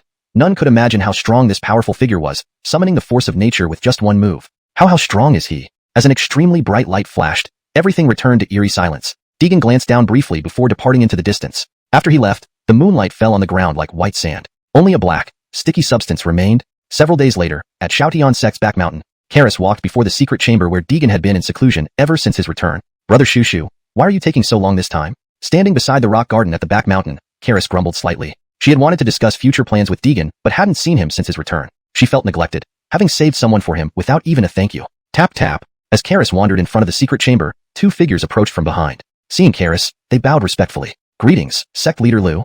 Both spoke simultaneously. The Carmelo originally intended to bring food for their master, but encountered sect leader Lu at the entrance. Considering the entire mountain belonged to her, their surprise made sense. Your injuries are better? Karis nodded and asked Shepard with concern. Thank you for your concern, sect leader Lu. My wounds are almost healed. Shepard thanked her, remembering how Anatoly carried him to Shoutian Sect and found Karis to treat him. He respected Karis greatly. That's good. Your master hasn't come out for days. Notify me when he does. Karis said coldly, her usually icy demeanor softening only when mentioning Deegan. The Carmelo noticed her strange behavior, understanding her feelings towards their master, though they kept silent out of respect. Of course. Shepard nodded. Farewell, sect leader Lu. They bowed again until she disappeared into the back mountain. Oh, Ganchong, why does a beauty like sect leader Lu like our master? Anatoly teased Shepard once Karis was gone. Like I know? I'm not in her stomach to find out. Before Anatoly could retort, a sound interrupted them. Turning sharply, both stood solemnly, holding their breath. Clack. The stone door finally opened, and Deegan emerged. Master! Master! Both bowed respectfully. You still remember I am your master? Do you dare gossip about me? Deegan looked displeased, speaking coldly. Startled, both brothers stood frozen. They didn't expect to be caught joking about their master. What? Master we? Shepard tried to explain but was silenced by Deegan's glare. It seems you two have plenty of free time. You seem to be practicing well with the cultivation techniques I gave you. Deegan narrowed his eyes, speaking sternly. Both exchanged looks, blushing. If Deegan knew they hadn't progressed much recently, they'd surely face a reprimand. Shepard thought quickly. Master, we've trained diligently these past days. We came here today only because we heard you had emerged from seclusion. Even sect leader Lu doesn't know yet. Deegan was aware of Karis's frequent visits since he entered seclusion. Though he hadn't come out, he knew what was happening outside. For instance, earlier, he had finished meditating but delayed opening the door upon sensing Karis's presence. Only after hearing her leave did he relax. Several days later, Shoutian Sect's back mountain, Karis paced before the secret chamber. Since Deegan's return and entry into seclusion, he hadn't come out yet. Brother Shushu, why is it taking so long this time? She grumbled beside the rock garden, wanting to discuss future plans with him. Instead, she hadn't seen him once. He's ignoring me after I saved people for him. No thanks either. This isn't considerate at all. Suddenly, footsteps approached. Tap tap. Two figures approached slowly from behind and bowed respectfully upon seeing Karis. Greetings, sect leader Lu. The Carmelo greeted in unison. They had come to deliver food to their master, but encountered sect leader Lu instead. You're recovering well? Karis nodded slightly and inquired with care. Thank you for asking, sect leader Lu. The wounds are almost healed. Shepard bowed, grateful for the timely rescue. That's good. Your master has been in seclusion for days. Inform me when he emerges. Karis replied coldly, usually ice cold but smiling faintly at mention of Deegan. Certainly. Shepard nodded. Goodbye, sect leader Lu. They bowed as Karis turned to leave, rising only after her figure disappeared. Ah, why would a beauty like her like our master? Anatoly teased. She isn't a worm in Karis's stomach. Shepard shot back, then both froze at a sudden sound. They turned abruptly, standing stiffly, not daring to breathe loudly. Clack. Deegan emerged slowly from the open stone door. Master. Both bowed reverently. You still remember I am your master? Deegan's displeasure was evident. Dare you gossip about me? Caught red-handed, both brothers shrank in place. Master we? Shepard started explaining but was silenced by Deegan's gaze. Looks like you two have lots of free time. Deegan narrowed his eyes, speaking sternly. Sure seems like you're doing well with your cultivation. Both exchanged uneasy glances, faces flushing. If Deegan knew their recent lack of progress, they'd surely face reprimand. Quick-witted, Shepard responded. Master, we've trained hard these days. We came today only to welcome you out of seclusion. Even sect leader Lu doesn't know yet. Deegan was aware of Karis's frequent visits since his seclusion. Though he hadn't emerged, he knew of events outside. For instance, he had delayed exiting after sensing Karis's presence earlier. Only hearing her depart did he feel relieved. Deegan was very clear about Karis's feelings for him, but he couldn't accept them right now. Until he returned to the cultivation world, his journey could not be halted. How could he have time to consider matters of private affection? Enough. Let me see how you've been cultivating recently. Deegan waved his hand, cutting off Shepard's words and gesturing for them to attack him. Shepard swallowed hard, looking at Deegan with a nervous expression. He said shakily, "Master, maybe we should skip this. You've just emerged from seclusion. We brought some pastries for you. Why don't you have some first?" Shepard twisted the wooden basket in his hands, filled with the best pastries from Shoutian sect. They had enjoyed quite a few themselves. Naturally, they chose only the finest ones. But Deegan showed no appreciation, waving his right hand to fling the wooden basket aside. Fortunately, its material was sturdy enough that it didn't break upon landing. "Master, you!" Blazing thunder palm. Before Shepard could finish speaking, Deegan attacked first, striking towards both of them. The Carmelo were instantly alarmed. They knew they couldn't dodge. They immediately drew their bone swords from behind their backs. At the same time, they shouted loudly, "Wind Thunder Sword Technique, second form, Wind's Gift. Wind Thunder Sword Technique, second form, Thunder's Gift. Rapid Lightning. Swift Wind." Both simultaneously unleashed the first form of the Wind Thunder Sword Technique, resulting in an immediate collision of forces. A massive explosion echoed through the entire back mountain, the shockwave causing the ground to tremble violently. "Not bad. You're showing some improvement." Though Deegan's praise made them feel slightly better, if they hadn't reacted quickly, both would surely have suffered minor injuries. There would be no standing here. "Come on, use all your strength. Today I'll spar thoroughly with you." Deegan laughed heartily, his aura surging suddenly. Instantly, an overwhelming pressure swept over them, making both of them widen their eyes in shock. This pressure was incredibly formidable. Just feeling its presence made their legs tremble uncontrollably. Meanwhile, Karis, who had left earlier, sensed the massive aura from the back mountain, and her expression changed drastically. She hurriedly returned. Not just her, many disciples of Shoutian sect also felt the terrifying pressure emanating from the back mountain and turned to look. Even the Grand Elder put down his work and rushed toward the back mountain at top speed. "Which mighty cultivator has descended upon our Shoutian sect? Why is such a terrifying aura present?" The Grand Elder looked grave, his mind filled with anxiety. On the way, he met the second elder rushing to the back mountain as well and asked, "Brother 2, did you sense that aura earlier?" "Daryl, brother." "No, I did not." The second elder shook his head. He had only sensed it moments ago, which meant it had appeared suddenly in the back mountain. However, he thought of someone else. Looking at the Grand Elder, he voiced his guess. "Brother, could it be Uncle Lee?" The Uncle Lee he referred to was Master Karis's senior brother, the elder disciple whose master was Karis's elder brother, Lu Xin. By generation, they should call Deegan Uncle, so the title was appropriate. Impossible. When did Uncle Lee gain such terrifying pressure? Perhaps not. In the Grand Elder's memory, Deegan's aura wasn't as powerful. It was much weaker compared to the one he felt from the back mountain. Moreover, the higher the cultivation level, the harder it was to advance. Even a genius like Uncle Lee shouldn't progress so rapidly. A huge mystery rose in both of their minds, and after exchanging glances, they quickened their pace. They had to reach the back mountain to uncover the identity behind that aura. Bam! A loud explosion sounded as a figure flew past Karis. "This is Shepard." Karis was startled, frowning tightly. Deegan was actually sparring with the two, but seeing his movements, he didn't seem to be using lethal force. Her heart eased, replaced by joy, because she sensed that Deegan had regained his peak strength. Earlier, he had confided in her about his injuries, and without the medicinal pills she provided, he might not have recovered so quickly. "Haha, come, again." Deegan roared madly, his peak strength erupting. Shepard had vanished into the back mountain, thrown far away. Now only Anatoly was struggling to hold on, but at his mid-core formation stage, he couldn't withstand the relentless winds sweeping around. Seeing Anatoly on the brink of collapse, Karis acted. She understood why Deegan was doing this. Whirlwind. She hurled her green long sword into the air, focusing her spirit energy within. Instantly, a giant whirlwind blade appeared in the back mountain. Excellent. Upon sensing Karis's move, Deegan didn't retreat. Translation continues, maintaining the style and structure as requested. Chapter 172. Returning to Dongyuan City. On the contrary, his face was filled with excitement as he allowed the wild wind to whip against his cheeks. "Are you two paying attention?" Deegan glanced at the Carmelo and then roared. He pointed his fingers like a sword, gathering a strand of the spiritual energy within his body and infusing it into his fingertips. Instantly, both hands shone with dazzling light. Wind and Thunder Sword Technique. Third form. Thunder Serpent Surge. Remnant Wind Bamboo Shadows. At this moment, Anatoly in the back mountain had already been stunned, staring at the scene before him, too excited to speak. Deegan had actually performed the third form of both volumes of the Wind and Thunder Sword Technique simultaneously. Instantly, a thunderous dragon more than 10 meters long coiled on his right side, charged with violent energy. Roar. It let out an enraged roar towards the enormous sword storm in the sky, its power sufficient to challenge it. But it wasn't over yet. On Deegan's left side, there was a whirlwind, with wind energy spiraling and gathering on the ground, growing rapidly to the same size as Karis's whirlwind residual clouds. "Go!" Deegan commanded, directing the Thunder Serpent and several wind currents towards Karis. Whoosh whoosh. Their attacks collided immediately, generating such massive shockwaves that the two elders just arriving at the back mountain were unfortunately blown away. They vanished in a blink of an eye. Huh? Was something just flying past? Shepard returned to the back mountain just in time to see two dark figures zip by his head and disappear. Whatever, let me watch Master's moves first. Shepard looked up and continued observing the spirit dragon formed from spiritual energy, his eyes brimming with astonishment. The first two forms of the thunder volume of the Wind and Thunder Sword technique were easy for him to execute, but only the third form always had slight deviations every time he practiced it. He could never form the serpent. Now, After watching Deegan perform Thunder Serpent Surge, he suddenly understood. It's like this. With those words, regardless of how intense the battle above was, Shepard sat cross-legged and began comprehending it. On the other side, Anatoly also closed his eyes after seeing the move, simulating it continuously in his mind. After a while, Karis let out a cry of surprise. Ultimately, Deegan's move proved to be superior. Although he hadn't used his full strength, even the nascent soul realm cultivation of Karis couldn't withstand it, and she was instantly blasted away by the scattered spiritual energy. Aaliyah. Seeing this, Deegan was alarmed and quickly chased after her. Fortunately, he managed to withdraw his attack in time and reached Karis, protecting her. Otherwise, if she got injured, it would have at least been serious injuries. Are you okay?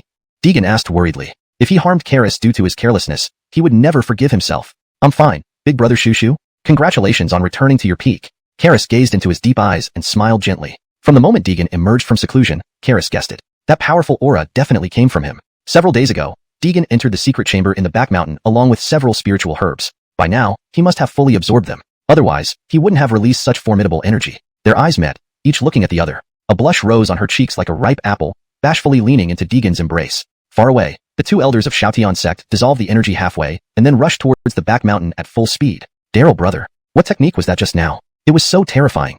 Upon meeting the senior elder, the junior elder said with lingering fear. Thankfully, they only caught the aftermath of the collision. Otherwise, being in the center, they'd surely have been shattered to pieces. Let's go check. The senior elder didn't quite catch what happened either. They had just stepped into the back mountain area when they were thrown out, without even a chance to react. A few minutes later, the two elders arrived at the back mountain. Seeing the chaos in the back mountain, the junior elder couldn't help but ask, Headmaster, what happened here just now? As soon as the junior elder stepped into the back mountain, he saw Karis floating in midair. But after a glance or two, he realized it might not have been the best timing to appear. Cough cough. Hearing the junior elder's voice, Karis hurriedly pushed Deegan away, feigning nonchalance and said coldly, Nothing much, Daryl brothers. I was just sparring with my senior brother. No need to worry. The two elders exchanged glances, thinking in unison. I don't believe you for a second. We just saw you clinging to him. But they only dared to think this. Speaking it aloud before the sect master could mean death or worse. Since that's the case, we'll take our leave. The senior elder blinked and chuckled awkwardly, pulling the junior elder away. Why are you pulling me?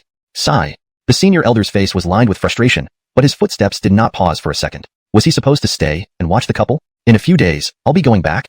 Just as the two elders left, amidst the still awkward atmosphere, Deegan suddenly spoke up. Karis's heart skipped a beat, anxiously asking, Big brother Shushu, where are you going again? Looking at the flustered Karis, Deegan laughed lightly, slowly walking to her, petting her head affectionately and said, It's almost the holiday. I need to visit home. Then, can Aaliyah go with you? To Deegan's surprise, Karis made a request unprecedentedly. Although they had known each other for a long time, and he was aware of her feelings, he always regarded her as a younger sister. So, he originally intended to refuse her. However, seeing her pleading eyes, he felt reluctant and finally nodded in agreement. Really? Big brother Shushu, you're really taking me with you? Karis couldn't believe her eyes. She thought Deegan would refuse her, but instead, he agreed, and she excitedly hugged him. You should pack up and come with me to see my family. Deegan gazed in the direction of his hometown, missing his parents terribly. 2 days later, the trio left Wuxing Mountain and boarded a flight to Dongyuan City. Originally, Deegan wanted to fly directly to Qingshan City, but since there was no direct flight, they had to stop at Dongyuan City and switch transportation to reach Qingshan City. Master, why didn't you bring Yanting and Ganchang this time? On the business class seats, Darien asked curiously. Just call me by name out here, no need to be so formal. People around heard Darien calling Deegan master, and cast odd looks. They need some time in seclusion, so I left them behind at Shoutian sect. Ever since the day the two observed Deegan's moves, they had entered a state of enlightenment. Initially, Deegan thought it would last no more than a day, but by the next morning, they were still in meditation. Deegan realized they had entered deep cultivation, a highly desired state among cultivators, which greatly improved their comprehension of techniques, cultivation speed, and even breakthroughs. However, such a state is not something that can be encountered anytime or anywhere. Many cultivators never experience deep cultivation throughout their lives. Precisely because of this, Deegan did not bring the Carmelo this time upon his return. Firstly, there wouldn't be much danger in the city, and now Darien's strength was nearing the late golden core stage. He could handle most situations on his own. Secondly, the original intention was to visit his parents and spend some time with them. Bringing too many people would have been inconvenient. Hello, beautiful lady. I'm a Diffier. Pleased to meet you. At this moment, a man dressed in a suit suddenly appeared beside Karis and started chatting her up. Deegan merely glanced at him lightly. The man looked decent but seemed quite deficient in chi. As for Karis, when she noticed the stranger greeting her, she simply returned a faint smile before turning away and ignoring him. The man named Diffier stood there dumbfounded, embarrassed and frustrated. He had never encountered a girl who showed no interest in him. Instantly, a sense of competitiveness arose within him. The more someone ignored him, the more he wanted to get her attention. A reluctant melon might not taste sweet, but it would certainly quench his thirst. Sir, my seat is in first class. Could you switch places with me? Finding it difficult to approach Karis, Diffier then targeted Deegan. However, after waiting for half a day, Diffier received no response from Deegan. The man standing behind Diffier grew impatient. Hey, our young master is talking to you. Did you hear him? Deegan frowned slightly and glanced at the speaker. He wore servant-like clothing, obviously Adifir's lackey. However, Deegan ignored him, closing his eyes and leaning back into his seat. Adifir's face turned unpleasant. Meeting a beauty who didn't reciprocate his charm was one thing, but why should a passenger in business class look down on him? Sir, I wish to sit beside this young lady. I need to discuss something with her. Could you do me a favor? Or, how much money would it take? Adjusting his gold-rimmed glasses, Adifir decided to show the difference between them using his wealth since the other wasn't paying him any heed. A hint of satisfaction surfaced on his face. For Adifir, there was nothing money couldn't solve. If it couldn't be resolved, it meant the money offered wasn't enough. Seems like you're looking for trouble. Dermot back to your first-class seat and stop seeking attention here. Deegan remained expressionless, while Karis still ignored him. Only Darien couldn't hold back and snapped at Adifir. King. Seeing Darien so arrogant, the lackey was about to teach him a lesson but was stopped by Adifir. Then, wearing what he thought was a handsome smile, Adifir spoke. Piske, handsome guy, I wasn't talking to you. I was asking this gentleman. You. Just as Darien was about to stand up, Deegan stopped him. Are you an idiot? Deegan's sudden words made everyone on the plane burst into laughter. Haha. What a joke. Rich people these days really know how to play. Even trying to exchange seats and got ignored. Hilarious. Many passengers witnessed the scene, causing several mocking comments. Furious, Adifir had never experienced such embarrassment from childhood until now. Fine, punk. Don't run when you get off the plane. Adifir left in disgrace, his defeat drawing more laughter. Boring. Deegan rolled his eyes at them, feeling speechless. If Adifir knew his place, things would end there. But if he dared to seek trouble after disembarking, Deegan would teach him a lesson. 2 hours later, the plane landed at Dongyuan Airport. With the announcement, Deegan and others queued off the plane like the other passengers. At this moment, numerous black Mercedes-Benz commercial vehicles surrounded the airport, around 30 to 50 of them. Passengers coming out of the cabin were shocked. When did Dongyuan City get such a figure? A casually dressed man nearby expressed his confusion. Didn't you see the suits those bodyguards are wearing? They belong to the Shichu group. I think they're here to pick up their young master. Some people understood the situation. Amidst the chatter, Deegan picked up some information. Shichu group? U.S. air landing? Although Deegan heard some key points, he hadn't heard of this Shichu group before. So, he took out his rarely used phone and switched it on. Chapter 173, West Chu Group. Buzz buzz. Buzz buzz. The moment Deegan turned on his phone, a series of notification sounds came through. Over 100 messages were awaiting him. Among them, only 2 were from Jet, both reporting updates. The rest were from Emiliano and Nelly asking why he suddenly left Dongyuan City, and why he wasn't responding to their messages. The remaining messages were all from Bridget, but at that moment, Deegan didn't have time to carefully check them. He found Jet's number and called immediately. Master? My goodness, Master. Your call finally went through. So long without hearing from you. I missed you terribly. On the other end, Jet was overjoyed to hear from Deegan after nearly 2 months. If not for knowing Deegan's formidable strength, he would have thought something had happened to him. Don't waste time. I have a question for you. Recognizing the seriousness in Deegan's voice, Jet immediately turned serious. Master, ask away. As long as it's within Dongyuan City, there's nothing I don't know. Jet said confidently, making Deegan's sweat drop. Although they were just on the phone, Deegan could almost visualize the smug look on Jet's face. Have you heard of the West Chu Group? Deegan asked, and upon hearing this, Jet fell silent for a moment. Deegan sensed a hint of unease. Clearly, the West Chu Group was causing significant changes in Dongyuan City. Master, the West Chu Group came straight from the United States. They aim to control Dongyuan City and build an industrial zone. Jet explained in a string of words. After listening for a while, Deegan grasped the main point, that the West Chu Group, backed by U.S. interests, had rapidly intervened in Dongyuan City a month ago and now controlled several groups in the city. I'm at Dongyuan Airport. Send someone to pick me up. Having originally planned to go back to Qingshan City to spend time with his parents and search for a way back to the cultivation world after the new year, Deegan now faced an unexpected situation. From Jet, he learned that the Tang Long Group was also suffering from cash flow issues due to the West Chu Group's activities. Tilly has been kind to me. I can't let Tang Long Group be swallowed like this. Looks like I'll need to stay here for some time. After a brief moment of thought, Deegan made up his mind. What's wrong, Dayton? You seem unhappy. Karis walked over to him, noticing his displeased expression and asking with concern. It's fine. Just a phone call. Wait a moment. I've arranged for a pickup. Deegan smiled awkwardly. Karis nodded gently, standing beside him, her eyes darting curiously around the bustling airport. Seeing her reaction, Deegan felt a pang of emotion. Karis had lived in the cultivation world since birth, focusing solely on cultivation even when her sect was stranded in the human world. Brother. Shoo. Got the luggage. Darien dragged the bags toward them, changing the word master into Dayton. Yeah. Alright, let's wait outside the airport. As Darien carried the luggage, Deegan prepared to leave, but a mocking voice stopped him. Hey, isn't that the poor duo who were just sitting in business class? Deegan instantly recognized the obnoxious voice of Adifir's lackey. Choosing to ignore it, he kept walking. But the lackey saw this as fear and stepped forward to block their path. Hold it. Did my master allow you to leave? The lackey glared arrogantly at Deegan and Darien, looking like he wanted to pop out his eyeballs. Before Deegan could respond, Darien dropped the luggage and approached the man. Say that again. Darien roared fiercely, clearly ready to act. Deegan didn't stop him. His mood wasn't pleasant to begin with. Do you know who my master is? How dare you be so arrogant? Want to get scared to death? The lackey sneered at Darien, utterly disdainful. He's the son of West Chu Group. Don't you commoners bow respectfully before my master? Upon hearing this, Deegan smirked coldly. What he wanted showed up unexpectedly. Just as he intended to find trouble with the West Chu group, it came knocking. He glanced at Darien, who understood and cracked his neck before heading towards Adifier. What are you doing?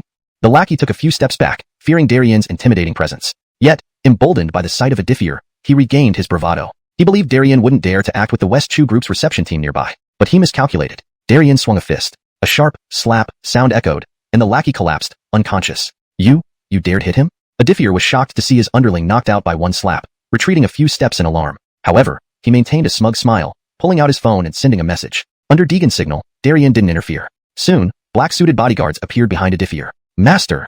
At your command. A respectful young man bowed to Adifier. Yes, Brother Adolfo. Surround them. They're sick and tired of living if they dare hit me. Adifier shouted loudly after Justice arrived. Glaring at Deegan and the others with disdain, he thought to himself that as the young master of the West Chu group, it was unthinkable for anyone in Dongyuan City to not give him any face. He decided he would have to properly teach these people a lesson. However, if the exceptionally beautiful young lady beside them would accompany him to the hotel for some fun, maybe his mood would improve enough to let them off the hook. With that thought, Adifier approached Karis with a lecherous grin. Listen up, fool. You guys just assaulted my men. I can call the police and have you all arrested. With the clout of the West Chu group in Dongyuan City, I can easily keep you locked up for a couple of weeks. If anything were to happen to you while inside, I certainly can't guarantee your safety. Got it? Adifier smirked wickedly, his leering gaze continuously sweeping over Karis. His demeanor clearly showed he was no stranger to bullying others with his power. Deegan narrowed his eyes slightly. He hadn't expected this Adifier to be so arrogant. Relying on his status as the young master of the West Chu group, he was evidently causing trouble outside. But encountering Deegan now could be considered either bad luck or a sign that Old Tongue couldn't tolerate such behavior anymore. So, what do you want? Deegan asked slowly, a faint glint of coldness appearing in his eyes. Adifier felt a chill run down his spine but dismissed it, thinking it was just the cool night air. With so many bodyguards around him, what was there to fear? These two might seem capable, but so what? Justice is a cultivator specially assigned by my father. Even if they are good fighters, can they possibly stand against him? Thinking about this, Adifier's arrogance grew. What do I want? As long as this pretty little thing spends the evening entertaining me, I'll spare you all. Smiling smugly, Adifier knew that with his bodyguards behind him, even if the others were unhappy, they could do nothing but comply. After all, the West Chu group backed by the powerful U.S. interest had been warmly welcomed by the leaders of Dongyuan City. As the young master, he practically ruled like a little emperor. Who would dare offend him? You. Despite having cultivated for centuries, Karis had never encountered such a ruffian. Her face turned green with anger, wishing she could obliterate him on the spot. If Deegan hadn't restrained her, the entire airport might have suffered. Aaliyah. Karis glanced at Deegan and remained silent, standing behind him. West Chu group? Is that supposed to impress me? Deegan walked forward, shielding Karis from behind, speaking calmly. At this, Adifier burst into laughter. That's the funniest joke I've ever heard. The West Chu group is beyond your reach for the rest of your life. Saying its name through your mouth feels like a desecration. Pointing at Deegan, Adifier's arrogance was boundless, unaware that his words were sealing his fate. Haha. Deegan smiled lightly. This man was courting death, and not even Old Tongue could stop him. Then he looked at Darien. Be gentle. Don't kill him. Upon hearing this, Adifier and his bodyguard sneered derisively. Is this guy crazy? How dare he speak to the young master like that? Humph. This must be incompetence leading to madness. He wants to protect his girlfriend, but since she caught our young master's eye, what can he do besides spouting threats? Pathetic. Just pathetic. The bodyguards whispered among themselves, except for Justice, who remained calm but had a hint of ridicule in his eyes. However, he kept his emotions in check. Kid, I suggest you listen to the young master. Otherwise, you'll be the one suffering soon. Justice stepped forward, positioning himself in front of Adifier but keeping his eyes on Darien. He sensed an alarming aura emanating from Darien and deduced that he too was a cultivator, though he couldn't determine his strength yet. Brother Shushu, don't worry. I know how to handle it. Darien grinned and moved forward. Justice's previously expressionless face turned serious as he protected Adifier behind him. Judging by your stance, you must also be a cultivator. Come, let's see if you're fit to protect him. Darien hooked his fingers and looked at him contemptuously. Having held back for so long, now with his master's permission, he was eager to let loose. You saw through me so quickly? A flicker of surprise crossed Justice's face. He hadn't expected Darien to identify him before showing his true strength. Clearly, Darien was a skilled practitioner. Justice's expression became grave. Chapter 174, Darien steps in. Lewis assumed a fighting stance and meticulously erected a spiritual barrier around the area, making it impossible for non-cultivators to see what was happening inside. Adifier, standing behind him, couldn't help but sneer. He had personally witnessed Lewis's strength. A half-meter thick steel plate could be easily bent with just one strike of his palm. Such power made him virtually untouchable in Dongyuan City. With him here, who dared to provoke them? The man in front of him was clearly unaware of the consequences of challenging Lewis. He didn't even know how to spell death. Little beauty, you're mine today. Adifier's lustful gaze roamed over Karis's graceful figure, almost drooling at the sight. Behind him, the group of black-suited bodyguards wore similar expressions of disdain. I can't believe this guy. Why does he have to pick on our boss? Pity. He's about to get a serious beating. One of the bodyguards on the far right spoke up slowly. He had been working as a bodyguard at the Shichu group for several years. Initially, he was arrogant and fearless, even daring to challenge Lewis to take over as captain. But after being soundly defeated, he realized that there were always people stronger than him. Seeing the two young men challenge Lewis now, he knew the outcome would be no different. Huh, take my palm. A murderous intent flashed in Lewis's eyes as he roared, his right hand slashing out towards Darien. Darien remained calm, shifting his feet slightly and leaning to the side to dodge the attack effortlessly. Lewis wasn't going to let him off so easily. Realizing his first strike missed, he launched simultaneous attacks from both hands. His moves were expansive and forceful, clearly those of an expert in external martial arts. Yet, despite unleashing his full power, not a single hair on Darien's body was touched. On the contrary, Darien maintained a smirk throughout, appearing completely relaxed. Lewis was left speechless, his fierce attacks met with such composure. Could Darien's strength surpass his own? This thought sent a wave of despair through Lewis. His fundamentals are solid, but all these are just physical techniques. Deegan shook his head, commenting aloud. The man's internal energy was minimal. He clearly hadn't cultivated chi deeply enough to transcend into higher realms. However, his mastery of physical combat was near microcosmic, yet his internal energy paled compared to an early golden core cultivator. No matter how proficient his external martial arts skills were, they wouldn't exceed the level of an early golden core cultivator. Darien indeed didn't need much effort to deal with him. After a few moments, Lewis was drenched in sweat, clearly feeling the strain. Despite his aggressive attacks, Darien dodged every move with ease, not retaliating even when opportunities arose. It was clear he was being toyed with, leaving Lewis increasingly frustrated. Unable to come up with a solution, he could only stand there fuming. Meanwhile, Adifir grew impatient, shouting irritably, "Lewis, what are you doing? Finish him already." Startled by Adifir's outburst, Lewis panicked, missing his next move and losing balance. He stumbled into Darien's shoulder. Slap. The collision was solid, and before Lewis could react, an inexplicable force sent him flying backward, landing several steps away, utterly shocked. You're an internal martial arts master? Upon brief contact, Lewis felt a powerful shock, leading him to deduce Darien must be skilled in internal martial arts. What internal martial arts master? Aren't you going to fight? Stop stalling. Darien, not understanding Lewis's words, urged him to continue. Master, please go first. This opponent is too formidable. Taking a deep breath, Lewis made his decision. Adifir, bewildered, stared at Lewis in disbelief. What did you say? You can't win? What do I pay you for? You useless piece of shit. Adifir cursed under his breath but slowly retreated, followed closely by the bodyguards. Deegan watched from the rear, deciding not to intervene. He planned to stay in Dongyuan City for a while, so time was on his side. Stop playing around. End it quickly. Realizing Deegan wanted a faster conclusion, Darien nodded promptly. His master had spoken. He wouldn't dare disobey. Instantly, his internal energy surged, revealing a late golden core aura. What? A peak master? Lewis gaped in astonishment. Initially, he had thought Darien's strength was only slightly above his own, never imagining he faced a peak master, a being one step away from legendary status. Furthermore, the man behind Darien likely possessed even greater power. He couldn't bear to think further about it. How could he possibly fight such a formidable opponent? Farther away, near the airport's edge, Adifir sat in the back seat of a Mercedes-Benz, his eyes still glued to Karis. As the car started moving, he muttered to himself, filled with lustful thoughts. Humph, just letting you off this time, but I will have you in bed eventually. Had Lewis not advised him to leave for safety, Adifir would have found a way to get Karis today. Drive. Home. With one last longing glance, Adifir ordered the driver to depart. Hashtag chapter 175. This is the master's wife? The driver complied, and with a gentle press on the accelerator, over 10 Mercedes-Benz vehicles left Dongyuan Airport in an orderly fashion. Just as the convoy pulled away from the airport, a blue sports car passed by them. Isn't this a vehicle from West Chu Group? Why would it be at the airport? Could it be picking someone up? Jet couldn't help but think to himself, but he only paused for a moment before continuing to drive his sports car into the heart of the airport. Upon arriving, he noticed that deep within the airport, there was a place enclosed by a transparent barrier. He surmised that Deegan must be inside, so he floored the accelerator and sped towards it in mere seconds. The airport staff, upon recognizing the Ellis family's vehicle, turned away, pretending not to see. By the time Jet reached the barrier, he found that it had suddenly disappeared. In front of him stood an unfamiliar young man, while a person who seemed familiar lay on the ground, pale-faced. This is... Jet immediately recognized the man on the ground. He was from West Chu Group, with cultivation strength not inferior to his own, and yet, he had been defeated by this seemingly young man. Jet was taken aback. When did such a person appear in Dongyuan City? Someone capable of easily defeating a mid-stage golden core cultivator. As Jet was about to step forward to investigate, two powerful auras appeared behind him. Suddenly drenched in cold sweat, Jet said shakily, "Sir, I'm not with him. Let's talk things through calmly." Swallowing hard, he spoke nervously. A soft laugh then came from behind him. It was a woman's voice. Now Jet was truly puzzled. He had never heard of such a figure coming to Dongyuan City. That's enough, Aaliyah. Don't tease him anymore. It's me, Deegan. Deegan shook his head, stopping Karis. Karis made a mischievous face at Deegan and then stood proudly behind him. It was then that Jet realized the astonishing aura had come from his master. His heart instantly calmed down. Phew, master. You almost gave me a heart attack. I was wondering when Dongyuan City got such a formidable person.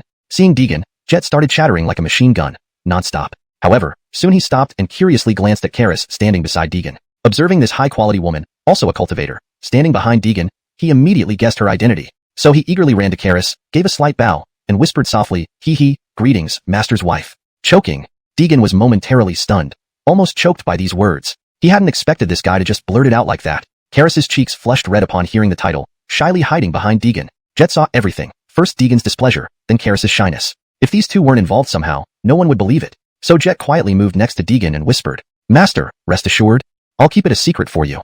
With that, he made a knowing expression, which almost made Deegan lose control and punch him. "Master, what should we do with this person?" Darien walked over, holding Justice, who was now severely injured, barely breathing. Seeing this, Deegan gestured for Jet to handle it. Jet nodded and approached Darien. "Little brother. Don't worry, leave this one to your big brother." As he tried to put an arm around Darien, the latter pushed him away disdainfully. Darien kept an alert look, occasionally glancing at Deegan, as if seeking confirmation of Jet's identity. Only after Deegan sighed and nodded did Darien relax. "Greetings, Roland." Satisfied that Deegan had approved, Darien greeted without hesitation. Jet was thrilled. He rushed over, patting Darien on the shoulder, looking quite pleased with his response. "All right, let's head back." Deegan looked at the two with some exasperation and spoke slowly. There was no time to linger here. Dongyuan City still had much to be dealt with. "I'll get the car ready now." An hour later, Jet brought the three to a villa. Master's wife, and little brother, you'll stay here during your time in Dongyuan City." This villa belonged privately to Jet, its location hidden even from other members of the Ellis family. Deegan took a quick look. The environment was decent, satisfying him. Darien didn't seem to mind, as long as he was where his master was and did what his master instructed. Only Karis acted like a curious child, eyes wide open as she examined everything in the villa. This behavior made Jet cast a peculiar glance at his master, then at Karis. Unable to hold back, he pointed to his head, then toward Deegan. "Go to hell." Deegan, embarrassed, felt this guy was utterly ridiculous. Jet laughed awkwardly, sensing he might have said something wrong. He quickly asked if anyone wanted something to eat. Deegan was indifferent, but Karis had always been interested in mortal food. Back in Shoutian sect, she often pestered Deegan to cook for her. Though it wasn't every time, Deegan had been busy during that period, cooking only 2 or 3 times. But those few times had left a lasting impression on Karis. Coming to the bustling city was partly because of this. "You decide. Just a little will do." Initially, Deegan intended to decline, but seeing Karis's expectant face, he finally let Jet prepare some food. Chapter 176, Amador. Late at night, within the Hongqi Villa complex of Western Chu Group, bang! A middle-aged man slapped the wooden table hard. At this moment, his eyes were filled with anger. Standing before him was a diffier, who had just been picked up from the airport. This man was none other than Fuller, a diffier's father, and also the chairman of Western Chu Group. "Do you know how much effort it took me to arrange for a master-level protector for you?" Fuller had already received news about Lewis's severe injuries. His expression was extremely grim, and it was all because of this wastrel. If not for fetching him, would Lewis have been seriously injured? "Father, I didn't mean to. Besides, that person was really too hateful." "Shut up. Right now, immediately, get out of my sight and go to your room. From now on, without my permission, no one is allowed to let young master leave the villa." Before a diffier could finish speaking, he was interrupted by Fuller's stern reprimand. Now, a diffier was too frightened to speak, terrified that his father might fly into a rage and beat him. "What are you standing around for? Aren't you going to return to your room?" Fuller shouted, scaring a diffier into running out on all fours. "Hell, why did I sire such an incompetent child?" Fuller muttered angrily. If only he had known this would happen, he should have taken better precautions back then. "Spare yourself from causing trouble. Mr. Zhang, should we go to the hospital and check things out? I remember Mr. Adolfo once mentioned that incident. Why don't we do that?" At that moment, the Jillian in black stockings, who stood next to Fuller, spoke up. This awakened Fuller from his contemplation. "All right, prepare the car. We're going to the hospital." "Yes, Mr. Zhang." The secretary acknowledged the order and left gracefully, her slender waist swaying. Fuller couldn't help but feel a flicker of lust. But now wasn't the time to vent. Dongyuan City still had some pressing matters, and having a powerful cultivator by his side would make things smoother. 3 days later, in the intensive care unit of Dongyuan Central Hospital, a middle-aged man dressed in a long robe appeared here. "Excuse me, may I ask which room is Lewis's?" The young nurse beside him couldn't help but glance at the newcomer oddly due to his peculiar attire, but she still guided him to Lewis's room as part of her duty. "Lewis? Someone's looking for you." Lewis lay in bed, wrapped in bandages, his right leg encased in plaster. The only part of him still functional was his head. After leading the middle-aged man there, the nurse turned and left. "Roland, you've come?" Cough, cough. Lewis gave a weak laugh, his voice barely above a whisper. Upon seeing Lewis like this, the middle-aged man rushed to the bedside with a worried expression. "How did you get hurt like this? Who did this? Roland will take revenge for you." The middle-aged man was named Amador and was Lewis's senior brother in their sect. Though Lewis was more introverted and had left the sect years ago to live in the secular world, the two maintained frequent contact. When Fuller came to visit Lewis, his intentions were clear. Lewis wasn't foolish. Under Fuller's threats and bribes, he eventually called upon his senior brother, Amador. "It's nothing serious, just flesh wounds, cough, cough," Lewis said slowly. Seeing his condition, Amador felt immense heartache, but didn't press further when Lewis didn't want to talk about it. Instead, he sat down beside him and started recounting old memories. "You had a great talent back then. Master looked highly upon you. Why did you decide to leave the sect? If you had stayed in the sect, you wouldn't be in this situation." Amador chattered on while tears welled in Lewis's eyes. He preferred to keep these reasons buried in his heart. About half an hour later, Amador prepared to leave. Just before leaving, he said, "Don't worry, junior brother. Roland is here to seek justice for you. Without waiting for Lewis's reply, he turned and left the ward. Outside, a beautiful woman in a short skirt and black stockings sat listening to the conversation clearly. As Amador exited the ward, she slowly took out her phone and sent a text message to Fuller. He's hooked. At that moment, Fuller lay in his office chair, listening to saxophone music, holding a glass of red wine. He wore a smug expression. Humph. Without you, Lewis, can't I, Fuller, manage things? Withdrawing his feet from the desk, Fuller rose and walked to the floor-to-ceiling window. Moonlight shone through the window, casting an eerie smile on his face. Knock, knock, knock. Before long, there was a sudden knock on the door to Fuller's office. Mr. Zhang, someone is here to see you. It was the same Jillian who had been at the hospital earlier. Fuller knew exactly who it was. Let him in. Though it was nearly midnight, Fuller hadn't rested, waiting for this person. The door creaked open, and a man dressed in a long robe walked in. It was Amador, Lewis's senior brother. Hello, Master Chun. Fuller turned around, gave him a brief glance, then gestured for him to sit down. Amador was straightforward and came for one purpose only, to find out who had injured his junior brother and seek vengeance. Mr. Zhang, I'll get straight to the point. I'm here to find out who injured my junior brother. Amador said coldly, his expression grave, indicating how important this matter was to him. Since childhood, Amador and Lewis had been very close. If not for Lewis's stubborn decision to leave the sect, they might still be cultivating together there. I can tell you, but you must agree to a request. Fuller sipped his wine, smiling slightly. Amador paused, pondering for a moment before nodding. What request? Hashtag chapter 177. Finalizing the plan. Eden, seeing that his opponent had fallen into his trap, didn't rush. He pulled out a contract from beside him and handed it to Amador. From Lewis, Eden learned that his senior brother was very powerful. If he could secure Amador's help, everything in Dongyuan City could proceed smoothly. Even if some people were provoked, with Amador by his side, these issues could be resolved effortlessly. This is a service contract. While Lewis is recuperating, I need you to help me with some matters. Of course, I will compensate you handsomely for your efforts. Eden smiled at him, his wineglass quietly emptying in his hand. Do you think I'll agree so easily? Amador scoffed, then asked. This time down the mountain, he hadn't informed his master. If his master found out he had left the sect secretly, he would definitely face punishment upon return. Plus, he hadn't planned on telling his master at all. So, Amador had originally intended to take revenge for his junior brother quickly and return to the sect before anyone noticed. Now, he just needed to know who had injured his junior brother. Everything else was not within his consideration. Seeing Eden produce a few sheets of paper to tie him down, Amador chuckled, a hint of disdain showing in his eyes. I believe you will. Eden was confident as he slowly placed his wineglass down and walked towards Amador. Leaning close to his ear, he whispered softly, causing Amador's face to change drastically. Shock filled Amador's eyes as he looked at Eden, still unable to react for a long moment. Only when Eden handed the contract to him again did Amador finally respond. What do you think? Need more time to consider? If you've made up your mind, sign it.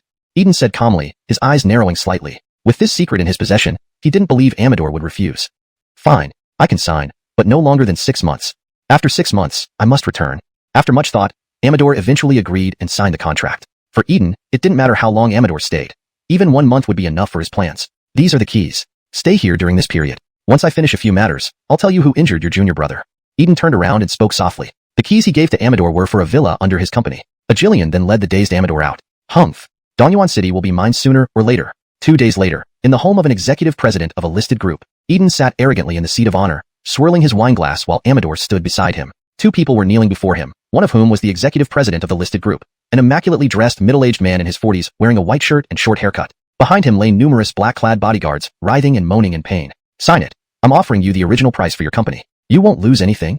At least, you will receive a substantial sum of money. Eden grinned and passed a pen to the kneeling man. Forget it. Even if I die, I won't sign it. The man refused angrily upon hearing Eden's intentions to acquire the company he had built over decades. Eden smiled as if expecting this reaction. He waved his hand, and Amador immediately understood, stepping on the man's calf with a sickening crunch. Ah! The man screamed in agony. Throughout this ordeal, Eden watched calmly, smiling. How about now? Will you sign? If you don't sign, you might as well give up the other leg too. Eden growled menacingly, smashing the wineglass on the ground, implying that the acquisition agreement had to be signed today. Seeing Eden's ruthlessness, the man, for the sake of his family's safety, reluctantly signed the contract. Good. That's the spirit. Your money will be transferred soon. Ha ha. Eden puffed on a cigar, clearly pleased with himself. Let's move on to the next one. With that, Eden stormed out, leaving behind the crippled man and a heap of groaning bodyguards. Meanwhile, Deegan and his team, led by Jet, arrived at the general manager's office of Ellis family's corporate headquarters. Master, here are the materials I've collected. Please take a look.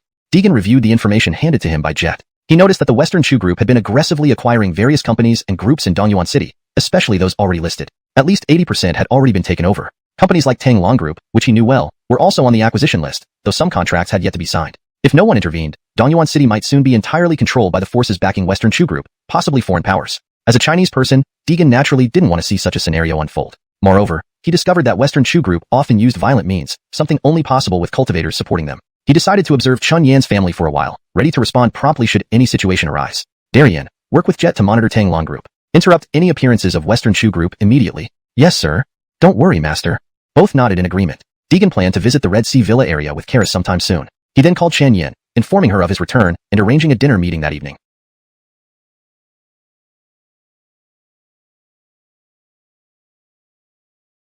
Chapter 178. Karis's Jealousy. Anna, on the other end of the phone, initially did not want to come. The recent turmoil caused by the Western Chu Group's aggressive acquisitions in Dongyuan City had her stressed and overwhelmed. However, thinking about how long it had been since she saw Deegan, she eventually decided to drop her work and accept the invitation. In the evening, in a private room at the Dongyuan International Hotel, Deegan had already reserved the best room for tonight. Not only did he invite Grant and Anna's family, but he also invited Daryl Tobias's family. And when Jet heard about the dinner, he shamelessly joined in too.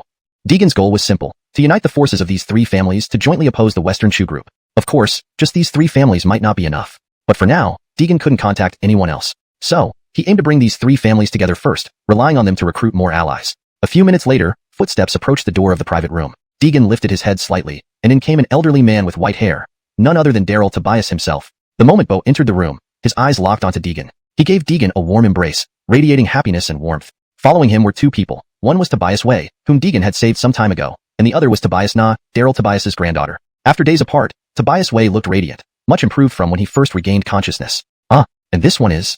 Though old, Bo's vision was still sharp. Seeing a beautiful woman seated beside Deegan, he instantly perked up with curiosity. Karis, my junior sister. Deegan briefly introduced her, but before Bo could ask more, there was another set of footsteps outside the room, this time hurried. Sure enough, soon after, Jet barged in with Darien. Master, we're here.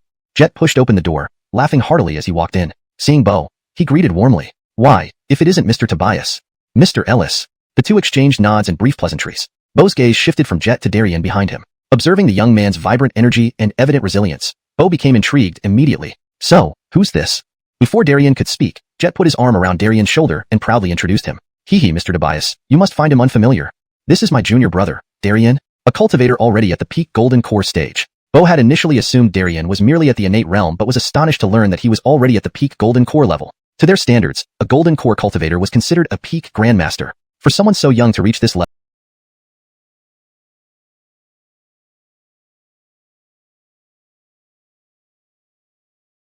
meant a limitless future ahead. Considering he was one of Deegan's disciples, Bo thought it natural that his talent wouldn't be lacking. So you're Mr. Zhao. It's a pleasure to meet you. Please take care of me. Bo rose hastily to greet Darien while Jet watched happily, reveling in the slight superiority revealed in his expression over introducing Darien as his junior brother, greatly satisfying his vanity. Of course. Darien nodded repeatedly. As a friend of master, propriety demanded respect. At this point, upon Tobias Wei's indication, Tobias Na moved to sit beside Karis, striking up a quiet conversation, clearly aiming to build a good relationship, which Deegan had no objection to. Karis, always immersed in cultivation, lacked social experience outside Xidatong. Finding someone willing to chat with her was rare indeed. With Tobias Na by her side, Karis even smiled, an expression Deegan rarely saw her wear in public. Unaware of Karis's identity, Tobias Na felt no distance or reservation, a positive development for Karis. Shoo. Suddenly, a familiar voice came from the door. Deegan turned. It was Anna. However, Grant hadn't come along, only bringing his daughters Annabelle and Nellie. Tilly has arrived, please sit down. Seeing Anna, Deegan greeted warmly. Tilly had always been kind to him since childhood, so he couldn't afford to be impolite. Annabelle, following Anna, glanced at Deegan somewhat awkwardly, lowering her head, deep in thought. Brother Shushu, where have you been these days? I missed you so much. On the contrary, Nellie pounced into Deegan's arms the moment she saw him. Immediately, Deegan felt a chill emanate from behind. It had to be Karis. It was urgent business, so? Embarrassed, Deegan tried to explain. Fortunately, Nellie wasn't clingy. After some small talk, she sat down next to Annabelle and Anna. Sitting down, Deegan felt a sharp pain in his toes. Looking down, he saw Karis incessantly poking him, even sneaking in a bit of spirit energy. But Deegan kept a straight face, pretending not to notice. Seeing this, Karis leaned close to his ear and growled. Fine, that's why you've been ignoring me these days. So many vixens chasing after you. Blushing, Deegan quickly picked up chopsticks and placed a chicken leg in front of her to silence her. Unfortunately, Nellie saw this and pleaded cutely. Brother Shushu, I want one too. Reluctantly, Deegan placed another chicken leg before Nellie, resulting in a clamp assault on his thigh. While no harm was done, even without spirit energy, a late-stage soul formation cultivator's finger strength was formidable. Meanwhile, Tobias Na continued chatting with Karis, both growing closer. Deegan sighed inwardly. He knew this dinner would be a balancing act. Chapter 179. Seeking trouble. Colton bit into a chicken leg with delight, her face beaming with joy. Little did she know her happiness was built on someone else's discomfort. Once the meal was nearly over, Sylvester pointed to Jet and had him retrieve the documents he previously reviewed. These were distributed to Anna and Bo. These contain detailed information about the recent large-scale company acquisitions in Dongyuan City. I fear that Shichu Corporation may soon take action against you, especially Tilly. Tanglong Corporation is listed on Shichu Corporation's acquisition targets. Sylvester carefully analyzed the situation as Anna nodded in agreement. Upon reviewing the document, she noted the thoroughness of the data. It even included specific financial figures. It was clear extensive preparation had been done. With this, Anna spoke up. Shichu Corporation has been interfering with Johnny and me these past few days. Your Uncle Tang is still handling these matters at the company? Finian, if you have a solution, just say it. Tilly trusts your judgment. Anna's willingness to follow Sylvester's advice showed how exasperated she was by Shichu Corporation's tactics. All right, let's get started. Sylvester did not demur. Encouraged by Tilly, he began outlining his plan. Everyone listened intently to his strategy. After about an hour, Sylvester concluded his presentation. At this point, Jet seemed less active than before, deep in thought instead. If all went according to Sylvester's plan, it could indeed resolve Dongyuan City's crisis thoroughly. But was it too risky? Master, isn't this approach? Jet tried to persuade Sylvester otherwise, but Sylvester interrupted by standing up. This is the best way forward. I can't stay here much longer. So we need to act fast. Sylvester emphasized. Jet understood from Sylvester's words that he would be leaving soon. Thus, he complied without further comment, respecting Sylvester's decision. For Sylvester's plans, he had no choice but to listen. On the other hand, Anna fully agreed. She trusted this child she had watched grow up entirely. As long as Sylvester ensured her safety, everything else was secondary. Her concerns were likely unfounded. The passage connecting the cultivation realm to the human world remained sealed, and there were probably no people currently capable of harming Sylvester in this world. All right, let's do it. Friend Shu, we leave this matter to you. After some deliberation, Bo also supported Sylvester's plan and assured help whenever needed. Sylvester smiled faintly, knowing the old man's support was invaluable. Well, since everyone agrees, let's wrap up for today. Let's part ways. Having accomplished the purpose of their gathering, Sylvester prepared to see everyone off. At this moment, Colton suddenly clung to Sylvester once more. Brother Shu, Nanshu will miss you. Can you stay in Dongyuan City a little longer? Colton pouted, clearly regarding Sylvester as family. Upon hearing of his impending departure, she felt distressed. Moreover, with a beautiful woman beside him, she feared being forgotten once Sylvester had a girlfriend. Don't worry, I won't leave anytime soon. It took great effort for Sylvester to console Colton and send her off with Anna. Even as the car drove away, Colton waved goodbye through the window. This display left Danica scowling in irritation. Seeing this, Jet anticipated what was coming and hurriedly pulled Darien and invited old Tobias to leave together, leaving Sylvester alone with Danica. Missed you so much. Really couldn't bear to part with you.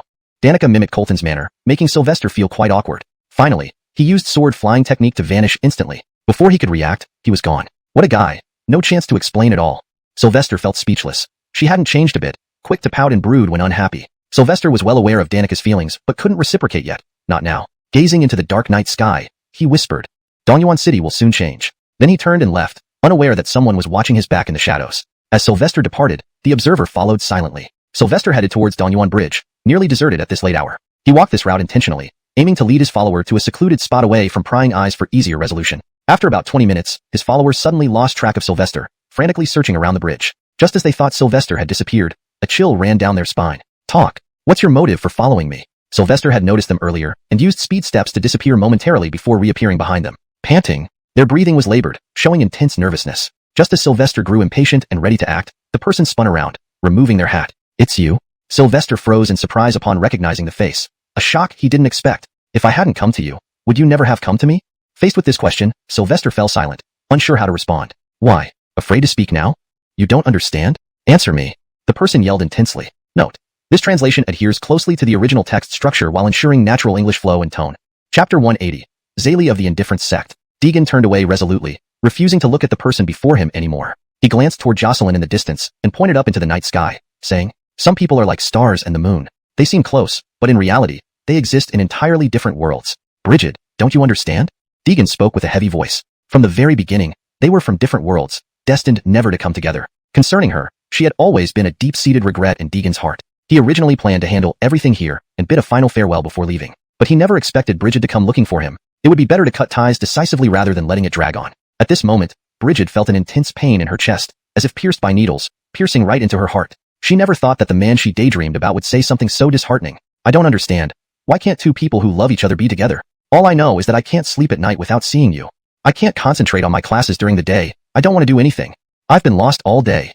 But, for over 2 months, the first thing she did every morning was to check her phone for messages from Deegan. Each time, her hopes were met with disappointment. At this moment, Bridget finally understood what unrequited love felt like. I'm sorry, we're really not suited for each other. Deegan took a deep breath and finally uttered these words. If they hadn't met from the start, perhaps this ending wouldn't have happened. After his words, silence enveloped the surroundings. The sticky, dark night pressed down on Bridget like 1,000 pounds of weight, making it hard for her to breathe.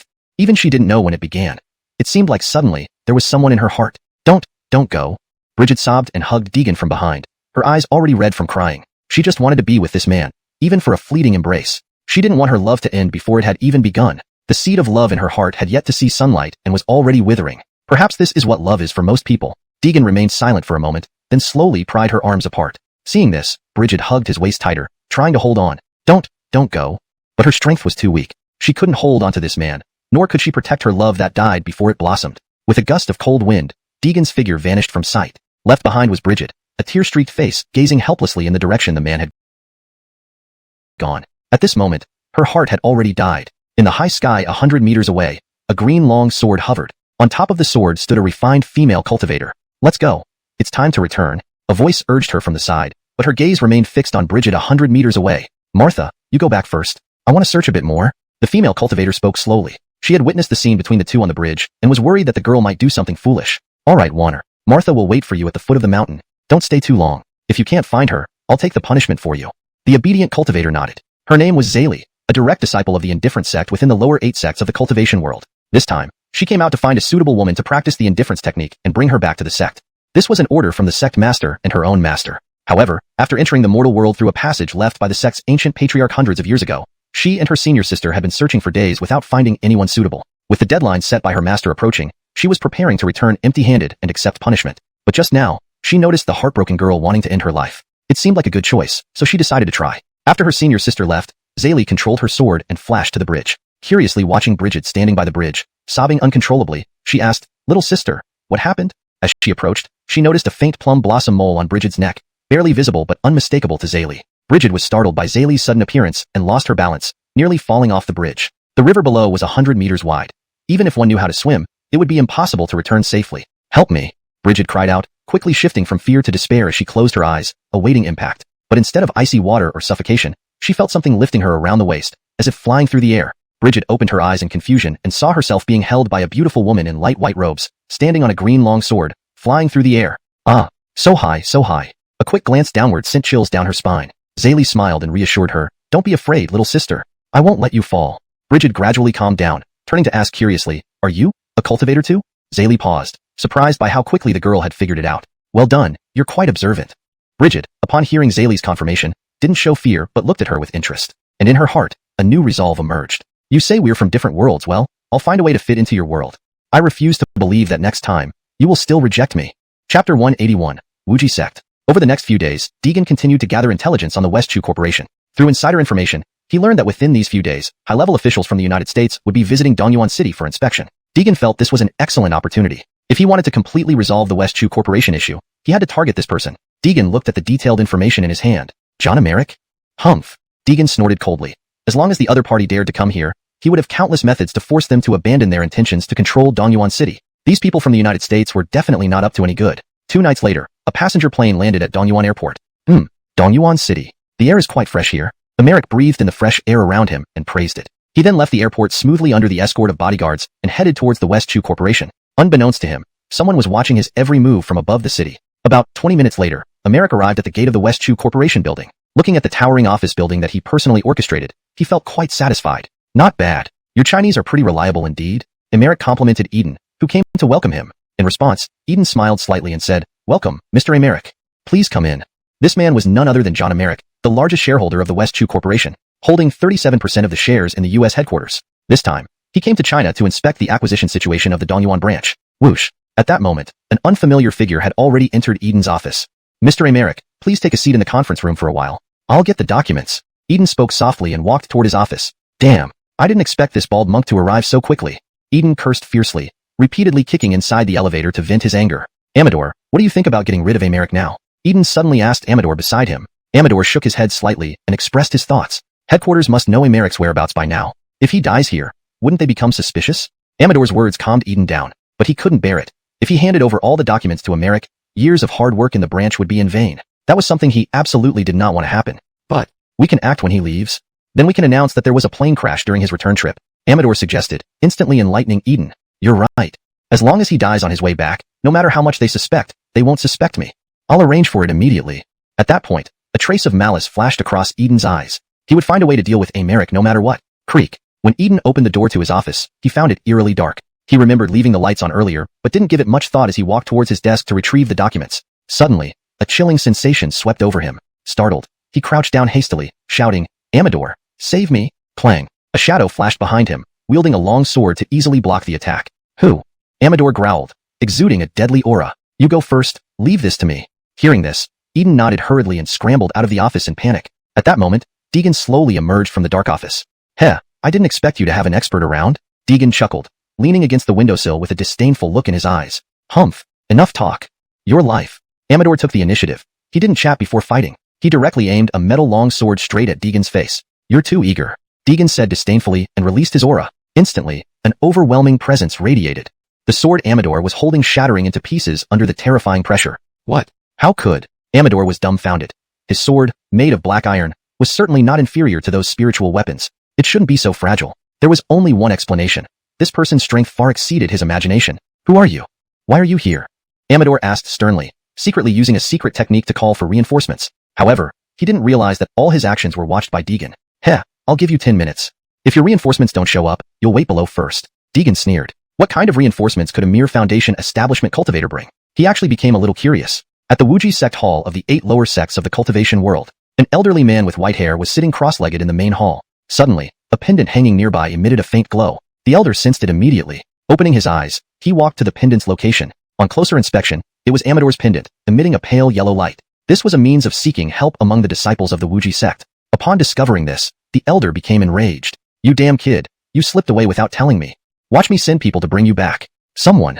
the elder roared, and 2 sect disciples instantly appeared before him. Daryl Chongfeng. They knelt half down, looking respectfully at him. "Take Amador's pendant and bring him back." The 2 disciples exchanged glances and nodded heavily. "Yes, Daryl Chongfeng."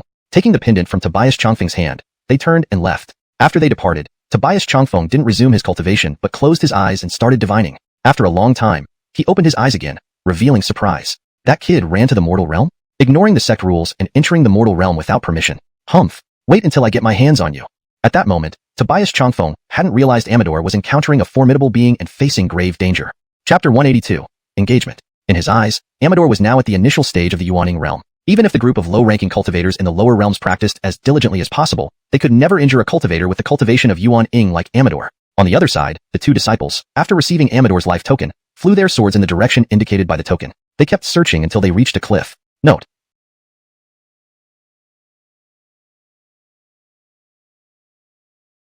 I've replaced life token with just life token to maintain fluency in English. Strange, there's no path ahead anymore. How can this life token show that he is below? One of the disciples spoke with a puzzled expression. The fellow disciple from the Wuji sect suddenly thought of something. Do you think he might have illegally entered the lower realms? This translation maintains the meaning and reads more naturally in English. The term, lower realms, is kept for consistency with the fantasy context of the story. As soon as these words were uttered, both were shocked. What bravery Amador has! To dare to run to the lower realms, disregarding the sect rules entirely. Doesn't he fear being punished by Master upon return? The 2 exchanged glances, still hesitating about whether to break the barrier here and search in the lower realms. Unbeknownst to them, the light emitted from Amador's life token in their hands was gradually dimming. Clearly, Amador's life force was weakening slowly at this moment. One of the Wuji sect disciples, upon noticing this, disregarded everything else, thinking it was Daryl Chongfeng's order anyway. Even if something happened, there would be a reason. Life token, take it. I'll break the formation.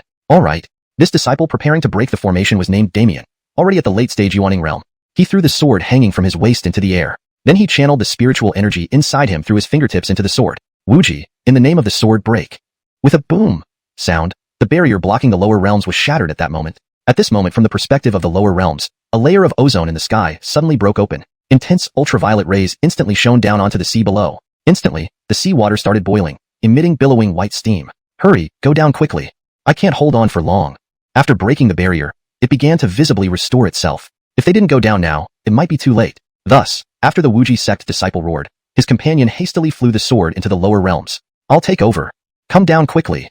Having said that, he threw the sword under his feet, lodging it into the upper barrier. Only when the other person jumped down did he stop. Phew. No wonder the sect forbids any disciple from entering the lower realms. Turns out the barriers here are so terrifying. The disciple who broke the barrier earlier remarked, heart racing. If not for the other person's timely help, his spiritual energy would have been drained long ago. There must be more than one entrance to the lower realms. Otherwise, Amador wouldn't have been able to enter alone with his strength. The other explained.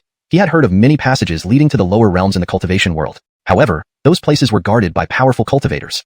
Firstly, to prevent people from the upper realms from going down to avoid trouble. Secondly, to prevent those from the lower realms from coming up. This rule was established by a great power centuries ago, but no one knew why it was implemented suddenly.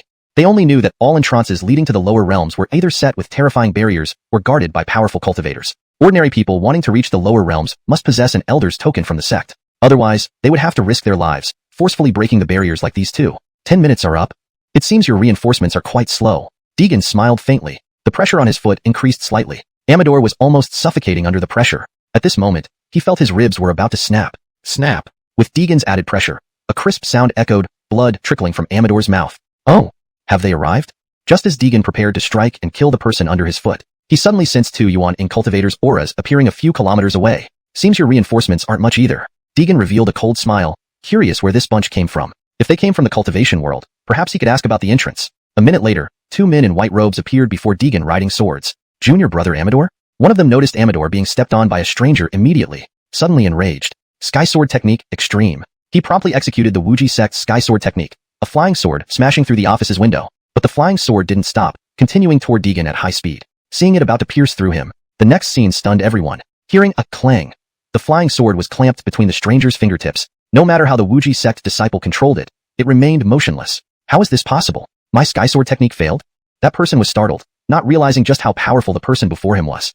Smash! Deegan kicked Amador aside, crashing heavily against the stone wall. You! The latter spat out a mouthful of blood, head slumping unconscious. Humph! Let's settle you two first. Deegan smirked, then slowly approached them. Arrogant. Junior brother, let's join forces to capture him. Okay, Roland.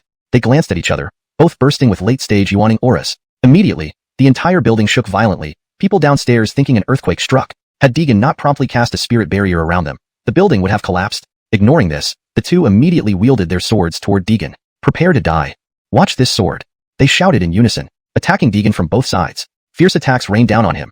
Instead of attacking, he dodged continuously using agile movements. The two Wuji sect cultivators thought he was afraid and attacked full force, aiming to capture him quickly. Unbeknownst to them, Deegan was observing their patterns, to deduce which sect they belonged to. Moments later, Deegan's eyes lit up. He saw some clues, and their swords stabbed towards him rapidly. Die! One Wuji sect disciple roared, lunging his sword forward. Just as it was about to hit, there were two clangs. Both their swords were easily deflected. Are you from the Wuji sect?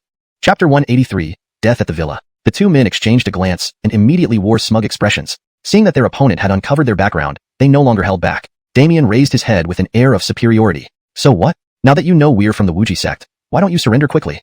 Deegan was taken aback by this, then burst into laughter. Haha, where does your confidence come from? It was as if these two had lost their minds. What about the Wuji sect? Even if it wasn't the lower 8 sects, what difference would the upper 8 make? Wuji sect members? You dare to meddle with me? Deegan's face darkened instantly, the murderous intent in his eyes shocking the two men. They hadn't expected this person to be so fearless after having his secret revealed. In the cultivation world, who wouldn't fear the name of the Wuji sect? Confused, they wondered about this man before them. But they had no time to think further. Deegan's figure vanished in an instant, reappearing behind them in the next second. He struck out with both hands. They didn't even have time to react before they fell unconscious. Who would have thought he is actually a disciple of the Wuji sect? How ironic. Deegan gazed into the distance, murderous intent uncontrollably rising in his eyes. Two people from the Wuji sect had participated in the attack on him years ago. Now, they came seeking trouble. Good, I'll take some interest now. He hoisted the unconscious Amador over his shoulder and leaped through the shattered sliding door. As for the two Wuji sect disciples, they were left ignored. Deegan had already planted marks on them when he struck, making it easy to find them later. Eden rushed home late at night, still shaken. Huddled on the bed in his room, he ignored all knocks at the door. Worried, the housekeeper downstairs saw he hadn't come out since returning home. Afraid something might be wrong, she hurriedly dialed the landline. At the other end, Adifier was still enjoying himself at a bar in Dongyuan City when his phone rang. Seeing it was the home landline, his expression changed. He excused himself to go to the bathroom and answered. Hey, young master, please come back. The master has been in his room since returning home. Interrupting her, Adifier whispered. Not now. Tilly, use your own phone next time. You scared me. I thought it was my dad. Hang up, I'll be back soon. After hanging up, Adifier returned to the embrace of his friends. Ah, young master. Young master. Tilly sighed, walking back to Eden's door, knocking gently. Master, dinner is on the table. If you're hungry, heat it up, alright? She untied her apron, turned off the lights, and went home. At that moment, a black shadow darted past her, almost causing her to fall. Humph! Starting with you. Inside the room, Eden huddled on the bed, feeling unprecedented fear. Recalling the shadow nearly severing his head in the office, he trembled. Suddenly hearing a sound outside the door, he glanced toward it, only to see the doorknob turning. Panic-stricken, he called out, Tilly? Is that you? No response. Desperate, he yelled again, Chow Grover. Is that you outside the door? Still, no answer, only silence greeted him. Terrified, Eden could feel the hairs on the back of his neck standing up. The doorknob stopped turning, but he sensed someone was still there, no footsteps audible. Hearing the lock slowly turning, his heart raced. Clutching the corner, eyes wide, he watched helplessly. Click. The door began to open. Squeak. A black hand slowly pushed the door open, heart pounding in terror. A black silhouette stood in the doorway, holding something in hand. It threw the object toward him. Struck by the force, Eden screamed upon seeing it. Ah! Ghost! There's a ghost! By moonlight, Amador's lifeless body lay before him, eyes wide open. Outside the door, the shadow quietly observed Eden's screams for 10 minutes before vanishing. Next morning, why is the villa door open? Did young master just get back? Seeing the door open, Tilly put away groceries and headed upstairs. Unusually quiet today, curious, she walked upstairs. Master, are you awake? Calling twice without response, worried, she entered the room. Recalling last night's behavior, how no matter what, he wouldn't come out. Reaching the door. Master, you. Ah. Dead body. Dead body. Tilly was so terrified she wet herself, falling to the ground. An hour later, the police arrived. 2 bodies were found inside. Forensic examination revealed Eden had died by suicide. The identity of the other body remained unknown, as if a phantom had appeared out of nowhere. Chapter 184. Gathering of the lower 8 sects. However, the police did find some clues on this body, but this person's time and manner of death were completely different from ordinary people, and there seemed to be some unknown gas still lingering inside his body. Even the forensic doctor could not determine a cause. Frustrated, they had no choice but to report this matter to the chief of police. Upon seeing everything indicated in the autopsy report, the chief immediately called the Martial Arts Association. This person's physical indicators were far beyond normal humans. It was clearly not something they could handle. Soon after, the vice president of the Martial Arts Association, Murphy, upon hearing the news, rushed over with 2 others to the police station and took the body back. President, why can't even the police find any information about this man? Could his identity have been stolen? On the way back, one of Murphy's subordinates asked dubiously, "This is none of your concern, just leave it alone." Seeing Murphy remain silent, the subordinate dared not say more and awkwardly looked out the window to relieve his own embarrassment. Meanwhile, in an unknown basement, Damien slowly opened his eyes, only to realize he was trapped in a pitch-black room. Through the surrounding air, he smelled a strong musty odor, making it smell like a sewer. Is anyone there? If you have the guts to bind me, then show yourself. Dermot out here now. In the pitch-dark room, Damien shouted forcefully, but he only heard echoing emptiness. Besides that, there was only the sad sound of rain outside. Being confined in such a closed space, even cultivators would eventually feel despair, let alone he, whose dantian was shattered and had become nothing but a cripple. After their defeat that day, he and his fellow disciple intended to rest somewhere and figure things out later. But deep in the night, he sensed a chill from behind, and before he could react, pain struck the back of his neck, and he fainted. When he woke up again, he found himself in this place. The other Wuji sect disciple who came with Damien wasn't much better off either. Until 3 days later, when Damien was almost starved to death, a faint noise of approaching footsteps suddenly broke the silence around him, and they were gradually getting closer to him. Damien weakly opened his eyes. At this moment, he was at the brink of death. A bit longer, and he would probably die trapped here. Creak. With a sharp, ear-piercing sound, the iron door in front of him slowly opened, revealing the very person who knocked them out that day. Heh. By doing this, aren't you afraid of retribution from our Wuji sect? Damien used all his remaining strength to utter this sentence slowly. Deegan scoffed, then walked up to him. Wuji sect? What's that worth? Despite being extremely weak, Deegan noticed a flicker of shock in Damien's eyes. Clearly, he never expected Deegan to not fear the so-called Wuji sect. Deegan slowly squatted down, looking curious. What do you think Tobias Chongfeng would feel if he saw you in this state? Damien instantly stared wide-eyed in shock, his mouth moving without forming words. Too weak, he failed to muster enough strength to finish his last sentence. Looking at the lifeless body before him, Deegan showed no mercy. The Wuji sect will be wiped out by him sooner or later, and now it was just paying back a bit of interest. After Damien died, Deegan removed his life token. At another location, within the Wuji sect of the lower 8 sects, what happened? Tobias Chongfeng waited for a long time but never saw Damien bring Amador back. Instead, both of their life tokens dimmed. Clearly, they had encountered a deadly peril in the lower realm. This loss of 3 core disciples would be detrimental to the upcoming century-long trial held among the lower 8 sects. Tobias Chongfeng thought hard, even calculated countless times, yet found no clue. Seemingly, their life threads were severed by something intangible. No trace at all. Tobias Chongfeng could only admit defeat and set aside dealing with the lower realm as the joint trials organized by the lower 8 sects were about to begin. Daryl Chongfeng, the sect leader, wants you to go to Yintian Hall. At that moment, a Wuji sect disciple in a long robe ran up and said. Tobias Chongfeng nodded lightly and headed toward Yintian Hall. When he arrived, he saw the other sect leaders or elders of the lower 8 sects already gathered there. Tobias Chongfeng bowed repeatedly in greeting. Greetings everyone. Senior Tobias doesn't need to be so formal. We lower 8 sects are like family. The speaker sat beside the Wuji sect leader, the chief elder of the second-ranked Delian sect, Jordy. Tobias Chongfeng smiled faintly, sitting calmly in his seat while inwardly cursing Jordy. Well, now that Daryl Chongfeng has arrived, let's discuss which sect should host this year's trial tournament. The Wuji sect leader spoke calmly, with Jordy of the Delian sect shouting the loudest. After he finished speaking, the first to speak was, last time it was your Wuji sect hosting. Isn't it our Delian sect's turn this year? As these words left his lips, the other 6 sects began clamoring. How can that be? It should be my Kaishan sect. Why is your Kaishan sect so eager? My Wanha sect hasn't spoken yet. For a moment, the 7 sect leaders and elders argued fiercely. Watching this, the Wuji sect leader shook his head slightly and sighed. No need to argue. In my view, however we fight, we won't be a match for the upper 4 sects. Why don't we unite and attempt to compete for the territories of the upper 4 sects? The Wuji sect leader's words caused the other 7 sects to fall silent. They hadn't missed the fact that the treasures hidden in any mountain range under the upper 4 sects' control far exceeded what the lower 8 sects possessed altogether. Yet truly contending against any one of the upper 4 sects wouldn't be easy. Note: I maintained the paragraph structure and line breaks as requested, ensuring the translation remained natural and coherent. Chapter 185. The Martial Artists Association comes calling. I agree with the Patriarch's thoughts. We've been at the bottom of the cultivation world for centuries. Why should we only have access to the worst resources? At this moment, Tobias Changfeng suddenly stood up and spoke. Quentin was momentarily stunned before slowly nodding. He had long grown tired of this situation. If they could seize this opportunity to overthrow any one of the top 4 sects, it might not be a bad thing for the Butterfly Love sect, though he inwardly agreed. Now wasn't the time to show it. There were benefits to gain, but who would lead needed careful consideration. In case the plan failed, the Butterfly Love sect must remain unscathed. The matter with the top 4 sects can wait. The most important thing is that we 8 lower sects unite.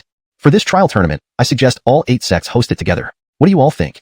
The seated patriarch of Wuji sect saw the mood was right and thus spoke calmly. The other leaders of the 8 lower sects nodded in agreement after hearing his suggestion. I agree. Open Mountain sect has no objections.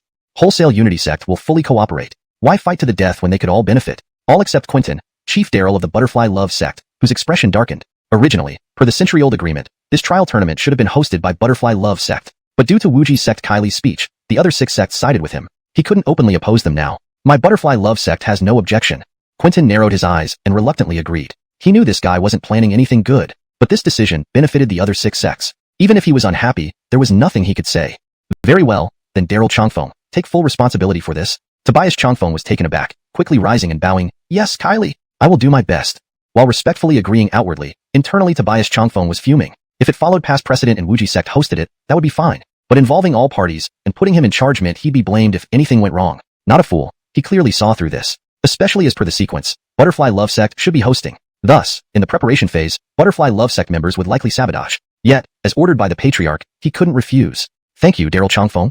Wuji sect's Kylie smiled. Other sect leaders bowed their thanks. Tobias Changfeng reciprocated gracefully. Then, I'll prepare now, Kylie. Go ahead. Tobias Changfeng bowed slightly to the Patriarch before leaving Derivation Hall. Staying longer, he'd burst. Exiting, his formerly rosy face turned icy. One day, Wuji sect's Kylie will be mine. Yes, I know. Deegan hung up, smiling faintly. The Martial Artists Association found Bo. Just now, old Tobias called warning him about Eden, mentioning potential investigations. Deegan felt no anxiety. No trace left behind. What if they knew? So what? Soon, heavy knocking came from the villa. A group of burly martial artists barged in. Their leader presented an investigation warrant to Deegan. Are you Deegan? This is the Martial Artists Association's investigation order. Suspected of involvement in a murder. Please come with us. His companions already surrounded him, making it clear, go or be forced. Except for Deegan. If I say no, who do you think you are? Is there anyone in China the Martial Artists Association can arrest? The burly man said arrogantly, disdainfully eyeing Deegan, unaware of his true power. Clap clap. Smiling, Deegan lightly clapped twice. Out walked Darien and Dale, revealing their strength. Golden core level pressure instantly overwhelmed everyone. The martial artists gasped, panicked into silence. Master, 2 masters? Who are you? The leaders stammered upon seeing their power. Want to arrest me? Next time, let your president personally invite me. Deegan rose casually, picking up a water jug. Before filling his glass, a voice sounded from outside. Quite a stand you have. A middle-aged man in gray robes entered, hands clasped behind his back. Seeing him, the martial artists immediately showed respect. President Augustin.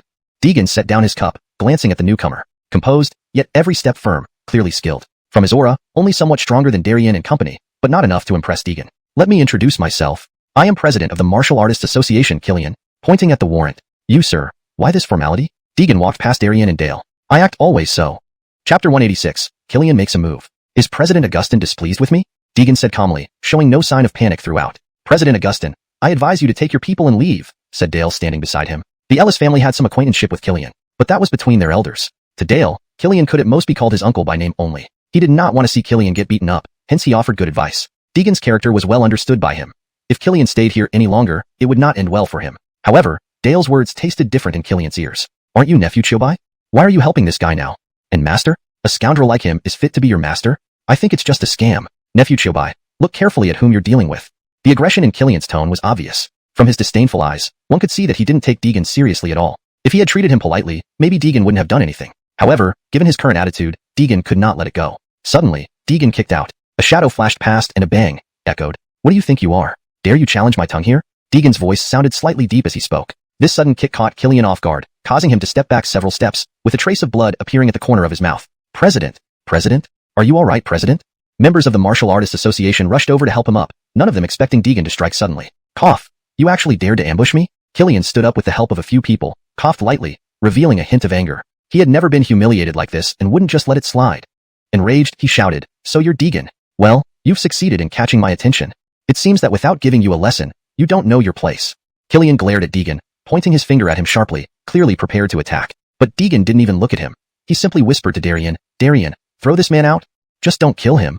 Darien hesitated for a moment, surprised that his master would ask him to make a move. But after a brief pause, he stood in the middle of the living room, releasing the aura of a peak golden core cultivator. Haha, such boastfulness.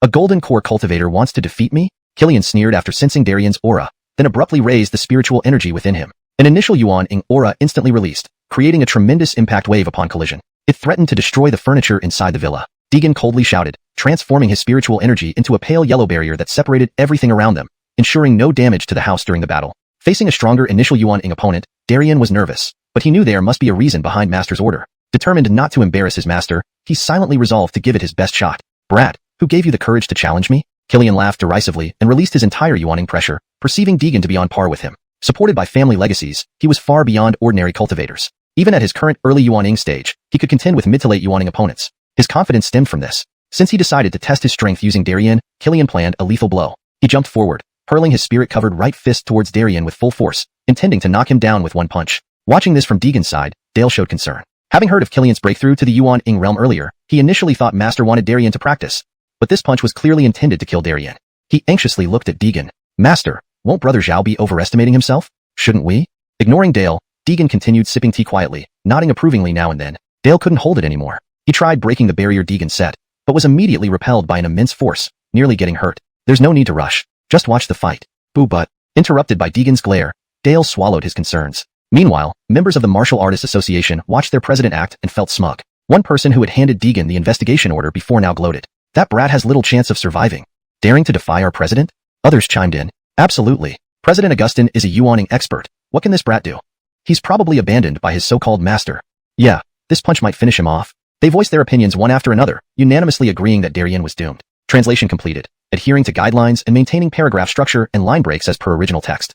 Chapter 187. Clean up. But in the next second, they were all dumbfounded. Instead of hitting Darien, Yuri's punch was blocked by the fishbone sword in Darien's hand. What? You can block my full-strength punch? Interesting. Looks like a fine sword. But, do you think I'm only at this level? Yuri was shocked that Darien could block his full-strength punch with a bone sword. However, he was only slightly surprised. After all, his cultivation was an entire major realm higher than Darien's. The gap between peak golden core and early-stage nascent soul wasn't negligible. An early-stage golden core cultivator could fight over 10 peak foundation establishment cultivators. Similarly, an early-stage nascent soul cultivator could battle over 10 peak golden core cultivators without falling short. However, Darien wasn't an ordinary golden core cultivator. Under Deegan's tutelage, his physical strength had long surpassed that of an average nascent soul cultivator. It was comparable to a mid-stage nascent soul powerhouse, plus he had that fishbone sword in his hand. This sword came from the tendons and bones of a refined beast at the nascent soul stage. It was far tougher than ordinary weapons. 8 Extreme Fist Crush? Yuri took a step back, a mocking smile on his lips as if laughing at Darien's hubris. He then roared and charged forward like a speeding freight truck. Darien's eyes involuntarily narrowed. This terrifying force hadn't even reached him yet, but his skin was already showing signs of being cut by it. This move was indeed formidable. Humph. I knew the chairman didn't use his true power just now. This is the chairman's famous ultimate skill. 8 Extreme Fist. With decades of practice in this move, I wonder how he can block it. Initially, when the Martial Artist Association member saw Yuri's punch being blocked by Darien, his expression changed. But seeing Yuri use the famous 8 Extreme Fist, he became excited again. As if this punch would definitely strike down Darien. This move is powerful. Darien evaluated quietly, watching the opponent's attack. But I won't be so easily defeated. Darien took a deep breath, fixing his gaze on the rapidly approaching Yuri. If he endured this crush fist directly, he might die on the spot. So he decided to unleash his strongest move. A third-part ghost blade. Darien's voice rang out, and his figure suddenly blurred, splitting into countless illusions which vanished if one focused closely. Immediately after, his aura became icy cold, like a malevolent specter rising from hell. Humph. Trivial skills. My fist has been honed for 20 years. Can you block it? Yuri sneered, accelerating his charge. Now his crush fist was less than 5 centimeters away from Darien's heart. In a blink, at the last moment before hitting Darien, his arm twisted further, making the crush fist faster. Oh no, Darien. Demon expressed worry, but shortly afterward, Darien wasn't struck down. Darien had disappeared the instant Yuri's fist touched him. Whoosh. Clunk. This crushed fist shook the barrier formed by Deegan's spiritual energy, causing a crack. Deegan frowned, surveying the scene. Admittedly, this crushed fist did have considerable power. If Darien had chosen to endure it directly, he would probably not have survived. However, Darien wasn't just a meat shield. His advantage lay in his enlightenment. If he could perfect his self-created martial techniques along with his cultivation method, he would be a sharp blade. Yet this blade was not fully sharpened yet. That was why Deegan wanted him to spar with Yuri. In Deegan's view, Yuri was merely a whetstone for Darien. What? Where did he go? Yuri's punch seemed to hit Darien, but at impact, it felt like striking air. As Darien vanished, Yuri realized something was off. Hastily searching within the barrier, moments later, Darien reappeared as countless illusory figures. What kind of technique is this? The Martial Artist Association members stared wide-eyed, never having seen such an eerie technique. Humph, are you just good at deceptive tricks? Yuri sneered, thinking Darien dodged due to fear. Unbeknownst to him, the next move from Darien would end his life. Slash. With a low growl echoing from the depths of hell, the countless Darien illusions swung their fish-bone swords simultaneously. Sensing the terrible aura, Yuri was alarmed. Just as he raised his hand to block, it was too late. A gift sound echoed as the fish-bone sword pierced his chest. Yuri looked in disbelief at the sword stabbing into his chest, his spiritual energy dissipating instantly. Moments later, he collapsed, lifeless. Chairman, run. The Martial Artist Association members screamed in terror at their chairman's gruesome death, attempting to flee. Sadly, since entering the villa, they were marked for death in Deegan's mind. Whoosh! A gust of wind struck, leaving those running towards the door frozen. They soon collapsed like soulless puppets. Shobai, clean them up. Make sure it's clean. Deegan rose slowly, leaving these words before walking out. Demon, who hadn't reacted quickly enough, replied softly and began his work. After leaving, Deegan strolled towards the riverside near the villa, encountering Karis admiring the river view. Since the last incident, Karis hadn't spoken to Deegan again. Chapter 188. This smile is harder to control than an AK. Aaliyah. The matters here are mostly settled. I plan on going back for a bit. Deegan slowly walked to the riverside, looking at Karis beside him. Eden had already met his end, and as for the visitor from the beautiful country, she was so frightened by the news of Eden's death that she took the next available flight home. As for the foundations of the West Chu group in Dongyuan City, they were fully entrusted to Jet. Karis's eyes opened slightly, staring at the man in front of her. She couldn't quite figure out what was going through this guy's mind. I'll go back with you. We had agreed before.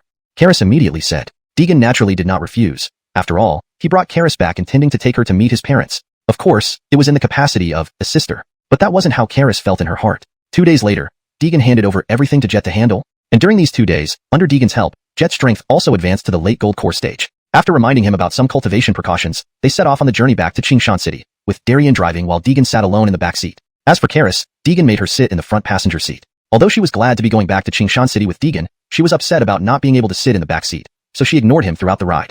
Deegan didn't bother explaining anything either. After all, he only saw her as a sister. If she couldn't understand this matter, it wouldn't be good for her. Darien, slow down, no rush. Darien nodded lightly, easing off the gas pedal and keeping the speed around 60 miles per hour. Looking out the window, Deegan recalled that when he was 10 years old, there weren't these roads here. Just muddy paths that became impassable when it rained. Later, conditions improved a bit. The muddy paths turned into a mix of broken stones and soil. It was still uncomfortable to walk on, but much better than the mud. Now everything had changed. The environment was no longer dirty and chaotic, nor did it carry the same festive atmosphere of old. Approaching the spring festival, there were many more vehicles on the road heading back. Even if Darien wanted to drive fast, it was impossible. Occasionally, they would get stuck in traffic. After an indeterminate amount of time, the car finally left the highway and slowly entered the outskirts of Qingshan City. Master, we seem to be almost there.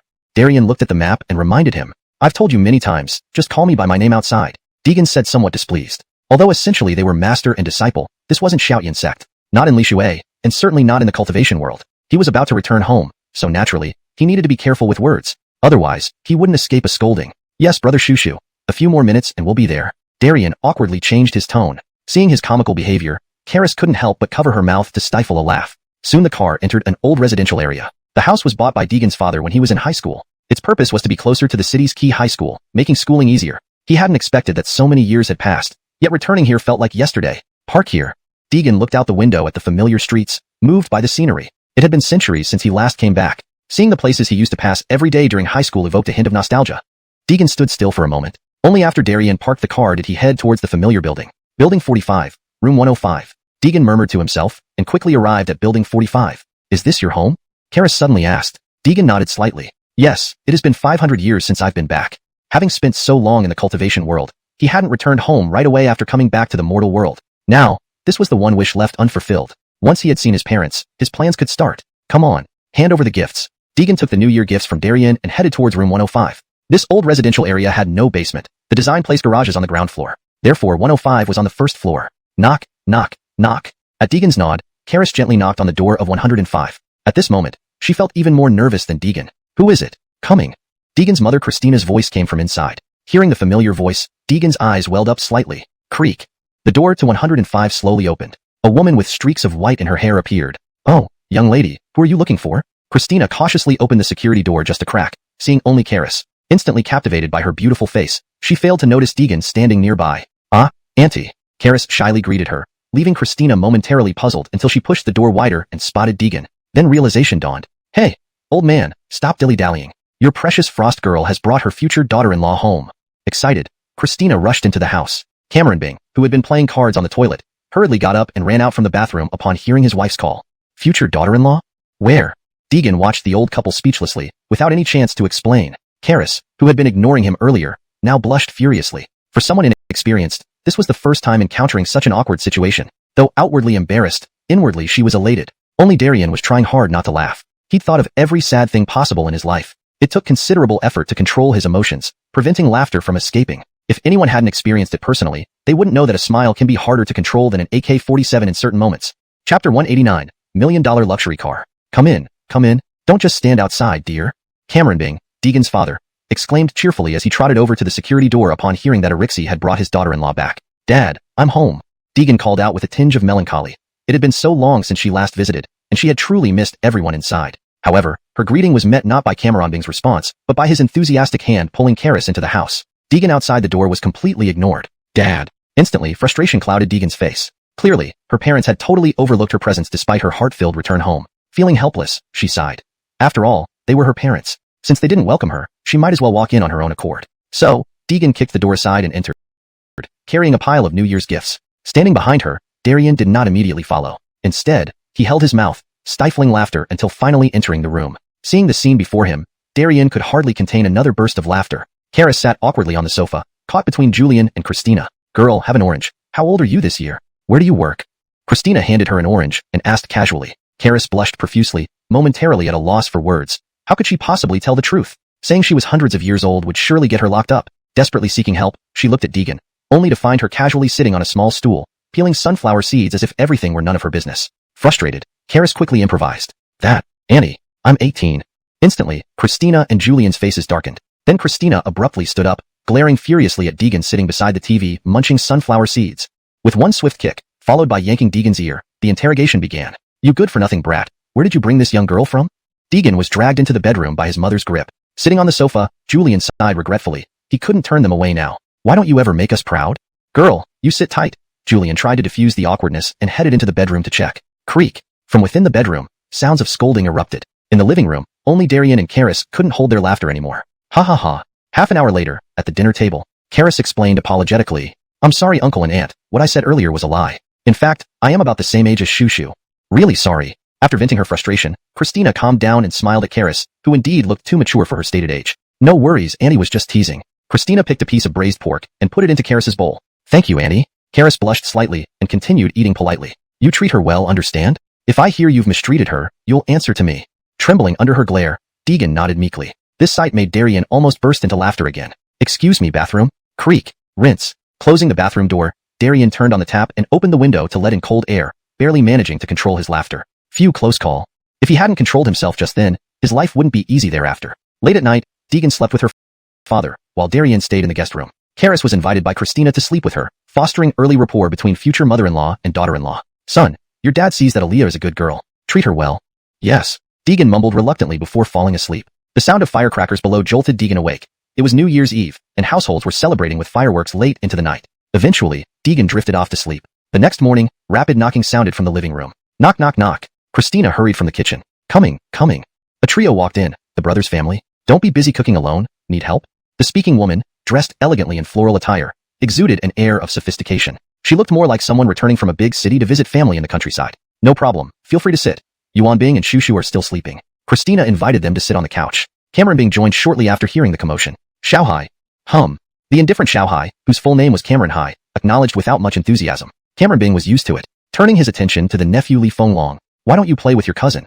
But Li Fenglong remained absorbed in his phone. The living room atmosphere grew awkward. Nevertheless, Cameron Bing smiled and went to assist in the kitchen. At around 9 a.m., Deegan emerged from her room with black circles under her eyes, greeting everyone. Uncle 2, Aunt 2.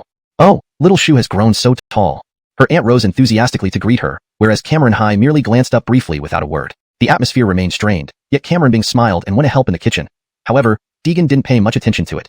This was how their family had always been since childhood. Deegan's aunt chatted with him casually, asking questions like whether he had a girlfriend or how his job was going. Typical small talk. Deegan responded half-heartedly. Until Karis emerged from another room, her aunt's eyes immediately widened in surprise.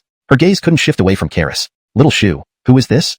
Oh, aunt, this is... Before Deegan could finish his sentence, Karis introduced herself very proactively. This must be aunt. I'm Shushu's girlfriend, Karis. Deegan froze instantly, amazed at how shameless this girl could be. He'd never seen her so proactive before.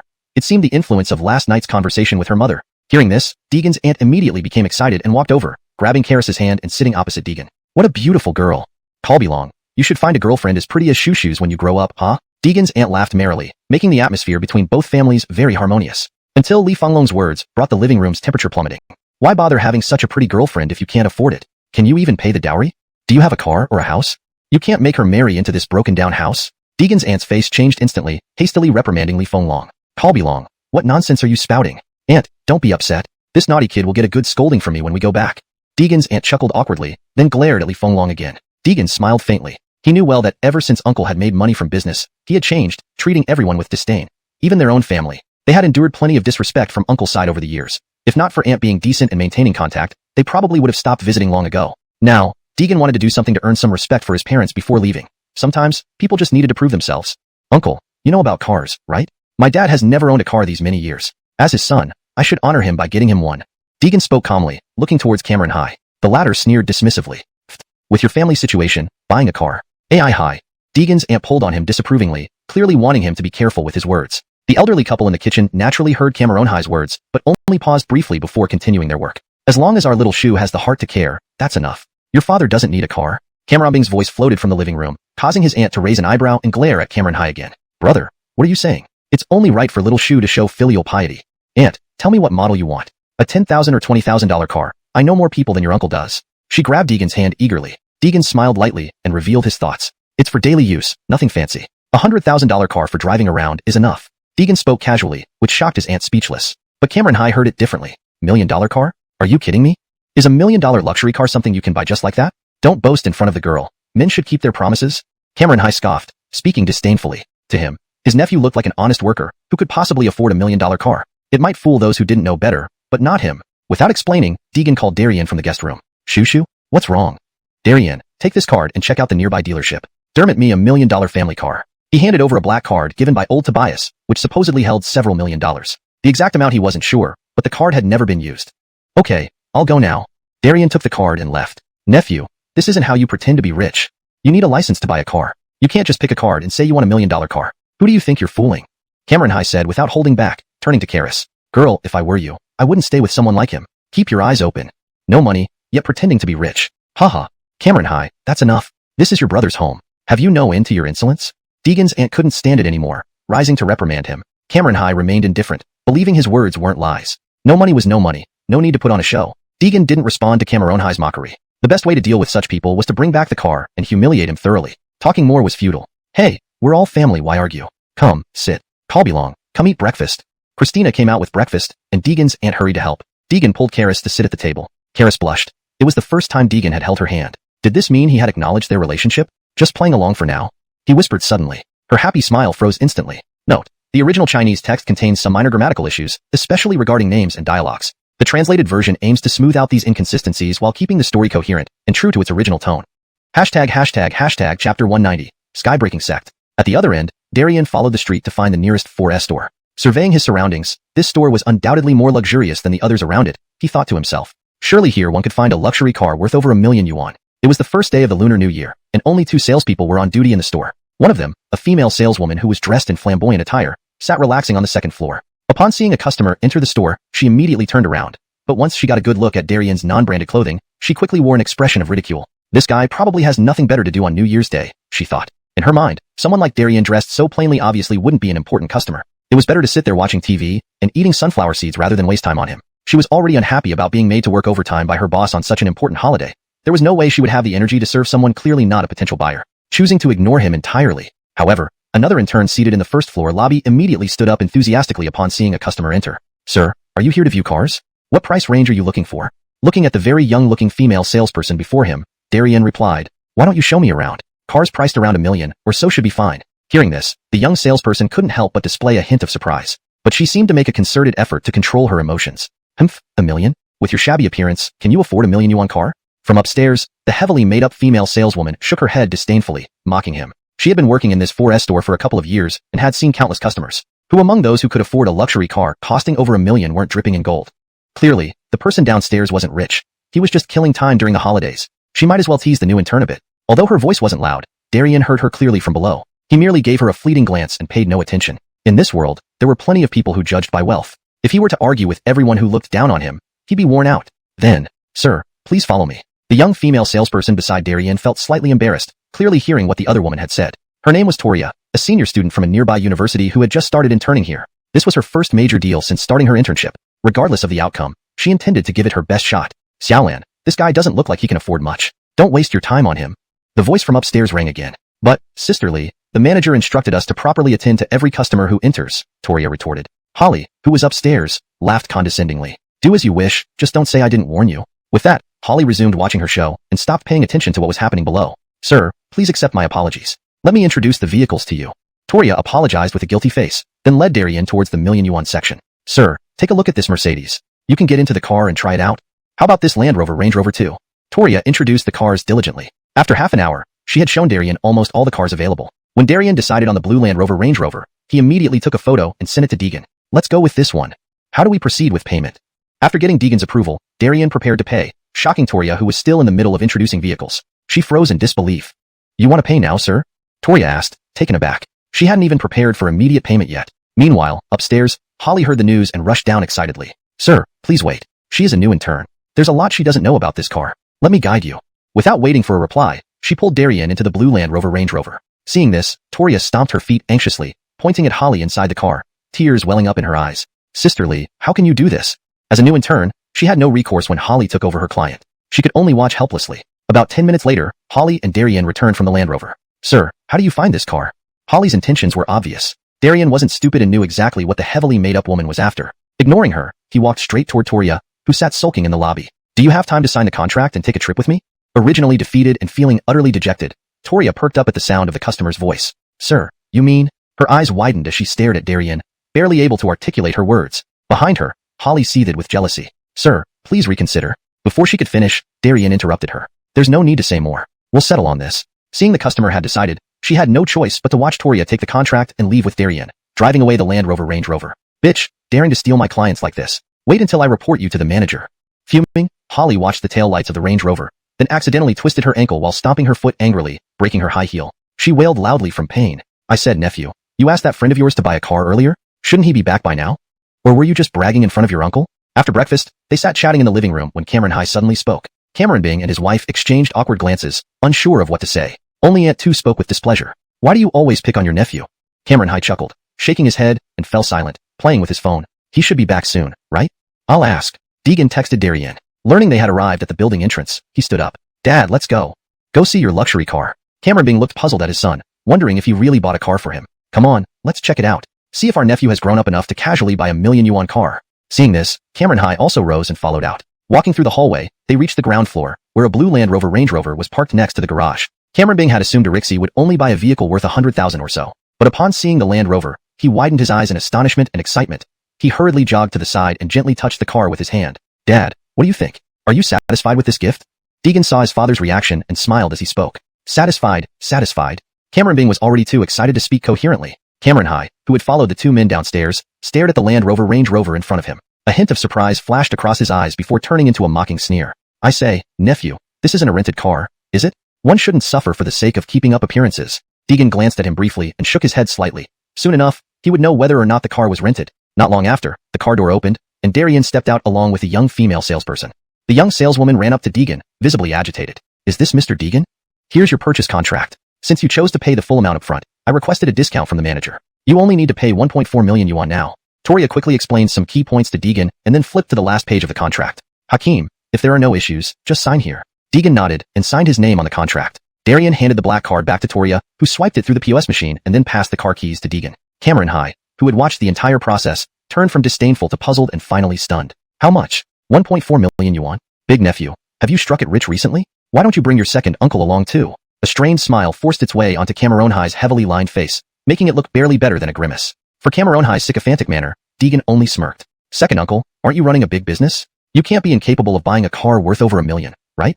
Cameron High's face froze, unsure of what to say next. Darian, drive my father around a couple of times. Darian nodded, inviting Cameron Bing into the car. Christina, who had followed them down, pushed past Cameron Bing and sat in the passenger seat, her smile wide and unstoppable. Frosty has grown up. Frosty has grown up. A few days later, Deegan and two others appeared in an abandoned park where no one was around. This was where he had fallen from the sky edge cliff. Shushu, is this the place? Karis looked up but could only see white clouds. Deegan nodded. He then gestured for them to stay back a bit. Deegan took a deep breath, and instantly his chi surged to the peak of tribulation stage within seconds. I have a sword that can cleave open the sky gate. Swish. A sword formed by spirit energy instantly pierced a massive hole in the cloud layer above. Fortunately, Deegan had set up a concealing spell beforehand. Otherwise, such a commotion would have made the news countless times. After a while, Deegan retracted his move, opened his eyes, and looked up. In the hole in the sky, another world became visible. Let's go. They exchanged glances and shot upwards one after another. Once they entered the other world, the torn cloud layer returned to normal as if nothing had happened. Is this the cultivation realm? Feeling the surging spiritual energy surrounding him, Karis's eyes lit up. Deegan slowly nodded. We're currently at the location of Sky Edge Cliff. We need to get out first. Right. This world is different from the human realm. It's full of powerful cultivators. To avoid being discovered, everyone should try not to use spiritual energy. The two softly responded. Deegan led the way, climbing up the mountain wall using his hands and feet. About half an hour later, a large hand stretched beyond the edge of the Sky Edge Cliff. Crack. Deegan cautiously peered out, confirming no one was around before climbing out fully. Come, take my hand. He turned and reached down, grabbing Karis and pulling her up. Cough cough. So, where should we go next? Karis looked around. Everything was utterly unfamiliar to her. Deegan gazed toward the southeast direction, where Sky-Breaking Sect once stood, formerly one of the top 4 sects. Let's check the sect first. He wasn't sure about the current situation in the cultivation world, and didn't want to act rashly. He feared another chase might complicate things.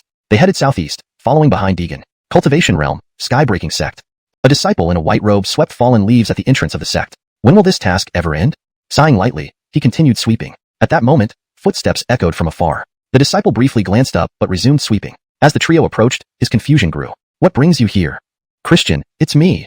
Deegan waved his hand, switching to his old cultivation world attire. Christian, the disciple, froze in shock. Thud. His wooden broom fell to the ground as his hands slackened.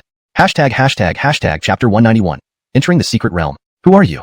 The Skybreaker sect disciple Christian, whom Deegan had called out to, looked at the newcomer in shock. A familiar face from memory slowly overlapped with the figure before him. After a moment, he hesitantly asked, Are you Roland Shushu? It's me, Christian.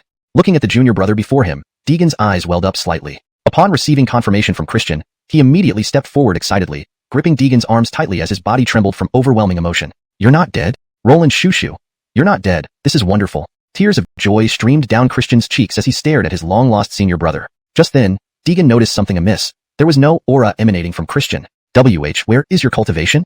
Christian's expression froze, despair and panic flashing across his face. What happened? What about the other disciples? Where is Master? Deegan's emotions spiraled out of control as he shouted in agitation. The absence of any aura from Christian pointed to only 2 possibilities. Either his cultivation surpassed Deegan's, or he had lost all his cultivation and become a mere mortal. Seeing Christian's evasive gaze, Deegan already suspected the worst. What happened to Skybreaker sect while I was gone? Faced with Deegan's questioning, Christian's face filled with sorrow as he stammered, Roland Shushu, after you fell into the horizon cliff. Many things happened within the sect, but it's hard to explain in a short time. Let's go inside the sect first and talk. Christian explained weakly as Deegan nodded slightly. As Christian prepared to lead Deegan into the Skybreaker sect, his gaze flickered towards the 2 figures behind Deegan, revealing a hint of doubt. Recognizing Karis's appearance, he couldn't help but be startled. The woman following behind Roland Shushu seemed like a celestial beauty descending from the heavens. Even compared to Shen Yener, the holy maiden of the Heartless sect from the lower 8 sects, she did not fall short in any way. Christian momentarily lost himself in admiration until Deegan waved a hand in front of his face. This is my junior sister Karis. Junior sister? Do you remember when I told you about having a master before joining Skybreaker sect? Well, there were some unforeseen circumstances. Christian nodded slowly, recalling the story, and led the group into the sect without further words. Roland, let's enter the sect and talk, Christian suggested weakly. Deegan nodded, gesturing for the 2 behind him to follow. With a long, deep sound, the massive stone gate slowly opened, revealing the inner sanctum. Seeing the empty, deserted sect, Deegan felt a lump in his throat. Before he fell into the horizon cliff, the sect had over 1,000 disciples. Now it was in such a state of decline. Karis, who followed behind, revealed a look of astonishment. Behind the stone gate stood more than 10 towering mountains, rivaling the Five Elements Mountains, making Skybreaker Sect far larger than Shoutian Sect in terms of area. So this is Skybreaker Sect? Even in its current, desolate state, its former glory could not be concealed. At that moment, Karis understood the difference between the two sects. This is a cultivation sect, truly magnificent, Darien remarked, walking beside Karis. He wasn't unaccustomed to seeing other sects, but none could compare to Skybreaker Sect. Stopping suddenly, Deegan closed his eyes, covering the entire area with his spiritual senses. As he delved deeper, his expression grew increasingly grave. Seeing this, Christian and the others stopped, waiting quietly beside him. Finally, after half an incense stick's worth of time, Deegan opened his eyes, anger flashing in them. Christian, tell me what happened here. Sighing, Christian began explaining. Roland, you must know that Skybreaker Sect is no longer among the upper 4 sects. After your disappearance, the lower 8 sects began targeting us. Initially, when the sect master was still around, they didn't dare act rashly. However, when he attempted to break through to the peak of the Grand Ascension realm, intending to challenge the semi-deity realm, those people ambushed him. I only remember that day. The southeast corner of the lower realm saw battle anomalies lasting 3 days and 3 nights. At this point, Christian choked back tears. If they had discovered and successfully prevented it, perhaps the sect master would not have perished, and Skybreaker Sect wouldn't have fallen to this state. Damn it, those damn scoundrels. Deegan roared, furious that the lower 8 sects had wreaked havoc on the cultivation world. Who attacked that day? Christian gazed at the enraged Deegan, knowing he would find out anyway. All the top forces of the lower 8 sects launched a full-scale attack, especially Augustin Yuan Wujia, the sect master of Wuji sect. He had already broken through to the peak of the Grand Ascension realm. It was his leadership that led to the sect master's demise.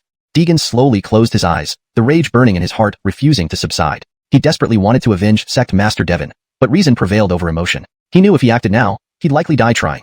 Annihilating the lower 8 sects was out of the question. Just dealing with Wuji sect alone was daunting enough. This was not the human realm. Even the weakest sect among the lower 8 had peak transcendence realm experts. For now, he needed to take it step by step. Some debts had to be settled carefully since he was back.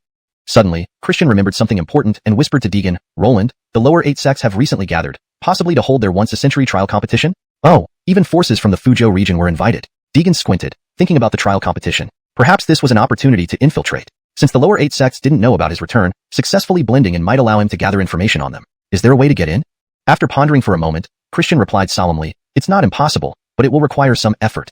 Deep into the night, Deegan sat cross-legged in the courtyard, the darkness enveloping him like thick mud, pressing down invisibly. Now he understood the general situation from Christian. Sect Master Devon had disappeared after being ambushed by the lower 8 sects, and most of Skybreaker Sect's disciples were killed during their invasion. The few survivors who managed to live had their cultivation stripped, rendering them worthless in the cultivation world. If Christian hadn't returned after being driven out, he too might have died outside. Revenge, it won't be easy. ##### translation note. Maintained paragraph structure and line breaks. Names like Deegan, Christian, Karis are kept in pinyin as per instruction. Ensured natural and fluent English while preserving the original tone and style. He looked up at the small moon in the sky, feeling a deep discomfort in his heart. He had finally returned, only to find that the Grand Sect was now just ruins, and all the resources for cultivation had been plundered by the lower 8 sects. Even the place where they grew spirit herbs on the back mountain had been completely destroyed, leaving it unusable. Perhaps sensing Deegan's despondency, Karis approached from the side courtyard under the dim light. Dayton, are you still thinking about those matters? Her eyes showed concern. Karis knew how much this hurt Deegan. Other than offering comfort, she couldn't think of any other way to help. I was once part of Skybreaker Sect. The lower 8 sects attacked, causing me severe injuries which led me to fall into Horizon Cliff and end up in the mortal realm. Now they have harmed my master and obliterated my sect. How can I not seek vengeance for such grievances? Deegan's eyes were filled with fury, his usually calm face twisted with rage. Seeing this, Karis's worry deepened. She feared Deegan would be blinded by revenge and act rashly. Dayton, please don't scare Aaliyah. There must be another way. Staying alive is more important than anything else. Karis clung to Deegan's right arm, shaking it gently, unwilling for him to take risks. Aaliyah, my mind is made up. Seeing his determined gaze, Karis could not help but shed tears. Fine, since Dayton has decided, Aaliyah will follow you no matter what. I only hope Dayton won't leave me behind. Deep down, she knew she couldn't dissuade him and had long prepared herself to go with him, even if it meant never returning. The next day, Deegan received accurate information regarding the location of the lower 8 sects trial competition. It was at the foot of Qingheng Peak, the territory of Wuji sect. A brilliant aurora swept across the sky, casting colorful light over the land. Beneath the towering peak, countless disciples from various sects gathered. The trial competition begins soon. All participants, please listen carefully to the rules of the competition. A white-haired man called out sternly from midair, hovering on a sword. Instantly, the many disciples below fell silent. Firstly, the venue for this trial is the mysterious teleportation array before you. This secret realm dates back to the ancient prehistoric era and is extremely dangerous. Even peak ascension realm experts cannot guarantee safe passage. However, it is also rich in natural treasures, magical weapons, and supreme spirit medicines. Should anyone obtain fragments from the prehistoric relics, they can exchange it for a superior magic weapon in our sect. Before he finished speaking, the disciples below started murmuring excitedly. Senior Calby-Fing, please start now. We can't wait any longer. Yes, Senior Calby-Fing, we already know the rules you're mentioning. Tobias Changfeng frowned and gave a cold humph, releasing an aura of immense pressure. Instantly, silence fell. If anyone speaks out again, they will be disqualified from the trial. Hearing this, the disciples at the base of the mountain quieted down. Secondly, once inside the trial grounds, all survival depends on fate. Only the strong deserve to live in the cultivation world. Everyone here is your opponent. This was a strict rule of the lower 8 sects. Only the strong deserved everything, while the weak served as stepping stones for the powerful. The moment they entered the teleportation array, their lives hung by a thread. Many of the new disciples who heard this rule for the first time revealed signs of anxiety. Clearly, they were newcomers recruited from Fuzhou region. Fuzhou was the lowest tier of the cultivation world, inhabited by cultivators mostly at the golden core stage, along with many scattered forces. For these cultivators at the bottom, surviving the trial offered a rare opportunity to become a disciple of one of the lower 8 sects, a dream many cherished. This was why so many had gathered. There were over 10,000 people, combining both the lower 8 sects disciples and cultivators from Fuzhou. Soon, the teleportation array will activate in half an incense sticks time. Then, it all depends on your own abilities. Tobias Changfeng stood on his sword, his authoritative gaze sweeping over the crowd. Indeed, just as expected, not only are lower 8 sects disciples here, but also forces from Fuzhou region. A hooded black-clothed man stood in the middle of the crowd, accompanied by a woman with an ugly face. Should we enter with them? The man nodded slightly. Yes, this secret realm dates back to the prehistoric era, and it is very dangerous. Once we enter, stay close to me. Remember, Aliyah? This hooded, black-clothed man was Deegan, who had put considerable effort into disguising himself to blend in. Karis, wanting to accompany him, had also disguised herself as an ugly woman to avoid drawing attention. Half an incense sticks time passed quickly, and the teleportation array glowed brilliantly with blue light. Cough, half an incense sticks time is passed. Good luck to everyone. Following Tobias Changfeng's words, numerous disciples surged into the massive teleportation array. Let's go. Deegan grabbed Karis's arm and followed the main group. After a dizzying sensation, they found themselves in a strange wilderness. Simultaneously, a dense killing intent emanated from all directions. Aura shield. Deegan instantly summoned his spiritual energy to form a faint protective barrier around himself. Aliyah, the killing intent here is heavy. Be cautious. If it overwhelms your consciousness, even a Dharma immortal would perish. Karis nodded seriously. ##### translation note. Maintained paragraph structure and line breaks. Names like Deegan, Karis, Tobias Changfeng are kept in pinyin as per instruction. Ensured natural and fluent English while preserving the original tone and style. The translation is coherent with previous content, ensuring continuity of storyline and logic. Chapter 192. Mysterious Fog Creature. Deegan carefully observed the surroundings, releasing his spiritual senses outward. However, just as his senses had barely covered a 20-meter radius, it was as if they were blocked by an invisible wall, preventing them from advancing any further. The murderous aura here is so intense. Is this the depths of the Hongwang's secret realm? Deegan couldn't help but wonder. He was currently at the peak of the tribulation transcending stage. If even he couldn't explore beyond 20 meters, wouldn't other cultivators with lower realms be as good as blind? Not only that, as the two delved deeper, they found themselves enveloped in thick fog, reducing visibility even further. Everything was filled with peculiarities.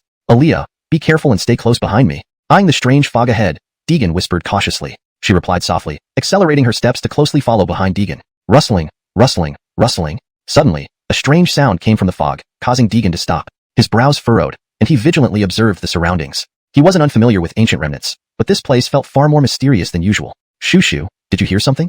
Karis asked nervously, unconsciously moving closer to Deegan, her right hand clutching the hem of his clothes tightly. Rustling, rustling, rustling. The strange sound rang out again, this time even closer. Be on your guard. It's nearby. Based on past experiences, Deegan believed that some unknown creature inhabited this secret realm, and that sound was likely it. Rustling, rustling, rustling. The eerie noise came again, and Deegan felt a chill down his spine. He swiftly turned around to find a bizarre creature, formed from pale yellow mist, suddenly appearing before him. Shocked, he instantly unleashed a powerful blow with his right fist, sending out a surge of energy. Boom! A deafening roar followed as the creature, made of pale yellow mist, was instantly shattered. What a close call. Hiding behind Deegan, Karis watched the fading monster with lingering fear. If not for his timely action, she would have been the one in peril. What is this thing? Observing the vanishing creature, Deegan's eyes filled with confusion. But for now, the danger seemed to be over. From what happened, the monster seemed to be formed from the surrounding fog. After a moment's thought, he dubbed it a fog creature. Recalling the earlier sounds, he surmised they were made when the fog creature approached, though this remained a guess that required further observation. Glancing at each other, the duo resumed walking forward. Unknown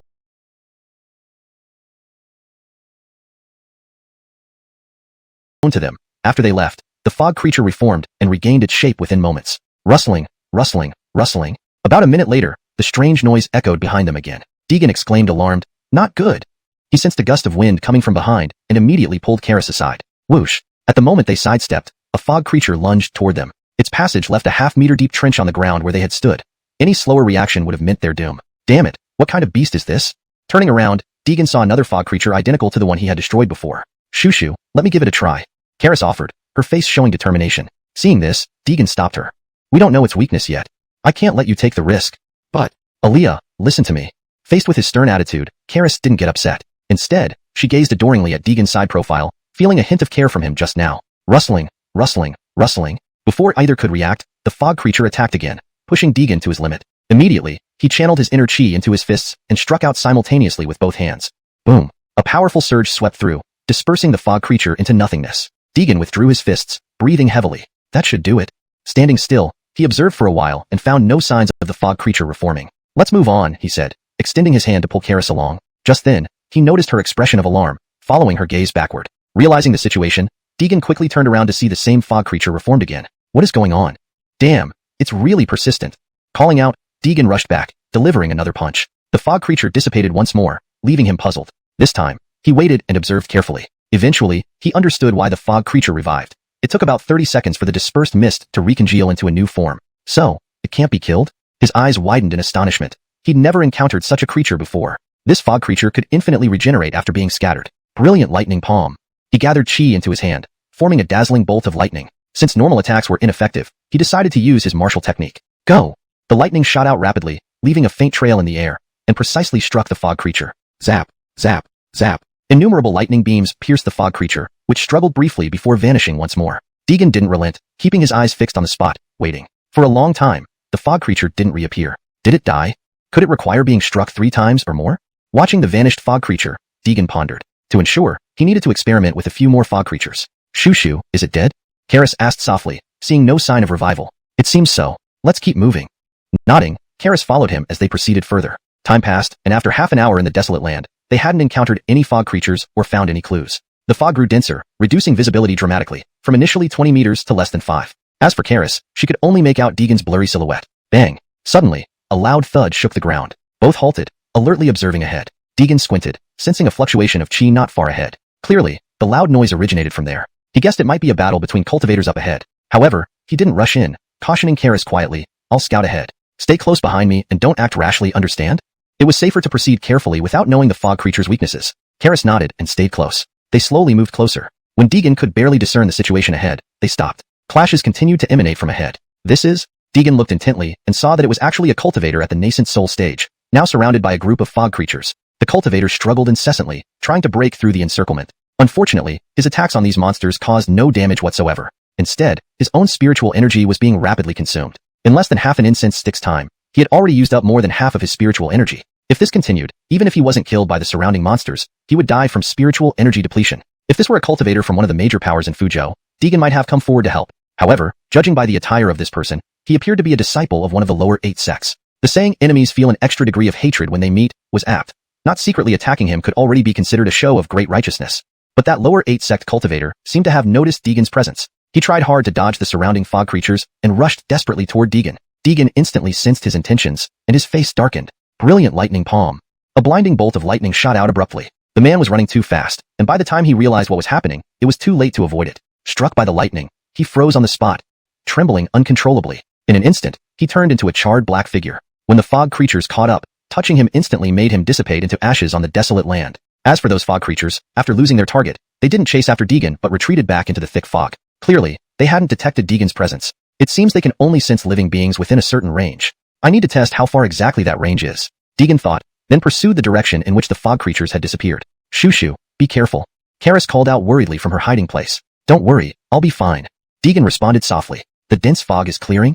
Unbeknownst to him, the thick fog around them gradually dissipated, allowing Deegan to see up to 30 meters away. About 50 steps ahead, a group of fog creatures were gathered motionlessly, seemingly in a deep slumber. Deegan estimated the distance to the nearest fog creature and slowly approached. When he reached about 30 steps away, that fog creature suddenly twitched, then opened its void-like eyes, glaring fiercely at Deegan's direction. Rustling, rustling, rustling. In an instant, it lunged towards him. Deegan didn't hesitate and immediately attacked. A blinding bolt of lightning struck the fog creature. The creature was engulfed by the intense lightning, frozen in place before dissipating into thin mist.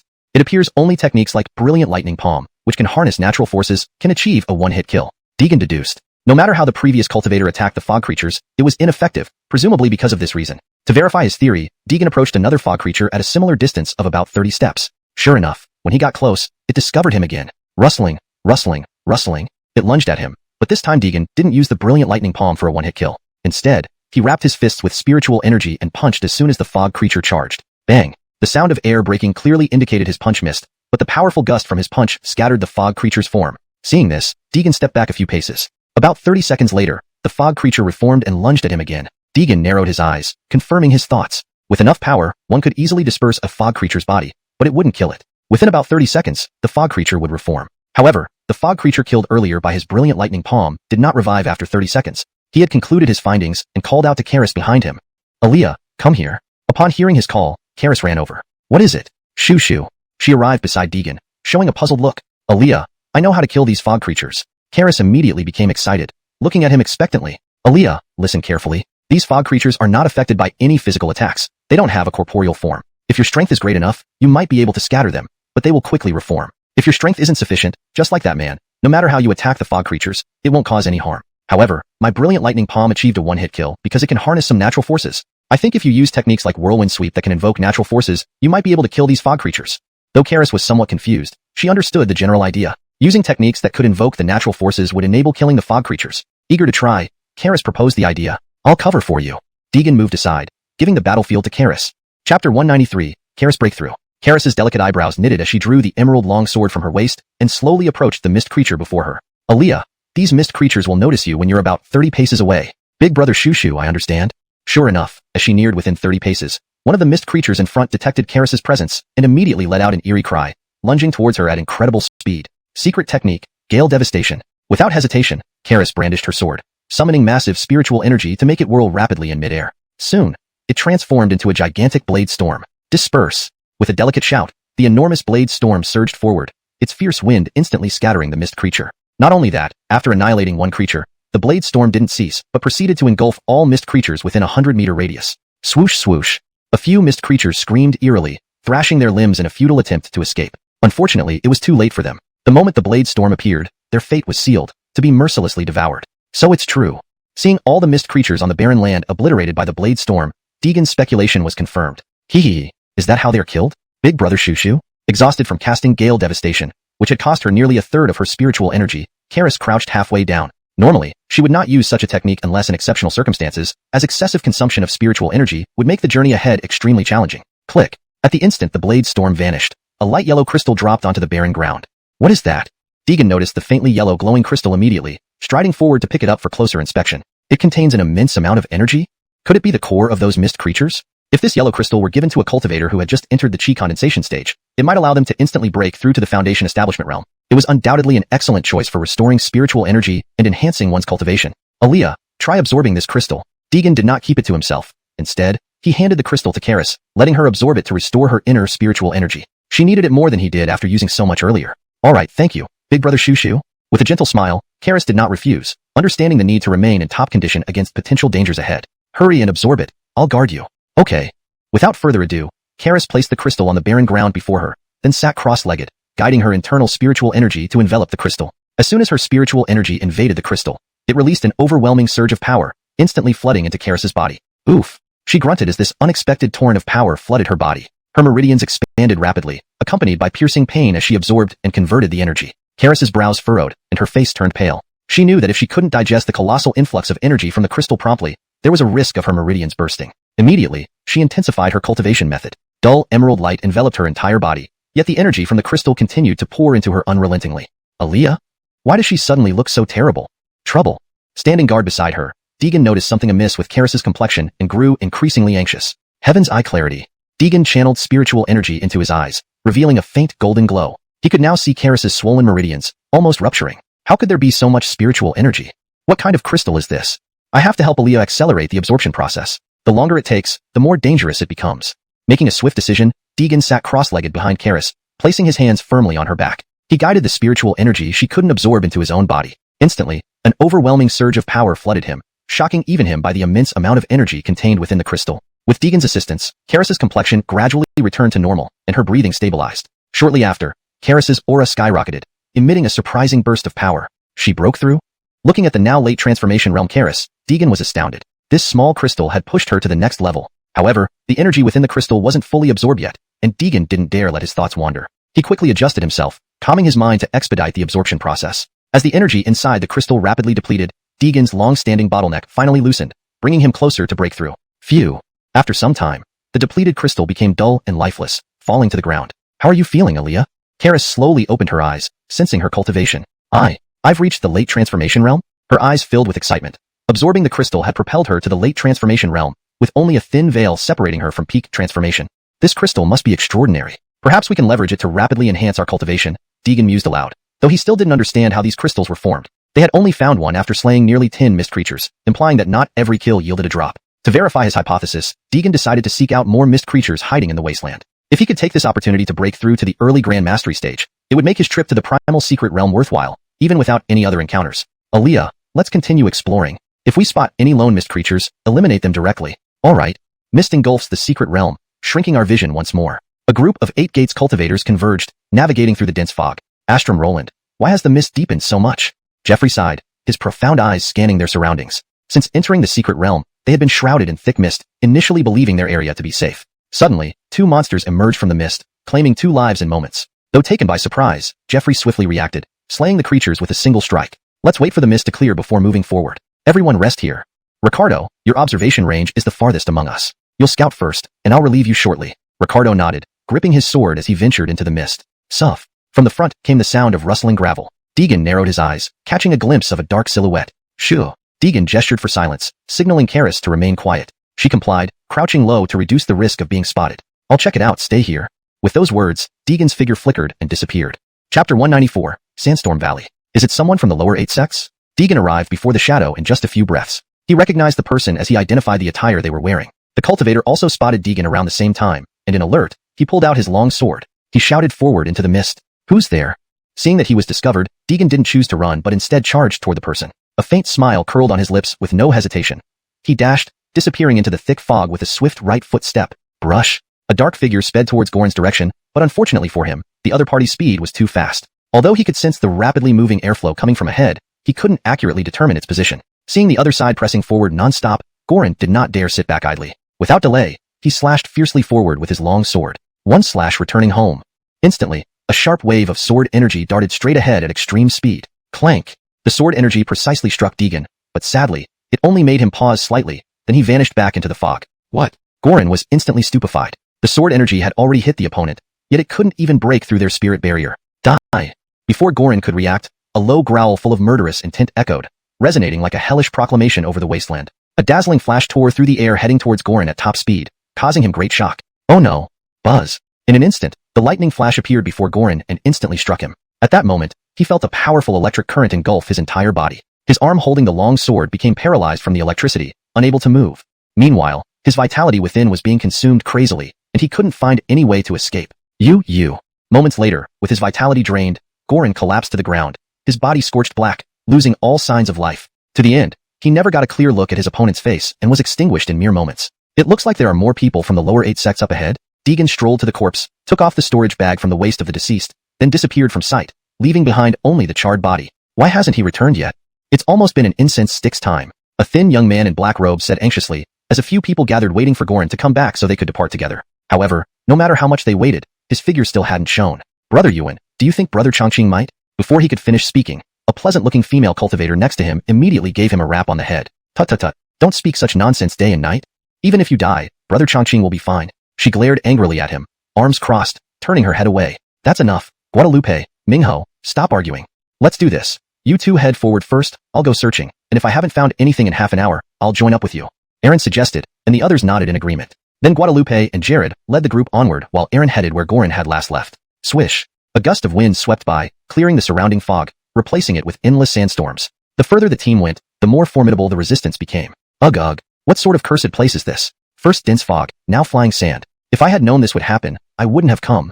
A teenage boy who looked around 16 or 17 complained in the group. He was named Auden and, like the others, was a disciple of the Butterfly Adoration sect. Only, his master was the sect's chief elder. Originally, he could have used his status to avoid this training exercise, but because he believed other senior brothers talk, he came here. By less than a day, he already regretted it. Enough, Auden. Stop complaining. We're all trapped here now. To get out, we can only walk to the end of the mystic realm. Jared rebuked him. Normally this guy strutted around using the fact his master was the sect's chief elder. Now, he was still whining, which irked Jared greatly. What do you mean? Do you, a minor outer sect disciple, dare reprimand me? Do you believe me when I say I'll report you to my master once we get out? Auden bellowed angrily, eyes wide, threatening words clear. You. Angered, Jared pulled out his long sword. If Guadalupe hadn't stopped him, he probably would have stabbed Auden. Sister Guadalupe, don't stop him. Let's see if he dares to lay a hand on me. Enough. Both of you shut up. Master Ewan isn't here right now. For now, listen to me. Jared, put your sword away. Our sect trains you not to draw swords against each other. And you, Auden, behave yourself. Since you chose to participate in this trial competition, obey properly. Got it? Guadalupe scolded them, her voice carrying anger. Given the strong sandstorm around, they needed to shout to be heard. All right. Yes, sister. Both unwillingly replied, annoying Guadalupe immensely. She raised her hands. Smack. Smack. 2 crisp slaps followed by 2 cries of pain, both heads sporting instant lumps. Whoever speaks again, I'll give you a proper lesson. Follow closely. After the sandstorm valley, the path ahead will be smoother. With Guadalupe here, despite the annoyance burning inside both, they kept it down, afraid to release it. 7 people braved the massive sandstorm walking in the wasteland. So this is Sandstorm Valley? Deegan murmured. He had just been wondering why there were 2 valleys in this vast wasteland. Looking down at the traveling party below, he smiled faintly. The show begins. Elsewhere, Aaron searched along the footsteps left by Goran for nearly half an incense stick's time. Where has this guy run off to? Just when he couldn't find Goran, a blackened corpse lying prone on the ground caught his attention. What's that? Walking closer, Aaron realized it was none other than junior brother Chongqing, whom he had been searching for. Junior brother Chongqing? Goran? Aaron hurriedly squatted down, shaking Goran's body, but received no response. Damn it, who did this? If you dare show your face, killing my sect member, I'll make you pay blood for blood. Aaron spoke venomously, gently closing Goran's eyes, then turned to pursue Guadalupe and the rest. Big brother Shushu, why aren't you back yet? Karis walked alone in the wasteland. Since Deegan had left, nearly an incense stick's time had passed, and she began to worry, hoping he would return soon. Chapter 195, Collecting Interest First. Rustle. Suddenly, a strange noise came from not far ahead. Karis's body froze abruptly. She knew this was the harbinger of a mist monster's appearance, but a flash of doubt crossed her mind. Weren't they only detected when one got within 30 steps? Why did I see no sign of the mist monster before? Roar.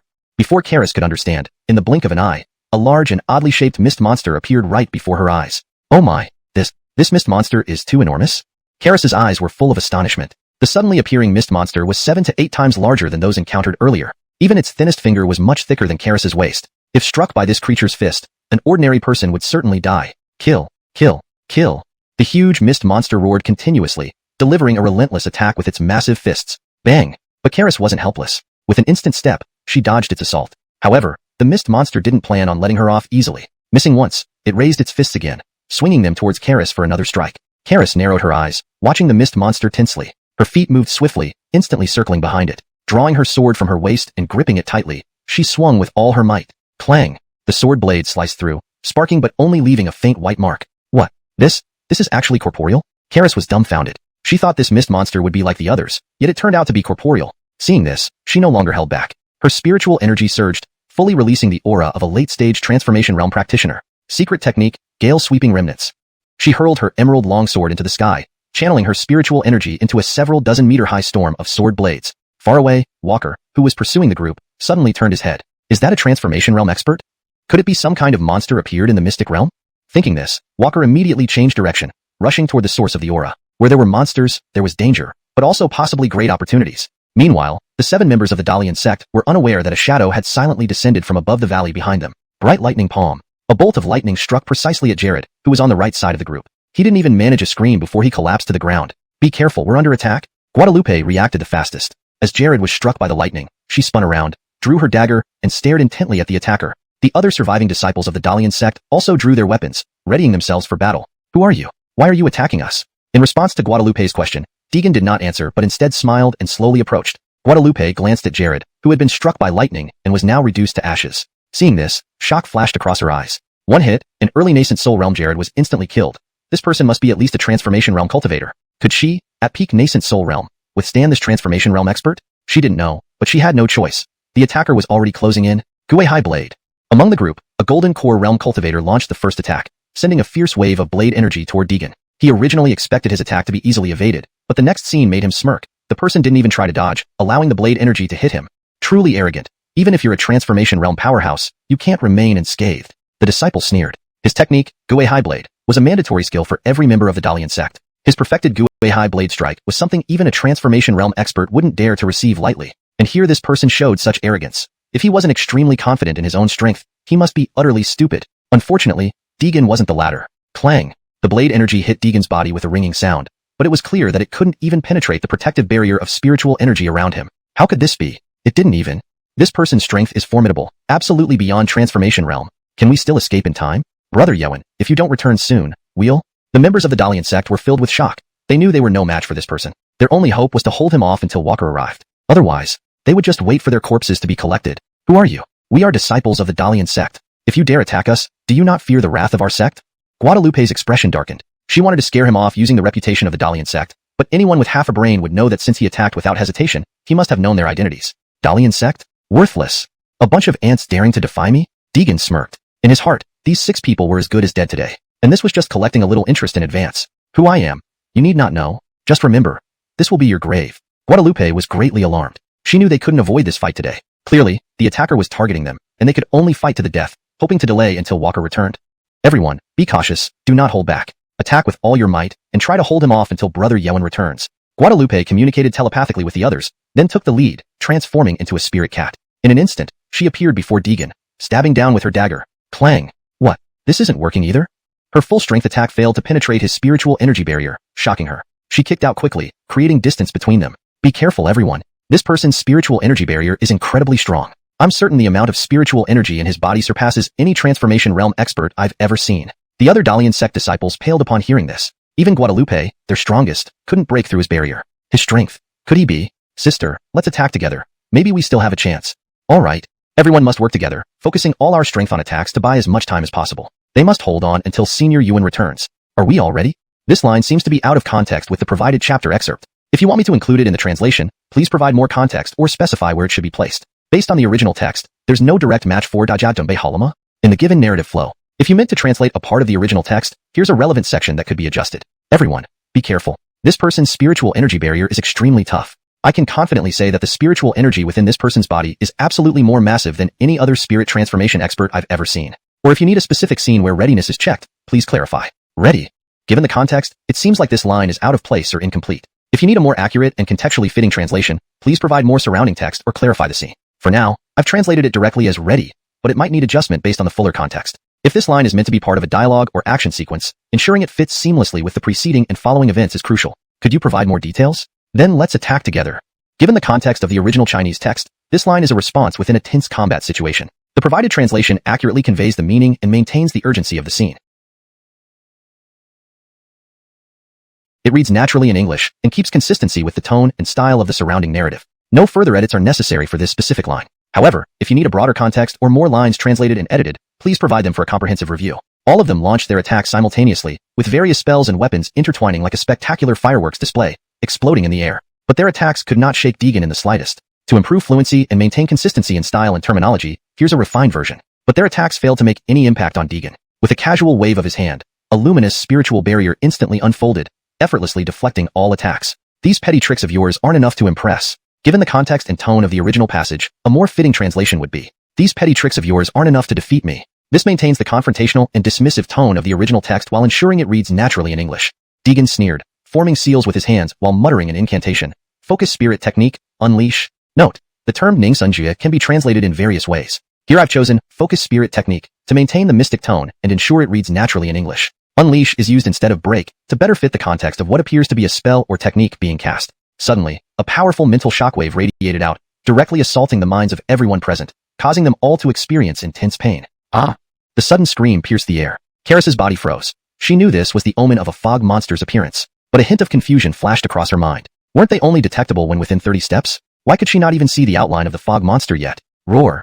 Before Karis could figure it out, in the blink of an eye, a gigantic and oddly shaped fog monster appeared before her eyes. Oh my! This fog monster is incredibly huge. Karis's eyes were filled with shock. The fog monster that suddenly appeared was actually 7 to 8 times larger than the previous ones. Even its thinnest finger was much thicker than Karis's waist. If hit by this creature's punch, an ordinary person would certainly die. Kill! Kill! Kill! The massive fog monster let out roars from its mouth, showing no mercy as it swung its huge fists down forcefully. Bang! But Karis wasn't one to be taken lightly. With a swift step, she dodged its attack. However, the fog monster didn't plan on letting her off easily. Missing once, its fists rose again and swung towards Karis once more. Karis narrowed her eyes, tensely watching the fog monster, her feet darting at high speed as she instantly circled behind it. Drawing her sword from her waist, she held it firmly with both hands and slashed down with all her might. Clang! The blade sliced through, sparks flying, but it left only a faint white mark. What? This is actually solid? Karis was dumbfounded. She had thought this fog monster would be like the others, but it turned out to be solid. Seeing this, she stopped holding back. Her spiritual energy surged, fully releasing her late-stage transformation period aura. Secret art, wind sweeping the remnants. She threw the emerald longsword into the air, her spiritual energy bursting forth to form a storm of sword blades several dozen meters high. In the distance, Tuoji Yewen, who was chasing after the group, abruptly turned his head. So it's a transformation period expert? Could something unusual have appeared in the mystic realm? With these thoughts, Tuoji Yewen changed direction and dashed toward the source of the aura. Where there were strange beasts, danger loomed, but so did great opportunities. Meanwhile, the 7 people from the Butterfly Love sect hadn't noticed the shadow silently descending from above the valley behind them. Brilliant thunder palm. A bolt of lightning struck accurately, hitting Jared on the right side of the group. Without a single cry, he fell to the ground. Watch out, we're under attack, everyone be careful. Guadalupe reacted the fastest. As soon as Jared was hit by the lightning, she spun around, drew her dagger from her waist, and stared intently at the attacker. The remaining disciples of the Butterfly Love sect also drew their weapons and assumed battle stances. Who are you? Why are you attacking us? Facing Guadalupe's questioning, Sylvester Shu did not respond, merely advancing slowly with a smile. Guadalupe glanced at Jared, now reduced to ashes. Seeing this, shock flickered in her eyes. A single strike had killed early-stage nascent soul Jared, meaning this person was at least a transformation period cultivator. Could she, at peak nascent soul, withstand this transformation period expert? She didn't know, but she had no choice. He was already approaching. Gue High Slash. From the group, a core formation cultivator initiated the attack first, sending a fierce wave of sword chi towards Sylvester Shu. Originally, he expected his attack to be easily dodged, but the next scene made the Butterfly Love sect disciple sneer. The man didn't even try to dodge, letting the sword chi hit him. How arrogant. Even if you're a transformation period powerhouse, you can't possibly come out unscathed. The Butterfly Love sect disciple chuckled, knowing he had mastered the Gue High Blade technique practiced by every disciple. Even transformation period experts wouldn't dare take it lightly. And this man was overly confident, unless he was extremely confident in his strength, or completely foolish. Unfortunately for the disciple, Sylvester Shu wasn't the latter. Clang. The sword chi hit Sylvester Shu's body, producing a sharp sound, but failed to break through his spiritual barrier. How is this possible? It couldn't even. This person's strength is formidable, definitely beyond the transformation period. Do we still have time to run? Roland Yewen, if you don't return soon, we will. The faces of the Butterfly Love sect members were filled with shock. They knew they weren't a match for this person. Their only hope was to hold him off until Tuoji Yewen arrived. Otherwise, they would be waiting for their corpses to be collected. Who are you? We are disciples of the Butterfly Love sect. If you dare to attack us, are you not afraid of our sect's wrath? Guadalupe's face darkened, trying to intimidate him with the name of the Butterfly Love sect, but anyone with a brain would realize that if he dared to attack without hesitation, he must know their identity. Butterfly Love sect? What's so special about it? A bunch of ants, daring to bark at me? Sylvester Shu slightly grinned. In his mind, these 6 people would die today. This was just collecting a bit of interest in advance. I am who you need not know. Just remember. This place will be your burial ground. Guadalupe was alarmed. She knew this confrontation couldn't be avoided. Clearly, this person was targeting them. They could only fight to the death, hoping to stall until Tuoji Yewen returned. Everyone pay attention, do not hold back. Attack him with all your might. And hope, Yewen's senior brother returns. Guadalupe used secret transmission to speak with the others, then transformed into a spirit cat, flashing a few times to appear in front of Sylvester Shu, stabbing down with her dagger. Clang. What? This doesn't work either? Seeing her full force attack unable to penetrate his spiritual barrier, she panicked and kicked out, creating distance. Everyone be cautious. This person's spiritual barrier is extremely tough. I'm sure his internal spiritual energy is far greater than any transformation period expert I've seen. The rest of the Butterfly Love sect disciples paled upon hearing this. Even Guadalupe, the strongest among them, couldn't break through his spiritual barrier. His strength? Martha, let's go together. Maybe we still have a chance. Alright. Note. For better readability and coherence, some sentences were slightly adjusted and condensed. The screams of agony continued to ring out, with several disciples collapsing to the ground, their bodies convulsing violently, clearly having sustained severe internal injuries. At this moment, Guadalupe felt an overwhelming sense of despair. She knew that they had no chance of withstanding such an attack, but she was still unwilling to give up. We must hold on. We can't die here. To improve the translation and ensure it accurately conveys the meaning, reads naturally, and maintains consistency. Determined, she urged, we have to hold on. We can't die here. This version keeps the urgency and determination expressed by the original speaker, while ensuring it flows naturally in English. She gripped the dagger in her hand once more, forcing herself to endure the pain and fear as she continued her assault. However, despite such a fierce counterattack, Deegan remained unperturbed. It seems you still don't understand. This battle was never winnable from the start. With a casual wave of his hand, a surge of even more powerful spiritual energy forced Guadalupe to retreat several meters. Humph, your struggles only add to your pain. It's still not too late to surrender now. Note, to ensure the translation reads naturally and fluently in English, some adjustments have been made while maintaining the original meaning. Deegan looked at the crowd with cold indifference, his voice laced with a threat of menace. Guadalupe's gaze was resolute. Despite the overwhelming despair in her heart, she still refused to back down. We must hold on until Brother Utext returns, even if it means sacrificing our lives. Note, there seems to be a typo in the original Chinese text Yuan Shishong, which should be translated as Brother Utext, or depending on the correct name it should be. If the correct name is Yuan, then it should be Brother Yuan. For better context and accuracy, here's an adjusted version assuming Year 1 is a name. We must hold on until Brother Yuan returns, even if it means sacrificing our lives. As Guadalupe and the others were desperately resisting, a familiar aura finally arrived from the distance. It was to OG Yuan. Finally, I've made it. However, this sentence seems to be out of context with the provided original text. If you wish to translate a specific part or continue from a certain point in the original text, please provide more details or context for accurate translation. Based on the original text given, here's an edited and fluent version of the story segment. Chapter 195, Collecting Interest in Advance. Swoosh, swoosh. Suddenly, not far ahead, a strange sound came from the mist. Karis stiffened. She knew this was the sign that a mist monster was about to appear, but a hint of confusion crossed her mind. Aren't we only detected when we get within 30 steps? Why am I seeing the mist monster before that? Roar. Before Karis could figure it out, a large, oddly shaped mist monster appeared right in front of her. Oh my, this mist monster is way too huge. Karis's eyes were full of shock as the size of this newly emerged mist monster was 7 to 8 times larger than the previous ones. Even its thinnest finger was thicker than Karis's waist. A punch from this creature would undoubtedly kill an ordinary person. Attack, attack, attack. The enormous mist monster roared loudly and smashed down its gigantic fists without hesitation. Bang. But Karis wasn't someone to be underestimated. She dodged its attack instantly, yet the mist monster didn't intend to let her off easily. Missing once, it raised both fists again, aiming another strike at Karis. Karis narrowed her eyes, watching the mist monster intently, and rapidly moved around behind it. Drawing her sword from her waist, she gripped it tightly and slashed fiercely. Clang. The blade sliced through, sparking flames, but only left a faint white mark. What? This one is actually solid. Karis was stunned. She had assumed it would be like the other mist monsters, but unexpectedly, it was solid. Realizing this, she stopped holding back, unleashing a surge of spirit energy, completely releasing the aura of her late transformation phase. Secret art, Gale of Residual Clouds. She hurled the emerald sword into the sky, and her intense spirit energy transformed into a storm of several dozen-meter-high sword blades. Far away, to OG Yuan, who was pursuing the team, suddenly turned his head. Is it actually a transcendent spirit phase expert? Could there be some monstrous beast inside the secret realm? With these thoughts, OG Yuan changed direction and rushed towards the source of the aura. A place with monstrous beasts was fraught with danger, but it might also conceal great opportunities. Meanwhile, the 7 members of the Delian sect did not notice a shadow quietly approaching from above the valley. Brilliant lightning palm. A bolt of lightning struck accurately, hitting Jared on the right side of the formation. He didn't even have time to scream before falling dead. Be cautious, everyone. We're under attack. Guadalupe reacted the fastest.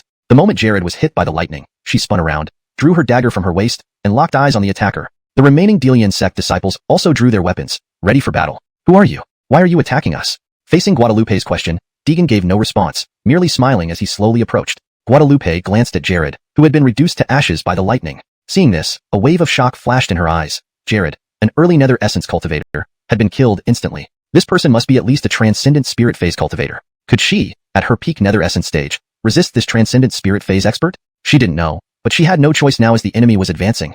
Returning Sea Blade.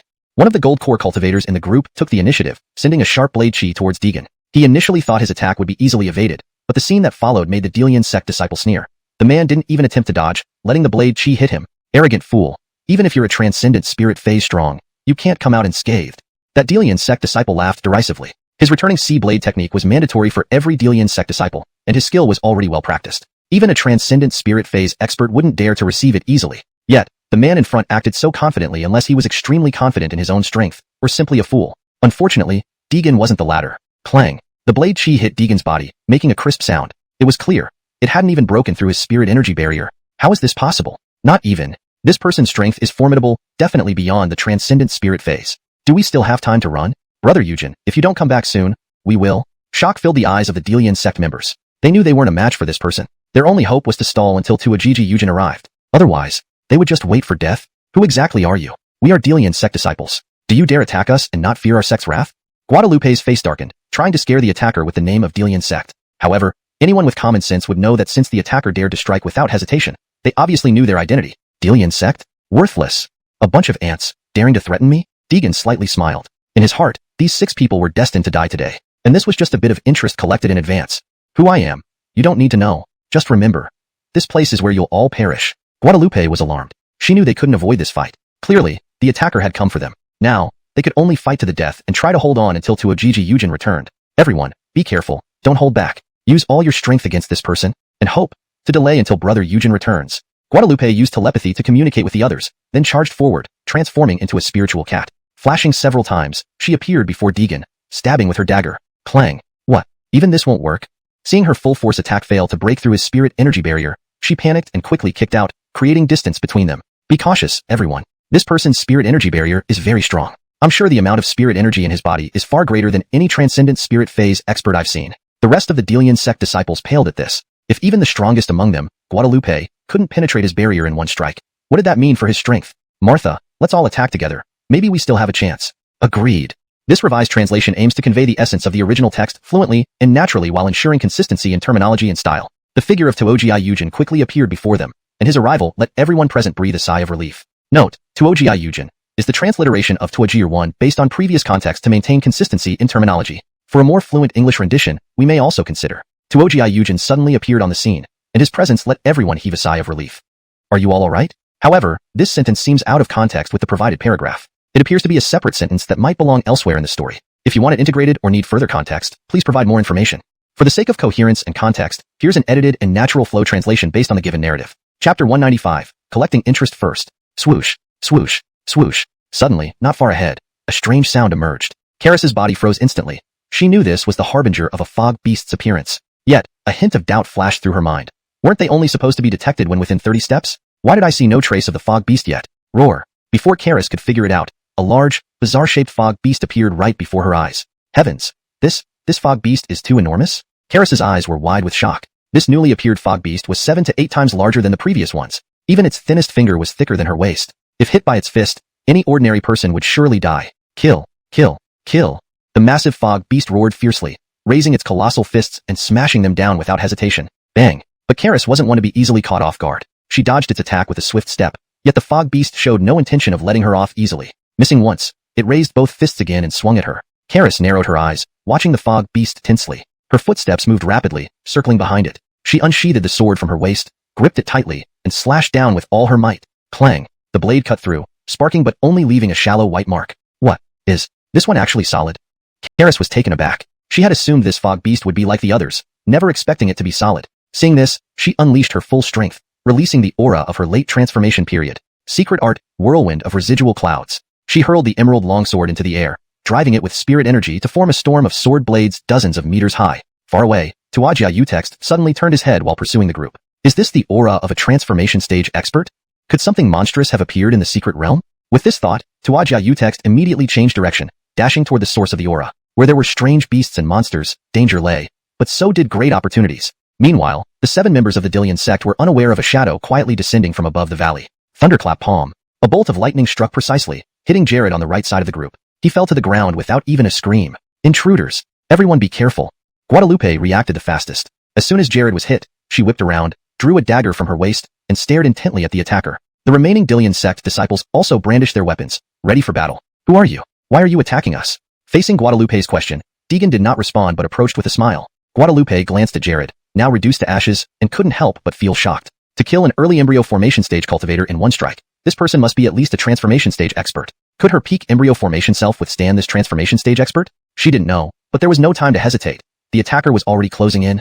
Ocean return slash. A gold core cultivator took the initiative, sending a sharp blade chi toward Deegan. Initially, he expected his attack to be easily evaded, but the scene that followed made him smirk. The person didn't even attempt to dodge, allowing the blade chi to strike. So arrogant. Even if you're a transformation stage powerhouse, you can't emerge unscathed. That disciple sneered. The ocean return blade technique was mandatory for all Dillian sect members. His perfected skill was even daunting for transformation stage experts to face directly. If not supremely confident in his strength, this person was clearly overconfident. Unfortunately for them, Deegan wasn't the latter. Clang. The blade chi struck Deegan, producing a sharp sound. Clearly, it couldn't even penetrate his spiritual barrier. How is this possible? This person's strength is formidable, definitely beyond the transformation stage. Should we run? Is it still possible? Roland Utext, if you don't return soon, we'll... Shock filled the Dillian sect members' faces. They knew they stood no chance against this person. Their only hope was to delay him until Tuajia Utext arrived. Otherwise, they'd end up dead bodies. Who exactly are you? We are disciples of the Dillian sect. Do you dare attack us and not fear our sect's wrath? Guadalupe's expression darkened. She tried to deter the attacker with the Dillian sect's reputation, but anyone with sense would realize that if he attacked without hesitation, he must already know their identity. Dillian sect? Worthless. A bunch of ants daring to provoke me? Deegan grinned slightly. In his heart, these 6 people were destined to die today. This was just collecting some interest in advance. I am who I am. You need not know my name. Just remember, this is where you meet your end. Guadalupe was alarmed. She knew this confrontation couldn't be avoided. Clearly, the attacker targeted them specifically. Now, they could only fight to the death and try to stall until Tuajia Utext returned. Everyone pay attention. Hold nothing back. Use all your strength to attack. And try to buy time until Roland Utext returns. Guadalupe relayed instructions via telepathic communication, then led the charge, transforming into a spirit cat. She flashed forward and thrust her dagger downward. Clang. What? This doesn't work either?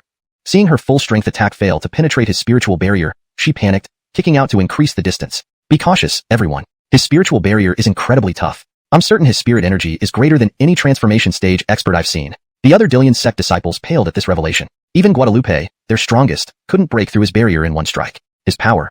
Could it be? Martha, let's attack together. Maybe we have a chance. Agreed.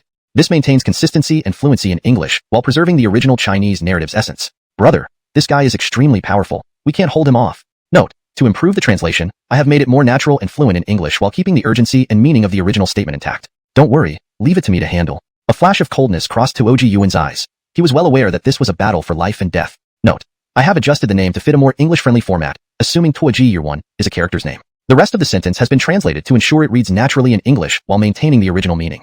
I won't let any harm come to you. This translation maintains the protective tone of the original statement while ensuring it reads naturally in English. However, to better integrate this into the provided narrative context and match its style, a more fitting translation would be, I will not let any harm befall you. This version uses language that is more consistent with the stylized and somewhat formal tone of the provided text. Speaking, he quickly adjusted his state, with surging spiritual power throughout his body, releasing an overwhelming pressure. To improve the translation for fluency and natural reading in English, as he spoke, he rapidly adjusted his stance, causing spiritual energy to surge through his body and surfing a daunting pressure. Or even more naturally, as he spoke, he quickly centered himself. His spiritual energy surged, emitting an overwhelming pressure. You're the one who has been chasing me all this time? Very well, let's end this. This translation maintains the meaning and tone of the original text while ensuring it reads naturally in English. It also keeps consistency in style and terminology. Deegan saw the suddenly appearing Tuoji Yuan, and a cold smile appeared at the corner of his mouth. Note, for consistency with the previous text where the character's name was spelled as Easton, I've used Tuoji Yuan here to match what seems like a naming inconsistency in the provided text. Ideally, the character's name should be consistent throughout. Correction for consistency. Deegan saw the suddenly appearing Easton, and a cold smile appeared at the corner of his mouth. The atmosphere between them instantly became tense, with a fierce battle about to erupt. However, this sentence seems out of context with the provided original text. The original text does not abruptly jump to two individuals facing off without context. If you would like edits based on the given chapter, please provide the specific part you want translated or edited. Chapter 196. The crystal stone was stolen. Deegan narrowed her eyes, gazing at the few individuals lunging toward her with a cold sneer. Guihai, Nelio. On her right, a cultivator from the Dalian sect swung his long saber fiercely, his eyes flashing with malice, clearly intending to slay her in one stroke. Unfortunately for him, he was facing Deegan. Deegan lifted her arm effortlessly. Before the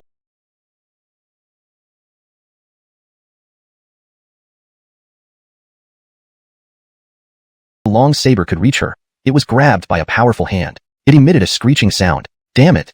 The cultivator cursed, attempting to withdraw his blade and retreat. But no matter how hard he struggled, he couldn't break free. With lightning speed, Deegan's left hand shot out, an eagle claw aimed straight for his throat. Crack! Moments later, a crisp sound echoed as the cultivator's neck was snapped instantly. His body went limp and fell to the ground. Chuck! Seeing this, two golden core cultivators emerged behind the fallen man. They showed no signs of panic. They knew fear wouldn't help now. Rather than succumb to fear, they chose to fight to the death, perhaps leaving a glimmer of hope. Yao Lei Erixua. Deegan barked, channeling spiritual chi within her body to form two streaks of lightning in her hands. She instantly swung them forward, the lightning streaks moving so fast that in an instant, both men were enveloped by powerful electric currents, which consumed their life force completely. In just one exchange, 3 people lay dead. Now, only Guadalupe and Auden remained in the group. There's no point in resisting any longer. Today, you will all die. Deegan slowly approached, while Guadalupe's heart raced wildly. She had thought that together they might have held on for a bit longer, but how much time had passed? Out of the 6-person squad, only she and Auden remained. Damn, what kind of background does this person have? Roland Ewan, if you don't return soon, we'll be annihilated. Guadalupe muttered weakly, watching as Deegan drew closer. She involuntarily backed away. Beside her, Auden was so scared that he wet his pants, standing dumbfounded, trembling uncontrollably. Jiutian, Lei Huajie. A powerful aura pressed upon them. Guadalupe froze. Such power was beyond what even ordinary spirit transformation cultivators could withstand. He is actually... Guadalupe was thoroughly stunned. This person's cultivation was far beyond the spirit transformation stage. Her initial plan was shattered, and despair filled her heart. Above them, a crimson cloud of fire slowly appeared in the sky. Swoosh! Several bolts of purple lightning flashed within the fiery cloud, poised to strike at any moment. So this is the strength above the spirit transformation stage? Auden, who had been arrogant moments ago, now knelt on the ground, staring at the fiery cloud in despair. He knew there was no escaping this fate. Bang! Karis was forced back dozens of steps by the mist monster's punch, her emerald sword dragging along the ground, finally stopping after cutting a 10-meter groove. Huff huff. Breathless, Karis realized this mist monster was tougher than she had imagined. Had she not advanced to the late spirit transformation stage, she would have already lost. Though uninjured, her internal spiritual chi was depleting rapidly. If she didn't find a way to escape soon, it would be dangerous. Big brother Shushu, if you don't show up soon, I'm afraid Aaliyah will die here. Roar, roar, roar. But the mist monster gave her no chance to catch her breath. In a blink, it rushed towards her, its massive fists swinging wildly, blocking all possible retreat routes. Oh no. Watching the enlarging fist, Karis's pupils dilated, feeling a sense of despair rising within her. Just as she was about to be hit, a towering figure appeared before her. Dermot lost. A roar erupted from the figure. The enormous mist monster's punch halted by a powerful sound wave, frozen in place. Big brother Shushu? Recognizing the figure, tears flowed uncontrollably down Karis's cheeks as she dashed into Deegan's arms. Big brother Shushu, Aaliyah? Aaliyah thought I'd never see you again. Don't be afraid, I'm here. Looking at the tearful Karis, Deegan felt a pang of heartache, anger rising within him. Turning, he stared intently at the giant mist monster. Aaliyah, lend me your sword. Taking Karis's sword, Deegan channeled spiritual chi into its tip, with the sword into thunder sound. Ju Ming Tsang ear. Break. Ultimate. Raising the sword, a giant shadow materialized in the air. The giant, holding twin thunder hammers, struck them together. Instantly, a powerful sound wave accompanied by threads of lightning surged towards the mist monster. Zzz. Roar, roar, roar. The mist monster roared in rage, trying to flee, but it was too late. Its large form hindered its escape. Moments later, several lightning strikes caught up, wrapping around the mist monster in thick electric eels. Roar, roar. Despite its fierce struggles, the following sound wave disintegrated its form, sparking brightly as a wisp of black smoke rose. Thus, the mist monster dissolved into mist, fading into nothingness. Click. A transparent crystal stone appeared mid-air, landing on the ground as the mist monster vanished. Did this mist monster drop a crystal stone? Deegan's face lit up. The crystal stone lying ahead was several times larger, likely containing enough energy to help her advance to the early grand convergence stage. Meanwhile, the surrounding mist also dissipated. The huge mist monster had been the source of the dense fog. As Deegan moved forward to pick up the crystal, a hand suddenly reached out and snatched it from the ground. Who? Deegan looked up abruptly, but the owner of the hand had already vanished, fleeing at high speed into the distance. First, shock flickered in her eyes, followed by overwhelming fury. To dare steal from me? Excellent. Deegan did not chase after the thief, instead memorizing the residual aura. Then she turned back to Karis. How are you? Not hurt, are you? Karis shook her head slightly, her face filled with guilt. I'm sorry, big brother Shushu, it's all my fault. If it weren't for me, what are you saying? Deegan's eyes softened, affectionately stroking her hair. Let's go. The mist is gone, so the mist monsters should be gone too. Chapter 197, Creepy Mountain Ravine. A short while ago, Chris had followed the aura of a nascent soul cultivator to the edge of the wilderness. He immediately discovered that the cultivator was actually a Aggie, and she was currently battling with a gigantic creature. Humph. The clam digs in as the sandpiper quarrels for it. Let them fight it out.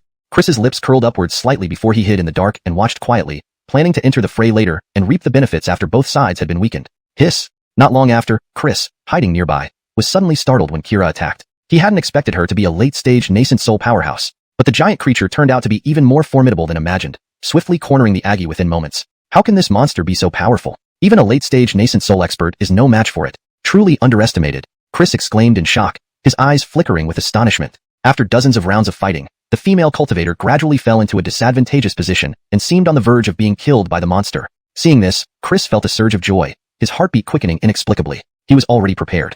Once the Aggie was killed by the monster, he would rush out at the first opportunity to snatch her storage bag. Suddenly, a figure darted out from the side, disrupting his plan. There's an accomplice too? Chris cursed inwardly, taking a deep breath to calm himself down, seeking another chance to make his move. The figure instantly stepped beside the female cultivator and blocked a fatal strike for her. What? Actually, when Chris saw this newcomer easily blocking the giant creature's punch, he was stunned. He couldn't help but feel a sense of retreat knowing he wouldn't stand a chance against such a person. Even if he continued to hide here, he probably wouldn't have another chance to act. He slowly backed away, crawling towards where he came from, planning to leave. Click. A shimmering crystal fell on the ground, instantly catching the attention of Chris who was about to leave. That's the crystal dropped by that giant creature? Could it be? He knew this crystal must be a rare treasure, but getting his hands on it wouldn't be easy. As if favored by heaven, Chris noticed that the person did not immediately pick up the crystal after slaying the giant creature. This gave him a chance to snatch it. Chris took a deep breath, then flashed past unnoticed and snatched the crystal. Immediately, he fled into the distance. After successfully obtaining it, he didn't dare to linger at all. Even the slightest hesitation would result in immediate pursuit by the person. He accelerated through the wilderness edge, spotting a narrow mountain ravine ahead. Not chasing. Feeling no pursuit, Chris crouched at the entrance of the ravine, breathing heavily. Haha, this crystal is mine now. His face lit up with excitement as he gazed at the pale yellow glowing crystal in his hand. The energy inside this crystal is so immense. Upon detecting the enormous energy contained within the crystal, his eyes widened, staring at it in disbelief. Is this a dream? The energy within this crystal was enough for him to advance from early stage nascent soul to peak nascent soul, maybe even attempt to break through to the coveted fusion stage. Chris's lips curved upward, his heart surging with excitement. What smell is this? Suddenly, a gentle breeze blew by, carrying a faint bloody scent in the air. Chris didn't immediately detect it, finding it familiar yet temporarily unable to identify it. He looked towards the narrow, winding mountain ravine in front of him. Stepping cautiously, he advanced several dozen meters, noticing the peculiar smell growing stronger, seeming to come from just ahead. No longer hesitating, his curiosity piqued. Chris quickened his pace toward the source. 100 steps later, upon witnessing the scene before him, Chris was terrified, speechless. Swallow. Chris swallowed nervously, his legs inching backward. In front of him lay countless corpses of 8th-level cultivators. The reason the smell was familiar was due to its distinct bloodiness, which he failed to recognize in his excitement. What happened here? He watched in horror at the piled-up corpses, his legs trembling uncontrollably. The bodies numbered in the hundreds. However, these were only those visible to him at a glance. The number of deceased cultivators here far exceeded this estimate. Heh. More delicious food has arrived. From a pitch-black cave amidst the pile of bodies, a figure in black emerged. Upon spotting Chris, he grinned wickedly, revealing sharp fangs dripping with blood. Karis followed Deegan deeper into the area. Soon they passed the wilderness edge and found a narrow mountain ravine. However, the sky was gradually darkening. The already dim ravine exuded a sense of eeriness as Karis stared into its darkness, feeling a touch of fear, slowing her steps slightly. Though still barely visible, it became increasingly hard to see as it got darker, unsure if they'd end up completely blinded inside. This place seems off, Aaliyah. Be careful, Deegan said sternly. He sensed a faint aura of killing intent emanating from the ravine, growing stronger the deeper they went. While there was a great possibility of discovering treasures left over from the ancient era, there also lay significant danger. Life was always more important than any treasure. Regrettably, with nightfall approaching, retreat was no longer an option. No one knew what terrifying monsters might appear in the wilderness at night.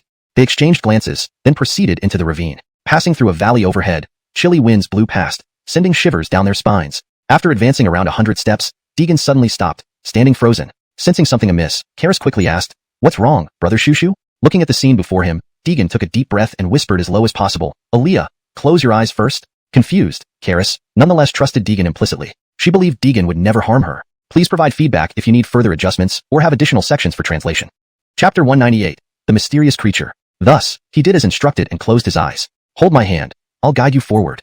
Karis gently grasped his fingertips. She could feel a slight tremor in Deegan's fingers, which made her even more curious about what had him so flustered. As she detected an intense, bloody smell, she instantly guessed the grim truth. She gripped Deegan's delicate hand a bit tighter. Deegan remained silent, carefully leading Karis step by step through this horrifying scene. Thud thud. With every step came sounds of something squelching, indicating they had stepped onto soil stained red with blood. The sight was too much for even Deegan to bear. Nausea crept over him. Everywhere around them were numerous corpses sprawled haphazardly on the ground. Most of the victims wore attire identifying them as disciples of the lower 8 sects. Their limbs were mangled and dismembered. One corpse closest to Deegan had sunken eyes with traces of blood at the corners. They appeared mutilated after death, likely torn apart by some creature. The sight was ghastly. Something terrible must have happened here,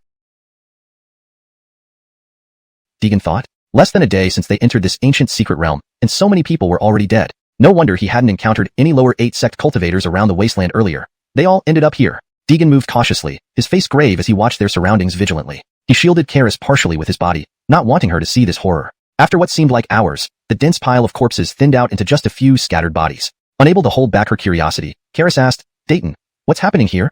Why won't you let me open my eyes?" Upon hearing this, Deegan paused and then told her everything he had observed. "Hiss," Karis gasped, incredulous that countless bodies had been strewn across the valley they had just passed through. How could this happen? Her brows furrowed in concern and fear. They entered the realm around the same time, yet these lower 8 sect cultivators met their end here. There must be some hidden secret here. We don't know yet, but this valley isn't normal. There might be terrifying creatures lurking somewhere. Deegan speculated that the valley might harbor creatures similar to the fog monsters found earlier in the wasteland. Whatever it was, they needed to be cautious and avoid becoming another victim in this valley. Let's go further and check. Facing a mountain ravine stretching endlessly before them, Deegan said it was best to find a way out first. Leading the way, he allowed Karis to follow closely behind, maintaining a 5-step distance between them to respond quickly to emergencies. The mountain ravine was dim, growing darker as night approached. If not for Deegan's heavenly eye technique, he would have been completely blind in this darkness. Ordinary people in such a pitch-black environment couldn't see anything. "Aaliyah, hold on to me." "Sure." At this moment, Karis had almost lost her vision and relied purely on instinct to move forward. If not for Deegan's support, she might have fallen multiple times already. As they passed a cave, Deegan suddenly froze and turned sharply towards it. He felt something lurking inside. But even using his heavenly eye, he couldn't make out what was in the cave, and it wasn't safe for Karis to enter. Deciding to leave the area quickly, they continued walking. Tap tap tap. As they walked farther, a pair of crimson eyes emerged from the cave, observing their backs. Heh. Another pair comes? Who should I eat first? A raspy voice echoed from the cave, followed by a black figure darting out into the dark night. The night was dark and sticky, filled with a faint stench of blood. Deegan was exhausted, having walked at least 10 miles since entering the ravine without seeing its end. Pausing to survey the area, he decided they should stay overnight and leave at dawn. "Aaliyah, we'll rest here tonight?" The path is too dark for you to see. We'll travel when it's lighter. Karis agreed without hesitation. I'll follow your lead, Dayton. Finding a suitable nook between two mountain walls, Deegan helped them settle down. Here, cover yourself with this coat. He fetched a coat from his storage bag for Karis, standing guard before her to protect against potential nighttime attacks. Dayton, won't you stay with me? Deegan hesitated, but knew now wasn't the time for personal matters. I'll keep watch outside. Rest if you're tired. With that, he moved towards the opposite wall. The surface was rough. Perhaps they could climb up to check their surroundings. Suddenly, a shadow flashed past behind Deegan. Who's there? He spun around but saw nothing unusual. Yet, he distinctly sensed something hiding nearby. Quietly returning to Karis's side, he leaned against the wall, shielding her once more. Heh. This prey seems very alert. In the darkness, a pair of glowing red eyes emerged from underground. Chapter 199, The Man-Eating Monster. Who's there? In the pitch-black night, Deegan was suddenly jolted awake. He seemed to have sensed a sinister presence ahead of him. Immediately, he cast a wary look towards it. Sure enough, as soon as he opened his eyes, a pair of blood-red eyes appeared not far off, glaring at the two of them. Heavenly eye mirror, Deegan muttered under his breath, focusing his spiritual energy into his eyes, making the once dark and blurry ravine appear crystal clear to him. It was an odd creature without hands, but instead, it had two scythe-like claws hanging in front. Its body was entirely green, resembling a mutated praying mantis. What on earth is this thing? Deegan whispered to himself. He had never seen such a monster before. It could be a mutated creature from living in this hidden realm for too long. However, it was undoubtedly dangerous. Without hesitation, Deegan instantly appeared behind the creature with a swift step. Snap! With both hands around its neck, he forcefully twisted it, severing the monster's head from its body. It immediately lost all life, collapsing onto the ground. Deegan slowly crouched down, examining the creature he just killed. Traces of blood lingered at its mouth, clearly suggesting its involvement in the slaughter of the cultivators in the ravine. But one such monster couldn't cause such carnage on its own. These man-eating monsters must live in groups. We can't stay here, Deegan pondered. If one appeared, another could follow. Without his heavenly eye mirror technique, they might have been ambushed successfully earlier. Aaliyah? Deegan quickly walked over to Karis, gently patting her arm. Perhaps feeling safe with Deegan nearby, she had slept deeply and took some time to gradually open her eyes, looking at him questioningly. What is it, Brother Shushu? Did something happen? Karis asked. We can't stay here. We need to leave this ravine immediately.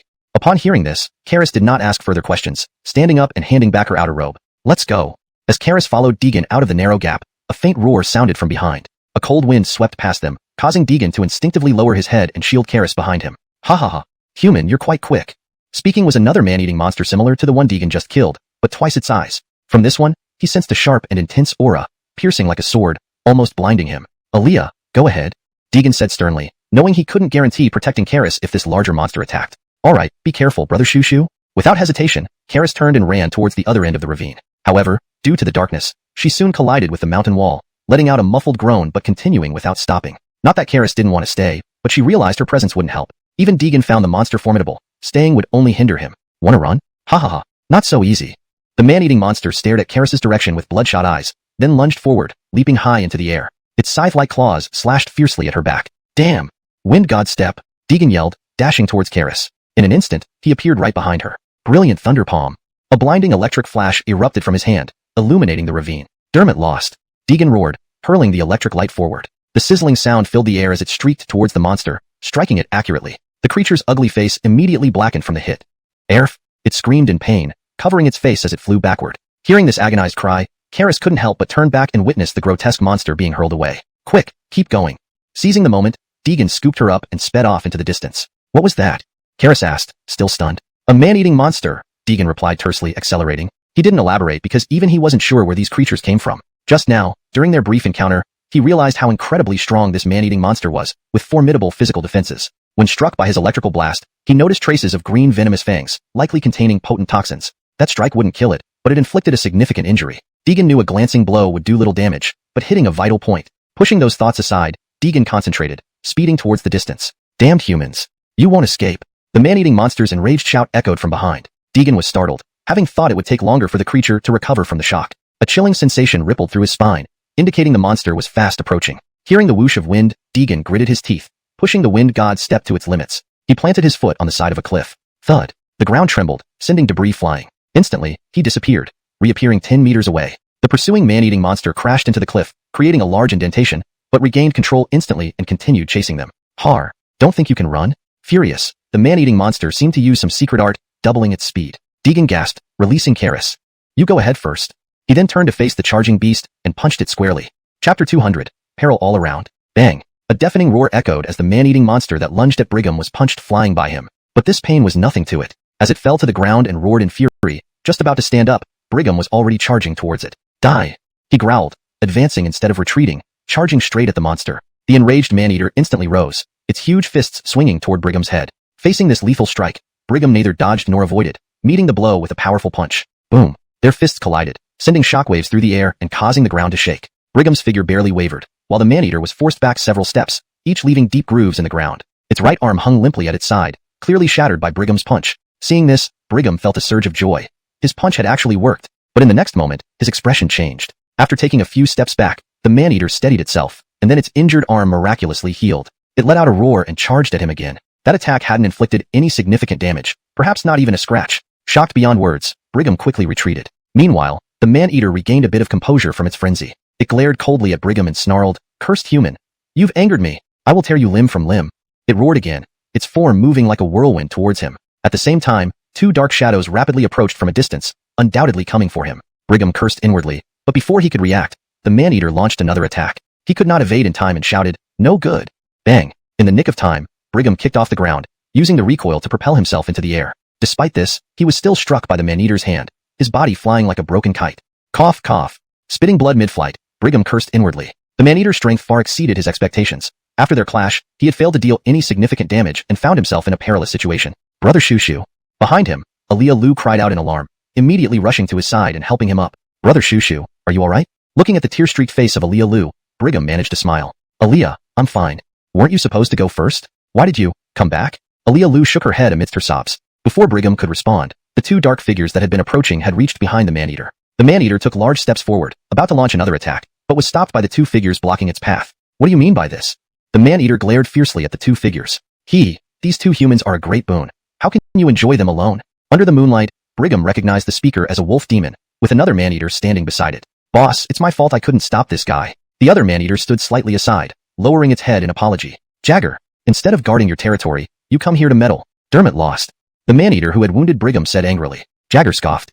Haha, Gerard, please understand what territory means. I, Jagger King, can be wherever I want. Jagger's eyes gleamed with authority, showing no fear of the man-eater. Aaliyah, we'll look for a chance to escape. Noticing the quarrel between the demons, Brigham planned to take advantage of the chaos to flee. Gerard, named thus, had an iron-cold expression, his sharp fangs slowly revealing themselves. Jagger, let's both compromise. Leave the male, take the female? What if I want both? Gerard erupted in anger, pointing a scythe-like arm at Jagger fiercely. You're going too far. This is my territory, Gerard. You cannot act recklessly here. Jagger stepped in front of the two man-eaters, looking angry. Try saying that again. Gerard clearly showed a flicker of fear. He knew Jagger's power well. Even though he was nearing the semi-immortal realm, there was still a gap between them. I'll let you choose first. This is my final concession. Gerard's expression darkened, knowing a fight would likely end badly for him. Humph. Fine. Then I'll take the male cultivator. Swallowing him, I, Jagger King, can finally break through. At that time, I can enter Hongtian City. Jagger's lips curled into a bloodthirsty smile. Aleo.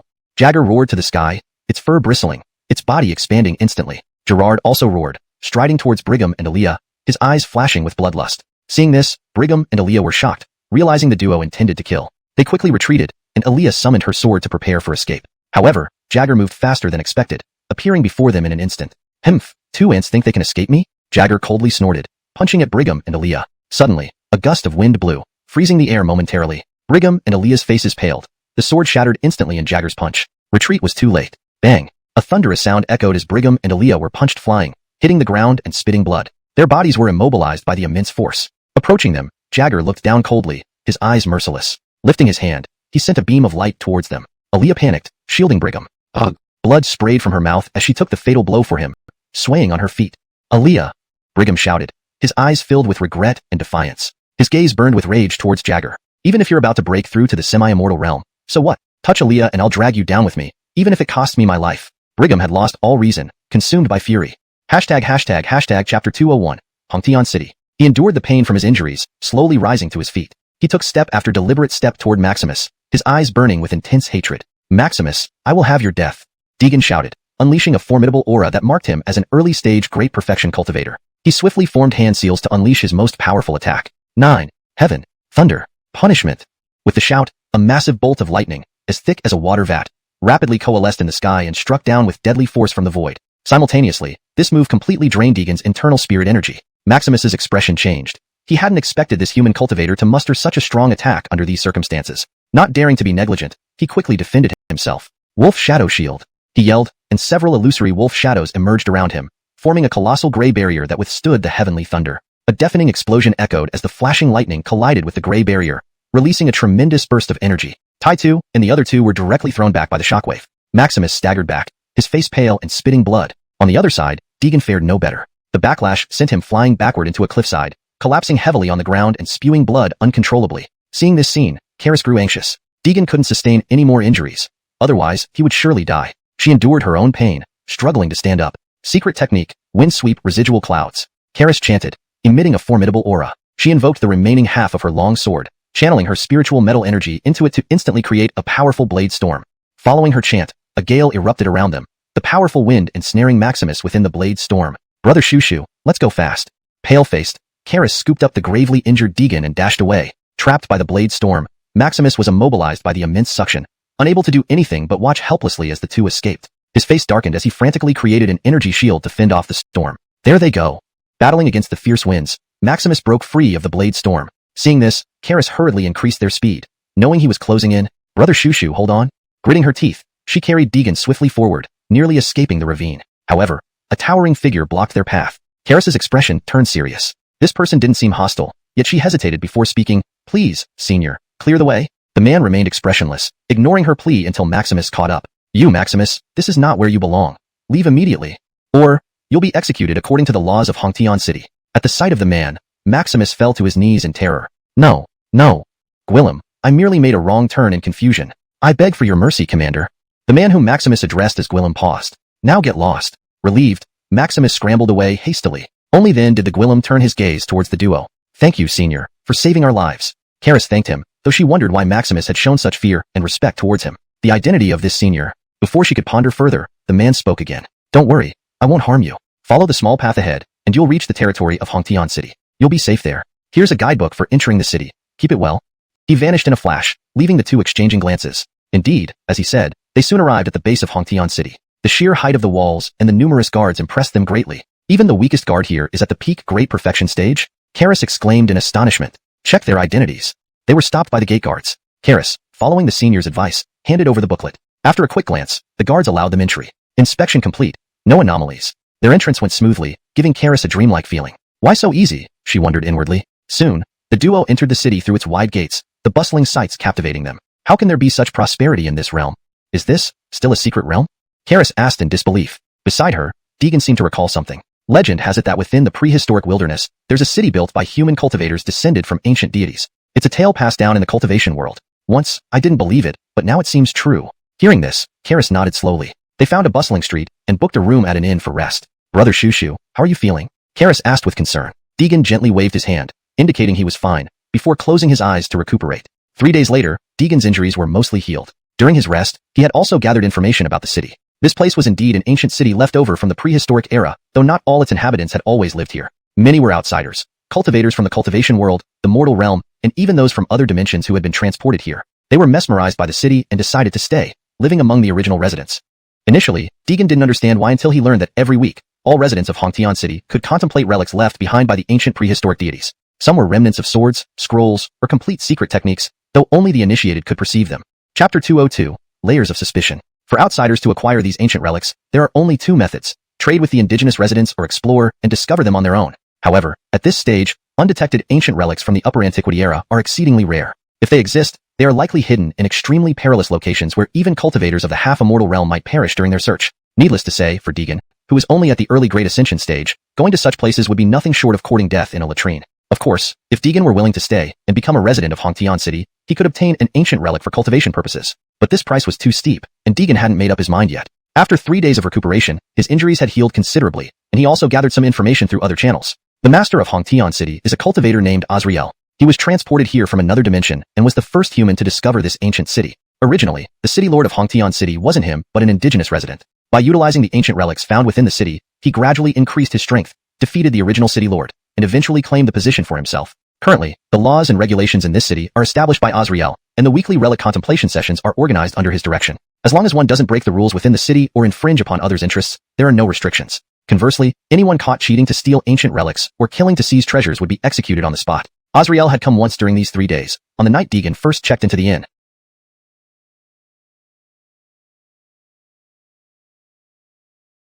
His visit was solely to assess whether Deegan was a promising talent. Finding that Deegan's potential was decent, he bestowed a drop of divine blood and a pill on him. This was partly why Deegan could recover so quickly. He had consumed the pill but kept the drop of divine blood. At noon, the scorching sun shone brightly, its rays penetrating the window and landing on the small vial in Deegan's hand. Inside was the drop of divine blood. Staring at the transparent bottle, Deegan fell deep into thought, hesitating over whether he should absorb it. What if all this was a trap? There were too many suspicious points. He had just entered the city when the city lord, Azrael, personally visited him, ostensibly to give him a healing pill and divine blood to enhance his cultivation. Would any normal person throw a grand feast for a stranger who just intruded on their territory? If Deegan possessed extraordinary talents and were the legendary, chosen one, or son of dimensions, this might make sense. Unfortunately, he knew his talents were merely above average, not extraordinary. For a mediocre cultivator to be favored by the city lord upon entering Hongtian City and receive such gifts simply didn't add up. Just now, Deegan had felt an impulse to smash the bottle and absorb the divine blood. Fortunately, he regained his composure in time and suppressed that urge. I must find out everything about this place. Until I understand the situation, I cannot take risks. If this drop of divine blood were problematic, he could die instantly. In the face of absolute power, any scheme would be meaningless. Blaming his weakness, Deegan's desire to grow stronger intensified. Taking a deep breath, he decided to set aside the divine blood for now. With a serious expression, he put the vial containing the divine blood back into his storage bag. A stranger being treated like this upon entering Hongtian City simply didn't fit normal thinking. The most crucial thing now was to uncover Azrael's intentions. Once that was clear, all puzzles would unravel. In the past 3 days, he also learned about the major forces in the city. According to what he gathered, there were 4 prominent families in Hongtian City. Their complex relationships left Deegan bewildered initially. Among them, the Adolfo family, Zhao family, and Chun family were the 3 leading clans, often clashing with each other, which seemed normal. What was perplexing was that these 3 families were also related through marriage, frequently warring over unclaimed resources in the city. An abnormal situation indeed. Above these 3 families was the Yi family, connected to Azrael. Due to Azrael's influence, the Yi family wielded immense power in the city, a fact that even the other 3 families dared not challenge. They feared retribution from the city lord. But Deegan found Azrael strange as well. With the Yi family's power, they could easily annex the other 3 families. Why leave them around to vie for resources? This puzzled Deegan. Could he be using these 3 families as a smokescreen? Or does he simply look down on them? The complexity of relationships among the various forces in Hongtian City gave him a headache. Forget it. Let's see how things develop. As long as they don't provoke me. Sometimes, however, bad luck strikes even while drinking cold water. Pretty lady, come play with me? On the street, a wealthy young master was harassing a beautiful woman. Initially, Deegan paid no attention until he heard the voice and glanced over. To his dismay, it was Karis being harassed. Whatever you fear will come to pass. Deegan's expression darkened as he muttered softly. Quickly jumping down from the windowsill, he approached Karis.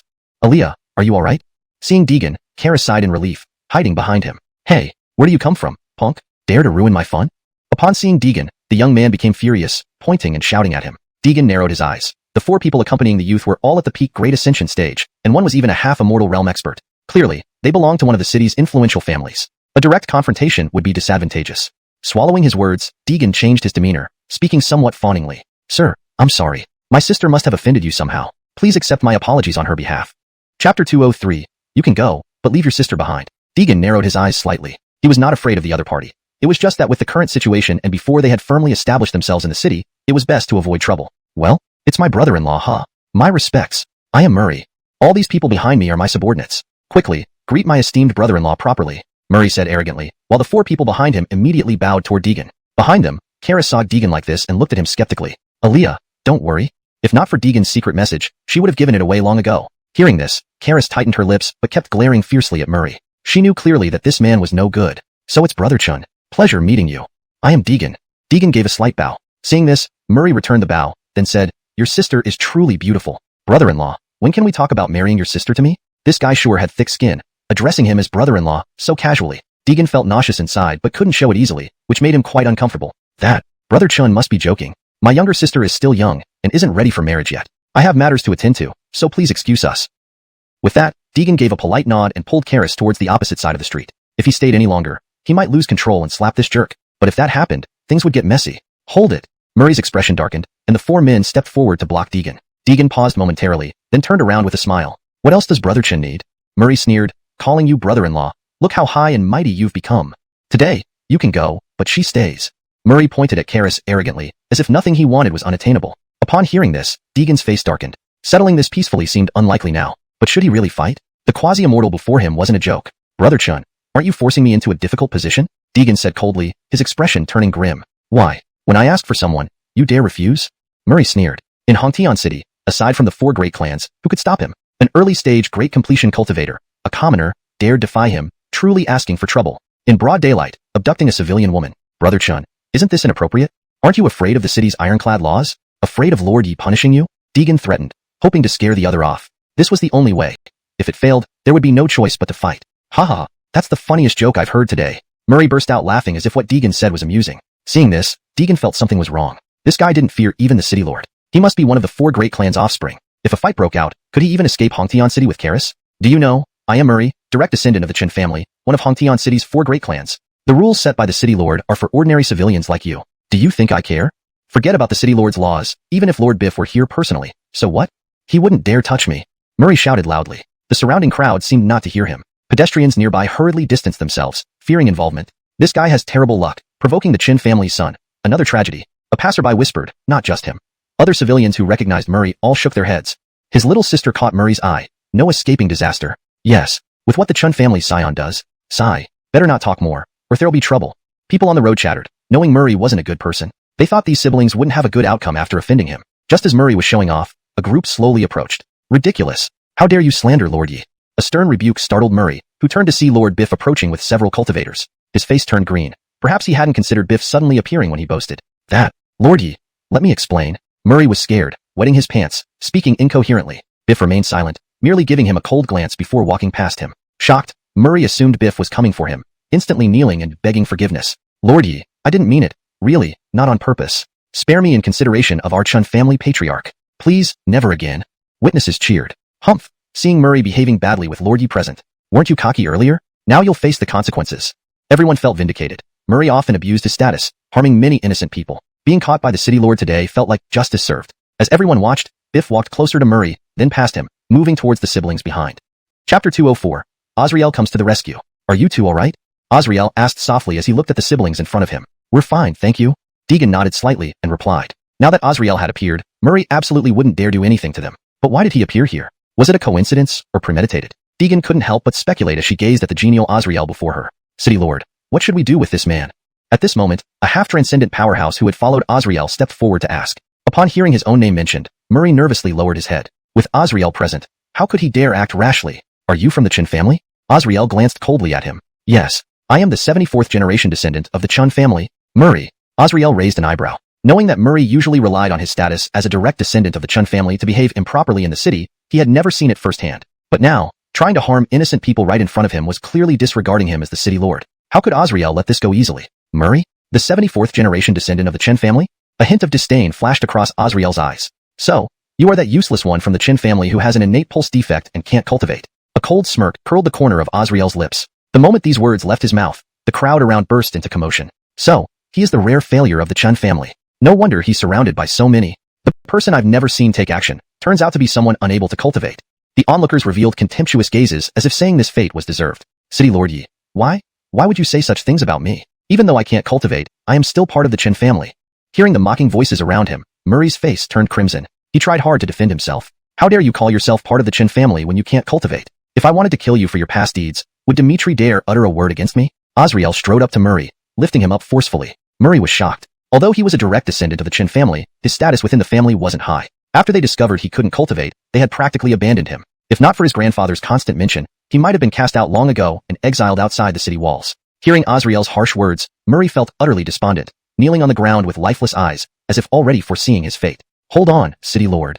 Suddenly, a voice rang out. Following the voice, a group approached from nearby. A middle-aged man walked ahead, greeting Azrael respectfully. He then swiftly moved towards Murray, kicking him to the ground. You ungrateful son. Always causing trouble outside. Today you dared to offend City Lord Yi. Do you know what you've gotten yourself into? Ah. Murray, afraid to lift his head, dared not retaliate or even whimper. After a while, perhaps having beaten him enough, the newcomer lifted Murray and threw him to his subordinates. City Lord, my son was ignorant. On behalf of this ingrate, I apologize. Please bear with us. This newcomer was Javier, the patriarch of the Qin family, a powerhouse of 8th level half-transcendent. Azrael sneered. Interesting, even before doing anything, the Qin family people came rushing out. Do you want to protect your naughty child, Casper? Javier's face darkened immediately. I wouldn't dare, City Lord Yi. I just heard my son accidentally offended you. Thus I've come to discipline him. If City Lord Yi still feels unsatisfied, please banish my son from Hongtian City and exile him to the wastelands. Azrael raised an eyebrow. Javier's words seemed flawless on the surface, showing deep resentment toward Murray. In reality, he was probing Azrael's limits. Without a reasonable resolution for today's incident, his authority as City Lord would suffer. A worthless Qin family member's death meant little, but if it affected his reputation among the citizens, If the Chin family seized the opportunity to replace him, it would be a case of falling apart once support is withdrawn. Azriel understood this well. Originally, he hadn't intended to get involved. Had it not been for the brother and sister in front of him, he wouldn't have intervened today. The offense was not to me, but to my dear brother. Right, brotherly. Deegan was taken aback. Why drag him into this? Who is this young man, City Lord Yi? Seeing Azriel speaking of a young man as a brother, Javier immediately inquired. This is my age-old friend. Today, your son fancied brother Li's younger sister and attempted to force her. Halfway through his speech, Azriel looked at Javier. Immediately, Javier slapped Murray, who was barely standing with the support of others, sending him flying away, spinning half a circle before crashing to the ground. What an ingrate. I will deal with you properly back home. Javier spat furiously, then turned to Deegan. Little friendly, I apologize for my poor supervision. Please accept this token of goodwill and give me another chance. Deegan slowly accepted the storage bag offered by Javier. Currently, he couldn't afford to offend too many people in the city. As a mid-level cultivator, he was merely a bigger insect in the eyes of these powerful families. If he acted unwisely today, his future would be difficult. Thus, Deegan responded with a bow. I will not pursue this matter. Please proceed, Casper. Seeing Deegan agree, Javier looked at Azriel. Very well, since Brotherly isn't pursuing it, let's put it aside. Having passed the responsibility to Deegan, Azriel achieved his purpose and ignored the Chin family's actions. With a wave of his hand, Javier bowed and left with Murray. Thank you, City Lord Yi, for coming to our rescue. After the Chin family members departed, Deegan expressed his gratitude again. No need for that. When we first met, I felt a connection between us. If you don't mind, you may call me Brother Yi. What game was he playing? Deegan was puzzled by Azriel's warm attitude, but nodded in agreement.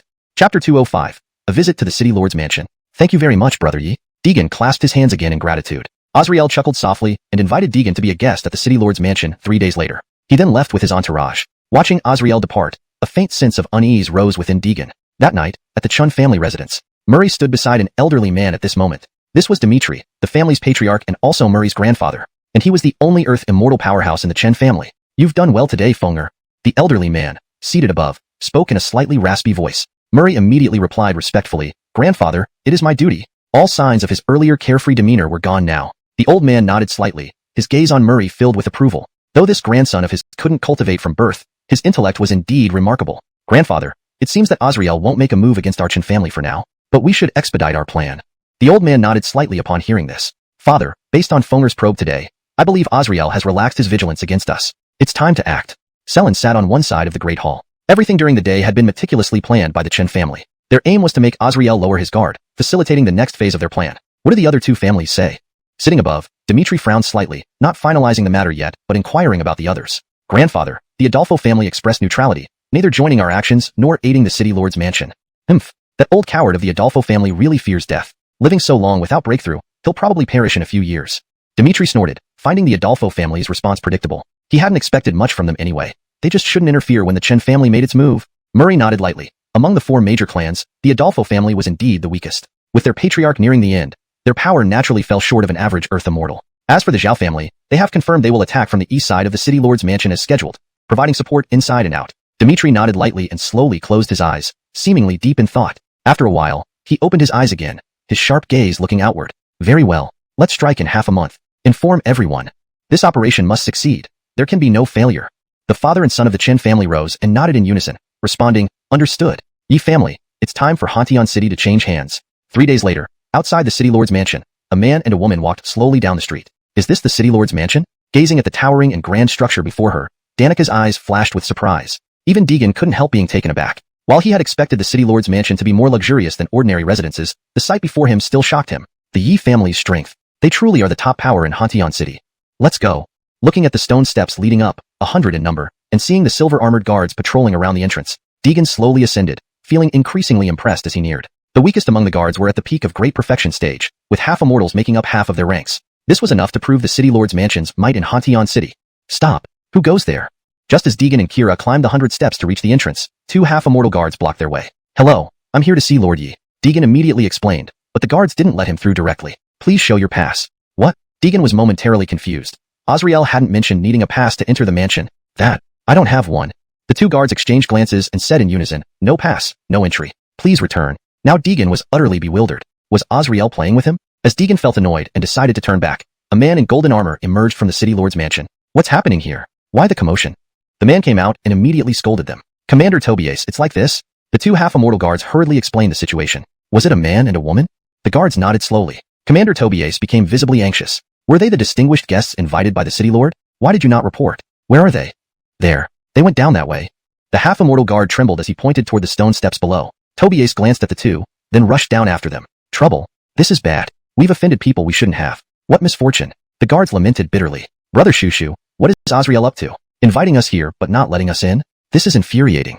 Danica pouted, clearly displeased. This was her first time being toyed with like this. Seeing Danica's cold expression, Deegan sighed helplessly. Maybe he forgot. Never mind, let's go back to the inn. I'll take you out for a nice meal. Okay. At that moment, a hurried figure appeared behind them. Brotherly, wait. Hearing someone calling him, Deegan turned to see a man in golden armor running towards them. In an instant, the man reached them. He turned out to be a half-immortal 5th-stage powerhouse. Fortunately, he didn't release his aura, or even with Deegan's peak great perfection strength, they wouldn't last a second. Brotherly, please wait. Do I know you? Puzzled, Deegan asked as the man called him. Yes, I am Tobias Gue, Deputy Commander of the City Lord's Guard. I apologize greatly. Lord Yi instructed me early today to receive distinguished guests and ensure they were treated properly. My poor memory slipped amidst the busy day. Please forgive me, brotherly. Tobias Gue explained guiltily, explaining the reasons to Deegan. Deegan smiled slightly and replied, it's fine. Commander Tobias is busy with official duties, and forgetting in a moment of busyness is understandable. Note, in translating names, I used pinyin transliteration, ensuring names remain consistent and correct. ####Chapter 206, Temporary Residence at the City Lord's Mansion. Commander Tobias saw Deegan speaking in this manner, and immediately beamed with joy. I see that brotherly looks a bit younger than me. If you don't mind, I'll call you younger brother. Deegan smiled and replied, Big brother Tobias. Haha, good one, younger brother. Just don't report me to the City Lord later. With that, Tobias Gue took out a bag of low-grade spirit stones from his robe and handed it to Deegan. Brother Tobias, what's the meaning of this? Deegan tried to refuse. Spirit stones were extremely rare in the cultivation world, and even he didn't have many despite his current resources. Brotherly, just take it. This is my gift upon our meeting, and I look forward to your kind words about me before the City Lord. Hurry up and accept it. Someone might notice otherwise. Before Deegan could decline, Tobias Gue shoved the package into his arms. Deegan had no choice but to accept it, thinking inwardly, this Tobias sure is wealthy, offering low-grade spirit stones as a gift. The three of them walked together, soon arriving at the reception hall of the City Lord's mansion. Two guards stood by the door, not stopping Tobias Gue and Deegan as they entered. Tobias Gue led Deegan straight into the hall, where a middle-aged man sat, who was none other than the City Lord of Hongtian City, Azrael. City Lord, I've brought the person. Tobias Gue hurriedly bowed and gave Deegan a meaningful glance before slowly stepping back. City Lord Yi. City Lord Yi.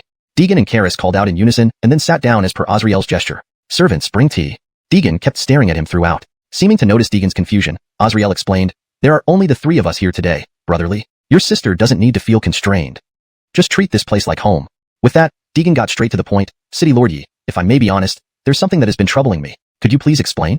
Feel free to ask. Why such concern for someone we've only met by chance? Why do this? Facing Deegan's straightforward question, Azrael chuckled lightly. Don't be anxious, brotherly. Let me tell you in detail.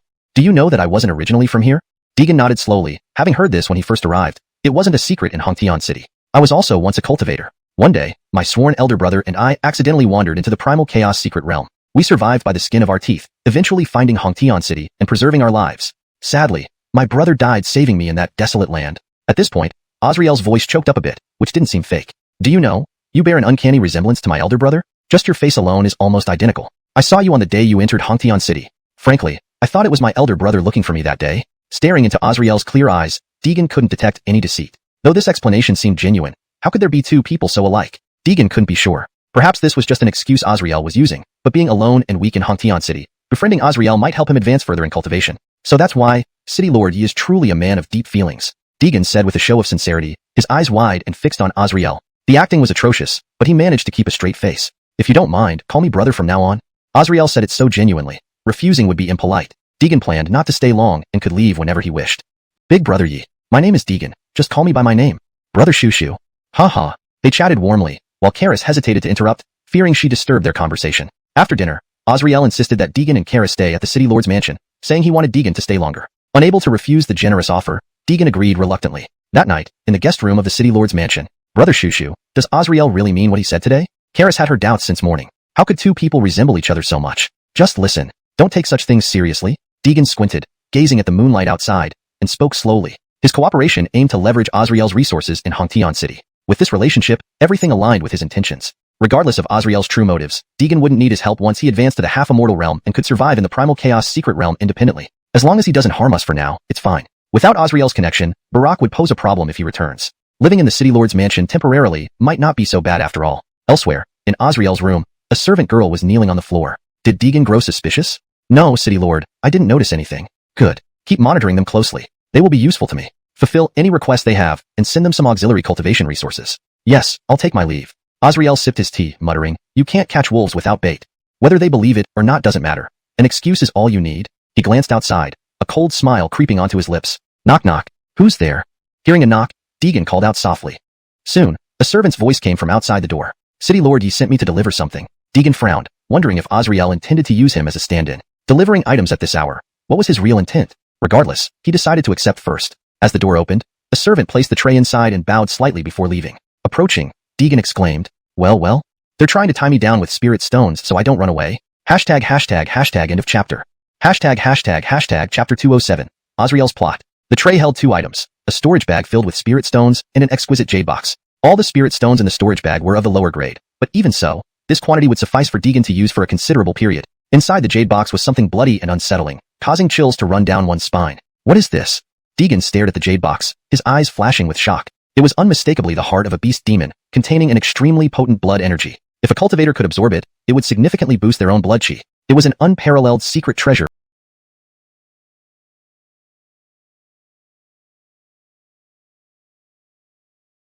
for cultivation. Deegan's eyes glinted coldly. Well done, Azrael. You would even give me such a thing. Deegan knew well how powerful the blood energy contained in this beast demon's heart was. Even with his physical strength, absorbing it would take some time. However, if he sold it to cultivators who needed to enhance their blood chi, it would fetch at least 10,000 lower-grade spirit stones, possibly more. That meant Azrael had paid at least 10,000 lower-grade spirit stones this time, which left Deegan somewhat startled. He truly spared no expense. After all, 10,000 lower-grade spirit stones were no small sum to him. This made Deegan deeply suspicious. What exactly did Azrael want? Now I am truly venturing deep into the wolf's den.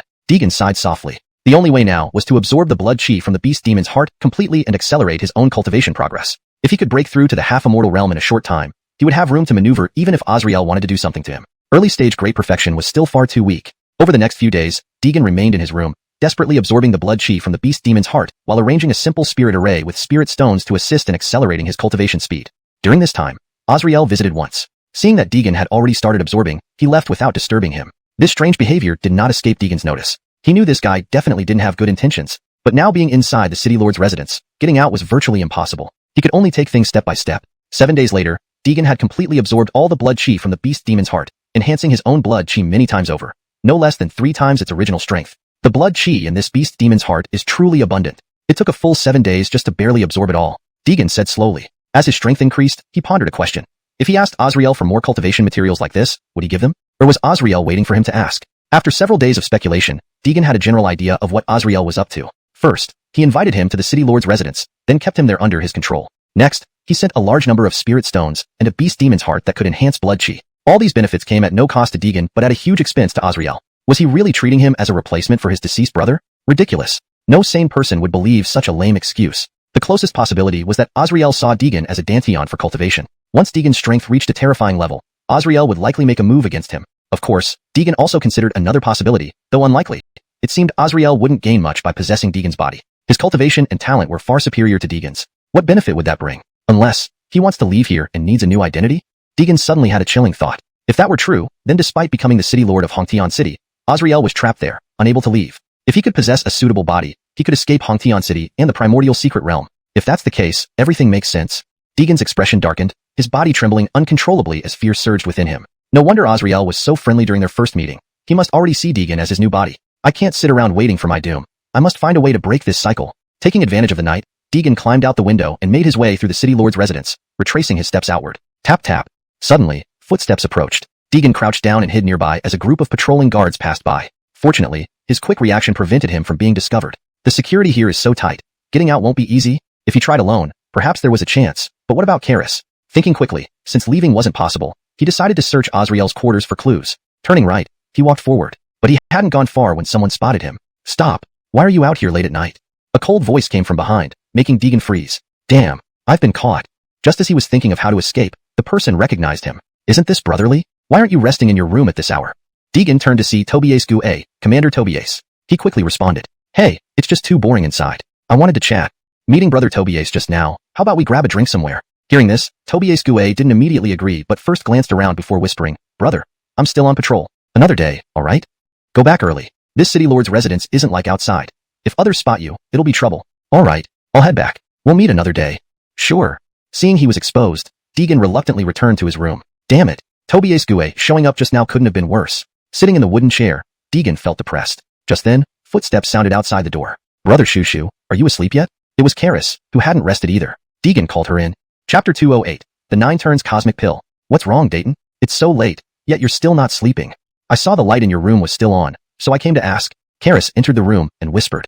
Aaliyah, we're in trouble. Deegan, with a grave expression, revealed all his speculations. Karis's face grew darker as she listened. After a while, once Deegan finished analyzing the ins and outs of the situation, Karis felt a chill down her spine, as if there were invisible hands in the dark that could appear anytime and crush her to death. Well, what do we do? If Azrael makes a move against you, then wouldn't it mean? Karis looked at Deegan, her forehead furrowed with worry. Perhaps there is someone who can help us. Who? Tobias Gue. 2 days later at noon, Deegan and Karis were sitting in the reception hall of the city lord's residence. Seated in the main position was Azrael. Brother Shushu, have you rested well these past few days? Deegan raised his head slightly and said with a smile, thanks to City Lord Yez's benevolence, I've been resting rather well. Oh, Brotherly still calls me City Lord? Since the two of you have become close, just call me brother. Azrael showed a trace of displeasure and pretended to be upset. To this, Deegan was quite cooperative and immediately called out, Brother Yi. Now that's better. Come, this is something special I had prepared for you. The essence meat from a half-immortal level monster, try it? At first, Deegan was somewhat skeptical. It wasn't easy to slay a half-immortal monster. But when he picked up a small piece and chewed it slowly, a burst of fragrance along with an abundance of spiritual energy filled his mouth. A flash of surprise flickered across Deegan's eyes. This was definitely the meat from a half-immortal monster. Ordinary monster essence couldn't contain such a vast amount of spiritual energy.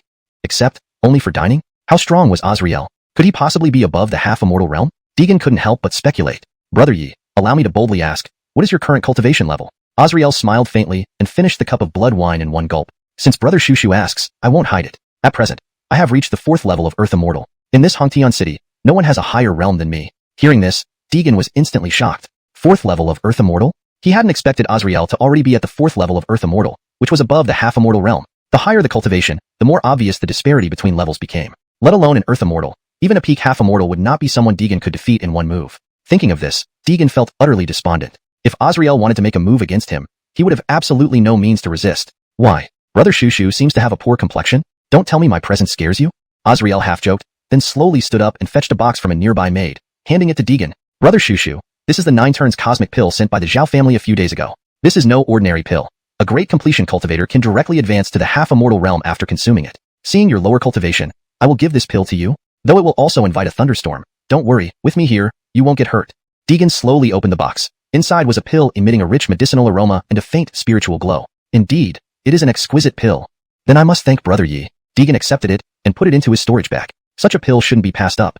Being able to directly advance to the half-immortal realm, once he had the chance, he could escape from Hongtian City. However, with Azrael now at the 4th level of Earth Immortal, escaping unnoticed was essential, otherwise, certain death awaited. Deciding this silently, Deegan planned to start preparing soon.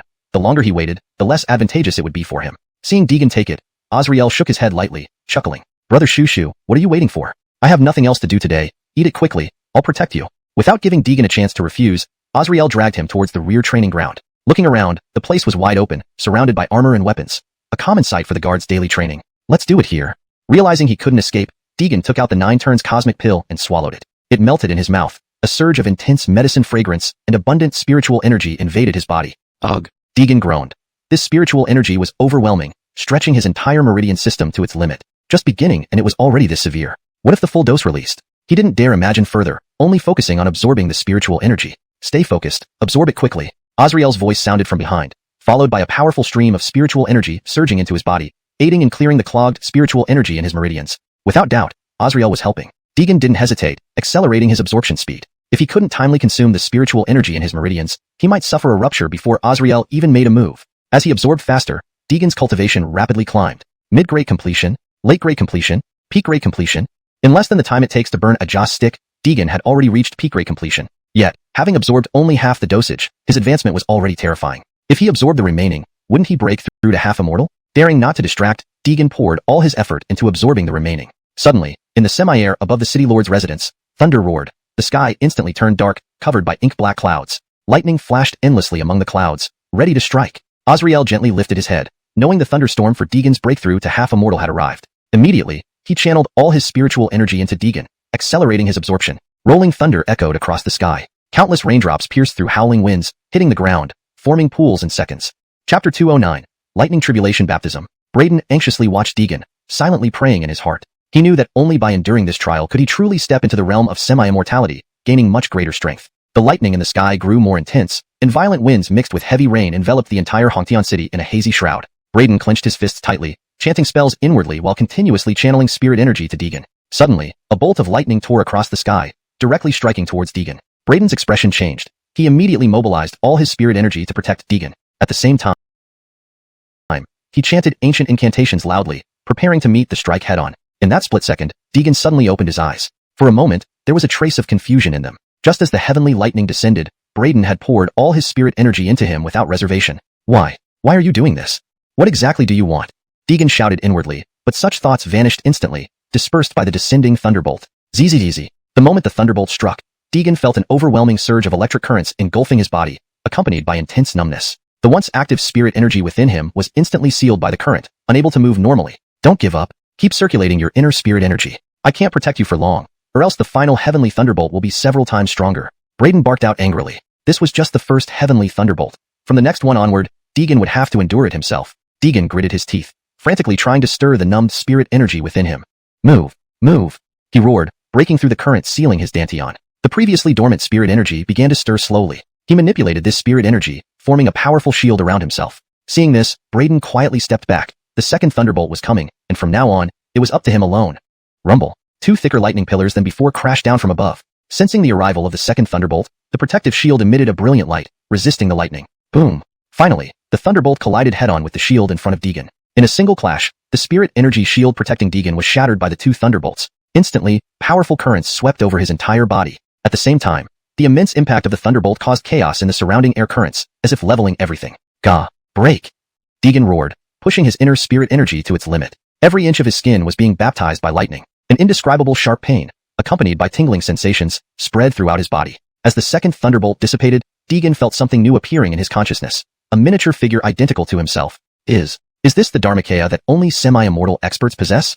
Staring at the small figure in his consciousness that looked exactly like him, Deegan was momentarily stunned. Before he could feel any joy, the clouds that had scattered reappeared again. What? How could it be? Just breaking through to the semi-immortal stage, and it brings forth 3 thunderbolts.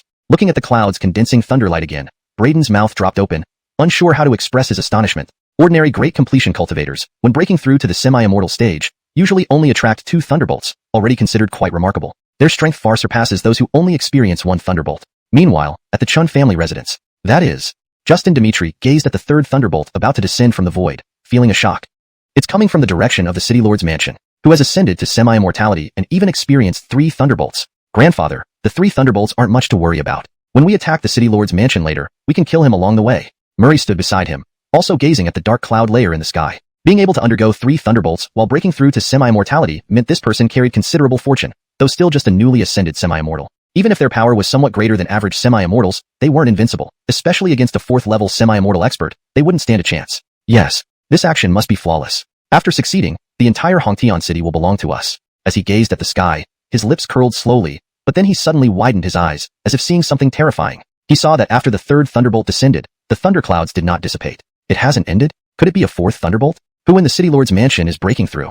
A 4th thunderbolt? Initially dismissive, Murray turned his gaze to the sky upon hearing his grandfather shout. Watching the 4th thunderbolt about to strike, he secretly prayed that it would stop there. After breaking through to semi-immortality, the number of thunderbolts bestowed by the heavenly Tao determined their true strength, not necessarily reaching 9th level peak. Those blessed with 3 thunderbolts could match ordinary 3rd level semi-immortals, albeit slightly weaker in cultivation. But a 1st level semi-immortal who underwent 4 thunderbolts wasn't something an ordinary 4th level semi-immortal could match. These semi-immortal experts who experienced 4 thunderbolts were exponentially stronger, over 4 times as powerful compared to their peers. Each thunderbolt bestowed by the heavenly Tao doubled their spirit energy and blood energy. If someone could miraculously receive 9 thunderbolts, such a 1st-level semi-immortal would be a sought-after harbinger of fortune by major forces. If uncontrolled, they would go to great lengths to eliminate this person, never allowing them to grow unchecked. So the heavenly Tao bestowed 4 thunderbolts. This is your surprise for me? Watching the 4th thunderbolt about to strike, Braden murmured softly. He had thought Deegan experiencing 3 thunderbolts was already extraordinary, but this outcome was far more frightening than he imagined. Well, perhaps after my soul takes over, I can reach the long-awaited realm. Amidst the void, endless black clouds covered the sky. Strands of lightning surged within the clouds, exuding an intangible and terrifying pressure descending from above, enveloping the entire City Lord's mansion, even affecting Braden with unprecedented pressure. Chapter 210. 4 Lightning Tribulations. Is this the 4-fold lightning tribulation? The flickering lightning illuminated Azrael's face, casting a mysterious shadow. Boom! A thunderous roar reverberated throughout Hongtian City. Countless pedestrians raised their heads to look at the dark clouds in the sky, which were crackling with lightning. This must be some immortal undergoing tribulation in the city? It's so terrifying. An old woman gazed at the strange phenomenon in the sky, her eyes filled with shock. She hadn't seen such an intense tribulation spectacle in a long time. Could it be a peak 9th level demigod trying to ascend to Earth immortal? The pressure is too fearsome. Although I'm not the one facing the tribulation, I can feel my body trembling involuntarily. In the western part of the city, a waiter at a tavern felt the intense pressure and electric tingles in the air, his expression panicky. You are really timid. However, this person undergoing tribulation must have great fortune. To be struck by 4 bolts of lightning from the heavens means Hongtian City will be talked about for days. The speaker was a demigod-level expert from the Adolfo family, one of the 4 major clans in Hongtian City. Sitting leisurely in the tavern drinking and eating, he couldn't help but comment when witnessing this scene. When he broke through to the demigod realm, only 2 lightning bolts had come down. Now, he looked up into the sky with envy. 4-fold lightning tribulations were extremely rare in all of Hongtian City. At that moment, Deegan had already stood up in the City Lord Manor, looking up at the descending lightning. Come on. As if hearing his call, 4 columns of lightning descended abruptly from the void, one after another, striking ferociously. Radiant lightning palm, he shouted loudly, gathering all the spiritual energy in his body and striking out at the instant before the lightning struck. Bang! Bang! The dazzling lightning instantly lit up the entire City Lord Manor. Even Azrael, with his 4th level Earth immortal cultivation, had to close his eyes tightly due to the blinding light. These 4 lightning strikes are terrifying indeed. If I hadn't set up barriers early on, this City Lord Manor might have been destroyed. Azrael panted, breathless. When the 4 lightning strikes hit Deegan, the powerful aftermath swept through the area. To protect the items in the City Lord Manor, he expended considerable spiritual energy. Not only was there no anger on his face, but instead, he was delighted. The more Deegan endured, the stronger he would become, and the higher realm he could reach. As long as he could seize control of Deegan's body during his weakened state after the tribulation, all the great opportunities bestowed by the heavens would belong to Azrael. You must hold on. Don't die here. After the 4 lightning strikes, the surroundings were scorched black, and a faint white smoke rose from the ground. At the center stood Deegan, now charred black from the lightning. If not for his towering stance, Azrael would have thought he was dead. Cough, cough. Deegan coughed lightly, covered in smoldering smoke. Is the tribulation over? He was now incredibly weak, barely standing upright. The next moment, Deegan's eyes rolled back, and he lost balance, collapsing backward. Ugh, my head hurts. Where am I? Deegan slowly opened his eyes, finding himself enveloped in thick white mist. Anyone there? Where am I? Deegan shouted, but it seemed like he was alone. His voice echoed back to him. Confused, his head pounded like it was being carved by an axe, and he couldn't recall anything prior. With no other choice, he dragged his weary body through the mist. Meanwhile, Azrael had placed Deegan's body in a secret chamber within the room, removing the scorched clothing. Soon, you will be mine. Azrael bit his finger, blood gushing out. Using his finger as a brush and blood as ink, he drew many mysterious symbols on Deegan's body. After nearly an incense stick's worth of time, he finally finished but wasn't done yet. He then started drawing on the floor. Finally, Azrael stood up, satisfied with his work. A sinister smile crept across his face. Just wait a few days until the body-soul replacement array siphons your soul. Then this perfect body will be mine. He left the underground chamber and returned to the room. Seeing the unconscious beautiful woman lying on the ground, he didn't show any emotion. Dermot in here. 2 maidservants entered at his command. City Lord. The maidservants respectfully addressed him. Drag her out and kill her somewhere secluded. Yes. They obeyed and carried the unconscious woman out of the City Lord Manor toward the west, where the outskirts were desolate. The maidservants followed a path leading to a mass grave outside the city walls. It's creepy here. Let's go back quickly, one maid said nervously. Just leave her here. She won't live long anyway. Soon, those spirits will smell her and devour her. Let's go, let's go. Glancing at each other, they dropped Kira carelessly in the mass grave and hurried back to the City Lord Manor. Unbeknownst to them, the discarded woman's eyes twitched slightly. Half a month later, Chun family compound. Justin, everyone is ready. We await your orders. A 8th level demigod from the Chun family knelt before him respectfully. Good, let's move. Dimitri barked out, leading a group under cover of darkness towards the City Lord Manor. Meanwhile, on the eastern side of the City Lord Manor, another group had already hidden themselves in ambush. Justin, we just received news that the Chin family has begun their move. A demigod bowed before Ambrose family's ancestor. The translation maintains the original structure and tone while ensuring fluency and coherence in English. Chapter 211. Qian and Zhao families storm the City Lord's residence. Very well, once they reach the west gate. Then we'll launch the final attack. Kylie Zhao spoke coldly, his eyes flashing with a bloodthirsty look as he gazed at the City Lord's residence just ahead. At this moment, inside the City Lord's residence, Azrael was crouching beside Deegan. He gently stroked Deegan's cheek. Soon, very soon, a chilling smile crept across his lips. Today was the best time for him to possess this body. If successful, all of Deegan's great opportunities would be his. You received the purification by 4 thunderclaps bestowed by the heavenly Tao, something I didn't expect. But after today, this body will belong to me. Azrael, you should feel fortunate that I, Azrael, will possess you. This body-snatching secret technique was something Azrael found among the previous City Lord's possessions when he became the City Lord of Hongtian City. He never thought he'd need it in this lifetime. However, one day while planning to leave the city for hunting in the wilderness, he realized he couldn't step out of Hongtian City at all. It was as if an invisible barrier trapped him within the city, confining his physical form. No matter how many methods he tried, none worked. Even now that he had advanced to the 4th stage Earth Immortal realm, he still couldn't break through the restrictions. Only then did he understand why the previous city lord possessed such a body-snatching technique. Bang! Suddenly, a loud noise came from outside, followed by chaotic uproar as if a large number of troops had stormed into the city lord's residence. Damn it! Just at this crucial moment. The commotion disrupted Azrael's plan to possess the body. Your luck is good. Let you live a little longer. Saying that, Azrael left the secret chamber without turning back. Unknown to him as he left, Deegan, who was lying within the array, moved his eyes slightly. Attack them all. Casper led thousands of cultivators from the Chen family, breaking through the main gates of the city lord's residence. Instantly, countless guards engaged in battle with them. The entire residence was filled with cries of combat. From another side, upon hearing the disturbance within the city lord's residence, Kylie Zhao led over 1,000 Zhao family cultivators, storming in from the east gate. In an instant, tens of thousands from both families surrounded the city lord's residence. Curse it! It's people from the Chen and Zhao families. A guard cried out upon recognizing the two families. But before he could finish, his body froze.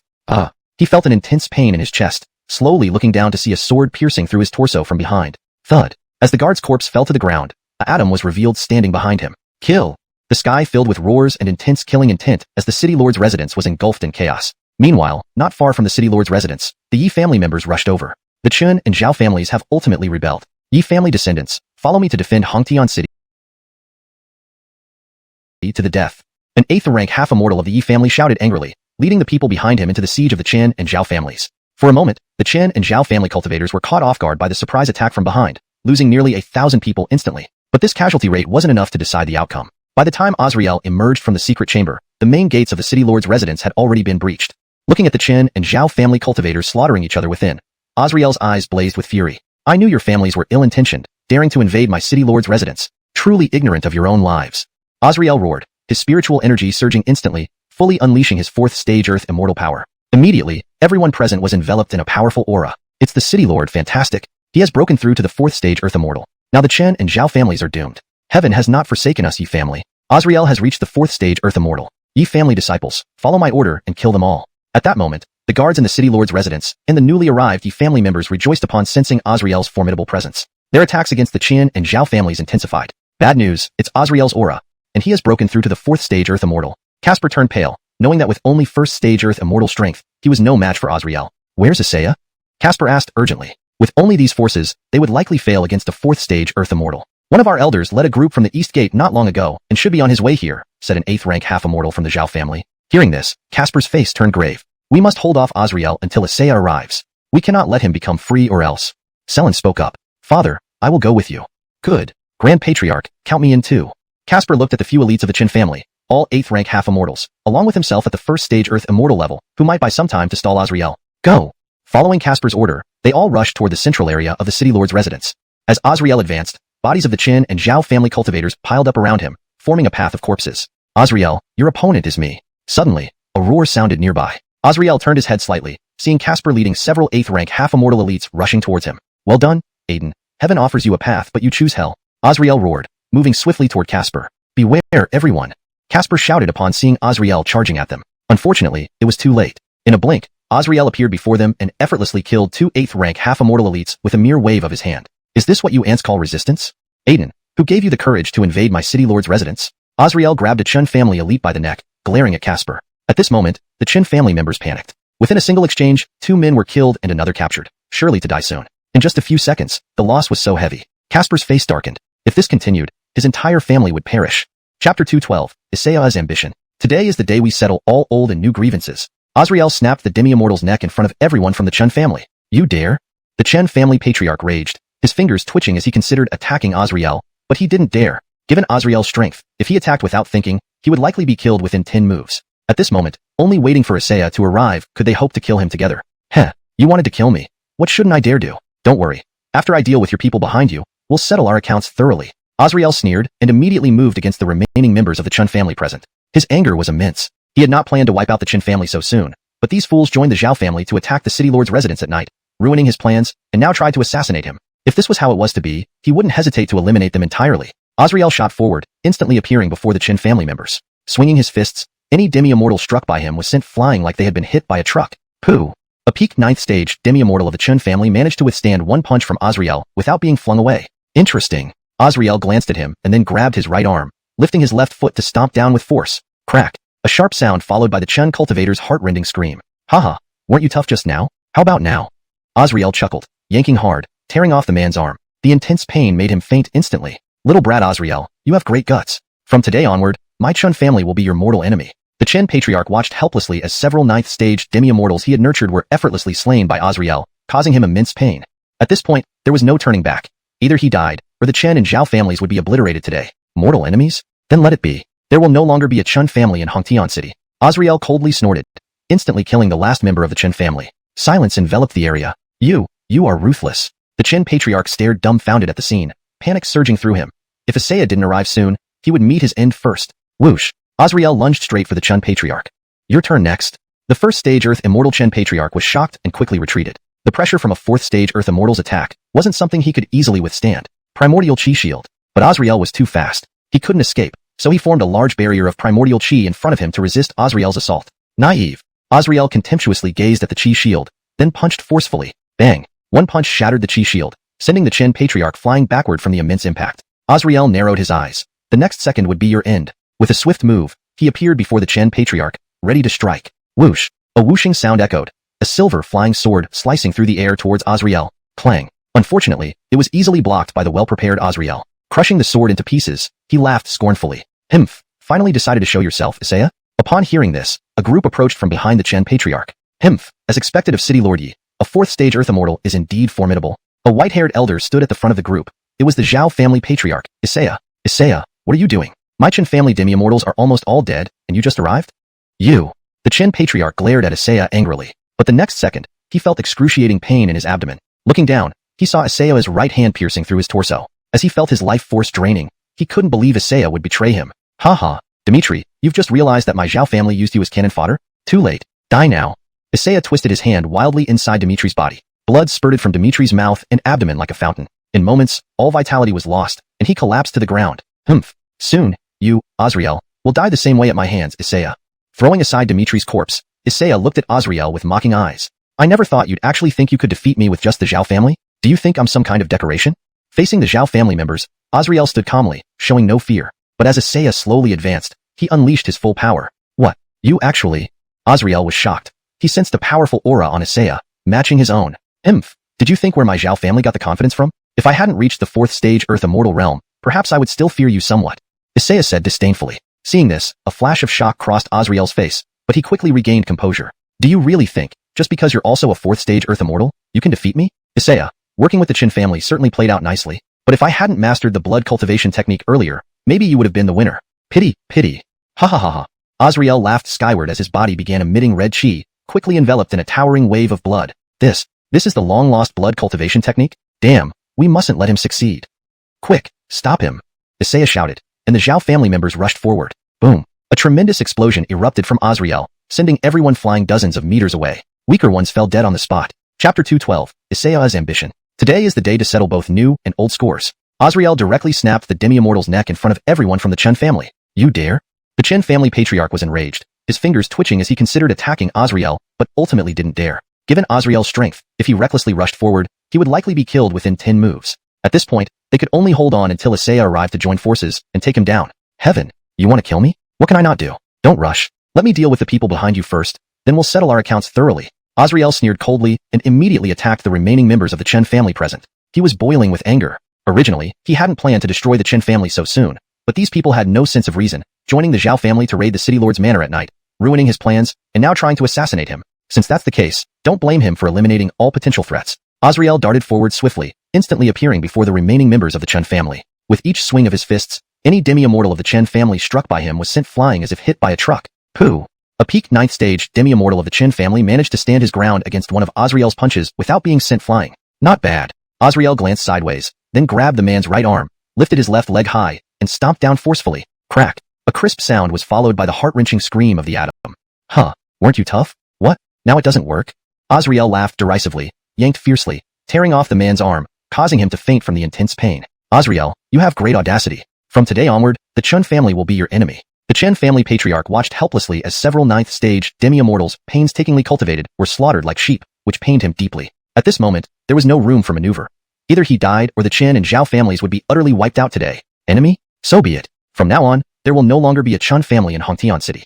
Azrael gave a cold snort, instantly killing the last Qin family disciple. An eerie silence filled the air. You're ruthless. The Qin family patriarch gaped at the scene, overwhelmed by panic. If Isaiah didn't arrive soon, he would meet his end next. Swish. Azrael advanced straight towards the Chun family patriarch. Next, it's your turn. Seeing this, the Chun family patriarch recoiled in shock, retreating hastily. The oppressive power from the 4th-rank Earth Immortal wasn't something a 1st-rank Earth Immortal could easily withstand. Primordial energy shield. But Azrael was too fast. He couldn't escape. He quickly mobilized the spiritual energy inside him to form a massive barrier, trying to block Azrael's attack. Naive. Azrael looked disdainfully at the spiritual energy shield, curled his lips, and punched fiercely. Boom. One punch shattered the shield, sending the Qin family patriarch flying back due to the immense force. Azrael narrowed his eyes slightly. It would be over in the next second. In a flash, he appeared in front of the Qin family patriarch, ready to strike. Swoosh. A silver sword cut through the air, heading straight for Azrael. Clang. Unfortunately, Azrael had anticipated this and blocked it effortlessly. Holding the broken sword in his hand, he crushed it into pieces with a derisive laugh, finally showing up. Isaiah? As if in response, a group emerged from behind the Chen family patriarch. Tisk, indeed fitting for City Lord Yi. A 4th-rank Earth Immortal truly is formidable. A white-haired elder stood at the forefront. It was Isaiah, the Zhao family patriarch. Isaiah, what are you doing? My Chen family demi-immortals are almost all dead, and you just now show up? You. The Chen family patriarch glared angrily at Isaiah, who had arrived late. Suddenly, an excruciating pain shot through his abdomen. Looking down, he saw Isaiah's right hand piercing through his body. Feeling life ebbing away, the Chun family patriarch was dumbfounded. He hadn't expected Isaiah to betray him. Hee. Dimitri, did you just realize you were Zhao family's cannon fodder? Too late, die now. Isaiah stirred violently inside him. Blood spewed uncontrollably from the Chen family patriarch's mouth, while blood gushed out like a fountain. Within moments, he lost all life and collapsed onto the ground. Humph. Azrael, soon you'll end up just like him, dying at my hands. Throwing the Chen family patriarch's corpse aside, Isaiah faced Azrael with a mocking gaze. I didn't expect this, but do you really think your Zhao family alone can conquer my City Lord manor? Do you take me Azrael for a joke?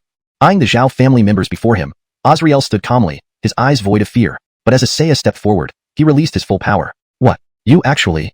Azrael was stunned, sensing an equally powerful aura emanating from Isaiah. Himph, do you think where does the Zhao family get its confidence? If I hadn't advanced to 4th-rank Earth Immortal, perhaps I'd still fear you. Isaiah said dismissively. Seeing this, Azrael couldn't hide his shock for a moment, but quickly regained composure. Do you really think that being a 4th-rank Earth Immortal means you can defeat me? Isaiah, working with the Qin family certainly added to the drama. Before mastering the blood cultivation technique, you might have been the winner here. Alas, alas. Ha ha ha ha ha. Azrael threw his head back laughing. His spiritual energy turned red and, in seconds, engulfed him in waves of blood. This is the long-lost blood cultivation technique? Damn, we mustn't let him succeed. Stop him quickly. Isaiah bellowed. Behind him, Zhao family members surged forward. Boom. A tremendous explosion erupted around Azrael, instantly sending everyone who rushed forward flying dozens of meters away. Those weaker in strength died instantly. Chapter 213.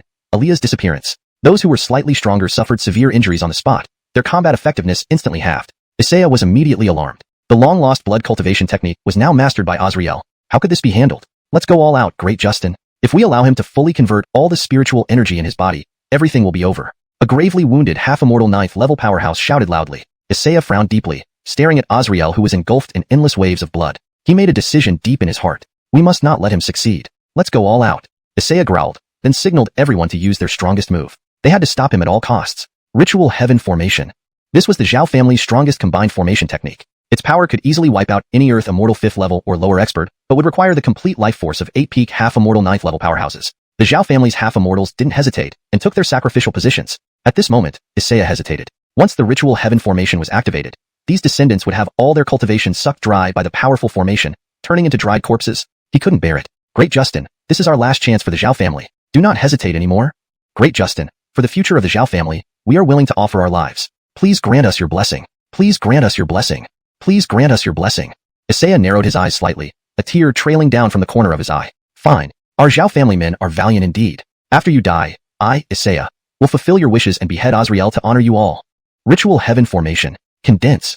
With Isaiah's loud cry, he expelled all his spiritual energy. Centering on him, several half-immortal 9th level powerhouses of the Zhao family were enveloped within, only to see their internal spiritual energies transform into 8 streams converging toward the center of the formation. The 8 half-immortal level experts occupying the sacrificial spots, their once robust bodies, quickly shriveled into mummies. Simultaneously, a terrifying power surged into Isaiah's body, immense pressure spreading from the center of the formation. Ritual Heaven literally meant sacrificing one's life to gain immense power temporarily. Isaiah's aura rapidly ascended, breaking through Earth Immortal 5th level in an instant. Yet this was only just the beginning. As Isaiah's aura soared, Azrael's transformation of his spiritual energy was almost complete. Is this an exit?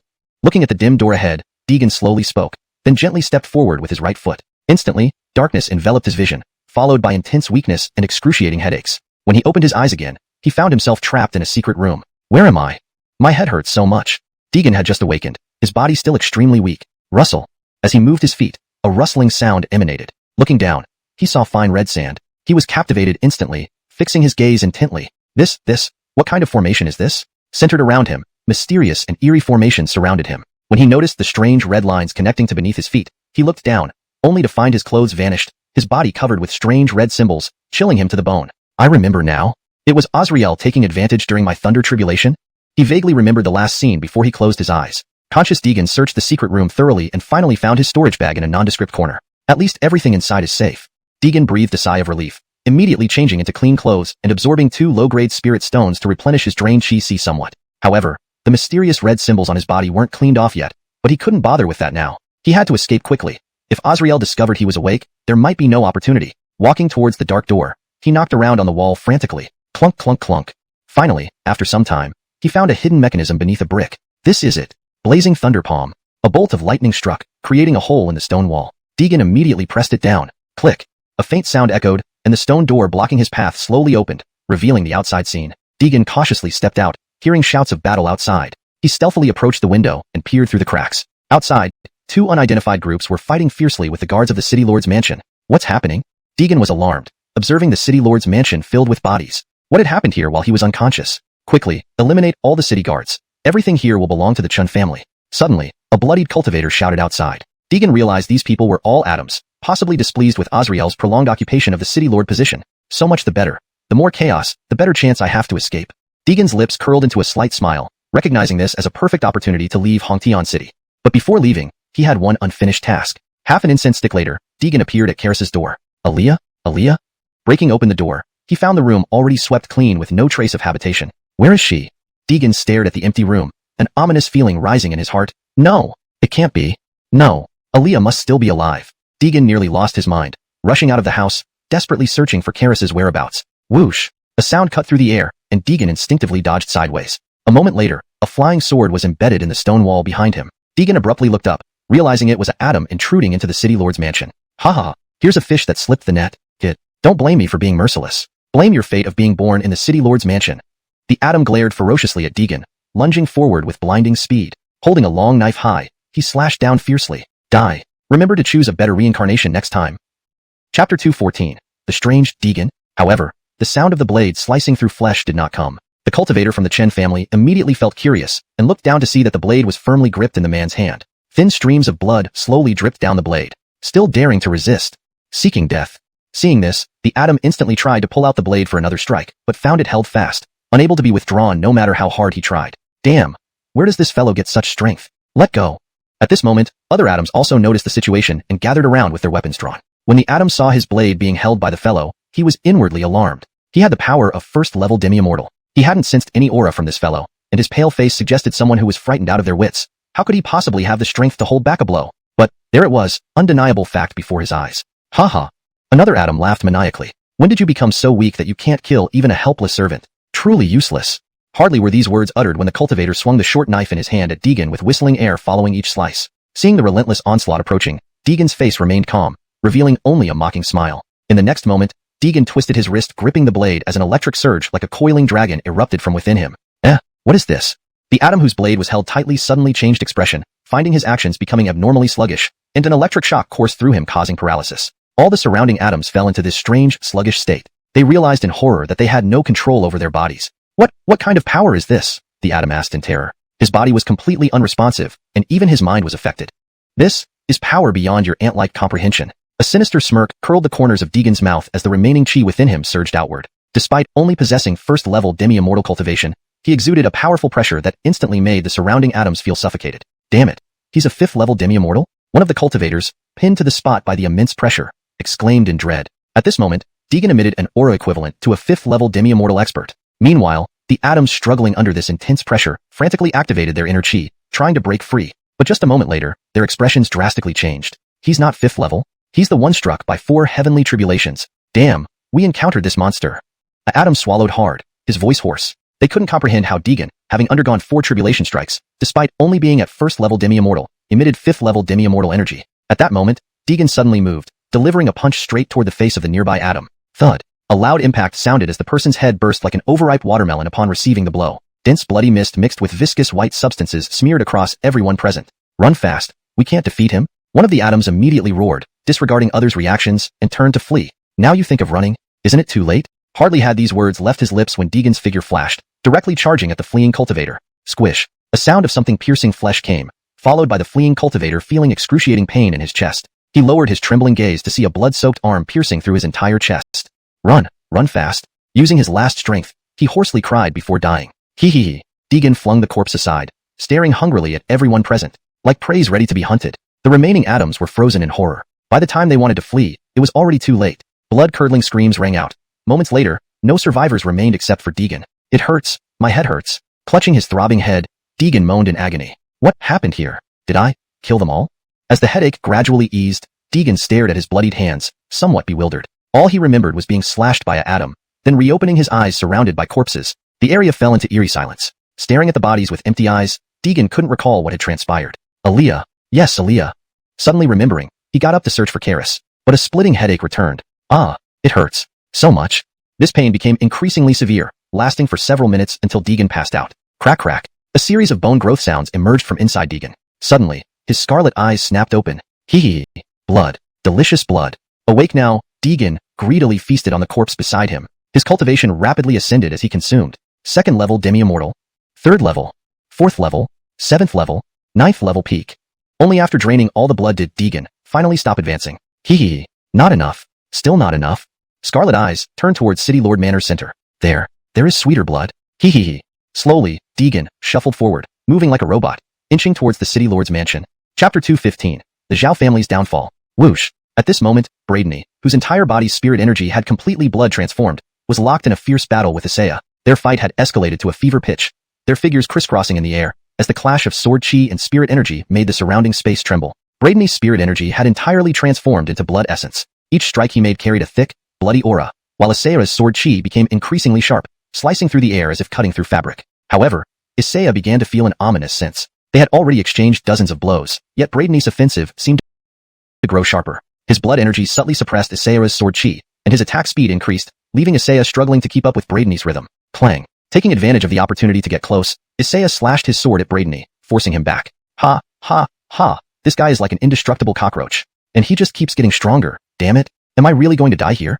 Isaiah panted heavily. His spirit energy was more than half depleted. If the fight dragged on, he would have no chance of victory. He began gathering all his remaining spirit energy, preparing to use his strongest move, intending to slay Braidney right here. Isaiah, bring out your best move. If not, then you can go to hell. Braidney bellowed, glaring at Isaiah, who was squatting in midair, catching his breath. A murderous intent flashed in his eyes. Braidney, don't be overconfident. Wait till I use my ultimate move to destroy you. Even though he was at a disadvantage, Isaiah didn't lose any of his momentum as he shouted, raising his sword towards the sky. Suddenly, lightning flashed and thunder rumbled in the void above, emitting an overwhelmingly sharp aura. What is this? Braidney looked up at the sky in surprise. He thought Isaiah was finished, but hadn't expected him to still have a trump card. Alright, let's see whose move is stronger. Braidney was not afraid but excited. His eyes filled with a bloodlust-like fervor. Blood energy surged within him, drawing power from the countless corpses below, absorbing it rapidly. An incredibly massive aura emanated from him. A bolt of lightning from above struck Isaiah's sword, sending powerful currents coursing through his body, electric sparks flickering at the corners of his mouth. Lightning slash. Isaiah roared, channeling the massive electrical energy into his sword and launching his attack instantly. Braidney showed no weakness either. All the cultivators' corpses within the central area were drained dry by him, absorbing their blood energy voraciously, causing his power to skyrocket, seemingly ready to break through again. Blood Devil overwhelms heaven. In the next moment, Braidney's eyes snapped open, revealing 2 huge claw-like constructs formed of blood energy floating beside him. Seeing Isaiah's attack, Braidney charged forward with full force. Their gazes met once again. Kill. Die. Instantly, their attacks collided ferociously, the heavens darkened, and a colossal shockwave radiated outward, shaking the City Lord's mansion to its core. But this was far from over. Isaiah attempted to pierce through the blood-colored barrier before Braidney, but his strength fell short. On the other hand, Braidney still had some reserves left. He let out a roar, his blood energy erupting again, forming a powerful energy wave that surged toward Isaiah. Curses, he hasn't used his full strength. At this moment, Isaiah was taken aback by the energy wave, and thoughts of retreat surfaced in his mind. He tried to retreat, but it was too late. Braidney's blood energy blocked his escape path, enveloping him in an overwhelming force that hurled him backwards, crashing heavily to the ground. Bradeney looked down at the fallen Isaiah, a smirk creeping onto his lips. Old man, die now. The blood energy claws descended mercilessly. Whoosh. Isaiah felt a sharp pain in his chest. His vision turned black and slowly faded until his consciousness vanished completely. Ha ha ha. These scums want to invade my city lord's mansion. You are truly courting death. Hongtian City will no longer have the Chun family or the Zhao family from now on.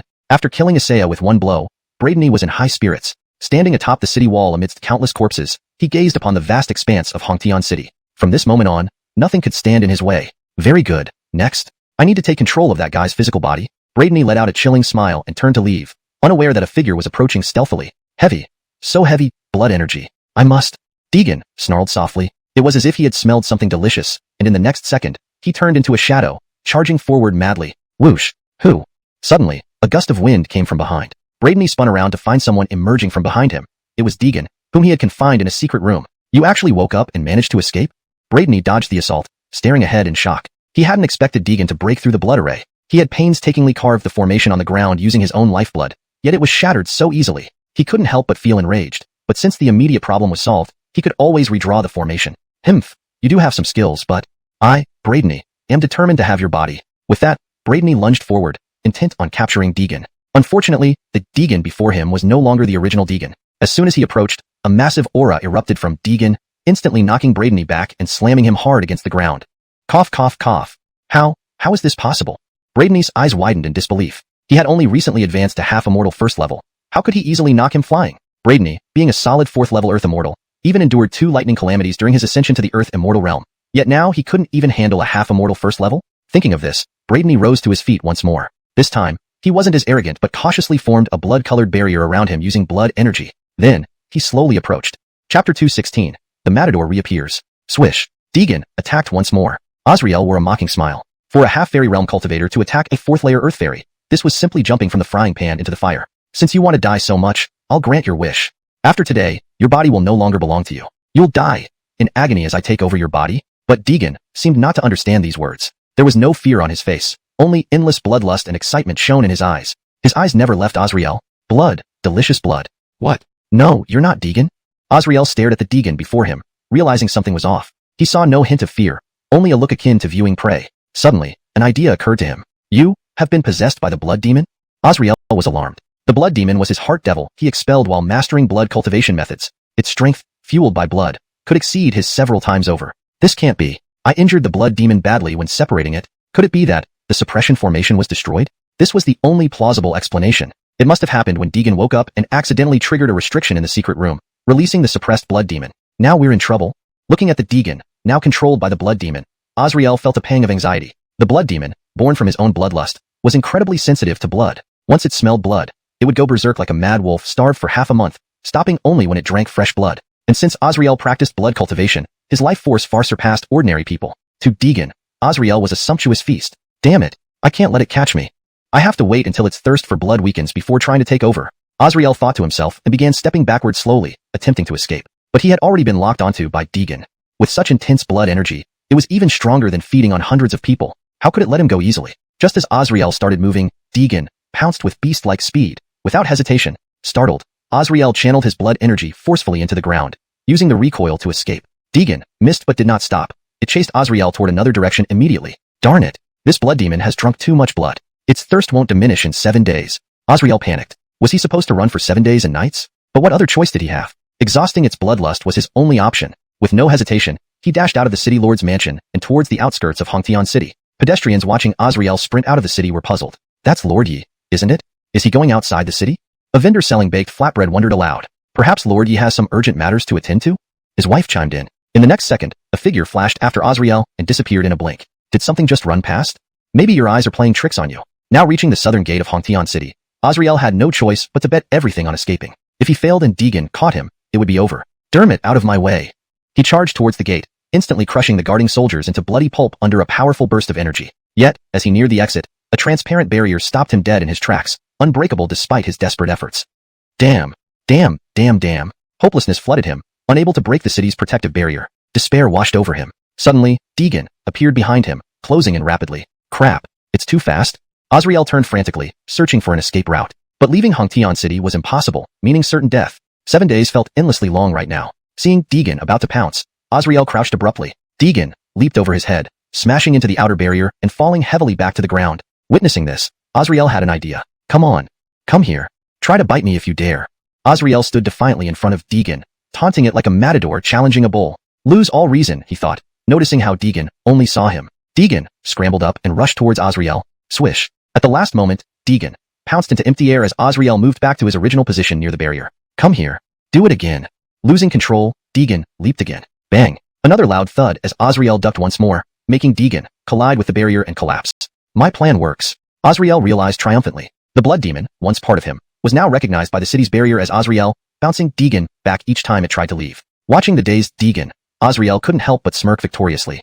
Chapter 217. Swallowing Heaven Demon Flute. Braden looked at Deegan, who was lying on the ground and shaking his head desperately, and once again beckoned him with a finger. Deegan slowly got up from the ground. This time, he didn't charge forward as before but stood up, his crimson bloodshot eyes fixed intently on Braden, seemingly locking onto his target. In the next moment, he howled to the sky, blood energy surging within him. The overflowing spiritual energy had already turned into a faint blood red. Has he begun transforming into a blood demon? Looking at the Deegan before him, surprise flashed across Braden's eyes. He hadn't expected that this blood demon, suppressed for decades, could still possess such destructive power. Immediately, his expression grew serious, his mind racing frantically, seeking any glimmer of hope. If I could harness the power of the blood demon to break through this barrier? Maybe.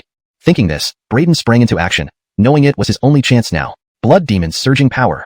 A vast surge of blood energy erupted from within Braden's body, layer upon layer of blood waves crashing against the city walls, crumbling them instantly. Perhaps the blood energy surging from Braden fully roused Deegan's bloodlust, causing him to scream and dart forward with a swift motion. The overwhelming pressure accompanying Deegan's onslaught produced a tearing sound in the air. Feeling the immensely powerful pressure bearing down, Braden couldn't help but feel nervous, but this was his only opportunity. As Deegan pounced, Braden crouched sharply, dodging the attack.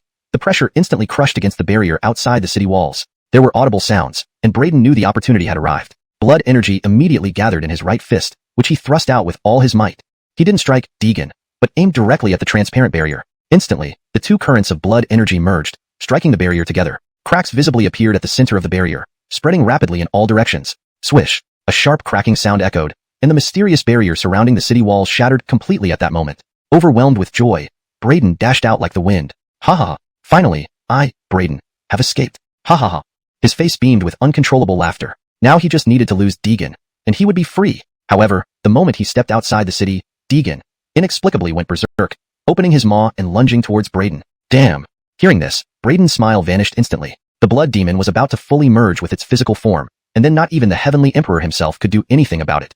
To the north, Braden quickly identified his direction. The exit from the primordial secret realm was to the far north, about 1,000 miles away from Hongtian City. At his speed, if he didn't stop, it should take no more than a day. Without further ado, after confirming the direction, Braden sped off toward the north without hesitation. Swoosh, swoosh, swoosh. Strange sounds reverberated in his ears. Braden frowned and shouted, "Scram!" In the mist, the unseen fog creatures were instantly eradicated by the massive pressure. These monsters inhabited various parts of the primordial secret realm. When Braden first entered, he was also entangled by them. They were formidable opponents back then, but now just a shout could annihilate them. He was no longer the old Braden. As long as I escape here, everything in the cultivation world will be mine. A cold smile curved Braden's lips. With his current strength, he would definitely become a dominant force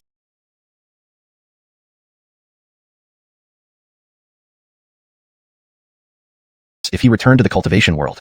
After some time, Braden paused slightly, landing on a desolate mountain. He glanced behind and saw a figure emerging through the thick mist. Still following me, like an unshakable dog sticker. Muttering under his breath, Braden rose again and rushed northward. By now, he had entered the outer area of the primordial secret realm. Surrounding him was barren land, and the fog was getting thicker. However, the creatures in the dense mist couldn't even get close to him.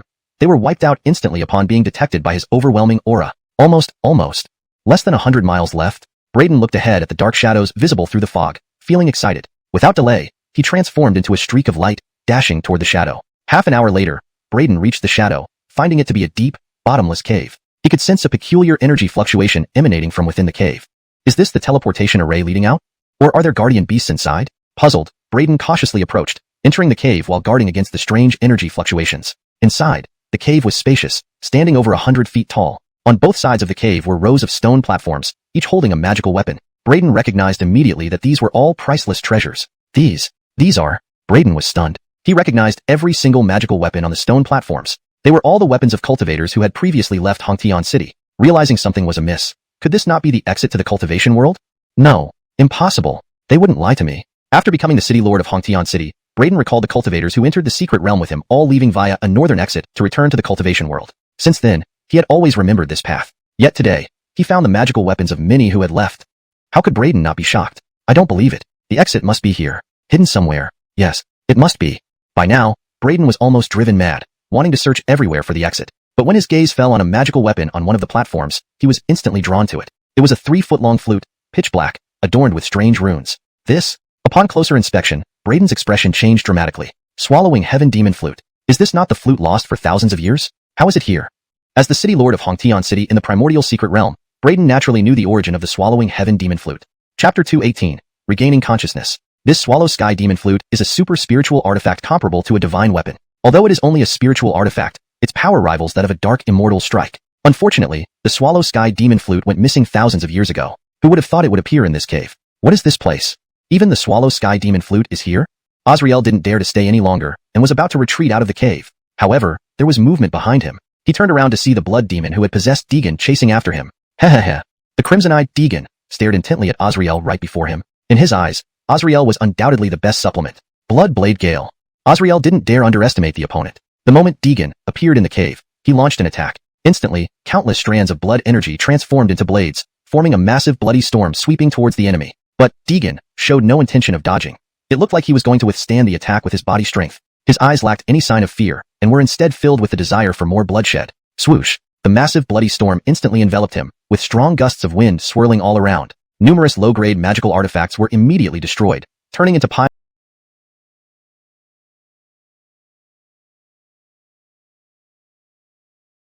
of debris swept aside by the winds. Hehehe. Deegan laughed sinisterly and then howled as blood energy surged from within his body, wrapping around his hands as he fiercely swung his fists, causing the blood storm to halt midair. How terrifying his physical strength was. This one punch actually made the blood storm crack. Azrael's expression changed. Now almost fully fused with the blood demon, his physical strength was far superior to Azrael's. Boom. The blood storm shattered, with wild forces spreading everywhere, peeling off a layer of earth. Azrael took a dozen steps back, each step feeling like walking on cotton. A sense of helplessness arose within him. Had the blood demon's physical strength and power really reached this level? Damn it. So formidable.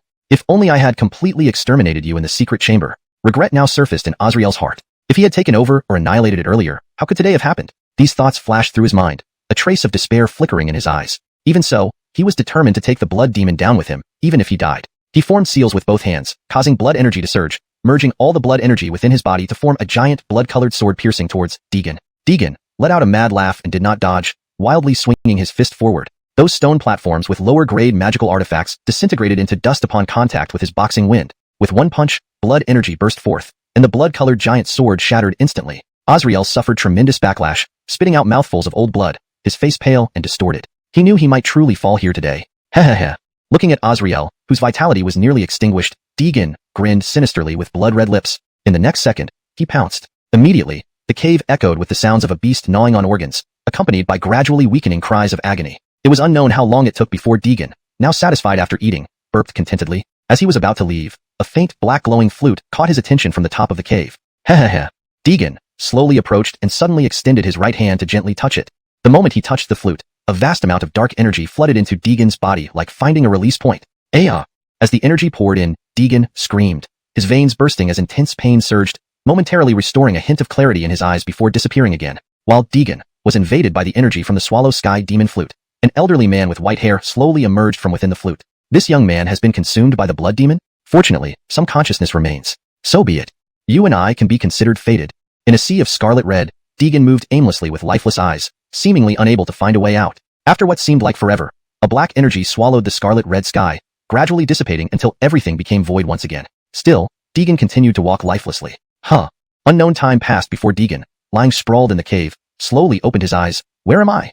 Before he could regain full consciousness, he fell asleep once more. Another half-month later, Deegan's spirit regained control over his weakened body. Upon opening his eyes, he found himself inside a cave. Dermiting up, a ringing sensation buzzed in his head, which took quite some time to subside. Looking around the cave, he saw signs of battle everywhere, and nearby, an unidentifiable, decaying corpse lay as though it had been eaten by beasts. Gagging from the corpse's stench, Deegan held his breath and headed for the cave's entrance. Bright light filtered through the clouds onto the ground. Squinting slightly, the familiar desolate wasteland stretched before him. Broken memories surged into his mind like breaking seals, causing excruciating pain as visions flooded his brain. As the throbbing in his brain eased, Deegan realized he had killed Azrael and escaped from Hongtian City. Now, he was at the outer perimeter of the secret realm north of Hongtian City. Like when he first entered, there was only barren land and thick fog limiting visibility to 50 seconds. Yes, Aaliyah? Aaliyah hasn't been found yet. Deegan suddenly remembered something and immediately darted through the mist toward Hongtian City. Currently, over 1,000 miles east of Hongtian City, stood a dilapidated village of just a few scattered, thatched cottages. A little boy wrapped in leather clothing joyfully jumped around the cottages. Suddenly, he stopped, spotting a beautiful flower ahead. Excitedly, he ran up to it, plucking the flower. Big sister will surely love this. With that, he ran towards one of the cottages. Chapter 219. Journey into the depths of the mystic realm. Knock, knock, knock. The little boy gently tapped on the wooden door before him and, seeing it was not fully shut, pushed it open. Big sister, look at the flower I picked for you. The little boy ran into the room and spoke to a woman. The moment she saw the flower in his hand, she broke into a warm smile, knelt down, and softly stroked the boy's head. Thank you, Zeus, she whispered. The little boy, delighted by Kira's praise, immediately hopped out of the room in glee. The woman watched him leave, her eyes filled with a hint of loneliness. It's been months since I've heard from Dayton. I wonder how he is. This woman was Karis, who had been abandoned in the wilderness by Azrael's men but had survived against all odds, clinging to a breath of life when thrown there. Without rescue, her days might have been numbered, but fate intervened. On that day, a scavenger discovered her still breathing and brought her back to safety. This scavenger was none other than the father of the little boy who had just entered her room, Chavi, also the village chief. This place was an overlooked corner of the primordial mystic realm, where only 5 or 6 cultivators, trapped inside the mystic realm, lived. Some of them had once resided in Hongtian City, but changes forced them to leave, yet they couldn't find a way out, leading to their present state. It was because of this that Karis could survive. Aaliyah. Just as Karis was lost in thought about Deegan, a middle-aged man knocked lightly on her door. Is something wrong? Still thinking about your relatives? Big brother Adolfo? The visitor was Chavi, the scavenger who had saved Karis, a half-immortal 9th-tier powerhouse. We plan to venture deeper into the mystic realm to gather supplies. Would you like to join us? Chavi invited. Karis hesitated for a moment. Initially, she did not want to go, but then thought about the possibility of finding clues about Dayton. She promptly agreed. All right, I'll inform everyone first. Prepare yourself, and we'll set off soon. Okay. With that, Chavi turned and walked toward another hut. A short while later, Karis joined the group marching into the depths of the mystic realm. Previously, they had lived on the outskirts of the primordial mystic realm, where few monsters roamed, but food was scarce. Occasionally, they would encounter lost beast creatures near the village, which Chavi and others would hunt for sustenance. Otherwise, life showed little sign of activity. Now, they were heading deep into the mystic realm, needing to traverse several hundred kilometers of desolate land to reach the uninhabited zone. This area was almost untouched by cultivators, and any who ventured here risked being devoured by powerful beasts. For cultivators below half-immortal 9th tier, entering this zone was akin to becoming snacks for the powerful beasts. Everyone, be cautious. We are about to enter the uninhabited zone. The beast creatures ahead are very strong. If encountered, avoid conflict if possible. If not, we must eliminate them quickly. Understood, Brother Adolfo? Good. The scavenger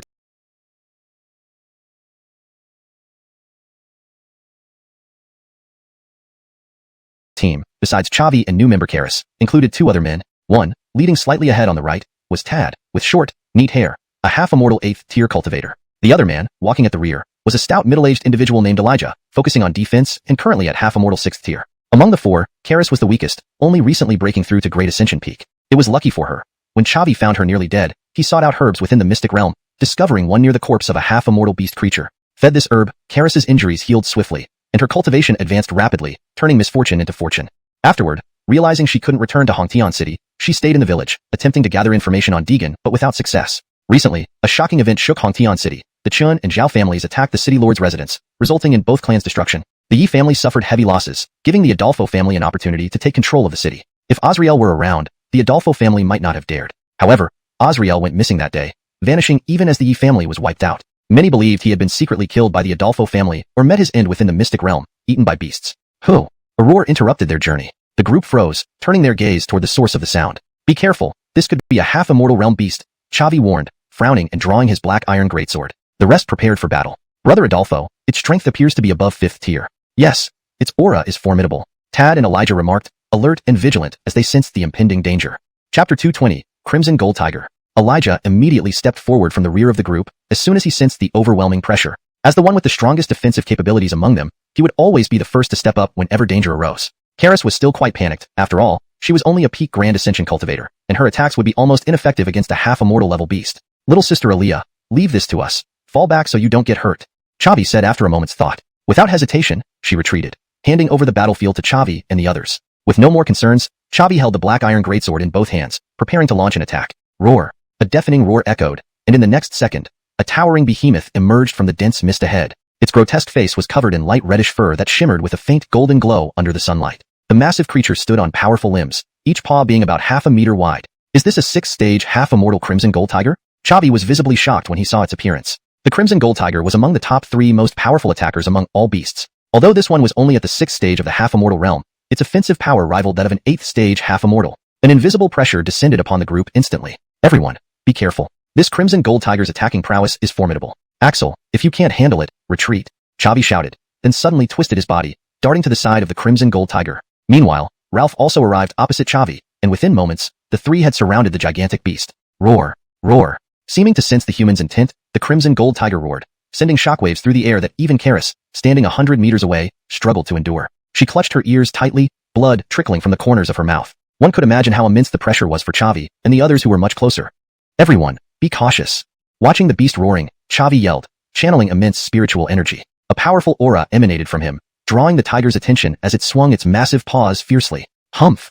Feeling the fierce attack, Chavi didn't dare underestimate it, summoning his black iron greatsword to clash with the tiger's paw. Bang! A loud noise reverberated as the black iron greatsword was sent flying, shocking Chavi. He realized he hadn't gained any advantage. Roar! The Crimson Gold Tiger roared again, giving Chavi no time to react before lunging toward him. Seeing this, Ralph sneered and swiftly moved to block the Crimson Gold Tiger. Your opponent is me. Where do you think you're going? His long sword danced, emitting dazzling streaks of light that collided with the tiger's paws. On the other side, despite focusing on defense, Elijah couldn't resist joining the fray. His massive fist spun, shooting out radiant punches that slammed into the Crimson Gold Tiger. Meanwhile, Chavi, having recovered the black iron greatsword, adjusted his stance and charged at the Crimson Gold Tiger, taking advantage of the two others' attacks by slashing at its flank, leaving a bloody wound. Roar! Roar! In pain, the Crimson Gold Tiger roared even louder, eyes gleaming with savagery. Simultaneously, its huge tail whipped around, leaving a trail of golden light as it swept toward the three of them. Watch out, quick, retreat. Realizing the danger, Chavi cried out, leaping backward. But the tail's speed was too fast for them to react. At this critical moment, a figure lunged forward, blocking the sweeping tail. Bang! A loud thud echoed as the figure was hurled against a rock wall, spitting out blood. Chavi, seeing clearly, recognized it as Elijah. Instead of fleeing when he saw the sweeping tail, Elijah chose to protect the others, stepping forward without hesitation. Seeing this, Chavi felt a surge of emotion and rushed to Elijah's side. Karis also ran anxiously, kneeling beside him. Chavi supported the weak and breathless Elijah lying on the ground. Axel! Chavi screamed, overwhelmed with emotion. He never expected Elijah to take the hit for them at such a crucial moment. After the sweeping tail strike, the Crimson Gold Tiger recoiled. Ralph didn't have time to mourn, his long sword dancing, seizing the opportunity to launch an attack. He knew Elijah sacrificed himself for their sake, and he had to avenge him. Die! Doming break! A powerful force surged forth. Despite the Crimson Gold Tiger's attacks matching an 8th stage half-immortal, its physical defenses couldn't even match a 2nd stage beast. It let out a pitiful cry as its massive body flew back. On the side, Elijah's breathing grew weaker. Chavi cradled him in his arms, tears welling up. Are you okay? Elijah spoke with difficulty. Chavi nodded immediately. We're fine, thanks to you. Olju and I are all right. Elijah nodded contentedly, then his neck lolled, losing all signs of life. Axel! Alas, Elijah would never hear his cries again. Chavi stifled his grief, gently laying Elijah down, then slowly rose, staring at the distant Crimson Gold Tiger with bloodshot eyes. He held the sword handle with one hand, advancing step by step towards the tiger. The edge of the black iron greatsword dragged on the ground, emitting a piercing screech. Thunderstorm! Chavi roared angrily, the blade glinting with icy cold light. Consumed by fury, Elijah died for them, and he had to avenge him. Chapter 221. Return to the City Lord's Manor. A blade slashed fiercely at the Crimson Gold Tiger, releasing a torrent of energy aimed straight for its head. On the other side, Tad's long saber was hacking non-stop. He moved unpredictably, dodging the Crimson Gold Tiger's attacks at times and launching fierce counterattacks at others. He and Chavi were perfectly in sync, leaving the Crimson Gold Tiger no chance to retaliate and forcing it into a corner. Realizing it was losing, the Crimson Gold Tiger let out a mighty roar that forced both men back. Damn it! This beast is trying to escape! Chavi shouted, suddenly feeling uneasy. Sure enough, after the roar, the Crimson Gold Tiger turned and fled without hesitation. Seeing this, Tad immediately drew his sword and chased after it. Behind him, Chavi hurriedly called out, Darian, come back! Unfortunately, Tad was blinded by hatred and could not hear him. In the blink of an eye, he disappeared into the thick fog with the fleeing Crimson Gold Tiger. Damn it! Chavi wanted to pursue, but he still had Karis, whose strength was still weak. He could only stand there, unwillingly roaring loudly. After a long while, he finally regained his composure. Returning to Elijah's body, he said, Aaliyah's sister, let's bury him. Karis nodded slowly. The two used their weapons to dig a hole in the wilderness, placed Elijah's body inside, and covered it with the soil they had dug up. Moments later, a new mound appeared in the desolate wasteland. Chavi had no time to grieve. Darian was likely still fighting the Crimson Gold Tiger. He had to find him quickly, or the longer it took, the more dangerous it would be. Aaliyah's sister, follow me? Chavi softly said, and with Karis's quiet response, they dashed into the mist. Damn beast! Have some guts and come out. What's hiding in this thick fog going to get you? Tad stood alone in the fog, holding a blood-stained saber, yelling furiously. At first, he could still chase the crimson gold tiger, keeping it within sight. But it only took moments for the beast to vanish into the dense fog. With no target in sight, Tad could only howl helplessly. Tap tap tap. Soon after, footsteps echoed from beside him. Tad's expression hardened as he prepared his saber for any attack from the approaching shadow. Darian.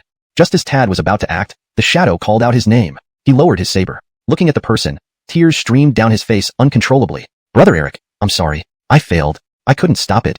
At this moment, Tad felt immensely guilty upon seeing Chavi again. Chavi patted his back gently, comforting him quietly. This isn't your fault. That beast is too cunning. After a while, Tad calmed down. What now? Should we continue moving forward? Chavi thought for a moment. Food supplies were low, and if they didn't capture some weaker demon beasts soon, even if they could hold on, Karis back home wouldn't be able to survive. We must continue. We can't let Aling and Loner starve. Let's go. Following Chavi's command, the three set off once more. Elsewhere, Deegan moved through the wilderness, getting closer to Hongtian City. He could already see the faint silhouette of Hongtian City through the thick fog. Not far now, Aaliyah. Wait just a bit more. Saying this, he darted forward again.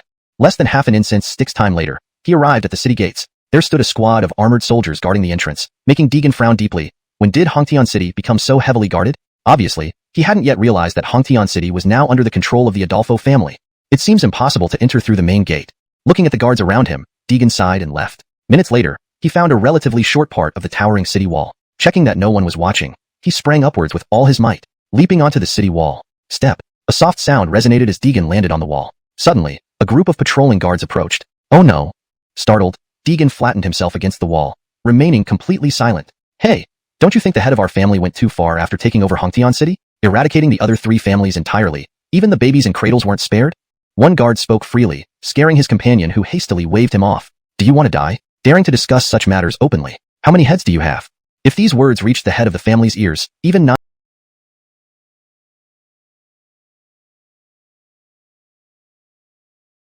lives wouldn't save you. Hearing this, the first guard clamped his mouth shut in fright. After a long while, the patrol disappeared. Deegan exhaled deeply, relieved. However, he had learned something important from the guards. I never expected Hongtian City to fall into the hands of the Adolfo family. Truly, the struggle between two tigers benefits the fishermen. Deegan shook his head. The Adolfo family had hidden their intentions well. Upon arriving in the city, they were the weakest among the four families, yet now they controlled the entire city. But this had little impact on Deegan. He only cared about finding Karis. As dusk fell, a crescent moon hung in the sky. The darkness provided cover for Deegan's movements. Within minutes, he reached the front of the city lord's manor. Seeing this familiar place, he couldn't help but feel awkward. He wondered how Tobias Gue was faring. If Tobias was wise, perhaps he could have survived. Step step step. As Deegan planned to enter from the side, a figure appeared before him. Indeed, it's really him? Seeing the person, he was startled. Tobias Gue surviving under such circumstances was impressive. Watching Tobias Gue move forward, Deegan scanned the area and found no guards nearby. He silently followed behind. Chapter 222. Revisiting Hongtian City. Ah, these days are not easy. Tobias Gue, walking in front of the city lord's residence, complained with some irritation. When the Yi family controlled Hongtian City, he was a commander at this residence. Just the title of commander would have been enough for him to climb up the ladder of power and live lavishly. But unexpectedly, the Chun and Zhao families launched a surprise attack on the city lord's residence overnight. Although he managed to survive by chance, however, the hidden Adolfo family suddenly took action, and in no time, the entire Hongtian City fell under their control. Now, even though he surrendered to the Adolfo family to protect himself and his family, he was no longer a guard commander at the city lord's residence, but had to patrol outside the city lord's residence. Truly, it's all about who is in power now. Tobias Gue sighed, gazing at the moon in the sky, feeling quite bitter inside. Suddenly, a black shadow darted out, scaring him into quickly drawing his long sword from his waist. Who's there? Tobias Gue roared, vigilantly staring at the dark figure in front of him. As he prepared to shout for help, the figure gradually emerged from the shadows beside the wall, revealing its form. With the help of the moonlight, Tobias Gue identified the person, looking at him in shock, completely disbelieving, continuously rubbing his eyes. It's me, brother Tobias. Deegan slowly spoke. At that moment, Tobias Gue was sure he wasn't hallucinating. This younger brotherly surviving was indeed a miracle. Brother, this is not a place to talk. Follow me. Tobias Gue took 2 steps forward, grabbing Deegan's arm, leading him towards an unoccupied alley outside the city lord's residence as he kept checking around, afraid of being discovered. Inside the alley, Tobias Gue finally released Deegan's arm, looking at him puzzled. Brother, how did you escape? And your cultivation has advanced too? That day, thousands of cultivators from the Chun and Zhao families stormed the city lord's residence. Back then, Deegan was only at the Grand Ascension realm and hadn't even reached half immortal status. It seemed impossible for him to survive such chaos. So, when Tobias Gue saw Deegan appear before him, he simply couldn't believe it was real. Deegan smiled lightly, then said, If I tell you I cultivated in the Netherworld, would you believe me? Netherworld? Younger brother, don't joke with me. But it's good that you're safe. Facing Deegan's claim, Tobias Gue waved his hand, expressing disbelief, yet was happy to see him safe. You should have escaped, right? Why did you come back to Hongtian City? Do you know, The Adolfo family is far more powerful than before. They practically rule the city with one hand now. All survivors from the Chun and Zhao families were wiped out by them. If not for the heavy losses among the city's cultivators, even the Yi family might not have any survivors. Tobiesque recounted, shuddering. He owed his survival partly to this. Deegan did not intend to hide anything. In this vast city lord's residence, he knew only Tobiesque and trusted nobody else. Brother, to be frank, during my tribulation, I was ambushed by Azrael and imprisoned in an underground chamber. It was almost a matter of life and death, but I managed to escape somehow, Deegan explained slowly, Tobiesque listening in shock, repeatedly rubbing his eyes, unable to believe what he heard. But, the sister who came with me to the city lord's residence has disappeared. Therefore, little brother wants to ask brother Tobias for help. Hearing this, Tobiesque drew a deep breath and patted Deegan's shoulder gently. Relax, Tobiesque acknowledges you as a brother. Leave it to me, I'll find a way to get information for you.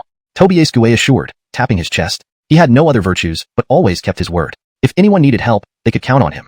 But brother, your aura seems much stronger now. What realm are you at?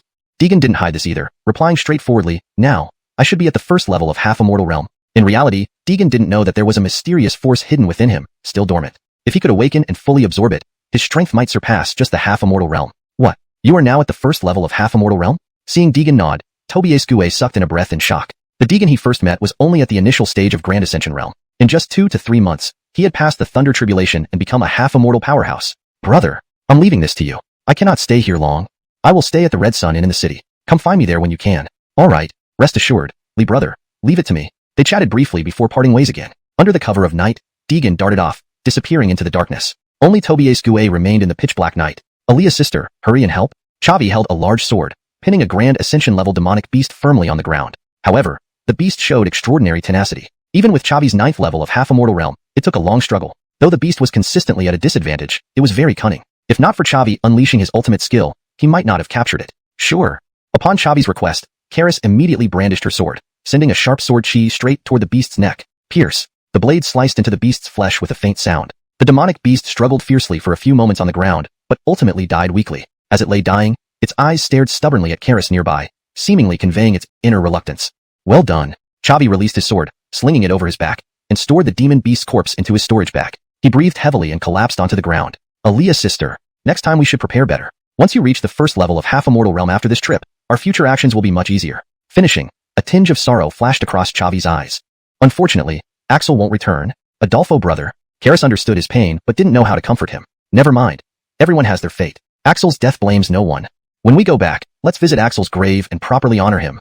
Chapter 223. The whereabouts of Aaliyah. Chavi squinted his eyes slightly. People eventually die. Perhaps he would also suddenly pass away one day. He just hoped that before that happened, his child would grow up and become an adult. He wished for the child to have the ability to protect himself in this perilous primordial secret realm.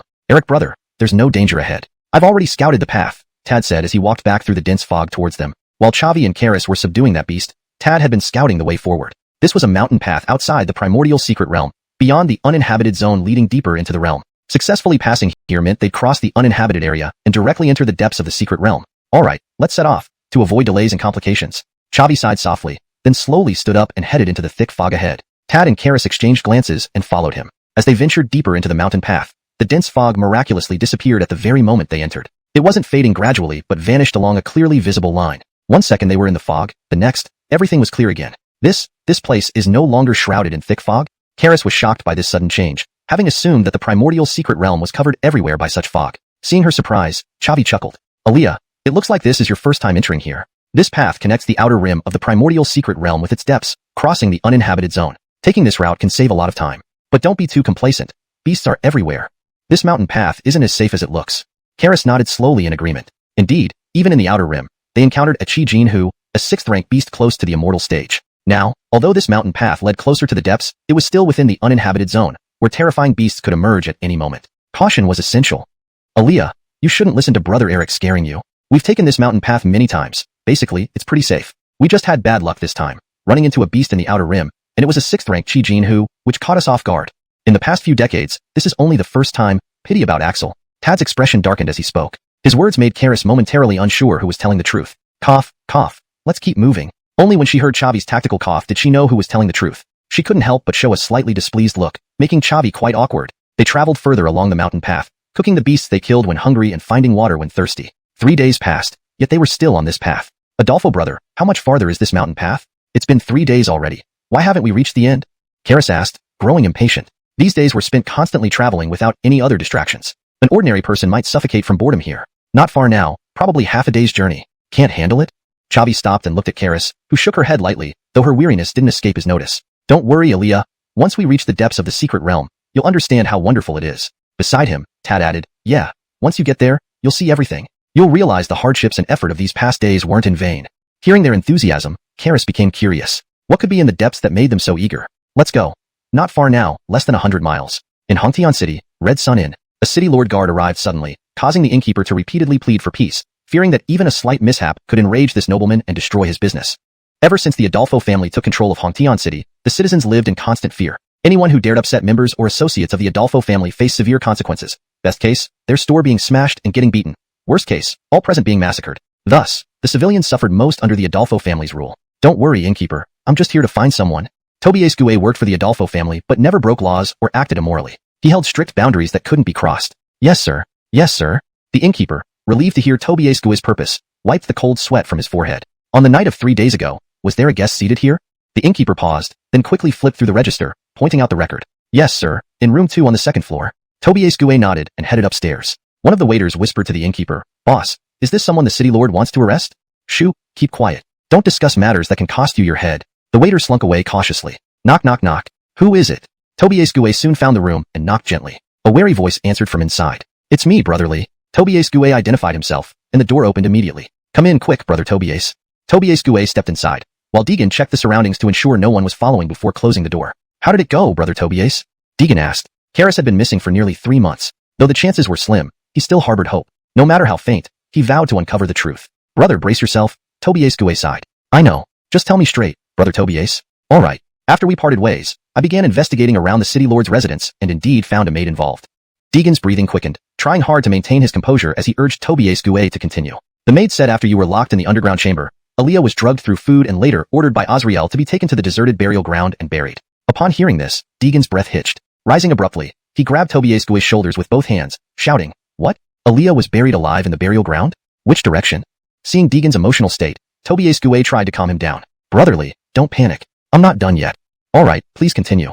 Translation notes. Kept character names in pinyin as instructed. Maintained paragraph structure and line breaks as in the original text. Ensured the tone and style remained consistent with the original content. Provided natural, fluent English translation free of grammatical errors. Preserved the storyline and logical flow. Deegan took a deep breath and immediately adjusted his state, signaling for Tobias Gue to continue. But at this moment, his heart was already filled with sorrow, tears welling up in his eyes. According to the maid, that day she and another maid dragged Aaliyah to the disorderly burial ground, but they didn't bury her alive. They just left her there and went away. Note: I have removed the Chinese phrase, Lanzangong, as it is already described in English as disorderly burial ground. If you want to keep it for cultural context, consider adding it in parentheses after the first mention of disorderly burial ground. Hearing this, Deegan stood up again, his face flushed with excitement, as he looked at Tobias Gue and said, You mean, Aaliyah might still be alive? Overwhelmed with joy, tears slowly fell from Deegan's eyes as he grabbed Tobias Gue's arms and asked, Brother, which direction is the Lanzangong? Note: the term Lanzangong seems to be left untranslated. If this is a specific place name or needs translation, please provide further context or preferred translation. Assuming it needs translation, it refers to a place where bodies are buried haphazardly, often translated as mass grave or graveyard. Adjust according to the story's context. Overwhelmed with joy, tears slowly fell from Deegan's eyes as he grabbed Tobias Gue's arms and asked, Brother, which direction is the mass grave? It's over there. You'll see it once you leave the city gate. Without waiting for Tobias Gue to finish speaking, Deegan dashed out. This younger brother of mine? I hope Aaliyah is still alive. Otherwise, it would be such a pity. Tobias Gue watched the direction Deegan had left, shaking his head slowly. Half an incense stick later, Deegan managed to evade the guards at the city gate and left Hongtian City, following the direction Tobias Gue had indicated, heading towards the Lanzangong, chaotic burial ground. About 2 to 3 miles along the way, Deegan found a chaotic graveyard. Edit: for better fluency and natural reading in English. Following the direction Tobias Gue had indicated, Deegan headed towards the chaotic burial ground. After traveling about 2 to 3 miles, he found a disordered graveyard. Everywhere were desolate graves, and the nearby vegetation was all withered. Deegan knew this was the place Tobias Gue mentioned, so he immediately used spirit stones to explore the entire area. A moment later, he discovered a hairpin on the ground. Is this Aaliyah's wooden hairpin? Though the scent on it was very faint, Deegan still recognized it. There's no trace of Aaliyah around here. Could it be that she left? Thinking this, Deegan closed his eyes again, gently moving the spirit stone, probing every clue in the surroundings, until he found footprints not far ahead, leading out of the city. Something's off. After finding the footprints, Deegan realized these weren't Aaliyah's, but belonged to a stranger who seemed much stronger than him. Outside Hongtian City? And a semi-immortal or even an Earth immortal level expert. Suddenly, Deegan recalled something. 2 days ago in the inn, 2 guards were discussing something at their table. Beyond Hongtian City, There were some mysterious cultivators who lived nomadically within the primordial secret realm, known as scavengers. They lived alone or in small groups, rarely joining forces with other scavengers from different regions. It was said that many cultivators originally from the city left in search of higher realms, or for other reasons. Over time, those who left the city became scavengers, roaming freely in the primordial secret realm. Could it be that Aaliyah was saved by a passing scavenger? Thinking this, Deegan immediately followed the almost completely faded footprints. Be good, Aling, don't cry. Father will be back soon. At the edge of the primordial secret realm, in a small village, a mother was trying to put her child to sleep. The woman gently stroked her young child's soft cheek, her gaze drifting to the window. Indeed, she was Chavi's wife, named Anna. Though she too was a cultivator, her strength was not as great as Karis's. This time, she stayed in the village. 1. To care for the young Aling, and 2. Because her strength wasn't enough to handle the powerful beasts in the primordial secret realm. Fortunately, the village they lived in was at the very edge of the primordial secret realm, with almost no dangerous beasts appearing. Be good, Aling, sleep quickly. She lightly patted Aling's body, and soon a gentle snore began to sound. Anna smiled, then gently pulled a thin blanket over Aling. Eric, brother, please come back soon. The food in the village is running low. Anna walked to the window, gazing into the distant, fog-covered wasteland, her eyes filled with anticipation. Suddenly, she saw a dark figure in the fog ahead and ran excitedly out of the house. Looking at the dark figure, her heart was filled with expectation. Is it you, Eric, brother? But after waiting for a while, she gradually realized that the person seemed much taller, not like her husband Chavi's build. Nor was it Tad, and certainly not Axel. Could it be? Another scavenger? Oh no. Anna suddenly panicked. Although their residents had no record of other scavengers coming, it wasn't impossible. After all, in other places, scavengers often engaged in plunder and fights. So she rushed back into the house, quickly picking up the sleeping Aling and turned to run in the opposite direction. Mother, what's wrong? Aling woke up from the sudden movement, but he didn't cry, only looking at his mother in confusion. Be good, Aling, don't speak. Bad people have found our village. Mother is taking you to hide now. Remember, don't cry. Though Aling was young, he was quite intelligent. He didn't know why his mother was running, but he always listened to her since childhood. I understand. Aling won't cry or make noise. Translation notes. Maintain the use of pinyin names and kept them consistent. Preserve the original tone, style, and emotional intensity. Ensured the translation remained natural and fluent, free of grammatical errors. Kept the storyline and logical flow coherent with previous content. Retained the same paragraph structure and line breaks as the original text. Chapter 224. Are you the scumbag? Anna gazed at the obedient Zeus in her arms, a touch of comfort arising in her heart. Despite her limited power that failed to provide Zeus with an ideal living environment, Zeus was more sensible and obedient than other kids her age, soothing many of Anna's regrets. Zeus, don't be afraid. You'll hide here in this cave for a while. Mama will be right back, Anna whispered softly, then planned to return to the village to see who had come. Then, Zeus will wait here for Mama. Anna paused momentarily as she was about to leave, but it was crucial now to identify the visitor. If they were other scavengers, she needed to find Chavi and others quickly and relocate to a new place. I will, Zeus, Anna muttered silently in her heart, then left the cave without turning back, leaving young Zeus alone. On the other side, Deegan stared at the dense mist in the wasteland and spotted several straw huts. Is this where those scavengers live? It seems like no one is around. Deegan slowly walked into one of the huts, finding nothing inside, and turned towards another. What's this? Suddenly, he squatted down. He found a very familiar footprint on the ground. A faint, familiar scent made Deegan's heart flutter. Closing his eyes, he released his spiritual sense to carefully feel the footprint. Should be. Before Deegan could finish speaking, he suddenly stood up and attacked behind him with a punch. As the punch was about to hit the person behind, it froze inches before their face. Are you one of the scavengers living here? Deegan asked, facing a woman who wasn't dressed like someone from Hongtian City, presumably living here. The woman didn't respond but glared resentfully at Deegan. Deegan glanced at Kira briefly, noticing her cultivation level was only at the peak of the greater achievement stage, not even close to being a half-immortal, immediately relaxing his guard and lowering his fist. He asked again, I'm not a scavenger. I came from Hongtian City. Are you living here as a scavenger? Facing Deegan's repeated inquiry, a hint of hesitation flickered in Kira's eyes. Living outside the city for so long made her extremely wary of strangers. Had Deegan not been stronger, she would have killed him by now. Why yes, what are you doing here? The woman seemed to sense that Deegan had no ill intentions and answered promptly. I'm looking for someone, a young woman named Karis. Have you seen her? Hearing this, a flash of shock passed through Kira's eyes, but it quickly vanished. No. No one has been here for a long time. Deegan nodded slightly, then suddenly grabbed Kira's neck, glaring at her once more. You're lying. Tell me, what did you do to Aaliyah?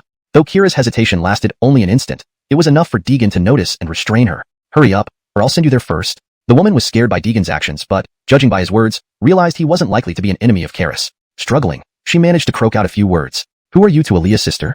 Deegan appeared puzzled at her question. Aaliyah's sister? He released his right hand, and Kira fell onto the ground with a thud, breathing heavily. Heh. Why are you looking for Aaliyah's sister? Who are you to her? Before regaining composure, Kira blushed deeply and spoke hastily. My name is Deegan, and I am Karis's senior brother. Where is she now? Upon hearing this, Kira froze momentarily, a trace of anger flashing in her eyes as she looked at Deegan. So, you're Deegan? The scumbag who abandoned Aaliyah's sister? Deegan. What's going on? How did I become a scumbag? And how do you know this term? Wait, when did I become a scumbag? Before Deegan could explain, Kira slapped him across the face. Slap. A sharp sound echoed, leaving Deegan dazed. Wait, what are you doing? Let's get this straight. Deegan pushed Kira back and shouted repeatedly. Hmph. The woman sneered, her gaze toward Deegan filled with rage as if to say, that slap wasn't enough. Am I wrong? You left Aaliyah's sister alone and nearly got her killed outside Hongtian City. If you're not a scumbag, what are you? Could you possibly be a good person? Deegan felt embarrassed. It seemed this fierce woman knew Aaliyah well and must have saved her. Seeing this, he stopped hiding things and recounted everything that happened with Karis. At first, Kira didn't believe him, but after listening to Deegan, it didn't seem false, and she showed signs of regret. I'm really sorry. I acted rashly just now. Are you okay? The woman asked somewhat sheepishly, and Deegan shook his head to indicate he was fine. By the way, where is Aaliyah now? I want to see her. Deegan said, and upon hearing this, Kira's expression became difficult. How inconvenient. Aaliyah's sister went hunting with my husband. They won't be back for a while. Oh no. Zeus. The woman suddenly thought of something, shouted loudly, and ran towards the distance. Sensing something wrong, Deegan followed her closely. After some time, Kira cut through a patch of dense fog and arrived at a cave. Zeus. Zeus. Mama is here. Zeus. However, no matter how she called, there was no response. Deegan arrived just in time and saw Kira's frantic look, guessing she must have hidden the child here due to seeing strangers enter the village. But now it seemed the child might be missing. Ma'am, please calm down. Think carefully, could it be another cave? Think harder.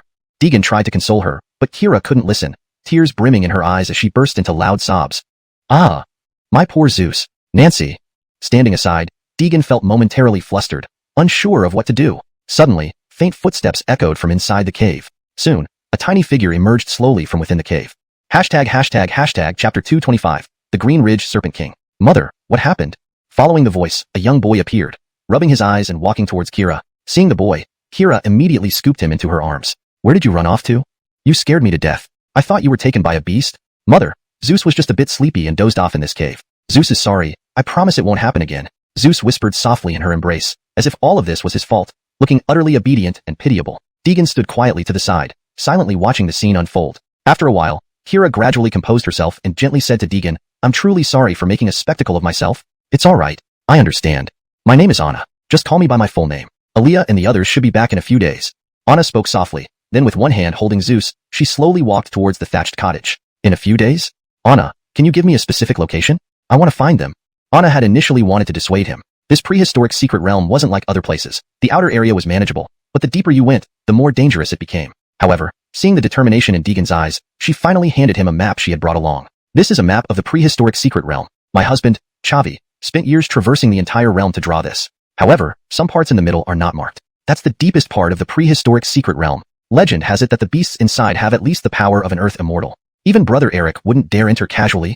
If you accidentally wander into there, get out as quickly as possible. Deegan took the map and scanned it briefly. Thank you, Anna. I'll take my leave now. Yes, be careful on your journey. Half a day later, after bidding farewell to Anna, Deegan followed the route on the map and hurried towards the place where Chavi and the others were heading. While this location was deep within the prehistoric secret realm, it was only at the edge of the deeper regions. According to the information Deegan had gathered, with Chavi's strength at the 9th level of half-immortal, they should encounter no danger. But it was still deep within the prehistoric secret realm. If they encountered powerful beasts, Chavi and the others might be fine, but not necessarily Karis, who hadn't yet reached the half-immortal realm. Aaliyah, wait for me. In the mountain paths of the uninhabited area of the prehistoric secret realm, Chavi and company were almost through the mountain trail and about to enter the depths of the secret realm. Aaliyah, Darian, be cautious. After crossing the lake ahead, we will truly enter the heart of the prehistoric secret realm. Okay. We know. Don't worry. The two answered together. With Chavi leading the way, they crossed the fallen rocks and stood in the center of the lake. Strangely enough, despite no human presence, there was a stone bridge over the lake. Moreover, its craftsmanship didn't seem haphazard. It was likely constructed by some deeply cultivated beast from the depths. But despite multiple trips here, Chavi had never seen any beasts. There's actually a stone bridge here? Could there be humans living nearby?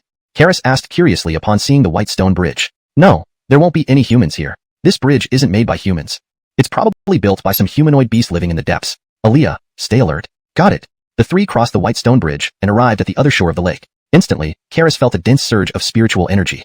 The spiritual energy here is incredibly rich. Chavi nodded. This was the deepest part of the secret realm, naturally much richer in spiritual energy than elsewhere. Of course, the beasts here were also much stronger. Buzz. Suddenly, a powerful pressure surged through the lake and descended upon the three. Oh no, how could it be? Chavi was shocked. He hadn't expected to be discovered so quickly by a beast. Moreover, from the overwhelming pressure, its strength rivaled his own. Let's hope it's not an earth immortal level beast, or else we're doomed. Tad grimaced and released a surge of spiritual energy, trying to resist the immense pressure. So strong, Karis could barely hold up, her eyes turning red as the powerful pressure threatened to crush her body. Break through it.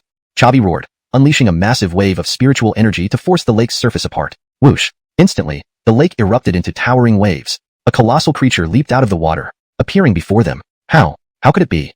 Chavi was stunned. The beast was a first-level Earth Immortal, the Green Ridge Serpent King. Hiss, hiss, hiss. The Serpent King spat venomous fumes, its star-like snake eyes gazing down at the three intruders. To it, they were merely prey who had carelessly entered its territory. Quick, retreat. This Green Ridge Serpent King is already an Earth Immortal. We can't match it.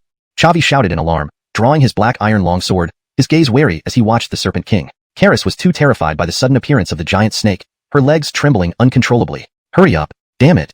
Tad wasn't faring much better. Before the immense pressure of the Serpent King, everything seemed futile. Hiss, hiss, hiss. The Green Ridge Serpent King lunged forward with astonishing speed, appearing before Chavi in an instant. Its maw opened wide, revealing fangs half a meter long. Transparent liquid dripped from its fangs, eroding the ground with a sizzling sound. Thunder burst. Chavi unleashed his spiritual energy, swinging his longsword to strike the Serpent King. Meanwhile, Tad instantly pulled Karis back as fast as he could. Adolfo, brother, what do we do? Karis shouted when she saw Chavi still standing there. Brother Eric knows what he's doing. Trust him, Tad urged, dragging Karis back along the path they came, not daring to look back. At that moment, Chavi's sword slashed against the Serpent King's body. However, the Serpent King's flesh was incredibly resilient, leaving only a faint mark from the blow. Chapter 226, The Last Resort. Damn it, this guy is incredibly tough. Chavi grumbled, noticing Darien already fleeing into the distance with Karis. No longer willing to fight recklessly, he quickly withdrew and leaped backward. Unfortunately, this Bai Ling Snake King was not about to let its prey, almost within reach, escape. Immediately, it let out an earth-shaking roar and began thrashing its tail on the ground. Its massive form shot forward in an instant. Second form, Thunderclap.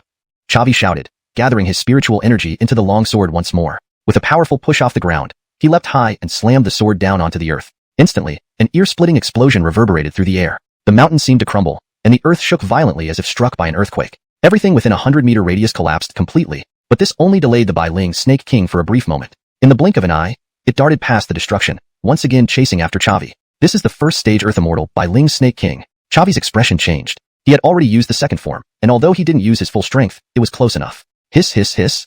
The Bai Ling Snake King roared and surged forward, appearing behind Chavi in an instant. Its massive tail swept across powerfully. A strong gust of wind laced with flying debris forced its way toward Chavi. Third form, Whirlwind. Facing this, Chavi dared not hold back any further. With a loud shout, he spun the longsword before him, leaving afterimages that streaked toward the Bai Ling Snake King at an almost imperceptible speed. Swoosh, swoosh, swoosh. Human and snake clashed momentarily, deadlocked in their assault. Chavi rarely used this move. It was nearly a life-saving technique. Once Whirlwind was unleashed, it consumed a large amount of his internal spiritual energy. If it weren't for this critical moment, he wouldn't be able to make another move after this strike. Hiss, hiss, hiss. Seeing no immediate breakthrough, the Bai Ling Snake King's massive tail attacked again. Another gust of wind shattered the stalemate. Coupled with the previous gust, it barreled toward Chavi. But Chavi was not one to give up easily. Although he hadn't ascended to the Earth Immortal realm yet, he wasn't far off either. He lowered his body, almost flattening himself against the ground. Whoosh! A gust of wind whizzed over his head. Then Chavi suddenly sprang up, closing in on the Bai Ling Snake King, aiming the Shen Iron Longsword at its vulnerable spot. Correction. Then Chavi suddenly sprang up, closing in on the Bai Ling Snake King, and swung the Black Iron Longsword at its vulnerable spot. Explanation. 1. Changed abruptly to suddenly, for better fluency. 2. Corrected Shen Tia to Black Iron, for clarity as Shen Tia translates to Black Iron. 3. Changed aiming to and swung, for a more natural read and better action description. In the moment Chavi approached, the Bai Ling Snake King's fangs flickered, spewing venomous fluid towards Chavi's face. Oh no! Chavi was alarmed. The venom from the Bai Ling Snake King was exceptionally lethal, capable of corroding even ordinary Earth Immortal beasts, not to mention his mortal body. At once, spiritual energy surged underfoot, propelling his body into a stagger to evade the poison. His longsword continued to slash without hesitation, directly at the Bai Ling Snake King. Clang! The longsword struck the snake's scales, emitting a metallic sound, sparks flying everywhere. But it merely caused the Bai Ling Snake King to pause for a moment before continuing its attack. Oh no! Chavi panicked internally. His techniques seemed useless against this creature, filling him with a sense of helplessness. Damn! This Bai Ling Snake King is too strong. There's simply no way. With no other choice, Chavi could only dodge the Bai Ling Snake King's relentless attacks while desperately thinking of a solution. Meanwhile, he continuously reached into his storage bag to pull out several low-grade spirit stones, absorbing them to replenish his energy. However, the rate of restoration couldn't keep up with his consumption, but there were no other options now. The Bai Ling Snake King was at its peak, and attempting a direct confrontation was impossible. Moreover, his spiritual energy was nearly depleted. If he didn't find a chance to break free soon, he might end up here. No. If I can't stop it, what will happen to Darien and Aaliyah? Thinking of this, Chavi hesitated. If he were alone, he might still be able to escape. But if the Bai Ling Snake King lost its target and went after Darien and the others, they would be in danger. Then there's only one option. If I can eliminate it, it won't be a complete loss. With this thought, Chavi stopped holding back. He thrust his right hand into the storage bag, pulling out a pitch-black crystal. This was a core crystal from a first-stage Earth immortal beast he had found by chance in the depths of a secret realm. If he detonated it now, there was a chance he could annihilate the creature, or at least severely injure it. That would give them the chance to escape successfully. Without delay, Chavi channeled the last of his spiritual energy into the crystal. As the energy poured in, the black crystal began glowing brilliantly. At this moment, an overwhelming force radiated from it, making even the pursuing Bai Ling's Snake King feel fear. Explode! Chavi shouted, hurling the activated crystal forcefully. In an instant, it appeared before the Bai Ling Snake King. Boom! An earth-shattering explosion echoed, unleashing a powerful shockwave that scattered in all directions. Instantly, Chavi felt a tremendous gust pushing him forward, increasing his speed manifold. Soon, this speed exceeded his control. Unable to stop, he could only watch as he hurtled toward a stone wall ahead. Bang! As Chavi collided with the wall, his body sank deep into it, leaving a humanoid-shaped hole. At this moment, Darian and Karis, who were fleeing ahead, felt the tremor. They stopped, looking back in terror. A massive mushroom cloud rose, destroying the entire area. Simultaneously, 2 to 3 colossal figures emerged from the depths of the secret realm, heading towards the site of the explosion. Not good. This disturbance has alerted the powerful beasts deeper within the secret realm. Aaliyah, you go on ahead. I need to go back. As soon as he spoke, Darian vanished and reappeared 100 meters away. Han brother. Karis tried to stop him, but it was too late. Realizing this, she felt helpless. At her current cultivation level, even if she joined, she'd only be a burden. A strong desire to become stronger arose in her heart, intensifying rapidly. Han brother, Eric brother, please stay safe. Karis no longer hesitated, turning to continue retreating along the path they came from.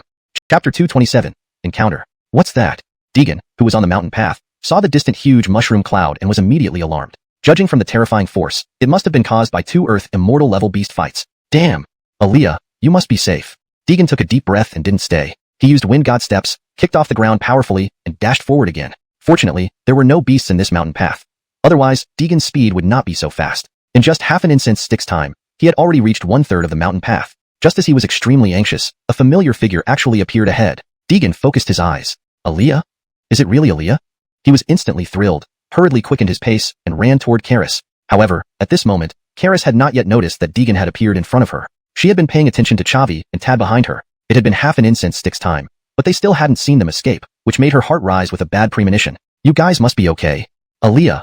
Suddenly, a familiar call sounded in front of her. Karis froze and looked forward. At that moment, it felt like the world stood still. Shoo, brother.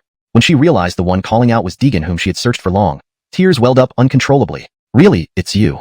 Karis transformed into a gust of wind, rushing into his arms, feeling the familiar warmth. She confirmed it wasn't a dream. That's great, you're alive. That's great. Karis sobbed uncontrollably, hugging Deegan tightly, almost wishing she could fuse with his body. Aaliyah, it's good that you're safe. Oh yes, what about Chavi? Seeing Karis unharmed, the anxiety hanging over Deegan's heart dropped in that moment. Then he thought of brother-in-law Chavi and asked. That powerful aura just now was probably caused by his battle with that Earth immortal level beast. Brother Shushu, how do you know? Karis paused, then said, Big brother Han went to look for brother Adolfo Eric. I guess the loud explosion just now was due to brother Adolfo Eric, but we don't know how they are. Deegan nodded slowly and said to Karis, Aaliyah, leave here first, run to the other end of the mountain path. Let's go out first. I'll go inside to take a look. Seemingly seeing worry in Karis's eyes, Deegan continued, Don't worry. I'm now at the first level half-immortal strength. Enough for self-protection. Then he turned around and dashed towards the source of the explosion. Karis also didn't linger, turning back to escape toward the exit. On the other side, Tad found the rock wall where Chavi disappeared, gazing at the man-shaped entrance, shouting loudly, Brother Eric! Brother Eric! Damn! Tad shouted coldly. By now, quite a few beasts had gathered at the explosion site. If he didn't leave soon, he might get caught, making it difficult to retreat safely. He couldn't help but hesitate, unsure of what to do. If he left without finding Chavi, how could he face his sister-in-law and Ali? Damn it! Let's do it!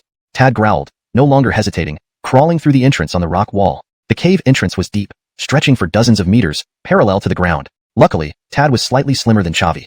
Otherwise, he wouldn't have fit. After some time, he finally found the unconscious Chavi. Brother Eric? Are you alright? Tad rushed to Chavi's side, shaking him repeatedly, but got no response. He gently placed a finger on Chavi's neck and breathed a sigh of relief upon feeling a pulse. What is this place? Tad looked at the cave, puzzled, having missed noticing anything during entry until he realized Chavi must have passed through a thick stone wall to enter this unknown cave. After a simple inspection, he found it should be safe as no beast aura was detected. Brother Eric, hang in there. I'll take you out. Tad carried the unconscious Chavi and walked toward one end of the cave. Himph. Why did all these beasts gather here? By now, Deegan had located the earlier explosion site, discovering numerous beasts, including many powerful Earth immortal level ones. Clinging to the rock wall, he remained undiscovered but knew staying here was impossible. He must leave quickly or risk dire consequences. Scanning around, he saw no sign of anyone. Reluctantly, he returned empty-handed, thankfully undetected while leaving. Much later, Deegan caught up with Karis on the mountain path. Brother Shushu? How's it going? Where are Brother Eric and others? Hearing footsteps behind her, Karis paused, turned, and seeing Deegan, immediately asked. No trace of them. Deegan shook his head. Karis's face darkened, feeling despondent. Chavi had been kind to her, and she considered him family. Now, hearing no sign of Chavi, her heart ached. Aaliyah, don't worry, I didn't find any bodies either. They should still be alive, but it's too dangerous here. Numerous beasts have gathered at the other end of the mountain path. We need to leave before we're discovered. It will only complicate things. Deegan spoke anxiously, not waiting for Karis's response, pulling her toward the exit. Karis knew her strength alone wouldn't help, so she let Deegan lead her to the exit. Chapter 228. The King in the Primordial Realm. Roar, roar, roar. In the depths of the secret realm, a colossal beast let out roaring cries because it discovered that its pet had died on the mountain path. Damn, who did this? The furious roars of the colossal beast spread throughout the entire depths of the secret realm. Countless demons crouched and knelt on the ground when they heard its roars. Your Majesty, I detected the aura of a human cultivator near the body in the Green Ridge. A bizarre demon with an intangible body, at the 5th stage Earth Immortal level, knelt before the colossal beast and said, What, a human cultivator? Since the last time humans trespassed here, 1,000 years have passed. Unbelievably, I have detected traces of human cultivators again today. Very well. These intruders dared to enter my territory. Tobias, I command you to lead 200 demi-immortal beasts and exterminate all human cultivators within the primordial realm. Do not spare a single one. The colossal beast commanded, and Tobias immediately accepted the order. Yes, your majesty.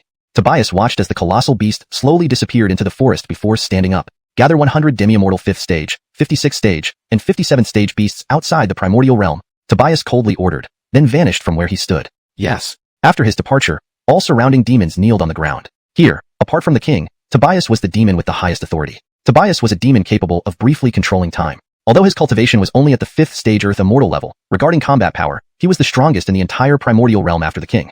Humph, how interesting. It's been hundreds of years since I left the dawn.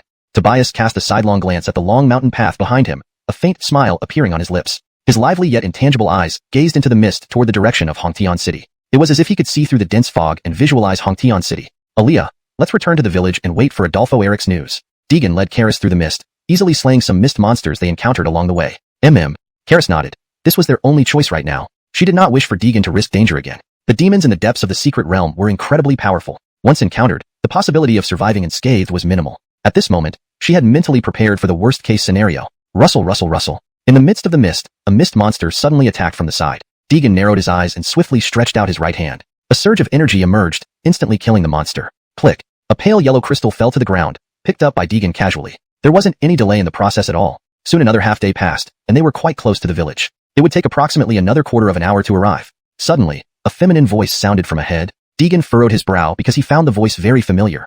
A woman's voice. Wait, a woman? Sister Chun? It was at least 1,000 miles from here to Hongtian City. People from the city would never find this place. There were only two possibilities, demons or scavengers wandering outside the city. However, there were virtually no demons in such a location. Currently, the only possible conclusion was that it was a passing scavenger. While searching for Karis's whereabouts, he had inquired about scavengers. Most of these scavengers were fugitives who, once they met other scavengers outside the city, would go to great lengths to seize all resources. Everything outside Hongtian City needed to be plundered personally. If you didn't rob others, you'd only wait to be robbed. It was a world governed entirely by the survival of the fittest. Not good. Aaliyah, it sounds like Sister Chin's voice. We need to move faster. Deegan immediately quickened his pace. Sister Chun must have run out of the village. Otherwise, she wouldn't be here. After a few breaths, Deegan spotted two figures through the thick mist ahead. Heavenly Eye Bright Mirror. Deegan infused spirit energy into his eyes, instantly seeing clearly through the dense mist. Sure enough, it was Sister Chun. Anna was holding Aling and retreating backward. Before her stood an extremely fierce-looking man with a black scar near his eye. An obvious ruffian. That man leered at Anna, obviously intending vile deeds. Deegan promptly released Karis's hand and dashed forward. Ha ha ha, beauty, just comply with your master. Your master hasn't enjoyed in quite a while. I'll make you feel so comfortable, huh? The scar-faced man fiercely spoke, his eyes full of lust. Anna retreated in terror. With Chavi not by her side and herself only being a great perfection stage cultivator, how could she be a match for a first-stage demi-immortal? Two options lay before her. Endure for the child's sake, which would shame her face forever, or die with honor. But Aling was still too young. It broke her heart. Back and forth, it gave the scar-faced man time to act. Seeing him getting closer, despair filled Anna's eyes. Was she going to die here today, and in such a tragic manner? Whoosh! Suddenly, a gust of wind came from behind, and a figure appeared before her. Looking at the somewhat familiar back, Anna's eyes showed surprise. Shushu, younger brother? Who are you? Dare you ruin Zhang Dabiao's fun? Truly seeking death. The scar-faced man snarled fiercely at Deegan, who suddenly blocked him. I am the one who takes your life.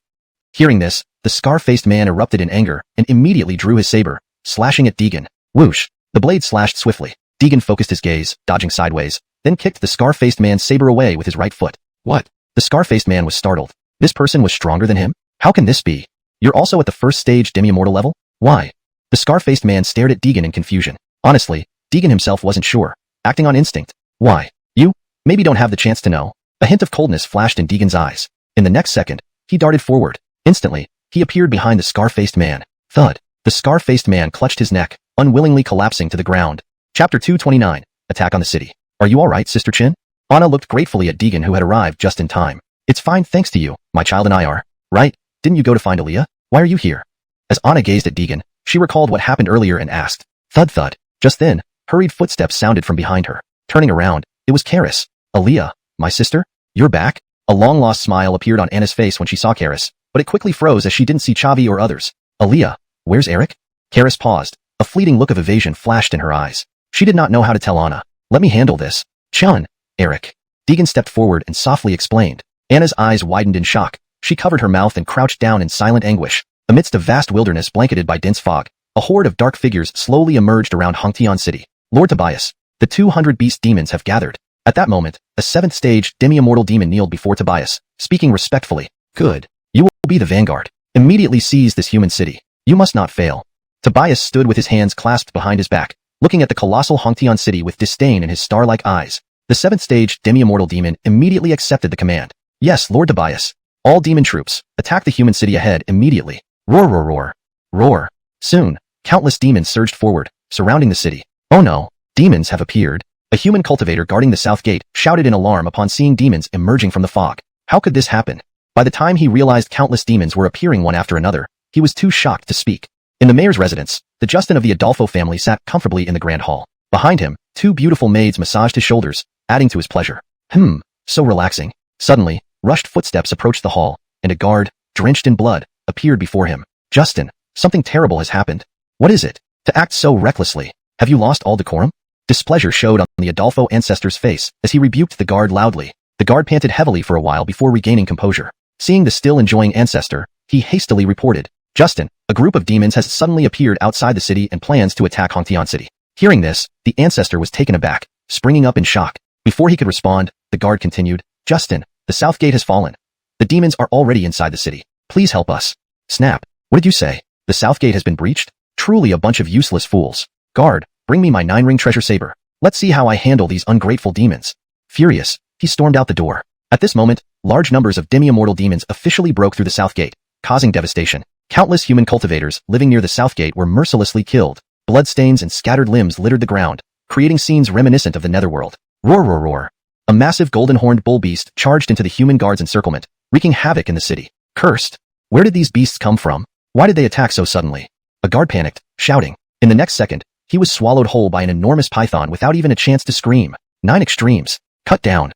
Before the giant python could react, a fierce sword chi sliced through its throat, instantly splitting its huge body in two. Roar, roar, roar. The python writhed in agony on the ground, destroying surrounding buildings with its massive body. Some humans unable to escape in time were crushed into pulp. Evil beast, so fierce even split in two. Watch me destroy you.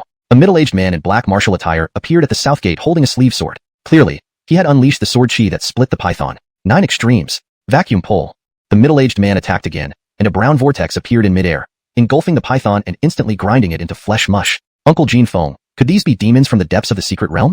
A young boy with a giant sword on his back flashed beside him. Stuart, weren't you told to stay at home? Why follow secretly?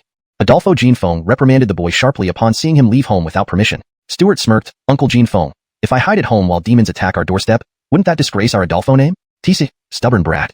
Be careful. If you can't handle any demons, run immediately. Do you hear me? Without waiting for Adolfo Jean Fong to finish, Dusty, eager and impatient, took off his giant sword and headed towards the south gate. Yeah, got it. Seeing Dusty disregard his warnings, Adolfo Jean Fong couldn't help but feel infuriated. This kid was always reckless. If something happened to him, how would he explain it to his elder brother? Thinking of this, Adolfo Jean Fong sighed and followed reluctantly. Swish. A sound of rushing air signaled the appearance of a peculiar-looking demon before Dusty, intending to swallow him whole. To this demon, the sudden appearance of this human youth was a divine gift for consumption. Yet as it neared, it noticed a lack of fear in the boy's eyes, replaced instead by excitement. Gathering spirit technique, tranquil flower stream. The youth murmured lightly, and in the next second, a sharp sword intent reflected in the demon's eyes. How possible? The demon's body was instantaneously split in two, dying on the spot.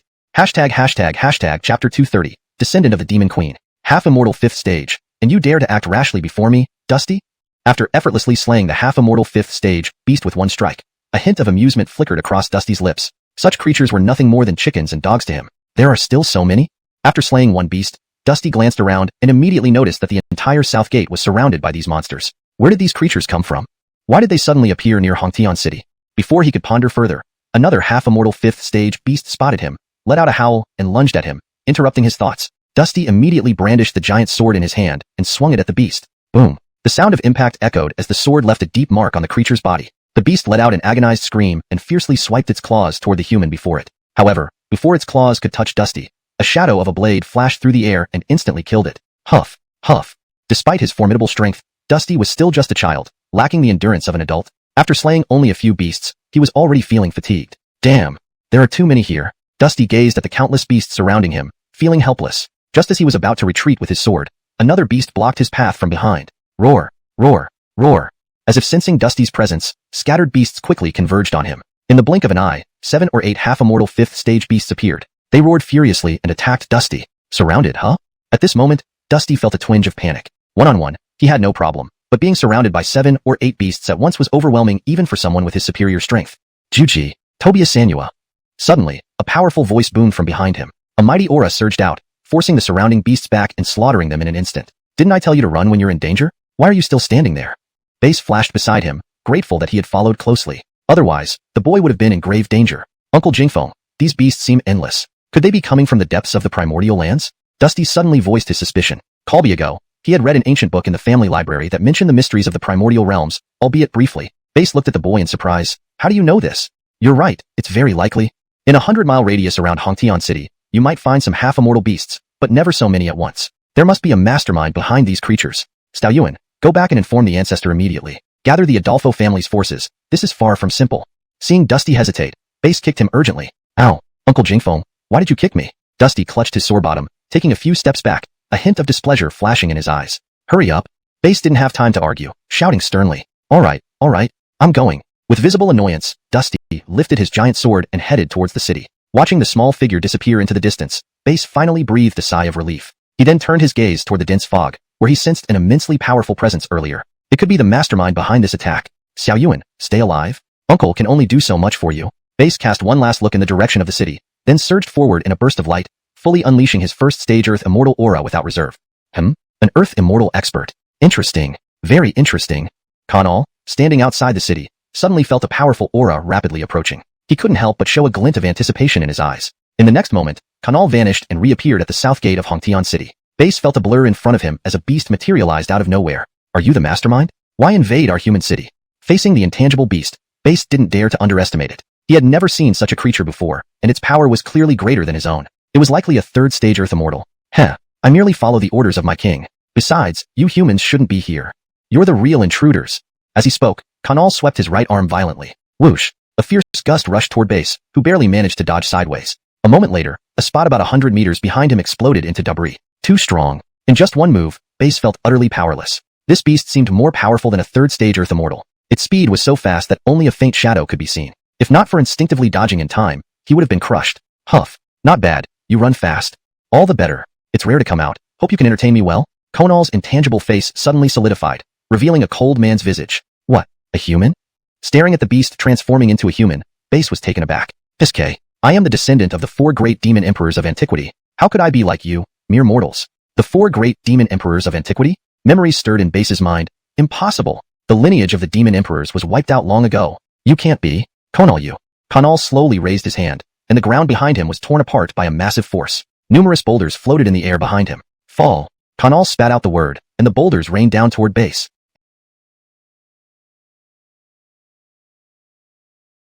Boom. Dust and debris filled the sky, engulfing Base in an instant. Hashtag chapter 231. Let you bounce a little more. It's over already? I was just starting to enjoy myself. Tobias gazed at the ruins before him, his face showing disappointment. Just as he was about to turn away, a sudden sound of something breaking through the air came from behind him. Swish. Tobias instinctively turned his head. In the next moment, a pebble grazed past his cheek. A thin trickle of blood slowly oozed out. You really underestimate me.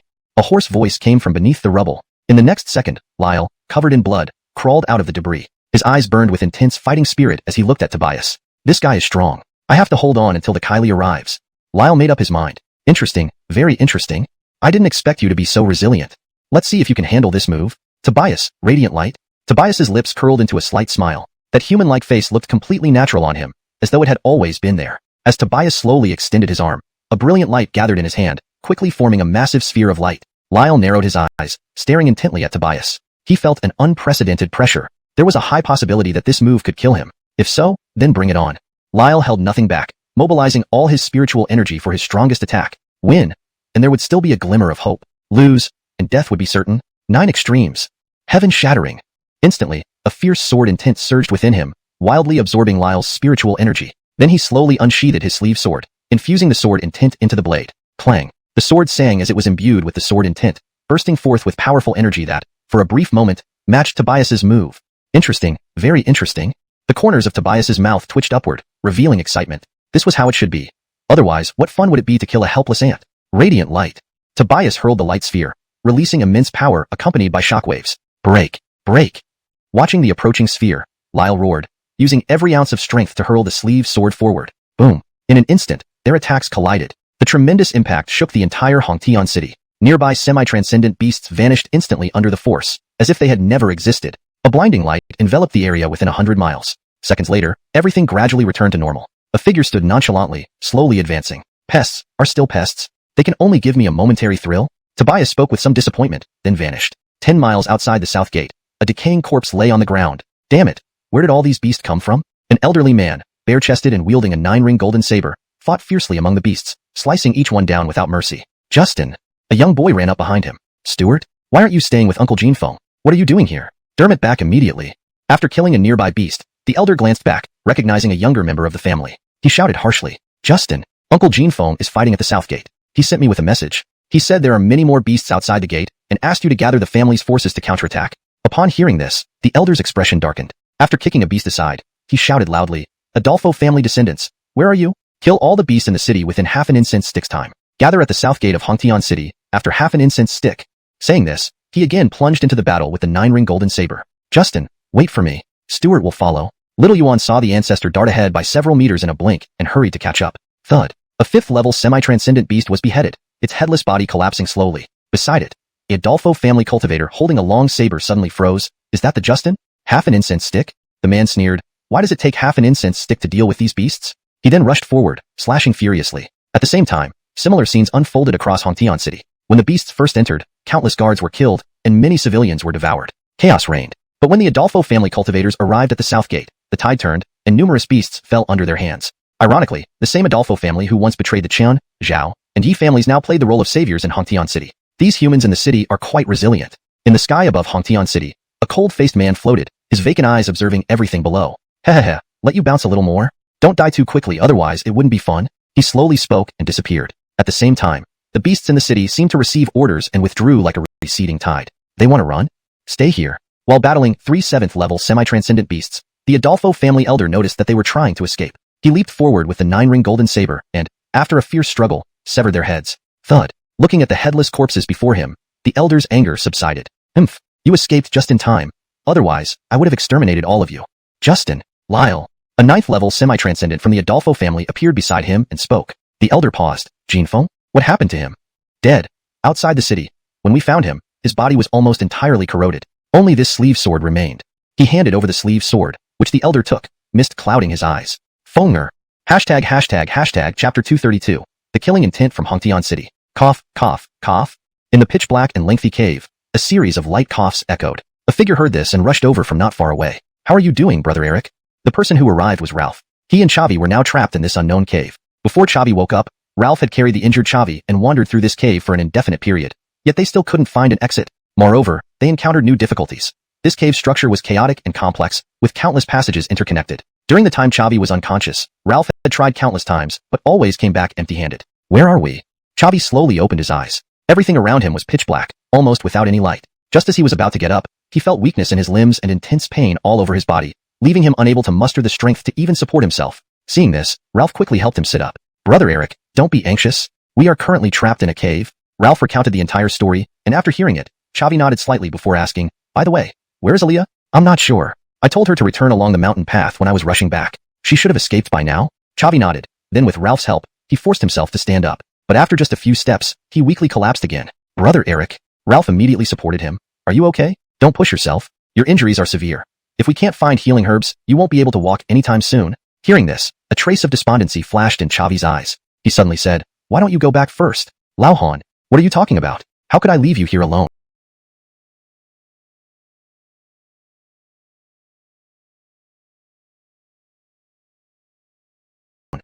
No, either we both go, or we both stay.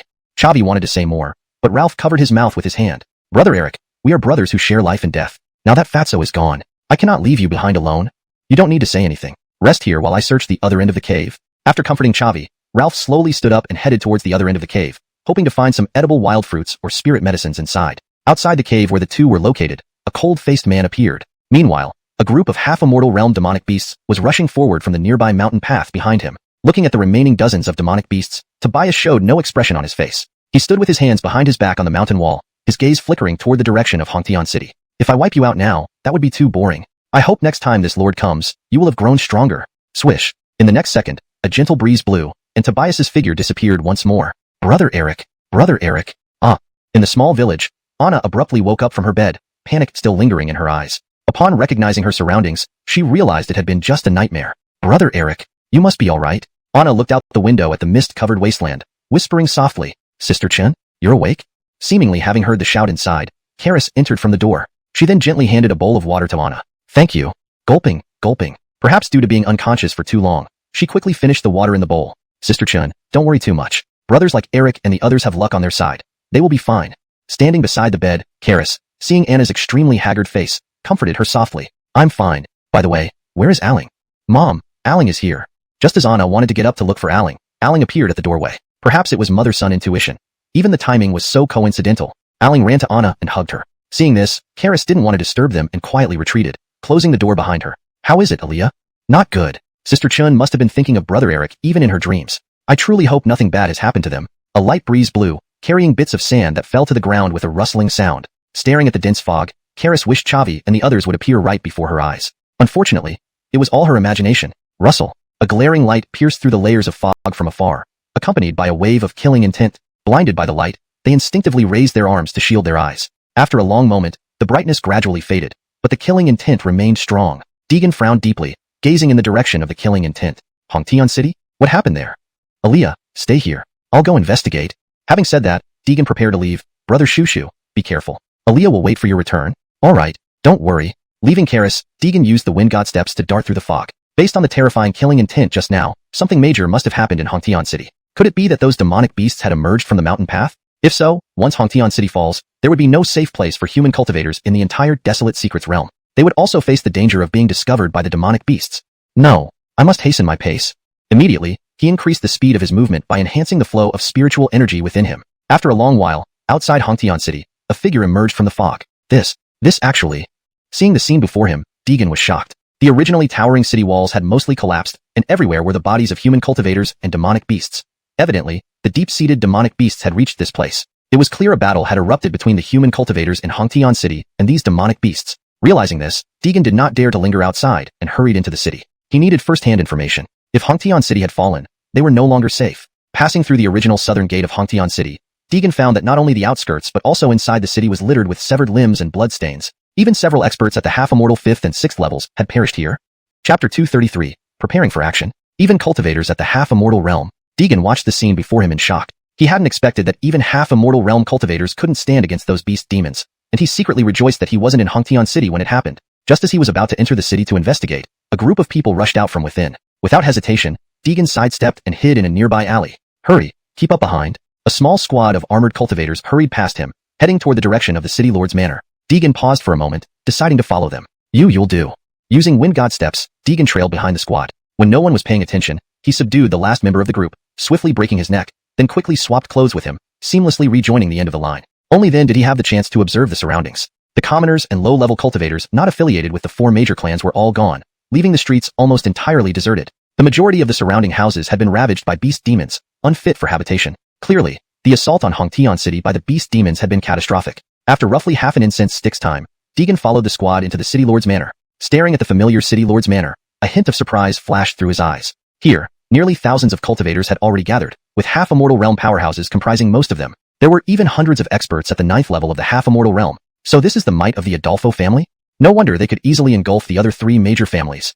Deegan thought to himself as he followed the squad, which soon stopped in the back right corner of the formation. Since he was positioned at the very end of the team, hardly anyone noticed him. Why have they all gathered here?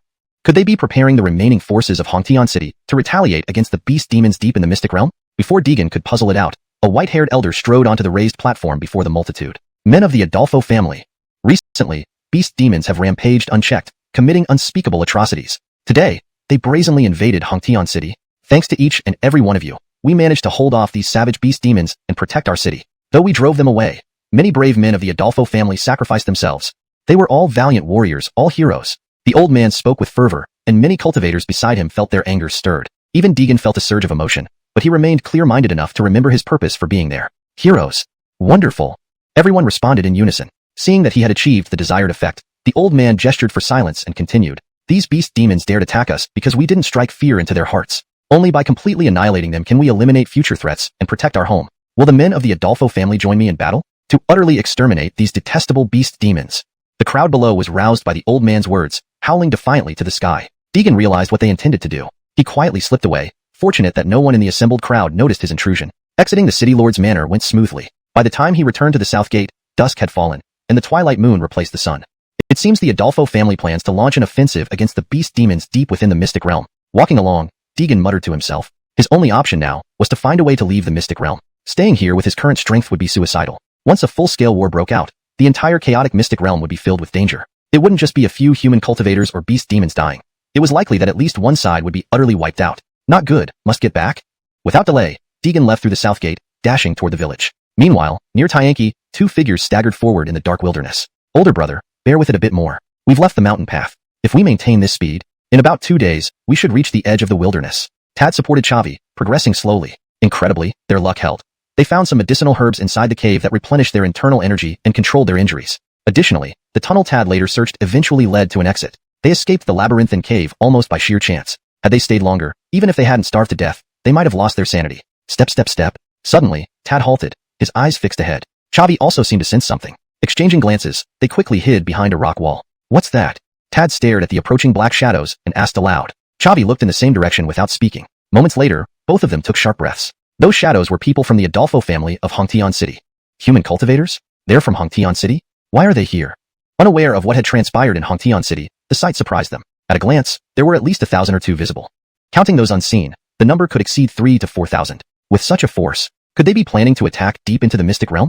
That doesn't make sense. They usually keep to themselves. Has the faction within Hongtian City lost its mind? Tad scratched his head in confusion. Beside him, Chavi observed something and pointed at an elderly figure leading the group. If I'm not mistaken, that's the old ancestor of the Adolfo family in Hongtian City's 4 major clans. Now that the entire city is under Adolfo family control, something significant must have happened in Hongtian City.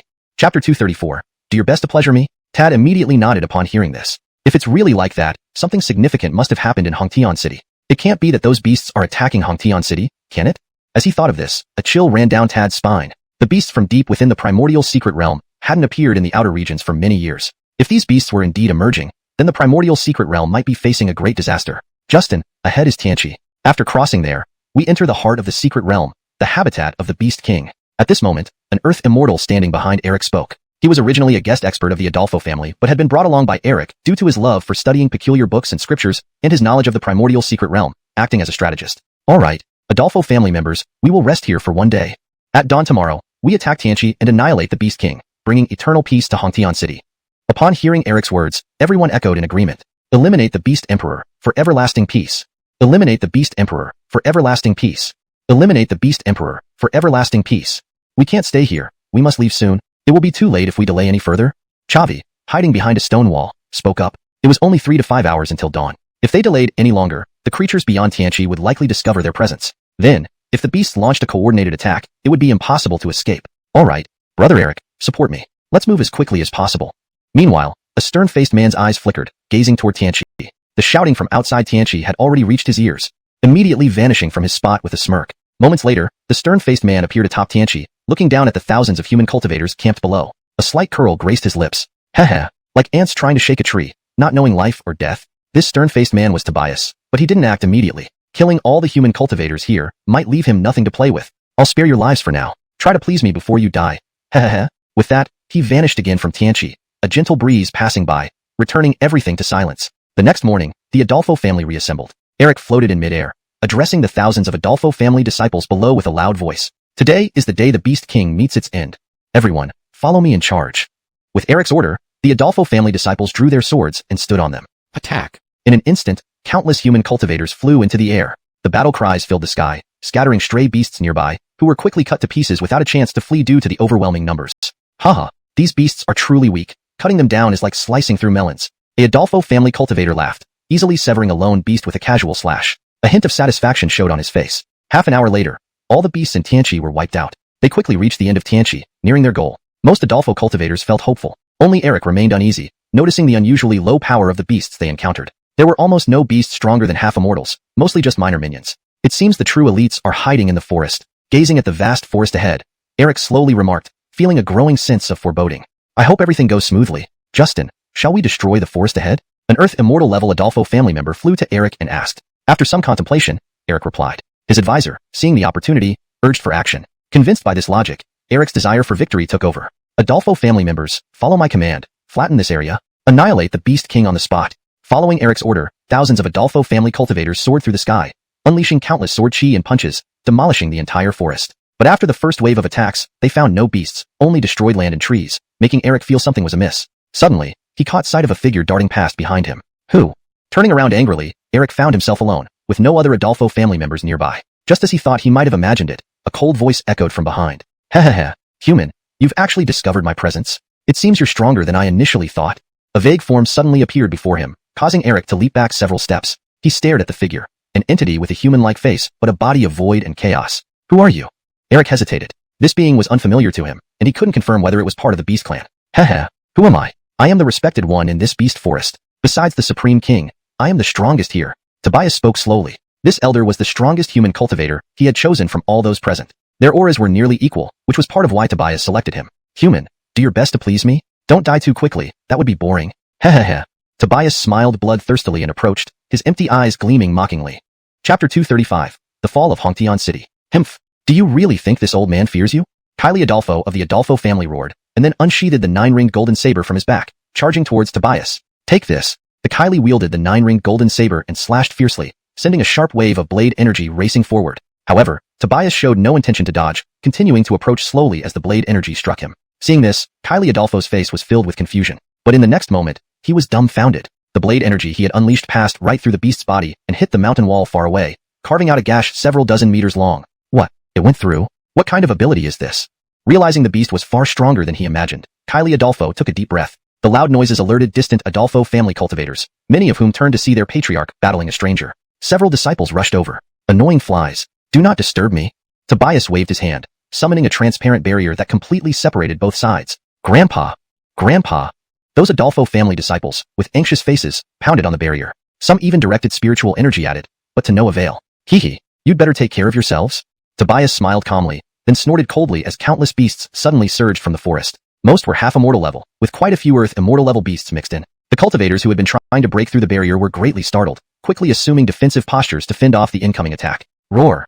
Beasts from the forest instantly charged into the group of human cultivators, leading to immediate chaos as firelight flew across the sky. Damn it!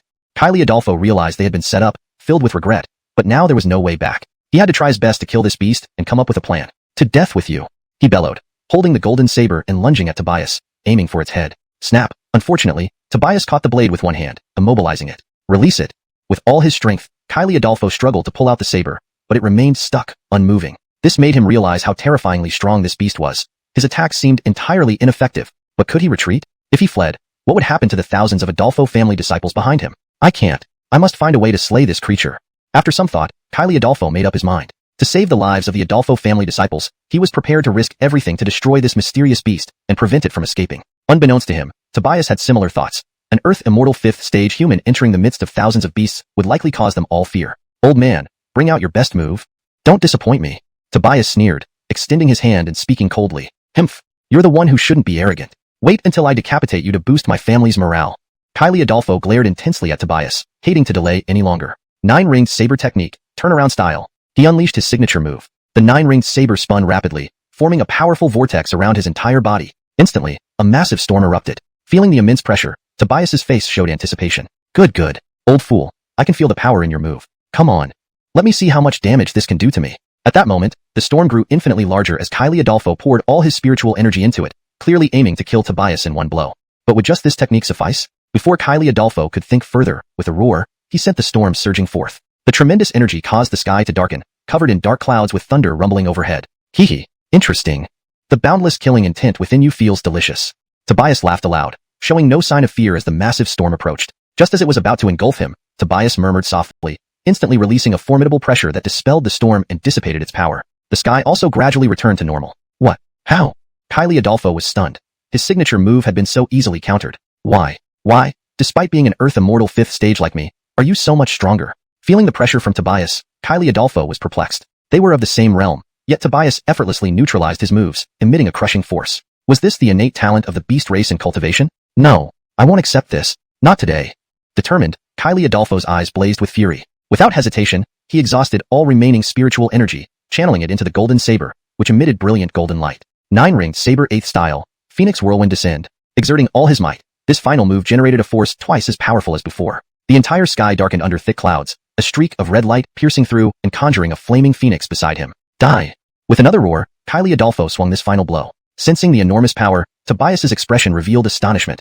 He hadn't expected such a potent attack. Excitement grew in him as he watched the fiery phoenix approaching. Come on! Tobias shouted loudly, crossing his hands before his chest, gathering a blinding light. A colossal white square-shaped energy mass formed. Tobias' revelation, white stain. With slow exhalation, the condensed white energy burst forth in a terrifying beam of light, colliding directly with the crimson phoenix. Within moments, it tore the phoenix apart, continuing unimpeded toward Kylie Adolfo. Swish. Chapter 235. The Fall of Hongtian City. Humph. Do you really think this old man fears you? Kylie Adolfo roared, and then took down the nine-ring golden saber from his back, charging towards Tobias. Take this saber. Holding the nine-ring golden saber, Kylie Adolfo swung it fiercely, sending out a sharp wave of sword energy hurtling forward at incredible speed. However, Tobias showed no intention of dodging, continuing to approach slowly, allowing the sword energy to slash towards him. Seeing this, Kylie Adolfo's face turned puzzled, but in the next second, he was left dumbfounded. The sword energy that he had unleashed passed right through the body of the monster standing before him, smashing into the distant mountain wall instead. It tore a trench dozens of meters long into the mountain wall. What? It went straight through? What kind of ability is this? Realizing this, Kylie Adolfo inhaled deeply. This creature was far stronger than he had imagined. The loud noise startled the Adolfo family cultivators further away, causing many to turn and look. Seeing their patriarch battling an unfamiliar figure, several descendants hurriedly rushed over. Annoying flies. Don't disturb me. With that, Tobias waved his hand, erecting a transparent barrier between them, completely isolating both parties. Kylie! The Adolfo family disciples, visibly anxious, continuously pounded on the barrier in front of them. Some even directed their spiritual energy towards it, but to no avail. It remained immobile. Hee, you should take care of yourselves? Tobias smiled faintly, then sneered as large numbers of beasts suddenly surged from the forest. Most were demi-immortal realm, with quite a few Earth Immortal realm creatures mixed in. The originally focused Adolfo family cultivators who were trying to break through the barrier now looked alarmed. They quickly assumed battle stances, preparing to engage. Roar! The beasts from the forest immediately charged into the group of human cultivators, erupting into chaos on both sides. Fireworks filled the sky as the scene became incredibly disordered. Damn it! Kylie Adolfo saw this and realized he had been tricked, regret filling his eyes. But there was no way out now. He could only muster all his strength to fight the beast before him and devise a plan. Die! Kylie Adolfo roared, holding the golden saber, rushing towards Tobias and aiming for his head with a powerful strike. Crack! Unfortunately, Tobias grabbed the blade with one hand, immobilizing it. Arg! Let go of me! Kylie Adolfo exerted all his might to pull back the nine-ring golden saber, but it was as if it was stuck in quicksand. No matter how hard he tried, it didn't budge at all. This made Kylie Adolfo's heart fill with despair. The beast before him was terrifying. His attack seemed entirely ineffective. But could he retreat now? If he fled, what about the thousands of Adolfo family disciples behind him? No, I must find a way to slay it. After a moment's thought, Kylie Adolfo made up his mind. For the sake of those thousands of Adolfo family disciples, he would risk his life to eliminate this mysterious beast. He absolutely couldn't let it escape. Unknown to him, Tobias shared the same thoughts. An Earth Immortal 5th stage human cultivator running into a horde of beasts would be feared by thousands of them. Old man, bring out your best moves. Don't disappoint me. Tobias sneered, spreading his hands. Humph, quit bragging. Just wait till I chop off your head and bolster my family's morale. Kylie Adolfo said viciously, glaring at Tobias, wishing to destroy him now. Nine Ring's first technique, mountain turning path. Without hesitation, Kylie Adolfo used his famous move. The nine-ring great saber spun continuously, generating strong gusts that wrapped around his entire body, instantly forming a huge storm. Feeling the immense pressure before him, Tobias's face revealed a hint of anticipation. Yes, Old man, I can feel the power of this move. Bring it on. Let's see how much damage this can do to me. At that moment, as Kylie Adolfo channeled all his internal energy, the storm grew enormous, clearly aiming to finish off Tobias in one move. However, could it succeed with just this? Kylie Adolfo didn't know, but he had no time to think. With his loud shout, he propelled the surrounding storm towards Tobias. That instant, the tremendous energy fluctuations made the sky darken with thick clouds rolling in, thunder and lightning crackling through the skies. Hee. Interesting. Very interesting. I feel your endless killing intent. Great. Tobias roared skyward, showing no trace of fear. In the next second, as the massive storm enveloped him, he spoke softly. Immediately, an overwhelming pressure burst forth from within him, dispersing the gigantic storm instantly. The energy dissipated into the surroundings. The strange changes in the sky also gradually vanished. What? How can this be? Kylie Adolfo was stunned. His famous technique had been effortlessly defused by the opponent. How can this be? What background does this guy have? Hee. Old man, seems your skills are nothing special? I thought you'd give me some entertainment, but you're so useless.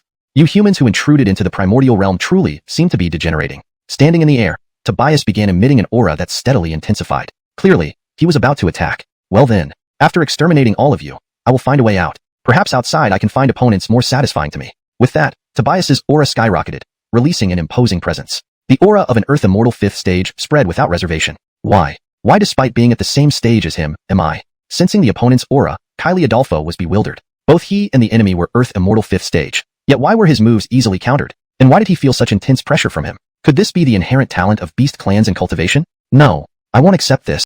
I won't accept it. This day, even if I die, I'll make sure you suffer too.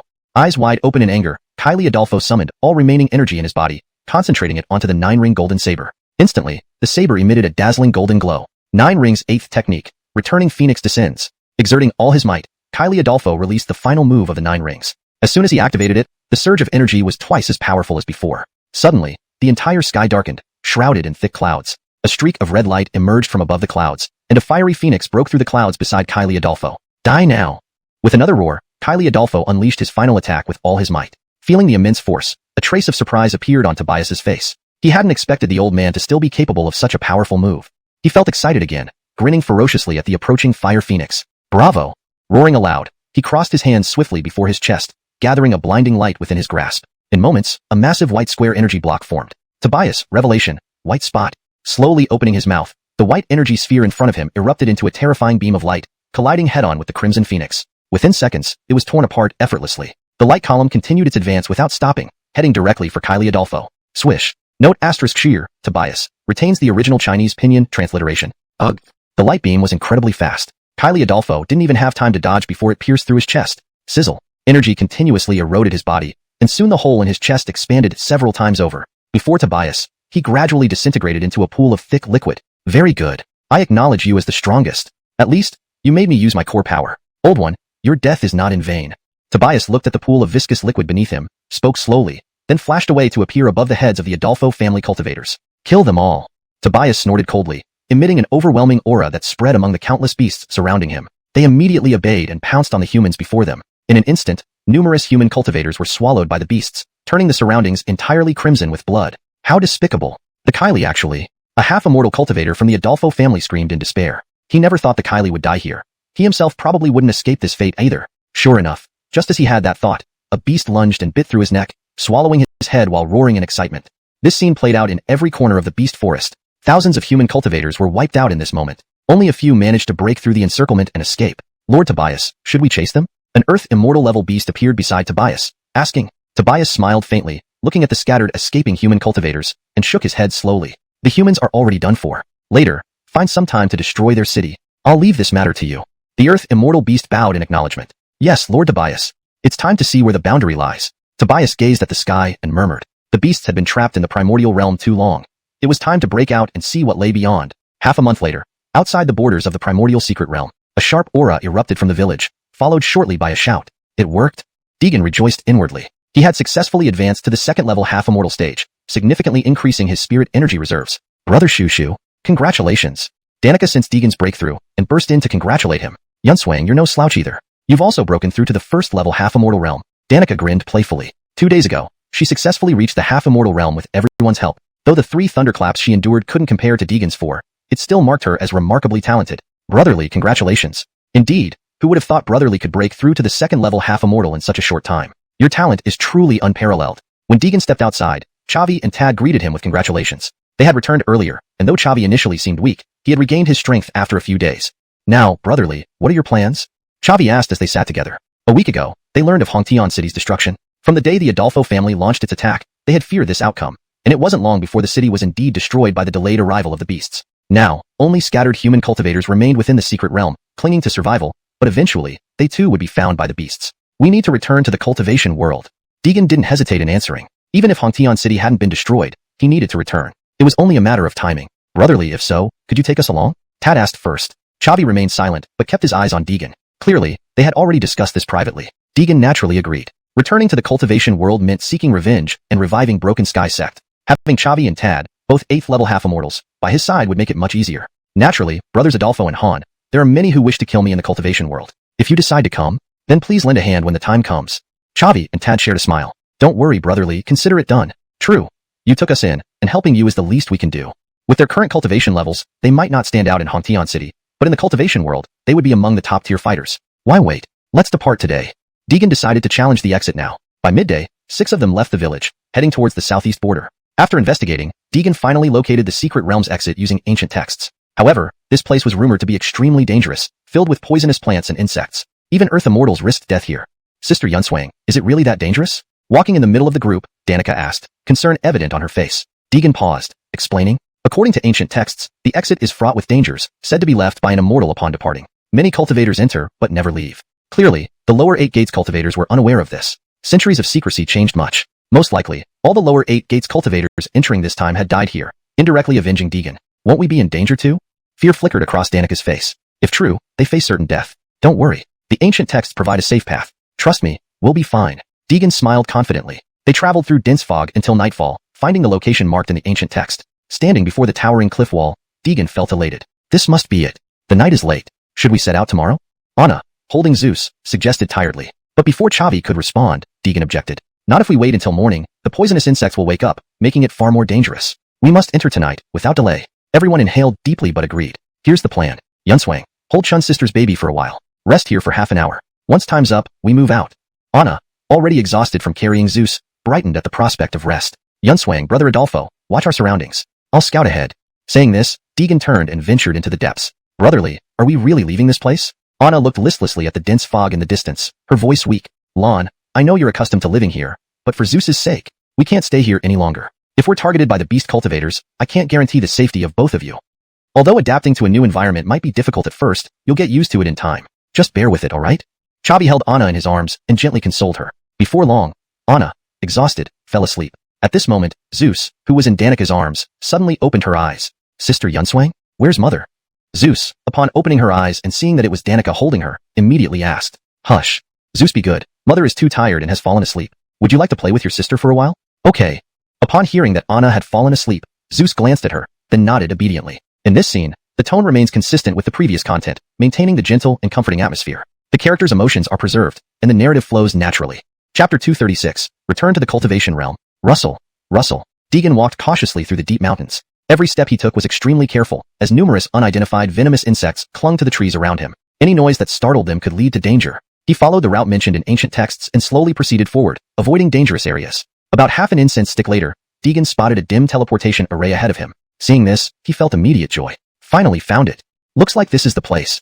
Deegan, feeling slightly excited, quickly approached the array. He crouched down for an inspection and discovered that the spirit stones originally placed in the array had been drained of their energy and turned into dull rocks from lack of use. It seems I'll need to set up a new spirit gathering array. Based on its size, a regular one might still be inadequate. With this thought, Deegan immediately pulled out a large number of low-grade spirit stones from his storage bag. He placed them around, setting up the frame of a spirit gathering array. A few minutes later, he used 8 medium-grade spirit stones for the internal framework. This should do it.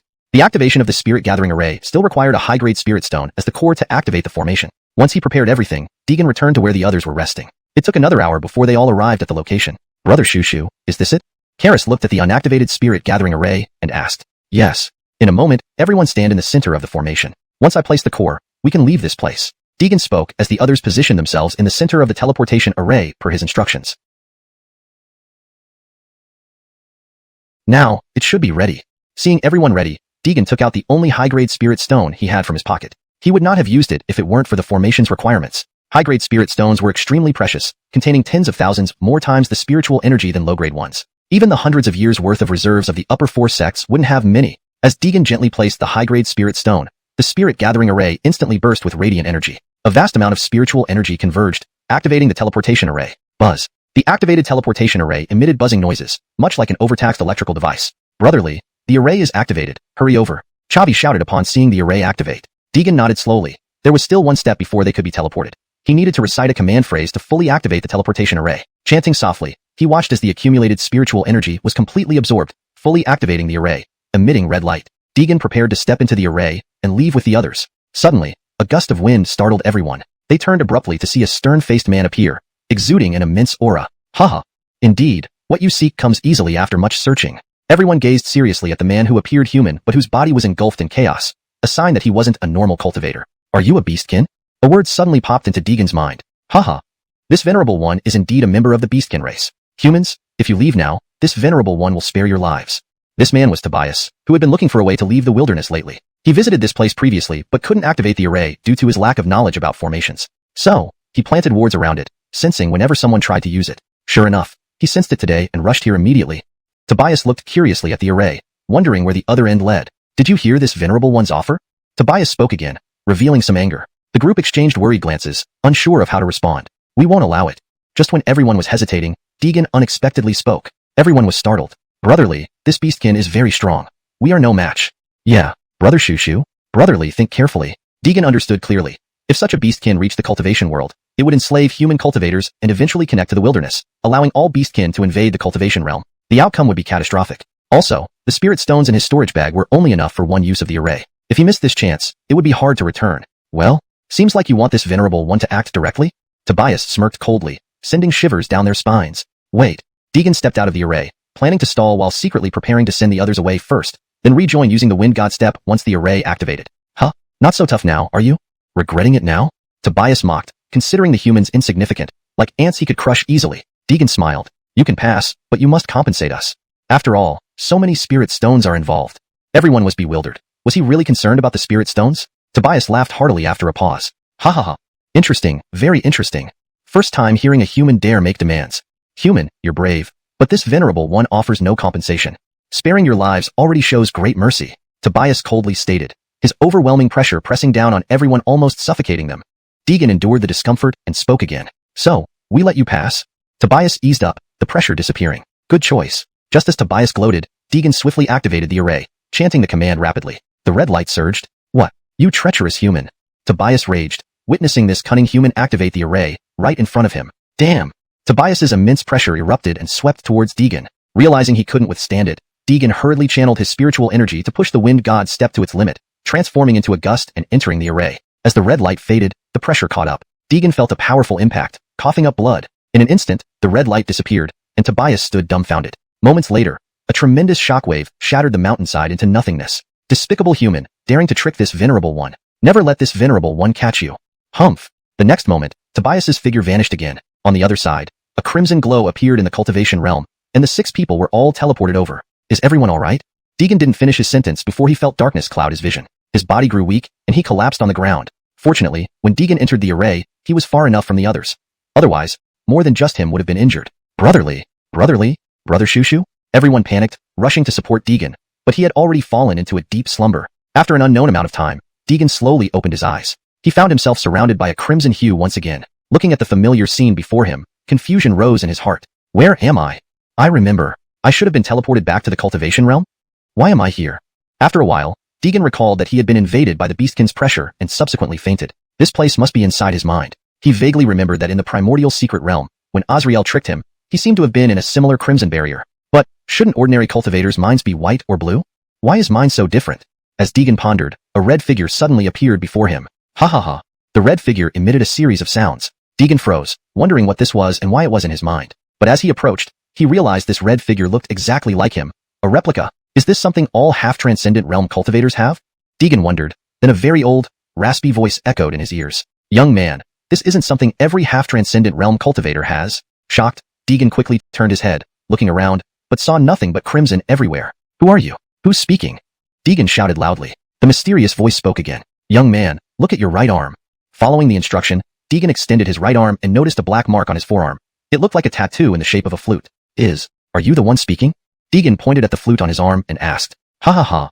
The voice sounded again, and a puff of white smoke rose from his arm. A white-robed elder appeared before Deegan. Who are you? How did you get inside my body? Deegan was visibly alarmed, not only because of the sudden tattoo, but also because an elder seemed to reside within it. Is this all a dream? Scared, he slapped himself twice. It hurt, but everything remained unchanged. The crimson hue still surrounded him. Ha ha ha. You're quite amusing. This is inside your body, not a dream. The elder said, causing Deegan to step back 2 paces. Who are you? Why are you here? And when did this tattoo appear on me? Why didn't I know? Questions raced through Deegan's mind. The elder smiled at Deegan's bewildered expression, walking up to him. Don't panic. Let me explain. The thing that looks exactly like you is the blood demon. Do you remember when Azrael took over your body? That blood demon latched onto you in the secret chamber, escaping with you and gradually taking control of your will. So now, it looks like you. And if it weren't for the breath I gave you, you would have died long ago. Deegan's mind flashed back to the moment where he killed Azrael, followed by receiving a breath from the black flute in the cave. This suppressed the blood demon inside him. After that, everything became clear to him. So that's how it happened. Do you mean, Senior, you're the spirit consciousness born from this flute? If so, this flute must be of high quality since it developed its own spirit.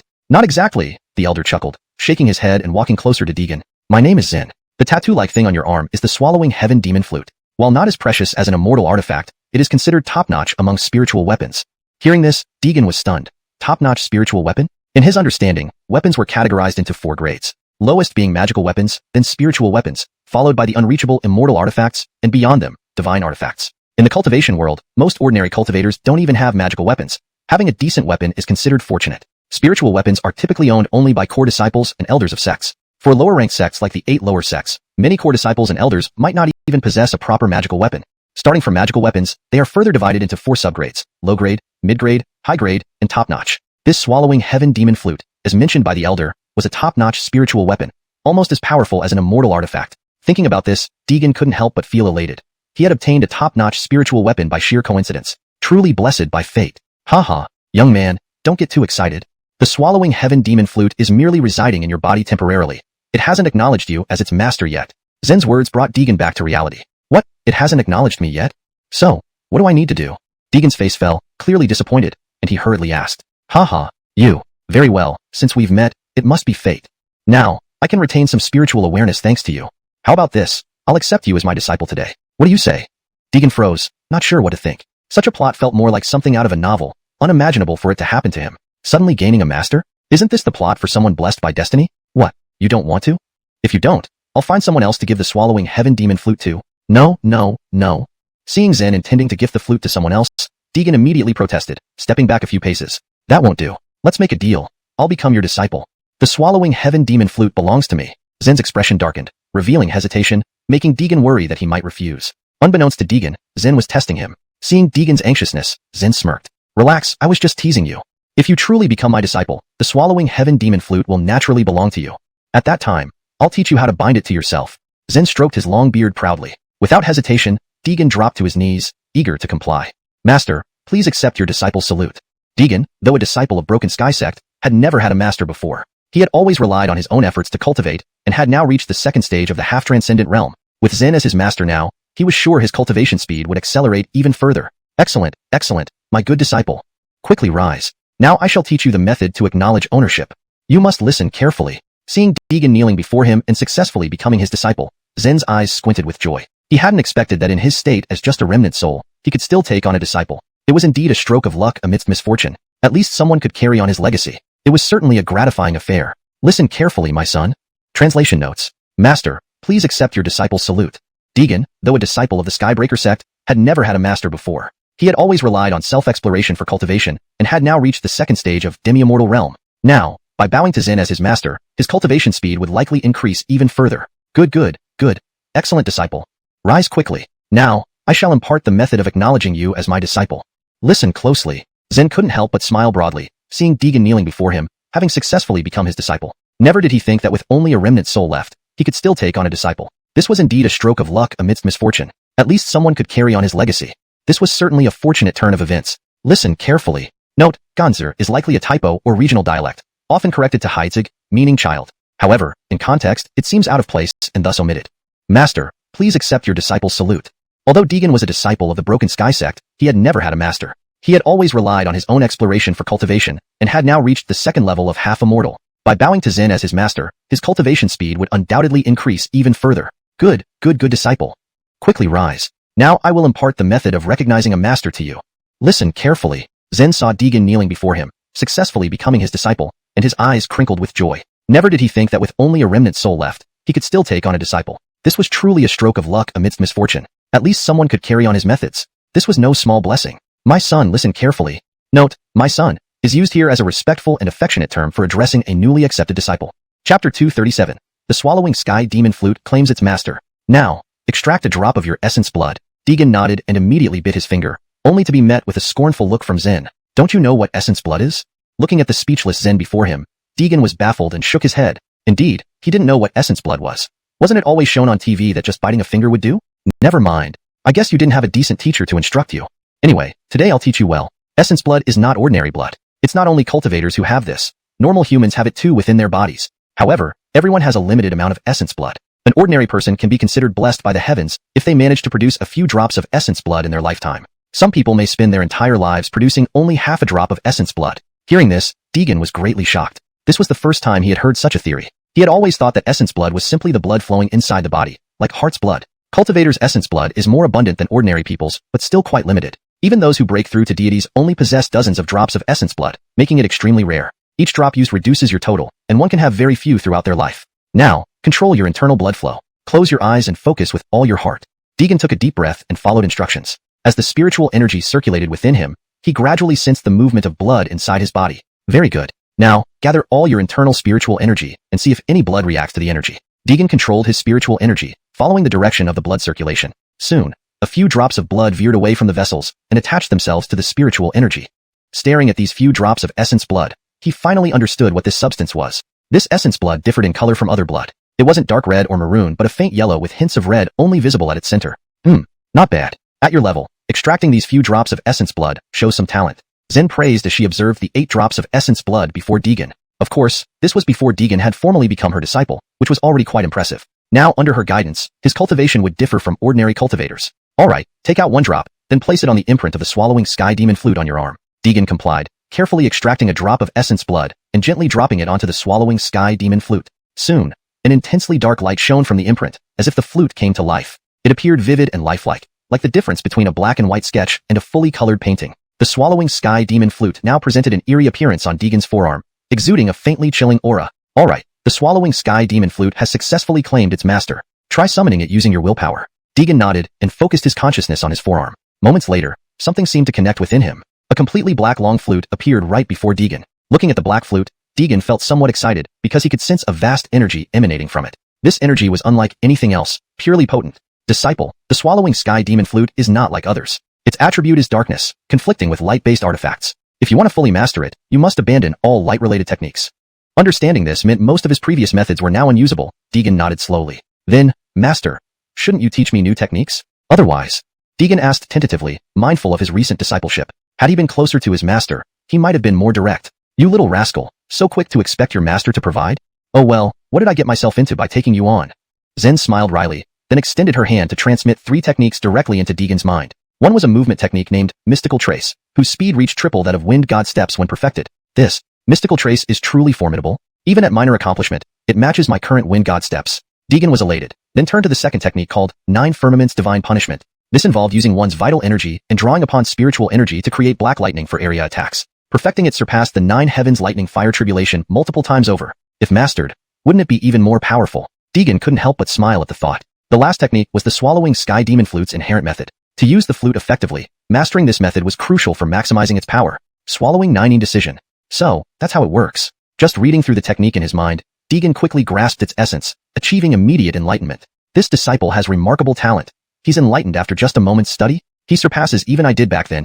Intriguing. Indeed, very intriguing. Seeing Deegan enter a state of enlightenment, Zen was very satisfied. She stroked her long beard, then vanished in a puff of white smoke. Brother Shushu, please be alright. Inside Broken Heaven Sect, Karis gazed worriedly at the unconscious Deegan lying on the bed. Since returning from the Primal Secret Realm, Deegan had fallen unconscious, nearly half a month now. Logically, he should have no serious injury since there were no visible external wounds, yet he remained bedridden, unresponsive. This left Karis deeply uneasy, fearing something dire had happened to Deegan. Martha Aaliyah, hasn't Roland awakened yet? At that moment, Christian entered, his eyes flashing with melancholy as he looked at the still unconscious Deegan. Christian had hoped the return of his senior brother would revive the sect. Yet fate turned otherwise. His senior brother was injured and remained unconscious. With this delay, when would Broken Heaven sect return to its former glory? No sign of movement at all. Chapter 238, Betrayal. Renata gazed at the unconscious Deegan, feeling a mixture of emotions. If it wasn't for the effort to get everyone back to the cultivation world, he wouldn't have been injured and remained unconscious till now. Martha Yun sang, "You should go eat something? I'll watch over here," Christian said, and Renata nodded lightly before whispering a few instructions, then left the room, leaving Christian alone to guard. Roland. After Renata left, Christian slowly approached, pulling out a dagger from his waist. His eyes flashed with venom as he looked down at Deegan. "Roland, don't blame me. The Butterly Love sect promised that if I bring your head to them, I, Christian, will become an inner disciple without conditions. I had no choice. Don't blame me. So, you die." Christian roared in anger, plunging the dagger down viciously. A moment later, Christian froze. He realized his dagger did not pierce Deegan's chest but was gripped by a powerful hand instead. It can't be, impossible. Christian was paralyzed with fear as Deegan suddenly opened his eyes, glaring at him angrily. "Christian, why are you doing this? Haven't I treated you well? Why do you want to kill me?" Confronted by Deegan's questioning, fear flickered in Christian's eyes, followed by fury. "Why? You still have the gall to ask why? If not for you, would our sky-breaking sect be in such a state? If not for you, would I be like this? A few days ago, the chief elder of Butterfly Love sect said that if I could bring your head to them, I, Christian, could exceptionally become an inner disciple. Then countless cultivation resources and endless wealth would be mine. Deegan, this is what you owe me. Today, even if you don't die, you must." With that, Christian slashed with his dagger again, aiming to kill Deegan on the spot. However, what he didn't know was that Deegan had almost fully recovered, and even advanced from second stage half-immortal to third stage. Snap! A sharp sound echoed as a silver dagger flew out and embedded into the nearby stone wall. How could this be? They said you were gravely injured. How could this happen? Christian was terrified. He thought Deegan was severely injured and hadn't recovered, so he chose this moment to act, only to miscalculate. Deegan watched Christian, once obedient and introverted junior brother, who had completely changed. Christian leave? Deegan closed his eyes slowly. He didn't want to kill Christian because he still cherished old ties, but this was the first and last time. "You won't kill me? I'll give you 10 breaths. If you don't leave by then, I will kill you." Hearing this, Christian fled immediately, bumping into Renata along the way, but he did not stop. Renata, calling out, saw him running nonstop. "Junior brother Christian. Junior brother Christian?" Seeing Christian run past, Renata called out twice, but Christian paid her no heed, continuing to flee. "Don't mind him, let him go." At that moment, Deegan's voice rang out behind Renata, startling her. She turned around slowly and found Deegan awake, sobbing with joy as she rushed into his arms. "That's great. Great. Brother Shushu, you're finally awake? I thought you'd never wake up." Renata cried bitterly in Deegan's arms, trying to pull away, but she clung tightly, fearing it was a dream. With no other option, Deegan let Renata hold him until she calmed down. "Brother Shushu, haven't you eaten yet? Do you need me to prepare something?" "No, I'm not hungry right now." Deegan waved his hand, refusing. He had no appetite. Christian's defection to Butterfly Love sect meant their plan to return to Sky Breaking sect was exposed. It wouldn't be long before the 8 minor sects people found them. He had to strike first. Swish. Just as Deegan was about to step outside, a sharp sword chi surged toward him. Startled, Deegan pulled Renata aside and formed a spirit barrier in front of him to deflect the sword chi. "Ha ha ha, interesting. At first, I thought Christian was lying. To think you really returned, Deegan." Bathed in moonlight, Deegan saw a black shadow appear on a rooftop in the southeast corner, undoubtedly the source of the sword chi. Recognizing the voice, Deegan's fury ignited. This person was involved in the incident at Adolfo Tienya. Ignoring everything else, Deegan lunged at the figure. "Humph! Arrogant!" The man sneered and unleashed a powerful punch. Shadow Fist. A sharp fist shadow charged at Deegan, who didn't dodge, pushing through the attack. "Really not dodging? You're asking for death." In Butterfly Love sect, this man ranked highly. For Deegan to ignore his shadow fist was sheer ignorance of danger. But the next moment, his smirk froze. As the fist shadow hit Deegan, it dissipated without causing any harm. "It can't be, how could you?" Before he could finish, Deegan appeared before him, grabbing his neck and lifting him effortlessly. Feeling the immense strength at his neck, he panicked. The Deegan before him was not the same as before. His power clearly surpassed his own. Desperately, he threatened, "Deegan, don't kill me. I'm an elder of Butterfly Love sect. If I die, Butterfly Love sect will never forgive you." Deegan chuckled darkly. "Butterfly Love sect? What are they?"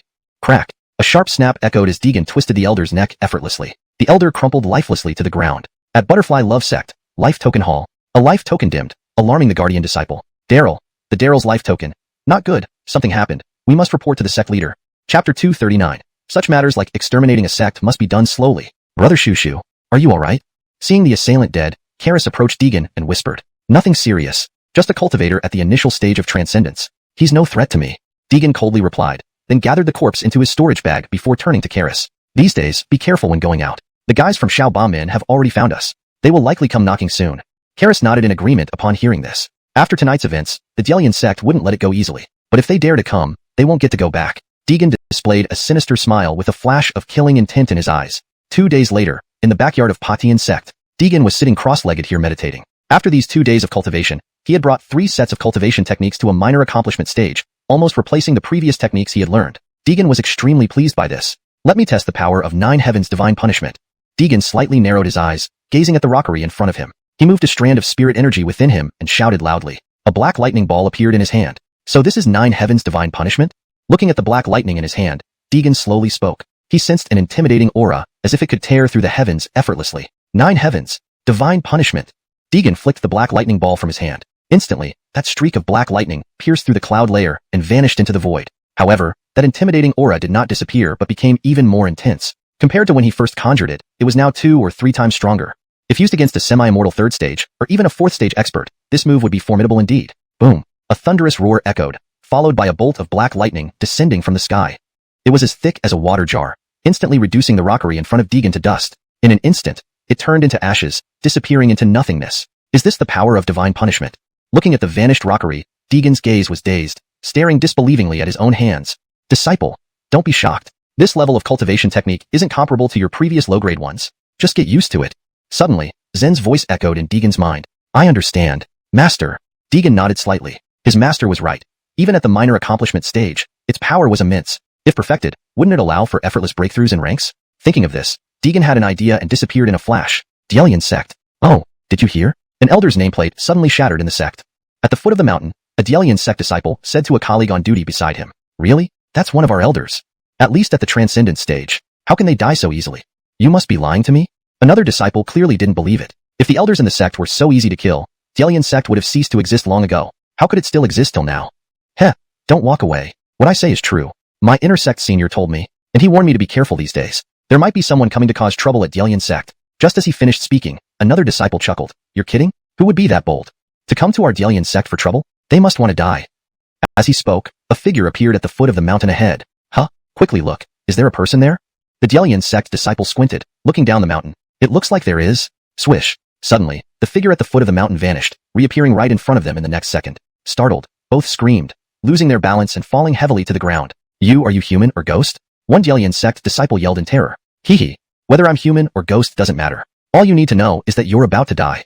As he spoke, a powerful suction force pulled them over. Feeling the enormous pressure on their necks, they quickly lost breath, their faces turning blue. Their legs kicked wildly in the air. Sadly, since the moment Deegan decided to come to Delian sect, they were destined to die. Not just them. Starting today, Delian sect would vanish from the cultivation world. Crack. With 2 snapping sounds, those 2 disciples became cold corpses. Climbing up the mountain path slowly, Deegan didn't rush. Exterminating a sect was something that had to be done gradually, not letting anyone escape. From the foot of the mountain to the peak, this was the best method. Currently, everyone in Delian sect was oblivious to the impending doom. Roland. Today after descending the mountain, I'd like to stroll by the river. A good-looking Angelica softly said. She was an outer sect disciple, and the man beside her was also an outer sect disciple but older in the sect, thus called Roland. Sure. Everything according to your wishes, junior sister. The male cultivator laughed gently, naturally unable to refuse his junior sister's request. By the way, Roland, how is your heaven sacrifice sword technique progressing? His junior sister suddenly asked. He replied slowly, I've made some progress. It should work well against average transcendent stage cultivators. Why? Are you afraid I can't protect you? Not at all. Junior sister just wanted to see how far Roland has progressed. How soon I can catch up with Roland. You may never have that chance. Just as they chatted, a voice filled with murderous intent sounded in their ears. Who? The male cultivator instantly drew his sword, vigilantly looking around. Seeing this, his junior sister also took out her short sword. They kept scanning the surroundings, but aside from flowers and grass, there were no other signs of anyone. Just as they thought it was auditory hallucination, a stranger's face suddenly appeared in front of them. You. Who are you? Both were startled, retreating several steps simultaneously. Chapter 240. Were you a rooster in your past life? Before the two could react, the stranger's arm shot out. Snap. A crack echoed as the female cultivator's neck was broken on the spot. Her lifeless body crumpled to the ground. Martha? Martha? The male butterfly love sect cultivator roared in fury at the sight, his eyes instantly turning bloodshot with rage. You dare kill my Martha? I'll kill you. The male butterfly love sect cultivator let out a roar and raised his long sword to strike down. However, the figure before him did not even attempt to dodge. He watched helplessly as the sword swung toward the figure's shoulder. But a moment later, there was another sharp sound. The long sword snapped clean. What? My sword actually? The Wade was utterly shocked. Not only had his sword failed to harm the other party, but it had also broken. How could he tolerate this? Madly, he swung his fists towards the figure. But when his fist hit the figure, it felt like hitting a stone wall. Snap. Another crisp sound rang out. This time, it was the cultivator's arm that broke. His opponent still stood there, completely unharmed. At this moment, he finally realized the power of the person before him. He was no match and quickly turned to run up the mountain for help from fellow sect members. Unfortunately, Deegan would not give him such an opportunity. As he turned, Deegan's arm shot out. Puncture. The sound of a blade piercing flesh reached his ears. The male cultivator felt a searing pain in his chest. He looked down to see a slender arm had easily pierced through his torso. No. I don't want to die. The male cultivator struggled desperately, even attempting to climb up further. Haha, so weak. Deegan sneered in disdain, slightly twisting his right arm. The male cultivator screamed in agony. Yet even so, not a hint of pity flickered in Deegan's eyes. Back in the day, hadn't the disciples of Breakthrough Sect been brutally slaughtered by the Eight Gates people as well? He was just repaying them in kind. What fault did he have? Swish. Deegan pulled his arm out, and the male cultivator fell forward, dead. Deegan remained expressionless, slowly stepping forward to continue climbing the mountain. By now, he had been climbing for some time. The entire path was littered with the corpses of Butterfly Love Sect cultivators. At least 80 were killed by him. Meanwhile, inside the Butterfly Love Sect's life plaque hall, a disciple who had been dozing off suddenly woke up. Oh, it was just a dream. He shook his head, looking at the hall around him, clearly shaken from a nightmare. What a strange dream, imagining someone attacking Butterfly Love Sect. How absurd. The disciple dismissed the dream and got up to stretch, but froze as he passed the wall of life plaques. No, this can't be. He slowly turned to look at the wall and saw that more than half of the plaques had dimmed. Frightened, he let out a series of shrill screams. Trouble. Big trouble. His screams soon alerted a patrolling elder. What is this commotion? Don't you know the rules of the sect? Without hearing the disciple out, the elder berated him harshly. But the disciple, in panic, grabbed the elder's arm. What are you doing? How unruly of you. Ignoring the elder's scolding, the disciple pointed at the nearby life plaque hall, babbling incoherently. Though confused, the elder sensed something amiss and rushed to the hall. There, he saw that over half the plaques had darkened. He knew many of these disciples were alive yesterday. They couldn't all be dead today. This isn't good. Something must be happening at the foot of the mountain. The elder realized 2 disciples were on duty there. Their deaths meant something catastrophic occurred at the foot of the mountain. He wasted no time and immediately rushed out to report to the sect leader. Failure to act would be disastrous. However, just outside the hall, a strange figure blocked his path. Seeing the blood-stained man, the elder immediately guessed the disciples' deaths were connected. Did you kill our sect disciples? Facing the Butterfly Love Sect elder's accusation, Deegan remained silent, merely staring at him. Truly courting death. Infuriated by Deegan's silence, the elder, regardless of reason, attacked first. His fist aimed directly at Deegan's face. Seeing such a weak attack, Deegan didn't bother dodging, standing his ground. Arrogant. An ordinary person cannot withstand my punch. I will show you the cost of offending Butterfly Love Sect today. With added force, the elder's fist struck Deegan. But Deegan didn't fly back as expected. How is this possible? You. Suddenly, intense pain surged from his wrist. He realized his punch had been shattered by the powerful counterforce upon impact, leaving his hand completely crushed. Ah! A terrible scream tore from the elder's throat as his face contorted in agony. Thud. Deegan kicked him into the nearby stone wall. Damn, you're really annoying. Were you a rooster in your past life? Screaming so loud. Deegan walked up and delivered another kick, ensuring the elder wouldn't survive. Countless Butterfly Love Sect disciples witnessed this, stepping back in fear. Do you want to die one by one or all together? Deegan casually asked, confident he could dispose of these ants effortlessly. Arg. Who is this person? Why is he so powerful? Even an elder can't stand against him. He was killed with just one kick. One of the Butterfly Love Sect disciples trembled in terror as he stared at Deegan. Chapter 241. Henceforth, the cultivation world shall know no more of the Butterfly Love Sect. Not just him, but all the disciples of the Butterfly Love Sect shared an identical expression. What are you all standing there for? Waiting to die? Run. Someone suddenly shouted, and immediately everyone seemed to come to their senses, scattering in all directions. Deegan watched as people fled in every direction, a slight curl forming on his lips. He stretched out his right arm, sealing off the entire mountaintop. A pale blue barrier spread out, enveloping the whole mountain peak. None of these cultivators from the Butterfly Love Sect would escape. Whoosh! Deegan's figure instantly vanished from where he stood, reappearing behind a Grand Ascension cultivator in the next moment. His right arm lunged forward, piercing straight through the person's chest. Without even a chance to scream, the individual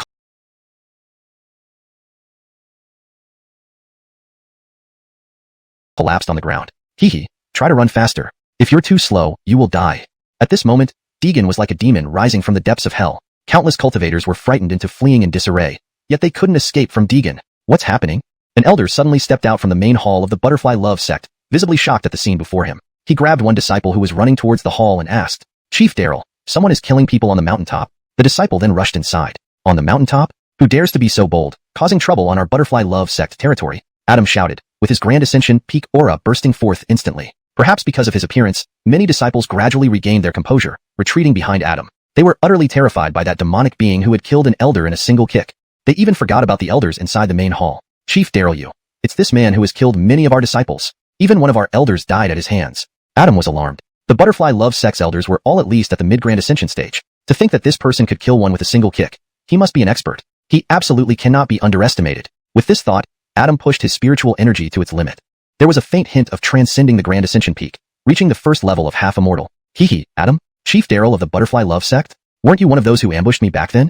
Deegan spoke slowly, recognizing the familiar figure before him. If he remembered correctly, among the few dispatched by the Butterfly Love Sect that time was this man. You are? It's actually you?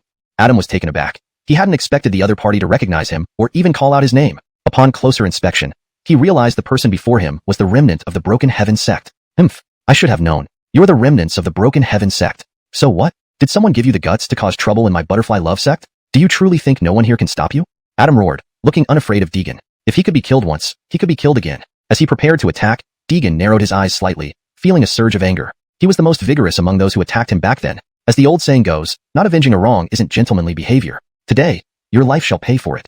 Deegan did not intend to hold back. His spiritual energy surged to its utmost, instantly revealing a third-level half-immortal aura. Immediately, an overwhelming pressure descended. It made the people of the Butterfly Love Sect unable to breathe. All were pressed to the ground, completely immobilized. Only Adam still had some fighting power left, though his movements became incredibly slow. Even in his prime, he wouldn't stand a chance against Deegan. Darn it. When did this punk get so strong? He actually broke through to half-immortal realm. Truly, the heavens have lost their sight. Adam bellowed angrily, his eyes full of fury when looking at Deegan. If only the sect leader wasn't away, how could he allow this villain to act so recklessly? Sadly, within the Butterfly Love Sect now, only he remained who could match Deegan. Facing such a formidable enemy, he struggled forward, intending to confront Deegan. Adam, where's the momentum you showed when you ambushed me back then? Weren't you all going to kill me back then? Today, I'll give you the chance. I want to see how you will kill me. Deegan sneered. Being ambushed by you back then, I fell off the sky-gazing cliff, and after that, even the Broken Heaven Sect was exterminated by these scoundrels. From today, new and old grievances will be settled all at once. None of the lower 8 sects can escape. You, Deegan, even if you kill me today, so what? When our sect leader returns, it will be your end.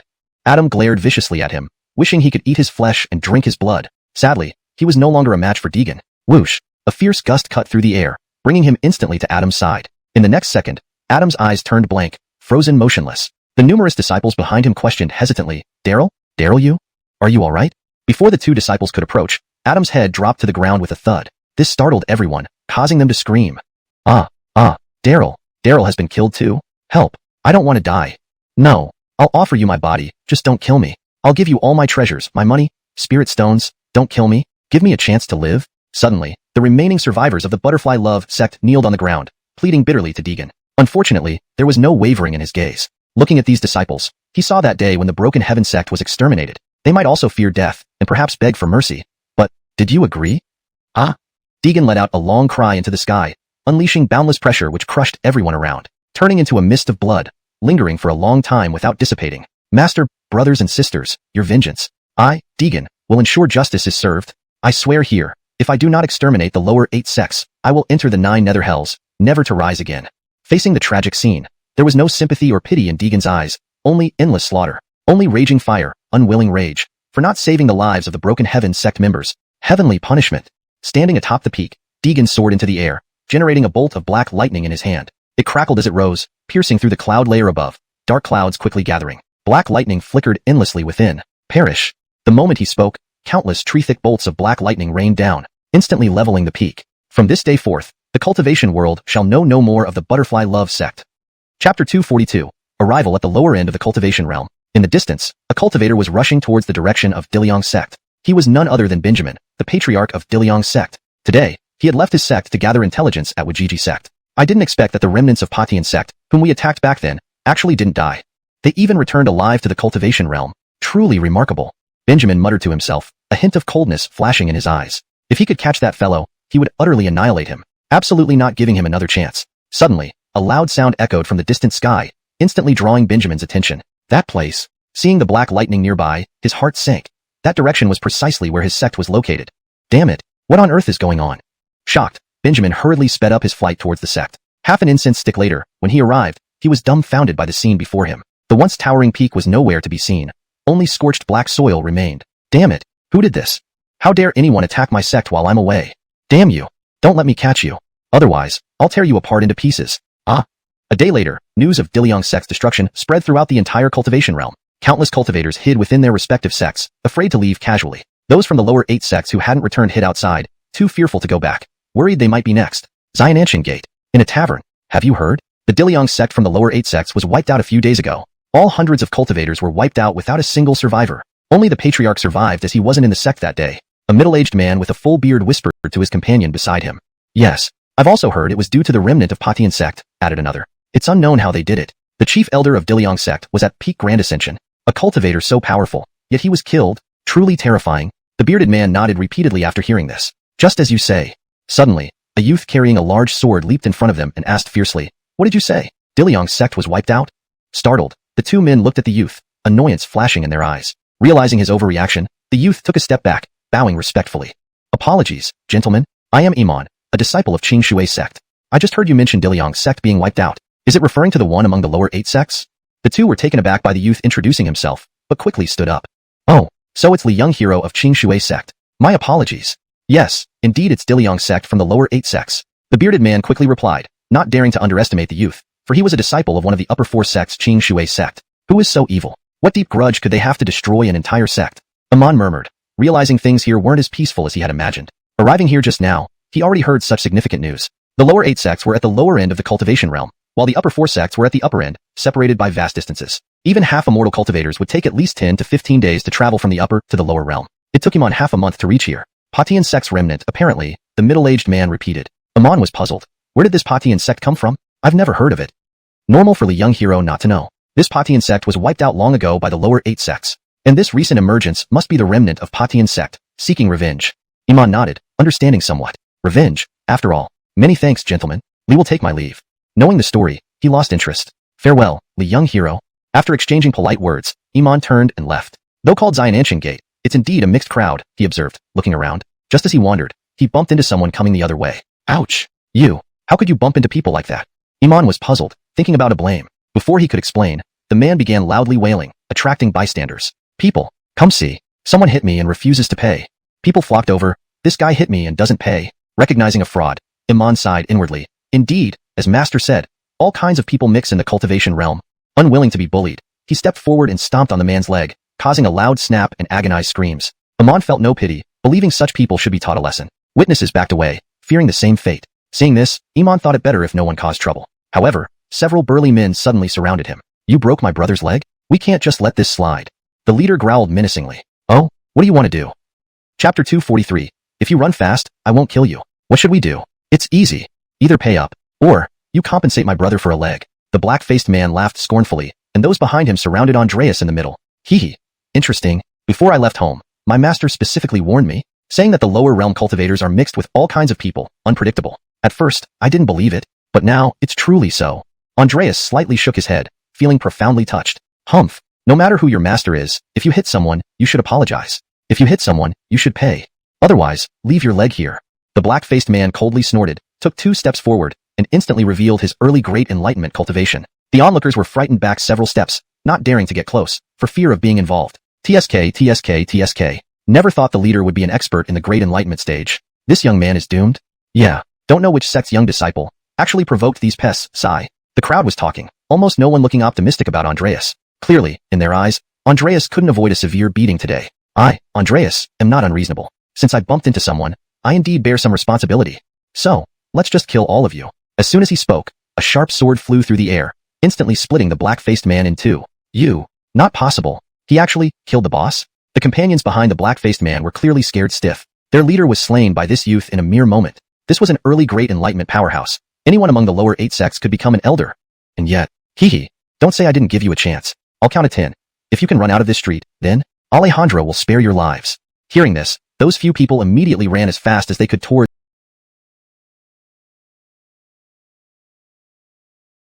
the distant exit. 1, 2, run faster. We're absolutely no match for this guy. Just reach the exit ahead. One of the fastest runners shouted loudly, not slowing down for a second, fearing he wouldn't make it in time. 9, 10. As the countdown ended, unfortunately, none of them escaped except one who needed only 2 more steps. A sharp sword flew again, instantly attacking them. Thud, thud, thud. A series of piercing sounds echoed. 4 of them fell lifelessly to the ground, while the last one stood perfectly there, having barely reached the end of the street. And Andreas didn't control the sword to kill him either. I escaped. Ha ha ha. I escaped. That person laughed wildly, turning to run away but was blocked by a figure. Whoosh. A flash of sword light split the man in half. Andreas frowned. Since that man had already left the street, he naturally kept his word and wouldn't kill him, but he was killed by an unknown man. His expression turned grim. Who are you? Why did you kill him? Andreas asked, somewhat displeased. Then with a swift slash of his sword, he killed the one he initially collided with before heading toward the stranger. Who I, Sylvester Shu, choose to kill is none of your business. The man appeared at Southgate precisely because Sylvester Shu arrived. Killing that person was merely incidental, as this was managed by Kaishan's sect, one of the lower 8 sects, and he came here specifically to cause trouble. Hey? Quite arrogant. Andreas smiled contemptuously. He was very confident in his own strength. Seeing this man dare to kill someone he intended to spare caused immediate dissatisfaction.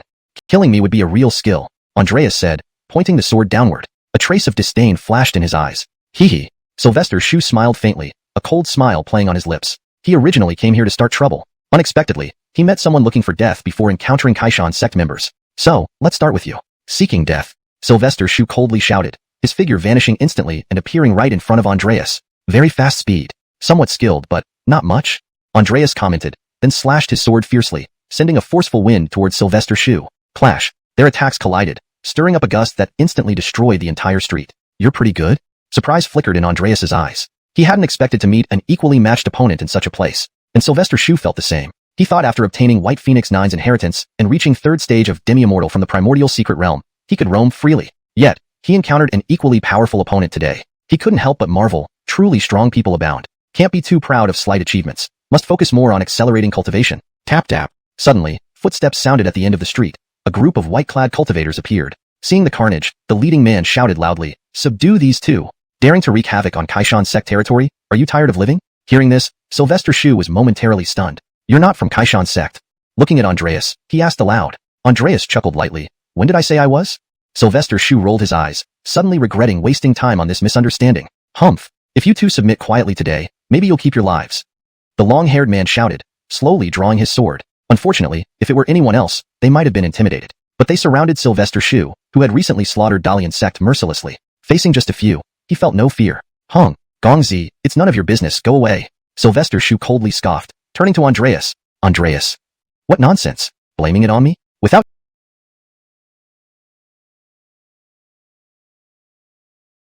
giving Andreas a chance to speak, Sylvester Shu dashed forward. A single punch, one-on-one, instantly killed a Kaishan sect cultivator. Such brutality shocked everyone. All the Kaishan sect cultivators present recoiled 2 steps, terrified that the next victim might be themselves. Who are you? Why cause trouble on Kaishan sect territory? The long-haired leader felt a chill upon seeing Sylvester Shu's ruthless attack, cautiously questioning, to avoid making enemies unnecessarily. Hee, I'm nobody, just don't like you guys. Want to slaughter all of Kaishan's sect? Sylvester Shu gave a harmless smile, then calmly continued. Please feel free to ask for further adjustments or translations as needed.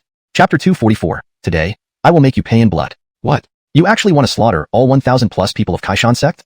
Ha ha ha. This is truly the funniest joke I've ever heard. The long-haired man burst into laughter at Deegan's arrogant words. Clearly, he didn't believe that Deegan could do such a thing. But after a moment, he suddenly recalled something. 2 days ago, Dalian's sect was exterminated by someone named Deegan, a remnant of Putian's sect. And even the mountain peaks of the sect were destroyed. His methods were ruthless, scaring him so much that he didn't dare leave home for 2 days. If not for his duty today, he would still be hiding in the sect, afraid to come out. Thinking of this, his voice trembled as he asked, Why you call yourself Deegan?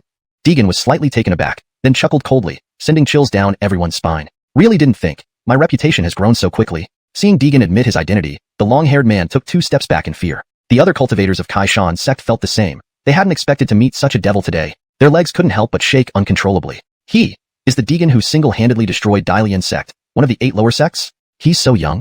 Iman's eyes flashed with shock upon learning his opponent was Deegan. However, he quickly regained his composure. How do you plan to handle this? He looked at Deegan and slowly spoke. You're asking me? Deegan paused, realizing he had asked the person behind him, and replied without reservation. I already said it. Today, I will completely eliminate Kaishan's sect from the cultivation world. Not even a trace left. Iman's eyes showed surprise. He knew this person wasn't lying. From their brief exchange, he sensed Deegan's formidable strength, at least at the 2nd stage, half-immortal level. Such power, while perhaps not impressive at the upper echelons of the cultivation world, would be unmatched here in the lower realms. The combined forces of the 8 lower sects wouldn't muster even a few first-stage half-immortals. 9 Firmament Divine Punishment. Deegan shouted coldly, launching a black lightning bolt from his hand, releasing an overwhelming pressure that swept the surroundings. Not only were the surrounding Kaishan sect cultivators terrified, but even Iman was taken aback. This move's pressure rivaled his own ultimate technique. This person's strength cannot be underestimated. Realizing this, Iman knew Kaishan sect would soon meet the same fate as Dalian sect. He decided it was best to leave. It's better to leave now. Not that he feared, but staying here was unnecessary. With a few flashes, he moved to the end of the street and vanished into Shao Nantian Gate. Deegan didn't mind. First, this person's strength matched his, so attacking wouldn't gain anything. Second, Iman wasn't part of Kaishan's sect, thus no need to attack him. Besides, he had no intention of fighting, which was enough. For now, he needed to destroy Kaishan's sect. The black lightning drifted upward, piercing through the clouds and slowly dissipating. But the immense pressure lingered, hidden within the clouds. Not good. Retreat quickly. It's too late. The long-haired man shouted, sensing the overwhelming pressure above. Shao and Tian Gate wouldn't last. If they didn't flee now, there would be no chance. The numerous Kaishan sect cultivators turned and fled in all directions, but it was too late. Too bad you thought of escaping now. Pity. It's too late. All die here. As Deegan shouted, a dark cloud covered the sky, instantly filled with flickering black lightning, ready to rain down. Hurry, hurry. The long-haired man, now panic-stricken, ran toward the east side of Shao and Tian Gate, ignoring the cries of his fellow disciples. His only thought was survival. Roland, wait for us. Roland, we don't want to die. Behind him, pleas for help continued, but he paid no heed. In moments of crisis, even spouses fly apart. How could he sacrifice himself for his juniors? Moments later, the black lightning converged into massive bolts, crushing the buildings of Shao and Tian Gate. Countless lives unable to escape were crushed beneath the debris. Fall. Destroy everything here. Boom boom boom. With Deegan's urging, black lightning rained down mercilessly. The entire area became shrouded in darkness and terror. Cries of agony rose but soon faded away, as if they never existed. Black lightning continued pounding relentlessly, turning Shao and Tian Gate into ruins. Yet it did not stop. After what seemed like an eternity, with the final strike of lightning, 100 miles around lay in darkness, smoke rising. All Kaishan sect cultivators had been reduced to ashes. Help. A faint voice broke the silence, reaching Deegan's ears. Looking over, he saw a man burned to a crisp by black lightning. It was the long-haired man, barely clinging to life. Not bad, still breathing? Deegan approached swiftly and asked, how many half-immortals does Kaishan sect have? I can give you a swift death. Terror flashed in the man's eyes. Save me? But moments later, his stiff arm froze midair, pupils dilating, all remaining life fading away. Died so fast. Well, since you didn't tell me, I'll find out myself.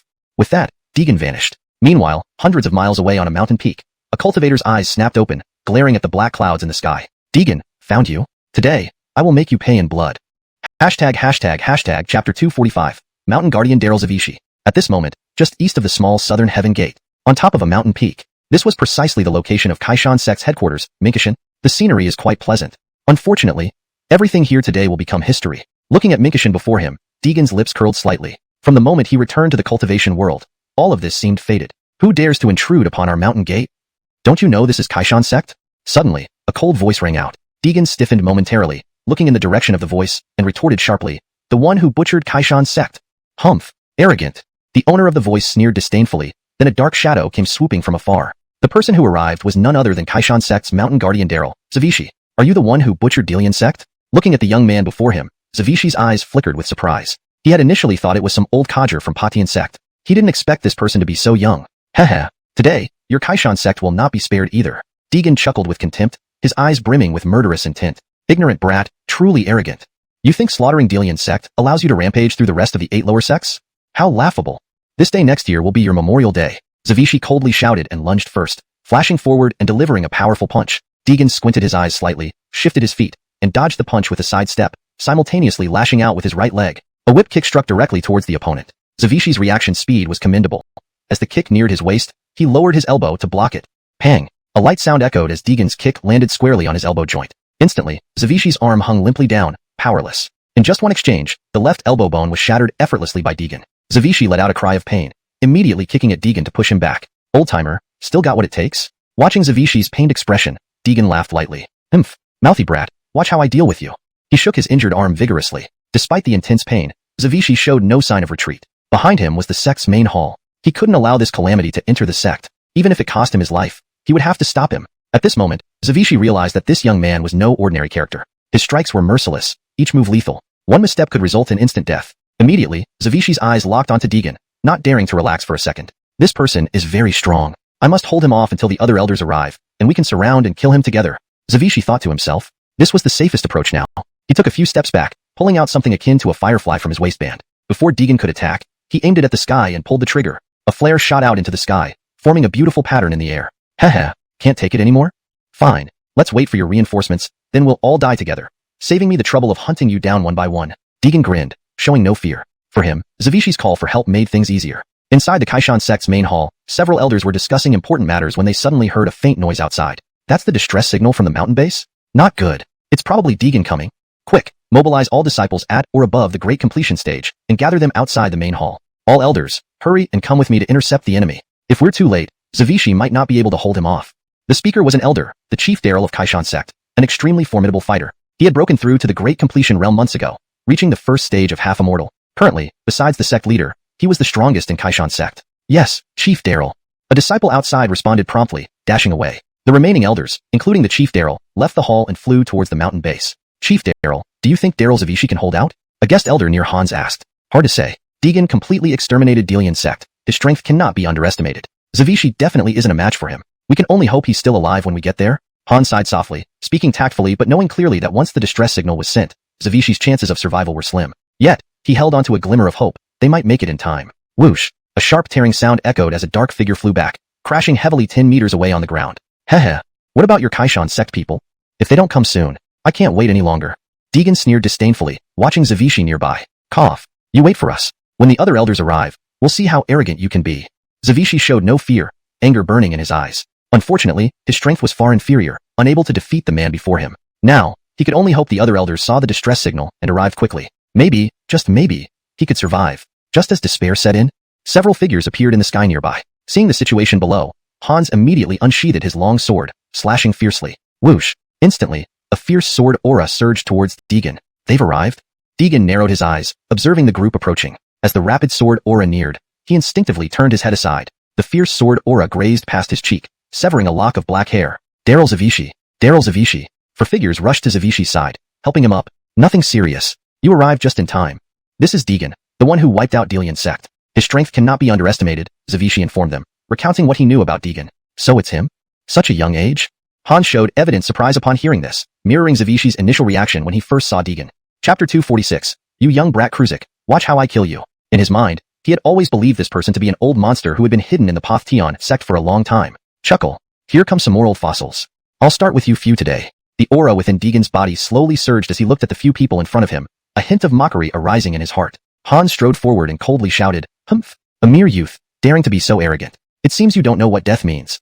Hans roared and pointed his sharp sword directly at Deegan. Youngster, today let me challenge you. Let's see what abilities you have to dare cause trouble on my mountain founding sect territory. As soon as he finished speaking, Hans attacked fiercely with the sword in hand. Seeing this, Deegan extended his right hand, revealing a completely black long flute, none other than the devouring heaven devil flute. Good move. A fierce fighting spirit flashed in Deegan's eyes. He could sense that this elder was the strongest among them. His current opponent was perfectly suited for him. The dark devouring heaven devil flute continuously waved in his hands, quickly engaging into battle. It looked like a short stick in his grip. Crack. A soft sound echoed as a small crack appeared in Hans's sword. Seeing this, Hans instantly showed a puzzled look in his eyes. What weapon do you wield? Its hardness surpasses even the dragon barrier sword in old man's hands. Chuckle. A dying man needn't know. Deegan sneered and swung the devouring heaven devil fluke again. Hans dared not say anything more, hastily blocking with his dragon barrier sword. However, unexpectedly, when the two weapons collided, his sword snapped entirely. What? Now Hans's eyes were filled with shock, far from his earlier calm demeanor. Looking at his broken sword, he was utterly stunned. Behind him, several elders of the Kaishan sect were also greatly alarmed. The Chief Daryl's dragon barrier sword is a middle-grade magic tool. In terms of hardness, even a regular high-grade magic tool can't match it. How could it be so easily destroyed by a nameless weapon? The second elder of the Kaishan sect watched in astonishment and muttered. Could it be that the long stick in his hand is a spirit-level weapon? No. Impossible. In today's cultivation world, owning a low-grade magic tool is already an immense fortune. Even obtaining the dragon barrier sword took great effort. And now, the second elder of the Kaishan sect didn't dare think further. Chuckle. What? Don't even have a decent weapon? Looking at Hans's broken sword, Deegan couldn't help but mock. Although he was also stunned when Hans's sword broke, he thought the devouring heaven devil flute, though an excellent spirit weapon, required the 9 in swallowing heaven decree to unleash its full potential. But it seemed he overthought things. Just its hardness alone made it comparable to general low-grade spirit weapons. It looks like this devouring heaven devil flute is indeed an incomparable treasure. Nonsense. Would my items be any less? Perhaps sensing Deegan's thoughts, Zen interrupted sternly, causing Deegan to stop his rambling immediately, fearing he would be detected. Humph. Even without a weapon. So what? I can still kill you here. Give me your life. Hans roared, discarding the broken sword, and charged towards Deegan. Brat, focus on the battle. Don't lose your concentration. Facing Zen's reprimand, Deegan nodded inwardly and opened his eyes slightly, fixing his gaze on Hans rushing toward him. Suddenly, an idea popped into his head. He hadn't used the 9 in swallowing heaven decree in actual combat yet. Let's give it a try then. Deegan's lips curved up slightly as he closed his eyes, carefully sensing the energy contained in the universe. Young brat, are you afraid? Too late. Hans grinned arrogantly upon seeing Deegan close his eyes, yet his feet did not slow down for a moment. Swallow sparrow skill, great light opening heaven. Hans roared, gathering all his spiritual chi. Instantly, a giant bird illusion appeared above his head, accompanied by an overwhelming spiritual pressure spreading out. So this is the Chief Daryl's ultimate skill, Swallow Sparrow skill? Those behind him were already dumbfounded. They originally followed Hans, expecting to join in the fight, but found themselves helpless spectators. It seems Chief Daryl will definitely win. The third elder spoke up. He had once witnessed the Chief Daryl using this move to easily kill a cultivator of second-level demigod realm. I think so too. That brat probably realizes he cannot defeat Chief Daryl and has given up. Look, he stands there without resisting. Ha ha ha. They chatted while watching from afar, except Zavishi remained silent the entire time. He felt something was off. In their brief engagement, he sensed Deegan's powerful aura. His strength rivaled that of the Chief Daryl. There was no way he could be scared now. Definitely a trap. Yes, must be so. Confirming his thoughts, Zavishi hurriedly shouted, Chief Daryl, be careful. This person is not simple. But Hans wouldn't listen. Hearing Zavishi shout, he didn't even turn back, continuing his rapid approach towards Deegan. Seeing his attack about to hit, a smug smile curled on Hans's lips. Haha, young brat Kruzak die. Swoosh. Suddenly, a strong pressure erupted from Deegan, instantly dispersing the giant bird illusion before Hans. At this moment, Hans was dumbfounded. He hadn't expected his move to be so easily countered. Just a second ago, he felt victory was in his grasp. Why now? Unfortunately, he had no time to ponder because Deegan had already launched an attack towards him. Haha, young brat Kruzak meet your end. Chapter 246, Young Kruzak, watch how I kill you. In his mind, he had always thought this person was an ancient monster hidden within the potent sky sect for a long time. Chuckles. More of these old fossils have shown up. Today, it starts with you old fossils. Deegan's aura slowly rose, and a mocking intent arose in his heart as he looked at the few people before him. Hans strode forward, coldly barking, Humph! A mere youngster. How dare you be so arrogant? Do you not know how to spell your own death? With that roar, Hans pointed a sharp sword directly at Deegan. Youngster, let this elder show you what you can do, daring to act recklessly on my territory. Saying that, Hans lunged forward with the sword, and in response, Deegan extended his right hand. A pitch-black flute appeared in his grasp. It was the devouring heaven magic flute. Come well. A fierce fighting spirit flashed across Deegan's eyes. He could feel that this old man was the strongest among them. He was the perfect match for Deegan at this moment. The black, devouring heaven magic flute swung vigorously in his hands, and soon they were engaged in combat. In Deegan's hands, it resembled a short cudgel. Snap! A soft crack echoed as a tiny fissure appeared on Hans's sword. Seeing this, Hans's eyes revealed confusion. What weapon do you wield? Its hardness surpasses even this old man's dragon-embroidered sword. Chuckles. Why should a dying man need to know? Deegan roared coldly, swinging the devouring heaven magic flute down once more. Realizing this, Hans dared not utter another word. He swiftly blocked horizontally with his dragon-embroidered sword, trying to parry Deegan's attack. To his surprise, their weapons clashed and Hans's sword shattered completely. What? Shock filled Hans's eyes. The composed demeanor from earlier was nowhere to be found. Staring at the broken blade in his hands, he was dumbfounded. Behind him, the elders of Potent Sky sect were equally astonished. The Chief Daryl's dragon-embroidered sword is a middle-grade magic weapon. In terms of hardness, even ordinary high-grade magic weapons can't compare to it. How could it be so easily destroyed by an unknown weapon? The second elder of Potent Sky sect said in shock upon seeing this. At this moment, a conjecture emerged in his mind. Could it be that the long stick in his hand is a spirit weapon? No. Impossible. In today's cultivation world, having a low-grade magic weapon is already a great fortune. The Chief Daryl's dragon-embroidered sword took great effort to obtain. Now, though, the second elder of Potent Sky sect did not dare to think further. Chuckles. What? Not even a decent weapon. Looking at the broken sword in Hans's hand, Deegan couldn't help but mock him. Although he too was initially baffled when Hans's sword broke, he assumed the devouring heaven magic flute, while being a top-grade spirit weapon, needed the 9 devouring heaven art to fully unleash its power. Now it seemed his thoughts were overcomplicating matters. From its hardness alone, it could rival ordinary low-grade spirit weapons, even without using the 9 devouring heaven art. So, this devouring heaven magic flute truly is a rare treasure. Bah, could my things be anything less? Perhaps sensing Deegan's thoughts, Zen retorted, causing Deegan to immediately stop his mental musings for fear of being detected. Humph, even if I don't have a weapon, what then? I can still kill you here. Bring me your life. Hans shouted, discarding his broken sword and charging toward Deegan. Brat, focus on the battle. Don't get distracted. Facing Zen's scolding, Deegan nodded inwardly, eyes slightly open, and stared intently at Hans charging towards him. Suddenly, an idea surfaced. He had never used the 9 devouring heaven art in battle yet. Then I'll try it out on you. Deegan's lips curled into a slight smile, eyes half closed as he sensed the energy within the universe. Youngster, are you afraid? It's too late. Seeing Deegan shut his eyes, Hans grinned smugly, but his footwork didn't pause for a moment. Tong K art, great brightness open heaven. Hans yelled, gathering all his spiritual chi instantly, forming a giant bird silhouette above his body, spreading powerful chi pressure. So, this is the Chief Daryl's ultimate skill, Tong K art?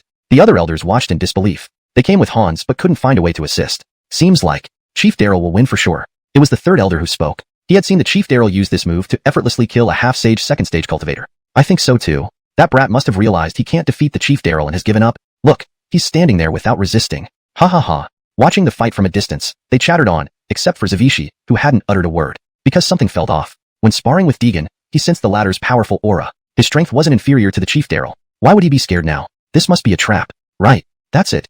After confirming his thoughts, Zavishi hurriedly warned. Chief Daryl, be careful. This person isn't that simple.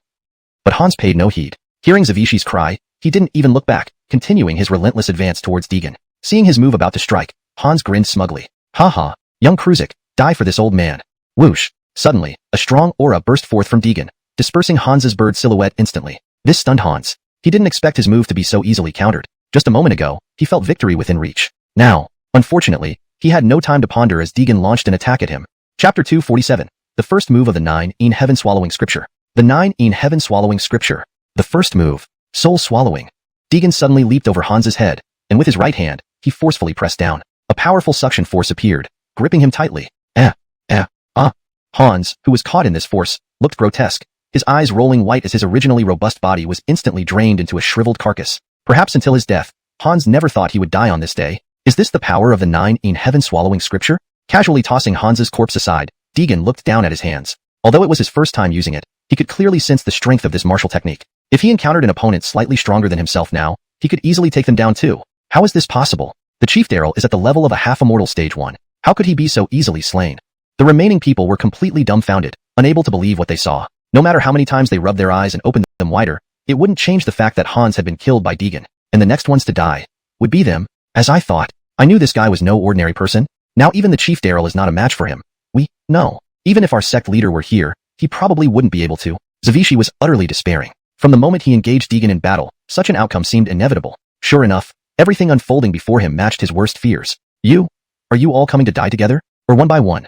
Deegan looked at the few people in front of him and sneered. He had only tested the first move of the 9 in Heaven Swallowing Scripture, and yet it had this kind of power. What about the second or third moves? What would happen then? At this thought, Deegan couldn't help but consider the people in front of him as his next test subjects. He slowly approached them, the heavenly swallowing demon flute already summoned in his hand. A pitch-black, eerie aura radiated from him. At this moment, in the eyes of these few, Deegan appeared as terrifying as an underworld demon. What? Haven't you decided yet? Do you need me to help? Deegan sneered coldly, his presence becoming increasingly terrifying. In this moment, they felt they were facing not a human, but a demon from hell. What do you want? Don't come any closer. One of Kaishan's sect's elders backed away in terror, all thoughts of killing Deegan gone. Deegan saw fear in their eyes. What do I want? Of course, to send you down there to join him. Deegan sneered coldly, his murderous intent rising. These people were bound to die today. Deegan, we don't want to be your enemy. Let us go, and we'll let you go. Let's not interfere with each other, someone among them said. Ha. Deegan laughed out loud. How laughable. When you wiped out my breakthrough sect, did you ever think of this day? Enough talk. You must die today. As he finished speaking, Deegan didn't hesitate. An eerie sound rang out from the heavenly swallowing demon flute. The 9 in Heaven Swallowing Scripture second move, residual echoes. With this sound, an even more terrifying aura erupted from him. Suddenly, all life around them was swallowed up. They discovered in horror that their bodies were aging rapidly, their vitality slipping away. How can this be? They screamed in terror. When had they seen such a terrifying technique? But they were now terrified because their bodies were no longer under their control. They could feel life slipping away. Don't kill us. We are elders of Kaishan's sect. Aren't you afraid the other sects will unite and destroy you? Someone said. Ha. I, Deegan, once decided to act, won't fear their retaliation. Besides, if they don't come, I will. You're merely the interest I collect for the breakthrough sect. Deegan sneered coldly. Within moments, their lives were completely consumed. Their bodies collapsed like mummies, their eyes fixed on Deegan as if to imprint his image on their souls forever. After the deaths of the others, Deegan walked forward, taking the storage bags from their waists as he passed their corpses. Within moments, he vanished from the scene. At Kaishan's sect, a middle-aged man emerged from a secret chamber deep in the back mountains. This unexpected prolonged seclusion isn't without gains. His internal energy surged, emitting a stunning aura that made the leaves nearby tremble violently. Excellent. Now I've reached the second stage of half-immortality. I believe it won't be long before I reach the third stage. The man smiled satisfactorily, leaving the back mountains and heading towards the main hall. However, the further he went, the more he sensed something was amiss. Usually, the sect was never this quiet. There should have been some noise. Today, however, it was eerily silent, as if everything around him was a mirage, with only him left in the entire sect. What's going on? Where have all the disciples gone? Just as he wondered, he heard a stifled groan from ahead. Sensing something was wrong, he rushed towards the source of the sound. But when he arrived, he froze in shock at the sight before him. Countless bodies of Kaishan sect's disciples lay in pools of blood. Anger flashed in his eyes as he roared skyward. Damn it! Who has done this atrocious deed? If he hadn't come out of seclusion today, he might never have seen this scene. The wind rustled, and a shadow appeared in his vision. Did you do this? Looking at the man covered in blood, rage filled his heart. Are you the leader of Kaishan sect? Hollis. Deegan narrowed his eyes, observing the suddenly appearing middle-aged man. With a light step, the heavenly swallowing demon flute appeared in his hand. Were all my sect members killed by you? Looking at the stranger, Hollis's face turned red with anger, his voice icy. At this moment, his rage had reached its limit, like a lit firecracker, ready to explode. Chapter 248. I will avenge you. Not you, then who? If it were me, what would you do? You, what can you do to me? Facing the Kylie of Kaishan sect, Lucian, Deegan showed no fear in his eyes. From the aura this man emitted, he was merely at the second level of demi-immortal stage, not something to be feared. You dare defy me, young one. Lucian roared, as spiritual energy erupted from his body, instantly releasing the unbridled might of a second-level demi-immortal. His bloodshot eyes locked onto Deegan. If looks could kill, Deegan would have died countless times over. Second-level demi-immortal? Heh. Deegan sneered and rushed toward Lucian, gripping his demon flute. Hemph, asking for death. Seeing Deegan attack first, Lucian sneered, sweeping his hand forward in a claw-like gesture towards Aspen, filled with formidable spiritual pressure. Spiritual pressure? Heh. Deegan sneered, channeling his own spiritual energy, stabbing his demon flute forward. Break. With Deegan's shout, the demon flute pierced through the air with a faint whoosh. What? Lucian's face flickered with shock as his attack was effortlessly broken by Deegan. Though newly ascended to the second-level demi-immortal, he had never seen anyone so easily thwart his attacks. Just that? Deegan sneered, flipping the demon flute and gathering all his spiritual energy into it, causing it to glow pitch black as if devouring everything around. Die! Lucian unleashed his ultimate power, summoning a sharp sword behind him and thrusting it straight at Deegan's face. Clang! The incoming sword was easily blocked by Deegan's sky-devouring demon flute. You, being a sect leader, is this all you've got? Deegan jeered, filled with mockery. You, young one, slaughtering my sect first and now insulting me. Do you think I cannot kill you? Enraged, Lucian gripped his sword tightly, focusing all his spiritual energy upon it. Kaishan skill. Cleave heaven. He bellowed, pointing his sword skyward, unleashing tremendous pressure from the void. Deegan felt an intense pressure, flashing a look of surprise. He hadn't expected such a powerful move from Lucian. But, all the better. If you were too weak, killing you wouldn't be interesting. Feeling the immense pressure, Deegan chuckled, summoning his sky-devouring demon flute. Let's see whose move is stronger. 9 Shadows Sky-Devouring Art. Third move, Candle 9 Swallowing Shadows. Roaring, Deegan poured all his spiritual energy into the demon flute, unleashing an unprecedentedly strong dark aura which formed a colossal black dragon behind him. Roar. The roar brought forth massive waves of pressure, destroying all surrounding trees and leveling Kaishan sect buildings within moments. But it didn't stop there. The giant black dragon continued to grow, soon covering most of Kaishan sect sky. Only faint light penetrated its massive form. Powerful storms raged, sending debris into the air, and anything on the ground vanished in these tempests. Is this an illusion? No. If it were an illusion, it wouldn't exert such pressure. Lucian's eyes flickered. His hands didn't pause. Only battle remained. It was either death or victory. Roar. The huge black dragon roared again, racing towards Lucian under Deegan's command. Cleave it. Lucian refused to yield, forming a massive spectral sword in front of him, smashing fiercely at the giant dragon. Boom. Their moves collided with deafening force, sending shockwaves that raised Kaishan sect to dust. Despite this, neither stepped back, gritting their teeth and glaring at each other. Break it! Lucian screamed, using almost all his spiritual energy for this strike. If he couldn't defeat Deegan, he would perish here. Heh. Truly unexpected that you can unleash such power. Deegan snorted, pouring more spiritual energy into the giant dragon, making it even larger. Its claws struck the spectral sword, sending immense backlash into Lucian, causing him to spit blood. In an instant, his spiritual energy was depleted, the spectral sword disintegrating into stars scattering in the wind. Boom. Another strike from the dragon's claws shook the earth, enveloping everything in dust. Moments later, a somewhat desolate figure emerged from the dust. Looking at the ruins behind him, Deegan felt no joy. He lifted his head, gazing at the blue sky above. Master! Fellow disciples! I will avenge you! Thunder cracked overhead as clouds gathered, raining softly on Deegan's face, washing away the dust. And 6 families. He lowered his head, his previously clear eyes now filled with intense murderous intent. Days later, news of Kaishan sect's demise spread widely. Many cultivators speculated which sect would be next. End of Chapter 248. Chapter 249. I am unworthy to associate with you. In the Grand Hall of Wuji sect, the 6 remaining sect leaders from the lower 8 sects had all gathered here, and the leader of Wuji sect, Tobiasanyu Wujia, was now frowning at the few people in the hall. Several days ago, news that Kaishan sect was destroyed must have reached everyone's ears, right? Tobiasanyu Wujia sighed softly and spoke slowly. If it were just Dilian sect, he wouldn't be so worried, but how much time has passed? How long had it been since Dilian sect and Kaishan sect, 2 of the lower 8 sects, were successively destroyed? Although the whereabouts of Dilian sect's leader Amal remain unknown, it is likely not favorable. 2 major sects were eradicated all at once. This event was now widely talked about in the cultivation world, reaching a point where everyone knew about it. If this matter isn't resolved promptly, it would make the lower 8 sects a laughingstock among cultivators. Presently, Tobiasanyu and Wujia had convened everyone here to discuss a solution. If things continue like this, one day it might very well be their turn at Wuji sect. Humph! Who would have thought that this remnant of Batian sect is so formidable, annihilating 2 major sects one after another? Truly audacious. Speaking was Nalan Tobiasanur, the leader of Jueching sect, also the only female cultivator among the present 6 major sects. Yet her strength has already reached the 3rd level of demigod, making her one of the formidable presences among them. Nailin sect leader, calm down. This situation isn't as dire as imagined. I believe they were simply too overconfident. If that fellow dares to show up at our Wanha sect mountain gate, you'll see how I apprehend him, said a middle-aged man sitting opposite her. His name is Yuri, the leader of Wanha sect, a cultivator at the second level of demigod. Yuri, stop spouting nonsense. Now, remnants of Batian sect are at our doorstep. Not that bad. Nailin Tobiasener saw Yuri's nonchalant manner and couldn't help feeling furious. Seeing these two almost argue, Tobiasanyu and Wujia, seated at the head of the table, hurriedly spoke. Nailin sect leader, Augustinian sect leader, please calm down. Today, I, Tobiasanyu and Wujia, called you all here to resolve this threat once and for all. The other 5 in attendance immediately nodded upon hearing Tobiasanyu and Wujia. Leader Tobiasanyu speaks correctly, but this person managed to destroy 2 major sects consecutively. His strength cannot be underestimated. If we don't have a good plan, it will be difficult to defeat him in one strike.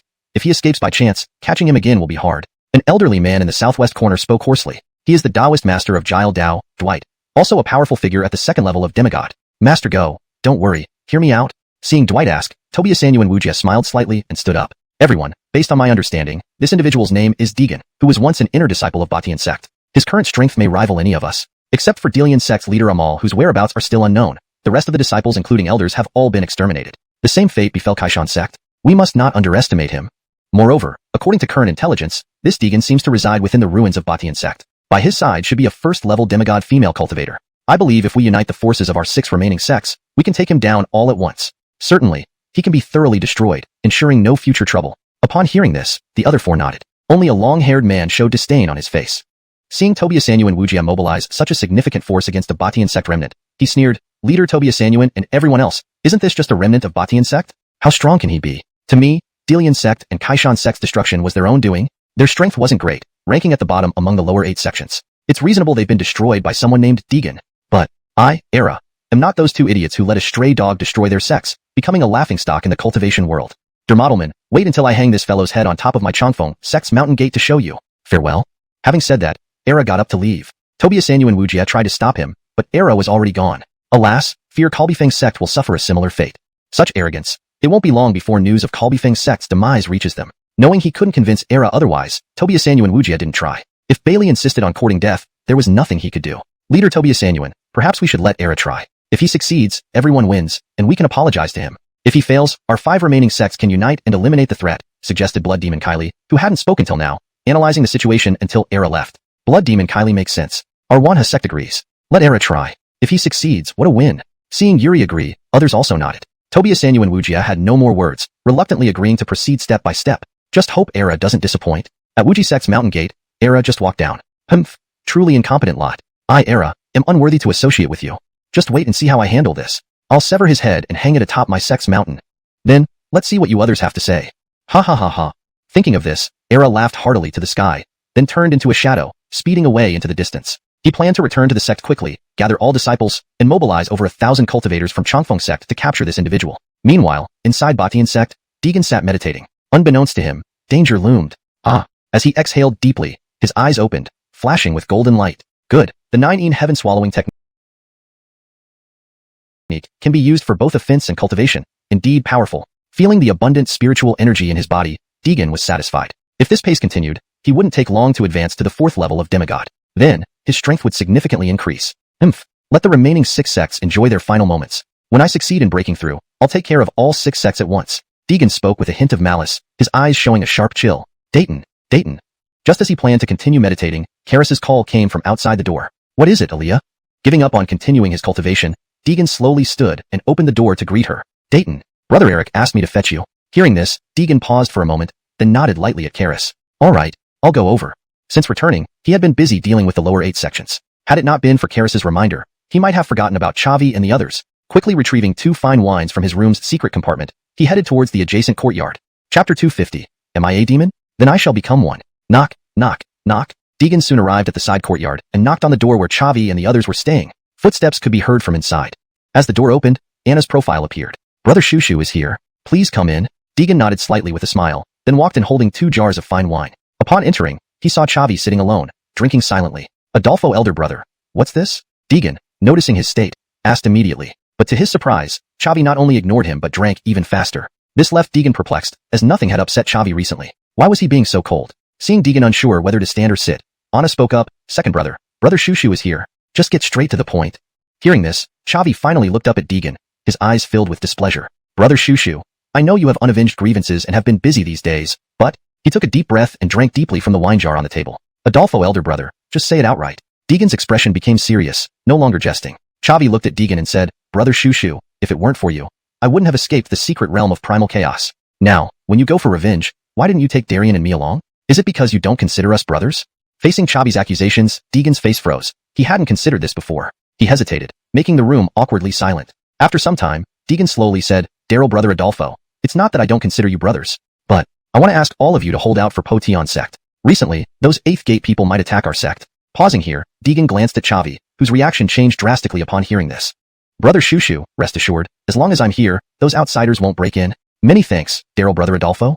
Seeing Deegan like this, Chavi pretended to be angry, shouting, If you consider me a brother, you can't say such things. Come on, let's drink together. All right, this is it, huh? Humph. Hiding in such a decrepit place, truly worthy of the Potion sect. Era gazed at Potion sect, his eyes flashing with disdain. Master, shall we act now? The disciples are ready. An old man approached Era and whispered into his ear. Hearing this, Era nodded lightly. The elder then turned to shout to the Chongfeng sect followers behind him. Men of Chongfeng sect, the demon who destroyed 2 major sects is right before us. On Master's orders, kill him without mercy. As he finished speaking, cheers erupted from behind him. Kill, kill, kill. More than 1,000 cultivators hovered above Potion sect, shouting in unison. Not good. They're really here. Upon hearing the commotion outside, Deegan stood up immediately. Chavi followed closely. Wait up, brother Shushu, I'll go with you. They exchanged glances, then encountered Tad on their way out, entrusting him to protect Anna and the others. Subsequently, they flew toward Potion sect. Seeing the multitude of cultivators, Deegan's expression darkened. He knew these people would eventually come, but not so soon. Demon, today is your day of reckoning. Era shouted as soon as he saw Deegan appear. His brow raised slightly when he noticed Deegan's companions. Haha, unexpected reinforcements? Excellent. We will destroy you all. After today, there will be no Deegan, nor Potion sect, in the cultivation world. Era roared, waving his hand. Countless Chongfeng sect members surged forward. We obey the master's order to execute you. We obey the master's order to execute you. We obey the master's order to execute you. The white-robed cultivators encircled Deegan and his companion. A middle-aged man wielded a sword and pointed it viciously at Deegan. You, the demon, massacred both Dalian sect and Kaishan sect, slaughtering thousands of cultivators. Today, by the will of 10,000 cultivators, we will execute you here. Surrender. Deegan laughed bitterly. It was truly laughable that he was now called a demon. Fine. If I must become a demon to avenge my sect, then I'll be the first great demon of eternity, exterminating every one of you. 9 realms divine punishment. Deegan shouted, summoning a jet-black lightning bolt into the sky. Not good, the demon has made his move. Form the formation quickly, the middle-aged man yelled, taking 2 steps forward while others formed an array around him. Chongfeng's single formation. Activate. Once the formation was set, a sharp aura emanated from behind them, surprising even Deegan. He hadn't expected the 8th gates to still possess such strength. Fascinating. Fascinating. Brother Shushu, I'll handle this. You go and kill their leader. This will collapse their morale. Chavi suddenly spoke up. Deegan nodded and moved towards the nearby group. Above, the sky was filled with dark clouds, ready to unleash black lightning over the entire area, sparing no one. Chapter 250. I am a demon? Then I will become one. Knock, knock, knock. Deegan soon arrived at the side courtyard and knocked on the door of Chavi's room. Footsteps came from inside. As the door opened, Anna's profile appeared. Brother Shushu has come. Please come in. Deegan nodded slightly with a smile and walked in carrying 2 jars of fine wine. Inside, he saw Chavi sitting alone, drinking his sorrows away. Adolfo, brother, what's wrong? Seeing Chavi's state, Deegan asked immediately. However, not only did Chavi ignore him, but he also drank even faster. This left Deegan perplexed, wondering if anything had upset Chavi recently. Why was he so cold to him today? Seeing Deegan standing awkwardly, Anna spoke up. Dayton has come, Erich. Just say it bluntly. Chavi lifted his head upon hearing this. He looked at Deegan with some displeasure, as if Deegan had angered him. Brother Shushu, I know you're busy with your revenge, but... He paused and took a large gulp from the jar on the table. Why didn't you take me and Darien along? Do you not consider us brothers? Confronted with Chavi's questions, Deegan was taken aback. He hadn't thought about this issue recently. Speechless for a moment, the room fell into an awkward silence. After a long pause, Deegan finally said, Brother Adolfo, it's not that I don't consider you as brothers, but I want to ask you and Brother Adolfo to stay behind and protect Heavenly Breaking Sect. Lately, people from the lower 8 sects might attack our sect. At this point, Deegan paused, looking at Chavi's reaction, who became visibly agitated after hearing this. Brother Shushu, rest assured, with me here, no outsiders will breach our defenses. Thank you, Brother Adolfo. Seeing Deegan speak thus, Chavi pretended to be angry and shouted, If you consider me a brother, don't say such things. Come, let's drink together. Sure. This is the place. Hemph. Hiding in such a desolate place, truly fitting for the Heavenly Breaking Sect. Era looked at Heavenly Breaking Sect disdainfully. Master, shall we proceed? The disciples are ready. An elder stepped forward and whispered to Era. Nodding, Era gestured for the elder to announce it to the Changfeng sect members gathered behind. Men of Changfeng sect. The demon responsible for annihilating 2 major sects stands before us. Master orders us to kill him without mercy. The elder's words were met with chants from over 1,000 cultivators above heavenly breaking sect. Kill, kill, kill. Not good they've come. Hearing the commotion outside, Deegan stood up and prepared to leave. Chavi followed him. Wait, brother Shushu. Let me go with you. They exchanged glances, then met Tad and asked him to protect Anna and the others. They flew towards heavenly breaking sect. Seeing the thousands of cultivators, Deegan frowned. He knew they would come, just not this soon. Demon, today is your end. Era shouted upon seeing Deegan, raising an eyebrow when he noticed the company. Huh, so you have help? Fine, then we'll eliminate all of you. After today, there will be no more Deegan or heavenly breaking sect. Era signaled, and countless Changfeng sect members surged forward. We obey Master's command to destroy you. They surrounded Deegan and his companion. A middle-aged man brandished his sword menacingly. You, demon, slaughtered thousands in Butterfly Love sect and Founding Mountain sect. We represent the will of 10,000 cultivators and will execute you here. Surrender. Deegan laughed coldly, finding it laughable that he was now called a demon. Fine. If becoming a demon means avenging my sect, then I'll become the most notorious demon in history and slay every one of you. 9 Firmament's divine punishment. With a roar, a jet-black lightning bolt shot from Deegan's hands into the sky. He's attacking, quick. Form the array. The middle-aged man barked orders, stepping forward while the others formed an intricate formation around him. Linear Changfeng formation. Activate. As the array was completed, a fierce aura radiated outwards, surprising even Deegan. He hadn't expected the lower 8 sects to still have such strength. Interesting, very interesting. Brother Shushu, let me handle this. You go after their leader. Once he falls, they'll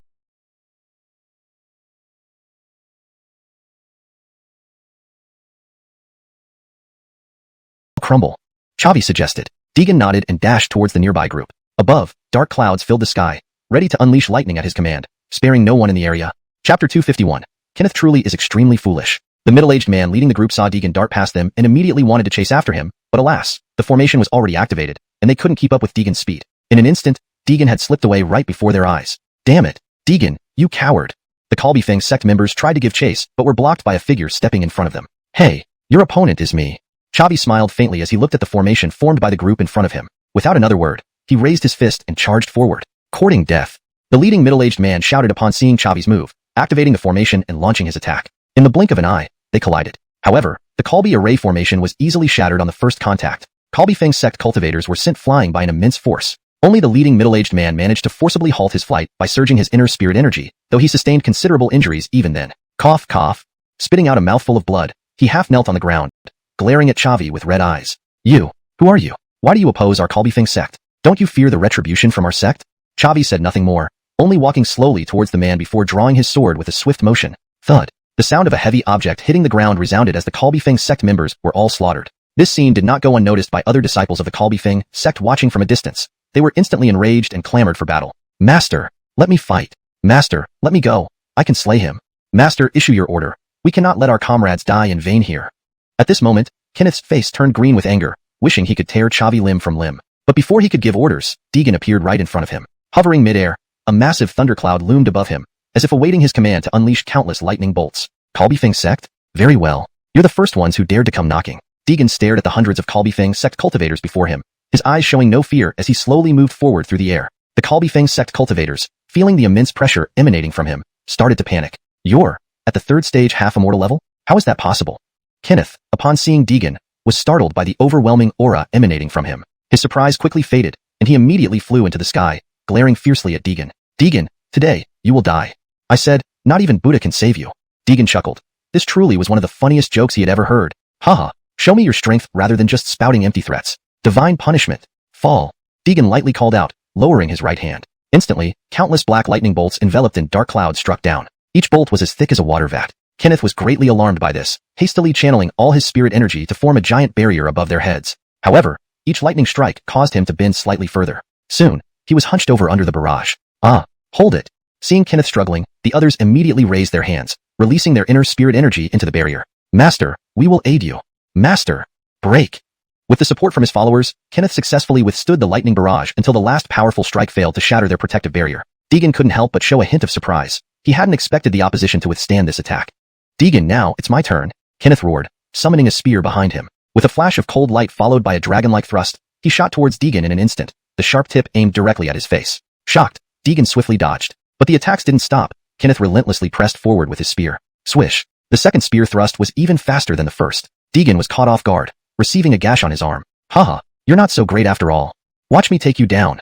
Triumphant, Kenneth lunged at Deegan again, his spear sweeping across and cutting off all escape routes. That guy's spear technique is indeed formidable, Deegan thought while dodging, trying to think of a way to counter it. But Kenneth fought fiercely, leaving several cuts on Deegan's body within moments. Ha ha ha, surrender your life. Break, phoenix-piercing spear. Kenneth shouted, a faint blue aura enveloping the spear. He leaped high and hurled the spear with great force, its trail glowing like a phoenix made of blue fire. Haha, this is Master's signature move. Deegan is done for.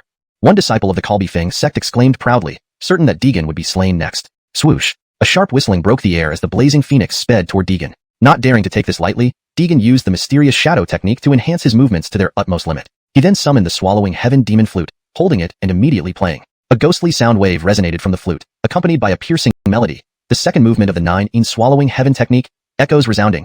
Upon touching the flute's melody, the blue phoenix froze mid-air. The blue flames on the spear extinguished rapidly, reverting it to its original form. What kind of technique is this? So bizarre? Seeing his move countered, Kenneth was taken aback, panic flashing in his eyes. What? Master's technique was countered? The earlier disciple's triumphant look vanished, replaced by shock. Everyone else nearby shared the same expression of astonishment. They knew Kenneth had once killed a first-stage half-immortal with this very spear, and even against another third-stage half-immortal, he had never been at a disadvantage. Yet here, someone of the same cultivation level had effortlessly countered his signature move. How could they not be shocked? Not good. We need to report back. Cultivating sect might lose. A youth among the rear ranks whispered cautiously, hurriedly using a secret technique to send the battle update back to headquarters. Elsewhere, the patriarch of Wuji sect, Tobiasanyu Wujia, sat meditating in the hall when someone rushed in. Kylie, the spy has sent a secret report, saying, Tobiasanyu Wujia opened his eyes, seeing the intruder. What does it say? Saying that Changfeng sect is about to fall. That Deegan has already reached the third stage half-immortal, and in combat with Kenneth, he shows no sign of disadvantage. In Podatian sect, there are reinforcements. It seems Changfeng sect won't last much longer. Upon hearing this, Tobiasanyu Wujia immediately smashed a cup beside him in rage. This Kenneth is truly incredibly foolish. This action frightened the person before him, who drew back his neck and dared not speak. It was clear that Tobiasanyu Wujia was trying to control his emotions, as his chest kept rising and falling. After a long while, he slowly spoke to the one below him. Send this information to the other 4 great sects and summon their leaders to meet at Wuji sect tomorrow. Say there's an urgent matter to discuss. Yes, I will go now. The disciple left, leaving Tobiasanyu Wujia alone in the vast hall. He stood by the window, gazing into the distance, his eyes gradually revealing a deep killing intent. Deegan, Podatian sect. Very well. At the Jile Dao Immortality Hall. Justin Dao, something's wrong? Why so flustered? Don't you know your ancestor was attempting to break through to the third stage half-immortal? Dwight's gathered spirit energy instantly dispersed as he glared at the disciple who had rushed into the Immortality Hall, clearly displeased. Justin, Wuji sect just sent word that Changfeng sect's Kenneth has attacked Podatian sect. What is the situation now? How did it turn out?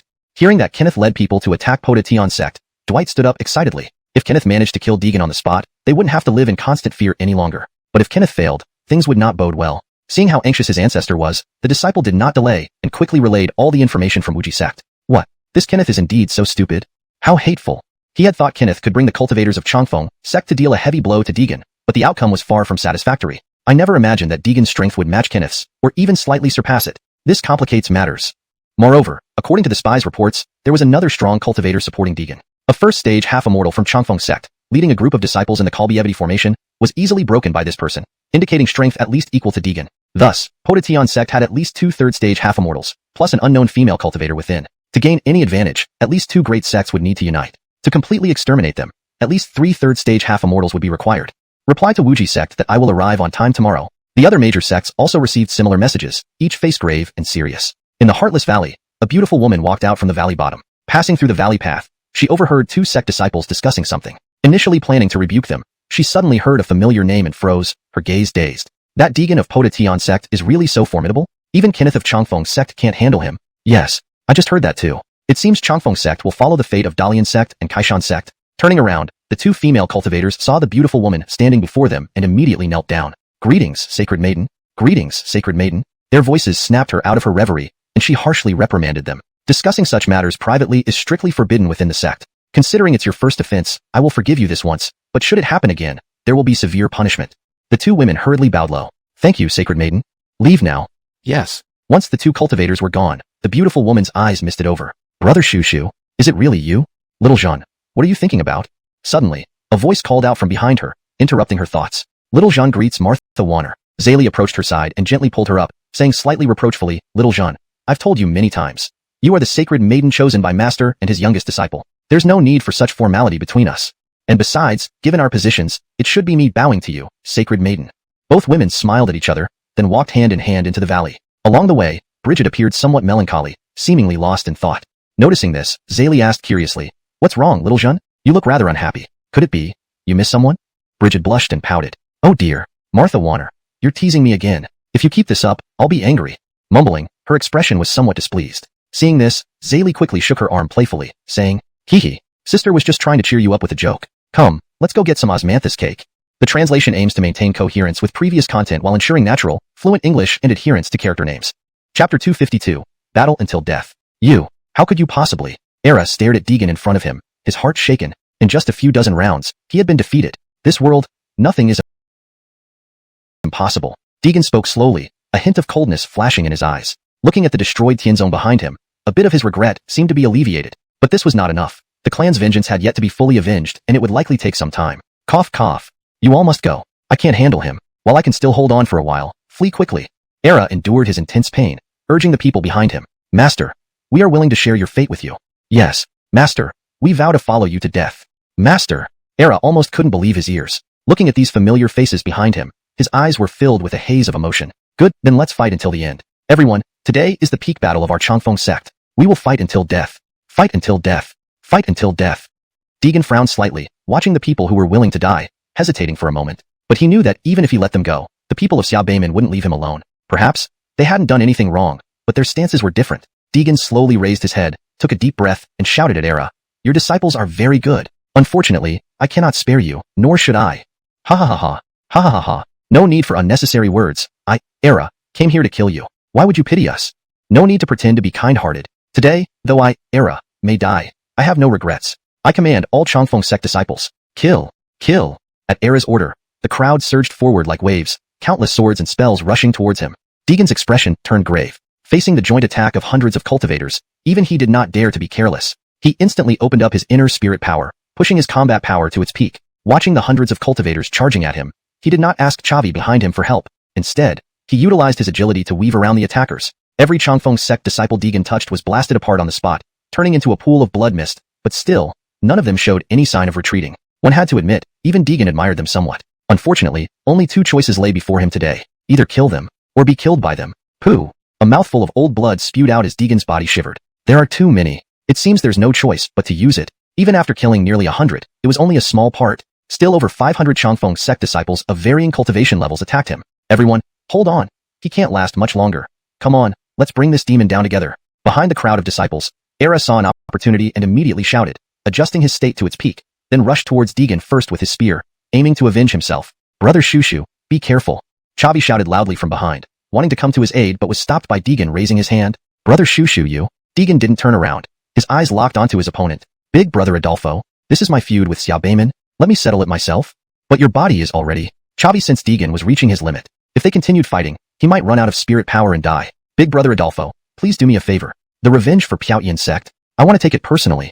Please guard the sect for me." Breathing heavily, Deegan's voice hoarse, covered in bloody wounds except for his glaring eyes. "You.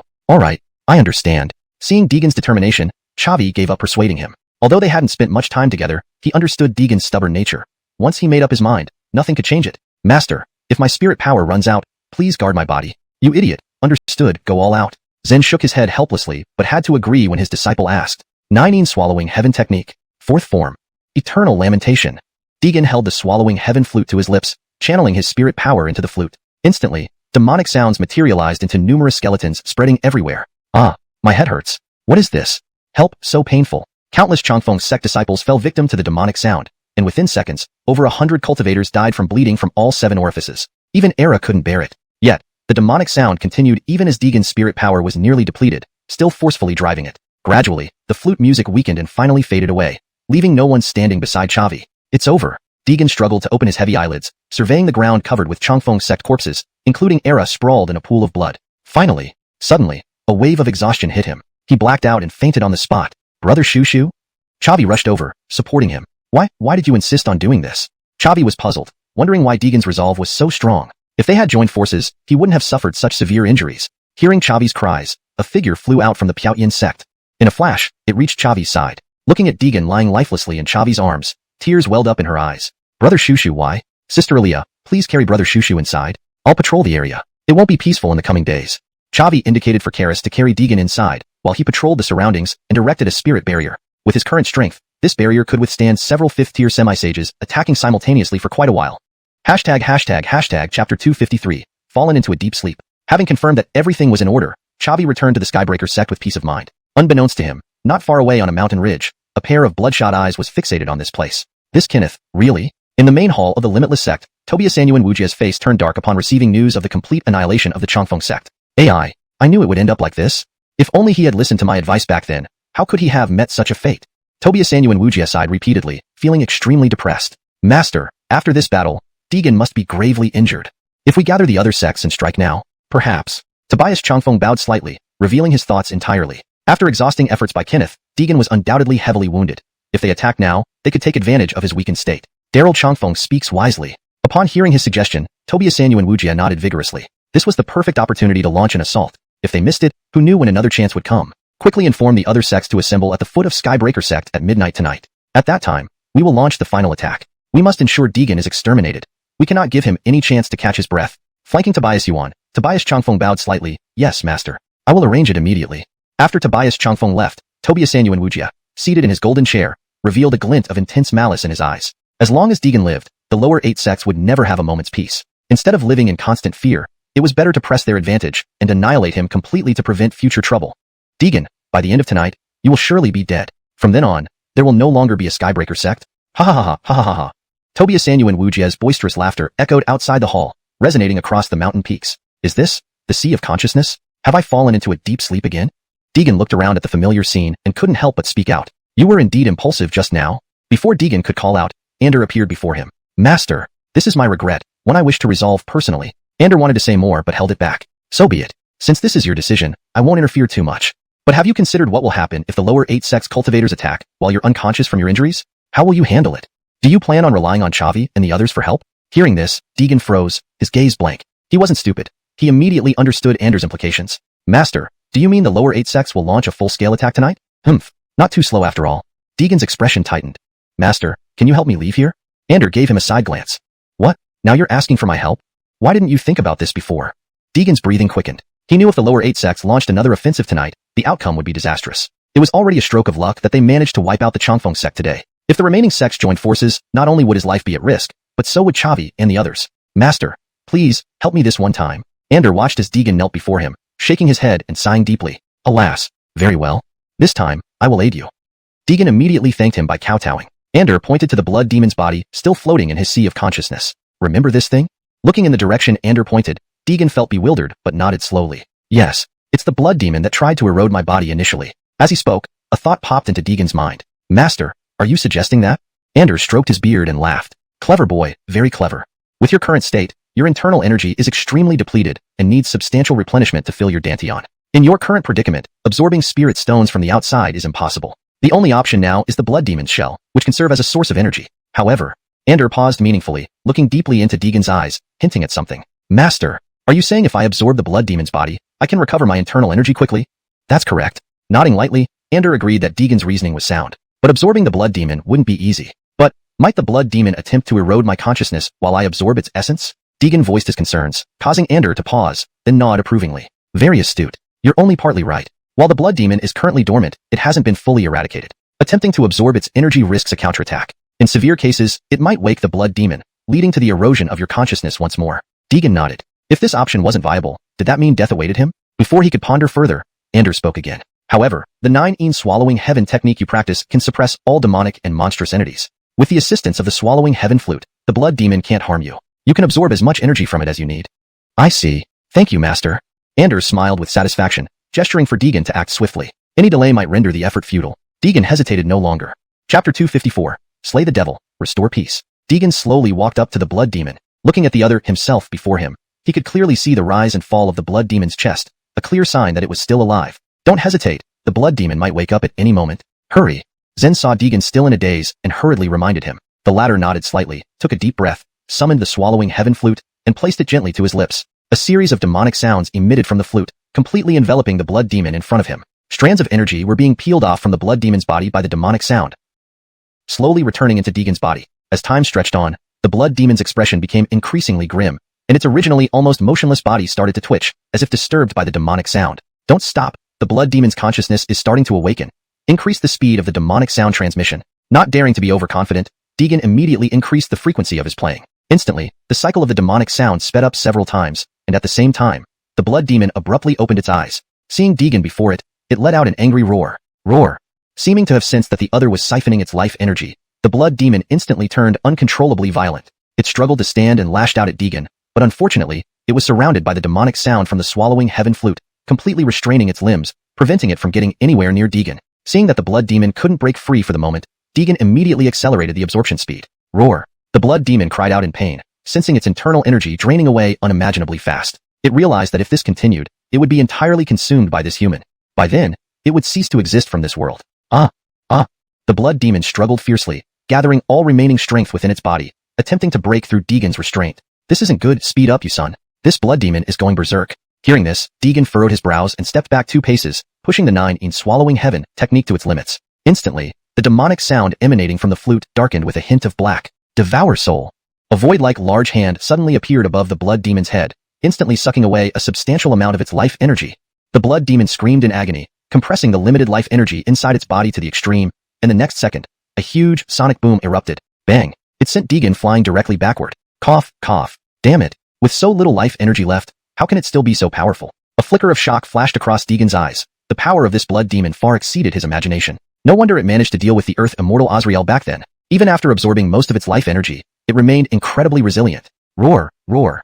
With the loss of demonic sound's restraints, the blood demon instantly went berserk, charging ferociously towards Deegan. Not daring to underestimate it, Deegan quickly retreated, using mysterious tracing to its fullest, preventing the blood demon from catching up to him. Meanwhile, he blew on the swallowing heaven flute, unleashing waves of demonic sound again. Whistle. But this attack had no effect on the berserk blood demon. F***CK. This blood demon's vitality is truly tenacious. Helplessly, Deegan immediately used the second form of the 9 in swallowing heaven technique. Afterglow resonance. The power of the demonic sound attack instantly rose several levels, instantly sending the blood demon flying. It hit the ground heavily. Seeing this, Deegan didn't intend to let it go. He raised his right hand high. Heavenly wrath of the 9 realms. Immediately, a pitch-black bolt of lightning rose from his hand, swiftly summoning a heavy cloud of black clouds above. Rumble. Countless bolts of black lightning continuously flashed among the clouds, exuding intense and formidable energy. Sensing the threat of death, the blood demon got up immediately, trying to escape, but alas, it was too late. Boom. Several wrist-thick black lightning bolts struck down mercilessly, instantly charring the blood demon. Seeing the blood demon before him devoid of any life force, Deegan finally sighed in relief. This thing really isn't easy to kill. Don't joke. A blood demon of Earth immortal realm, even severely wounded and greatly weakened, isn't something you can easily handle. If it weren't for the 9 in swallowing heaven technique combined with the swallowing heaven flute, suppressing the blood demon to a great extent, you would have been possessed again. Zen rolled her eyes and spoke slowly. Though her words were harsh, Deegan understood that she was right. Following Zen's guidance, he absorbed the entire blood demon entirely. Immediately, a massive surge of blood chi surged wildly within his body. All of this was the energy from the blood demon, which transformed into countless blood chi upon being absorbed by Deegan. His face looked pale, as if enduring immense pain. Hurry, use the 9 in swallowing heaven technique to absorb it. Any later, and your bloodstream will burst? Seeing Deegan's condition worsening, Zen guessed the cause and urgently instructed him to absorb the raging blood chi. Deegan responded quietly, sat cross-legged, and rapidly circulated the 9 in swallowing heaven technique. The blood chi within his body, as if guided by a mysterious force, gradually calmed down, allowing Deegan to freely absorb it. Outside Wuji sect's Wuji Hall, nearly 10,000 disciples from the remaining 5 major sects gathered here. Before them stood the 5 major sect leaders, including Tobias Sanyu and Wujia. Eyeing the sea of people below, Tobias Sanyu and Wujia coldly addressed them. Der Modelman, today, we gather here from the 5 major sects for one purpose. To punish the demon Deegan, who has consecutively massacred Butterfly Affinity Sect and Kaishan Sect.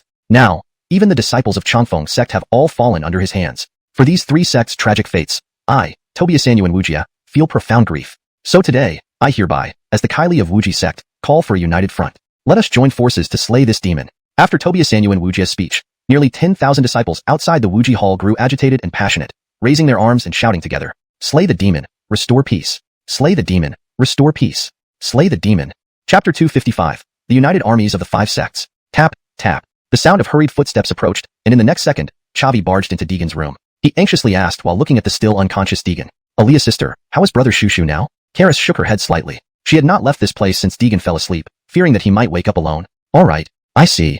Seeing Deegan still unconscious, Chavi nodded gently, making a decision within himself. He intended to intercept all the cultivators outside by himself, aiming to protect Anna, Aling, and others at the very least. Without hesitation, Chavi instantly appeared above the sky. Facing an overwhelmingly large crowd, it was impossible for him not to feel pressure. Even with his current peak level 9 quasi-immortal strength, he was still a quasi-immortal as long as he hadn't transcended to Earth immortal realm. Humph. Today, with me Chavi here, no one will be allowed to cross this line and harm any of us. Chavi's eyes flickered with intense killing intent. Looking at the tens of thousands of cultivators ahead, there was no hint of fear. Swoosh. Suddenly, a figure flashed from behind. Surprise crossed Chavi's face as he gazed at the person, momentarily speechless. Why? Are you alone allowed to play the hero? I say, Brother Eric, when did you become so isolated? You didn't even call your brother for a fight? Have you forgotten about me, Bryant, or do you not consider me a brother anymore? Looking at Bryant's cheerful smile, a haze rose in Chavi's eyes before he smiled softly. Fine, today, we brothers will fight together. We'll kill everyone in front of us. We won't let anyone hurt brothers Shushu and the others. Precisely my thought. They exchanged glances and then appeared 100 meters away. Behind them, a thick, transparent spirit aura barrier emerged. Who's ahead? Retreat immediately. An elder saw the two suddenly blocking their path and bellowed loudly. What if I don't? Chavi's expression darkened, and he sternly replied. His long saber was already drawn, ready to attack at any moment. How dare you obstruct the united armies of the 5 sects? This is truly courting death. Daryl Xiaoshuang, watch as I kill you. The elder roared in anger and lunged forward without delay. He swung a huge mountain-splitting axe down. The momentum was formidable. If it were an ordinary person, this strike would split them in half. Unfortunately, they weren't dealing with an ordinary person. Seeing the elder attack, Chavi smiled knowingly. He sidestepped, dodging the axe blow and slashed upward with his saber. Brip. A burst of blood spurted as the elder's arm was severed on the spot. Such strength? Daring to show off in front of the master? Chavi sneered disdainfully, looking at the terror-stricken elder without pity. He sliced across effortlessly, and a round head dropped beside him. The sight terrified the tens of thousands of combined army cultivators, freezing them in their tracks. Asterisk. One saber swing killed an elder? That elder was at the peak grand ascension stage. One hit and he was dead? One disciple among the combined forces exclaimed in shock. Just one encounter and an elder from the 5 sects was easily slain. This required at least a mid-level quasi-immortal power. Baron. Standing on the right side of the formation, a white-haired elder, upon seeing his sectmate killed, was furious. Releasing first-level quasi-immortal energy, immense pressure mixed with endless rage surged towards Chavi. Return. This man's strength is unfathomable. Do not make rash moves. As the elder rushed out, a voice cried out from behind. But it was too late. In one breath, the white-haired elder reached Chavi, brandishing a short sword wildly. Phantom sword chi. Berzip. A fierce sword chi shot out from the elder's short sword, instantly attacking Chavi. A petty trick. Chavi grinned and slashed directly down on the incoming sword chi, forcefully dispelling it. What? My phantom sword chi actually? The elder's eyes showed pure terror. He never expected his full attack to be so easily deflected. Moreover, without using any special technique, the disparity in strength was apparent. What are you waiting for? Retreat quickly. Upon hearing the cries from behind, the elder tried to retreat but was intercepted by Chavi's saber, which emitted a razor-sharp blade chi, far more powerful than the elder's attack, truly turning his own tactic against him. Swoosh. Before the elder ran several steps, he was cut through by the blade chi, stopping instantly and standing frozen. In moments, he was severed at the waist, flesh and organs spilling out in a gruesome scene. But the blade chi did not disappear after killing the elder. Instead, it sped towards the united armies of the 5 sects. Swoosh. Those disciples didn't even have time to react, as the blade chi sliced through their bodies. Several seconds later, hundreds of disciples died on the spot, dying horrific deaths. Several low psychological endurance disciples immediately vomited. Seeing this, Tobiasanyu and Wujia's face turned livid. Just one encounter caused 2 elders and hundreds of disciples from the 5 sects united army to die. Not eliminating such a menace quickly was inviting disaster. Still hesitating? All quasi-immortals 2nd level and above, follow me, attack now. With Tobiasanyu and Wujia's roar, dozens of 2nd level quasi-immortals and above, including himself, sped towards Chavi. Sky-shaking ultimate. Tobiasanyu and Wujia moved fastest, rushing to Chavi, infusing all his spirit energy into his right hand, and delivering a powerful strike. Boom. A deafening sound rang out, but it missed Chavi entirely. Darn. Again. Seeing his attack miss, Tobiasanyu and Wujia flew into a rage, gathering spiritual energy into both fists and launching another fierce assault on Chavi. Clink, clink, clink. Countless fist shadows rained down like raindrops on Chavi's long saber. Your strength is quite impressive, but you're still inferior to me. Chavi laughed heartily, swinging his long saber wildly. Each slash was lethal. If Tobiasanyu and Wujia didn't dodge, he would have been hacked to pieces instantly. Chapter 256, a mere 4th stage half-immortal, and you dare to boast in front of me? Seeing this, Tobiasanyu and Wujia was instantly startled. He had not expected the man before him to be so formidable, his long blade as if it had eyes, following him wherever he went. Damn it! Tobiasanyu and Wujia shouted coldly, slashing a palm at the long blade, immediately being forced back several steps by the powerful impact force, creating distance between the two. What? Is that all? Eyeing Tobiasanyu and Wujia, Chavi sneered. If he wished to kill him, it would merely take some effort. But Tobiasanyu and Wujia wasn't foolish. Knowing he was no match, he promptly summoned 2 others to join him in attacking Chavi. 2 fists can hardly contend with 4 hands. With 3 people attacking in unison, even Chavi struggled to counteract. He was driven back relentlessly, on the verge of retreating right into the spiritual barrier.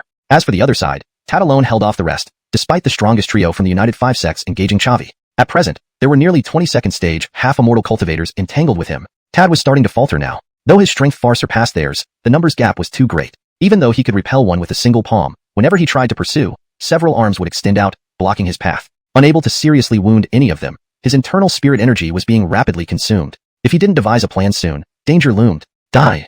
Seizing upon Chavi's momentary lapse, Tobiasanyu and Wujia roared, stomping on the ground fiercely and delivering a powerful kick. Smack! The kick landed squarely on Chavi's chest, who grunted and stumbled back 2 steps, his movements momentarily floundering. Damn it! The synergy of these 3 is flawless. What do I do now? Facing these 3 adversaries, Chavi could easily overpower anyone individually, but together they left him without an advantage. And then they wounded him. Pierced the heavens, boundless.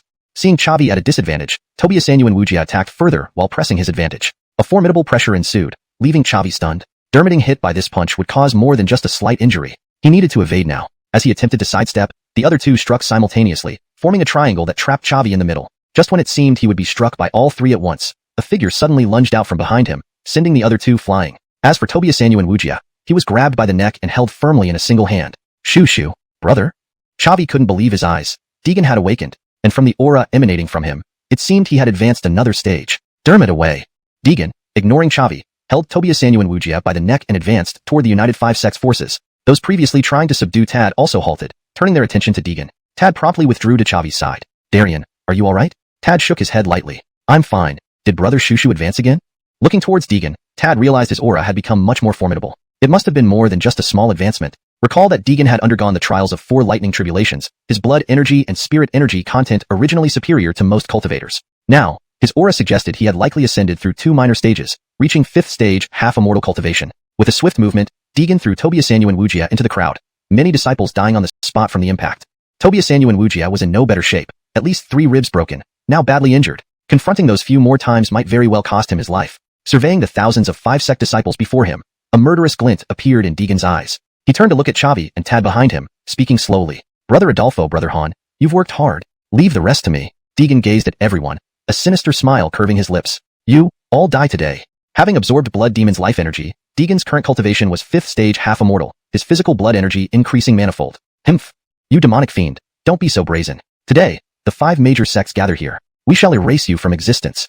Akash huffed coldly, emerging suddenly amidst a powerful aura, glaring fiercely at Deegan. Justin, he has advanced? Behind him, a Blood Shadow sect disciple exclaimed in shock, sensing that the Justin's aura had significantly strengthened. Humph! While this old man was holding back earlier, I broke through to 4th stage half-immortal.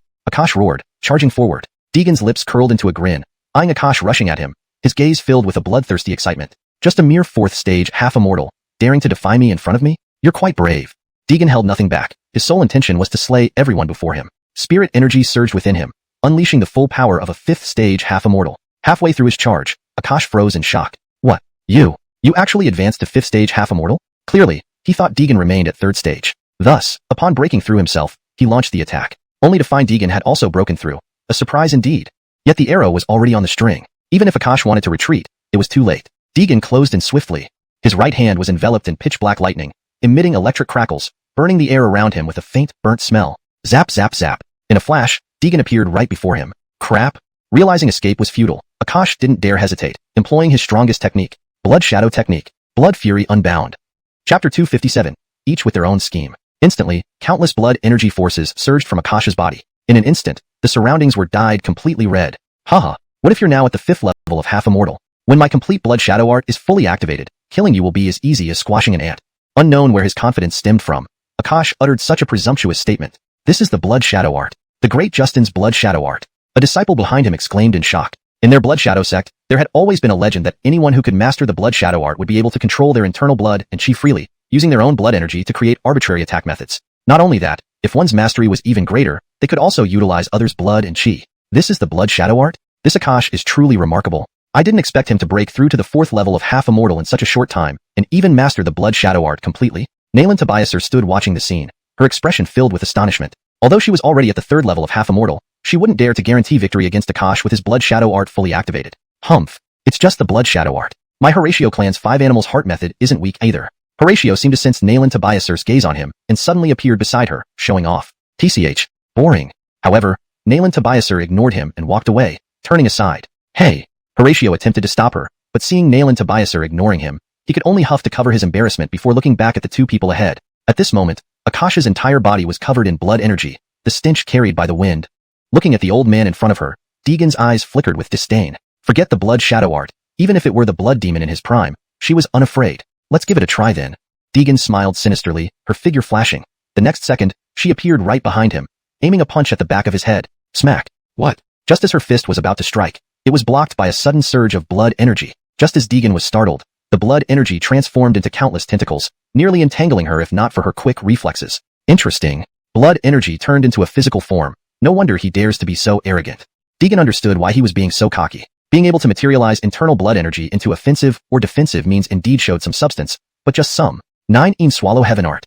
After image lingering sound, Deegan immediately summoned the Swallow Heaven Flute, blowing into it. Immediately, demonic sounds emerged, slowly advancing towards Akash. What kind of technique is this?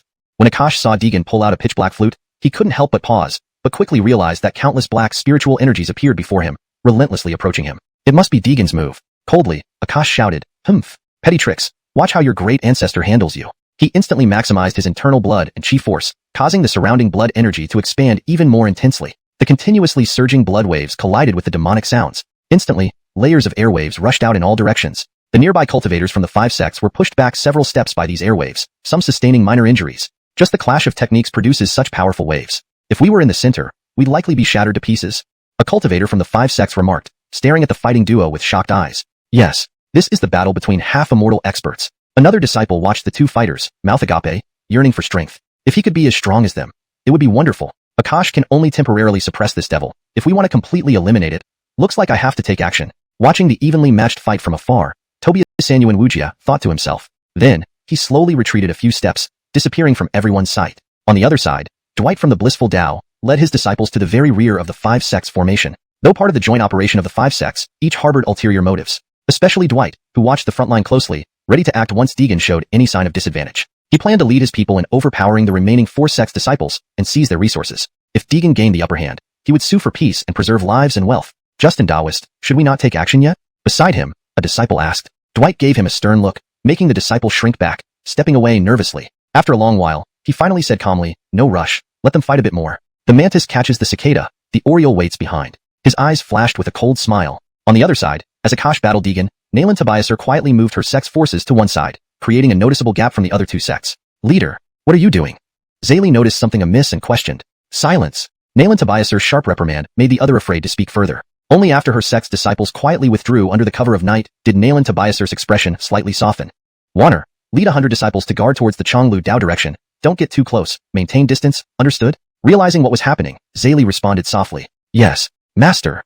Only after Zayli left did Nalan Tobiaser emit a cold laugh, feeling certain of her success. Chapter 258, Finale. Deegan squinted his eyes, gazing at the blood shadow Justin in front of him. He felt a bit stunned. Being able to match him under such circumstances truly indicated that the old man's strength was formidable. Before his breakthrough, Deegan might not have been a match for him, but now? Humph. I said you would all die today. 9. Heaven-devouring art a ju in swallowing darkness. With a cold smirk, Deegan shouted and poured all his spiritual energy into the heaven-devouring flute. The demonic tune spread, transforming into an enormous black dragon behind him. Its entire body was pitch black, radiating faint black light. What? This? How is this possible? The blood shadow Justin, witnessing this, immediately froze. Feeling the overwhelming pressure from the massive black dragon, he could barely breathe. Under Deegan's control, the dragon appeared before the blood shadow Justin in a flash, roaring fiercely. Roar. A mighty roar echoed through the sky, leaving the cultivators from the 5 sects staring wide-eyed. This is actually a dragon? How can it be? How could he summon a giant dragon? It's unbelievable. The cultivators were utterly shocked by the sudden appearance of the dragon, all standing dumbfounded. The blood shadow Justin, oppressed by the dragon's immense pressure, couldn't move an inch. He could only watch helplessly as the dragon pounced down on him. At the moment the giant dragon landed, there was no chance for the blood shadow Justin to escape. He was pinned to the ground by its gigantic claws. Overwhelmed by the intense pressure, he didn't even get a chance to scream before being crushed into nothingness. Boom. A deafening explosion rocked the entire area. Massive cracks instantly appeared on the ground, swallowing some disciples who didn't manage to escape in time.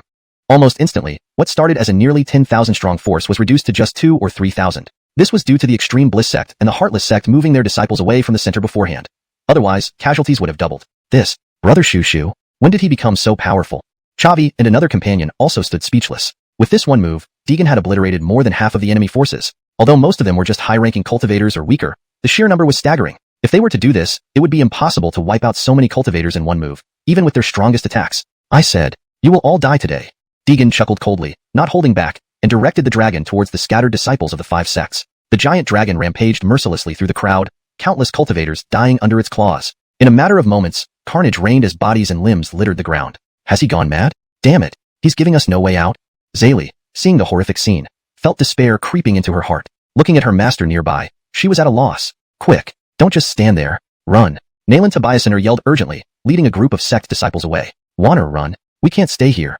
She shouted to Zayli, who quickly nodded and fled the battlefield. They managed to escape relatively quickly, but the numerous disciples of the Extreme Bliss sect were less fortunate. Their position was closer than the Heartless sects, and Dwight hadn't anticipated the battle turning this way. The sight of the charging dragon frightened them to the core. There was no other choice but to flee. His quick speed saved him from the dragon's pursuit, but his disciples weren't as lucky. As the dragon flew overhead, hundreds of them were crushed into flesh pulp by the immense air pressure. Run. Help me. Justin. Save me. I don't want to die. Help. Someone. Please save me. Cries of desperation filled the air as those who hadn't perished yet felt utter despair. Even if the dragon didn't finish them off, death was imminent. Roar. After ravaging countless cultivators, the dragon let out a long, mighty roar, then dissipated into thin black smoke, vanishing into the wind. Cough cough. Still quite exhausting.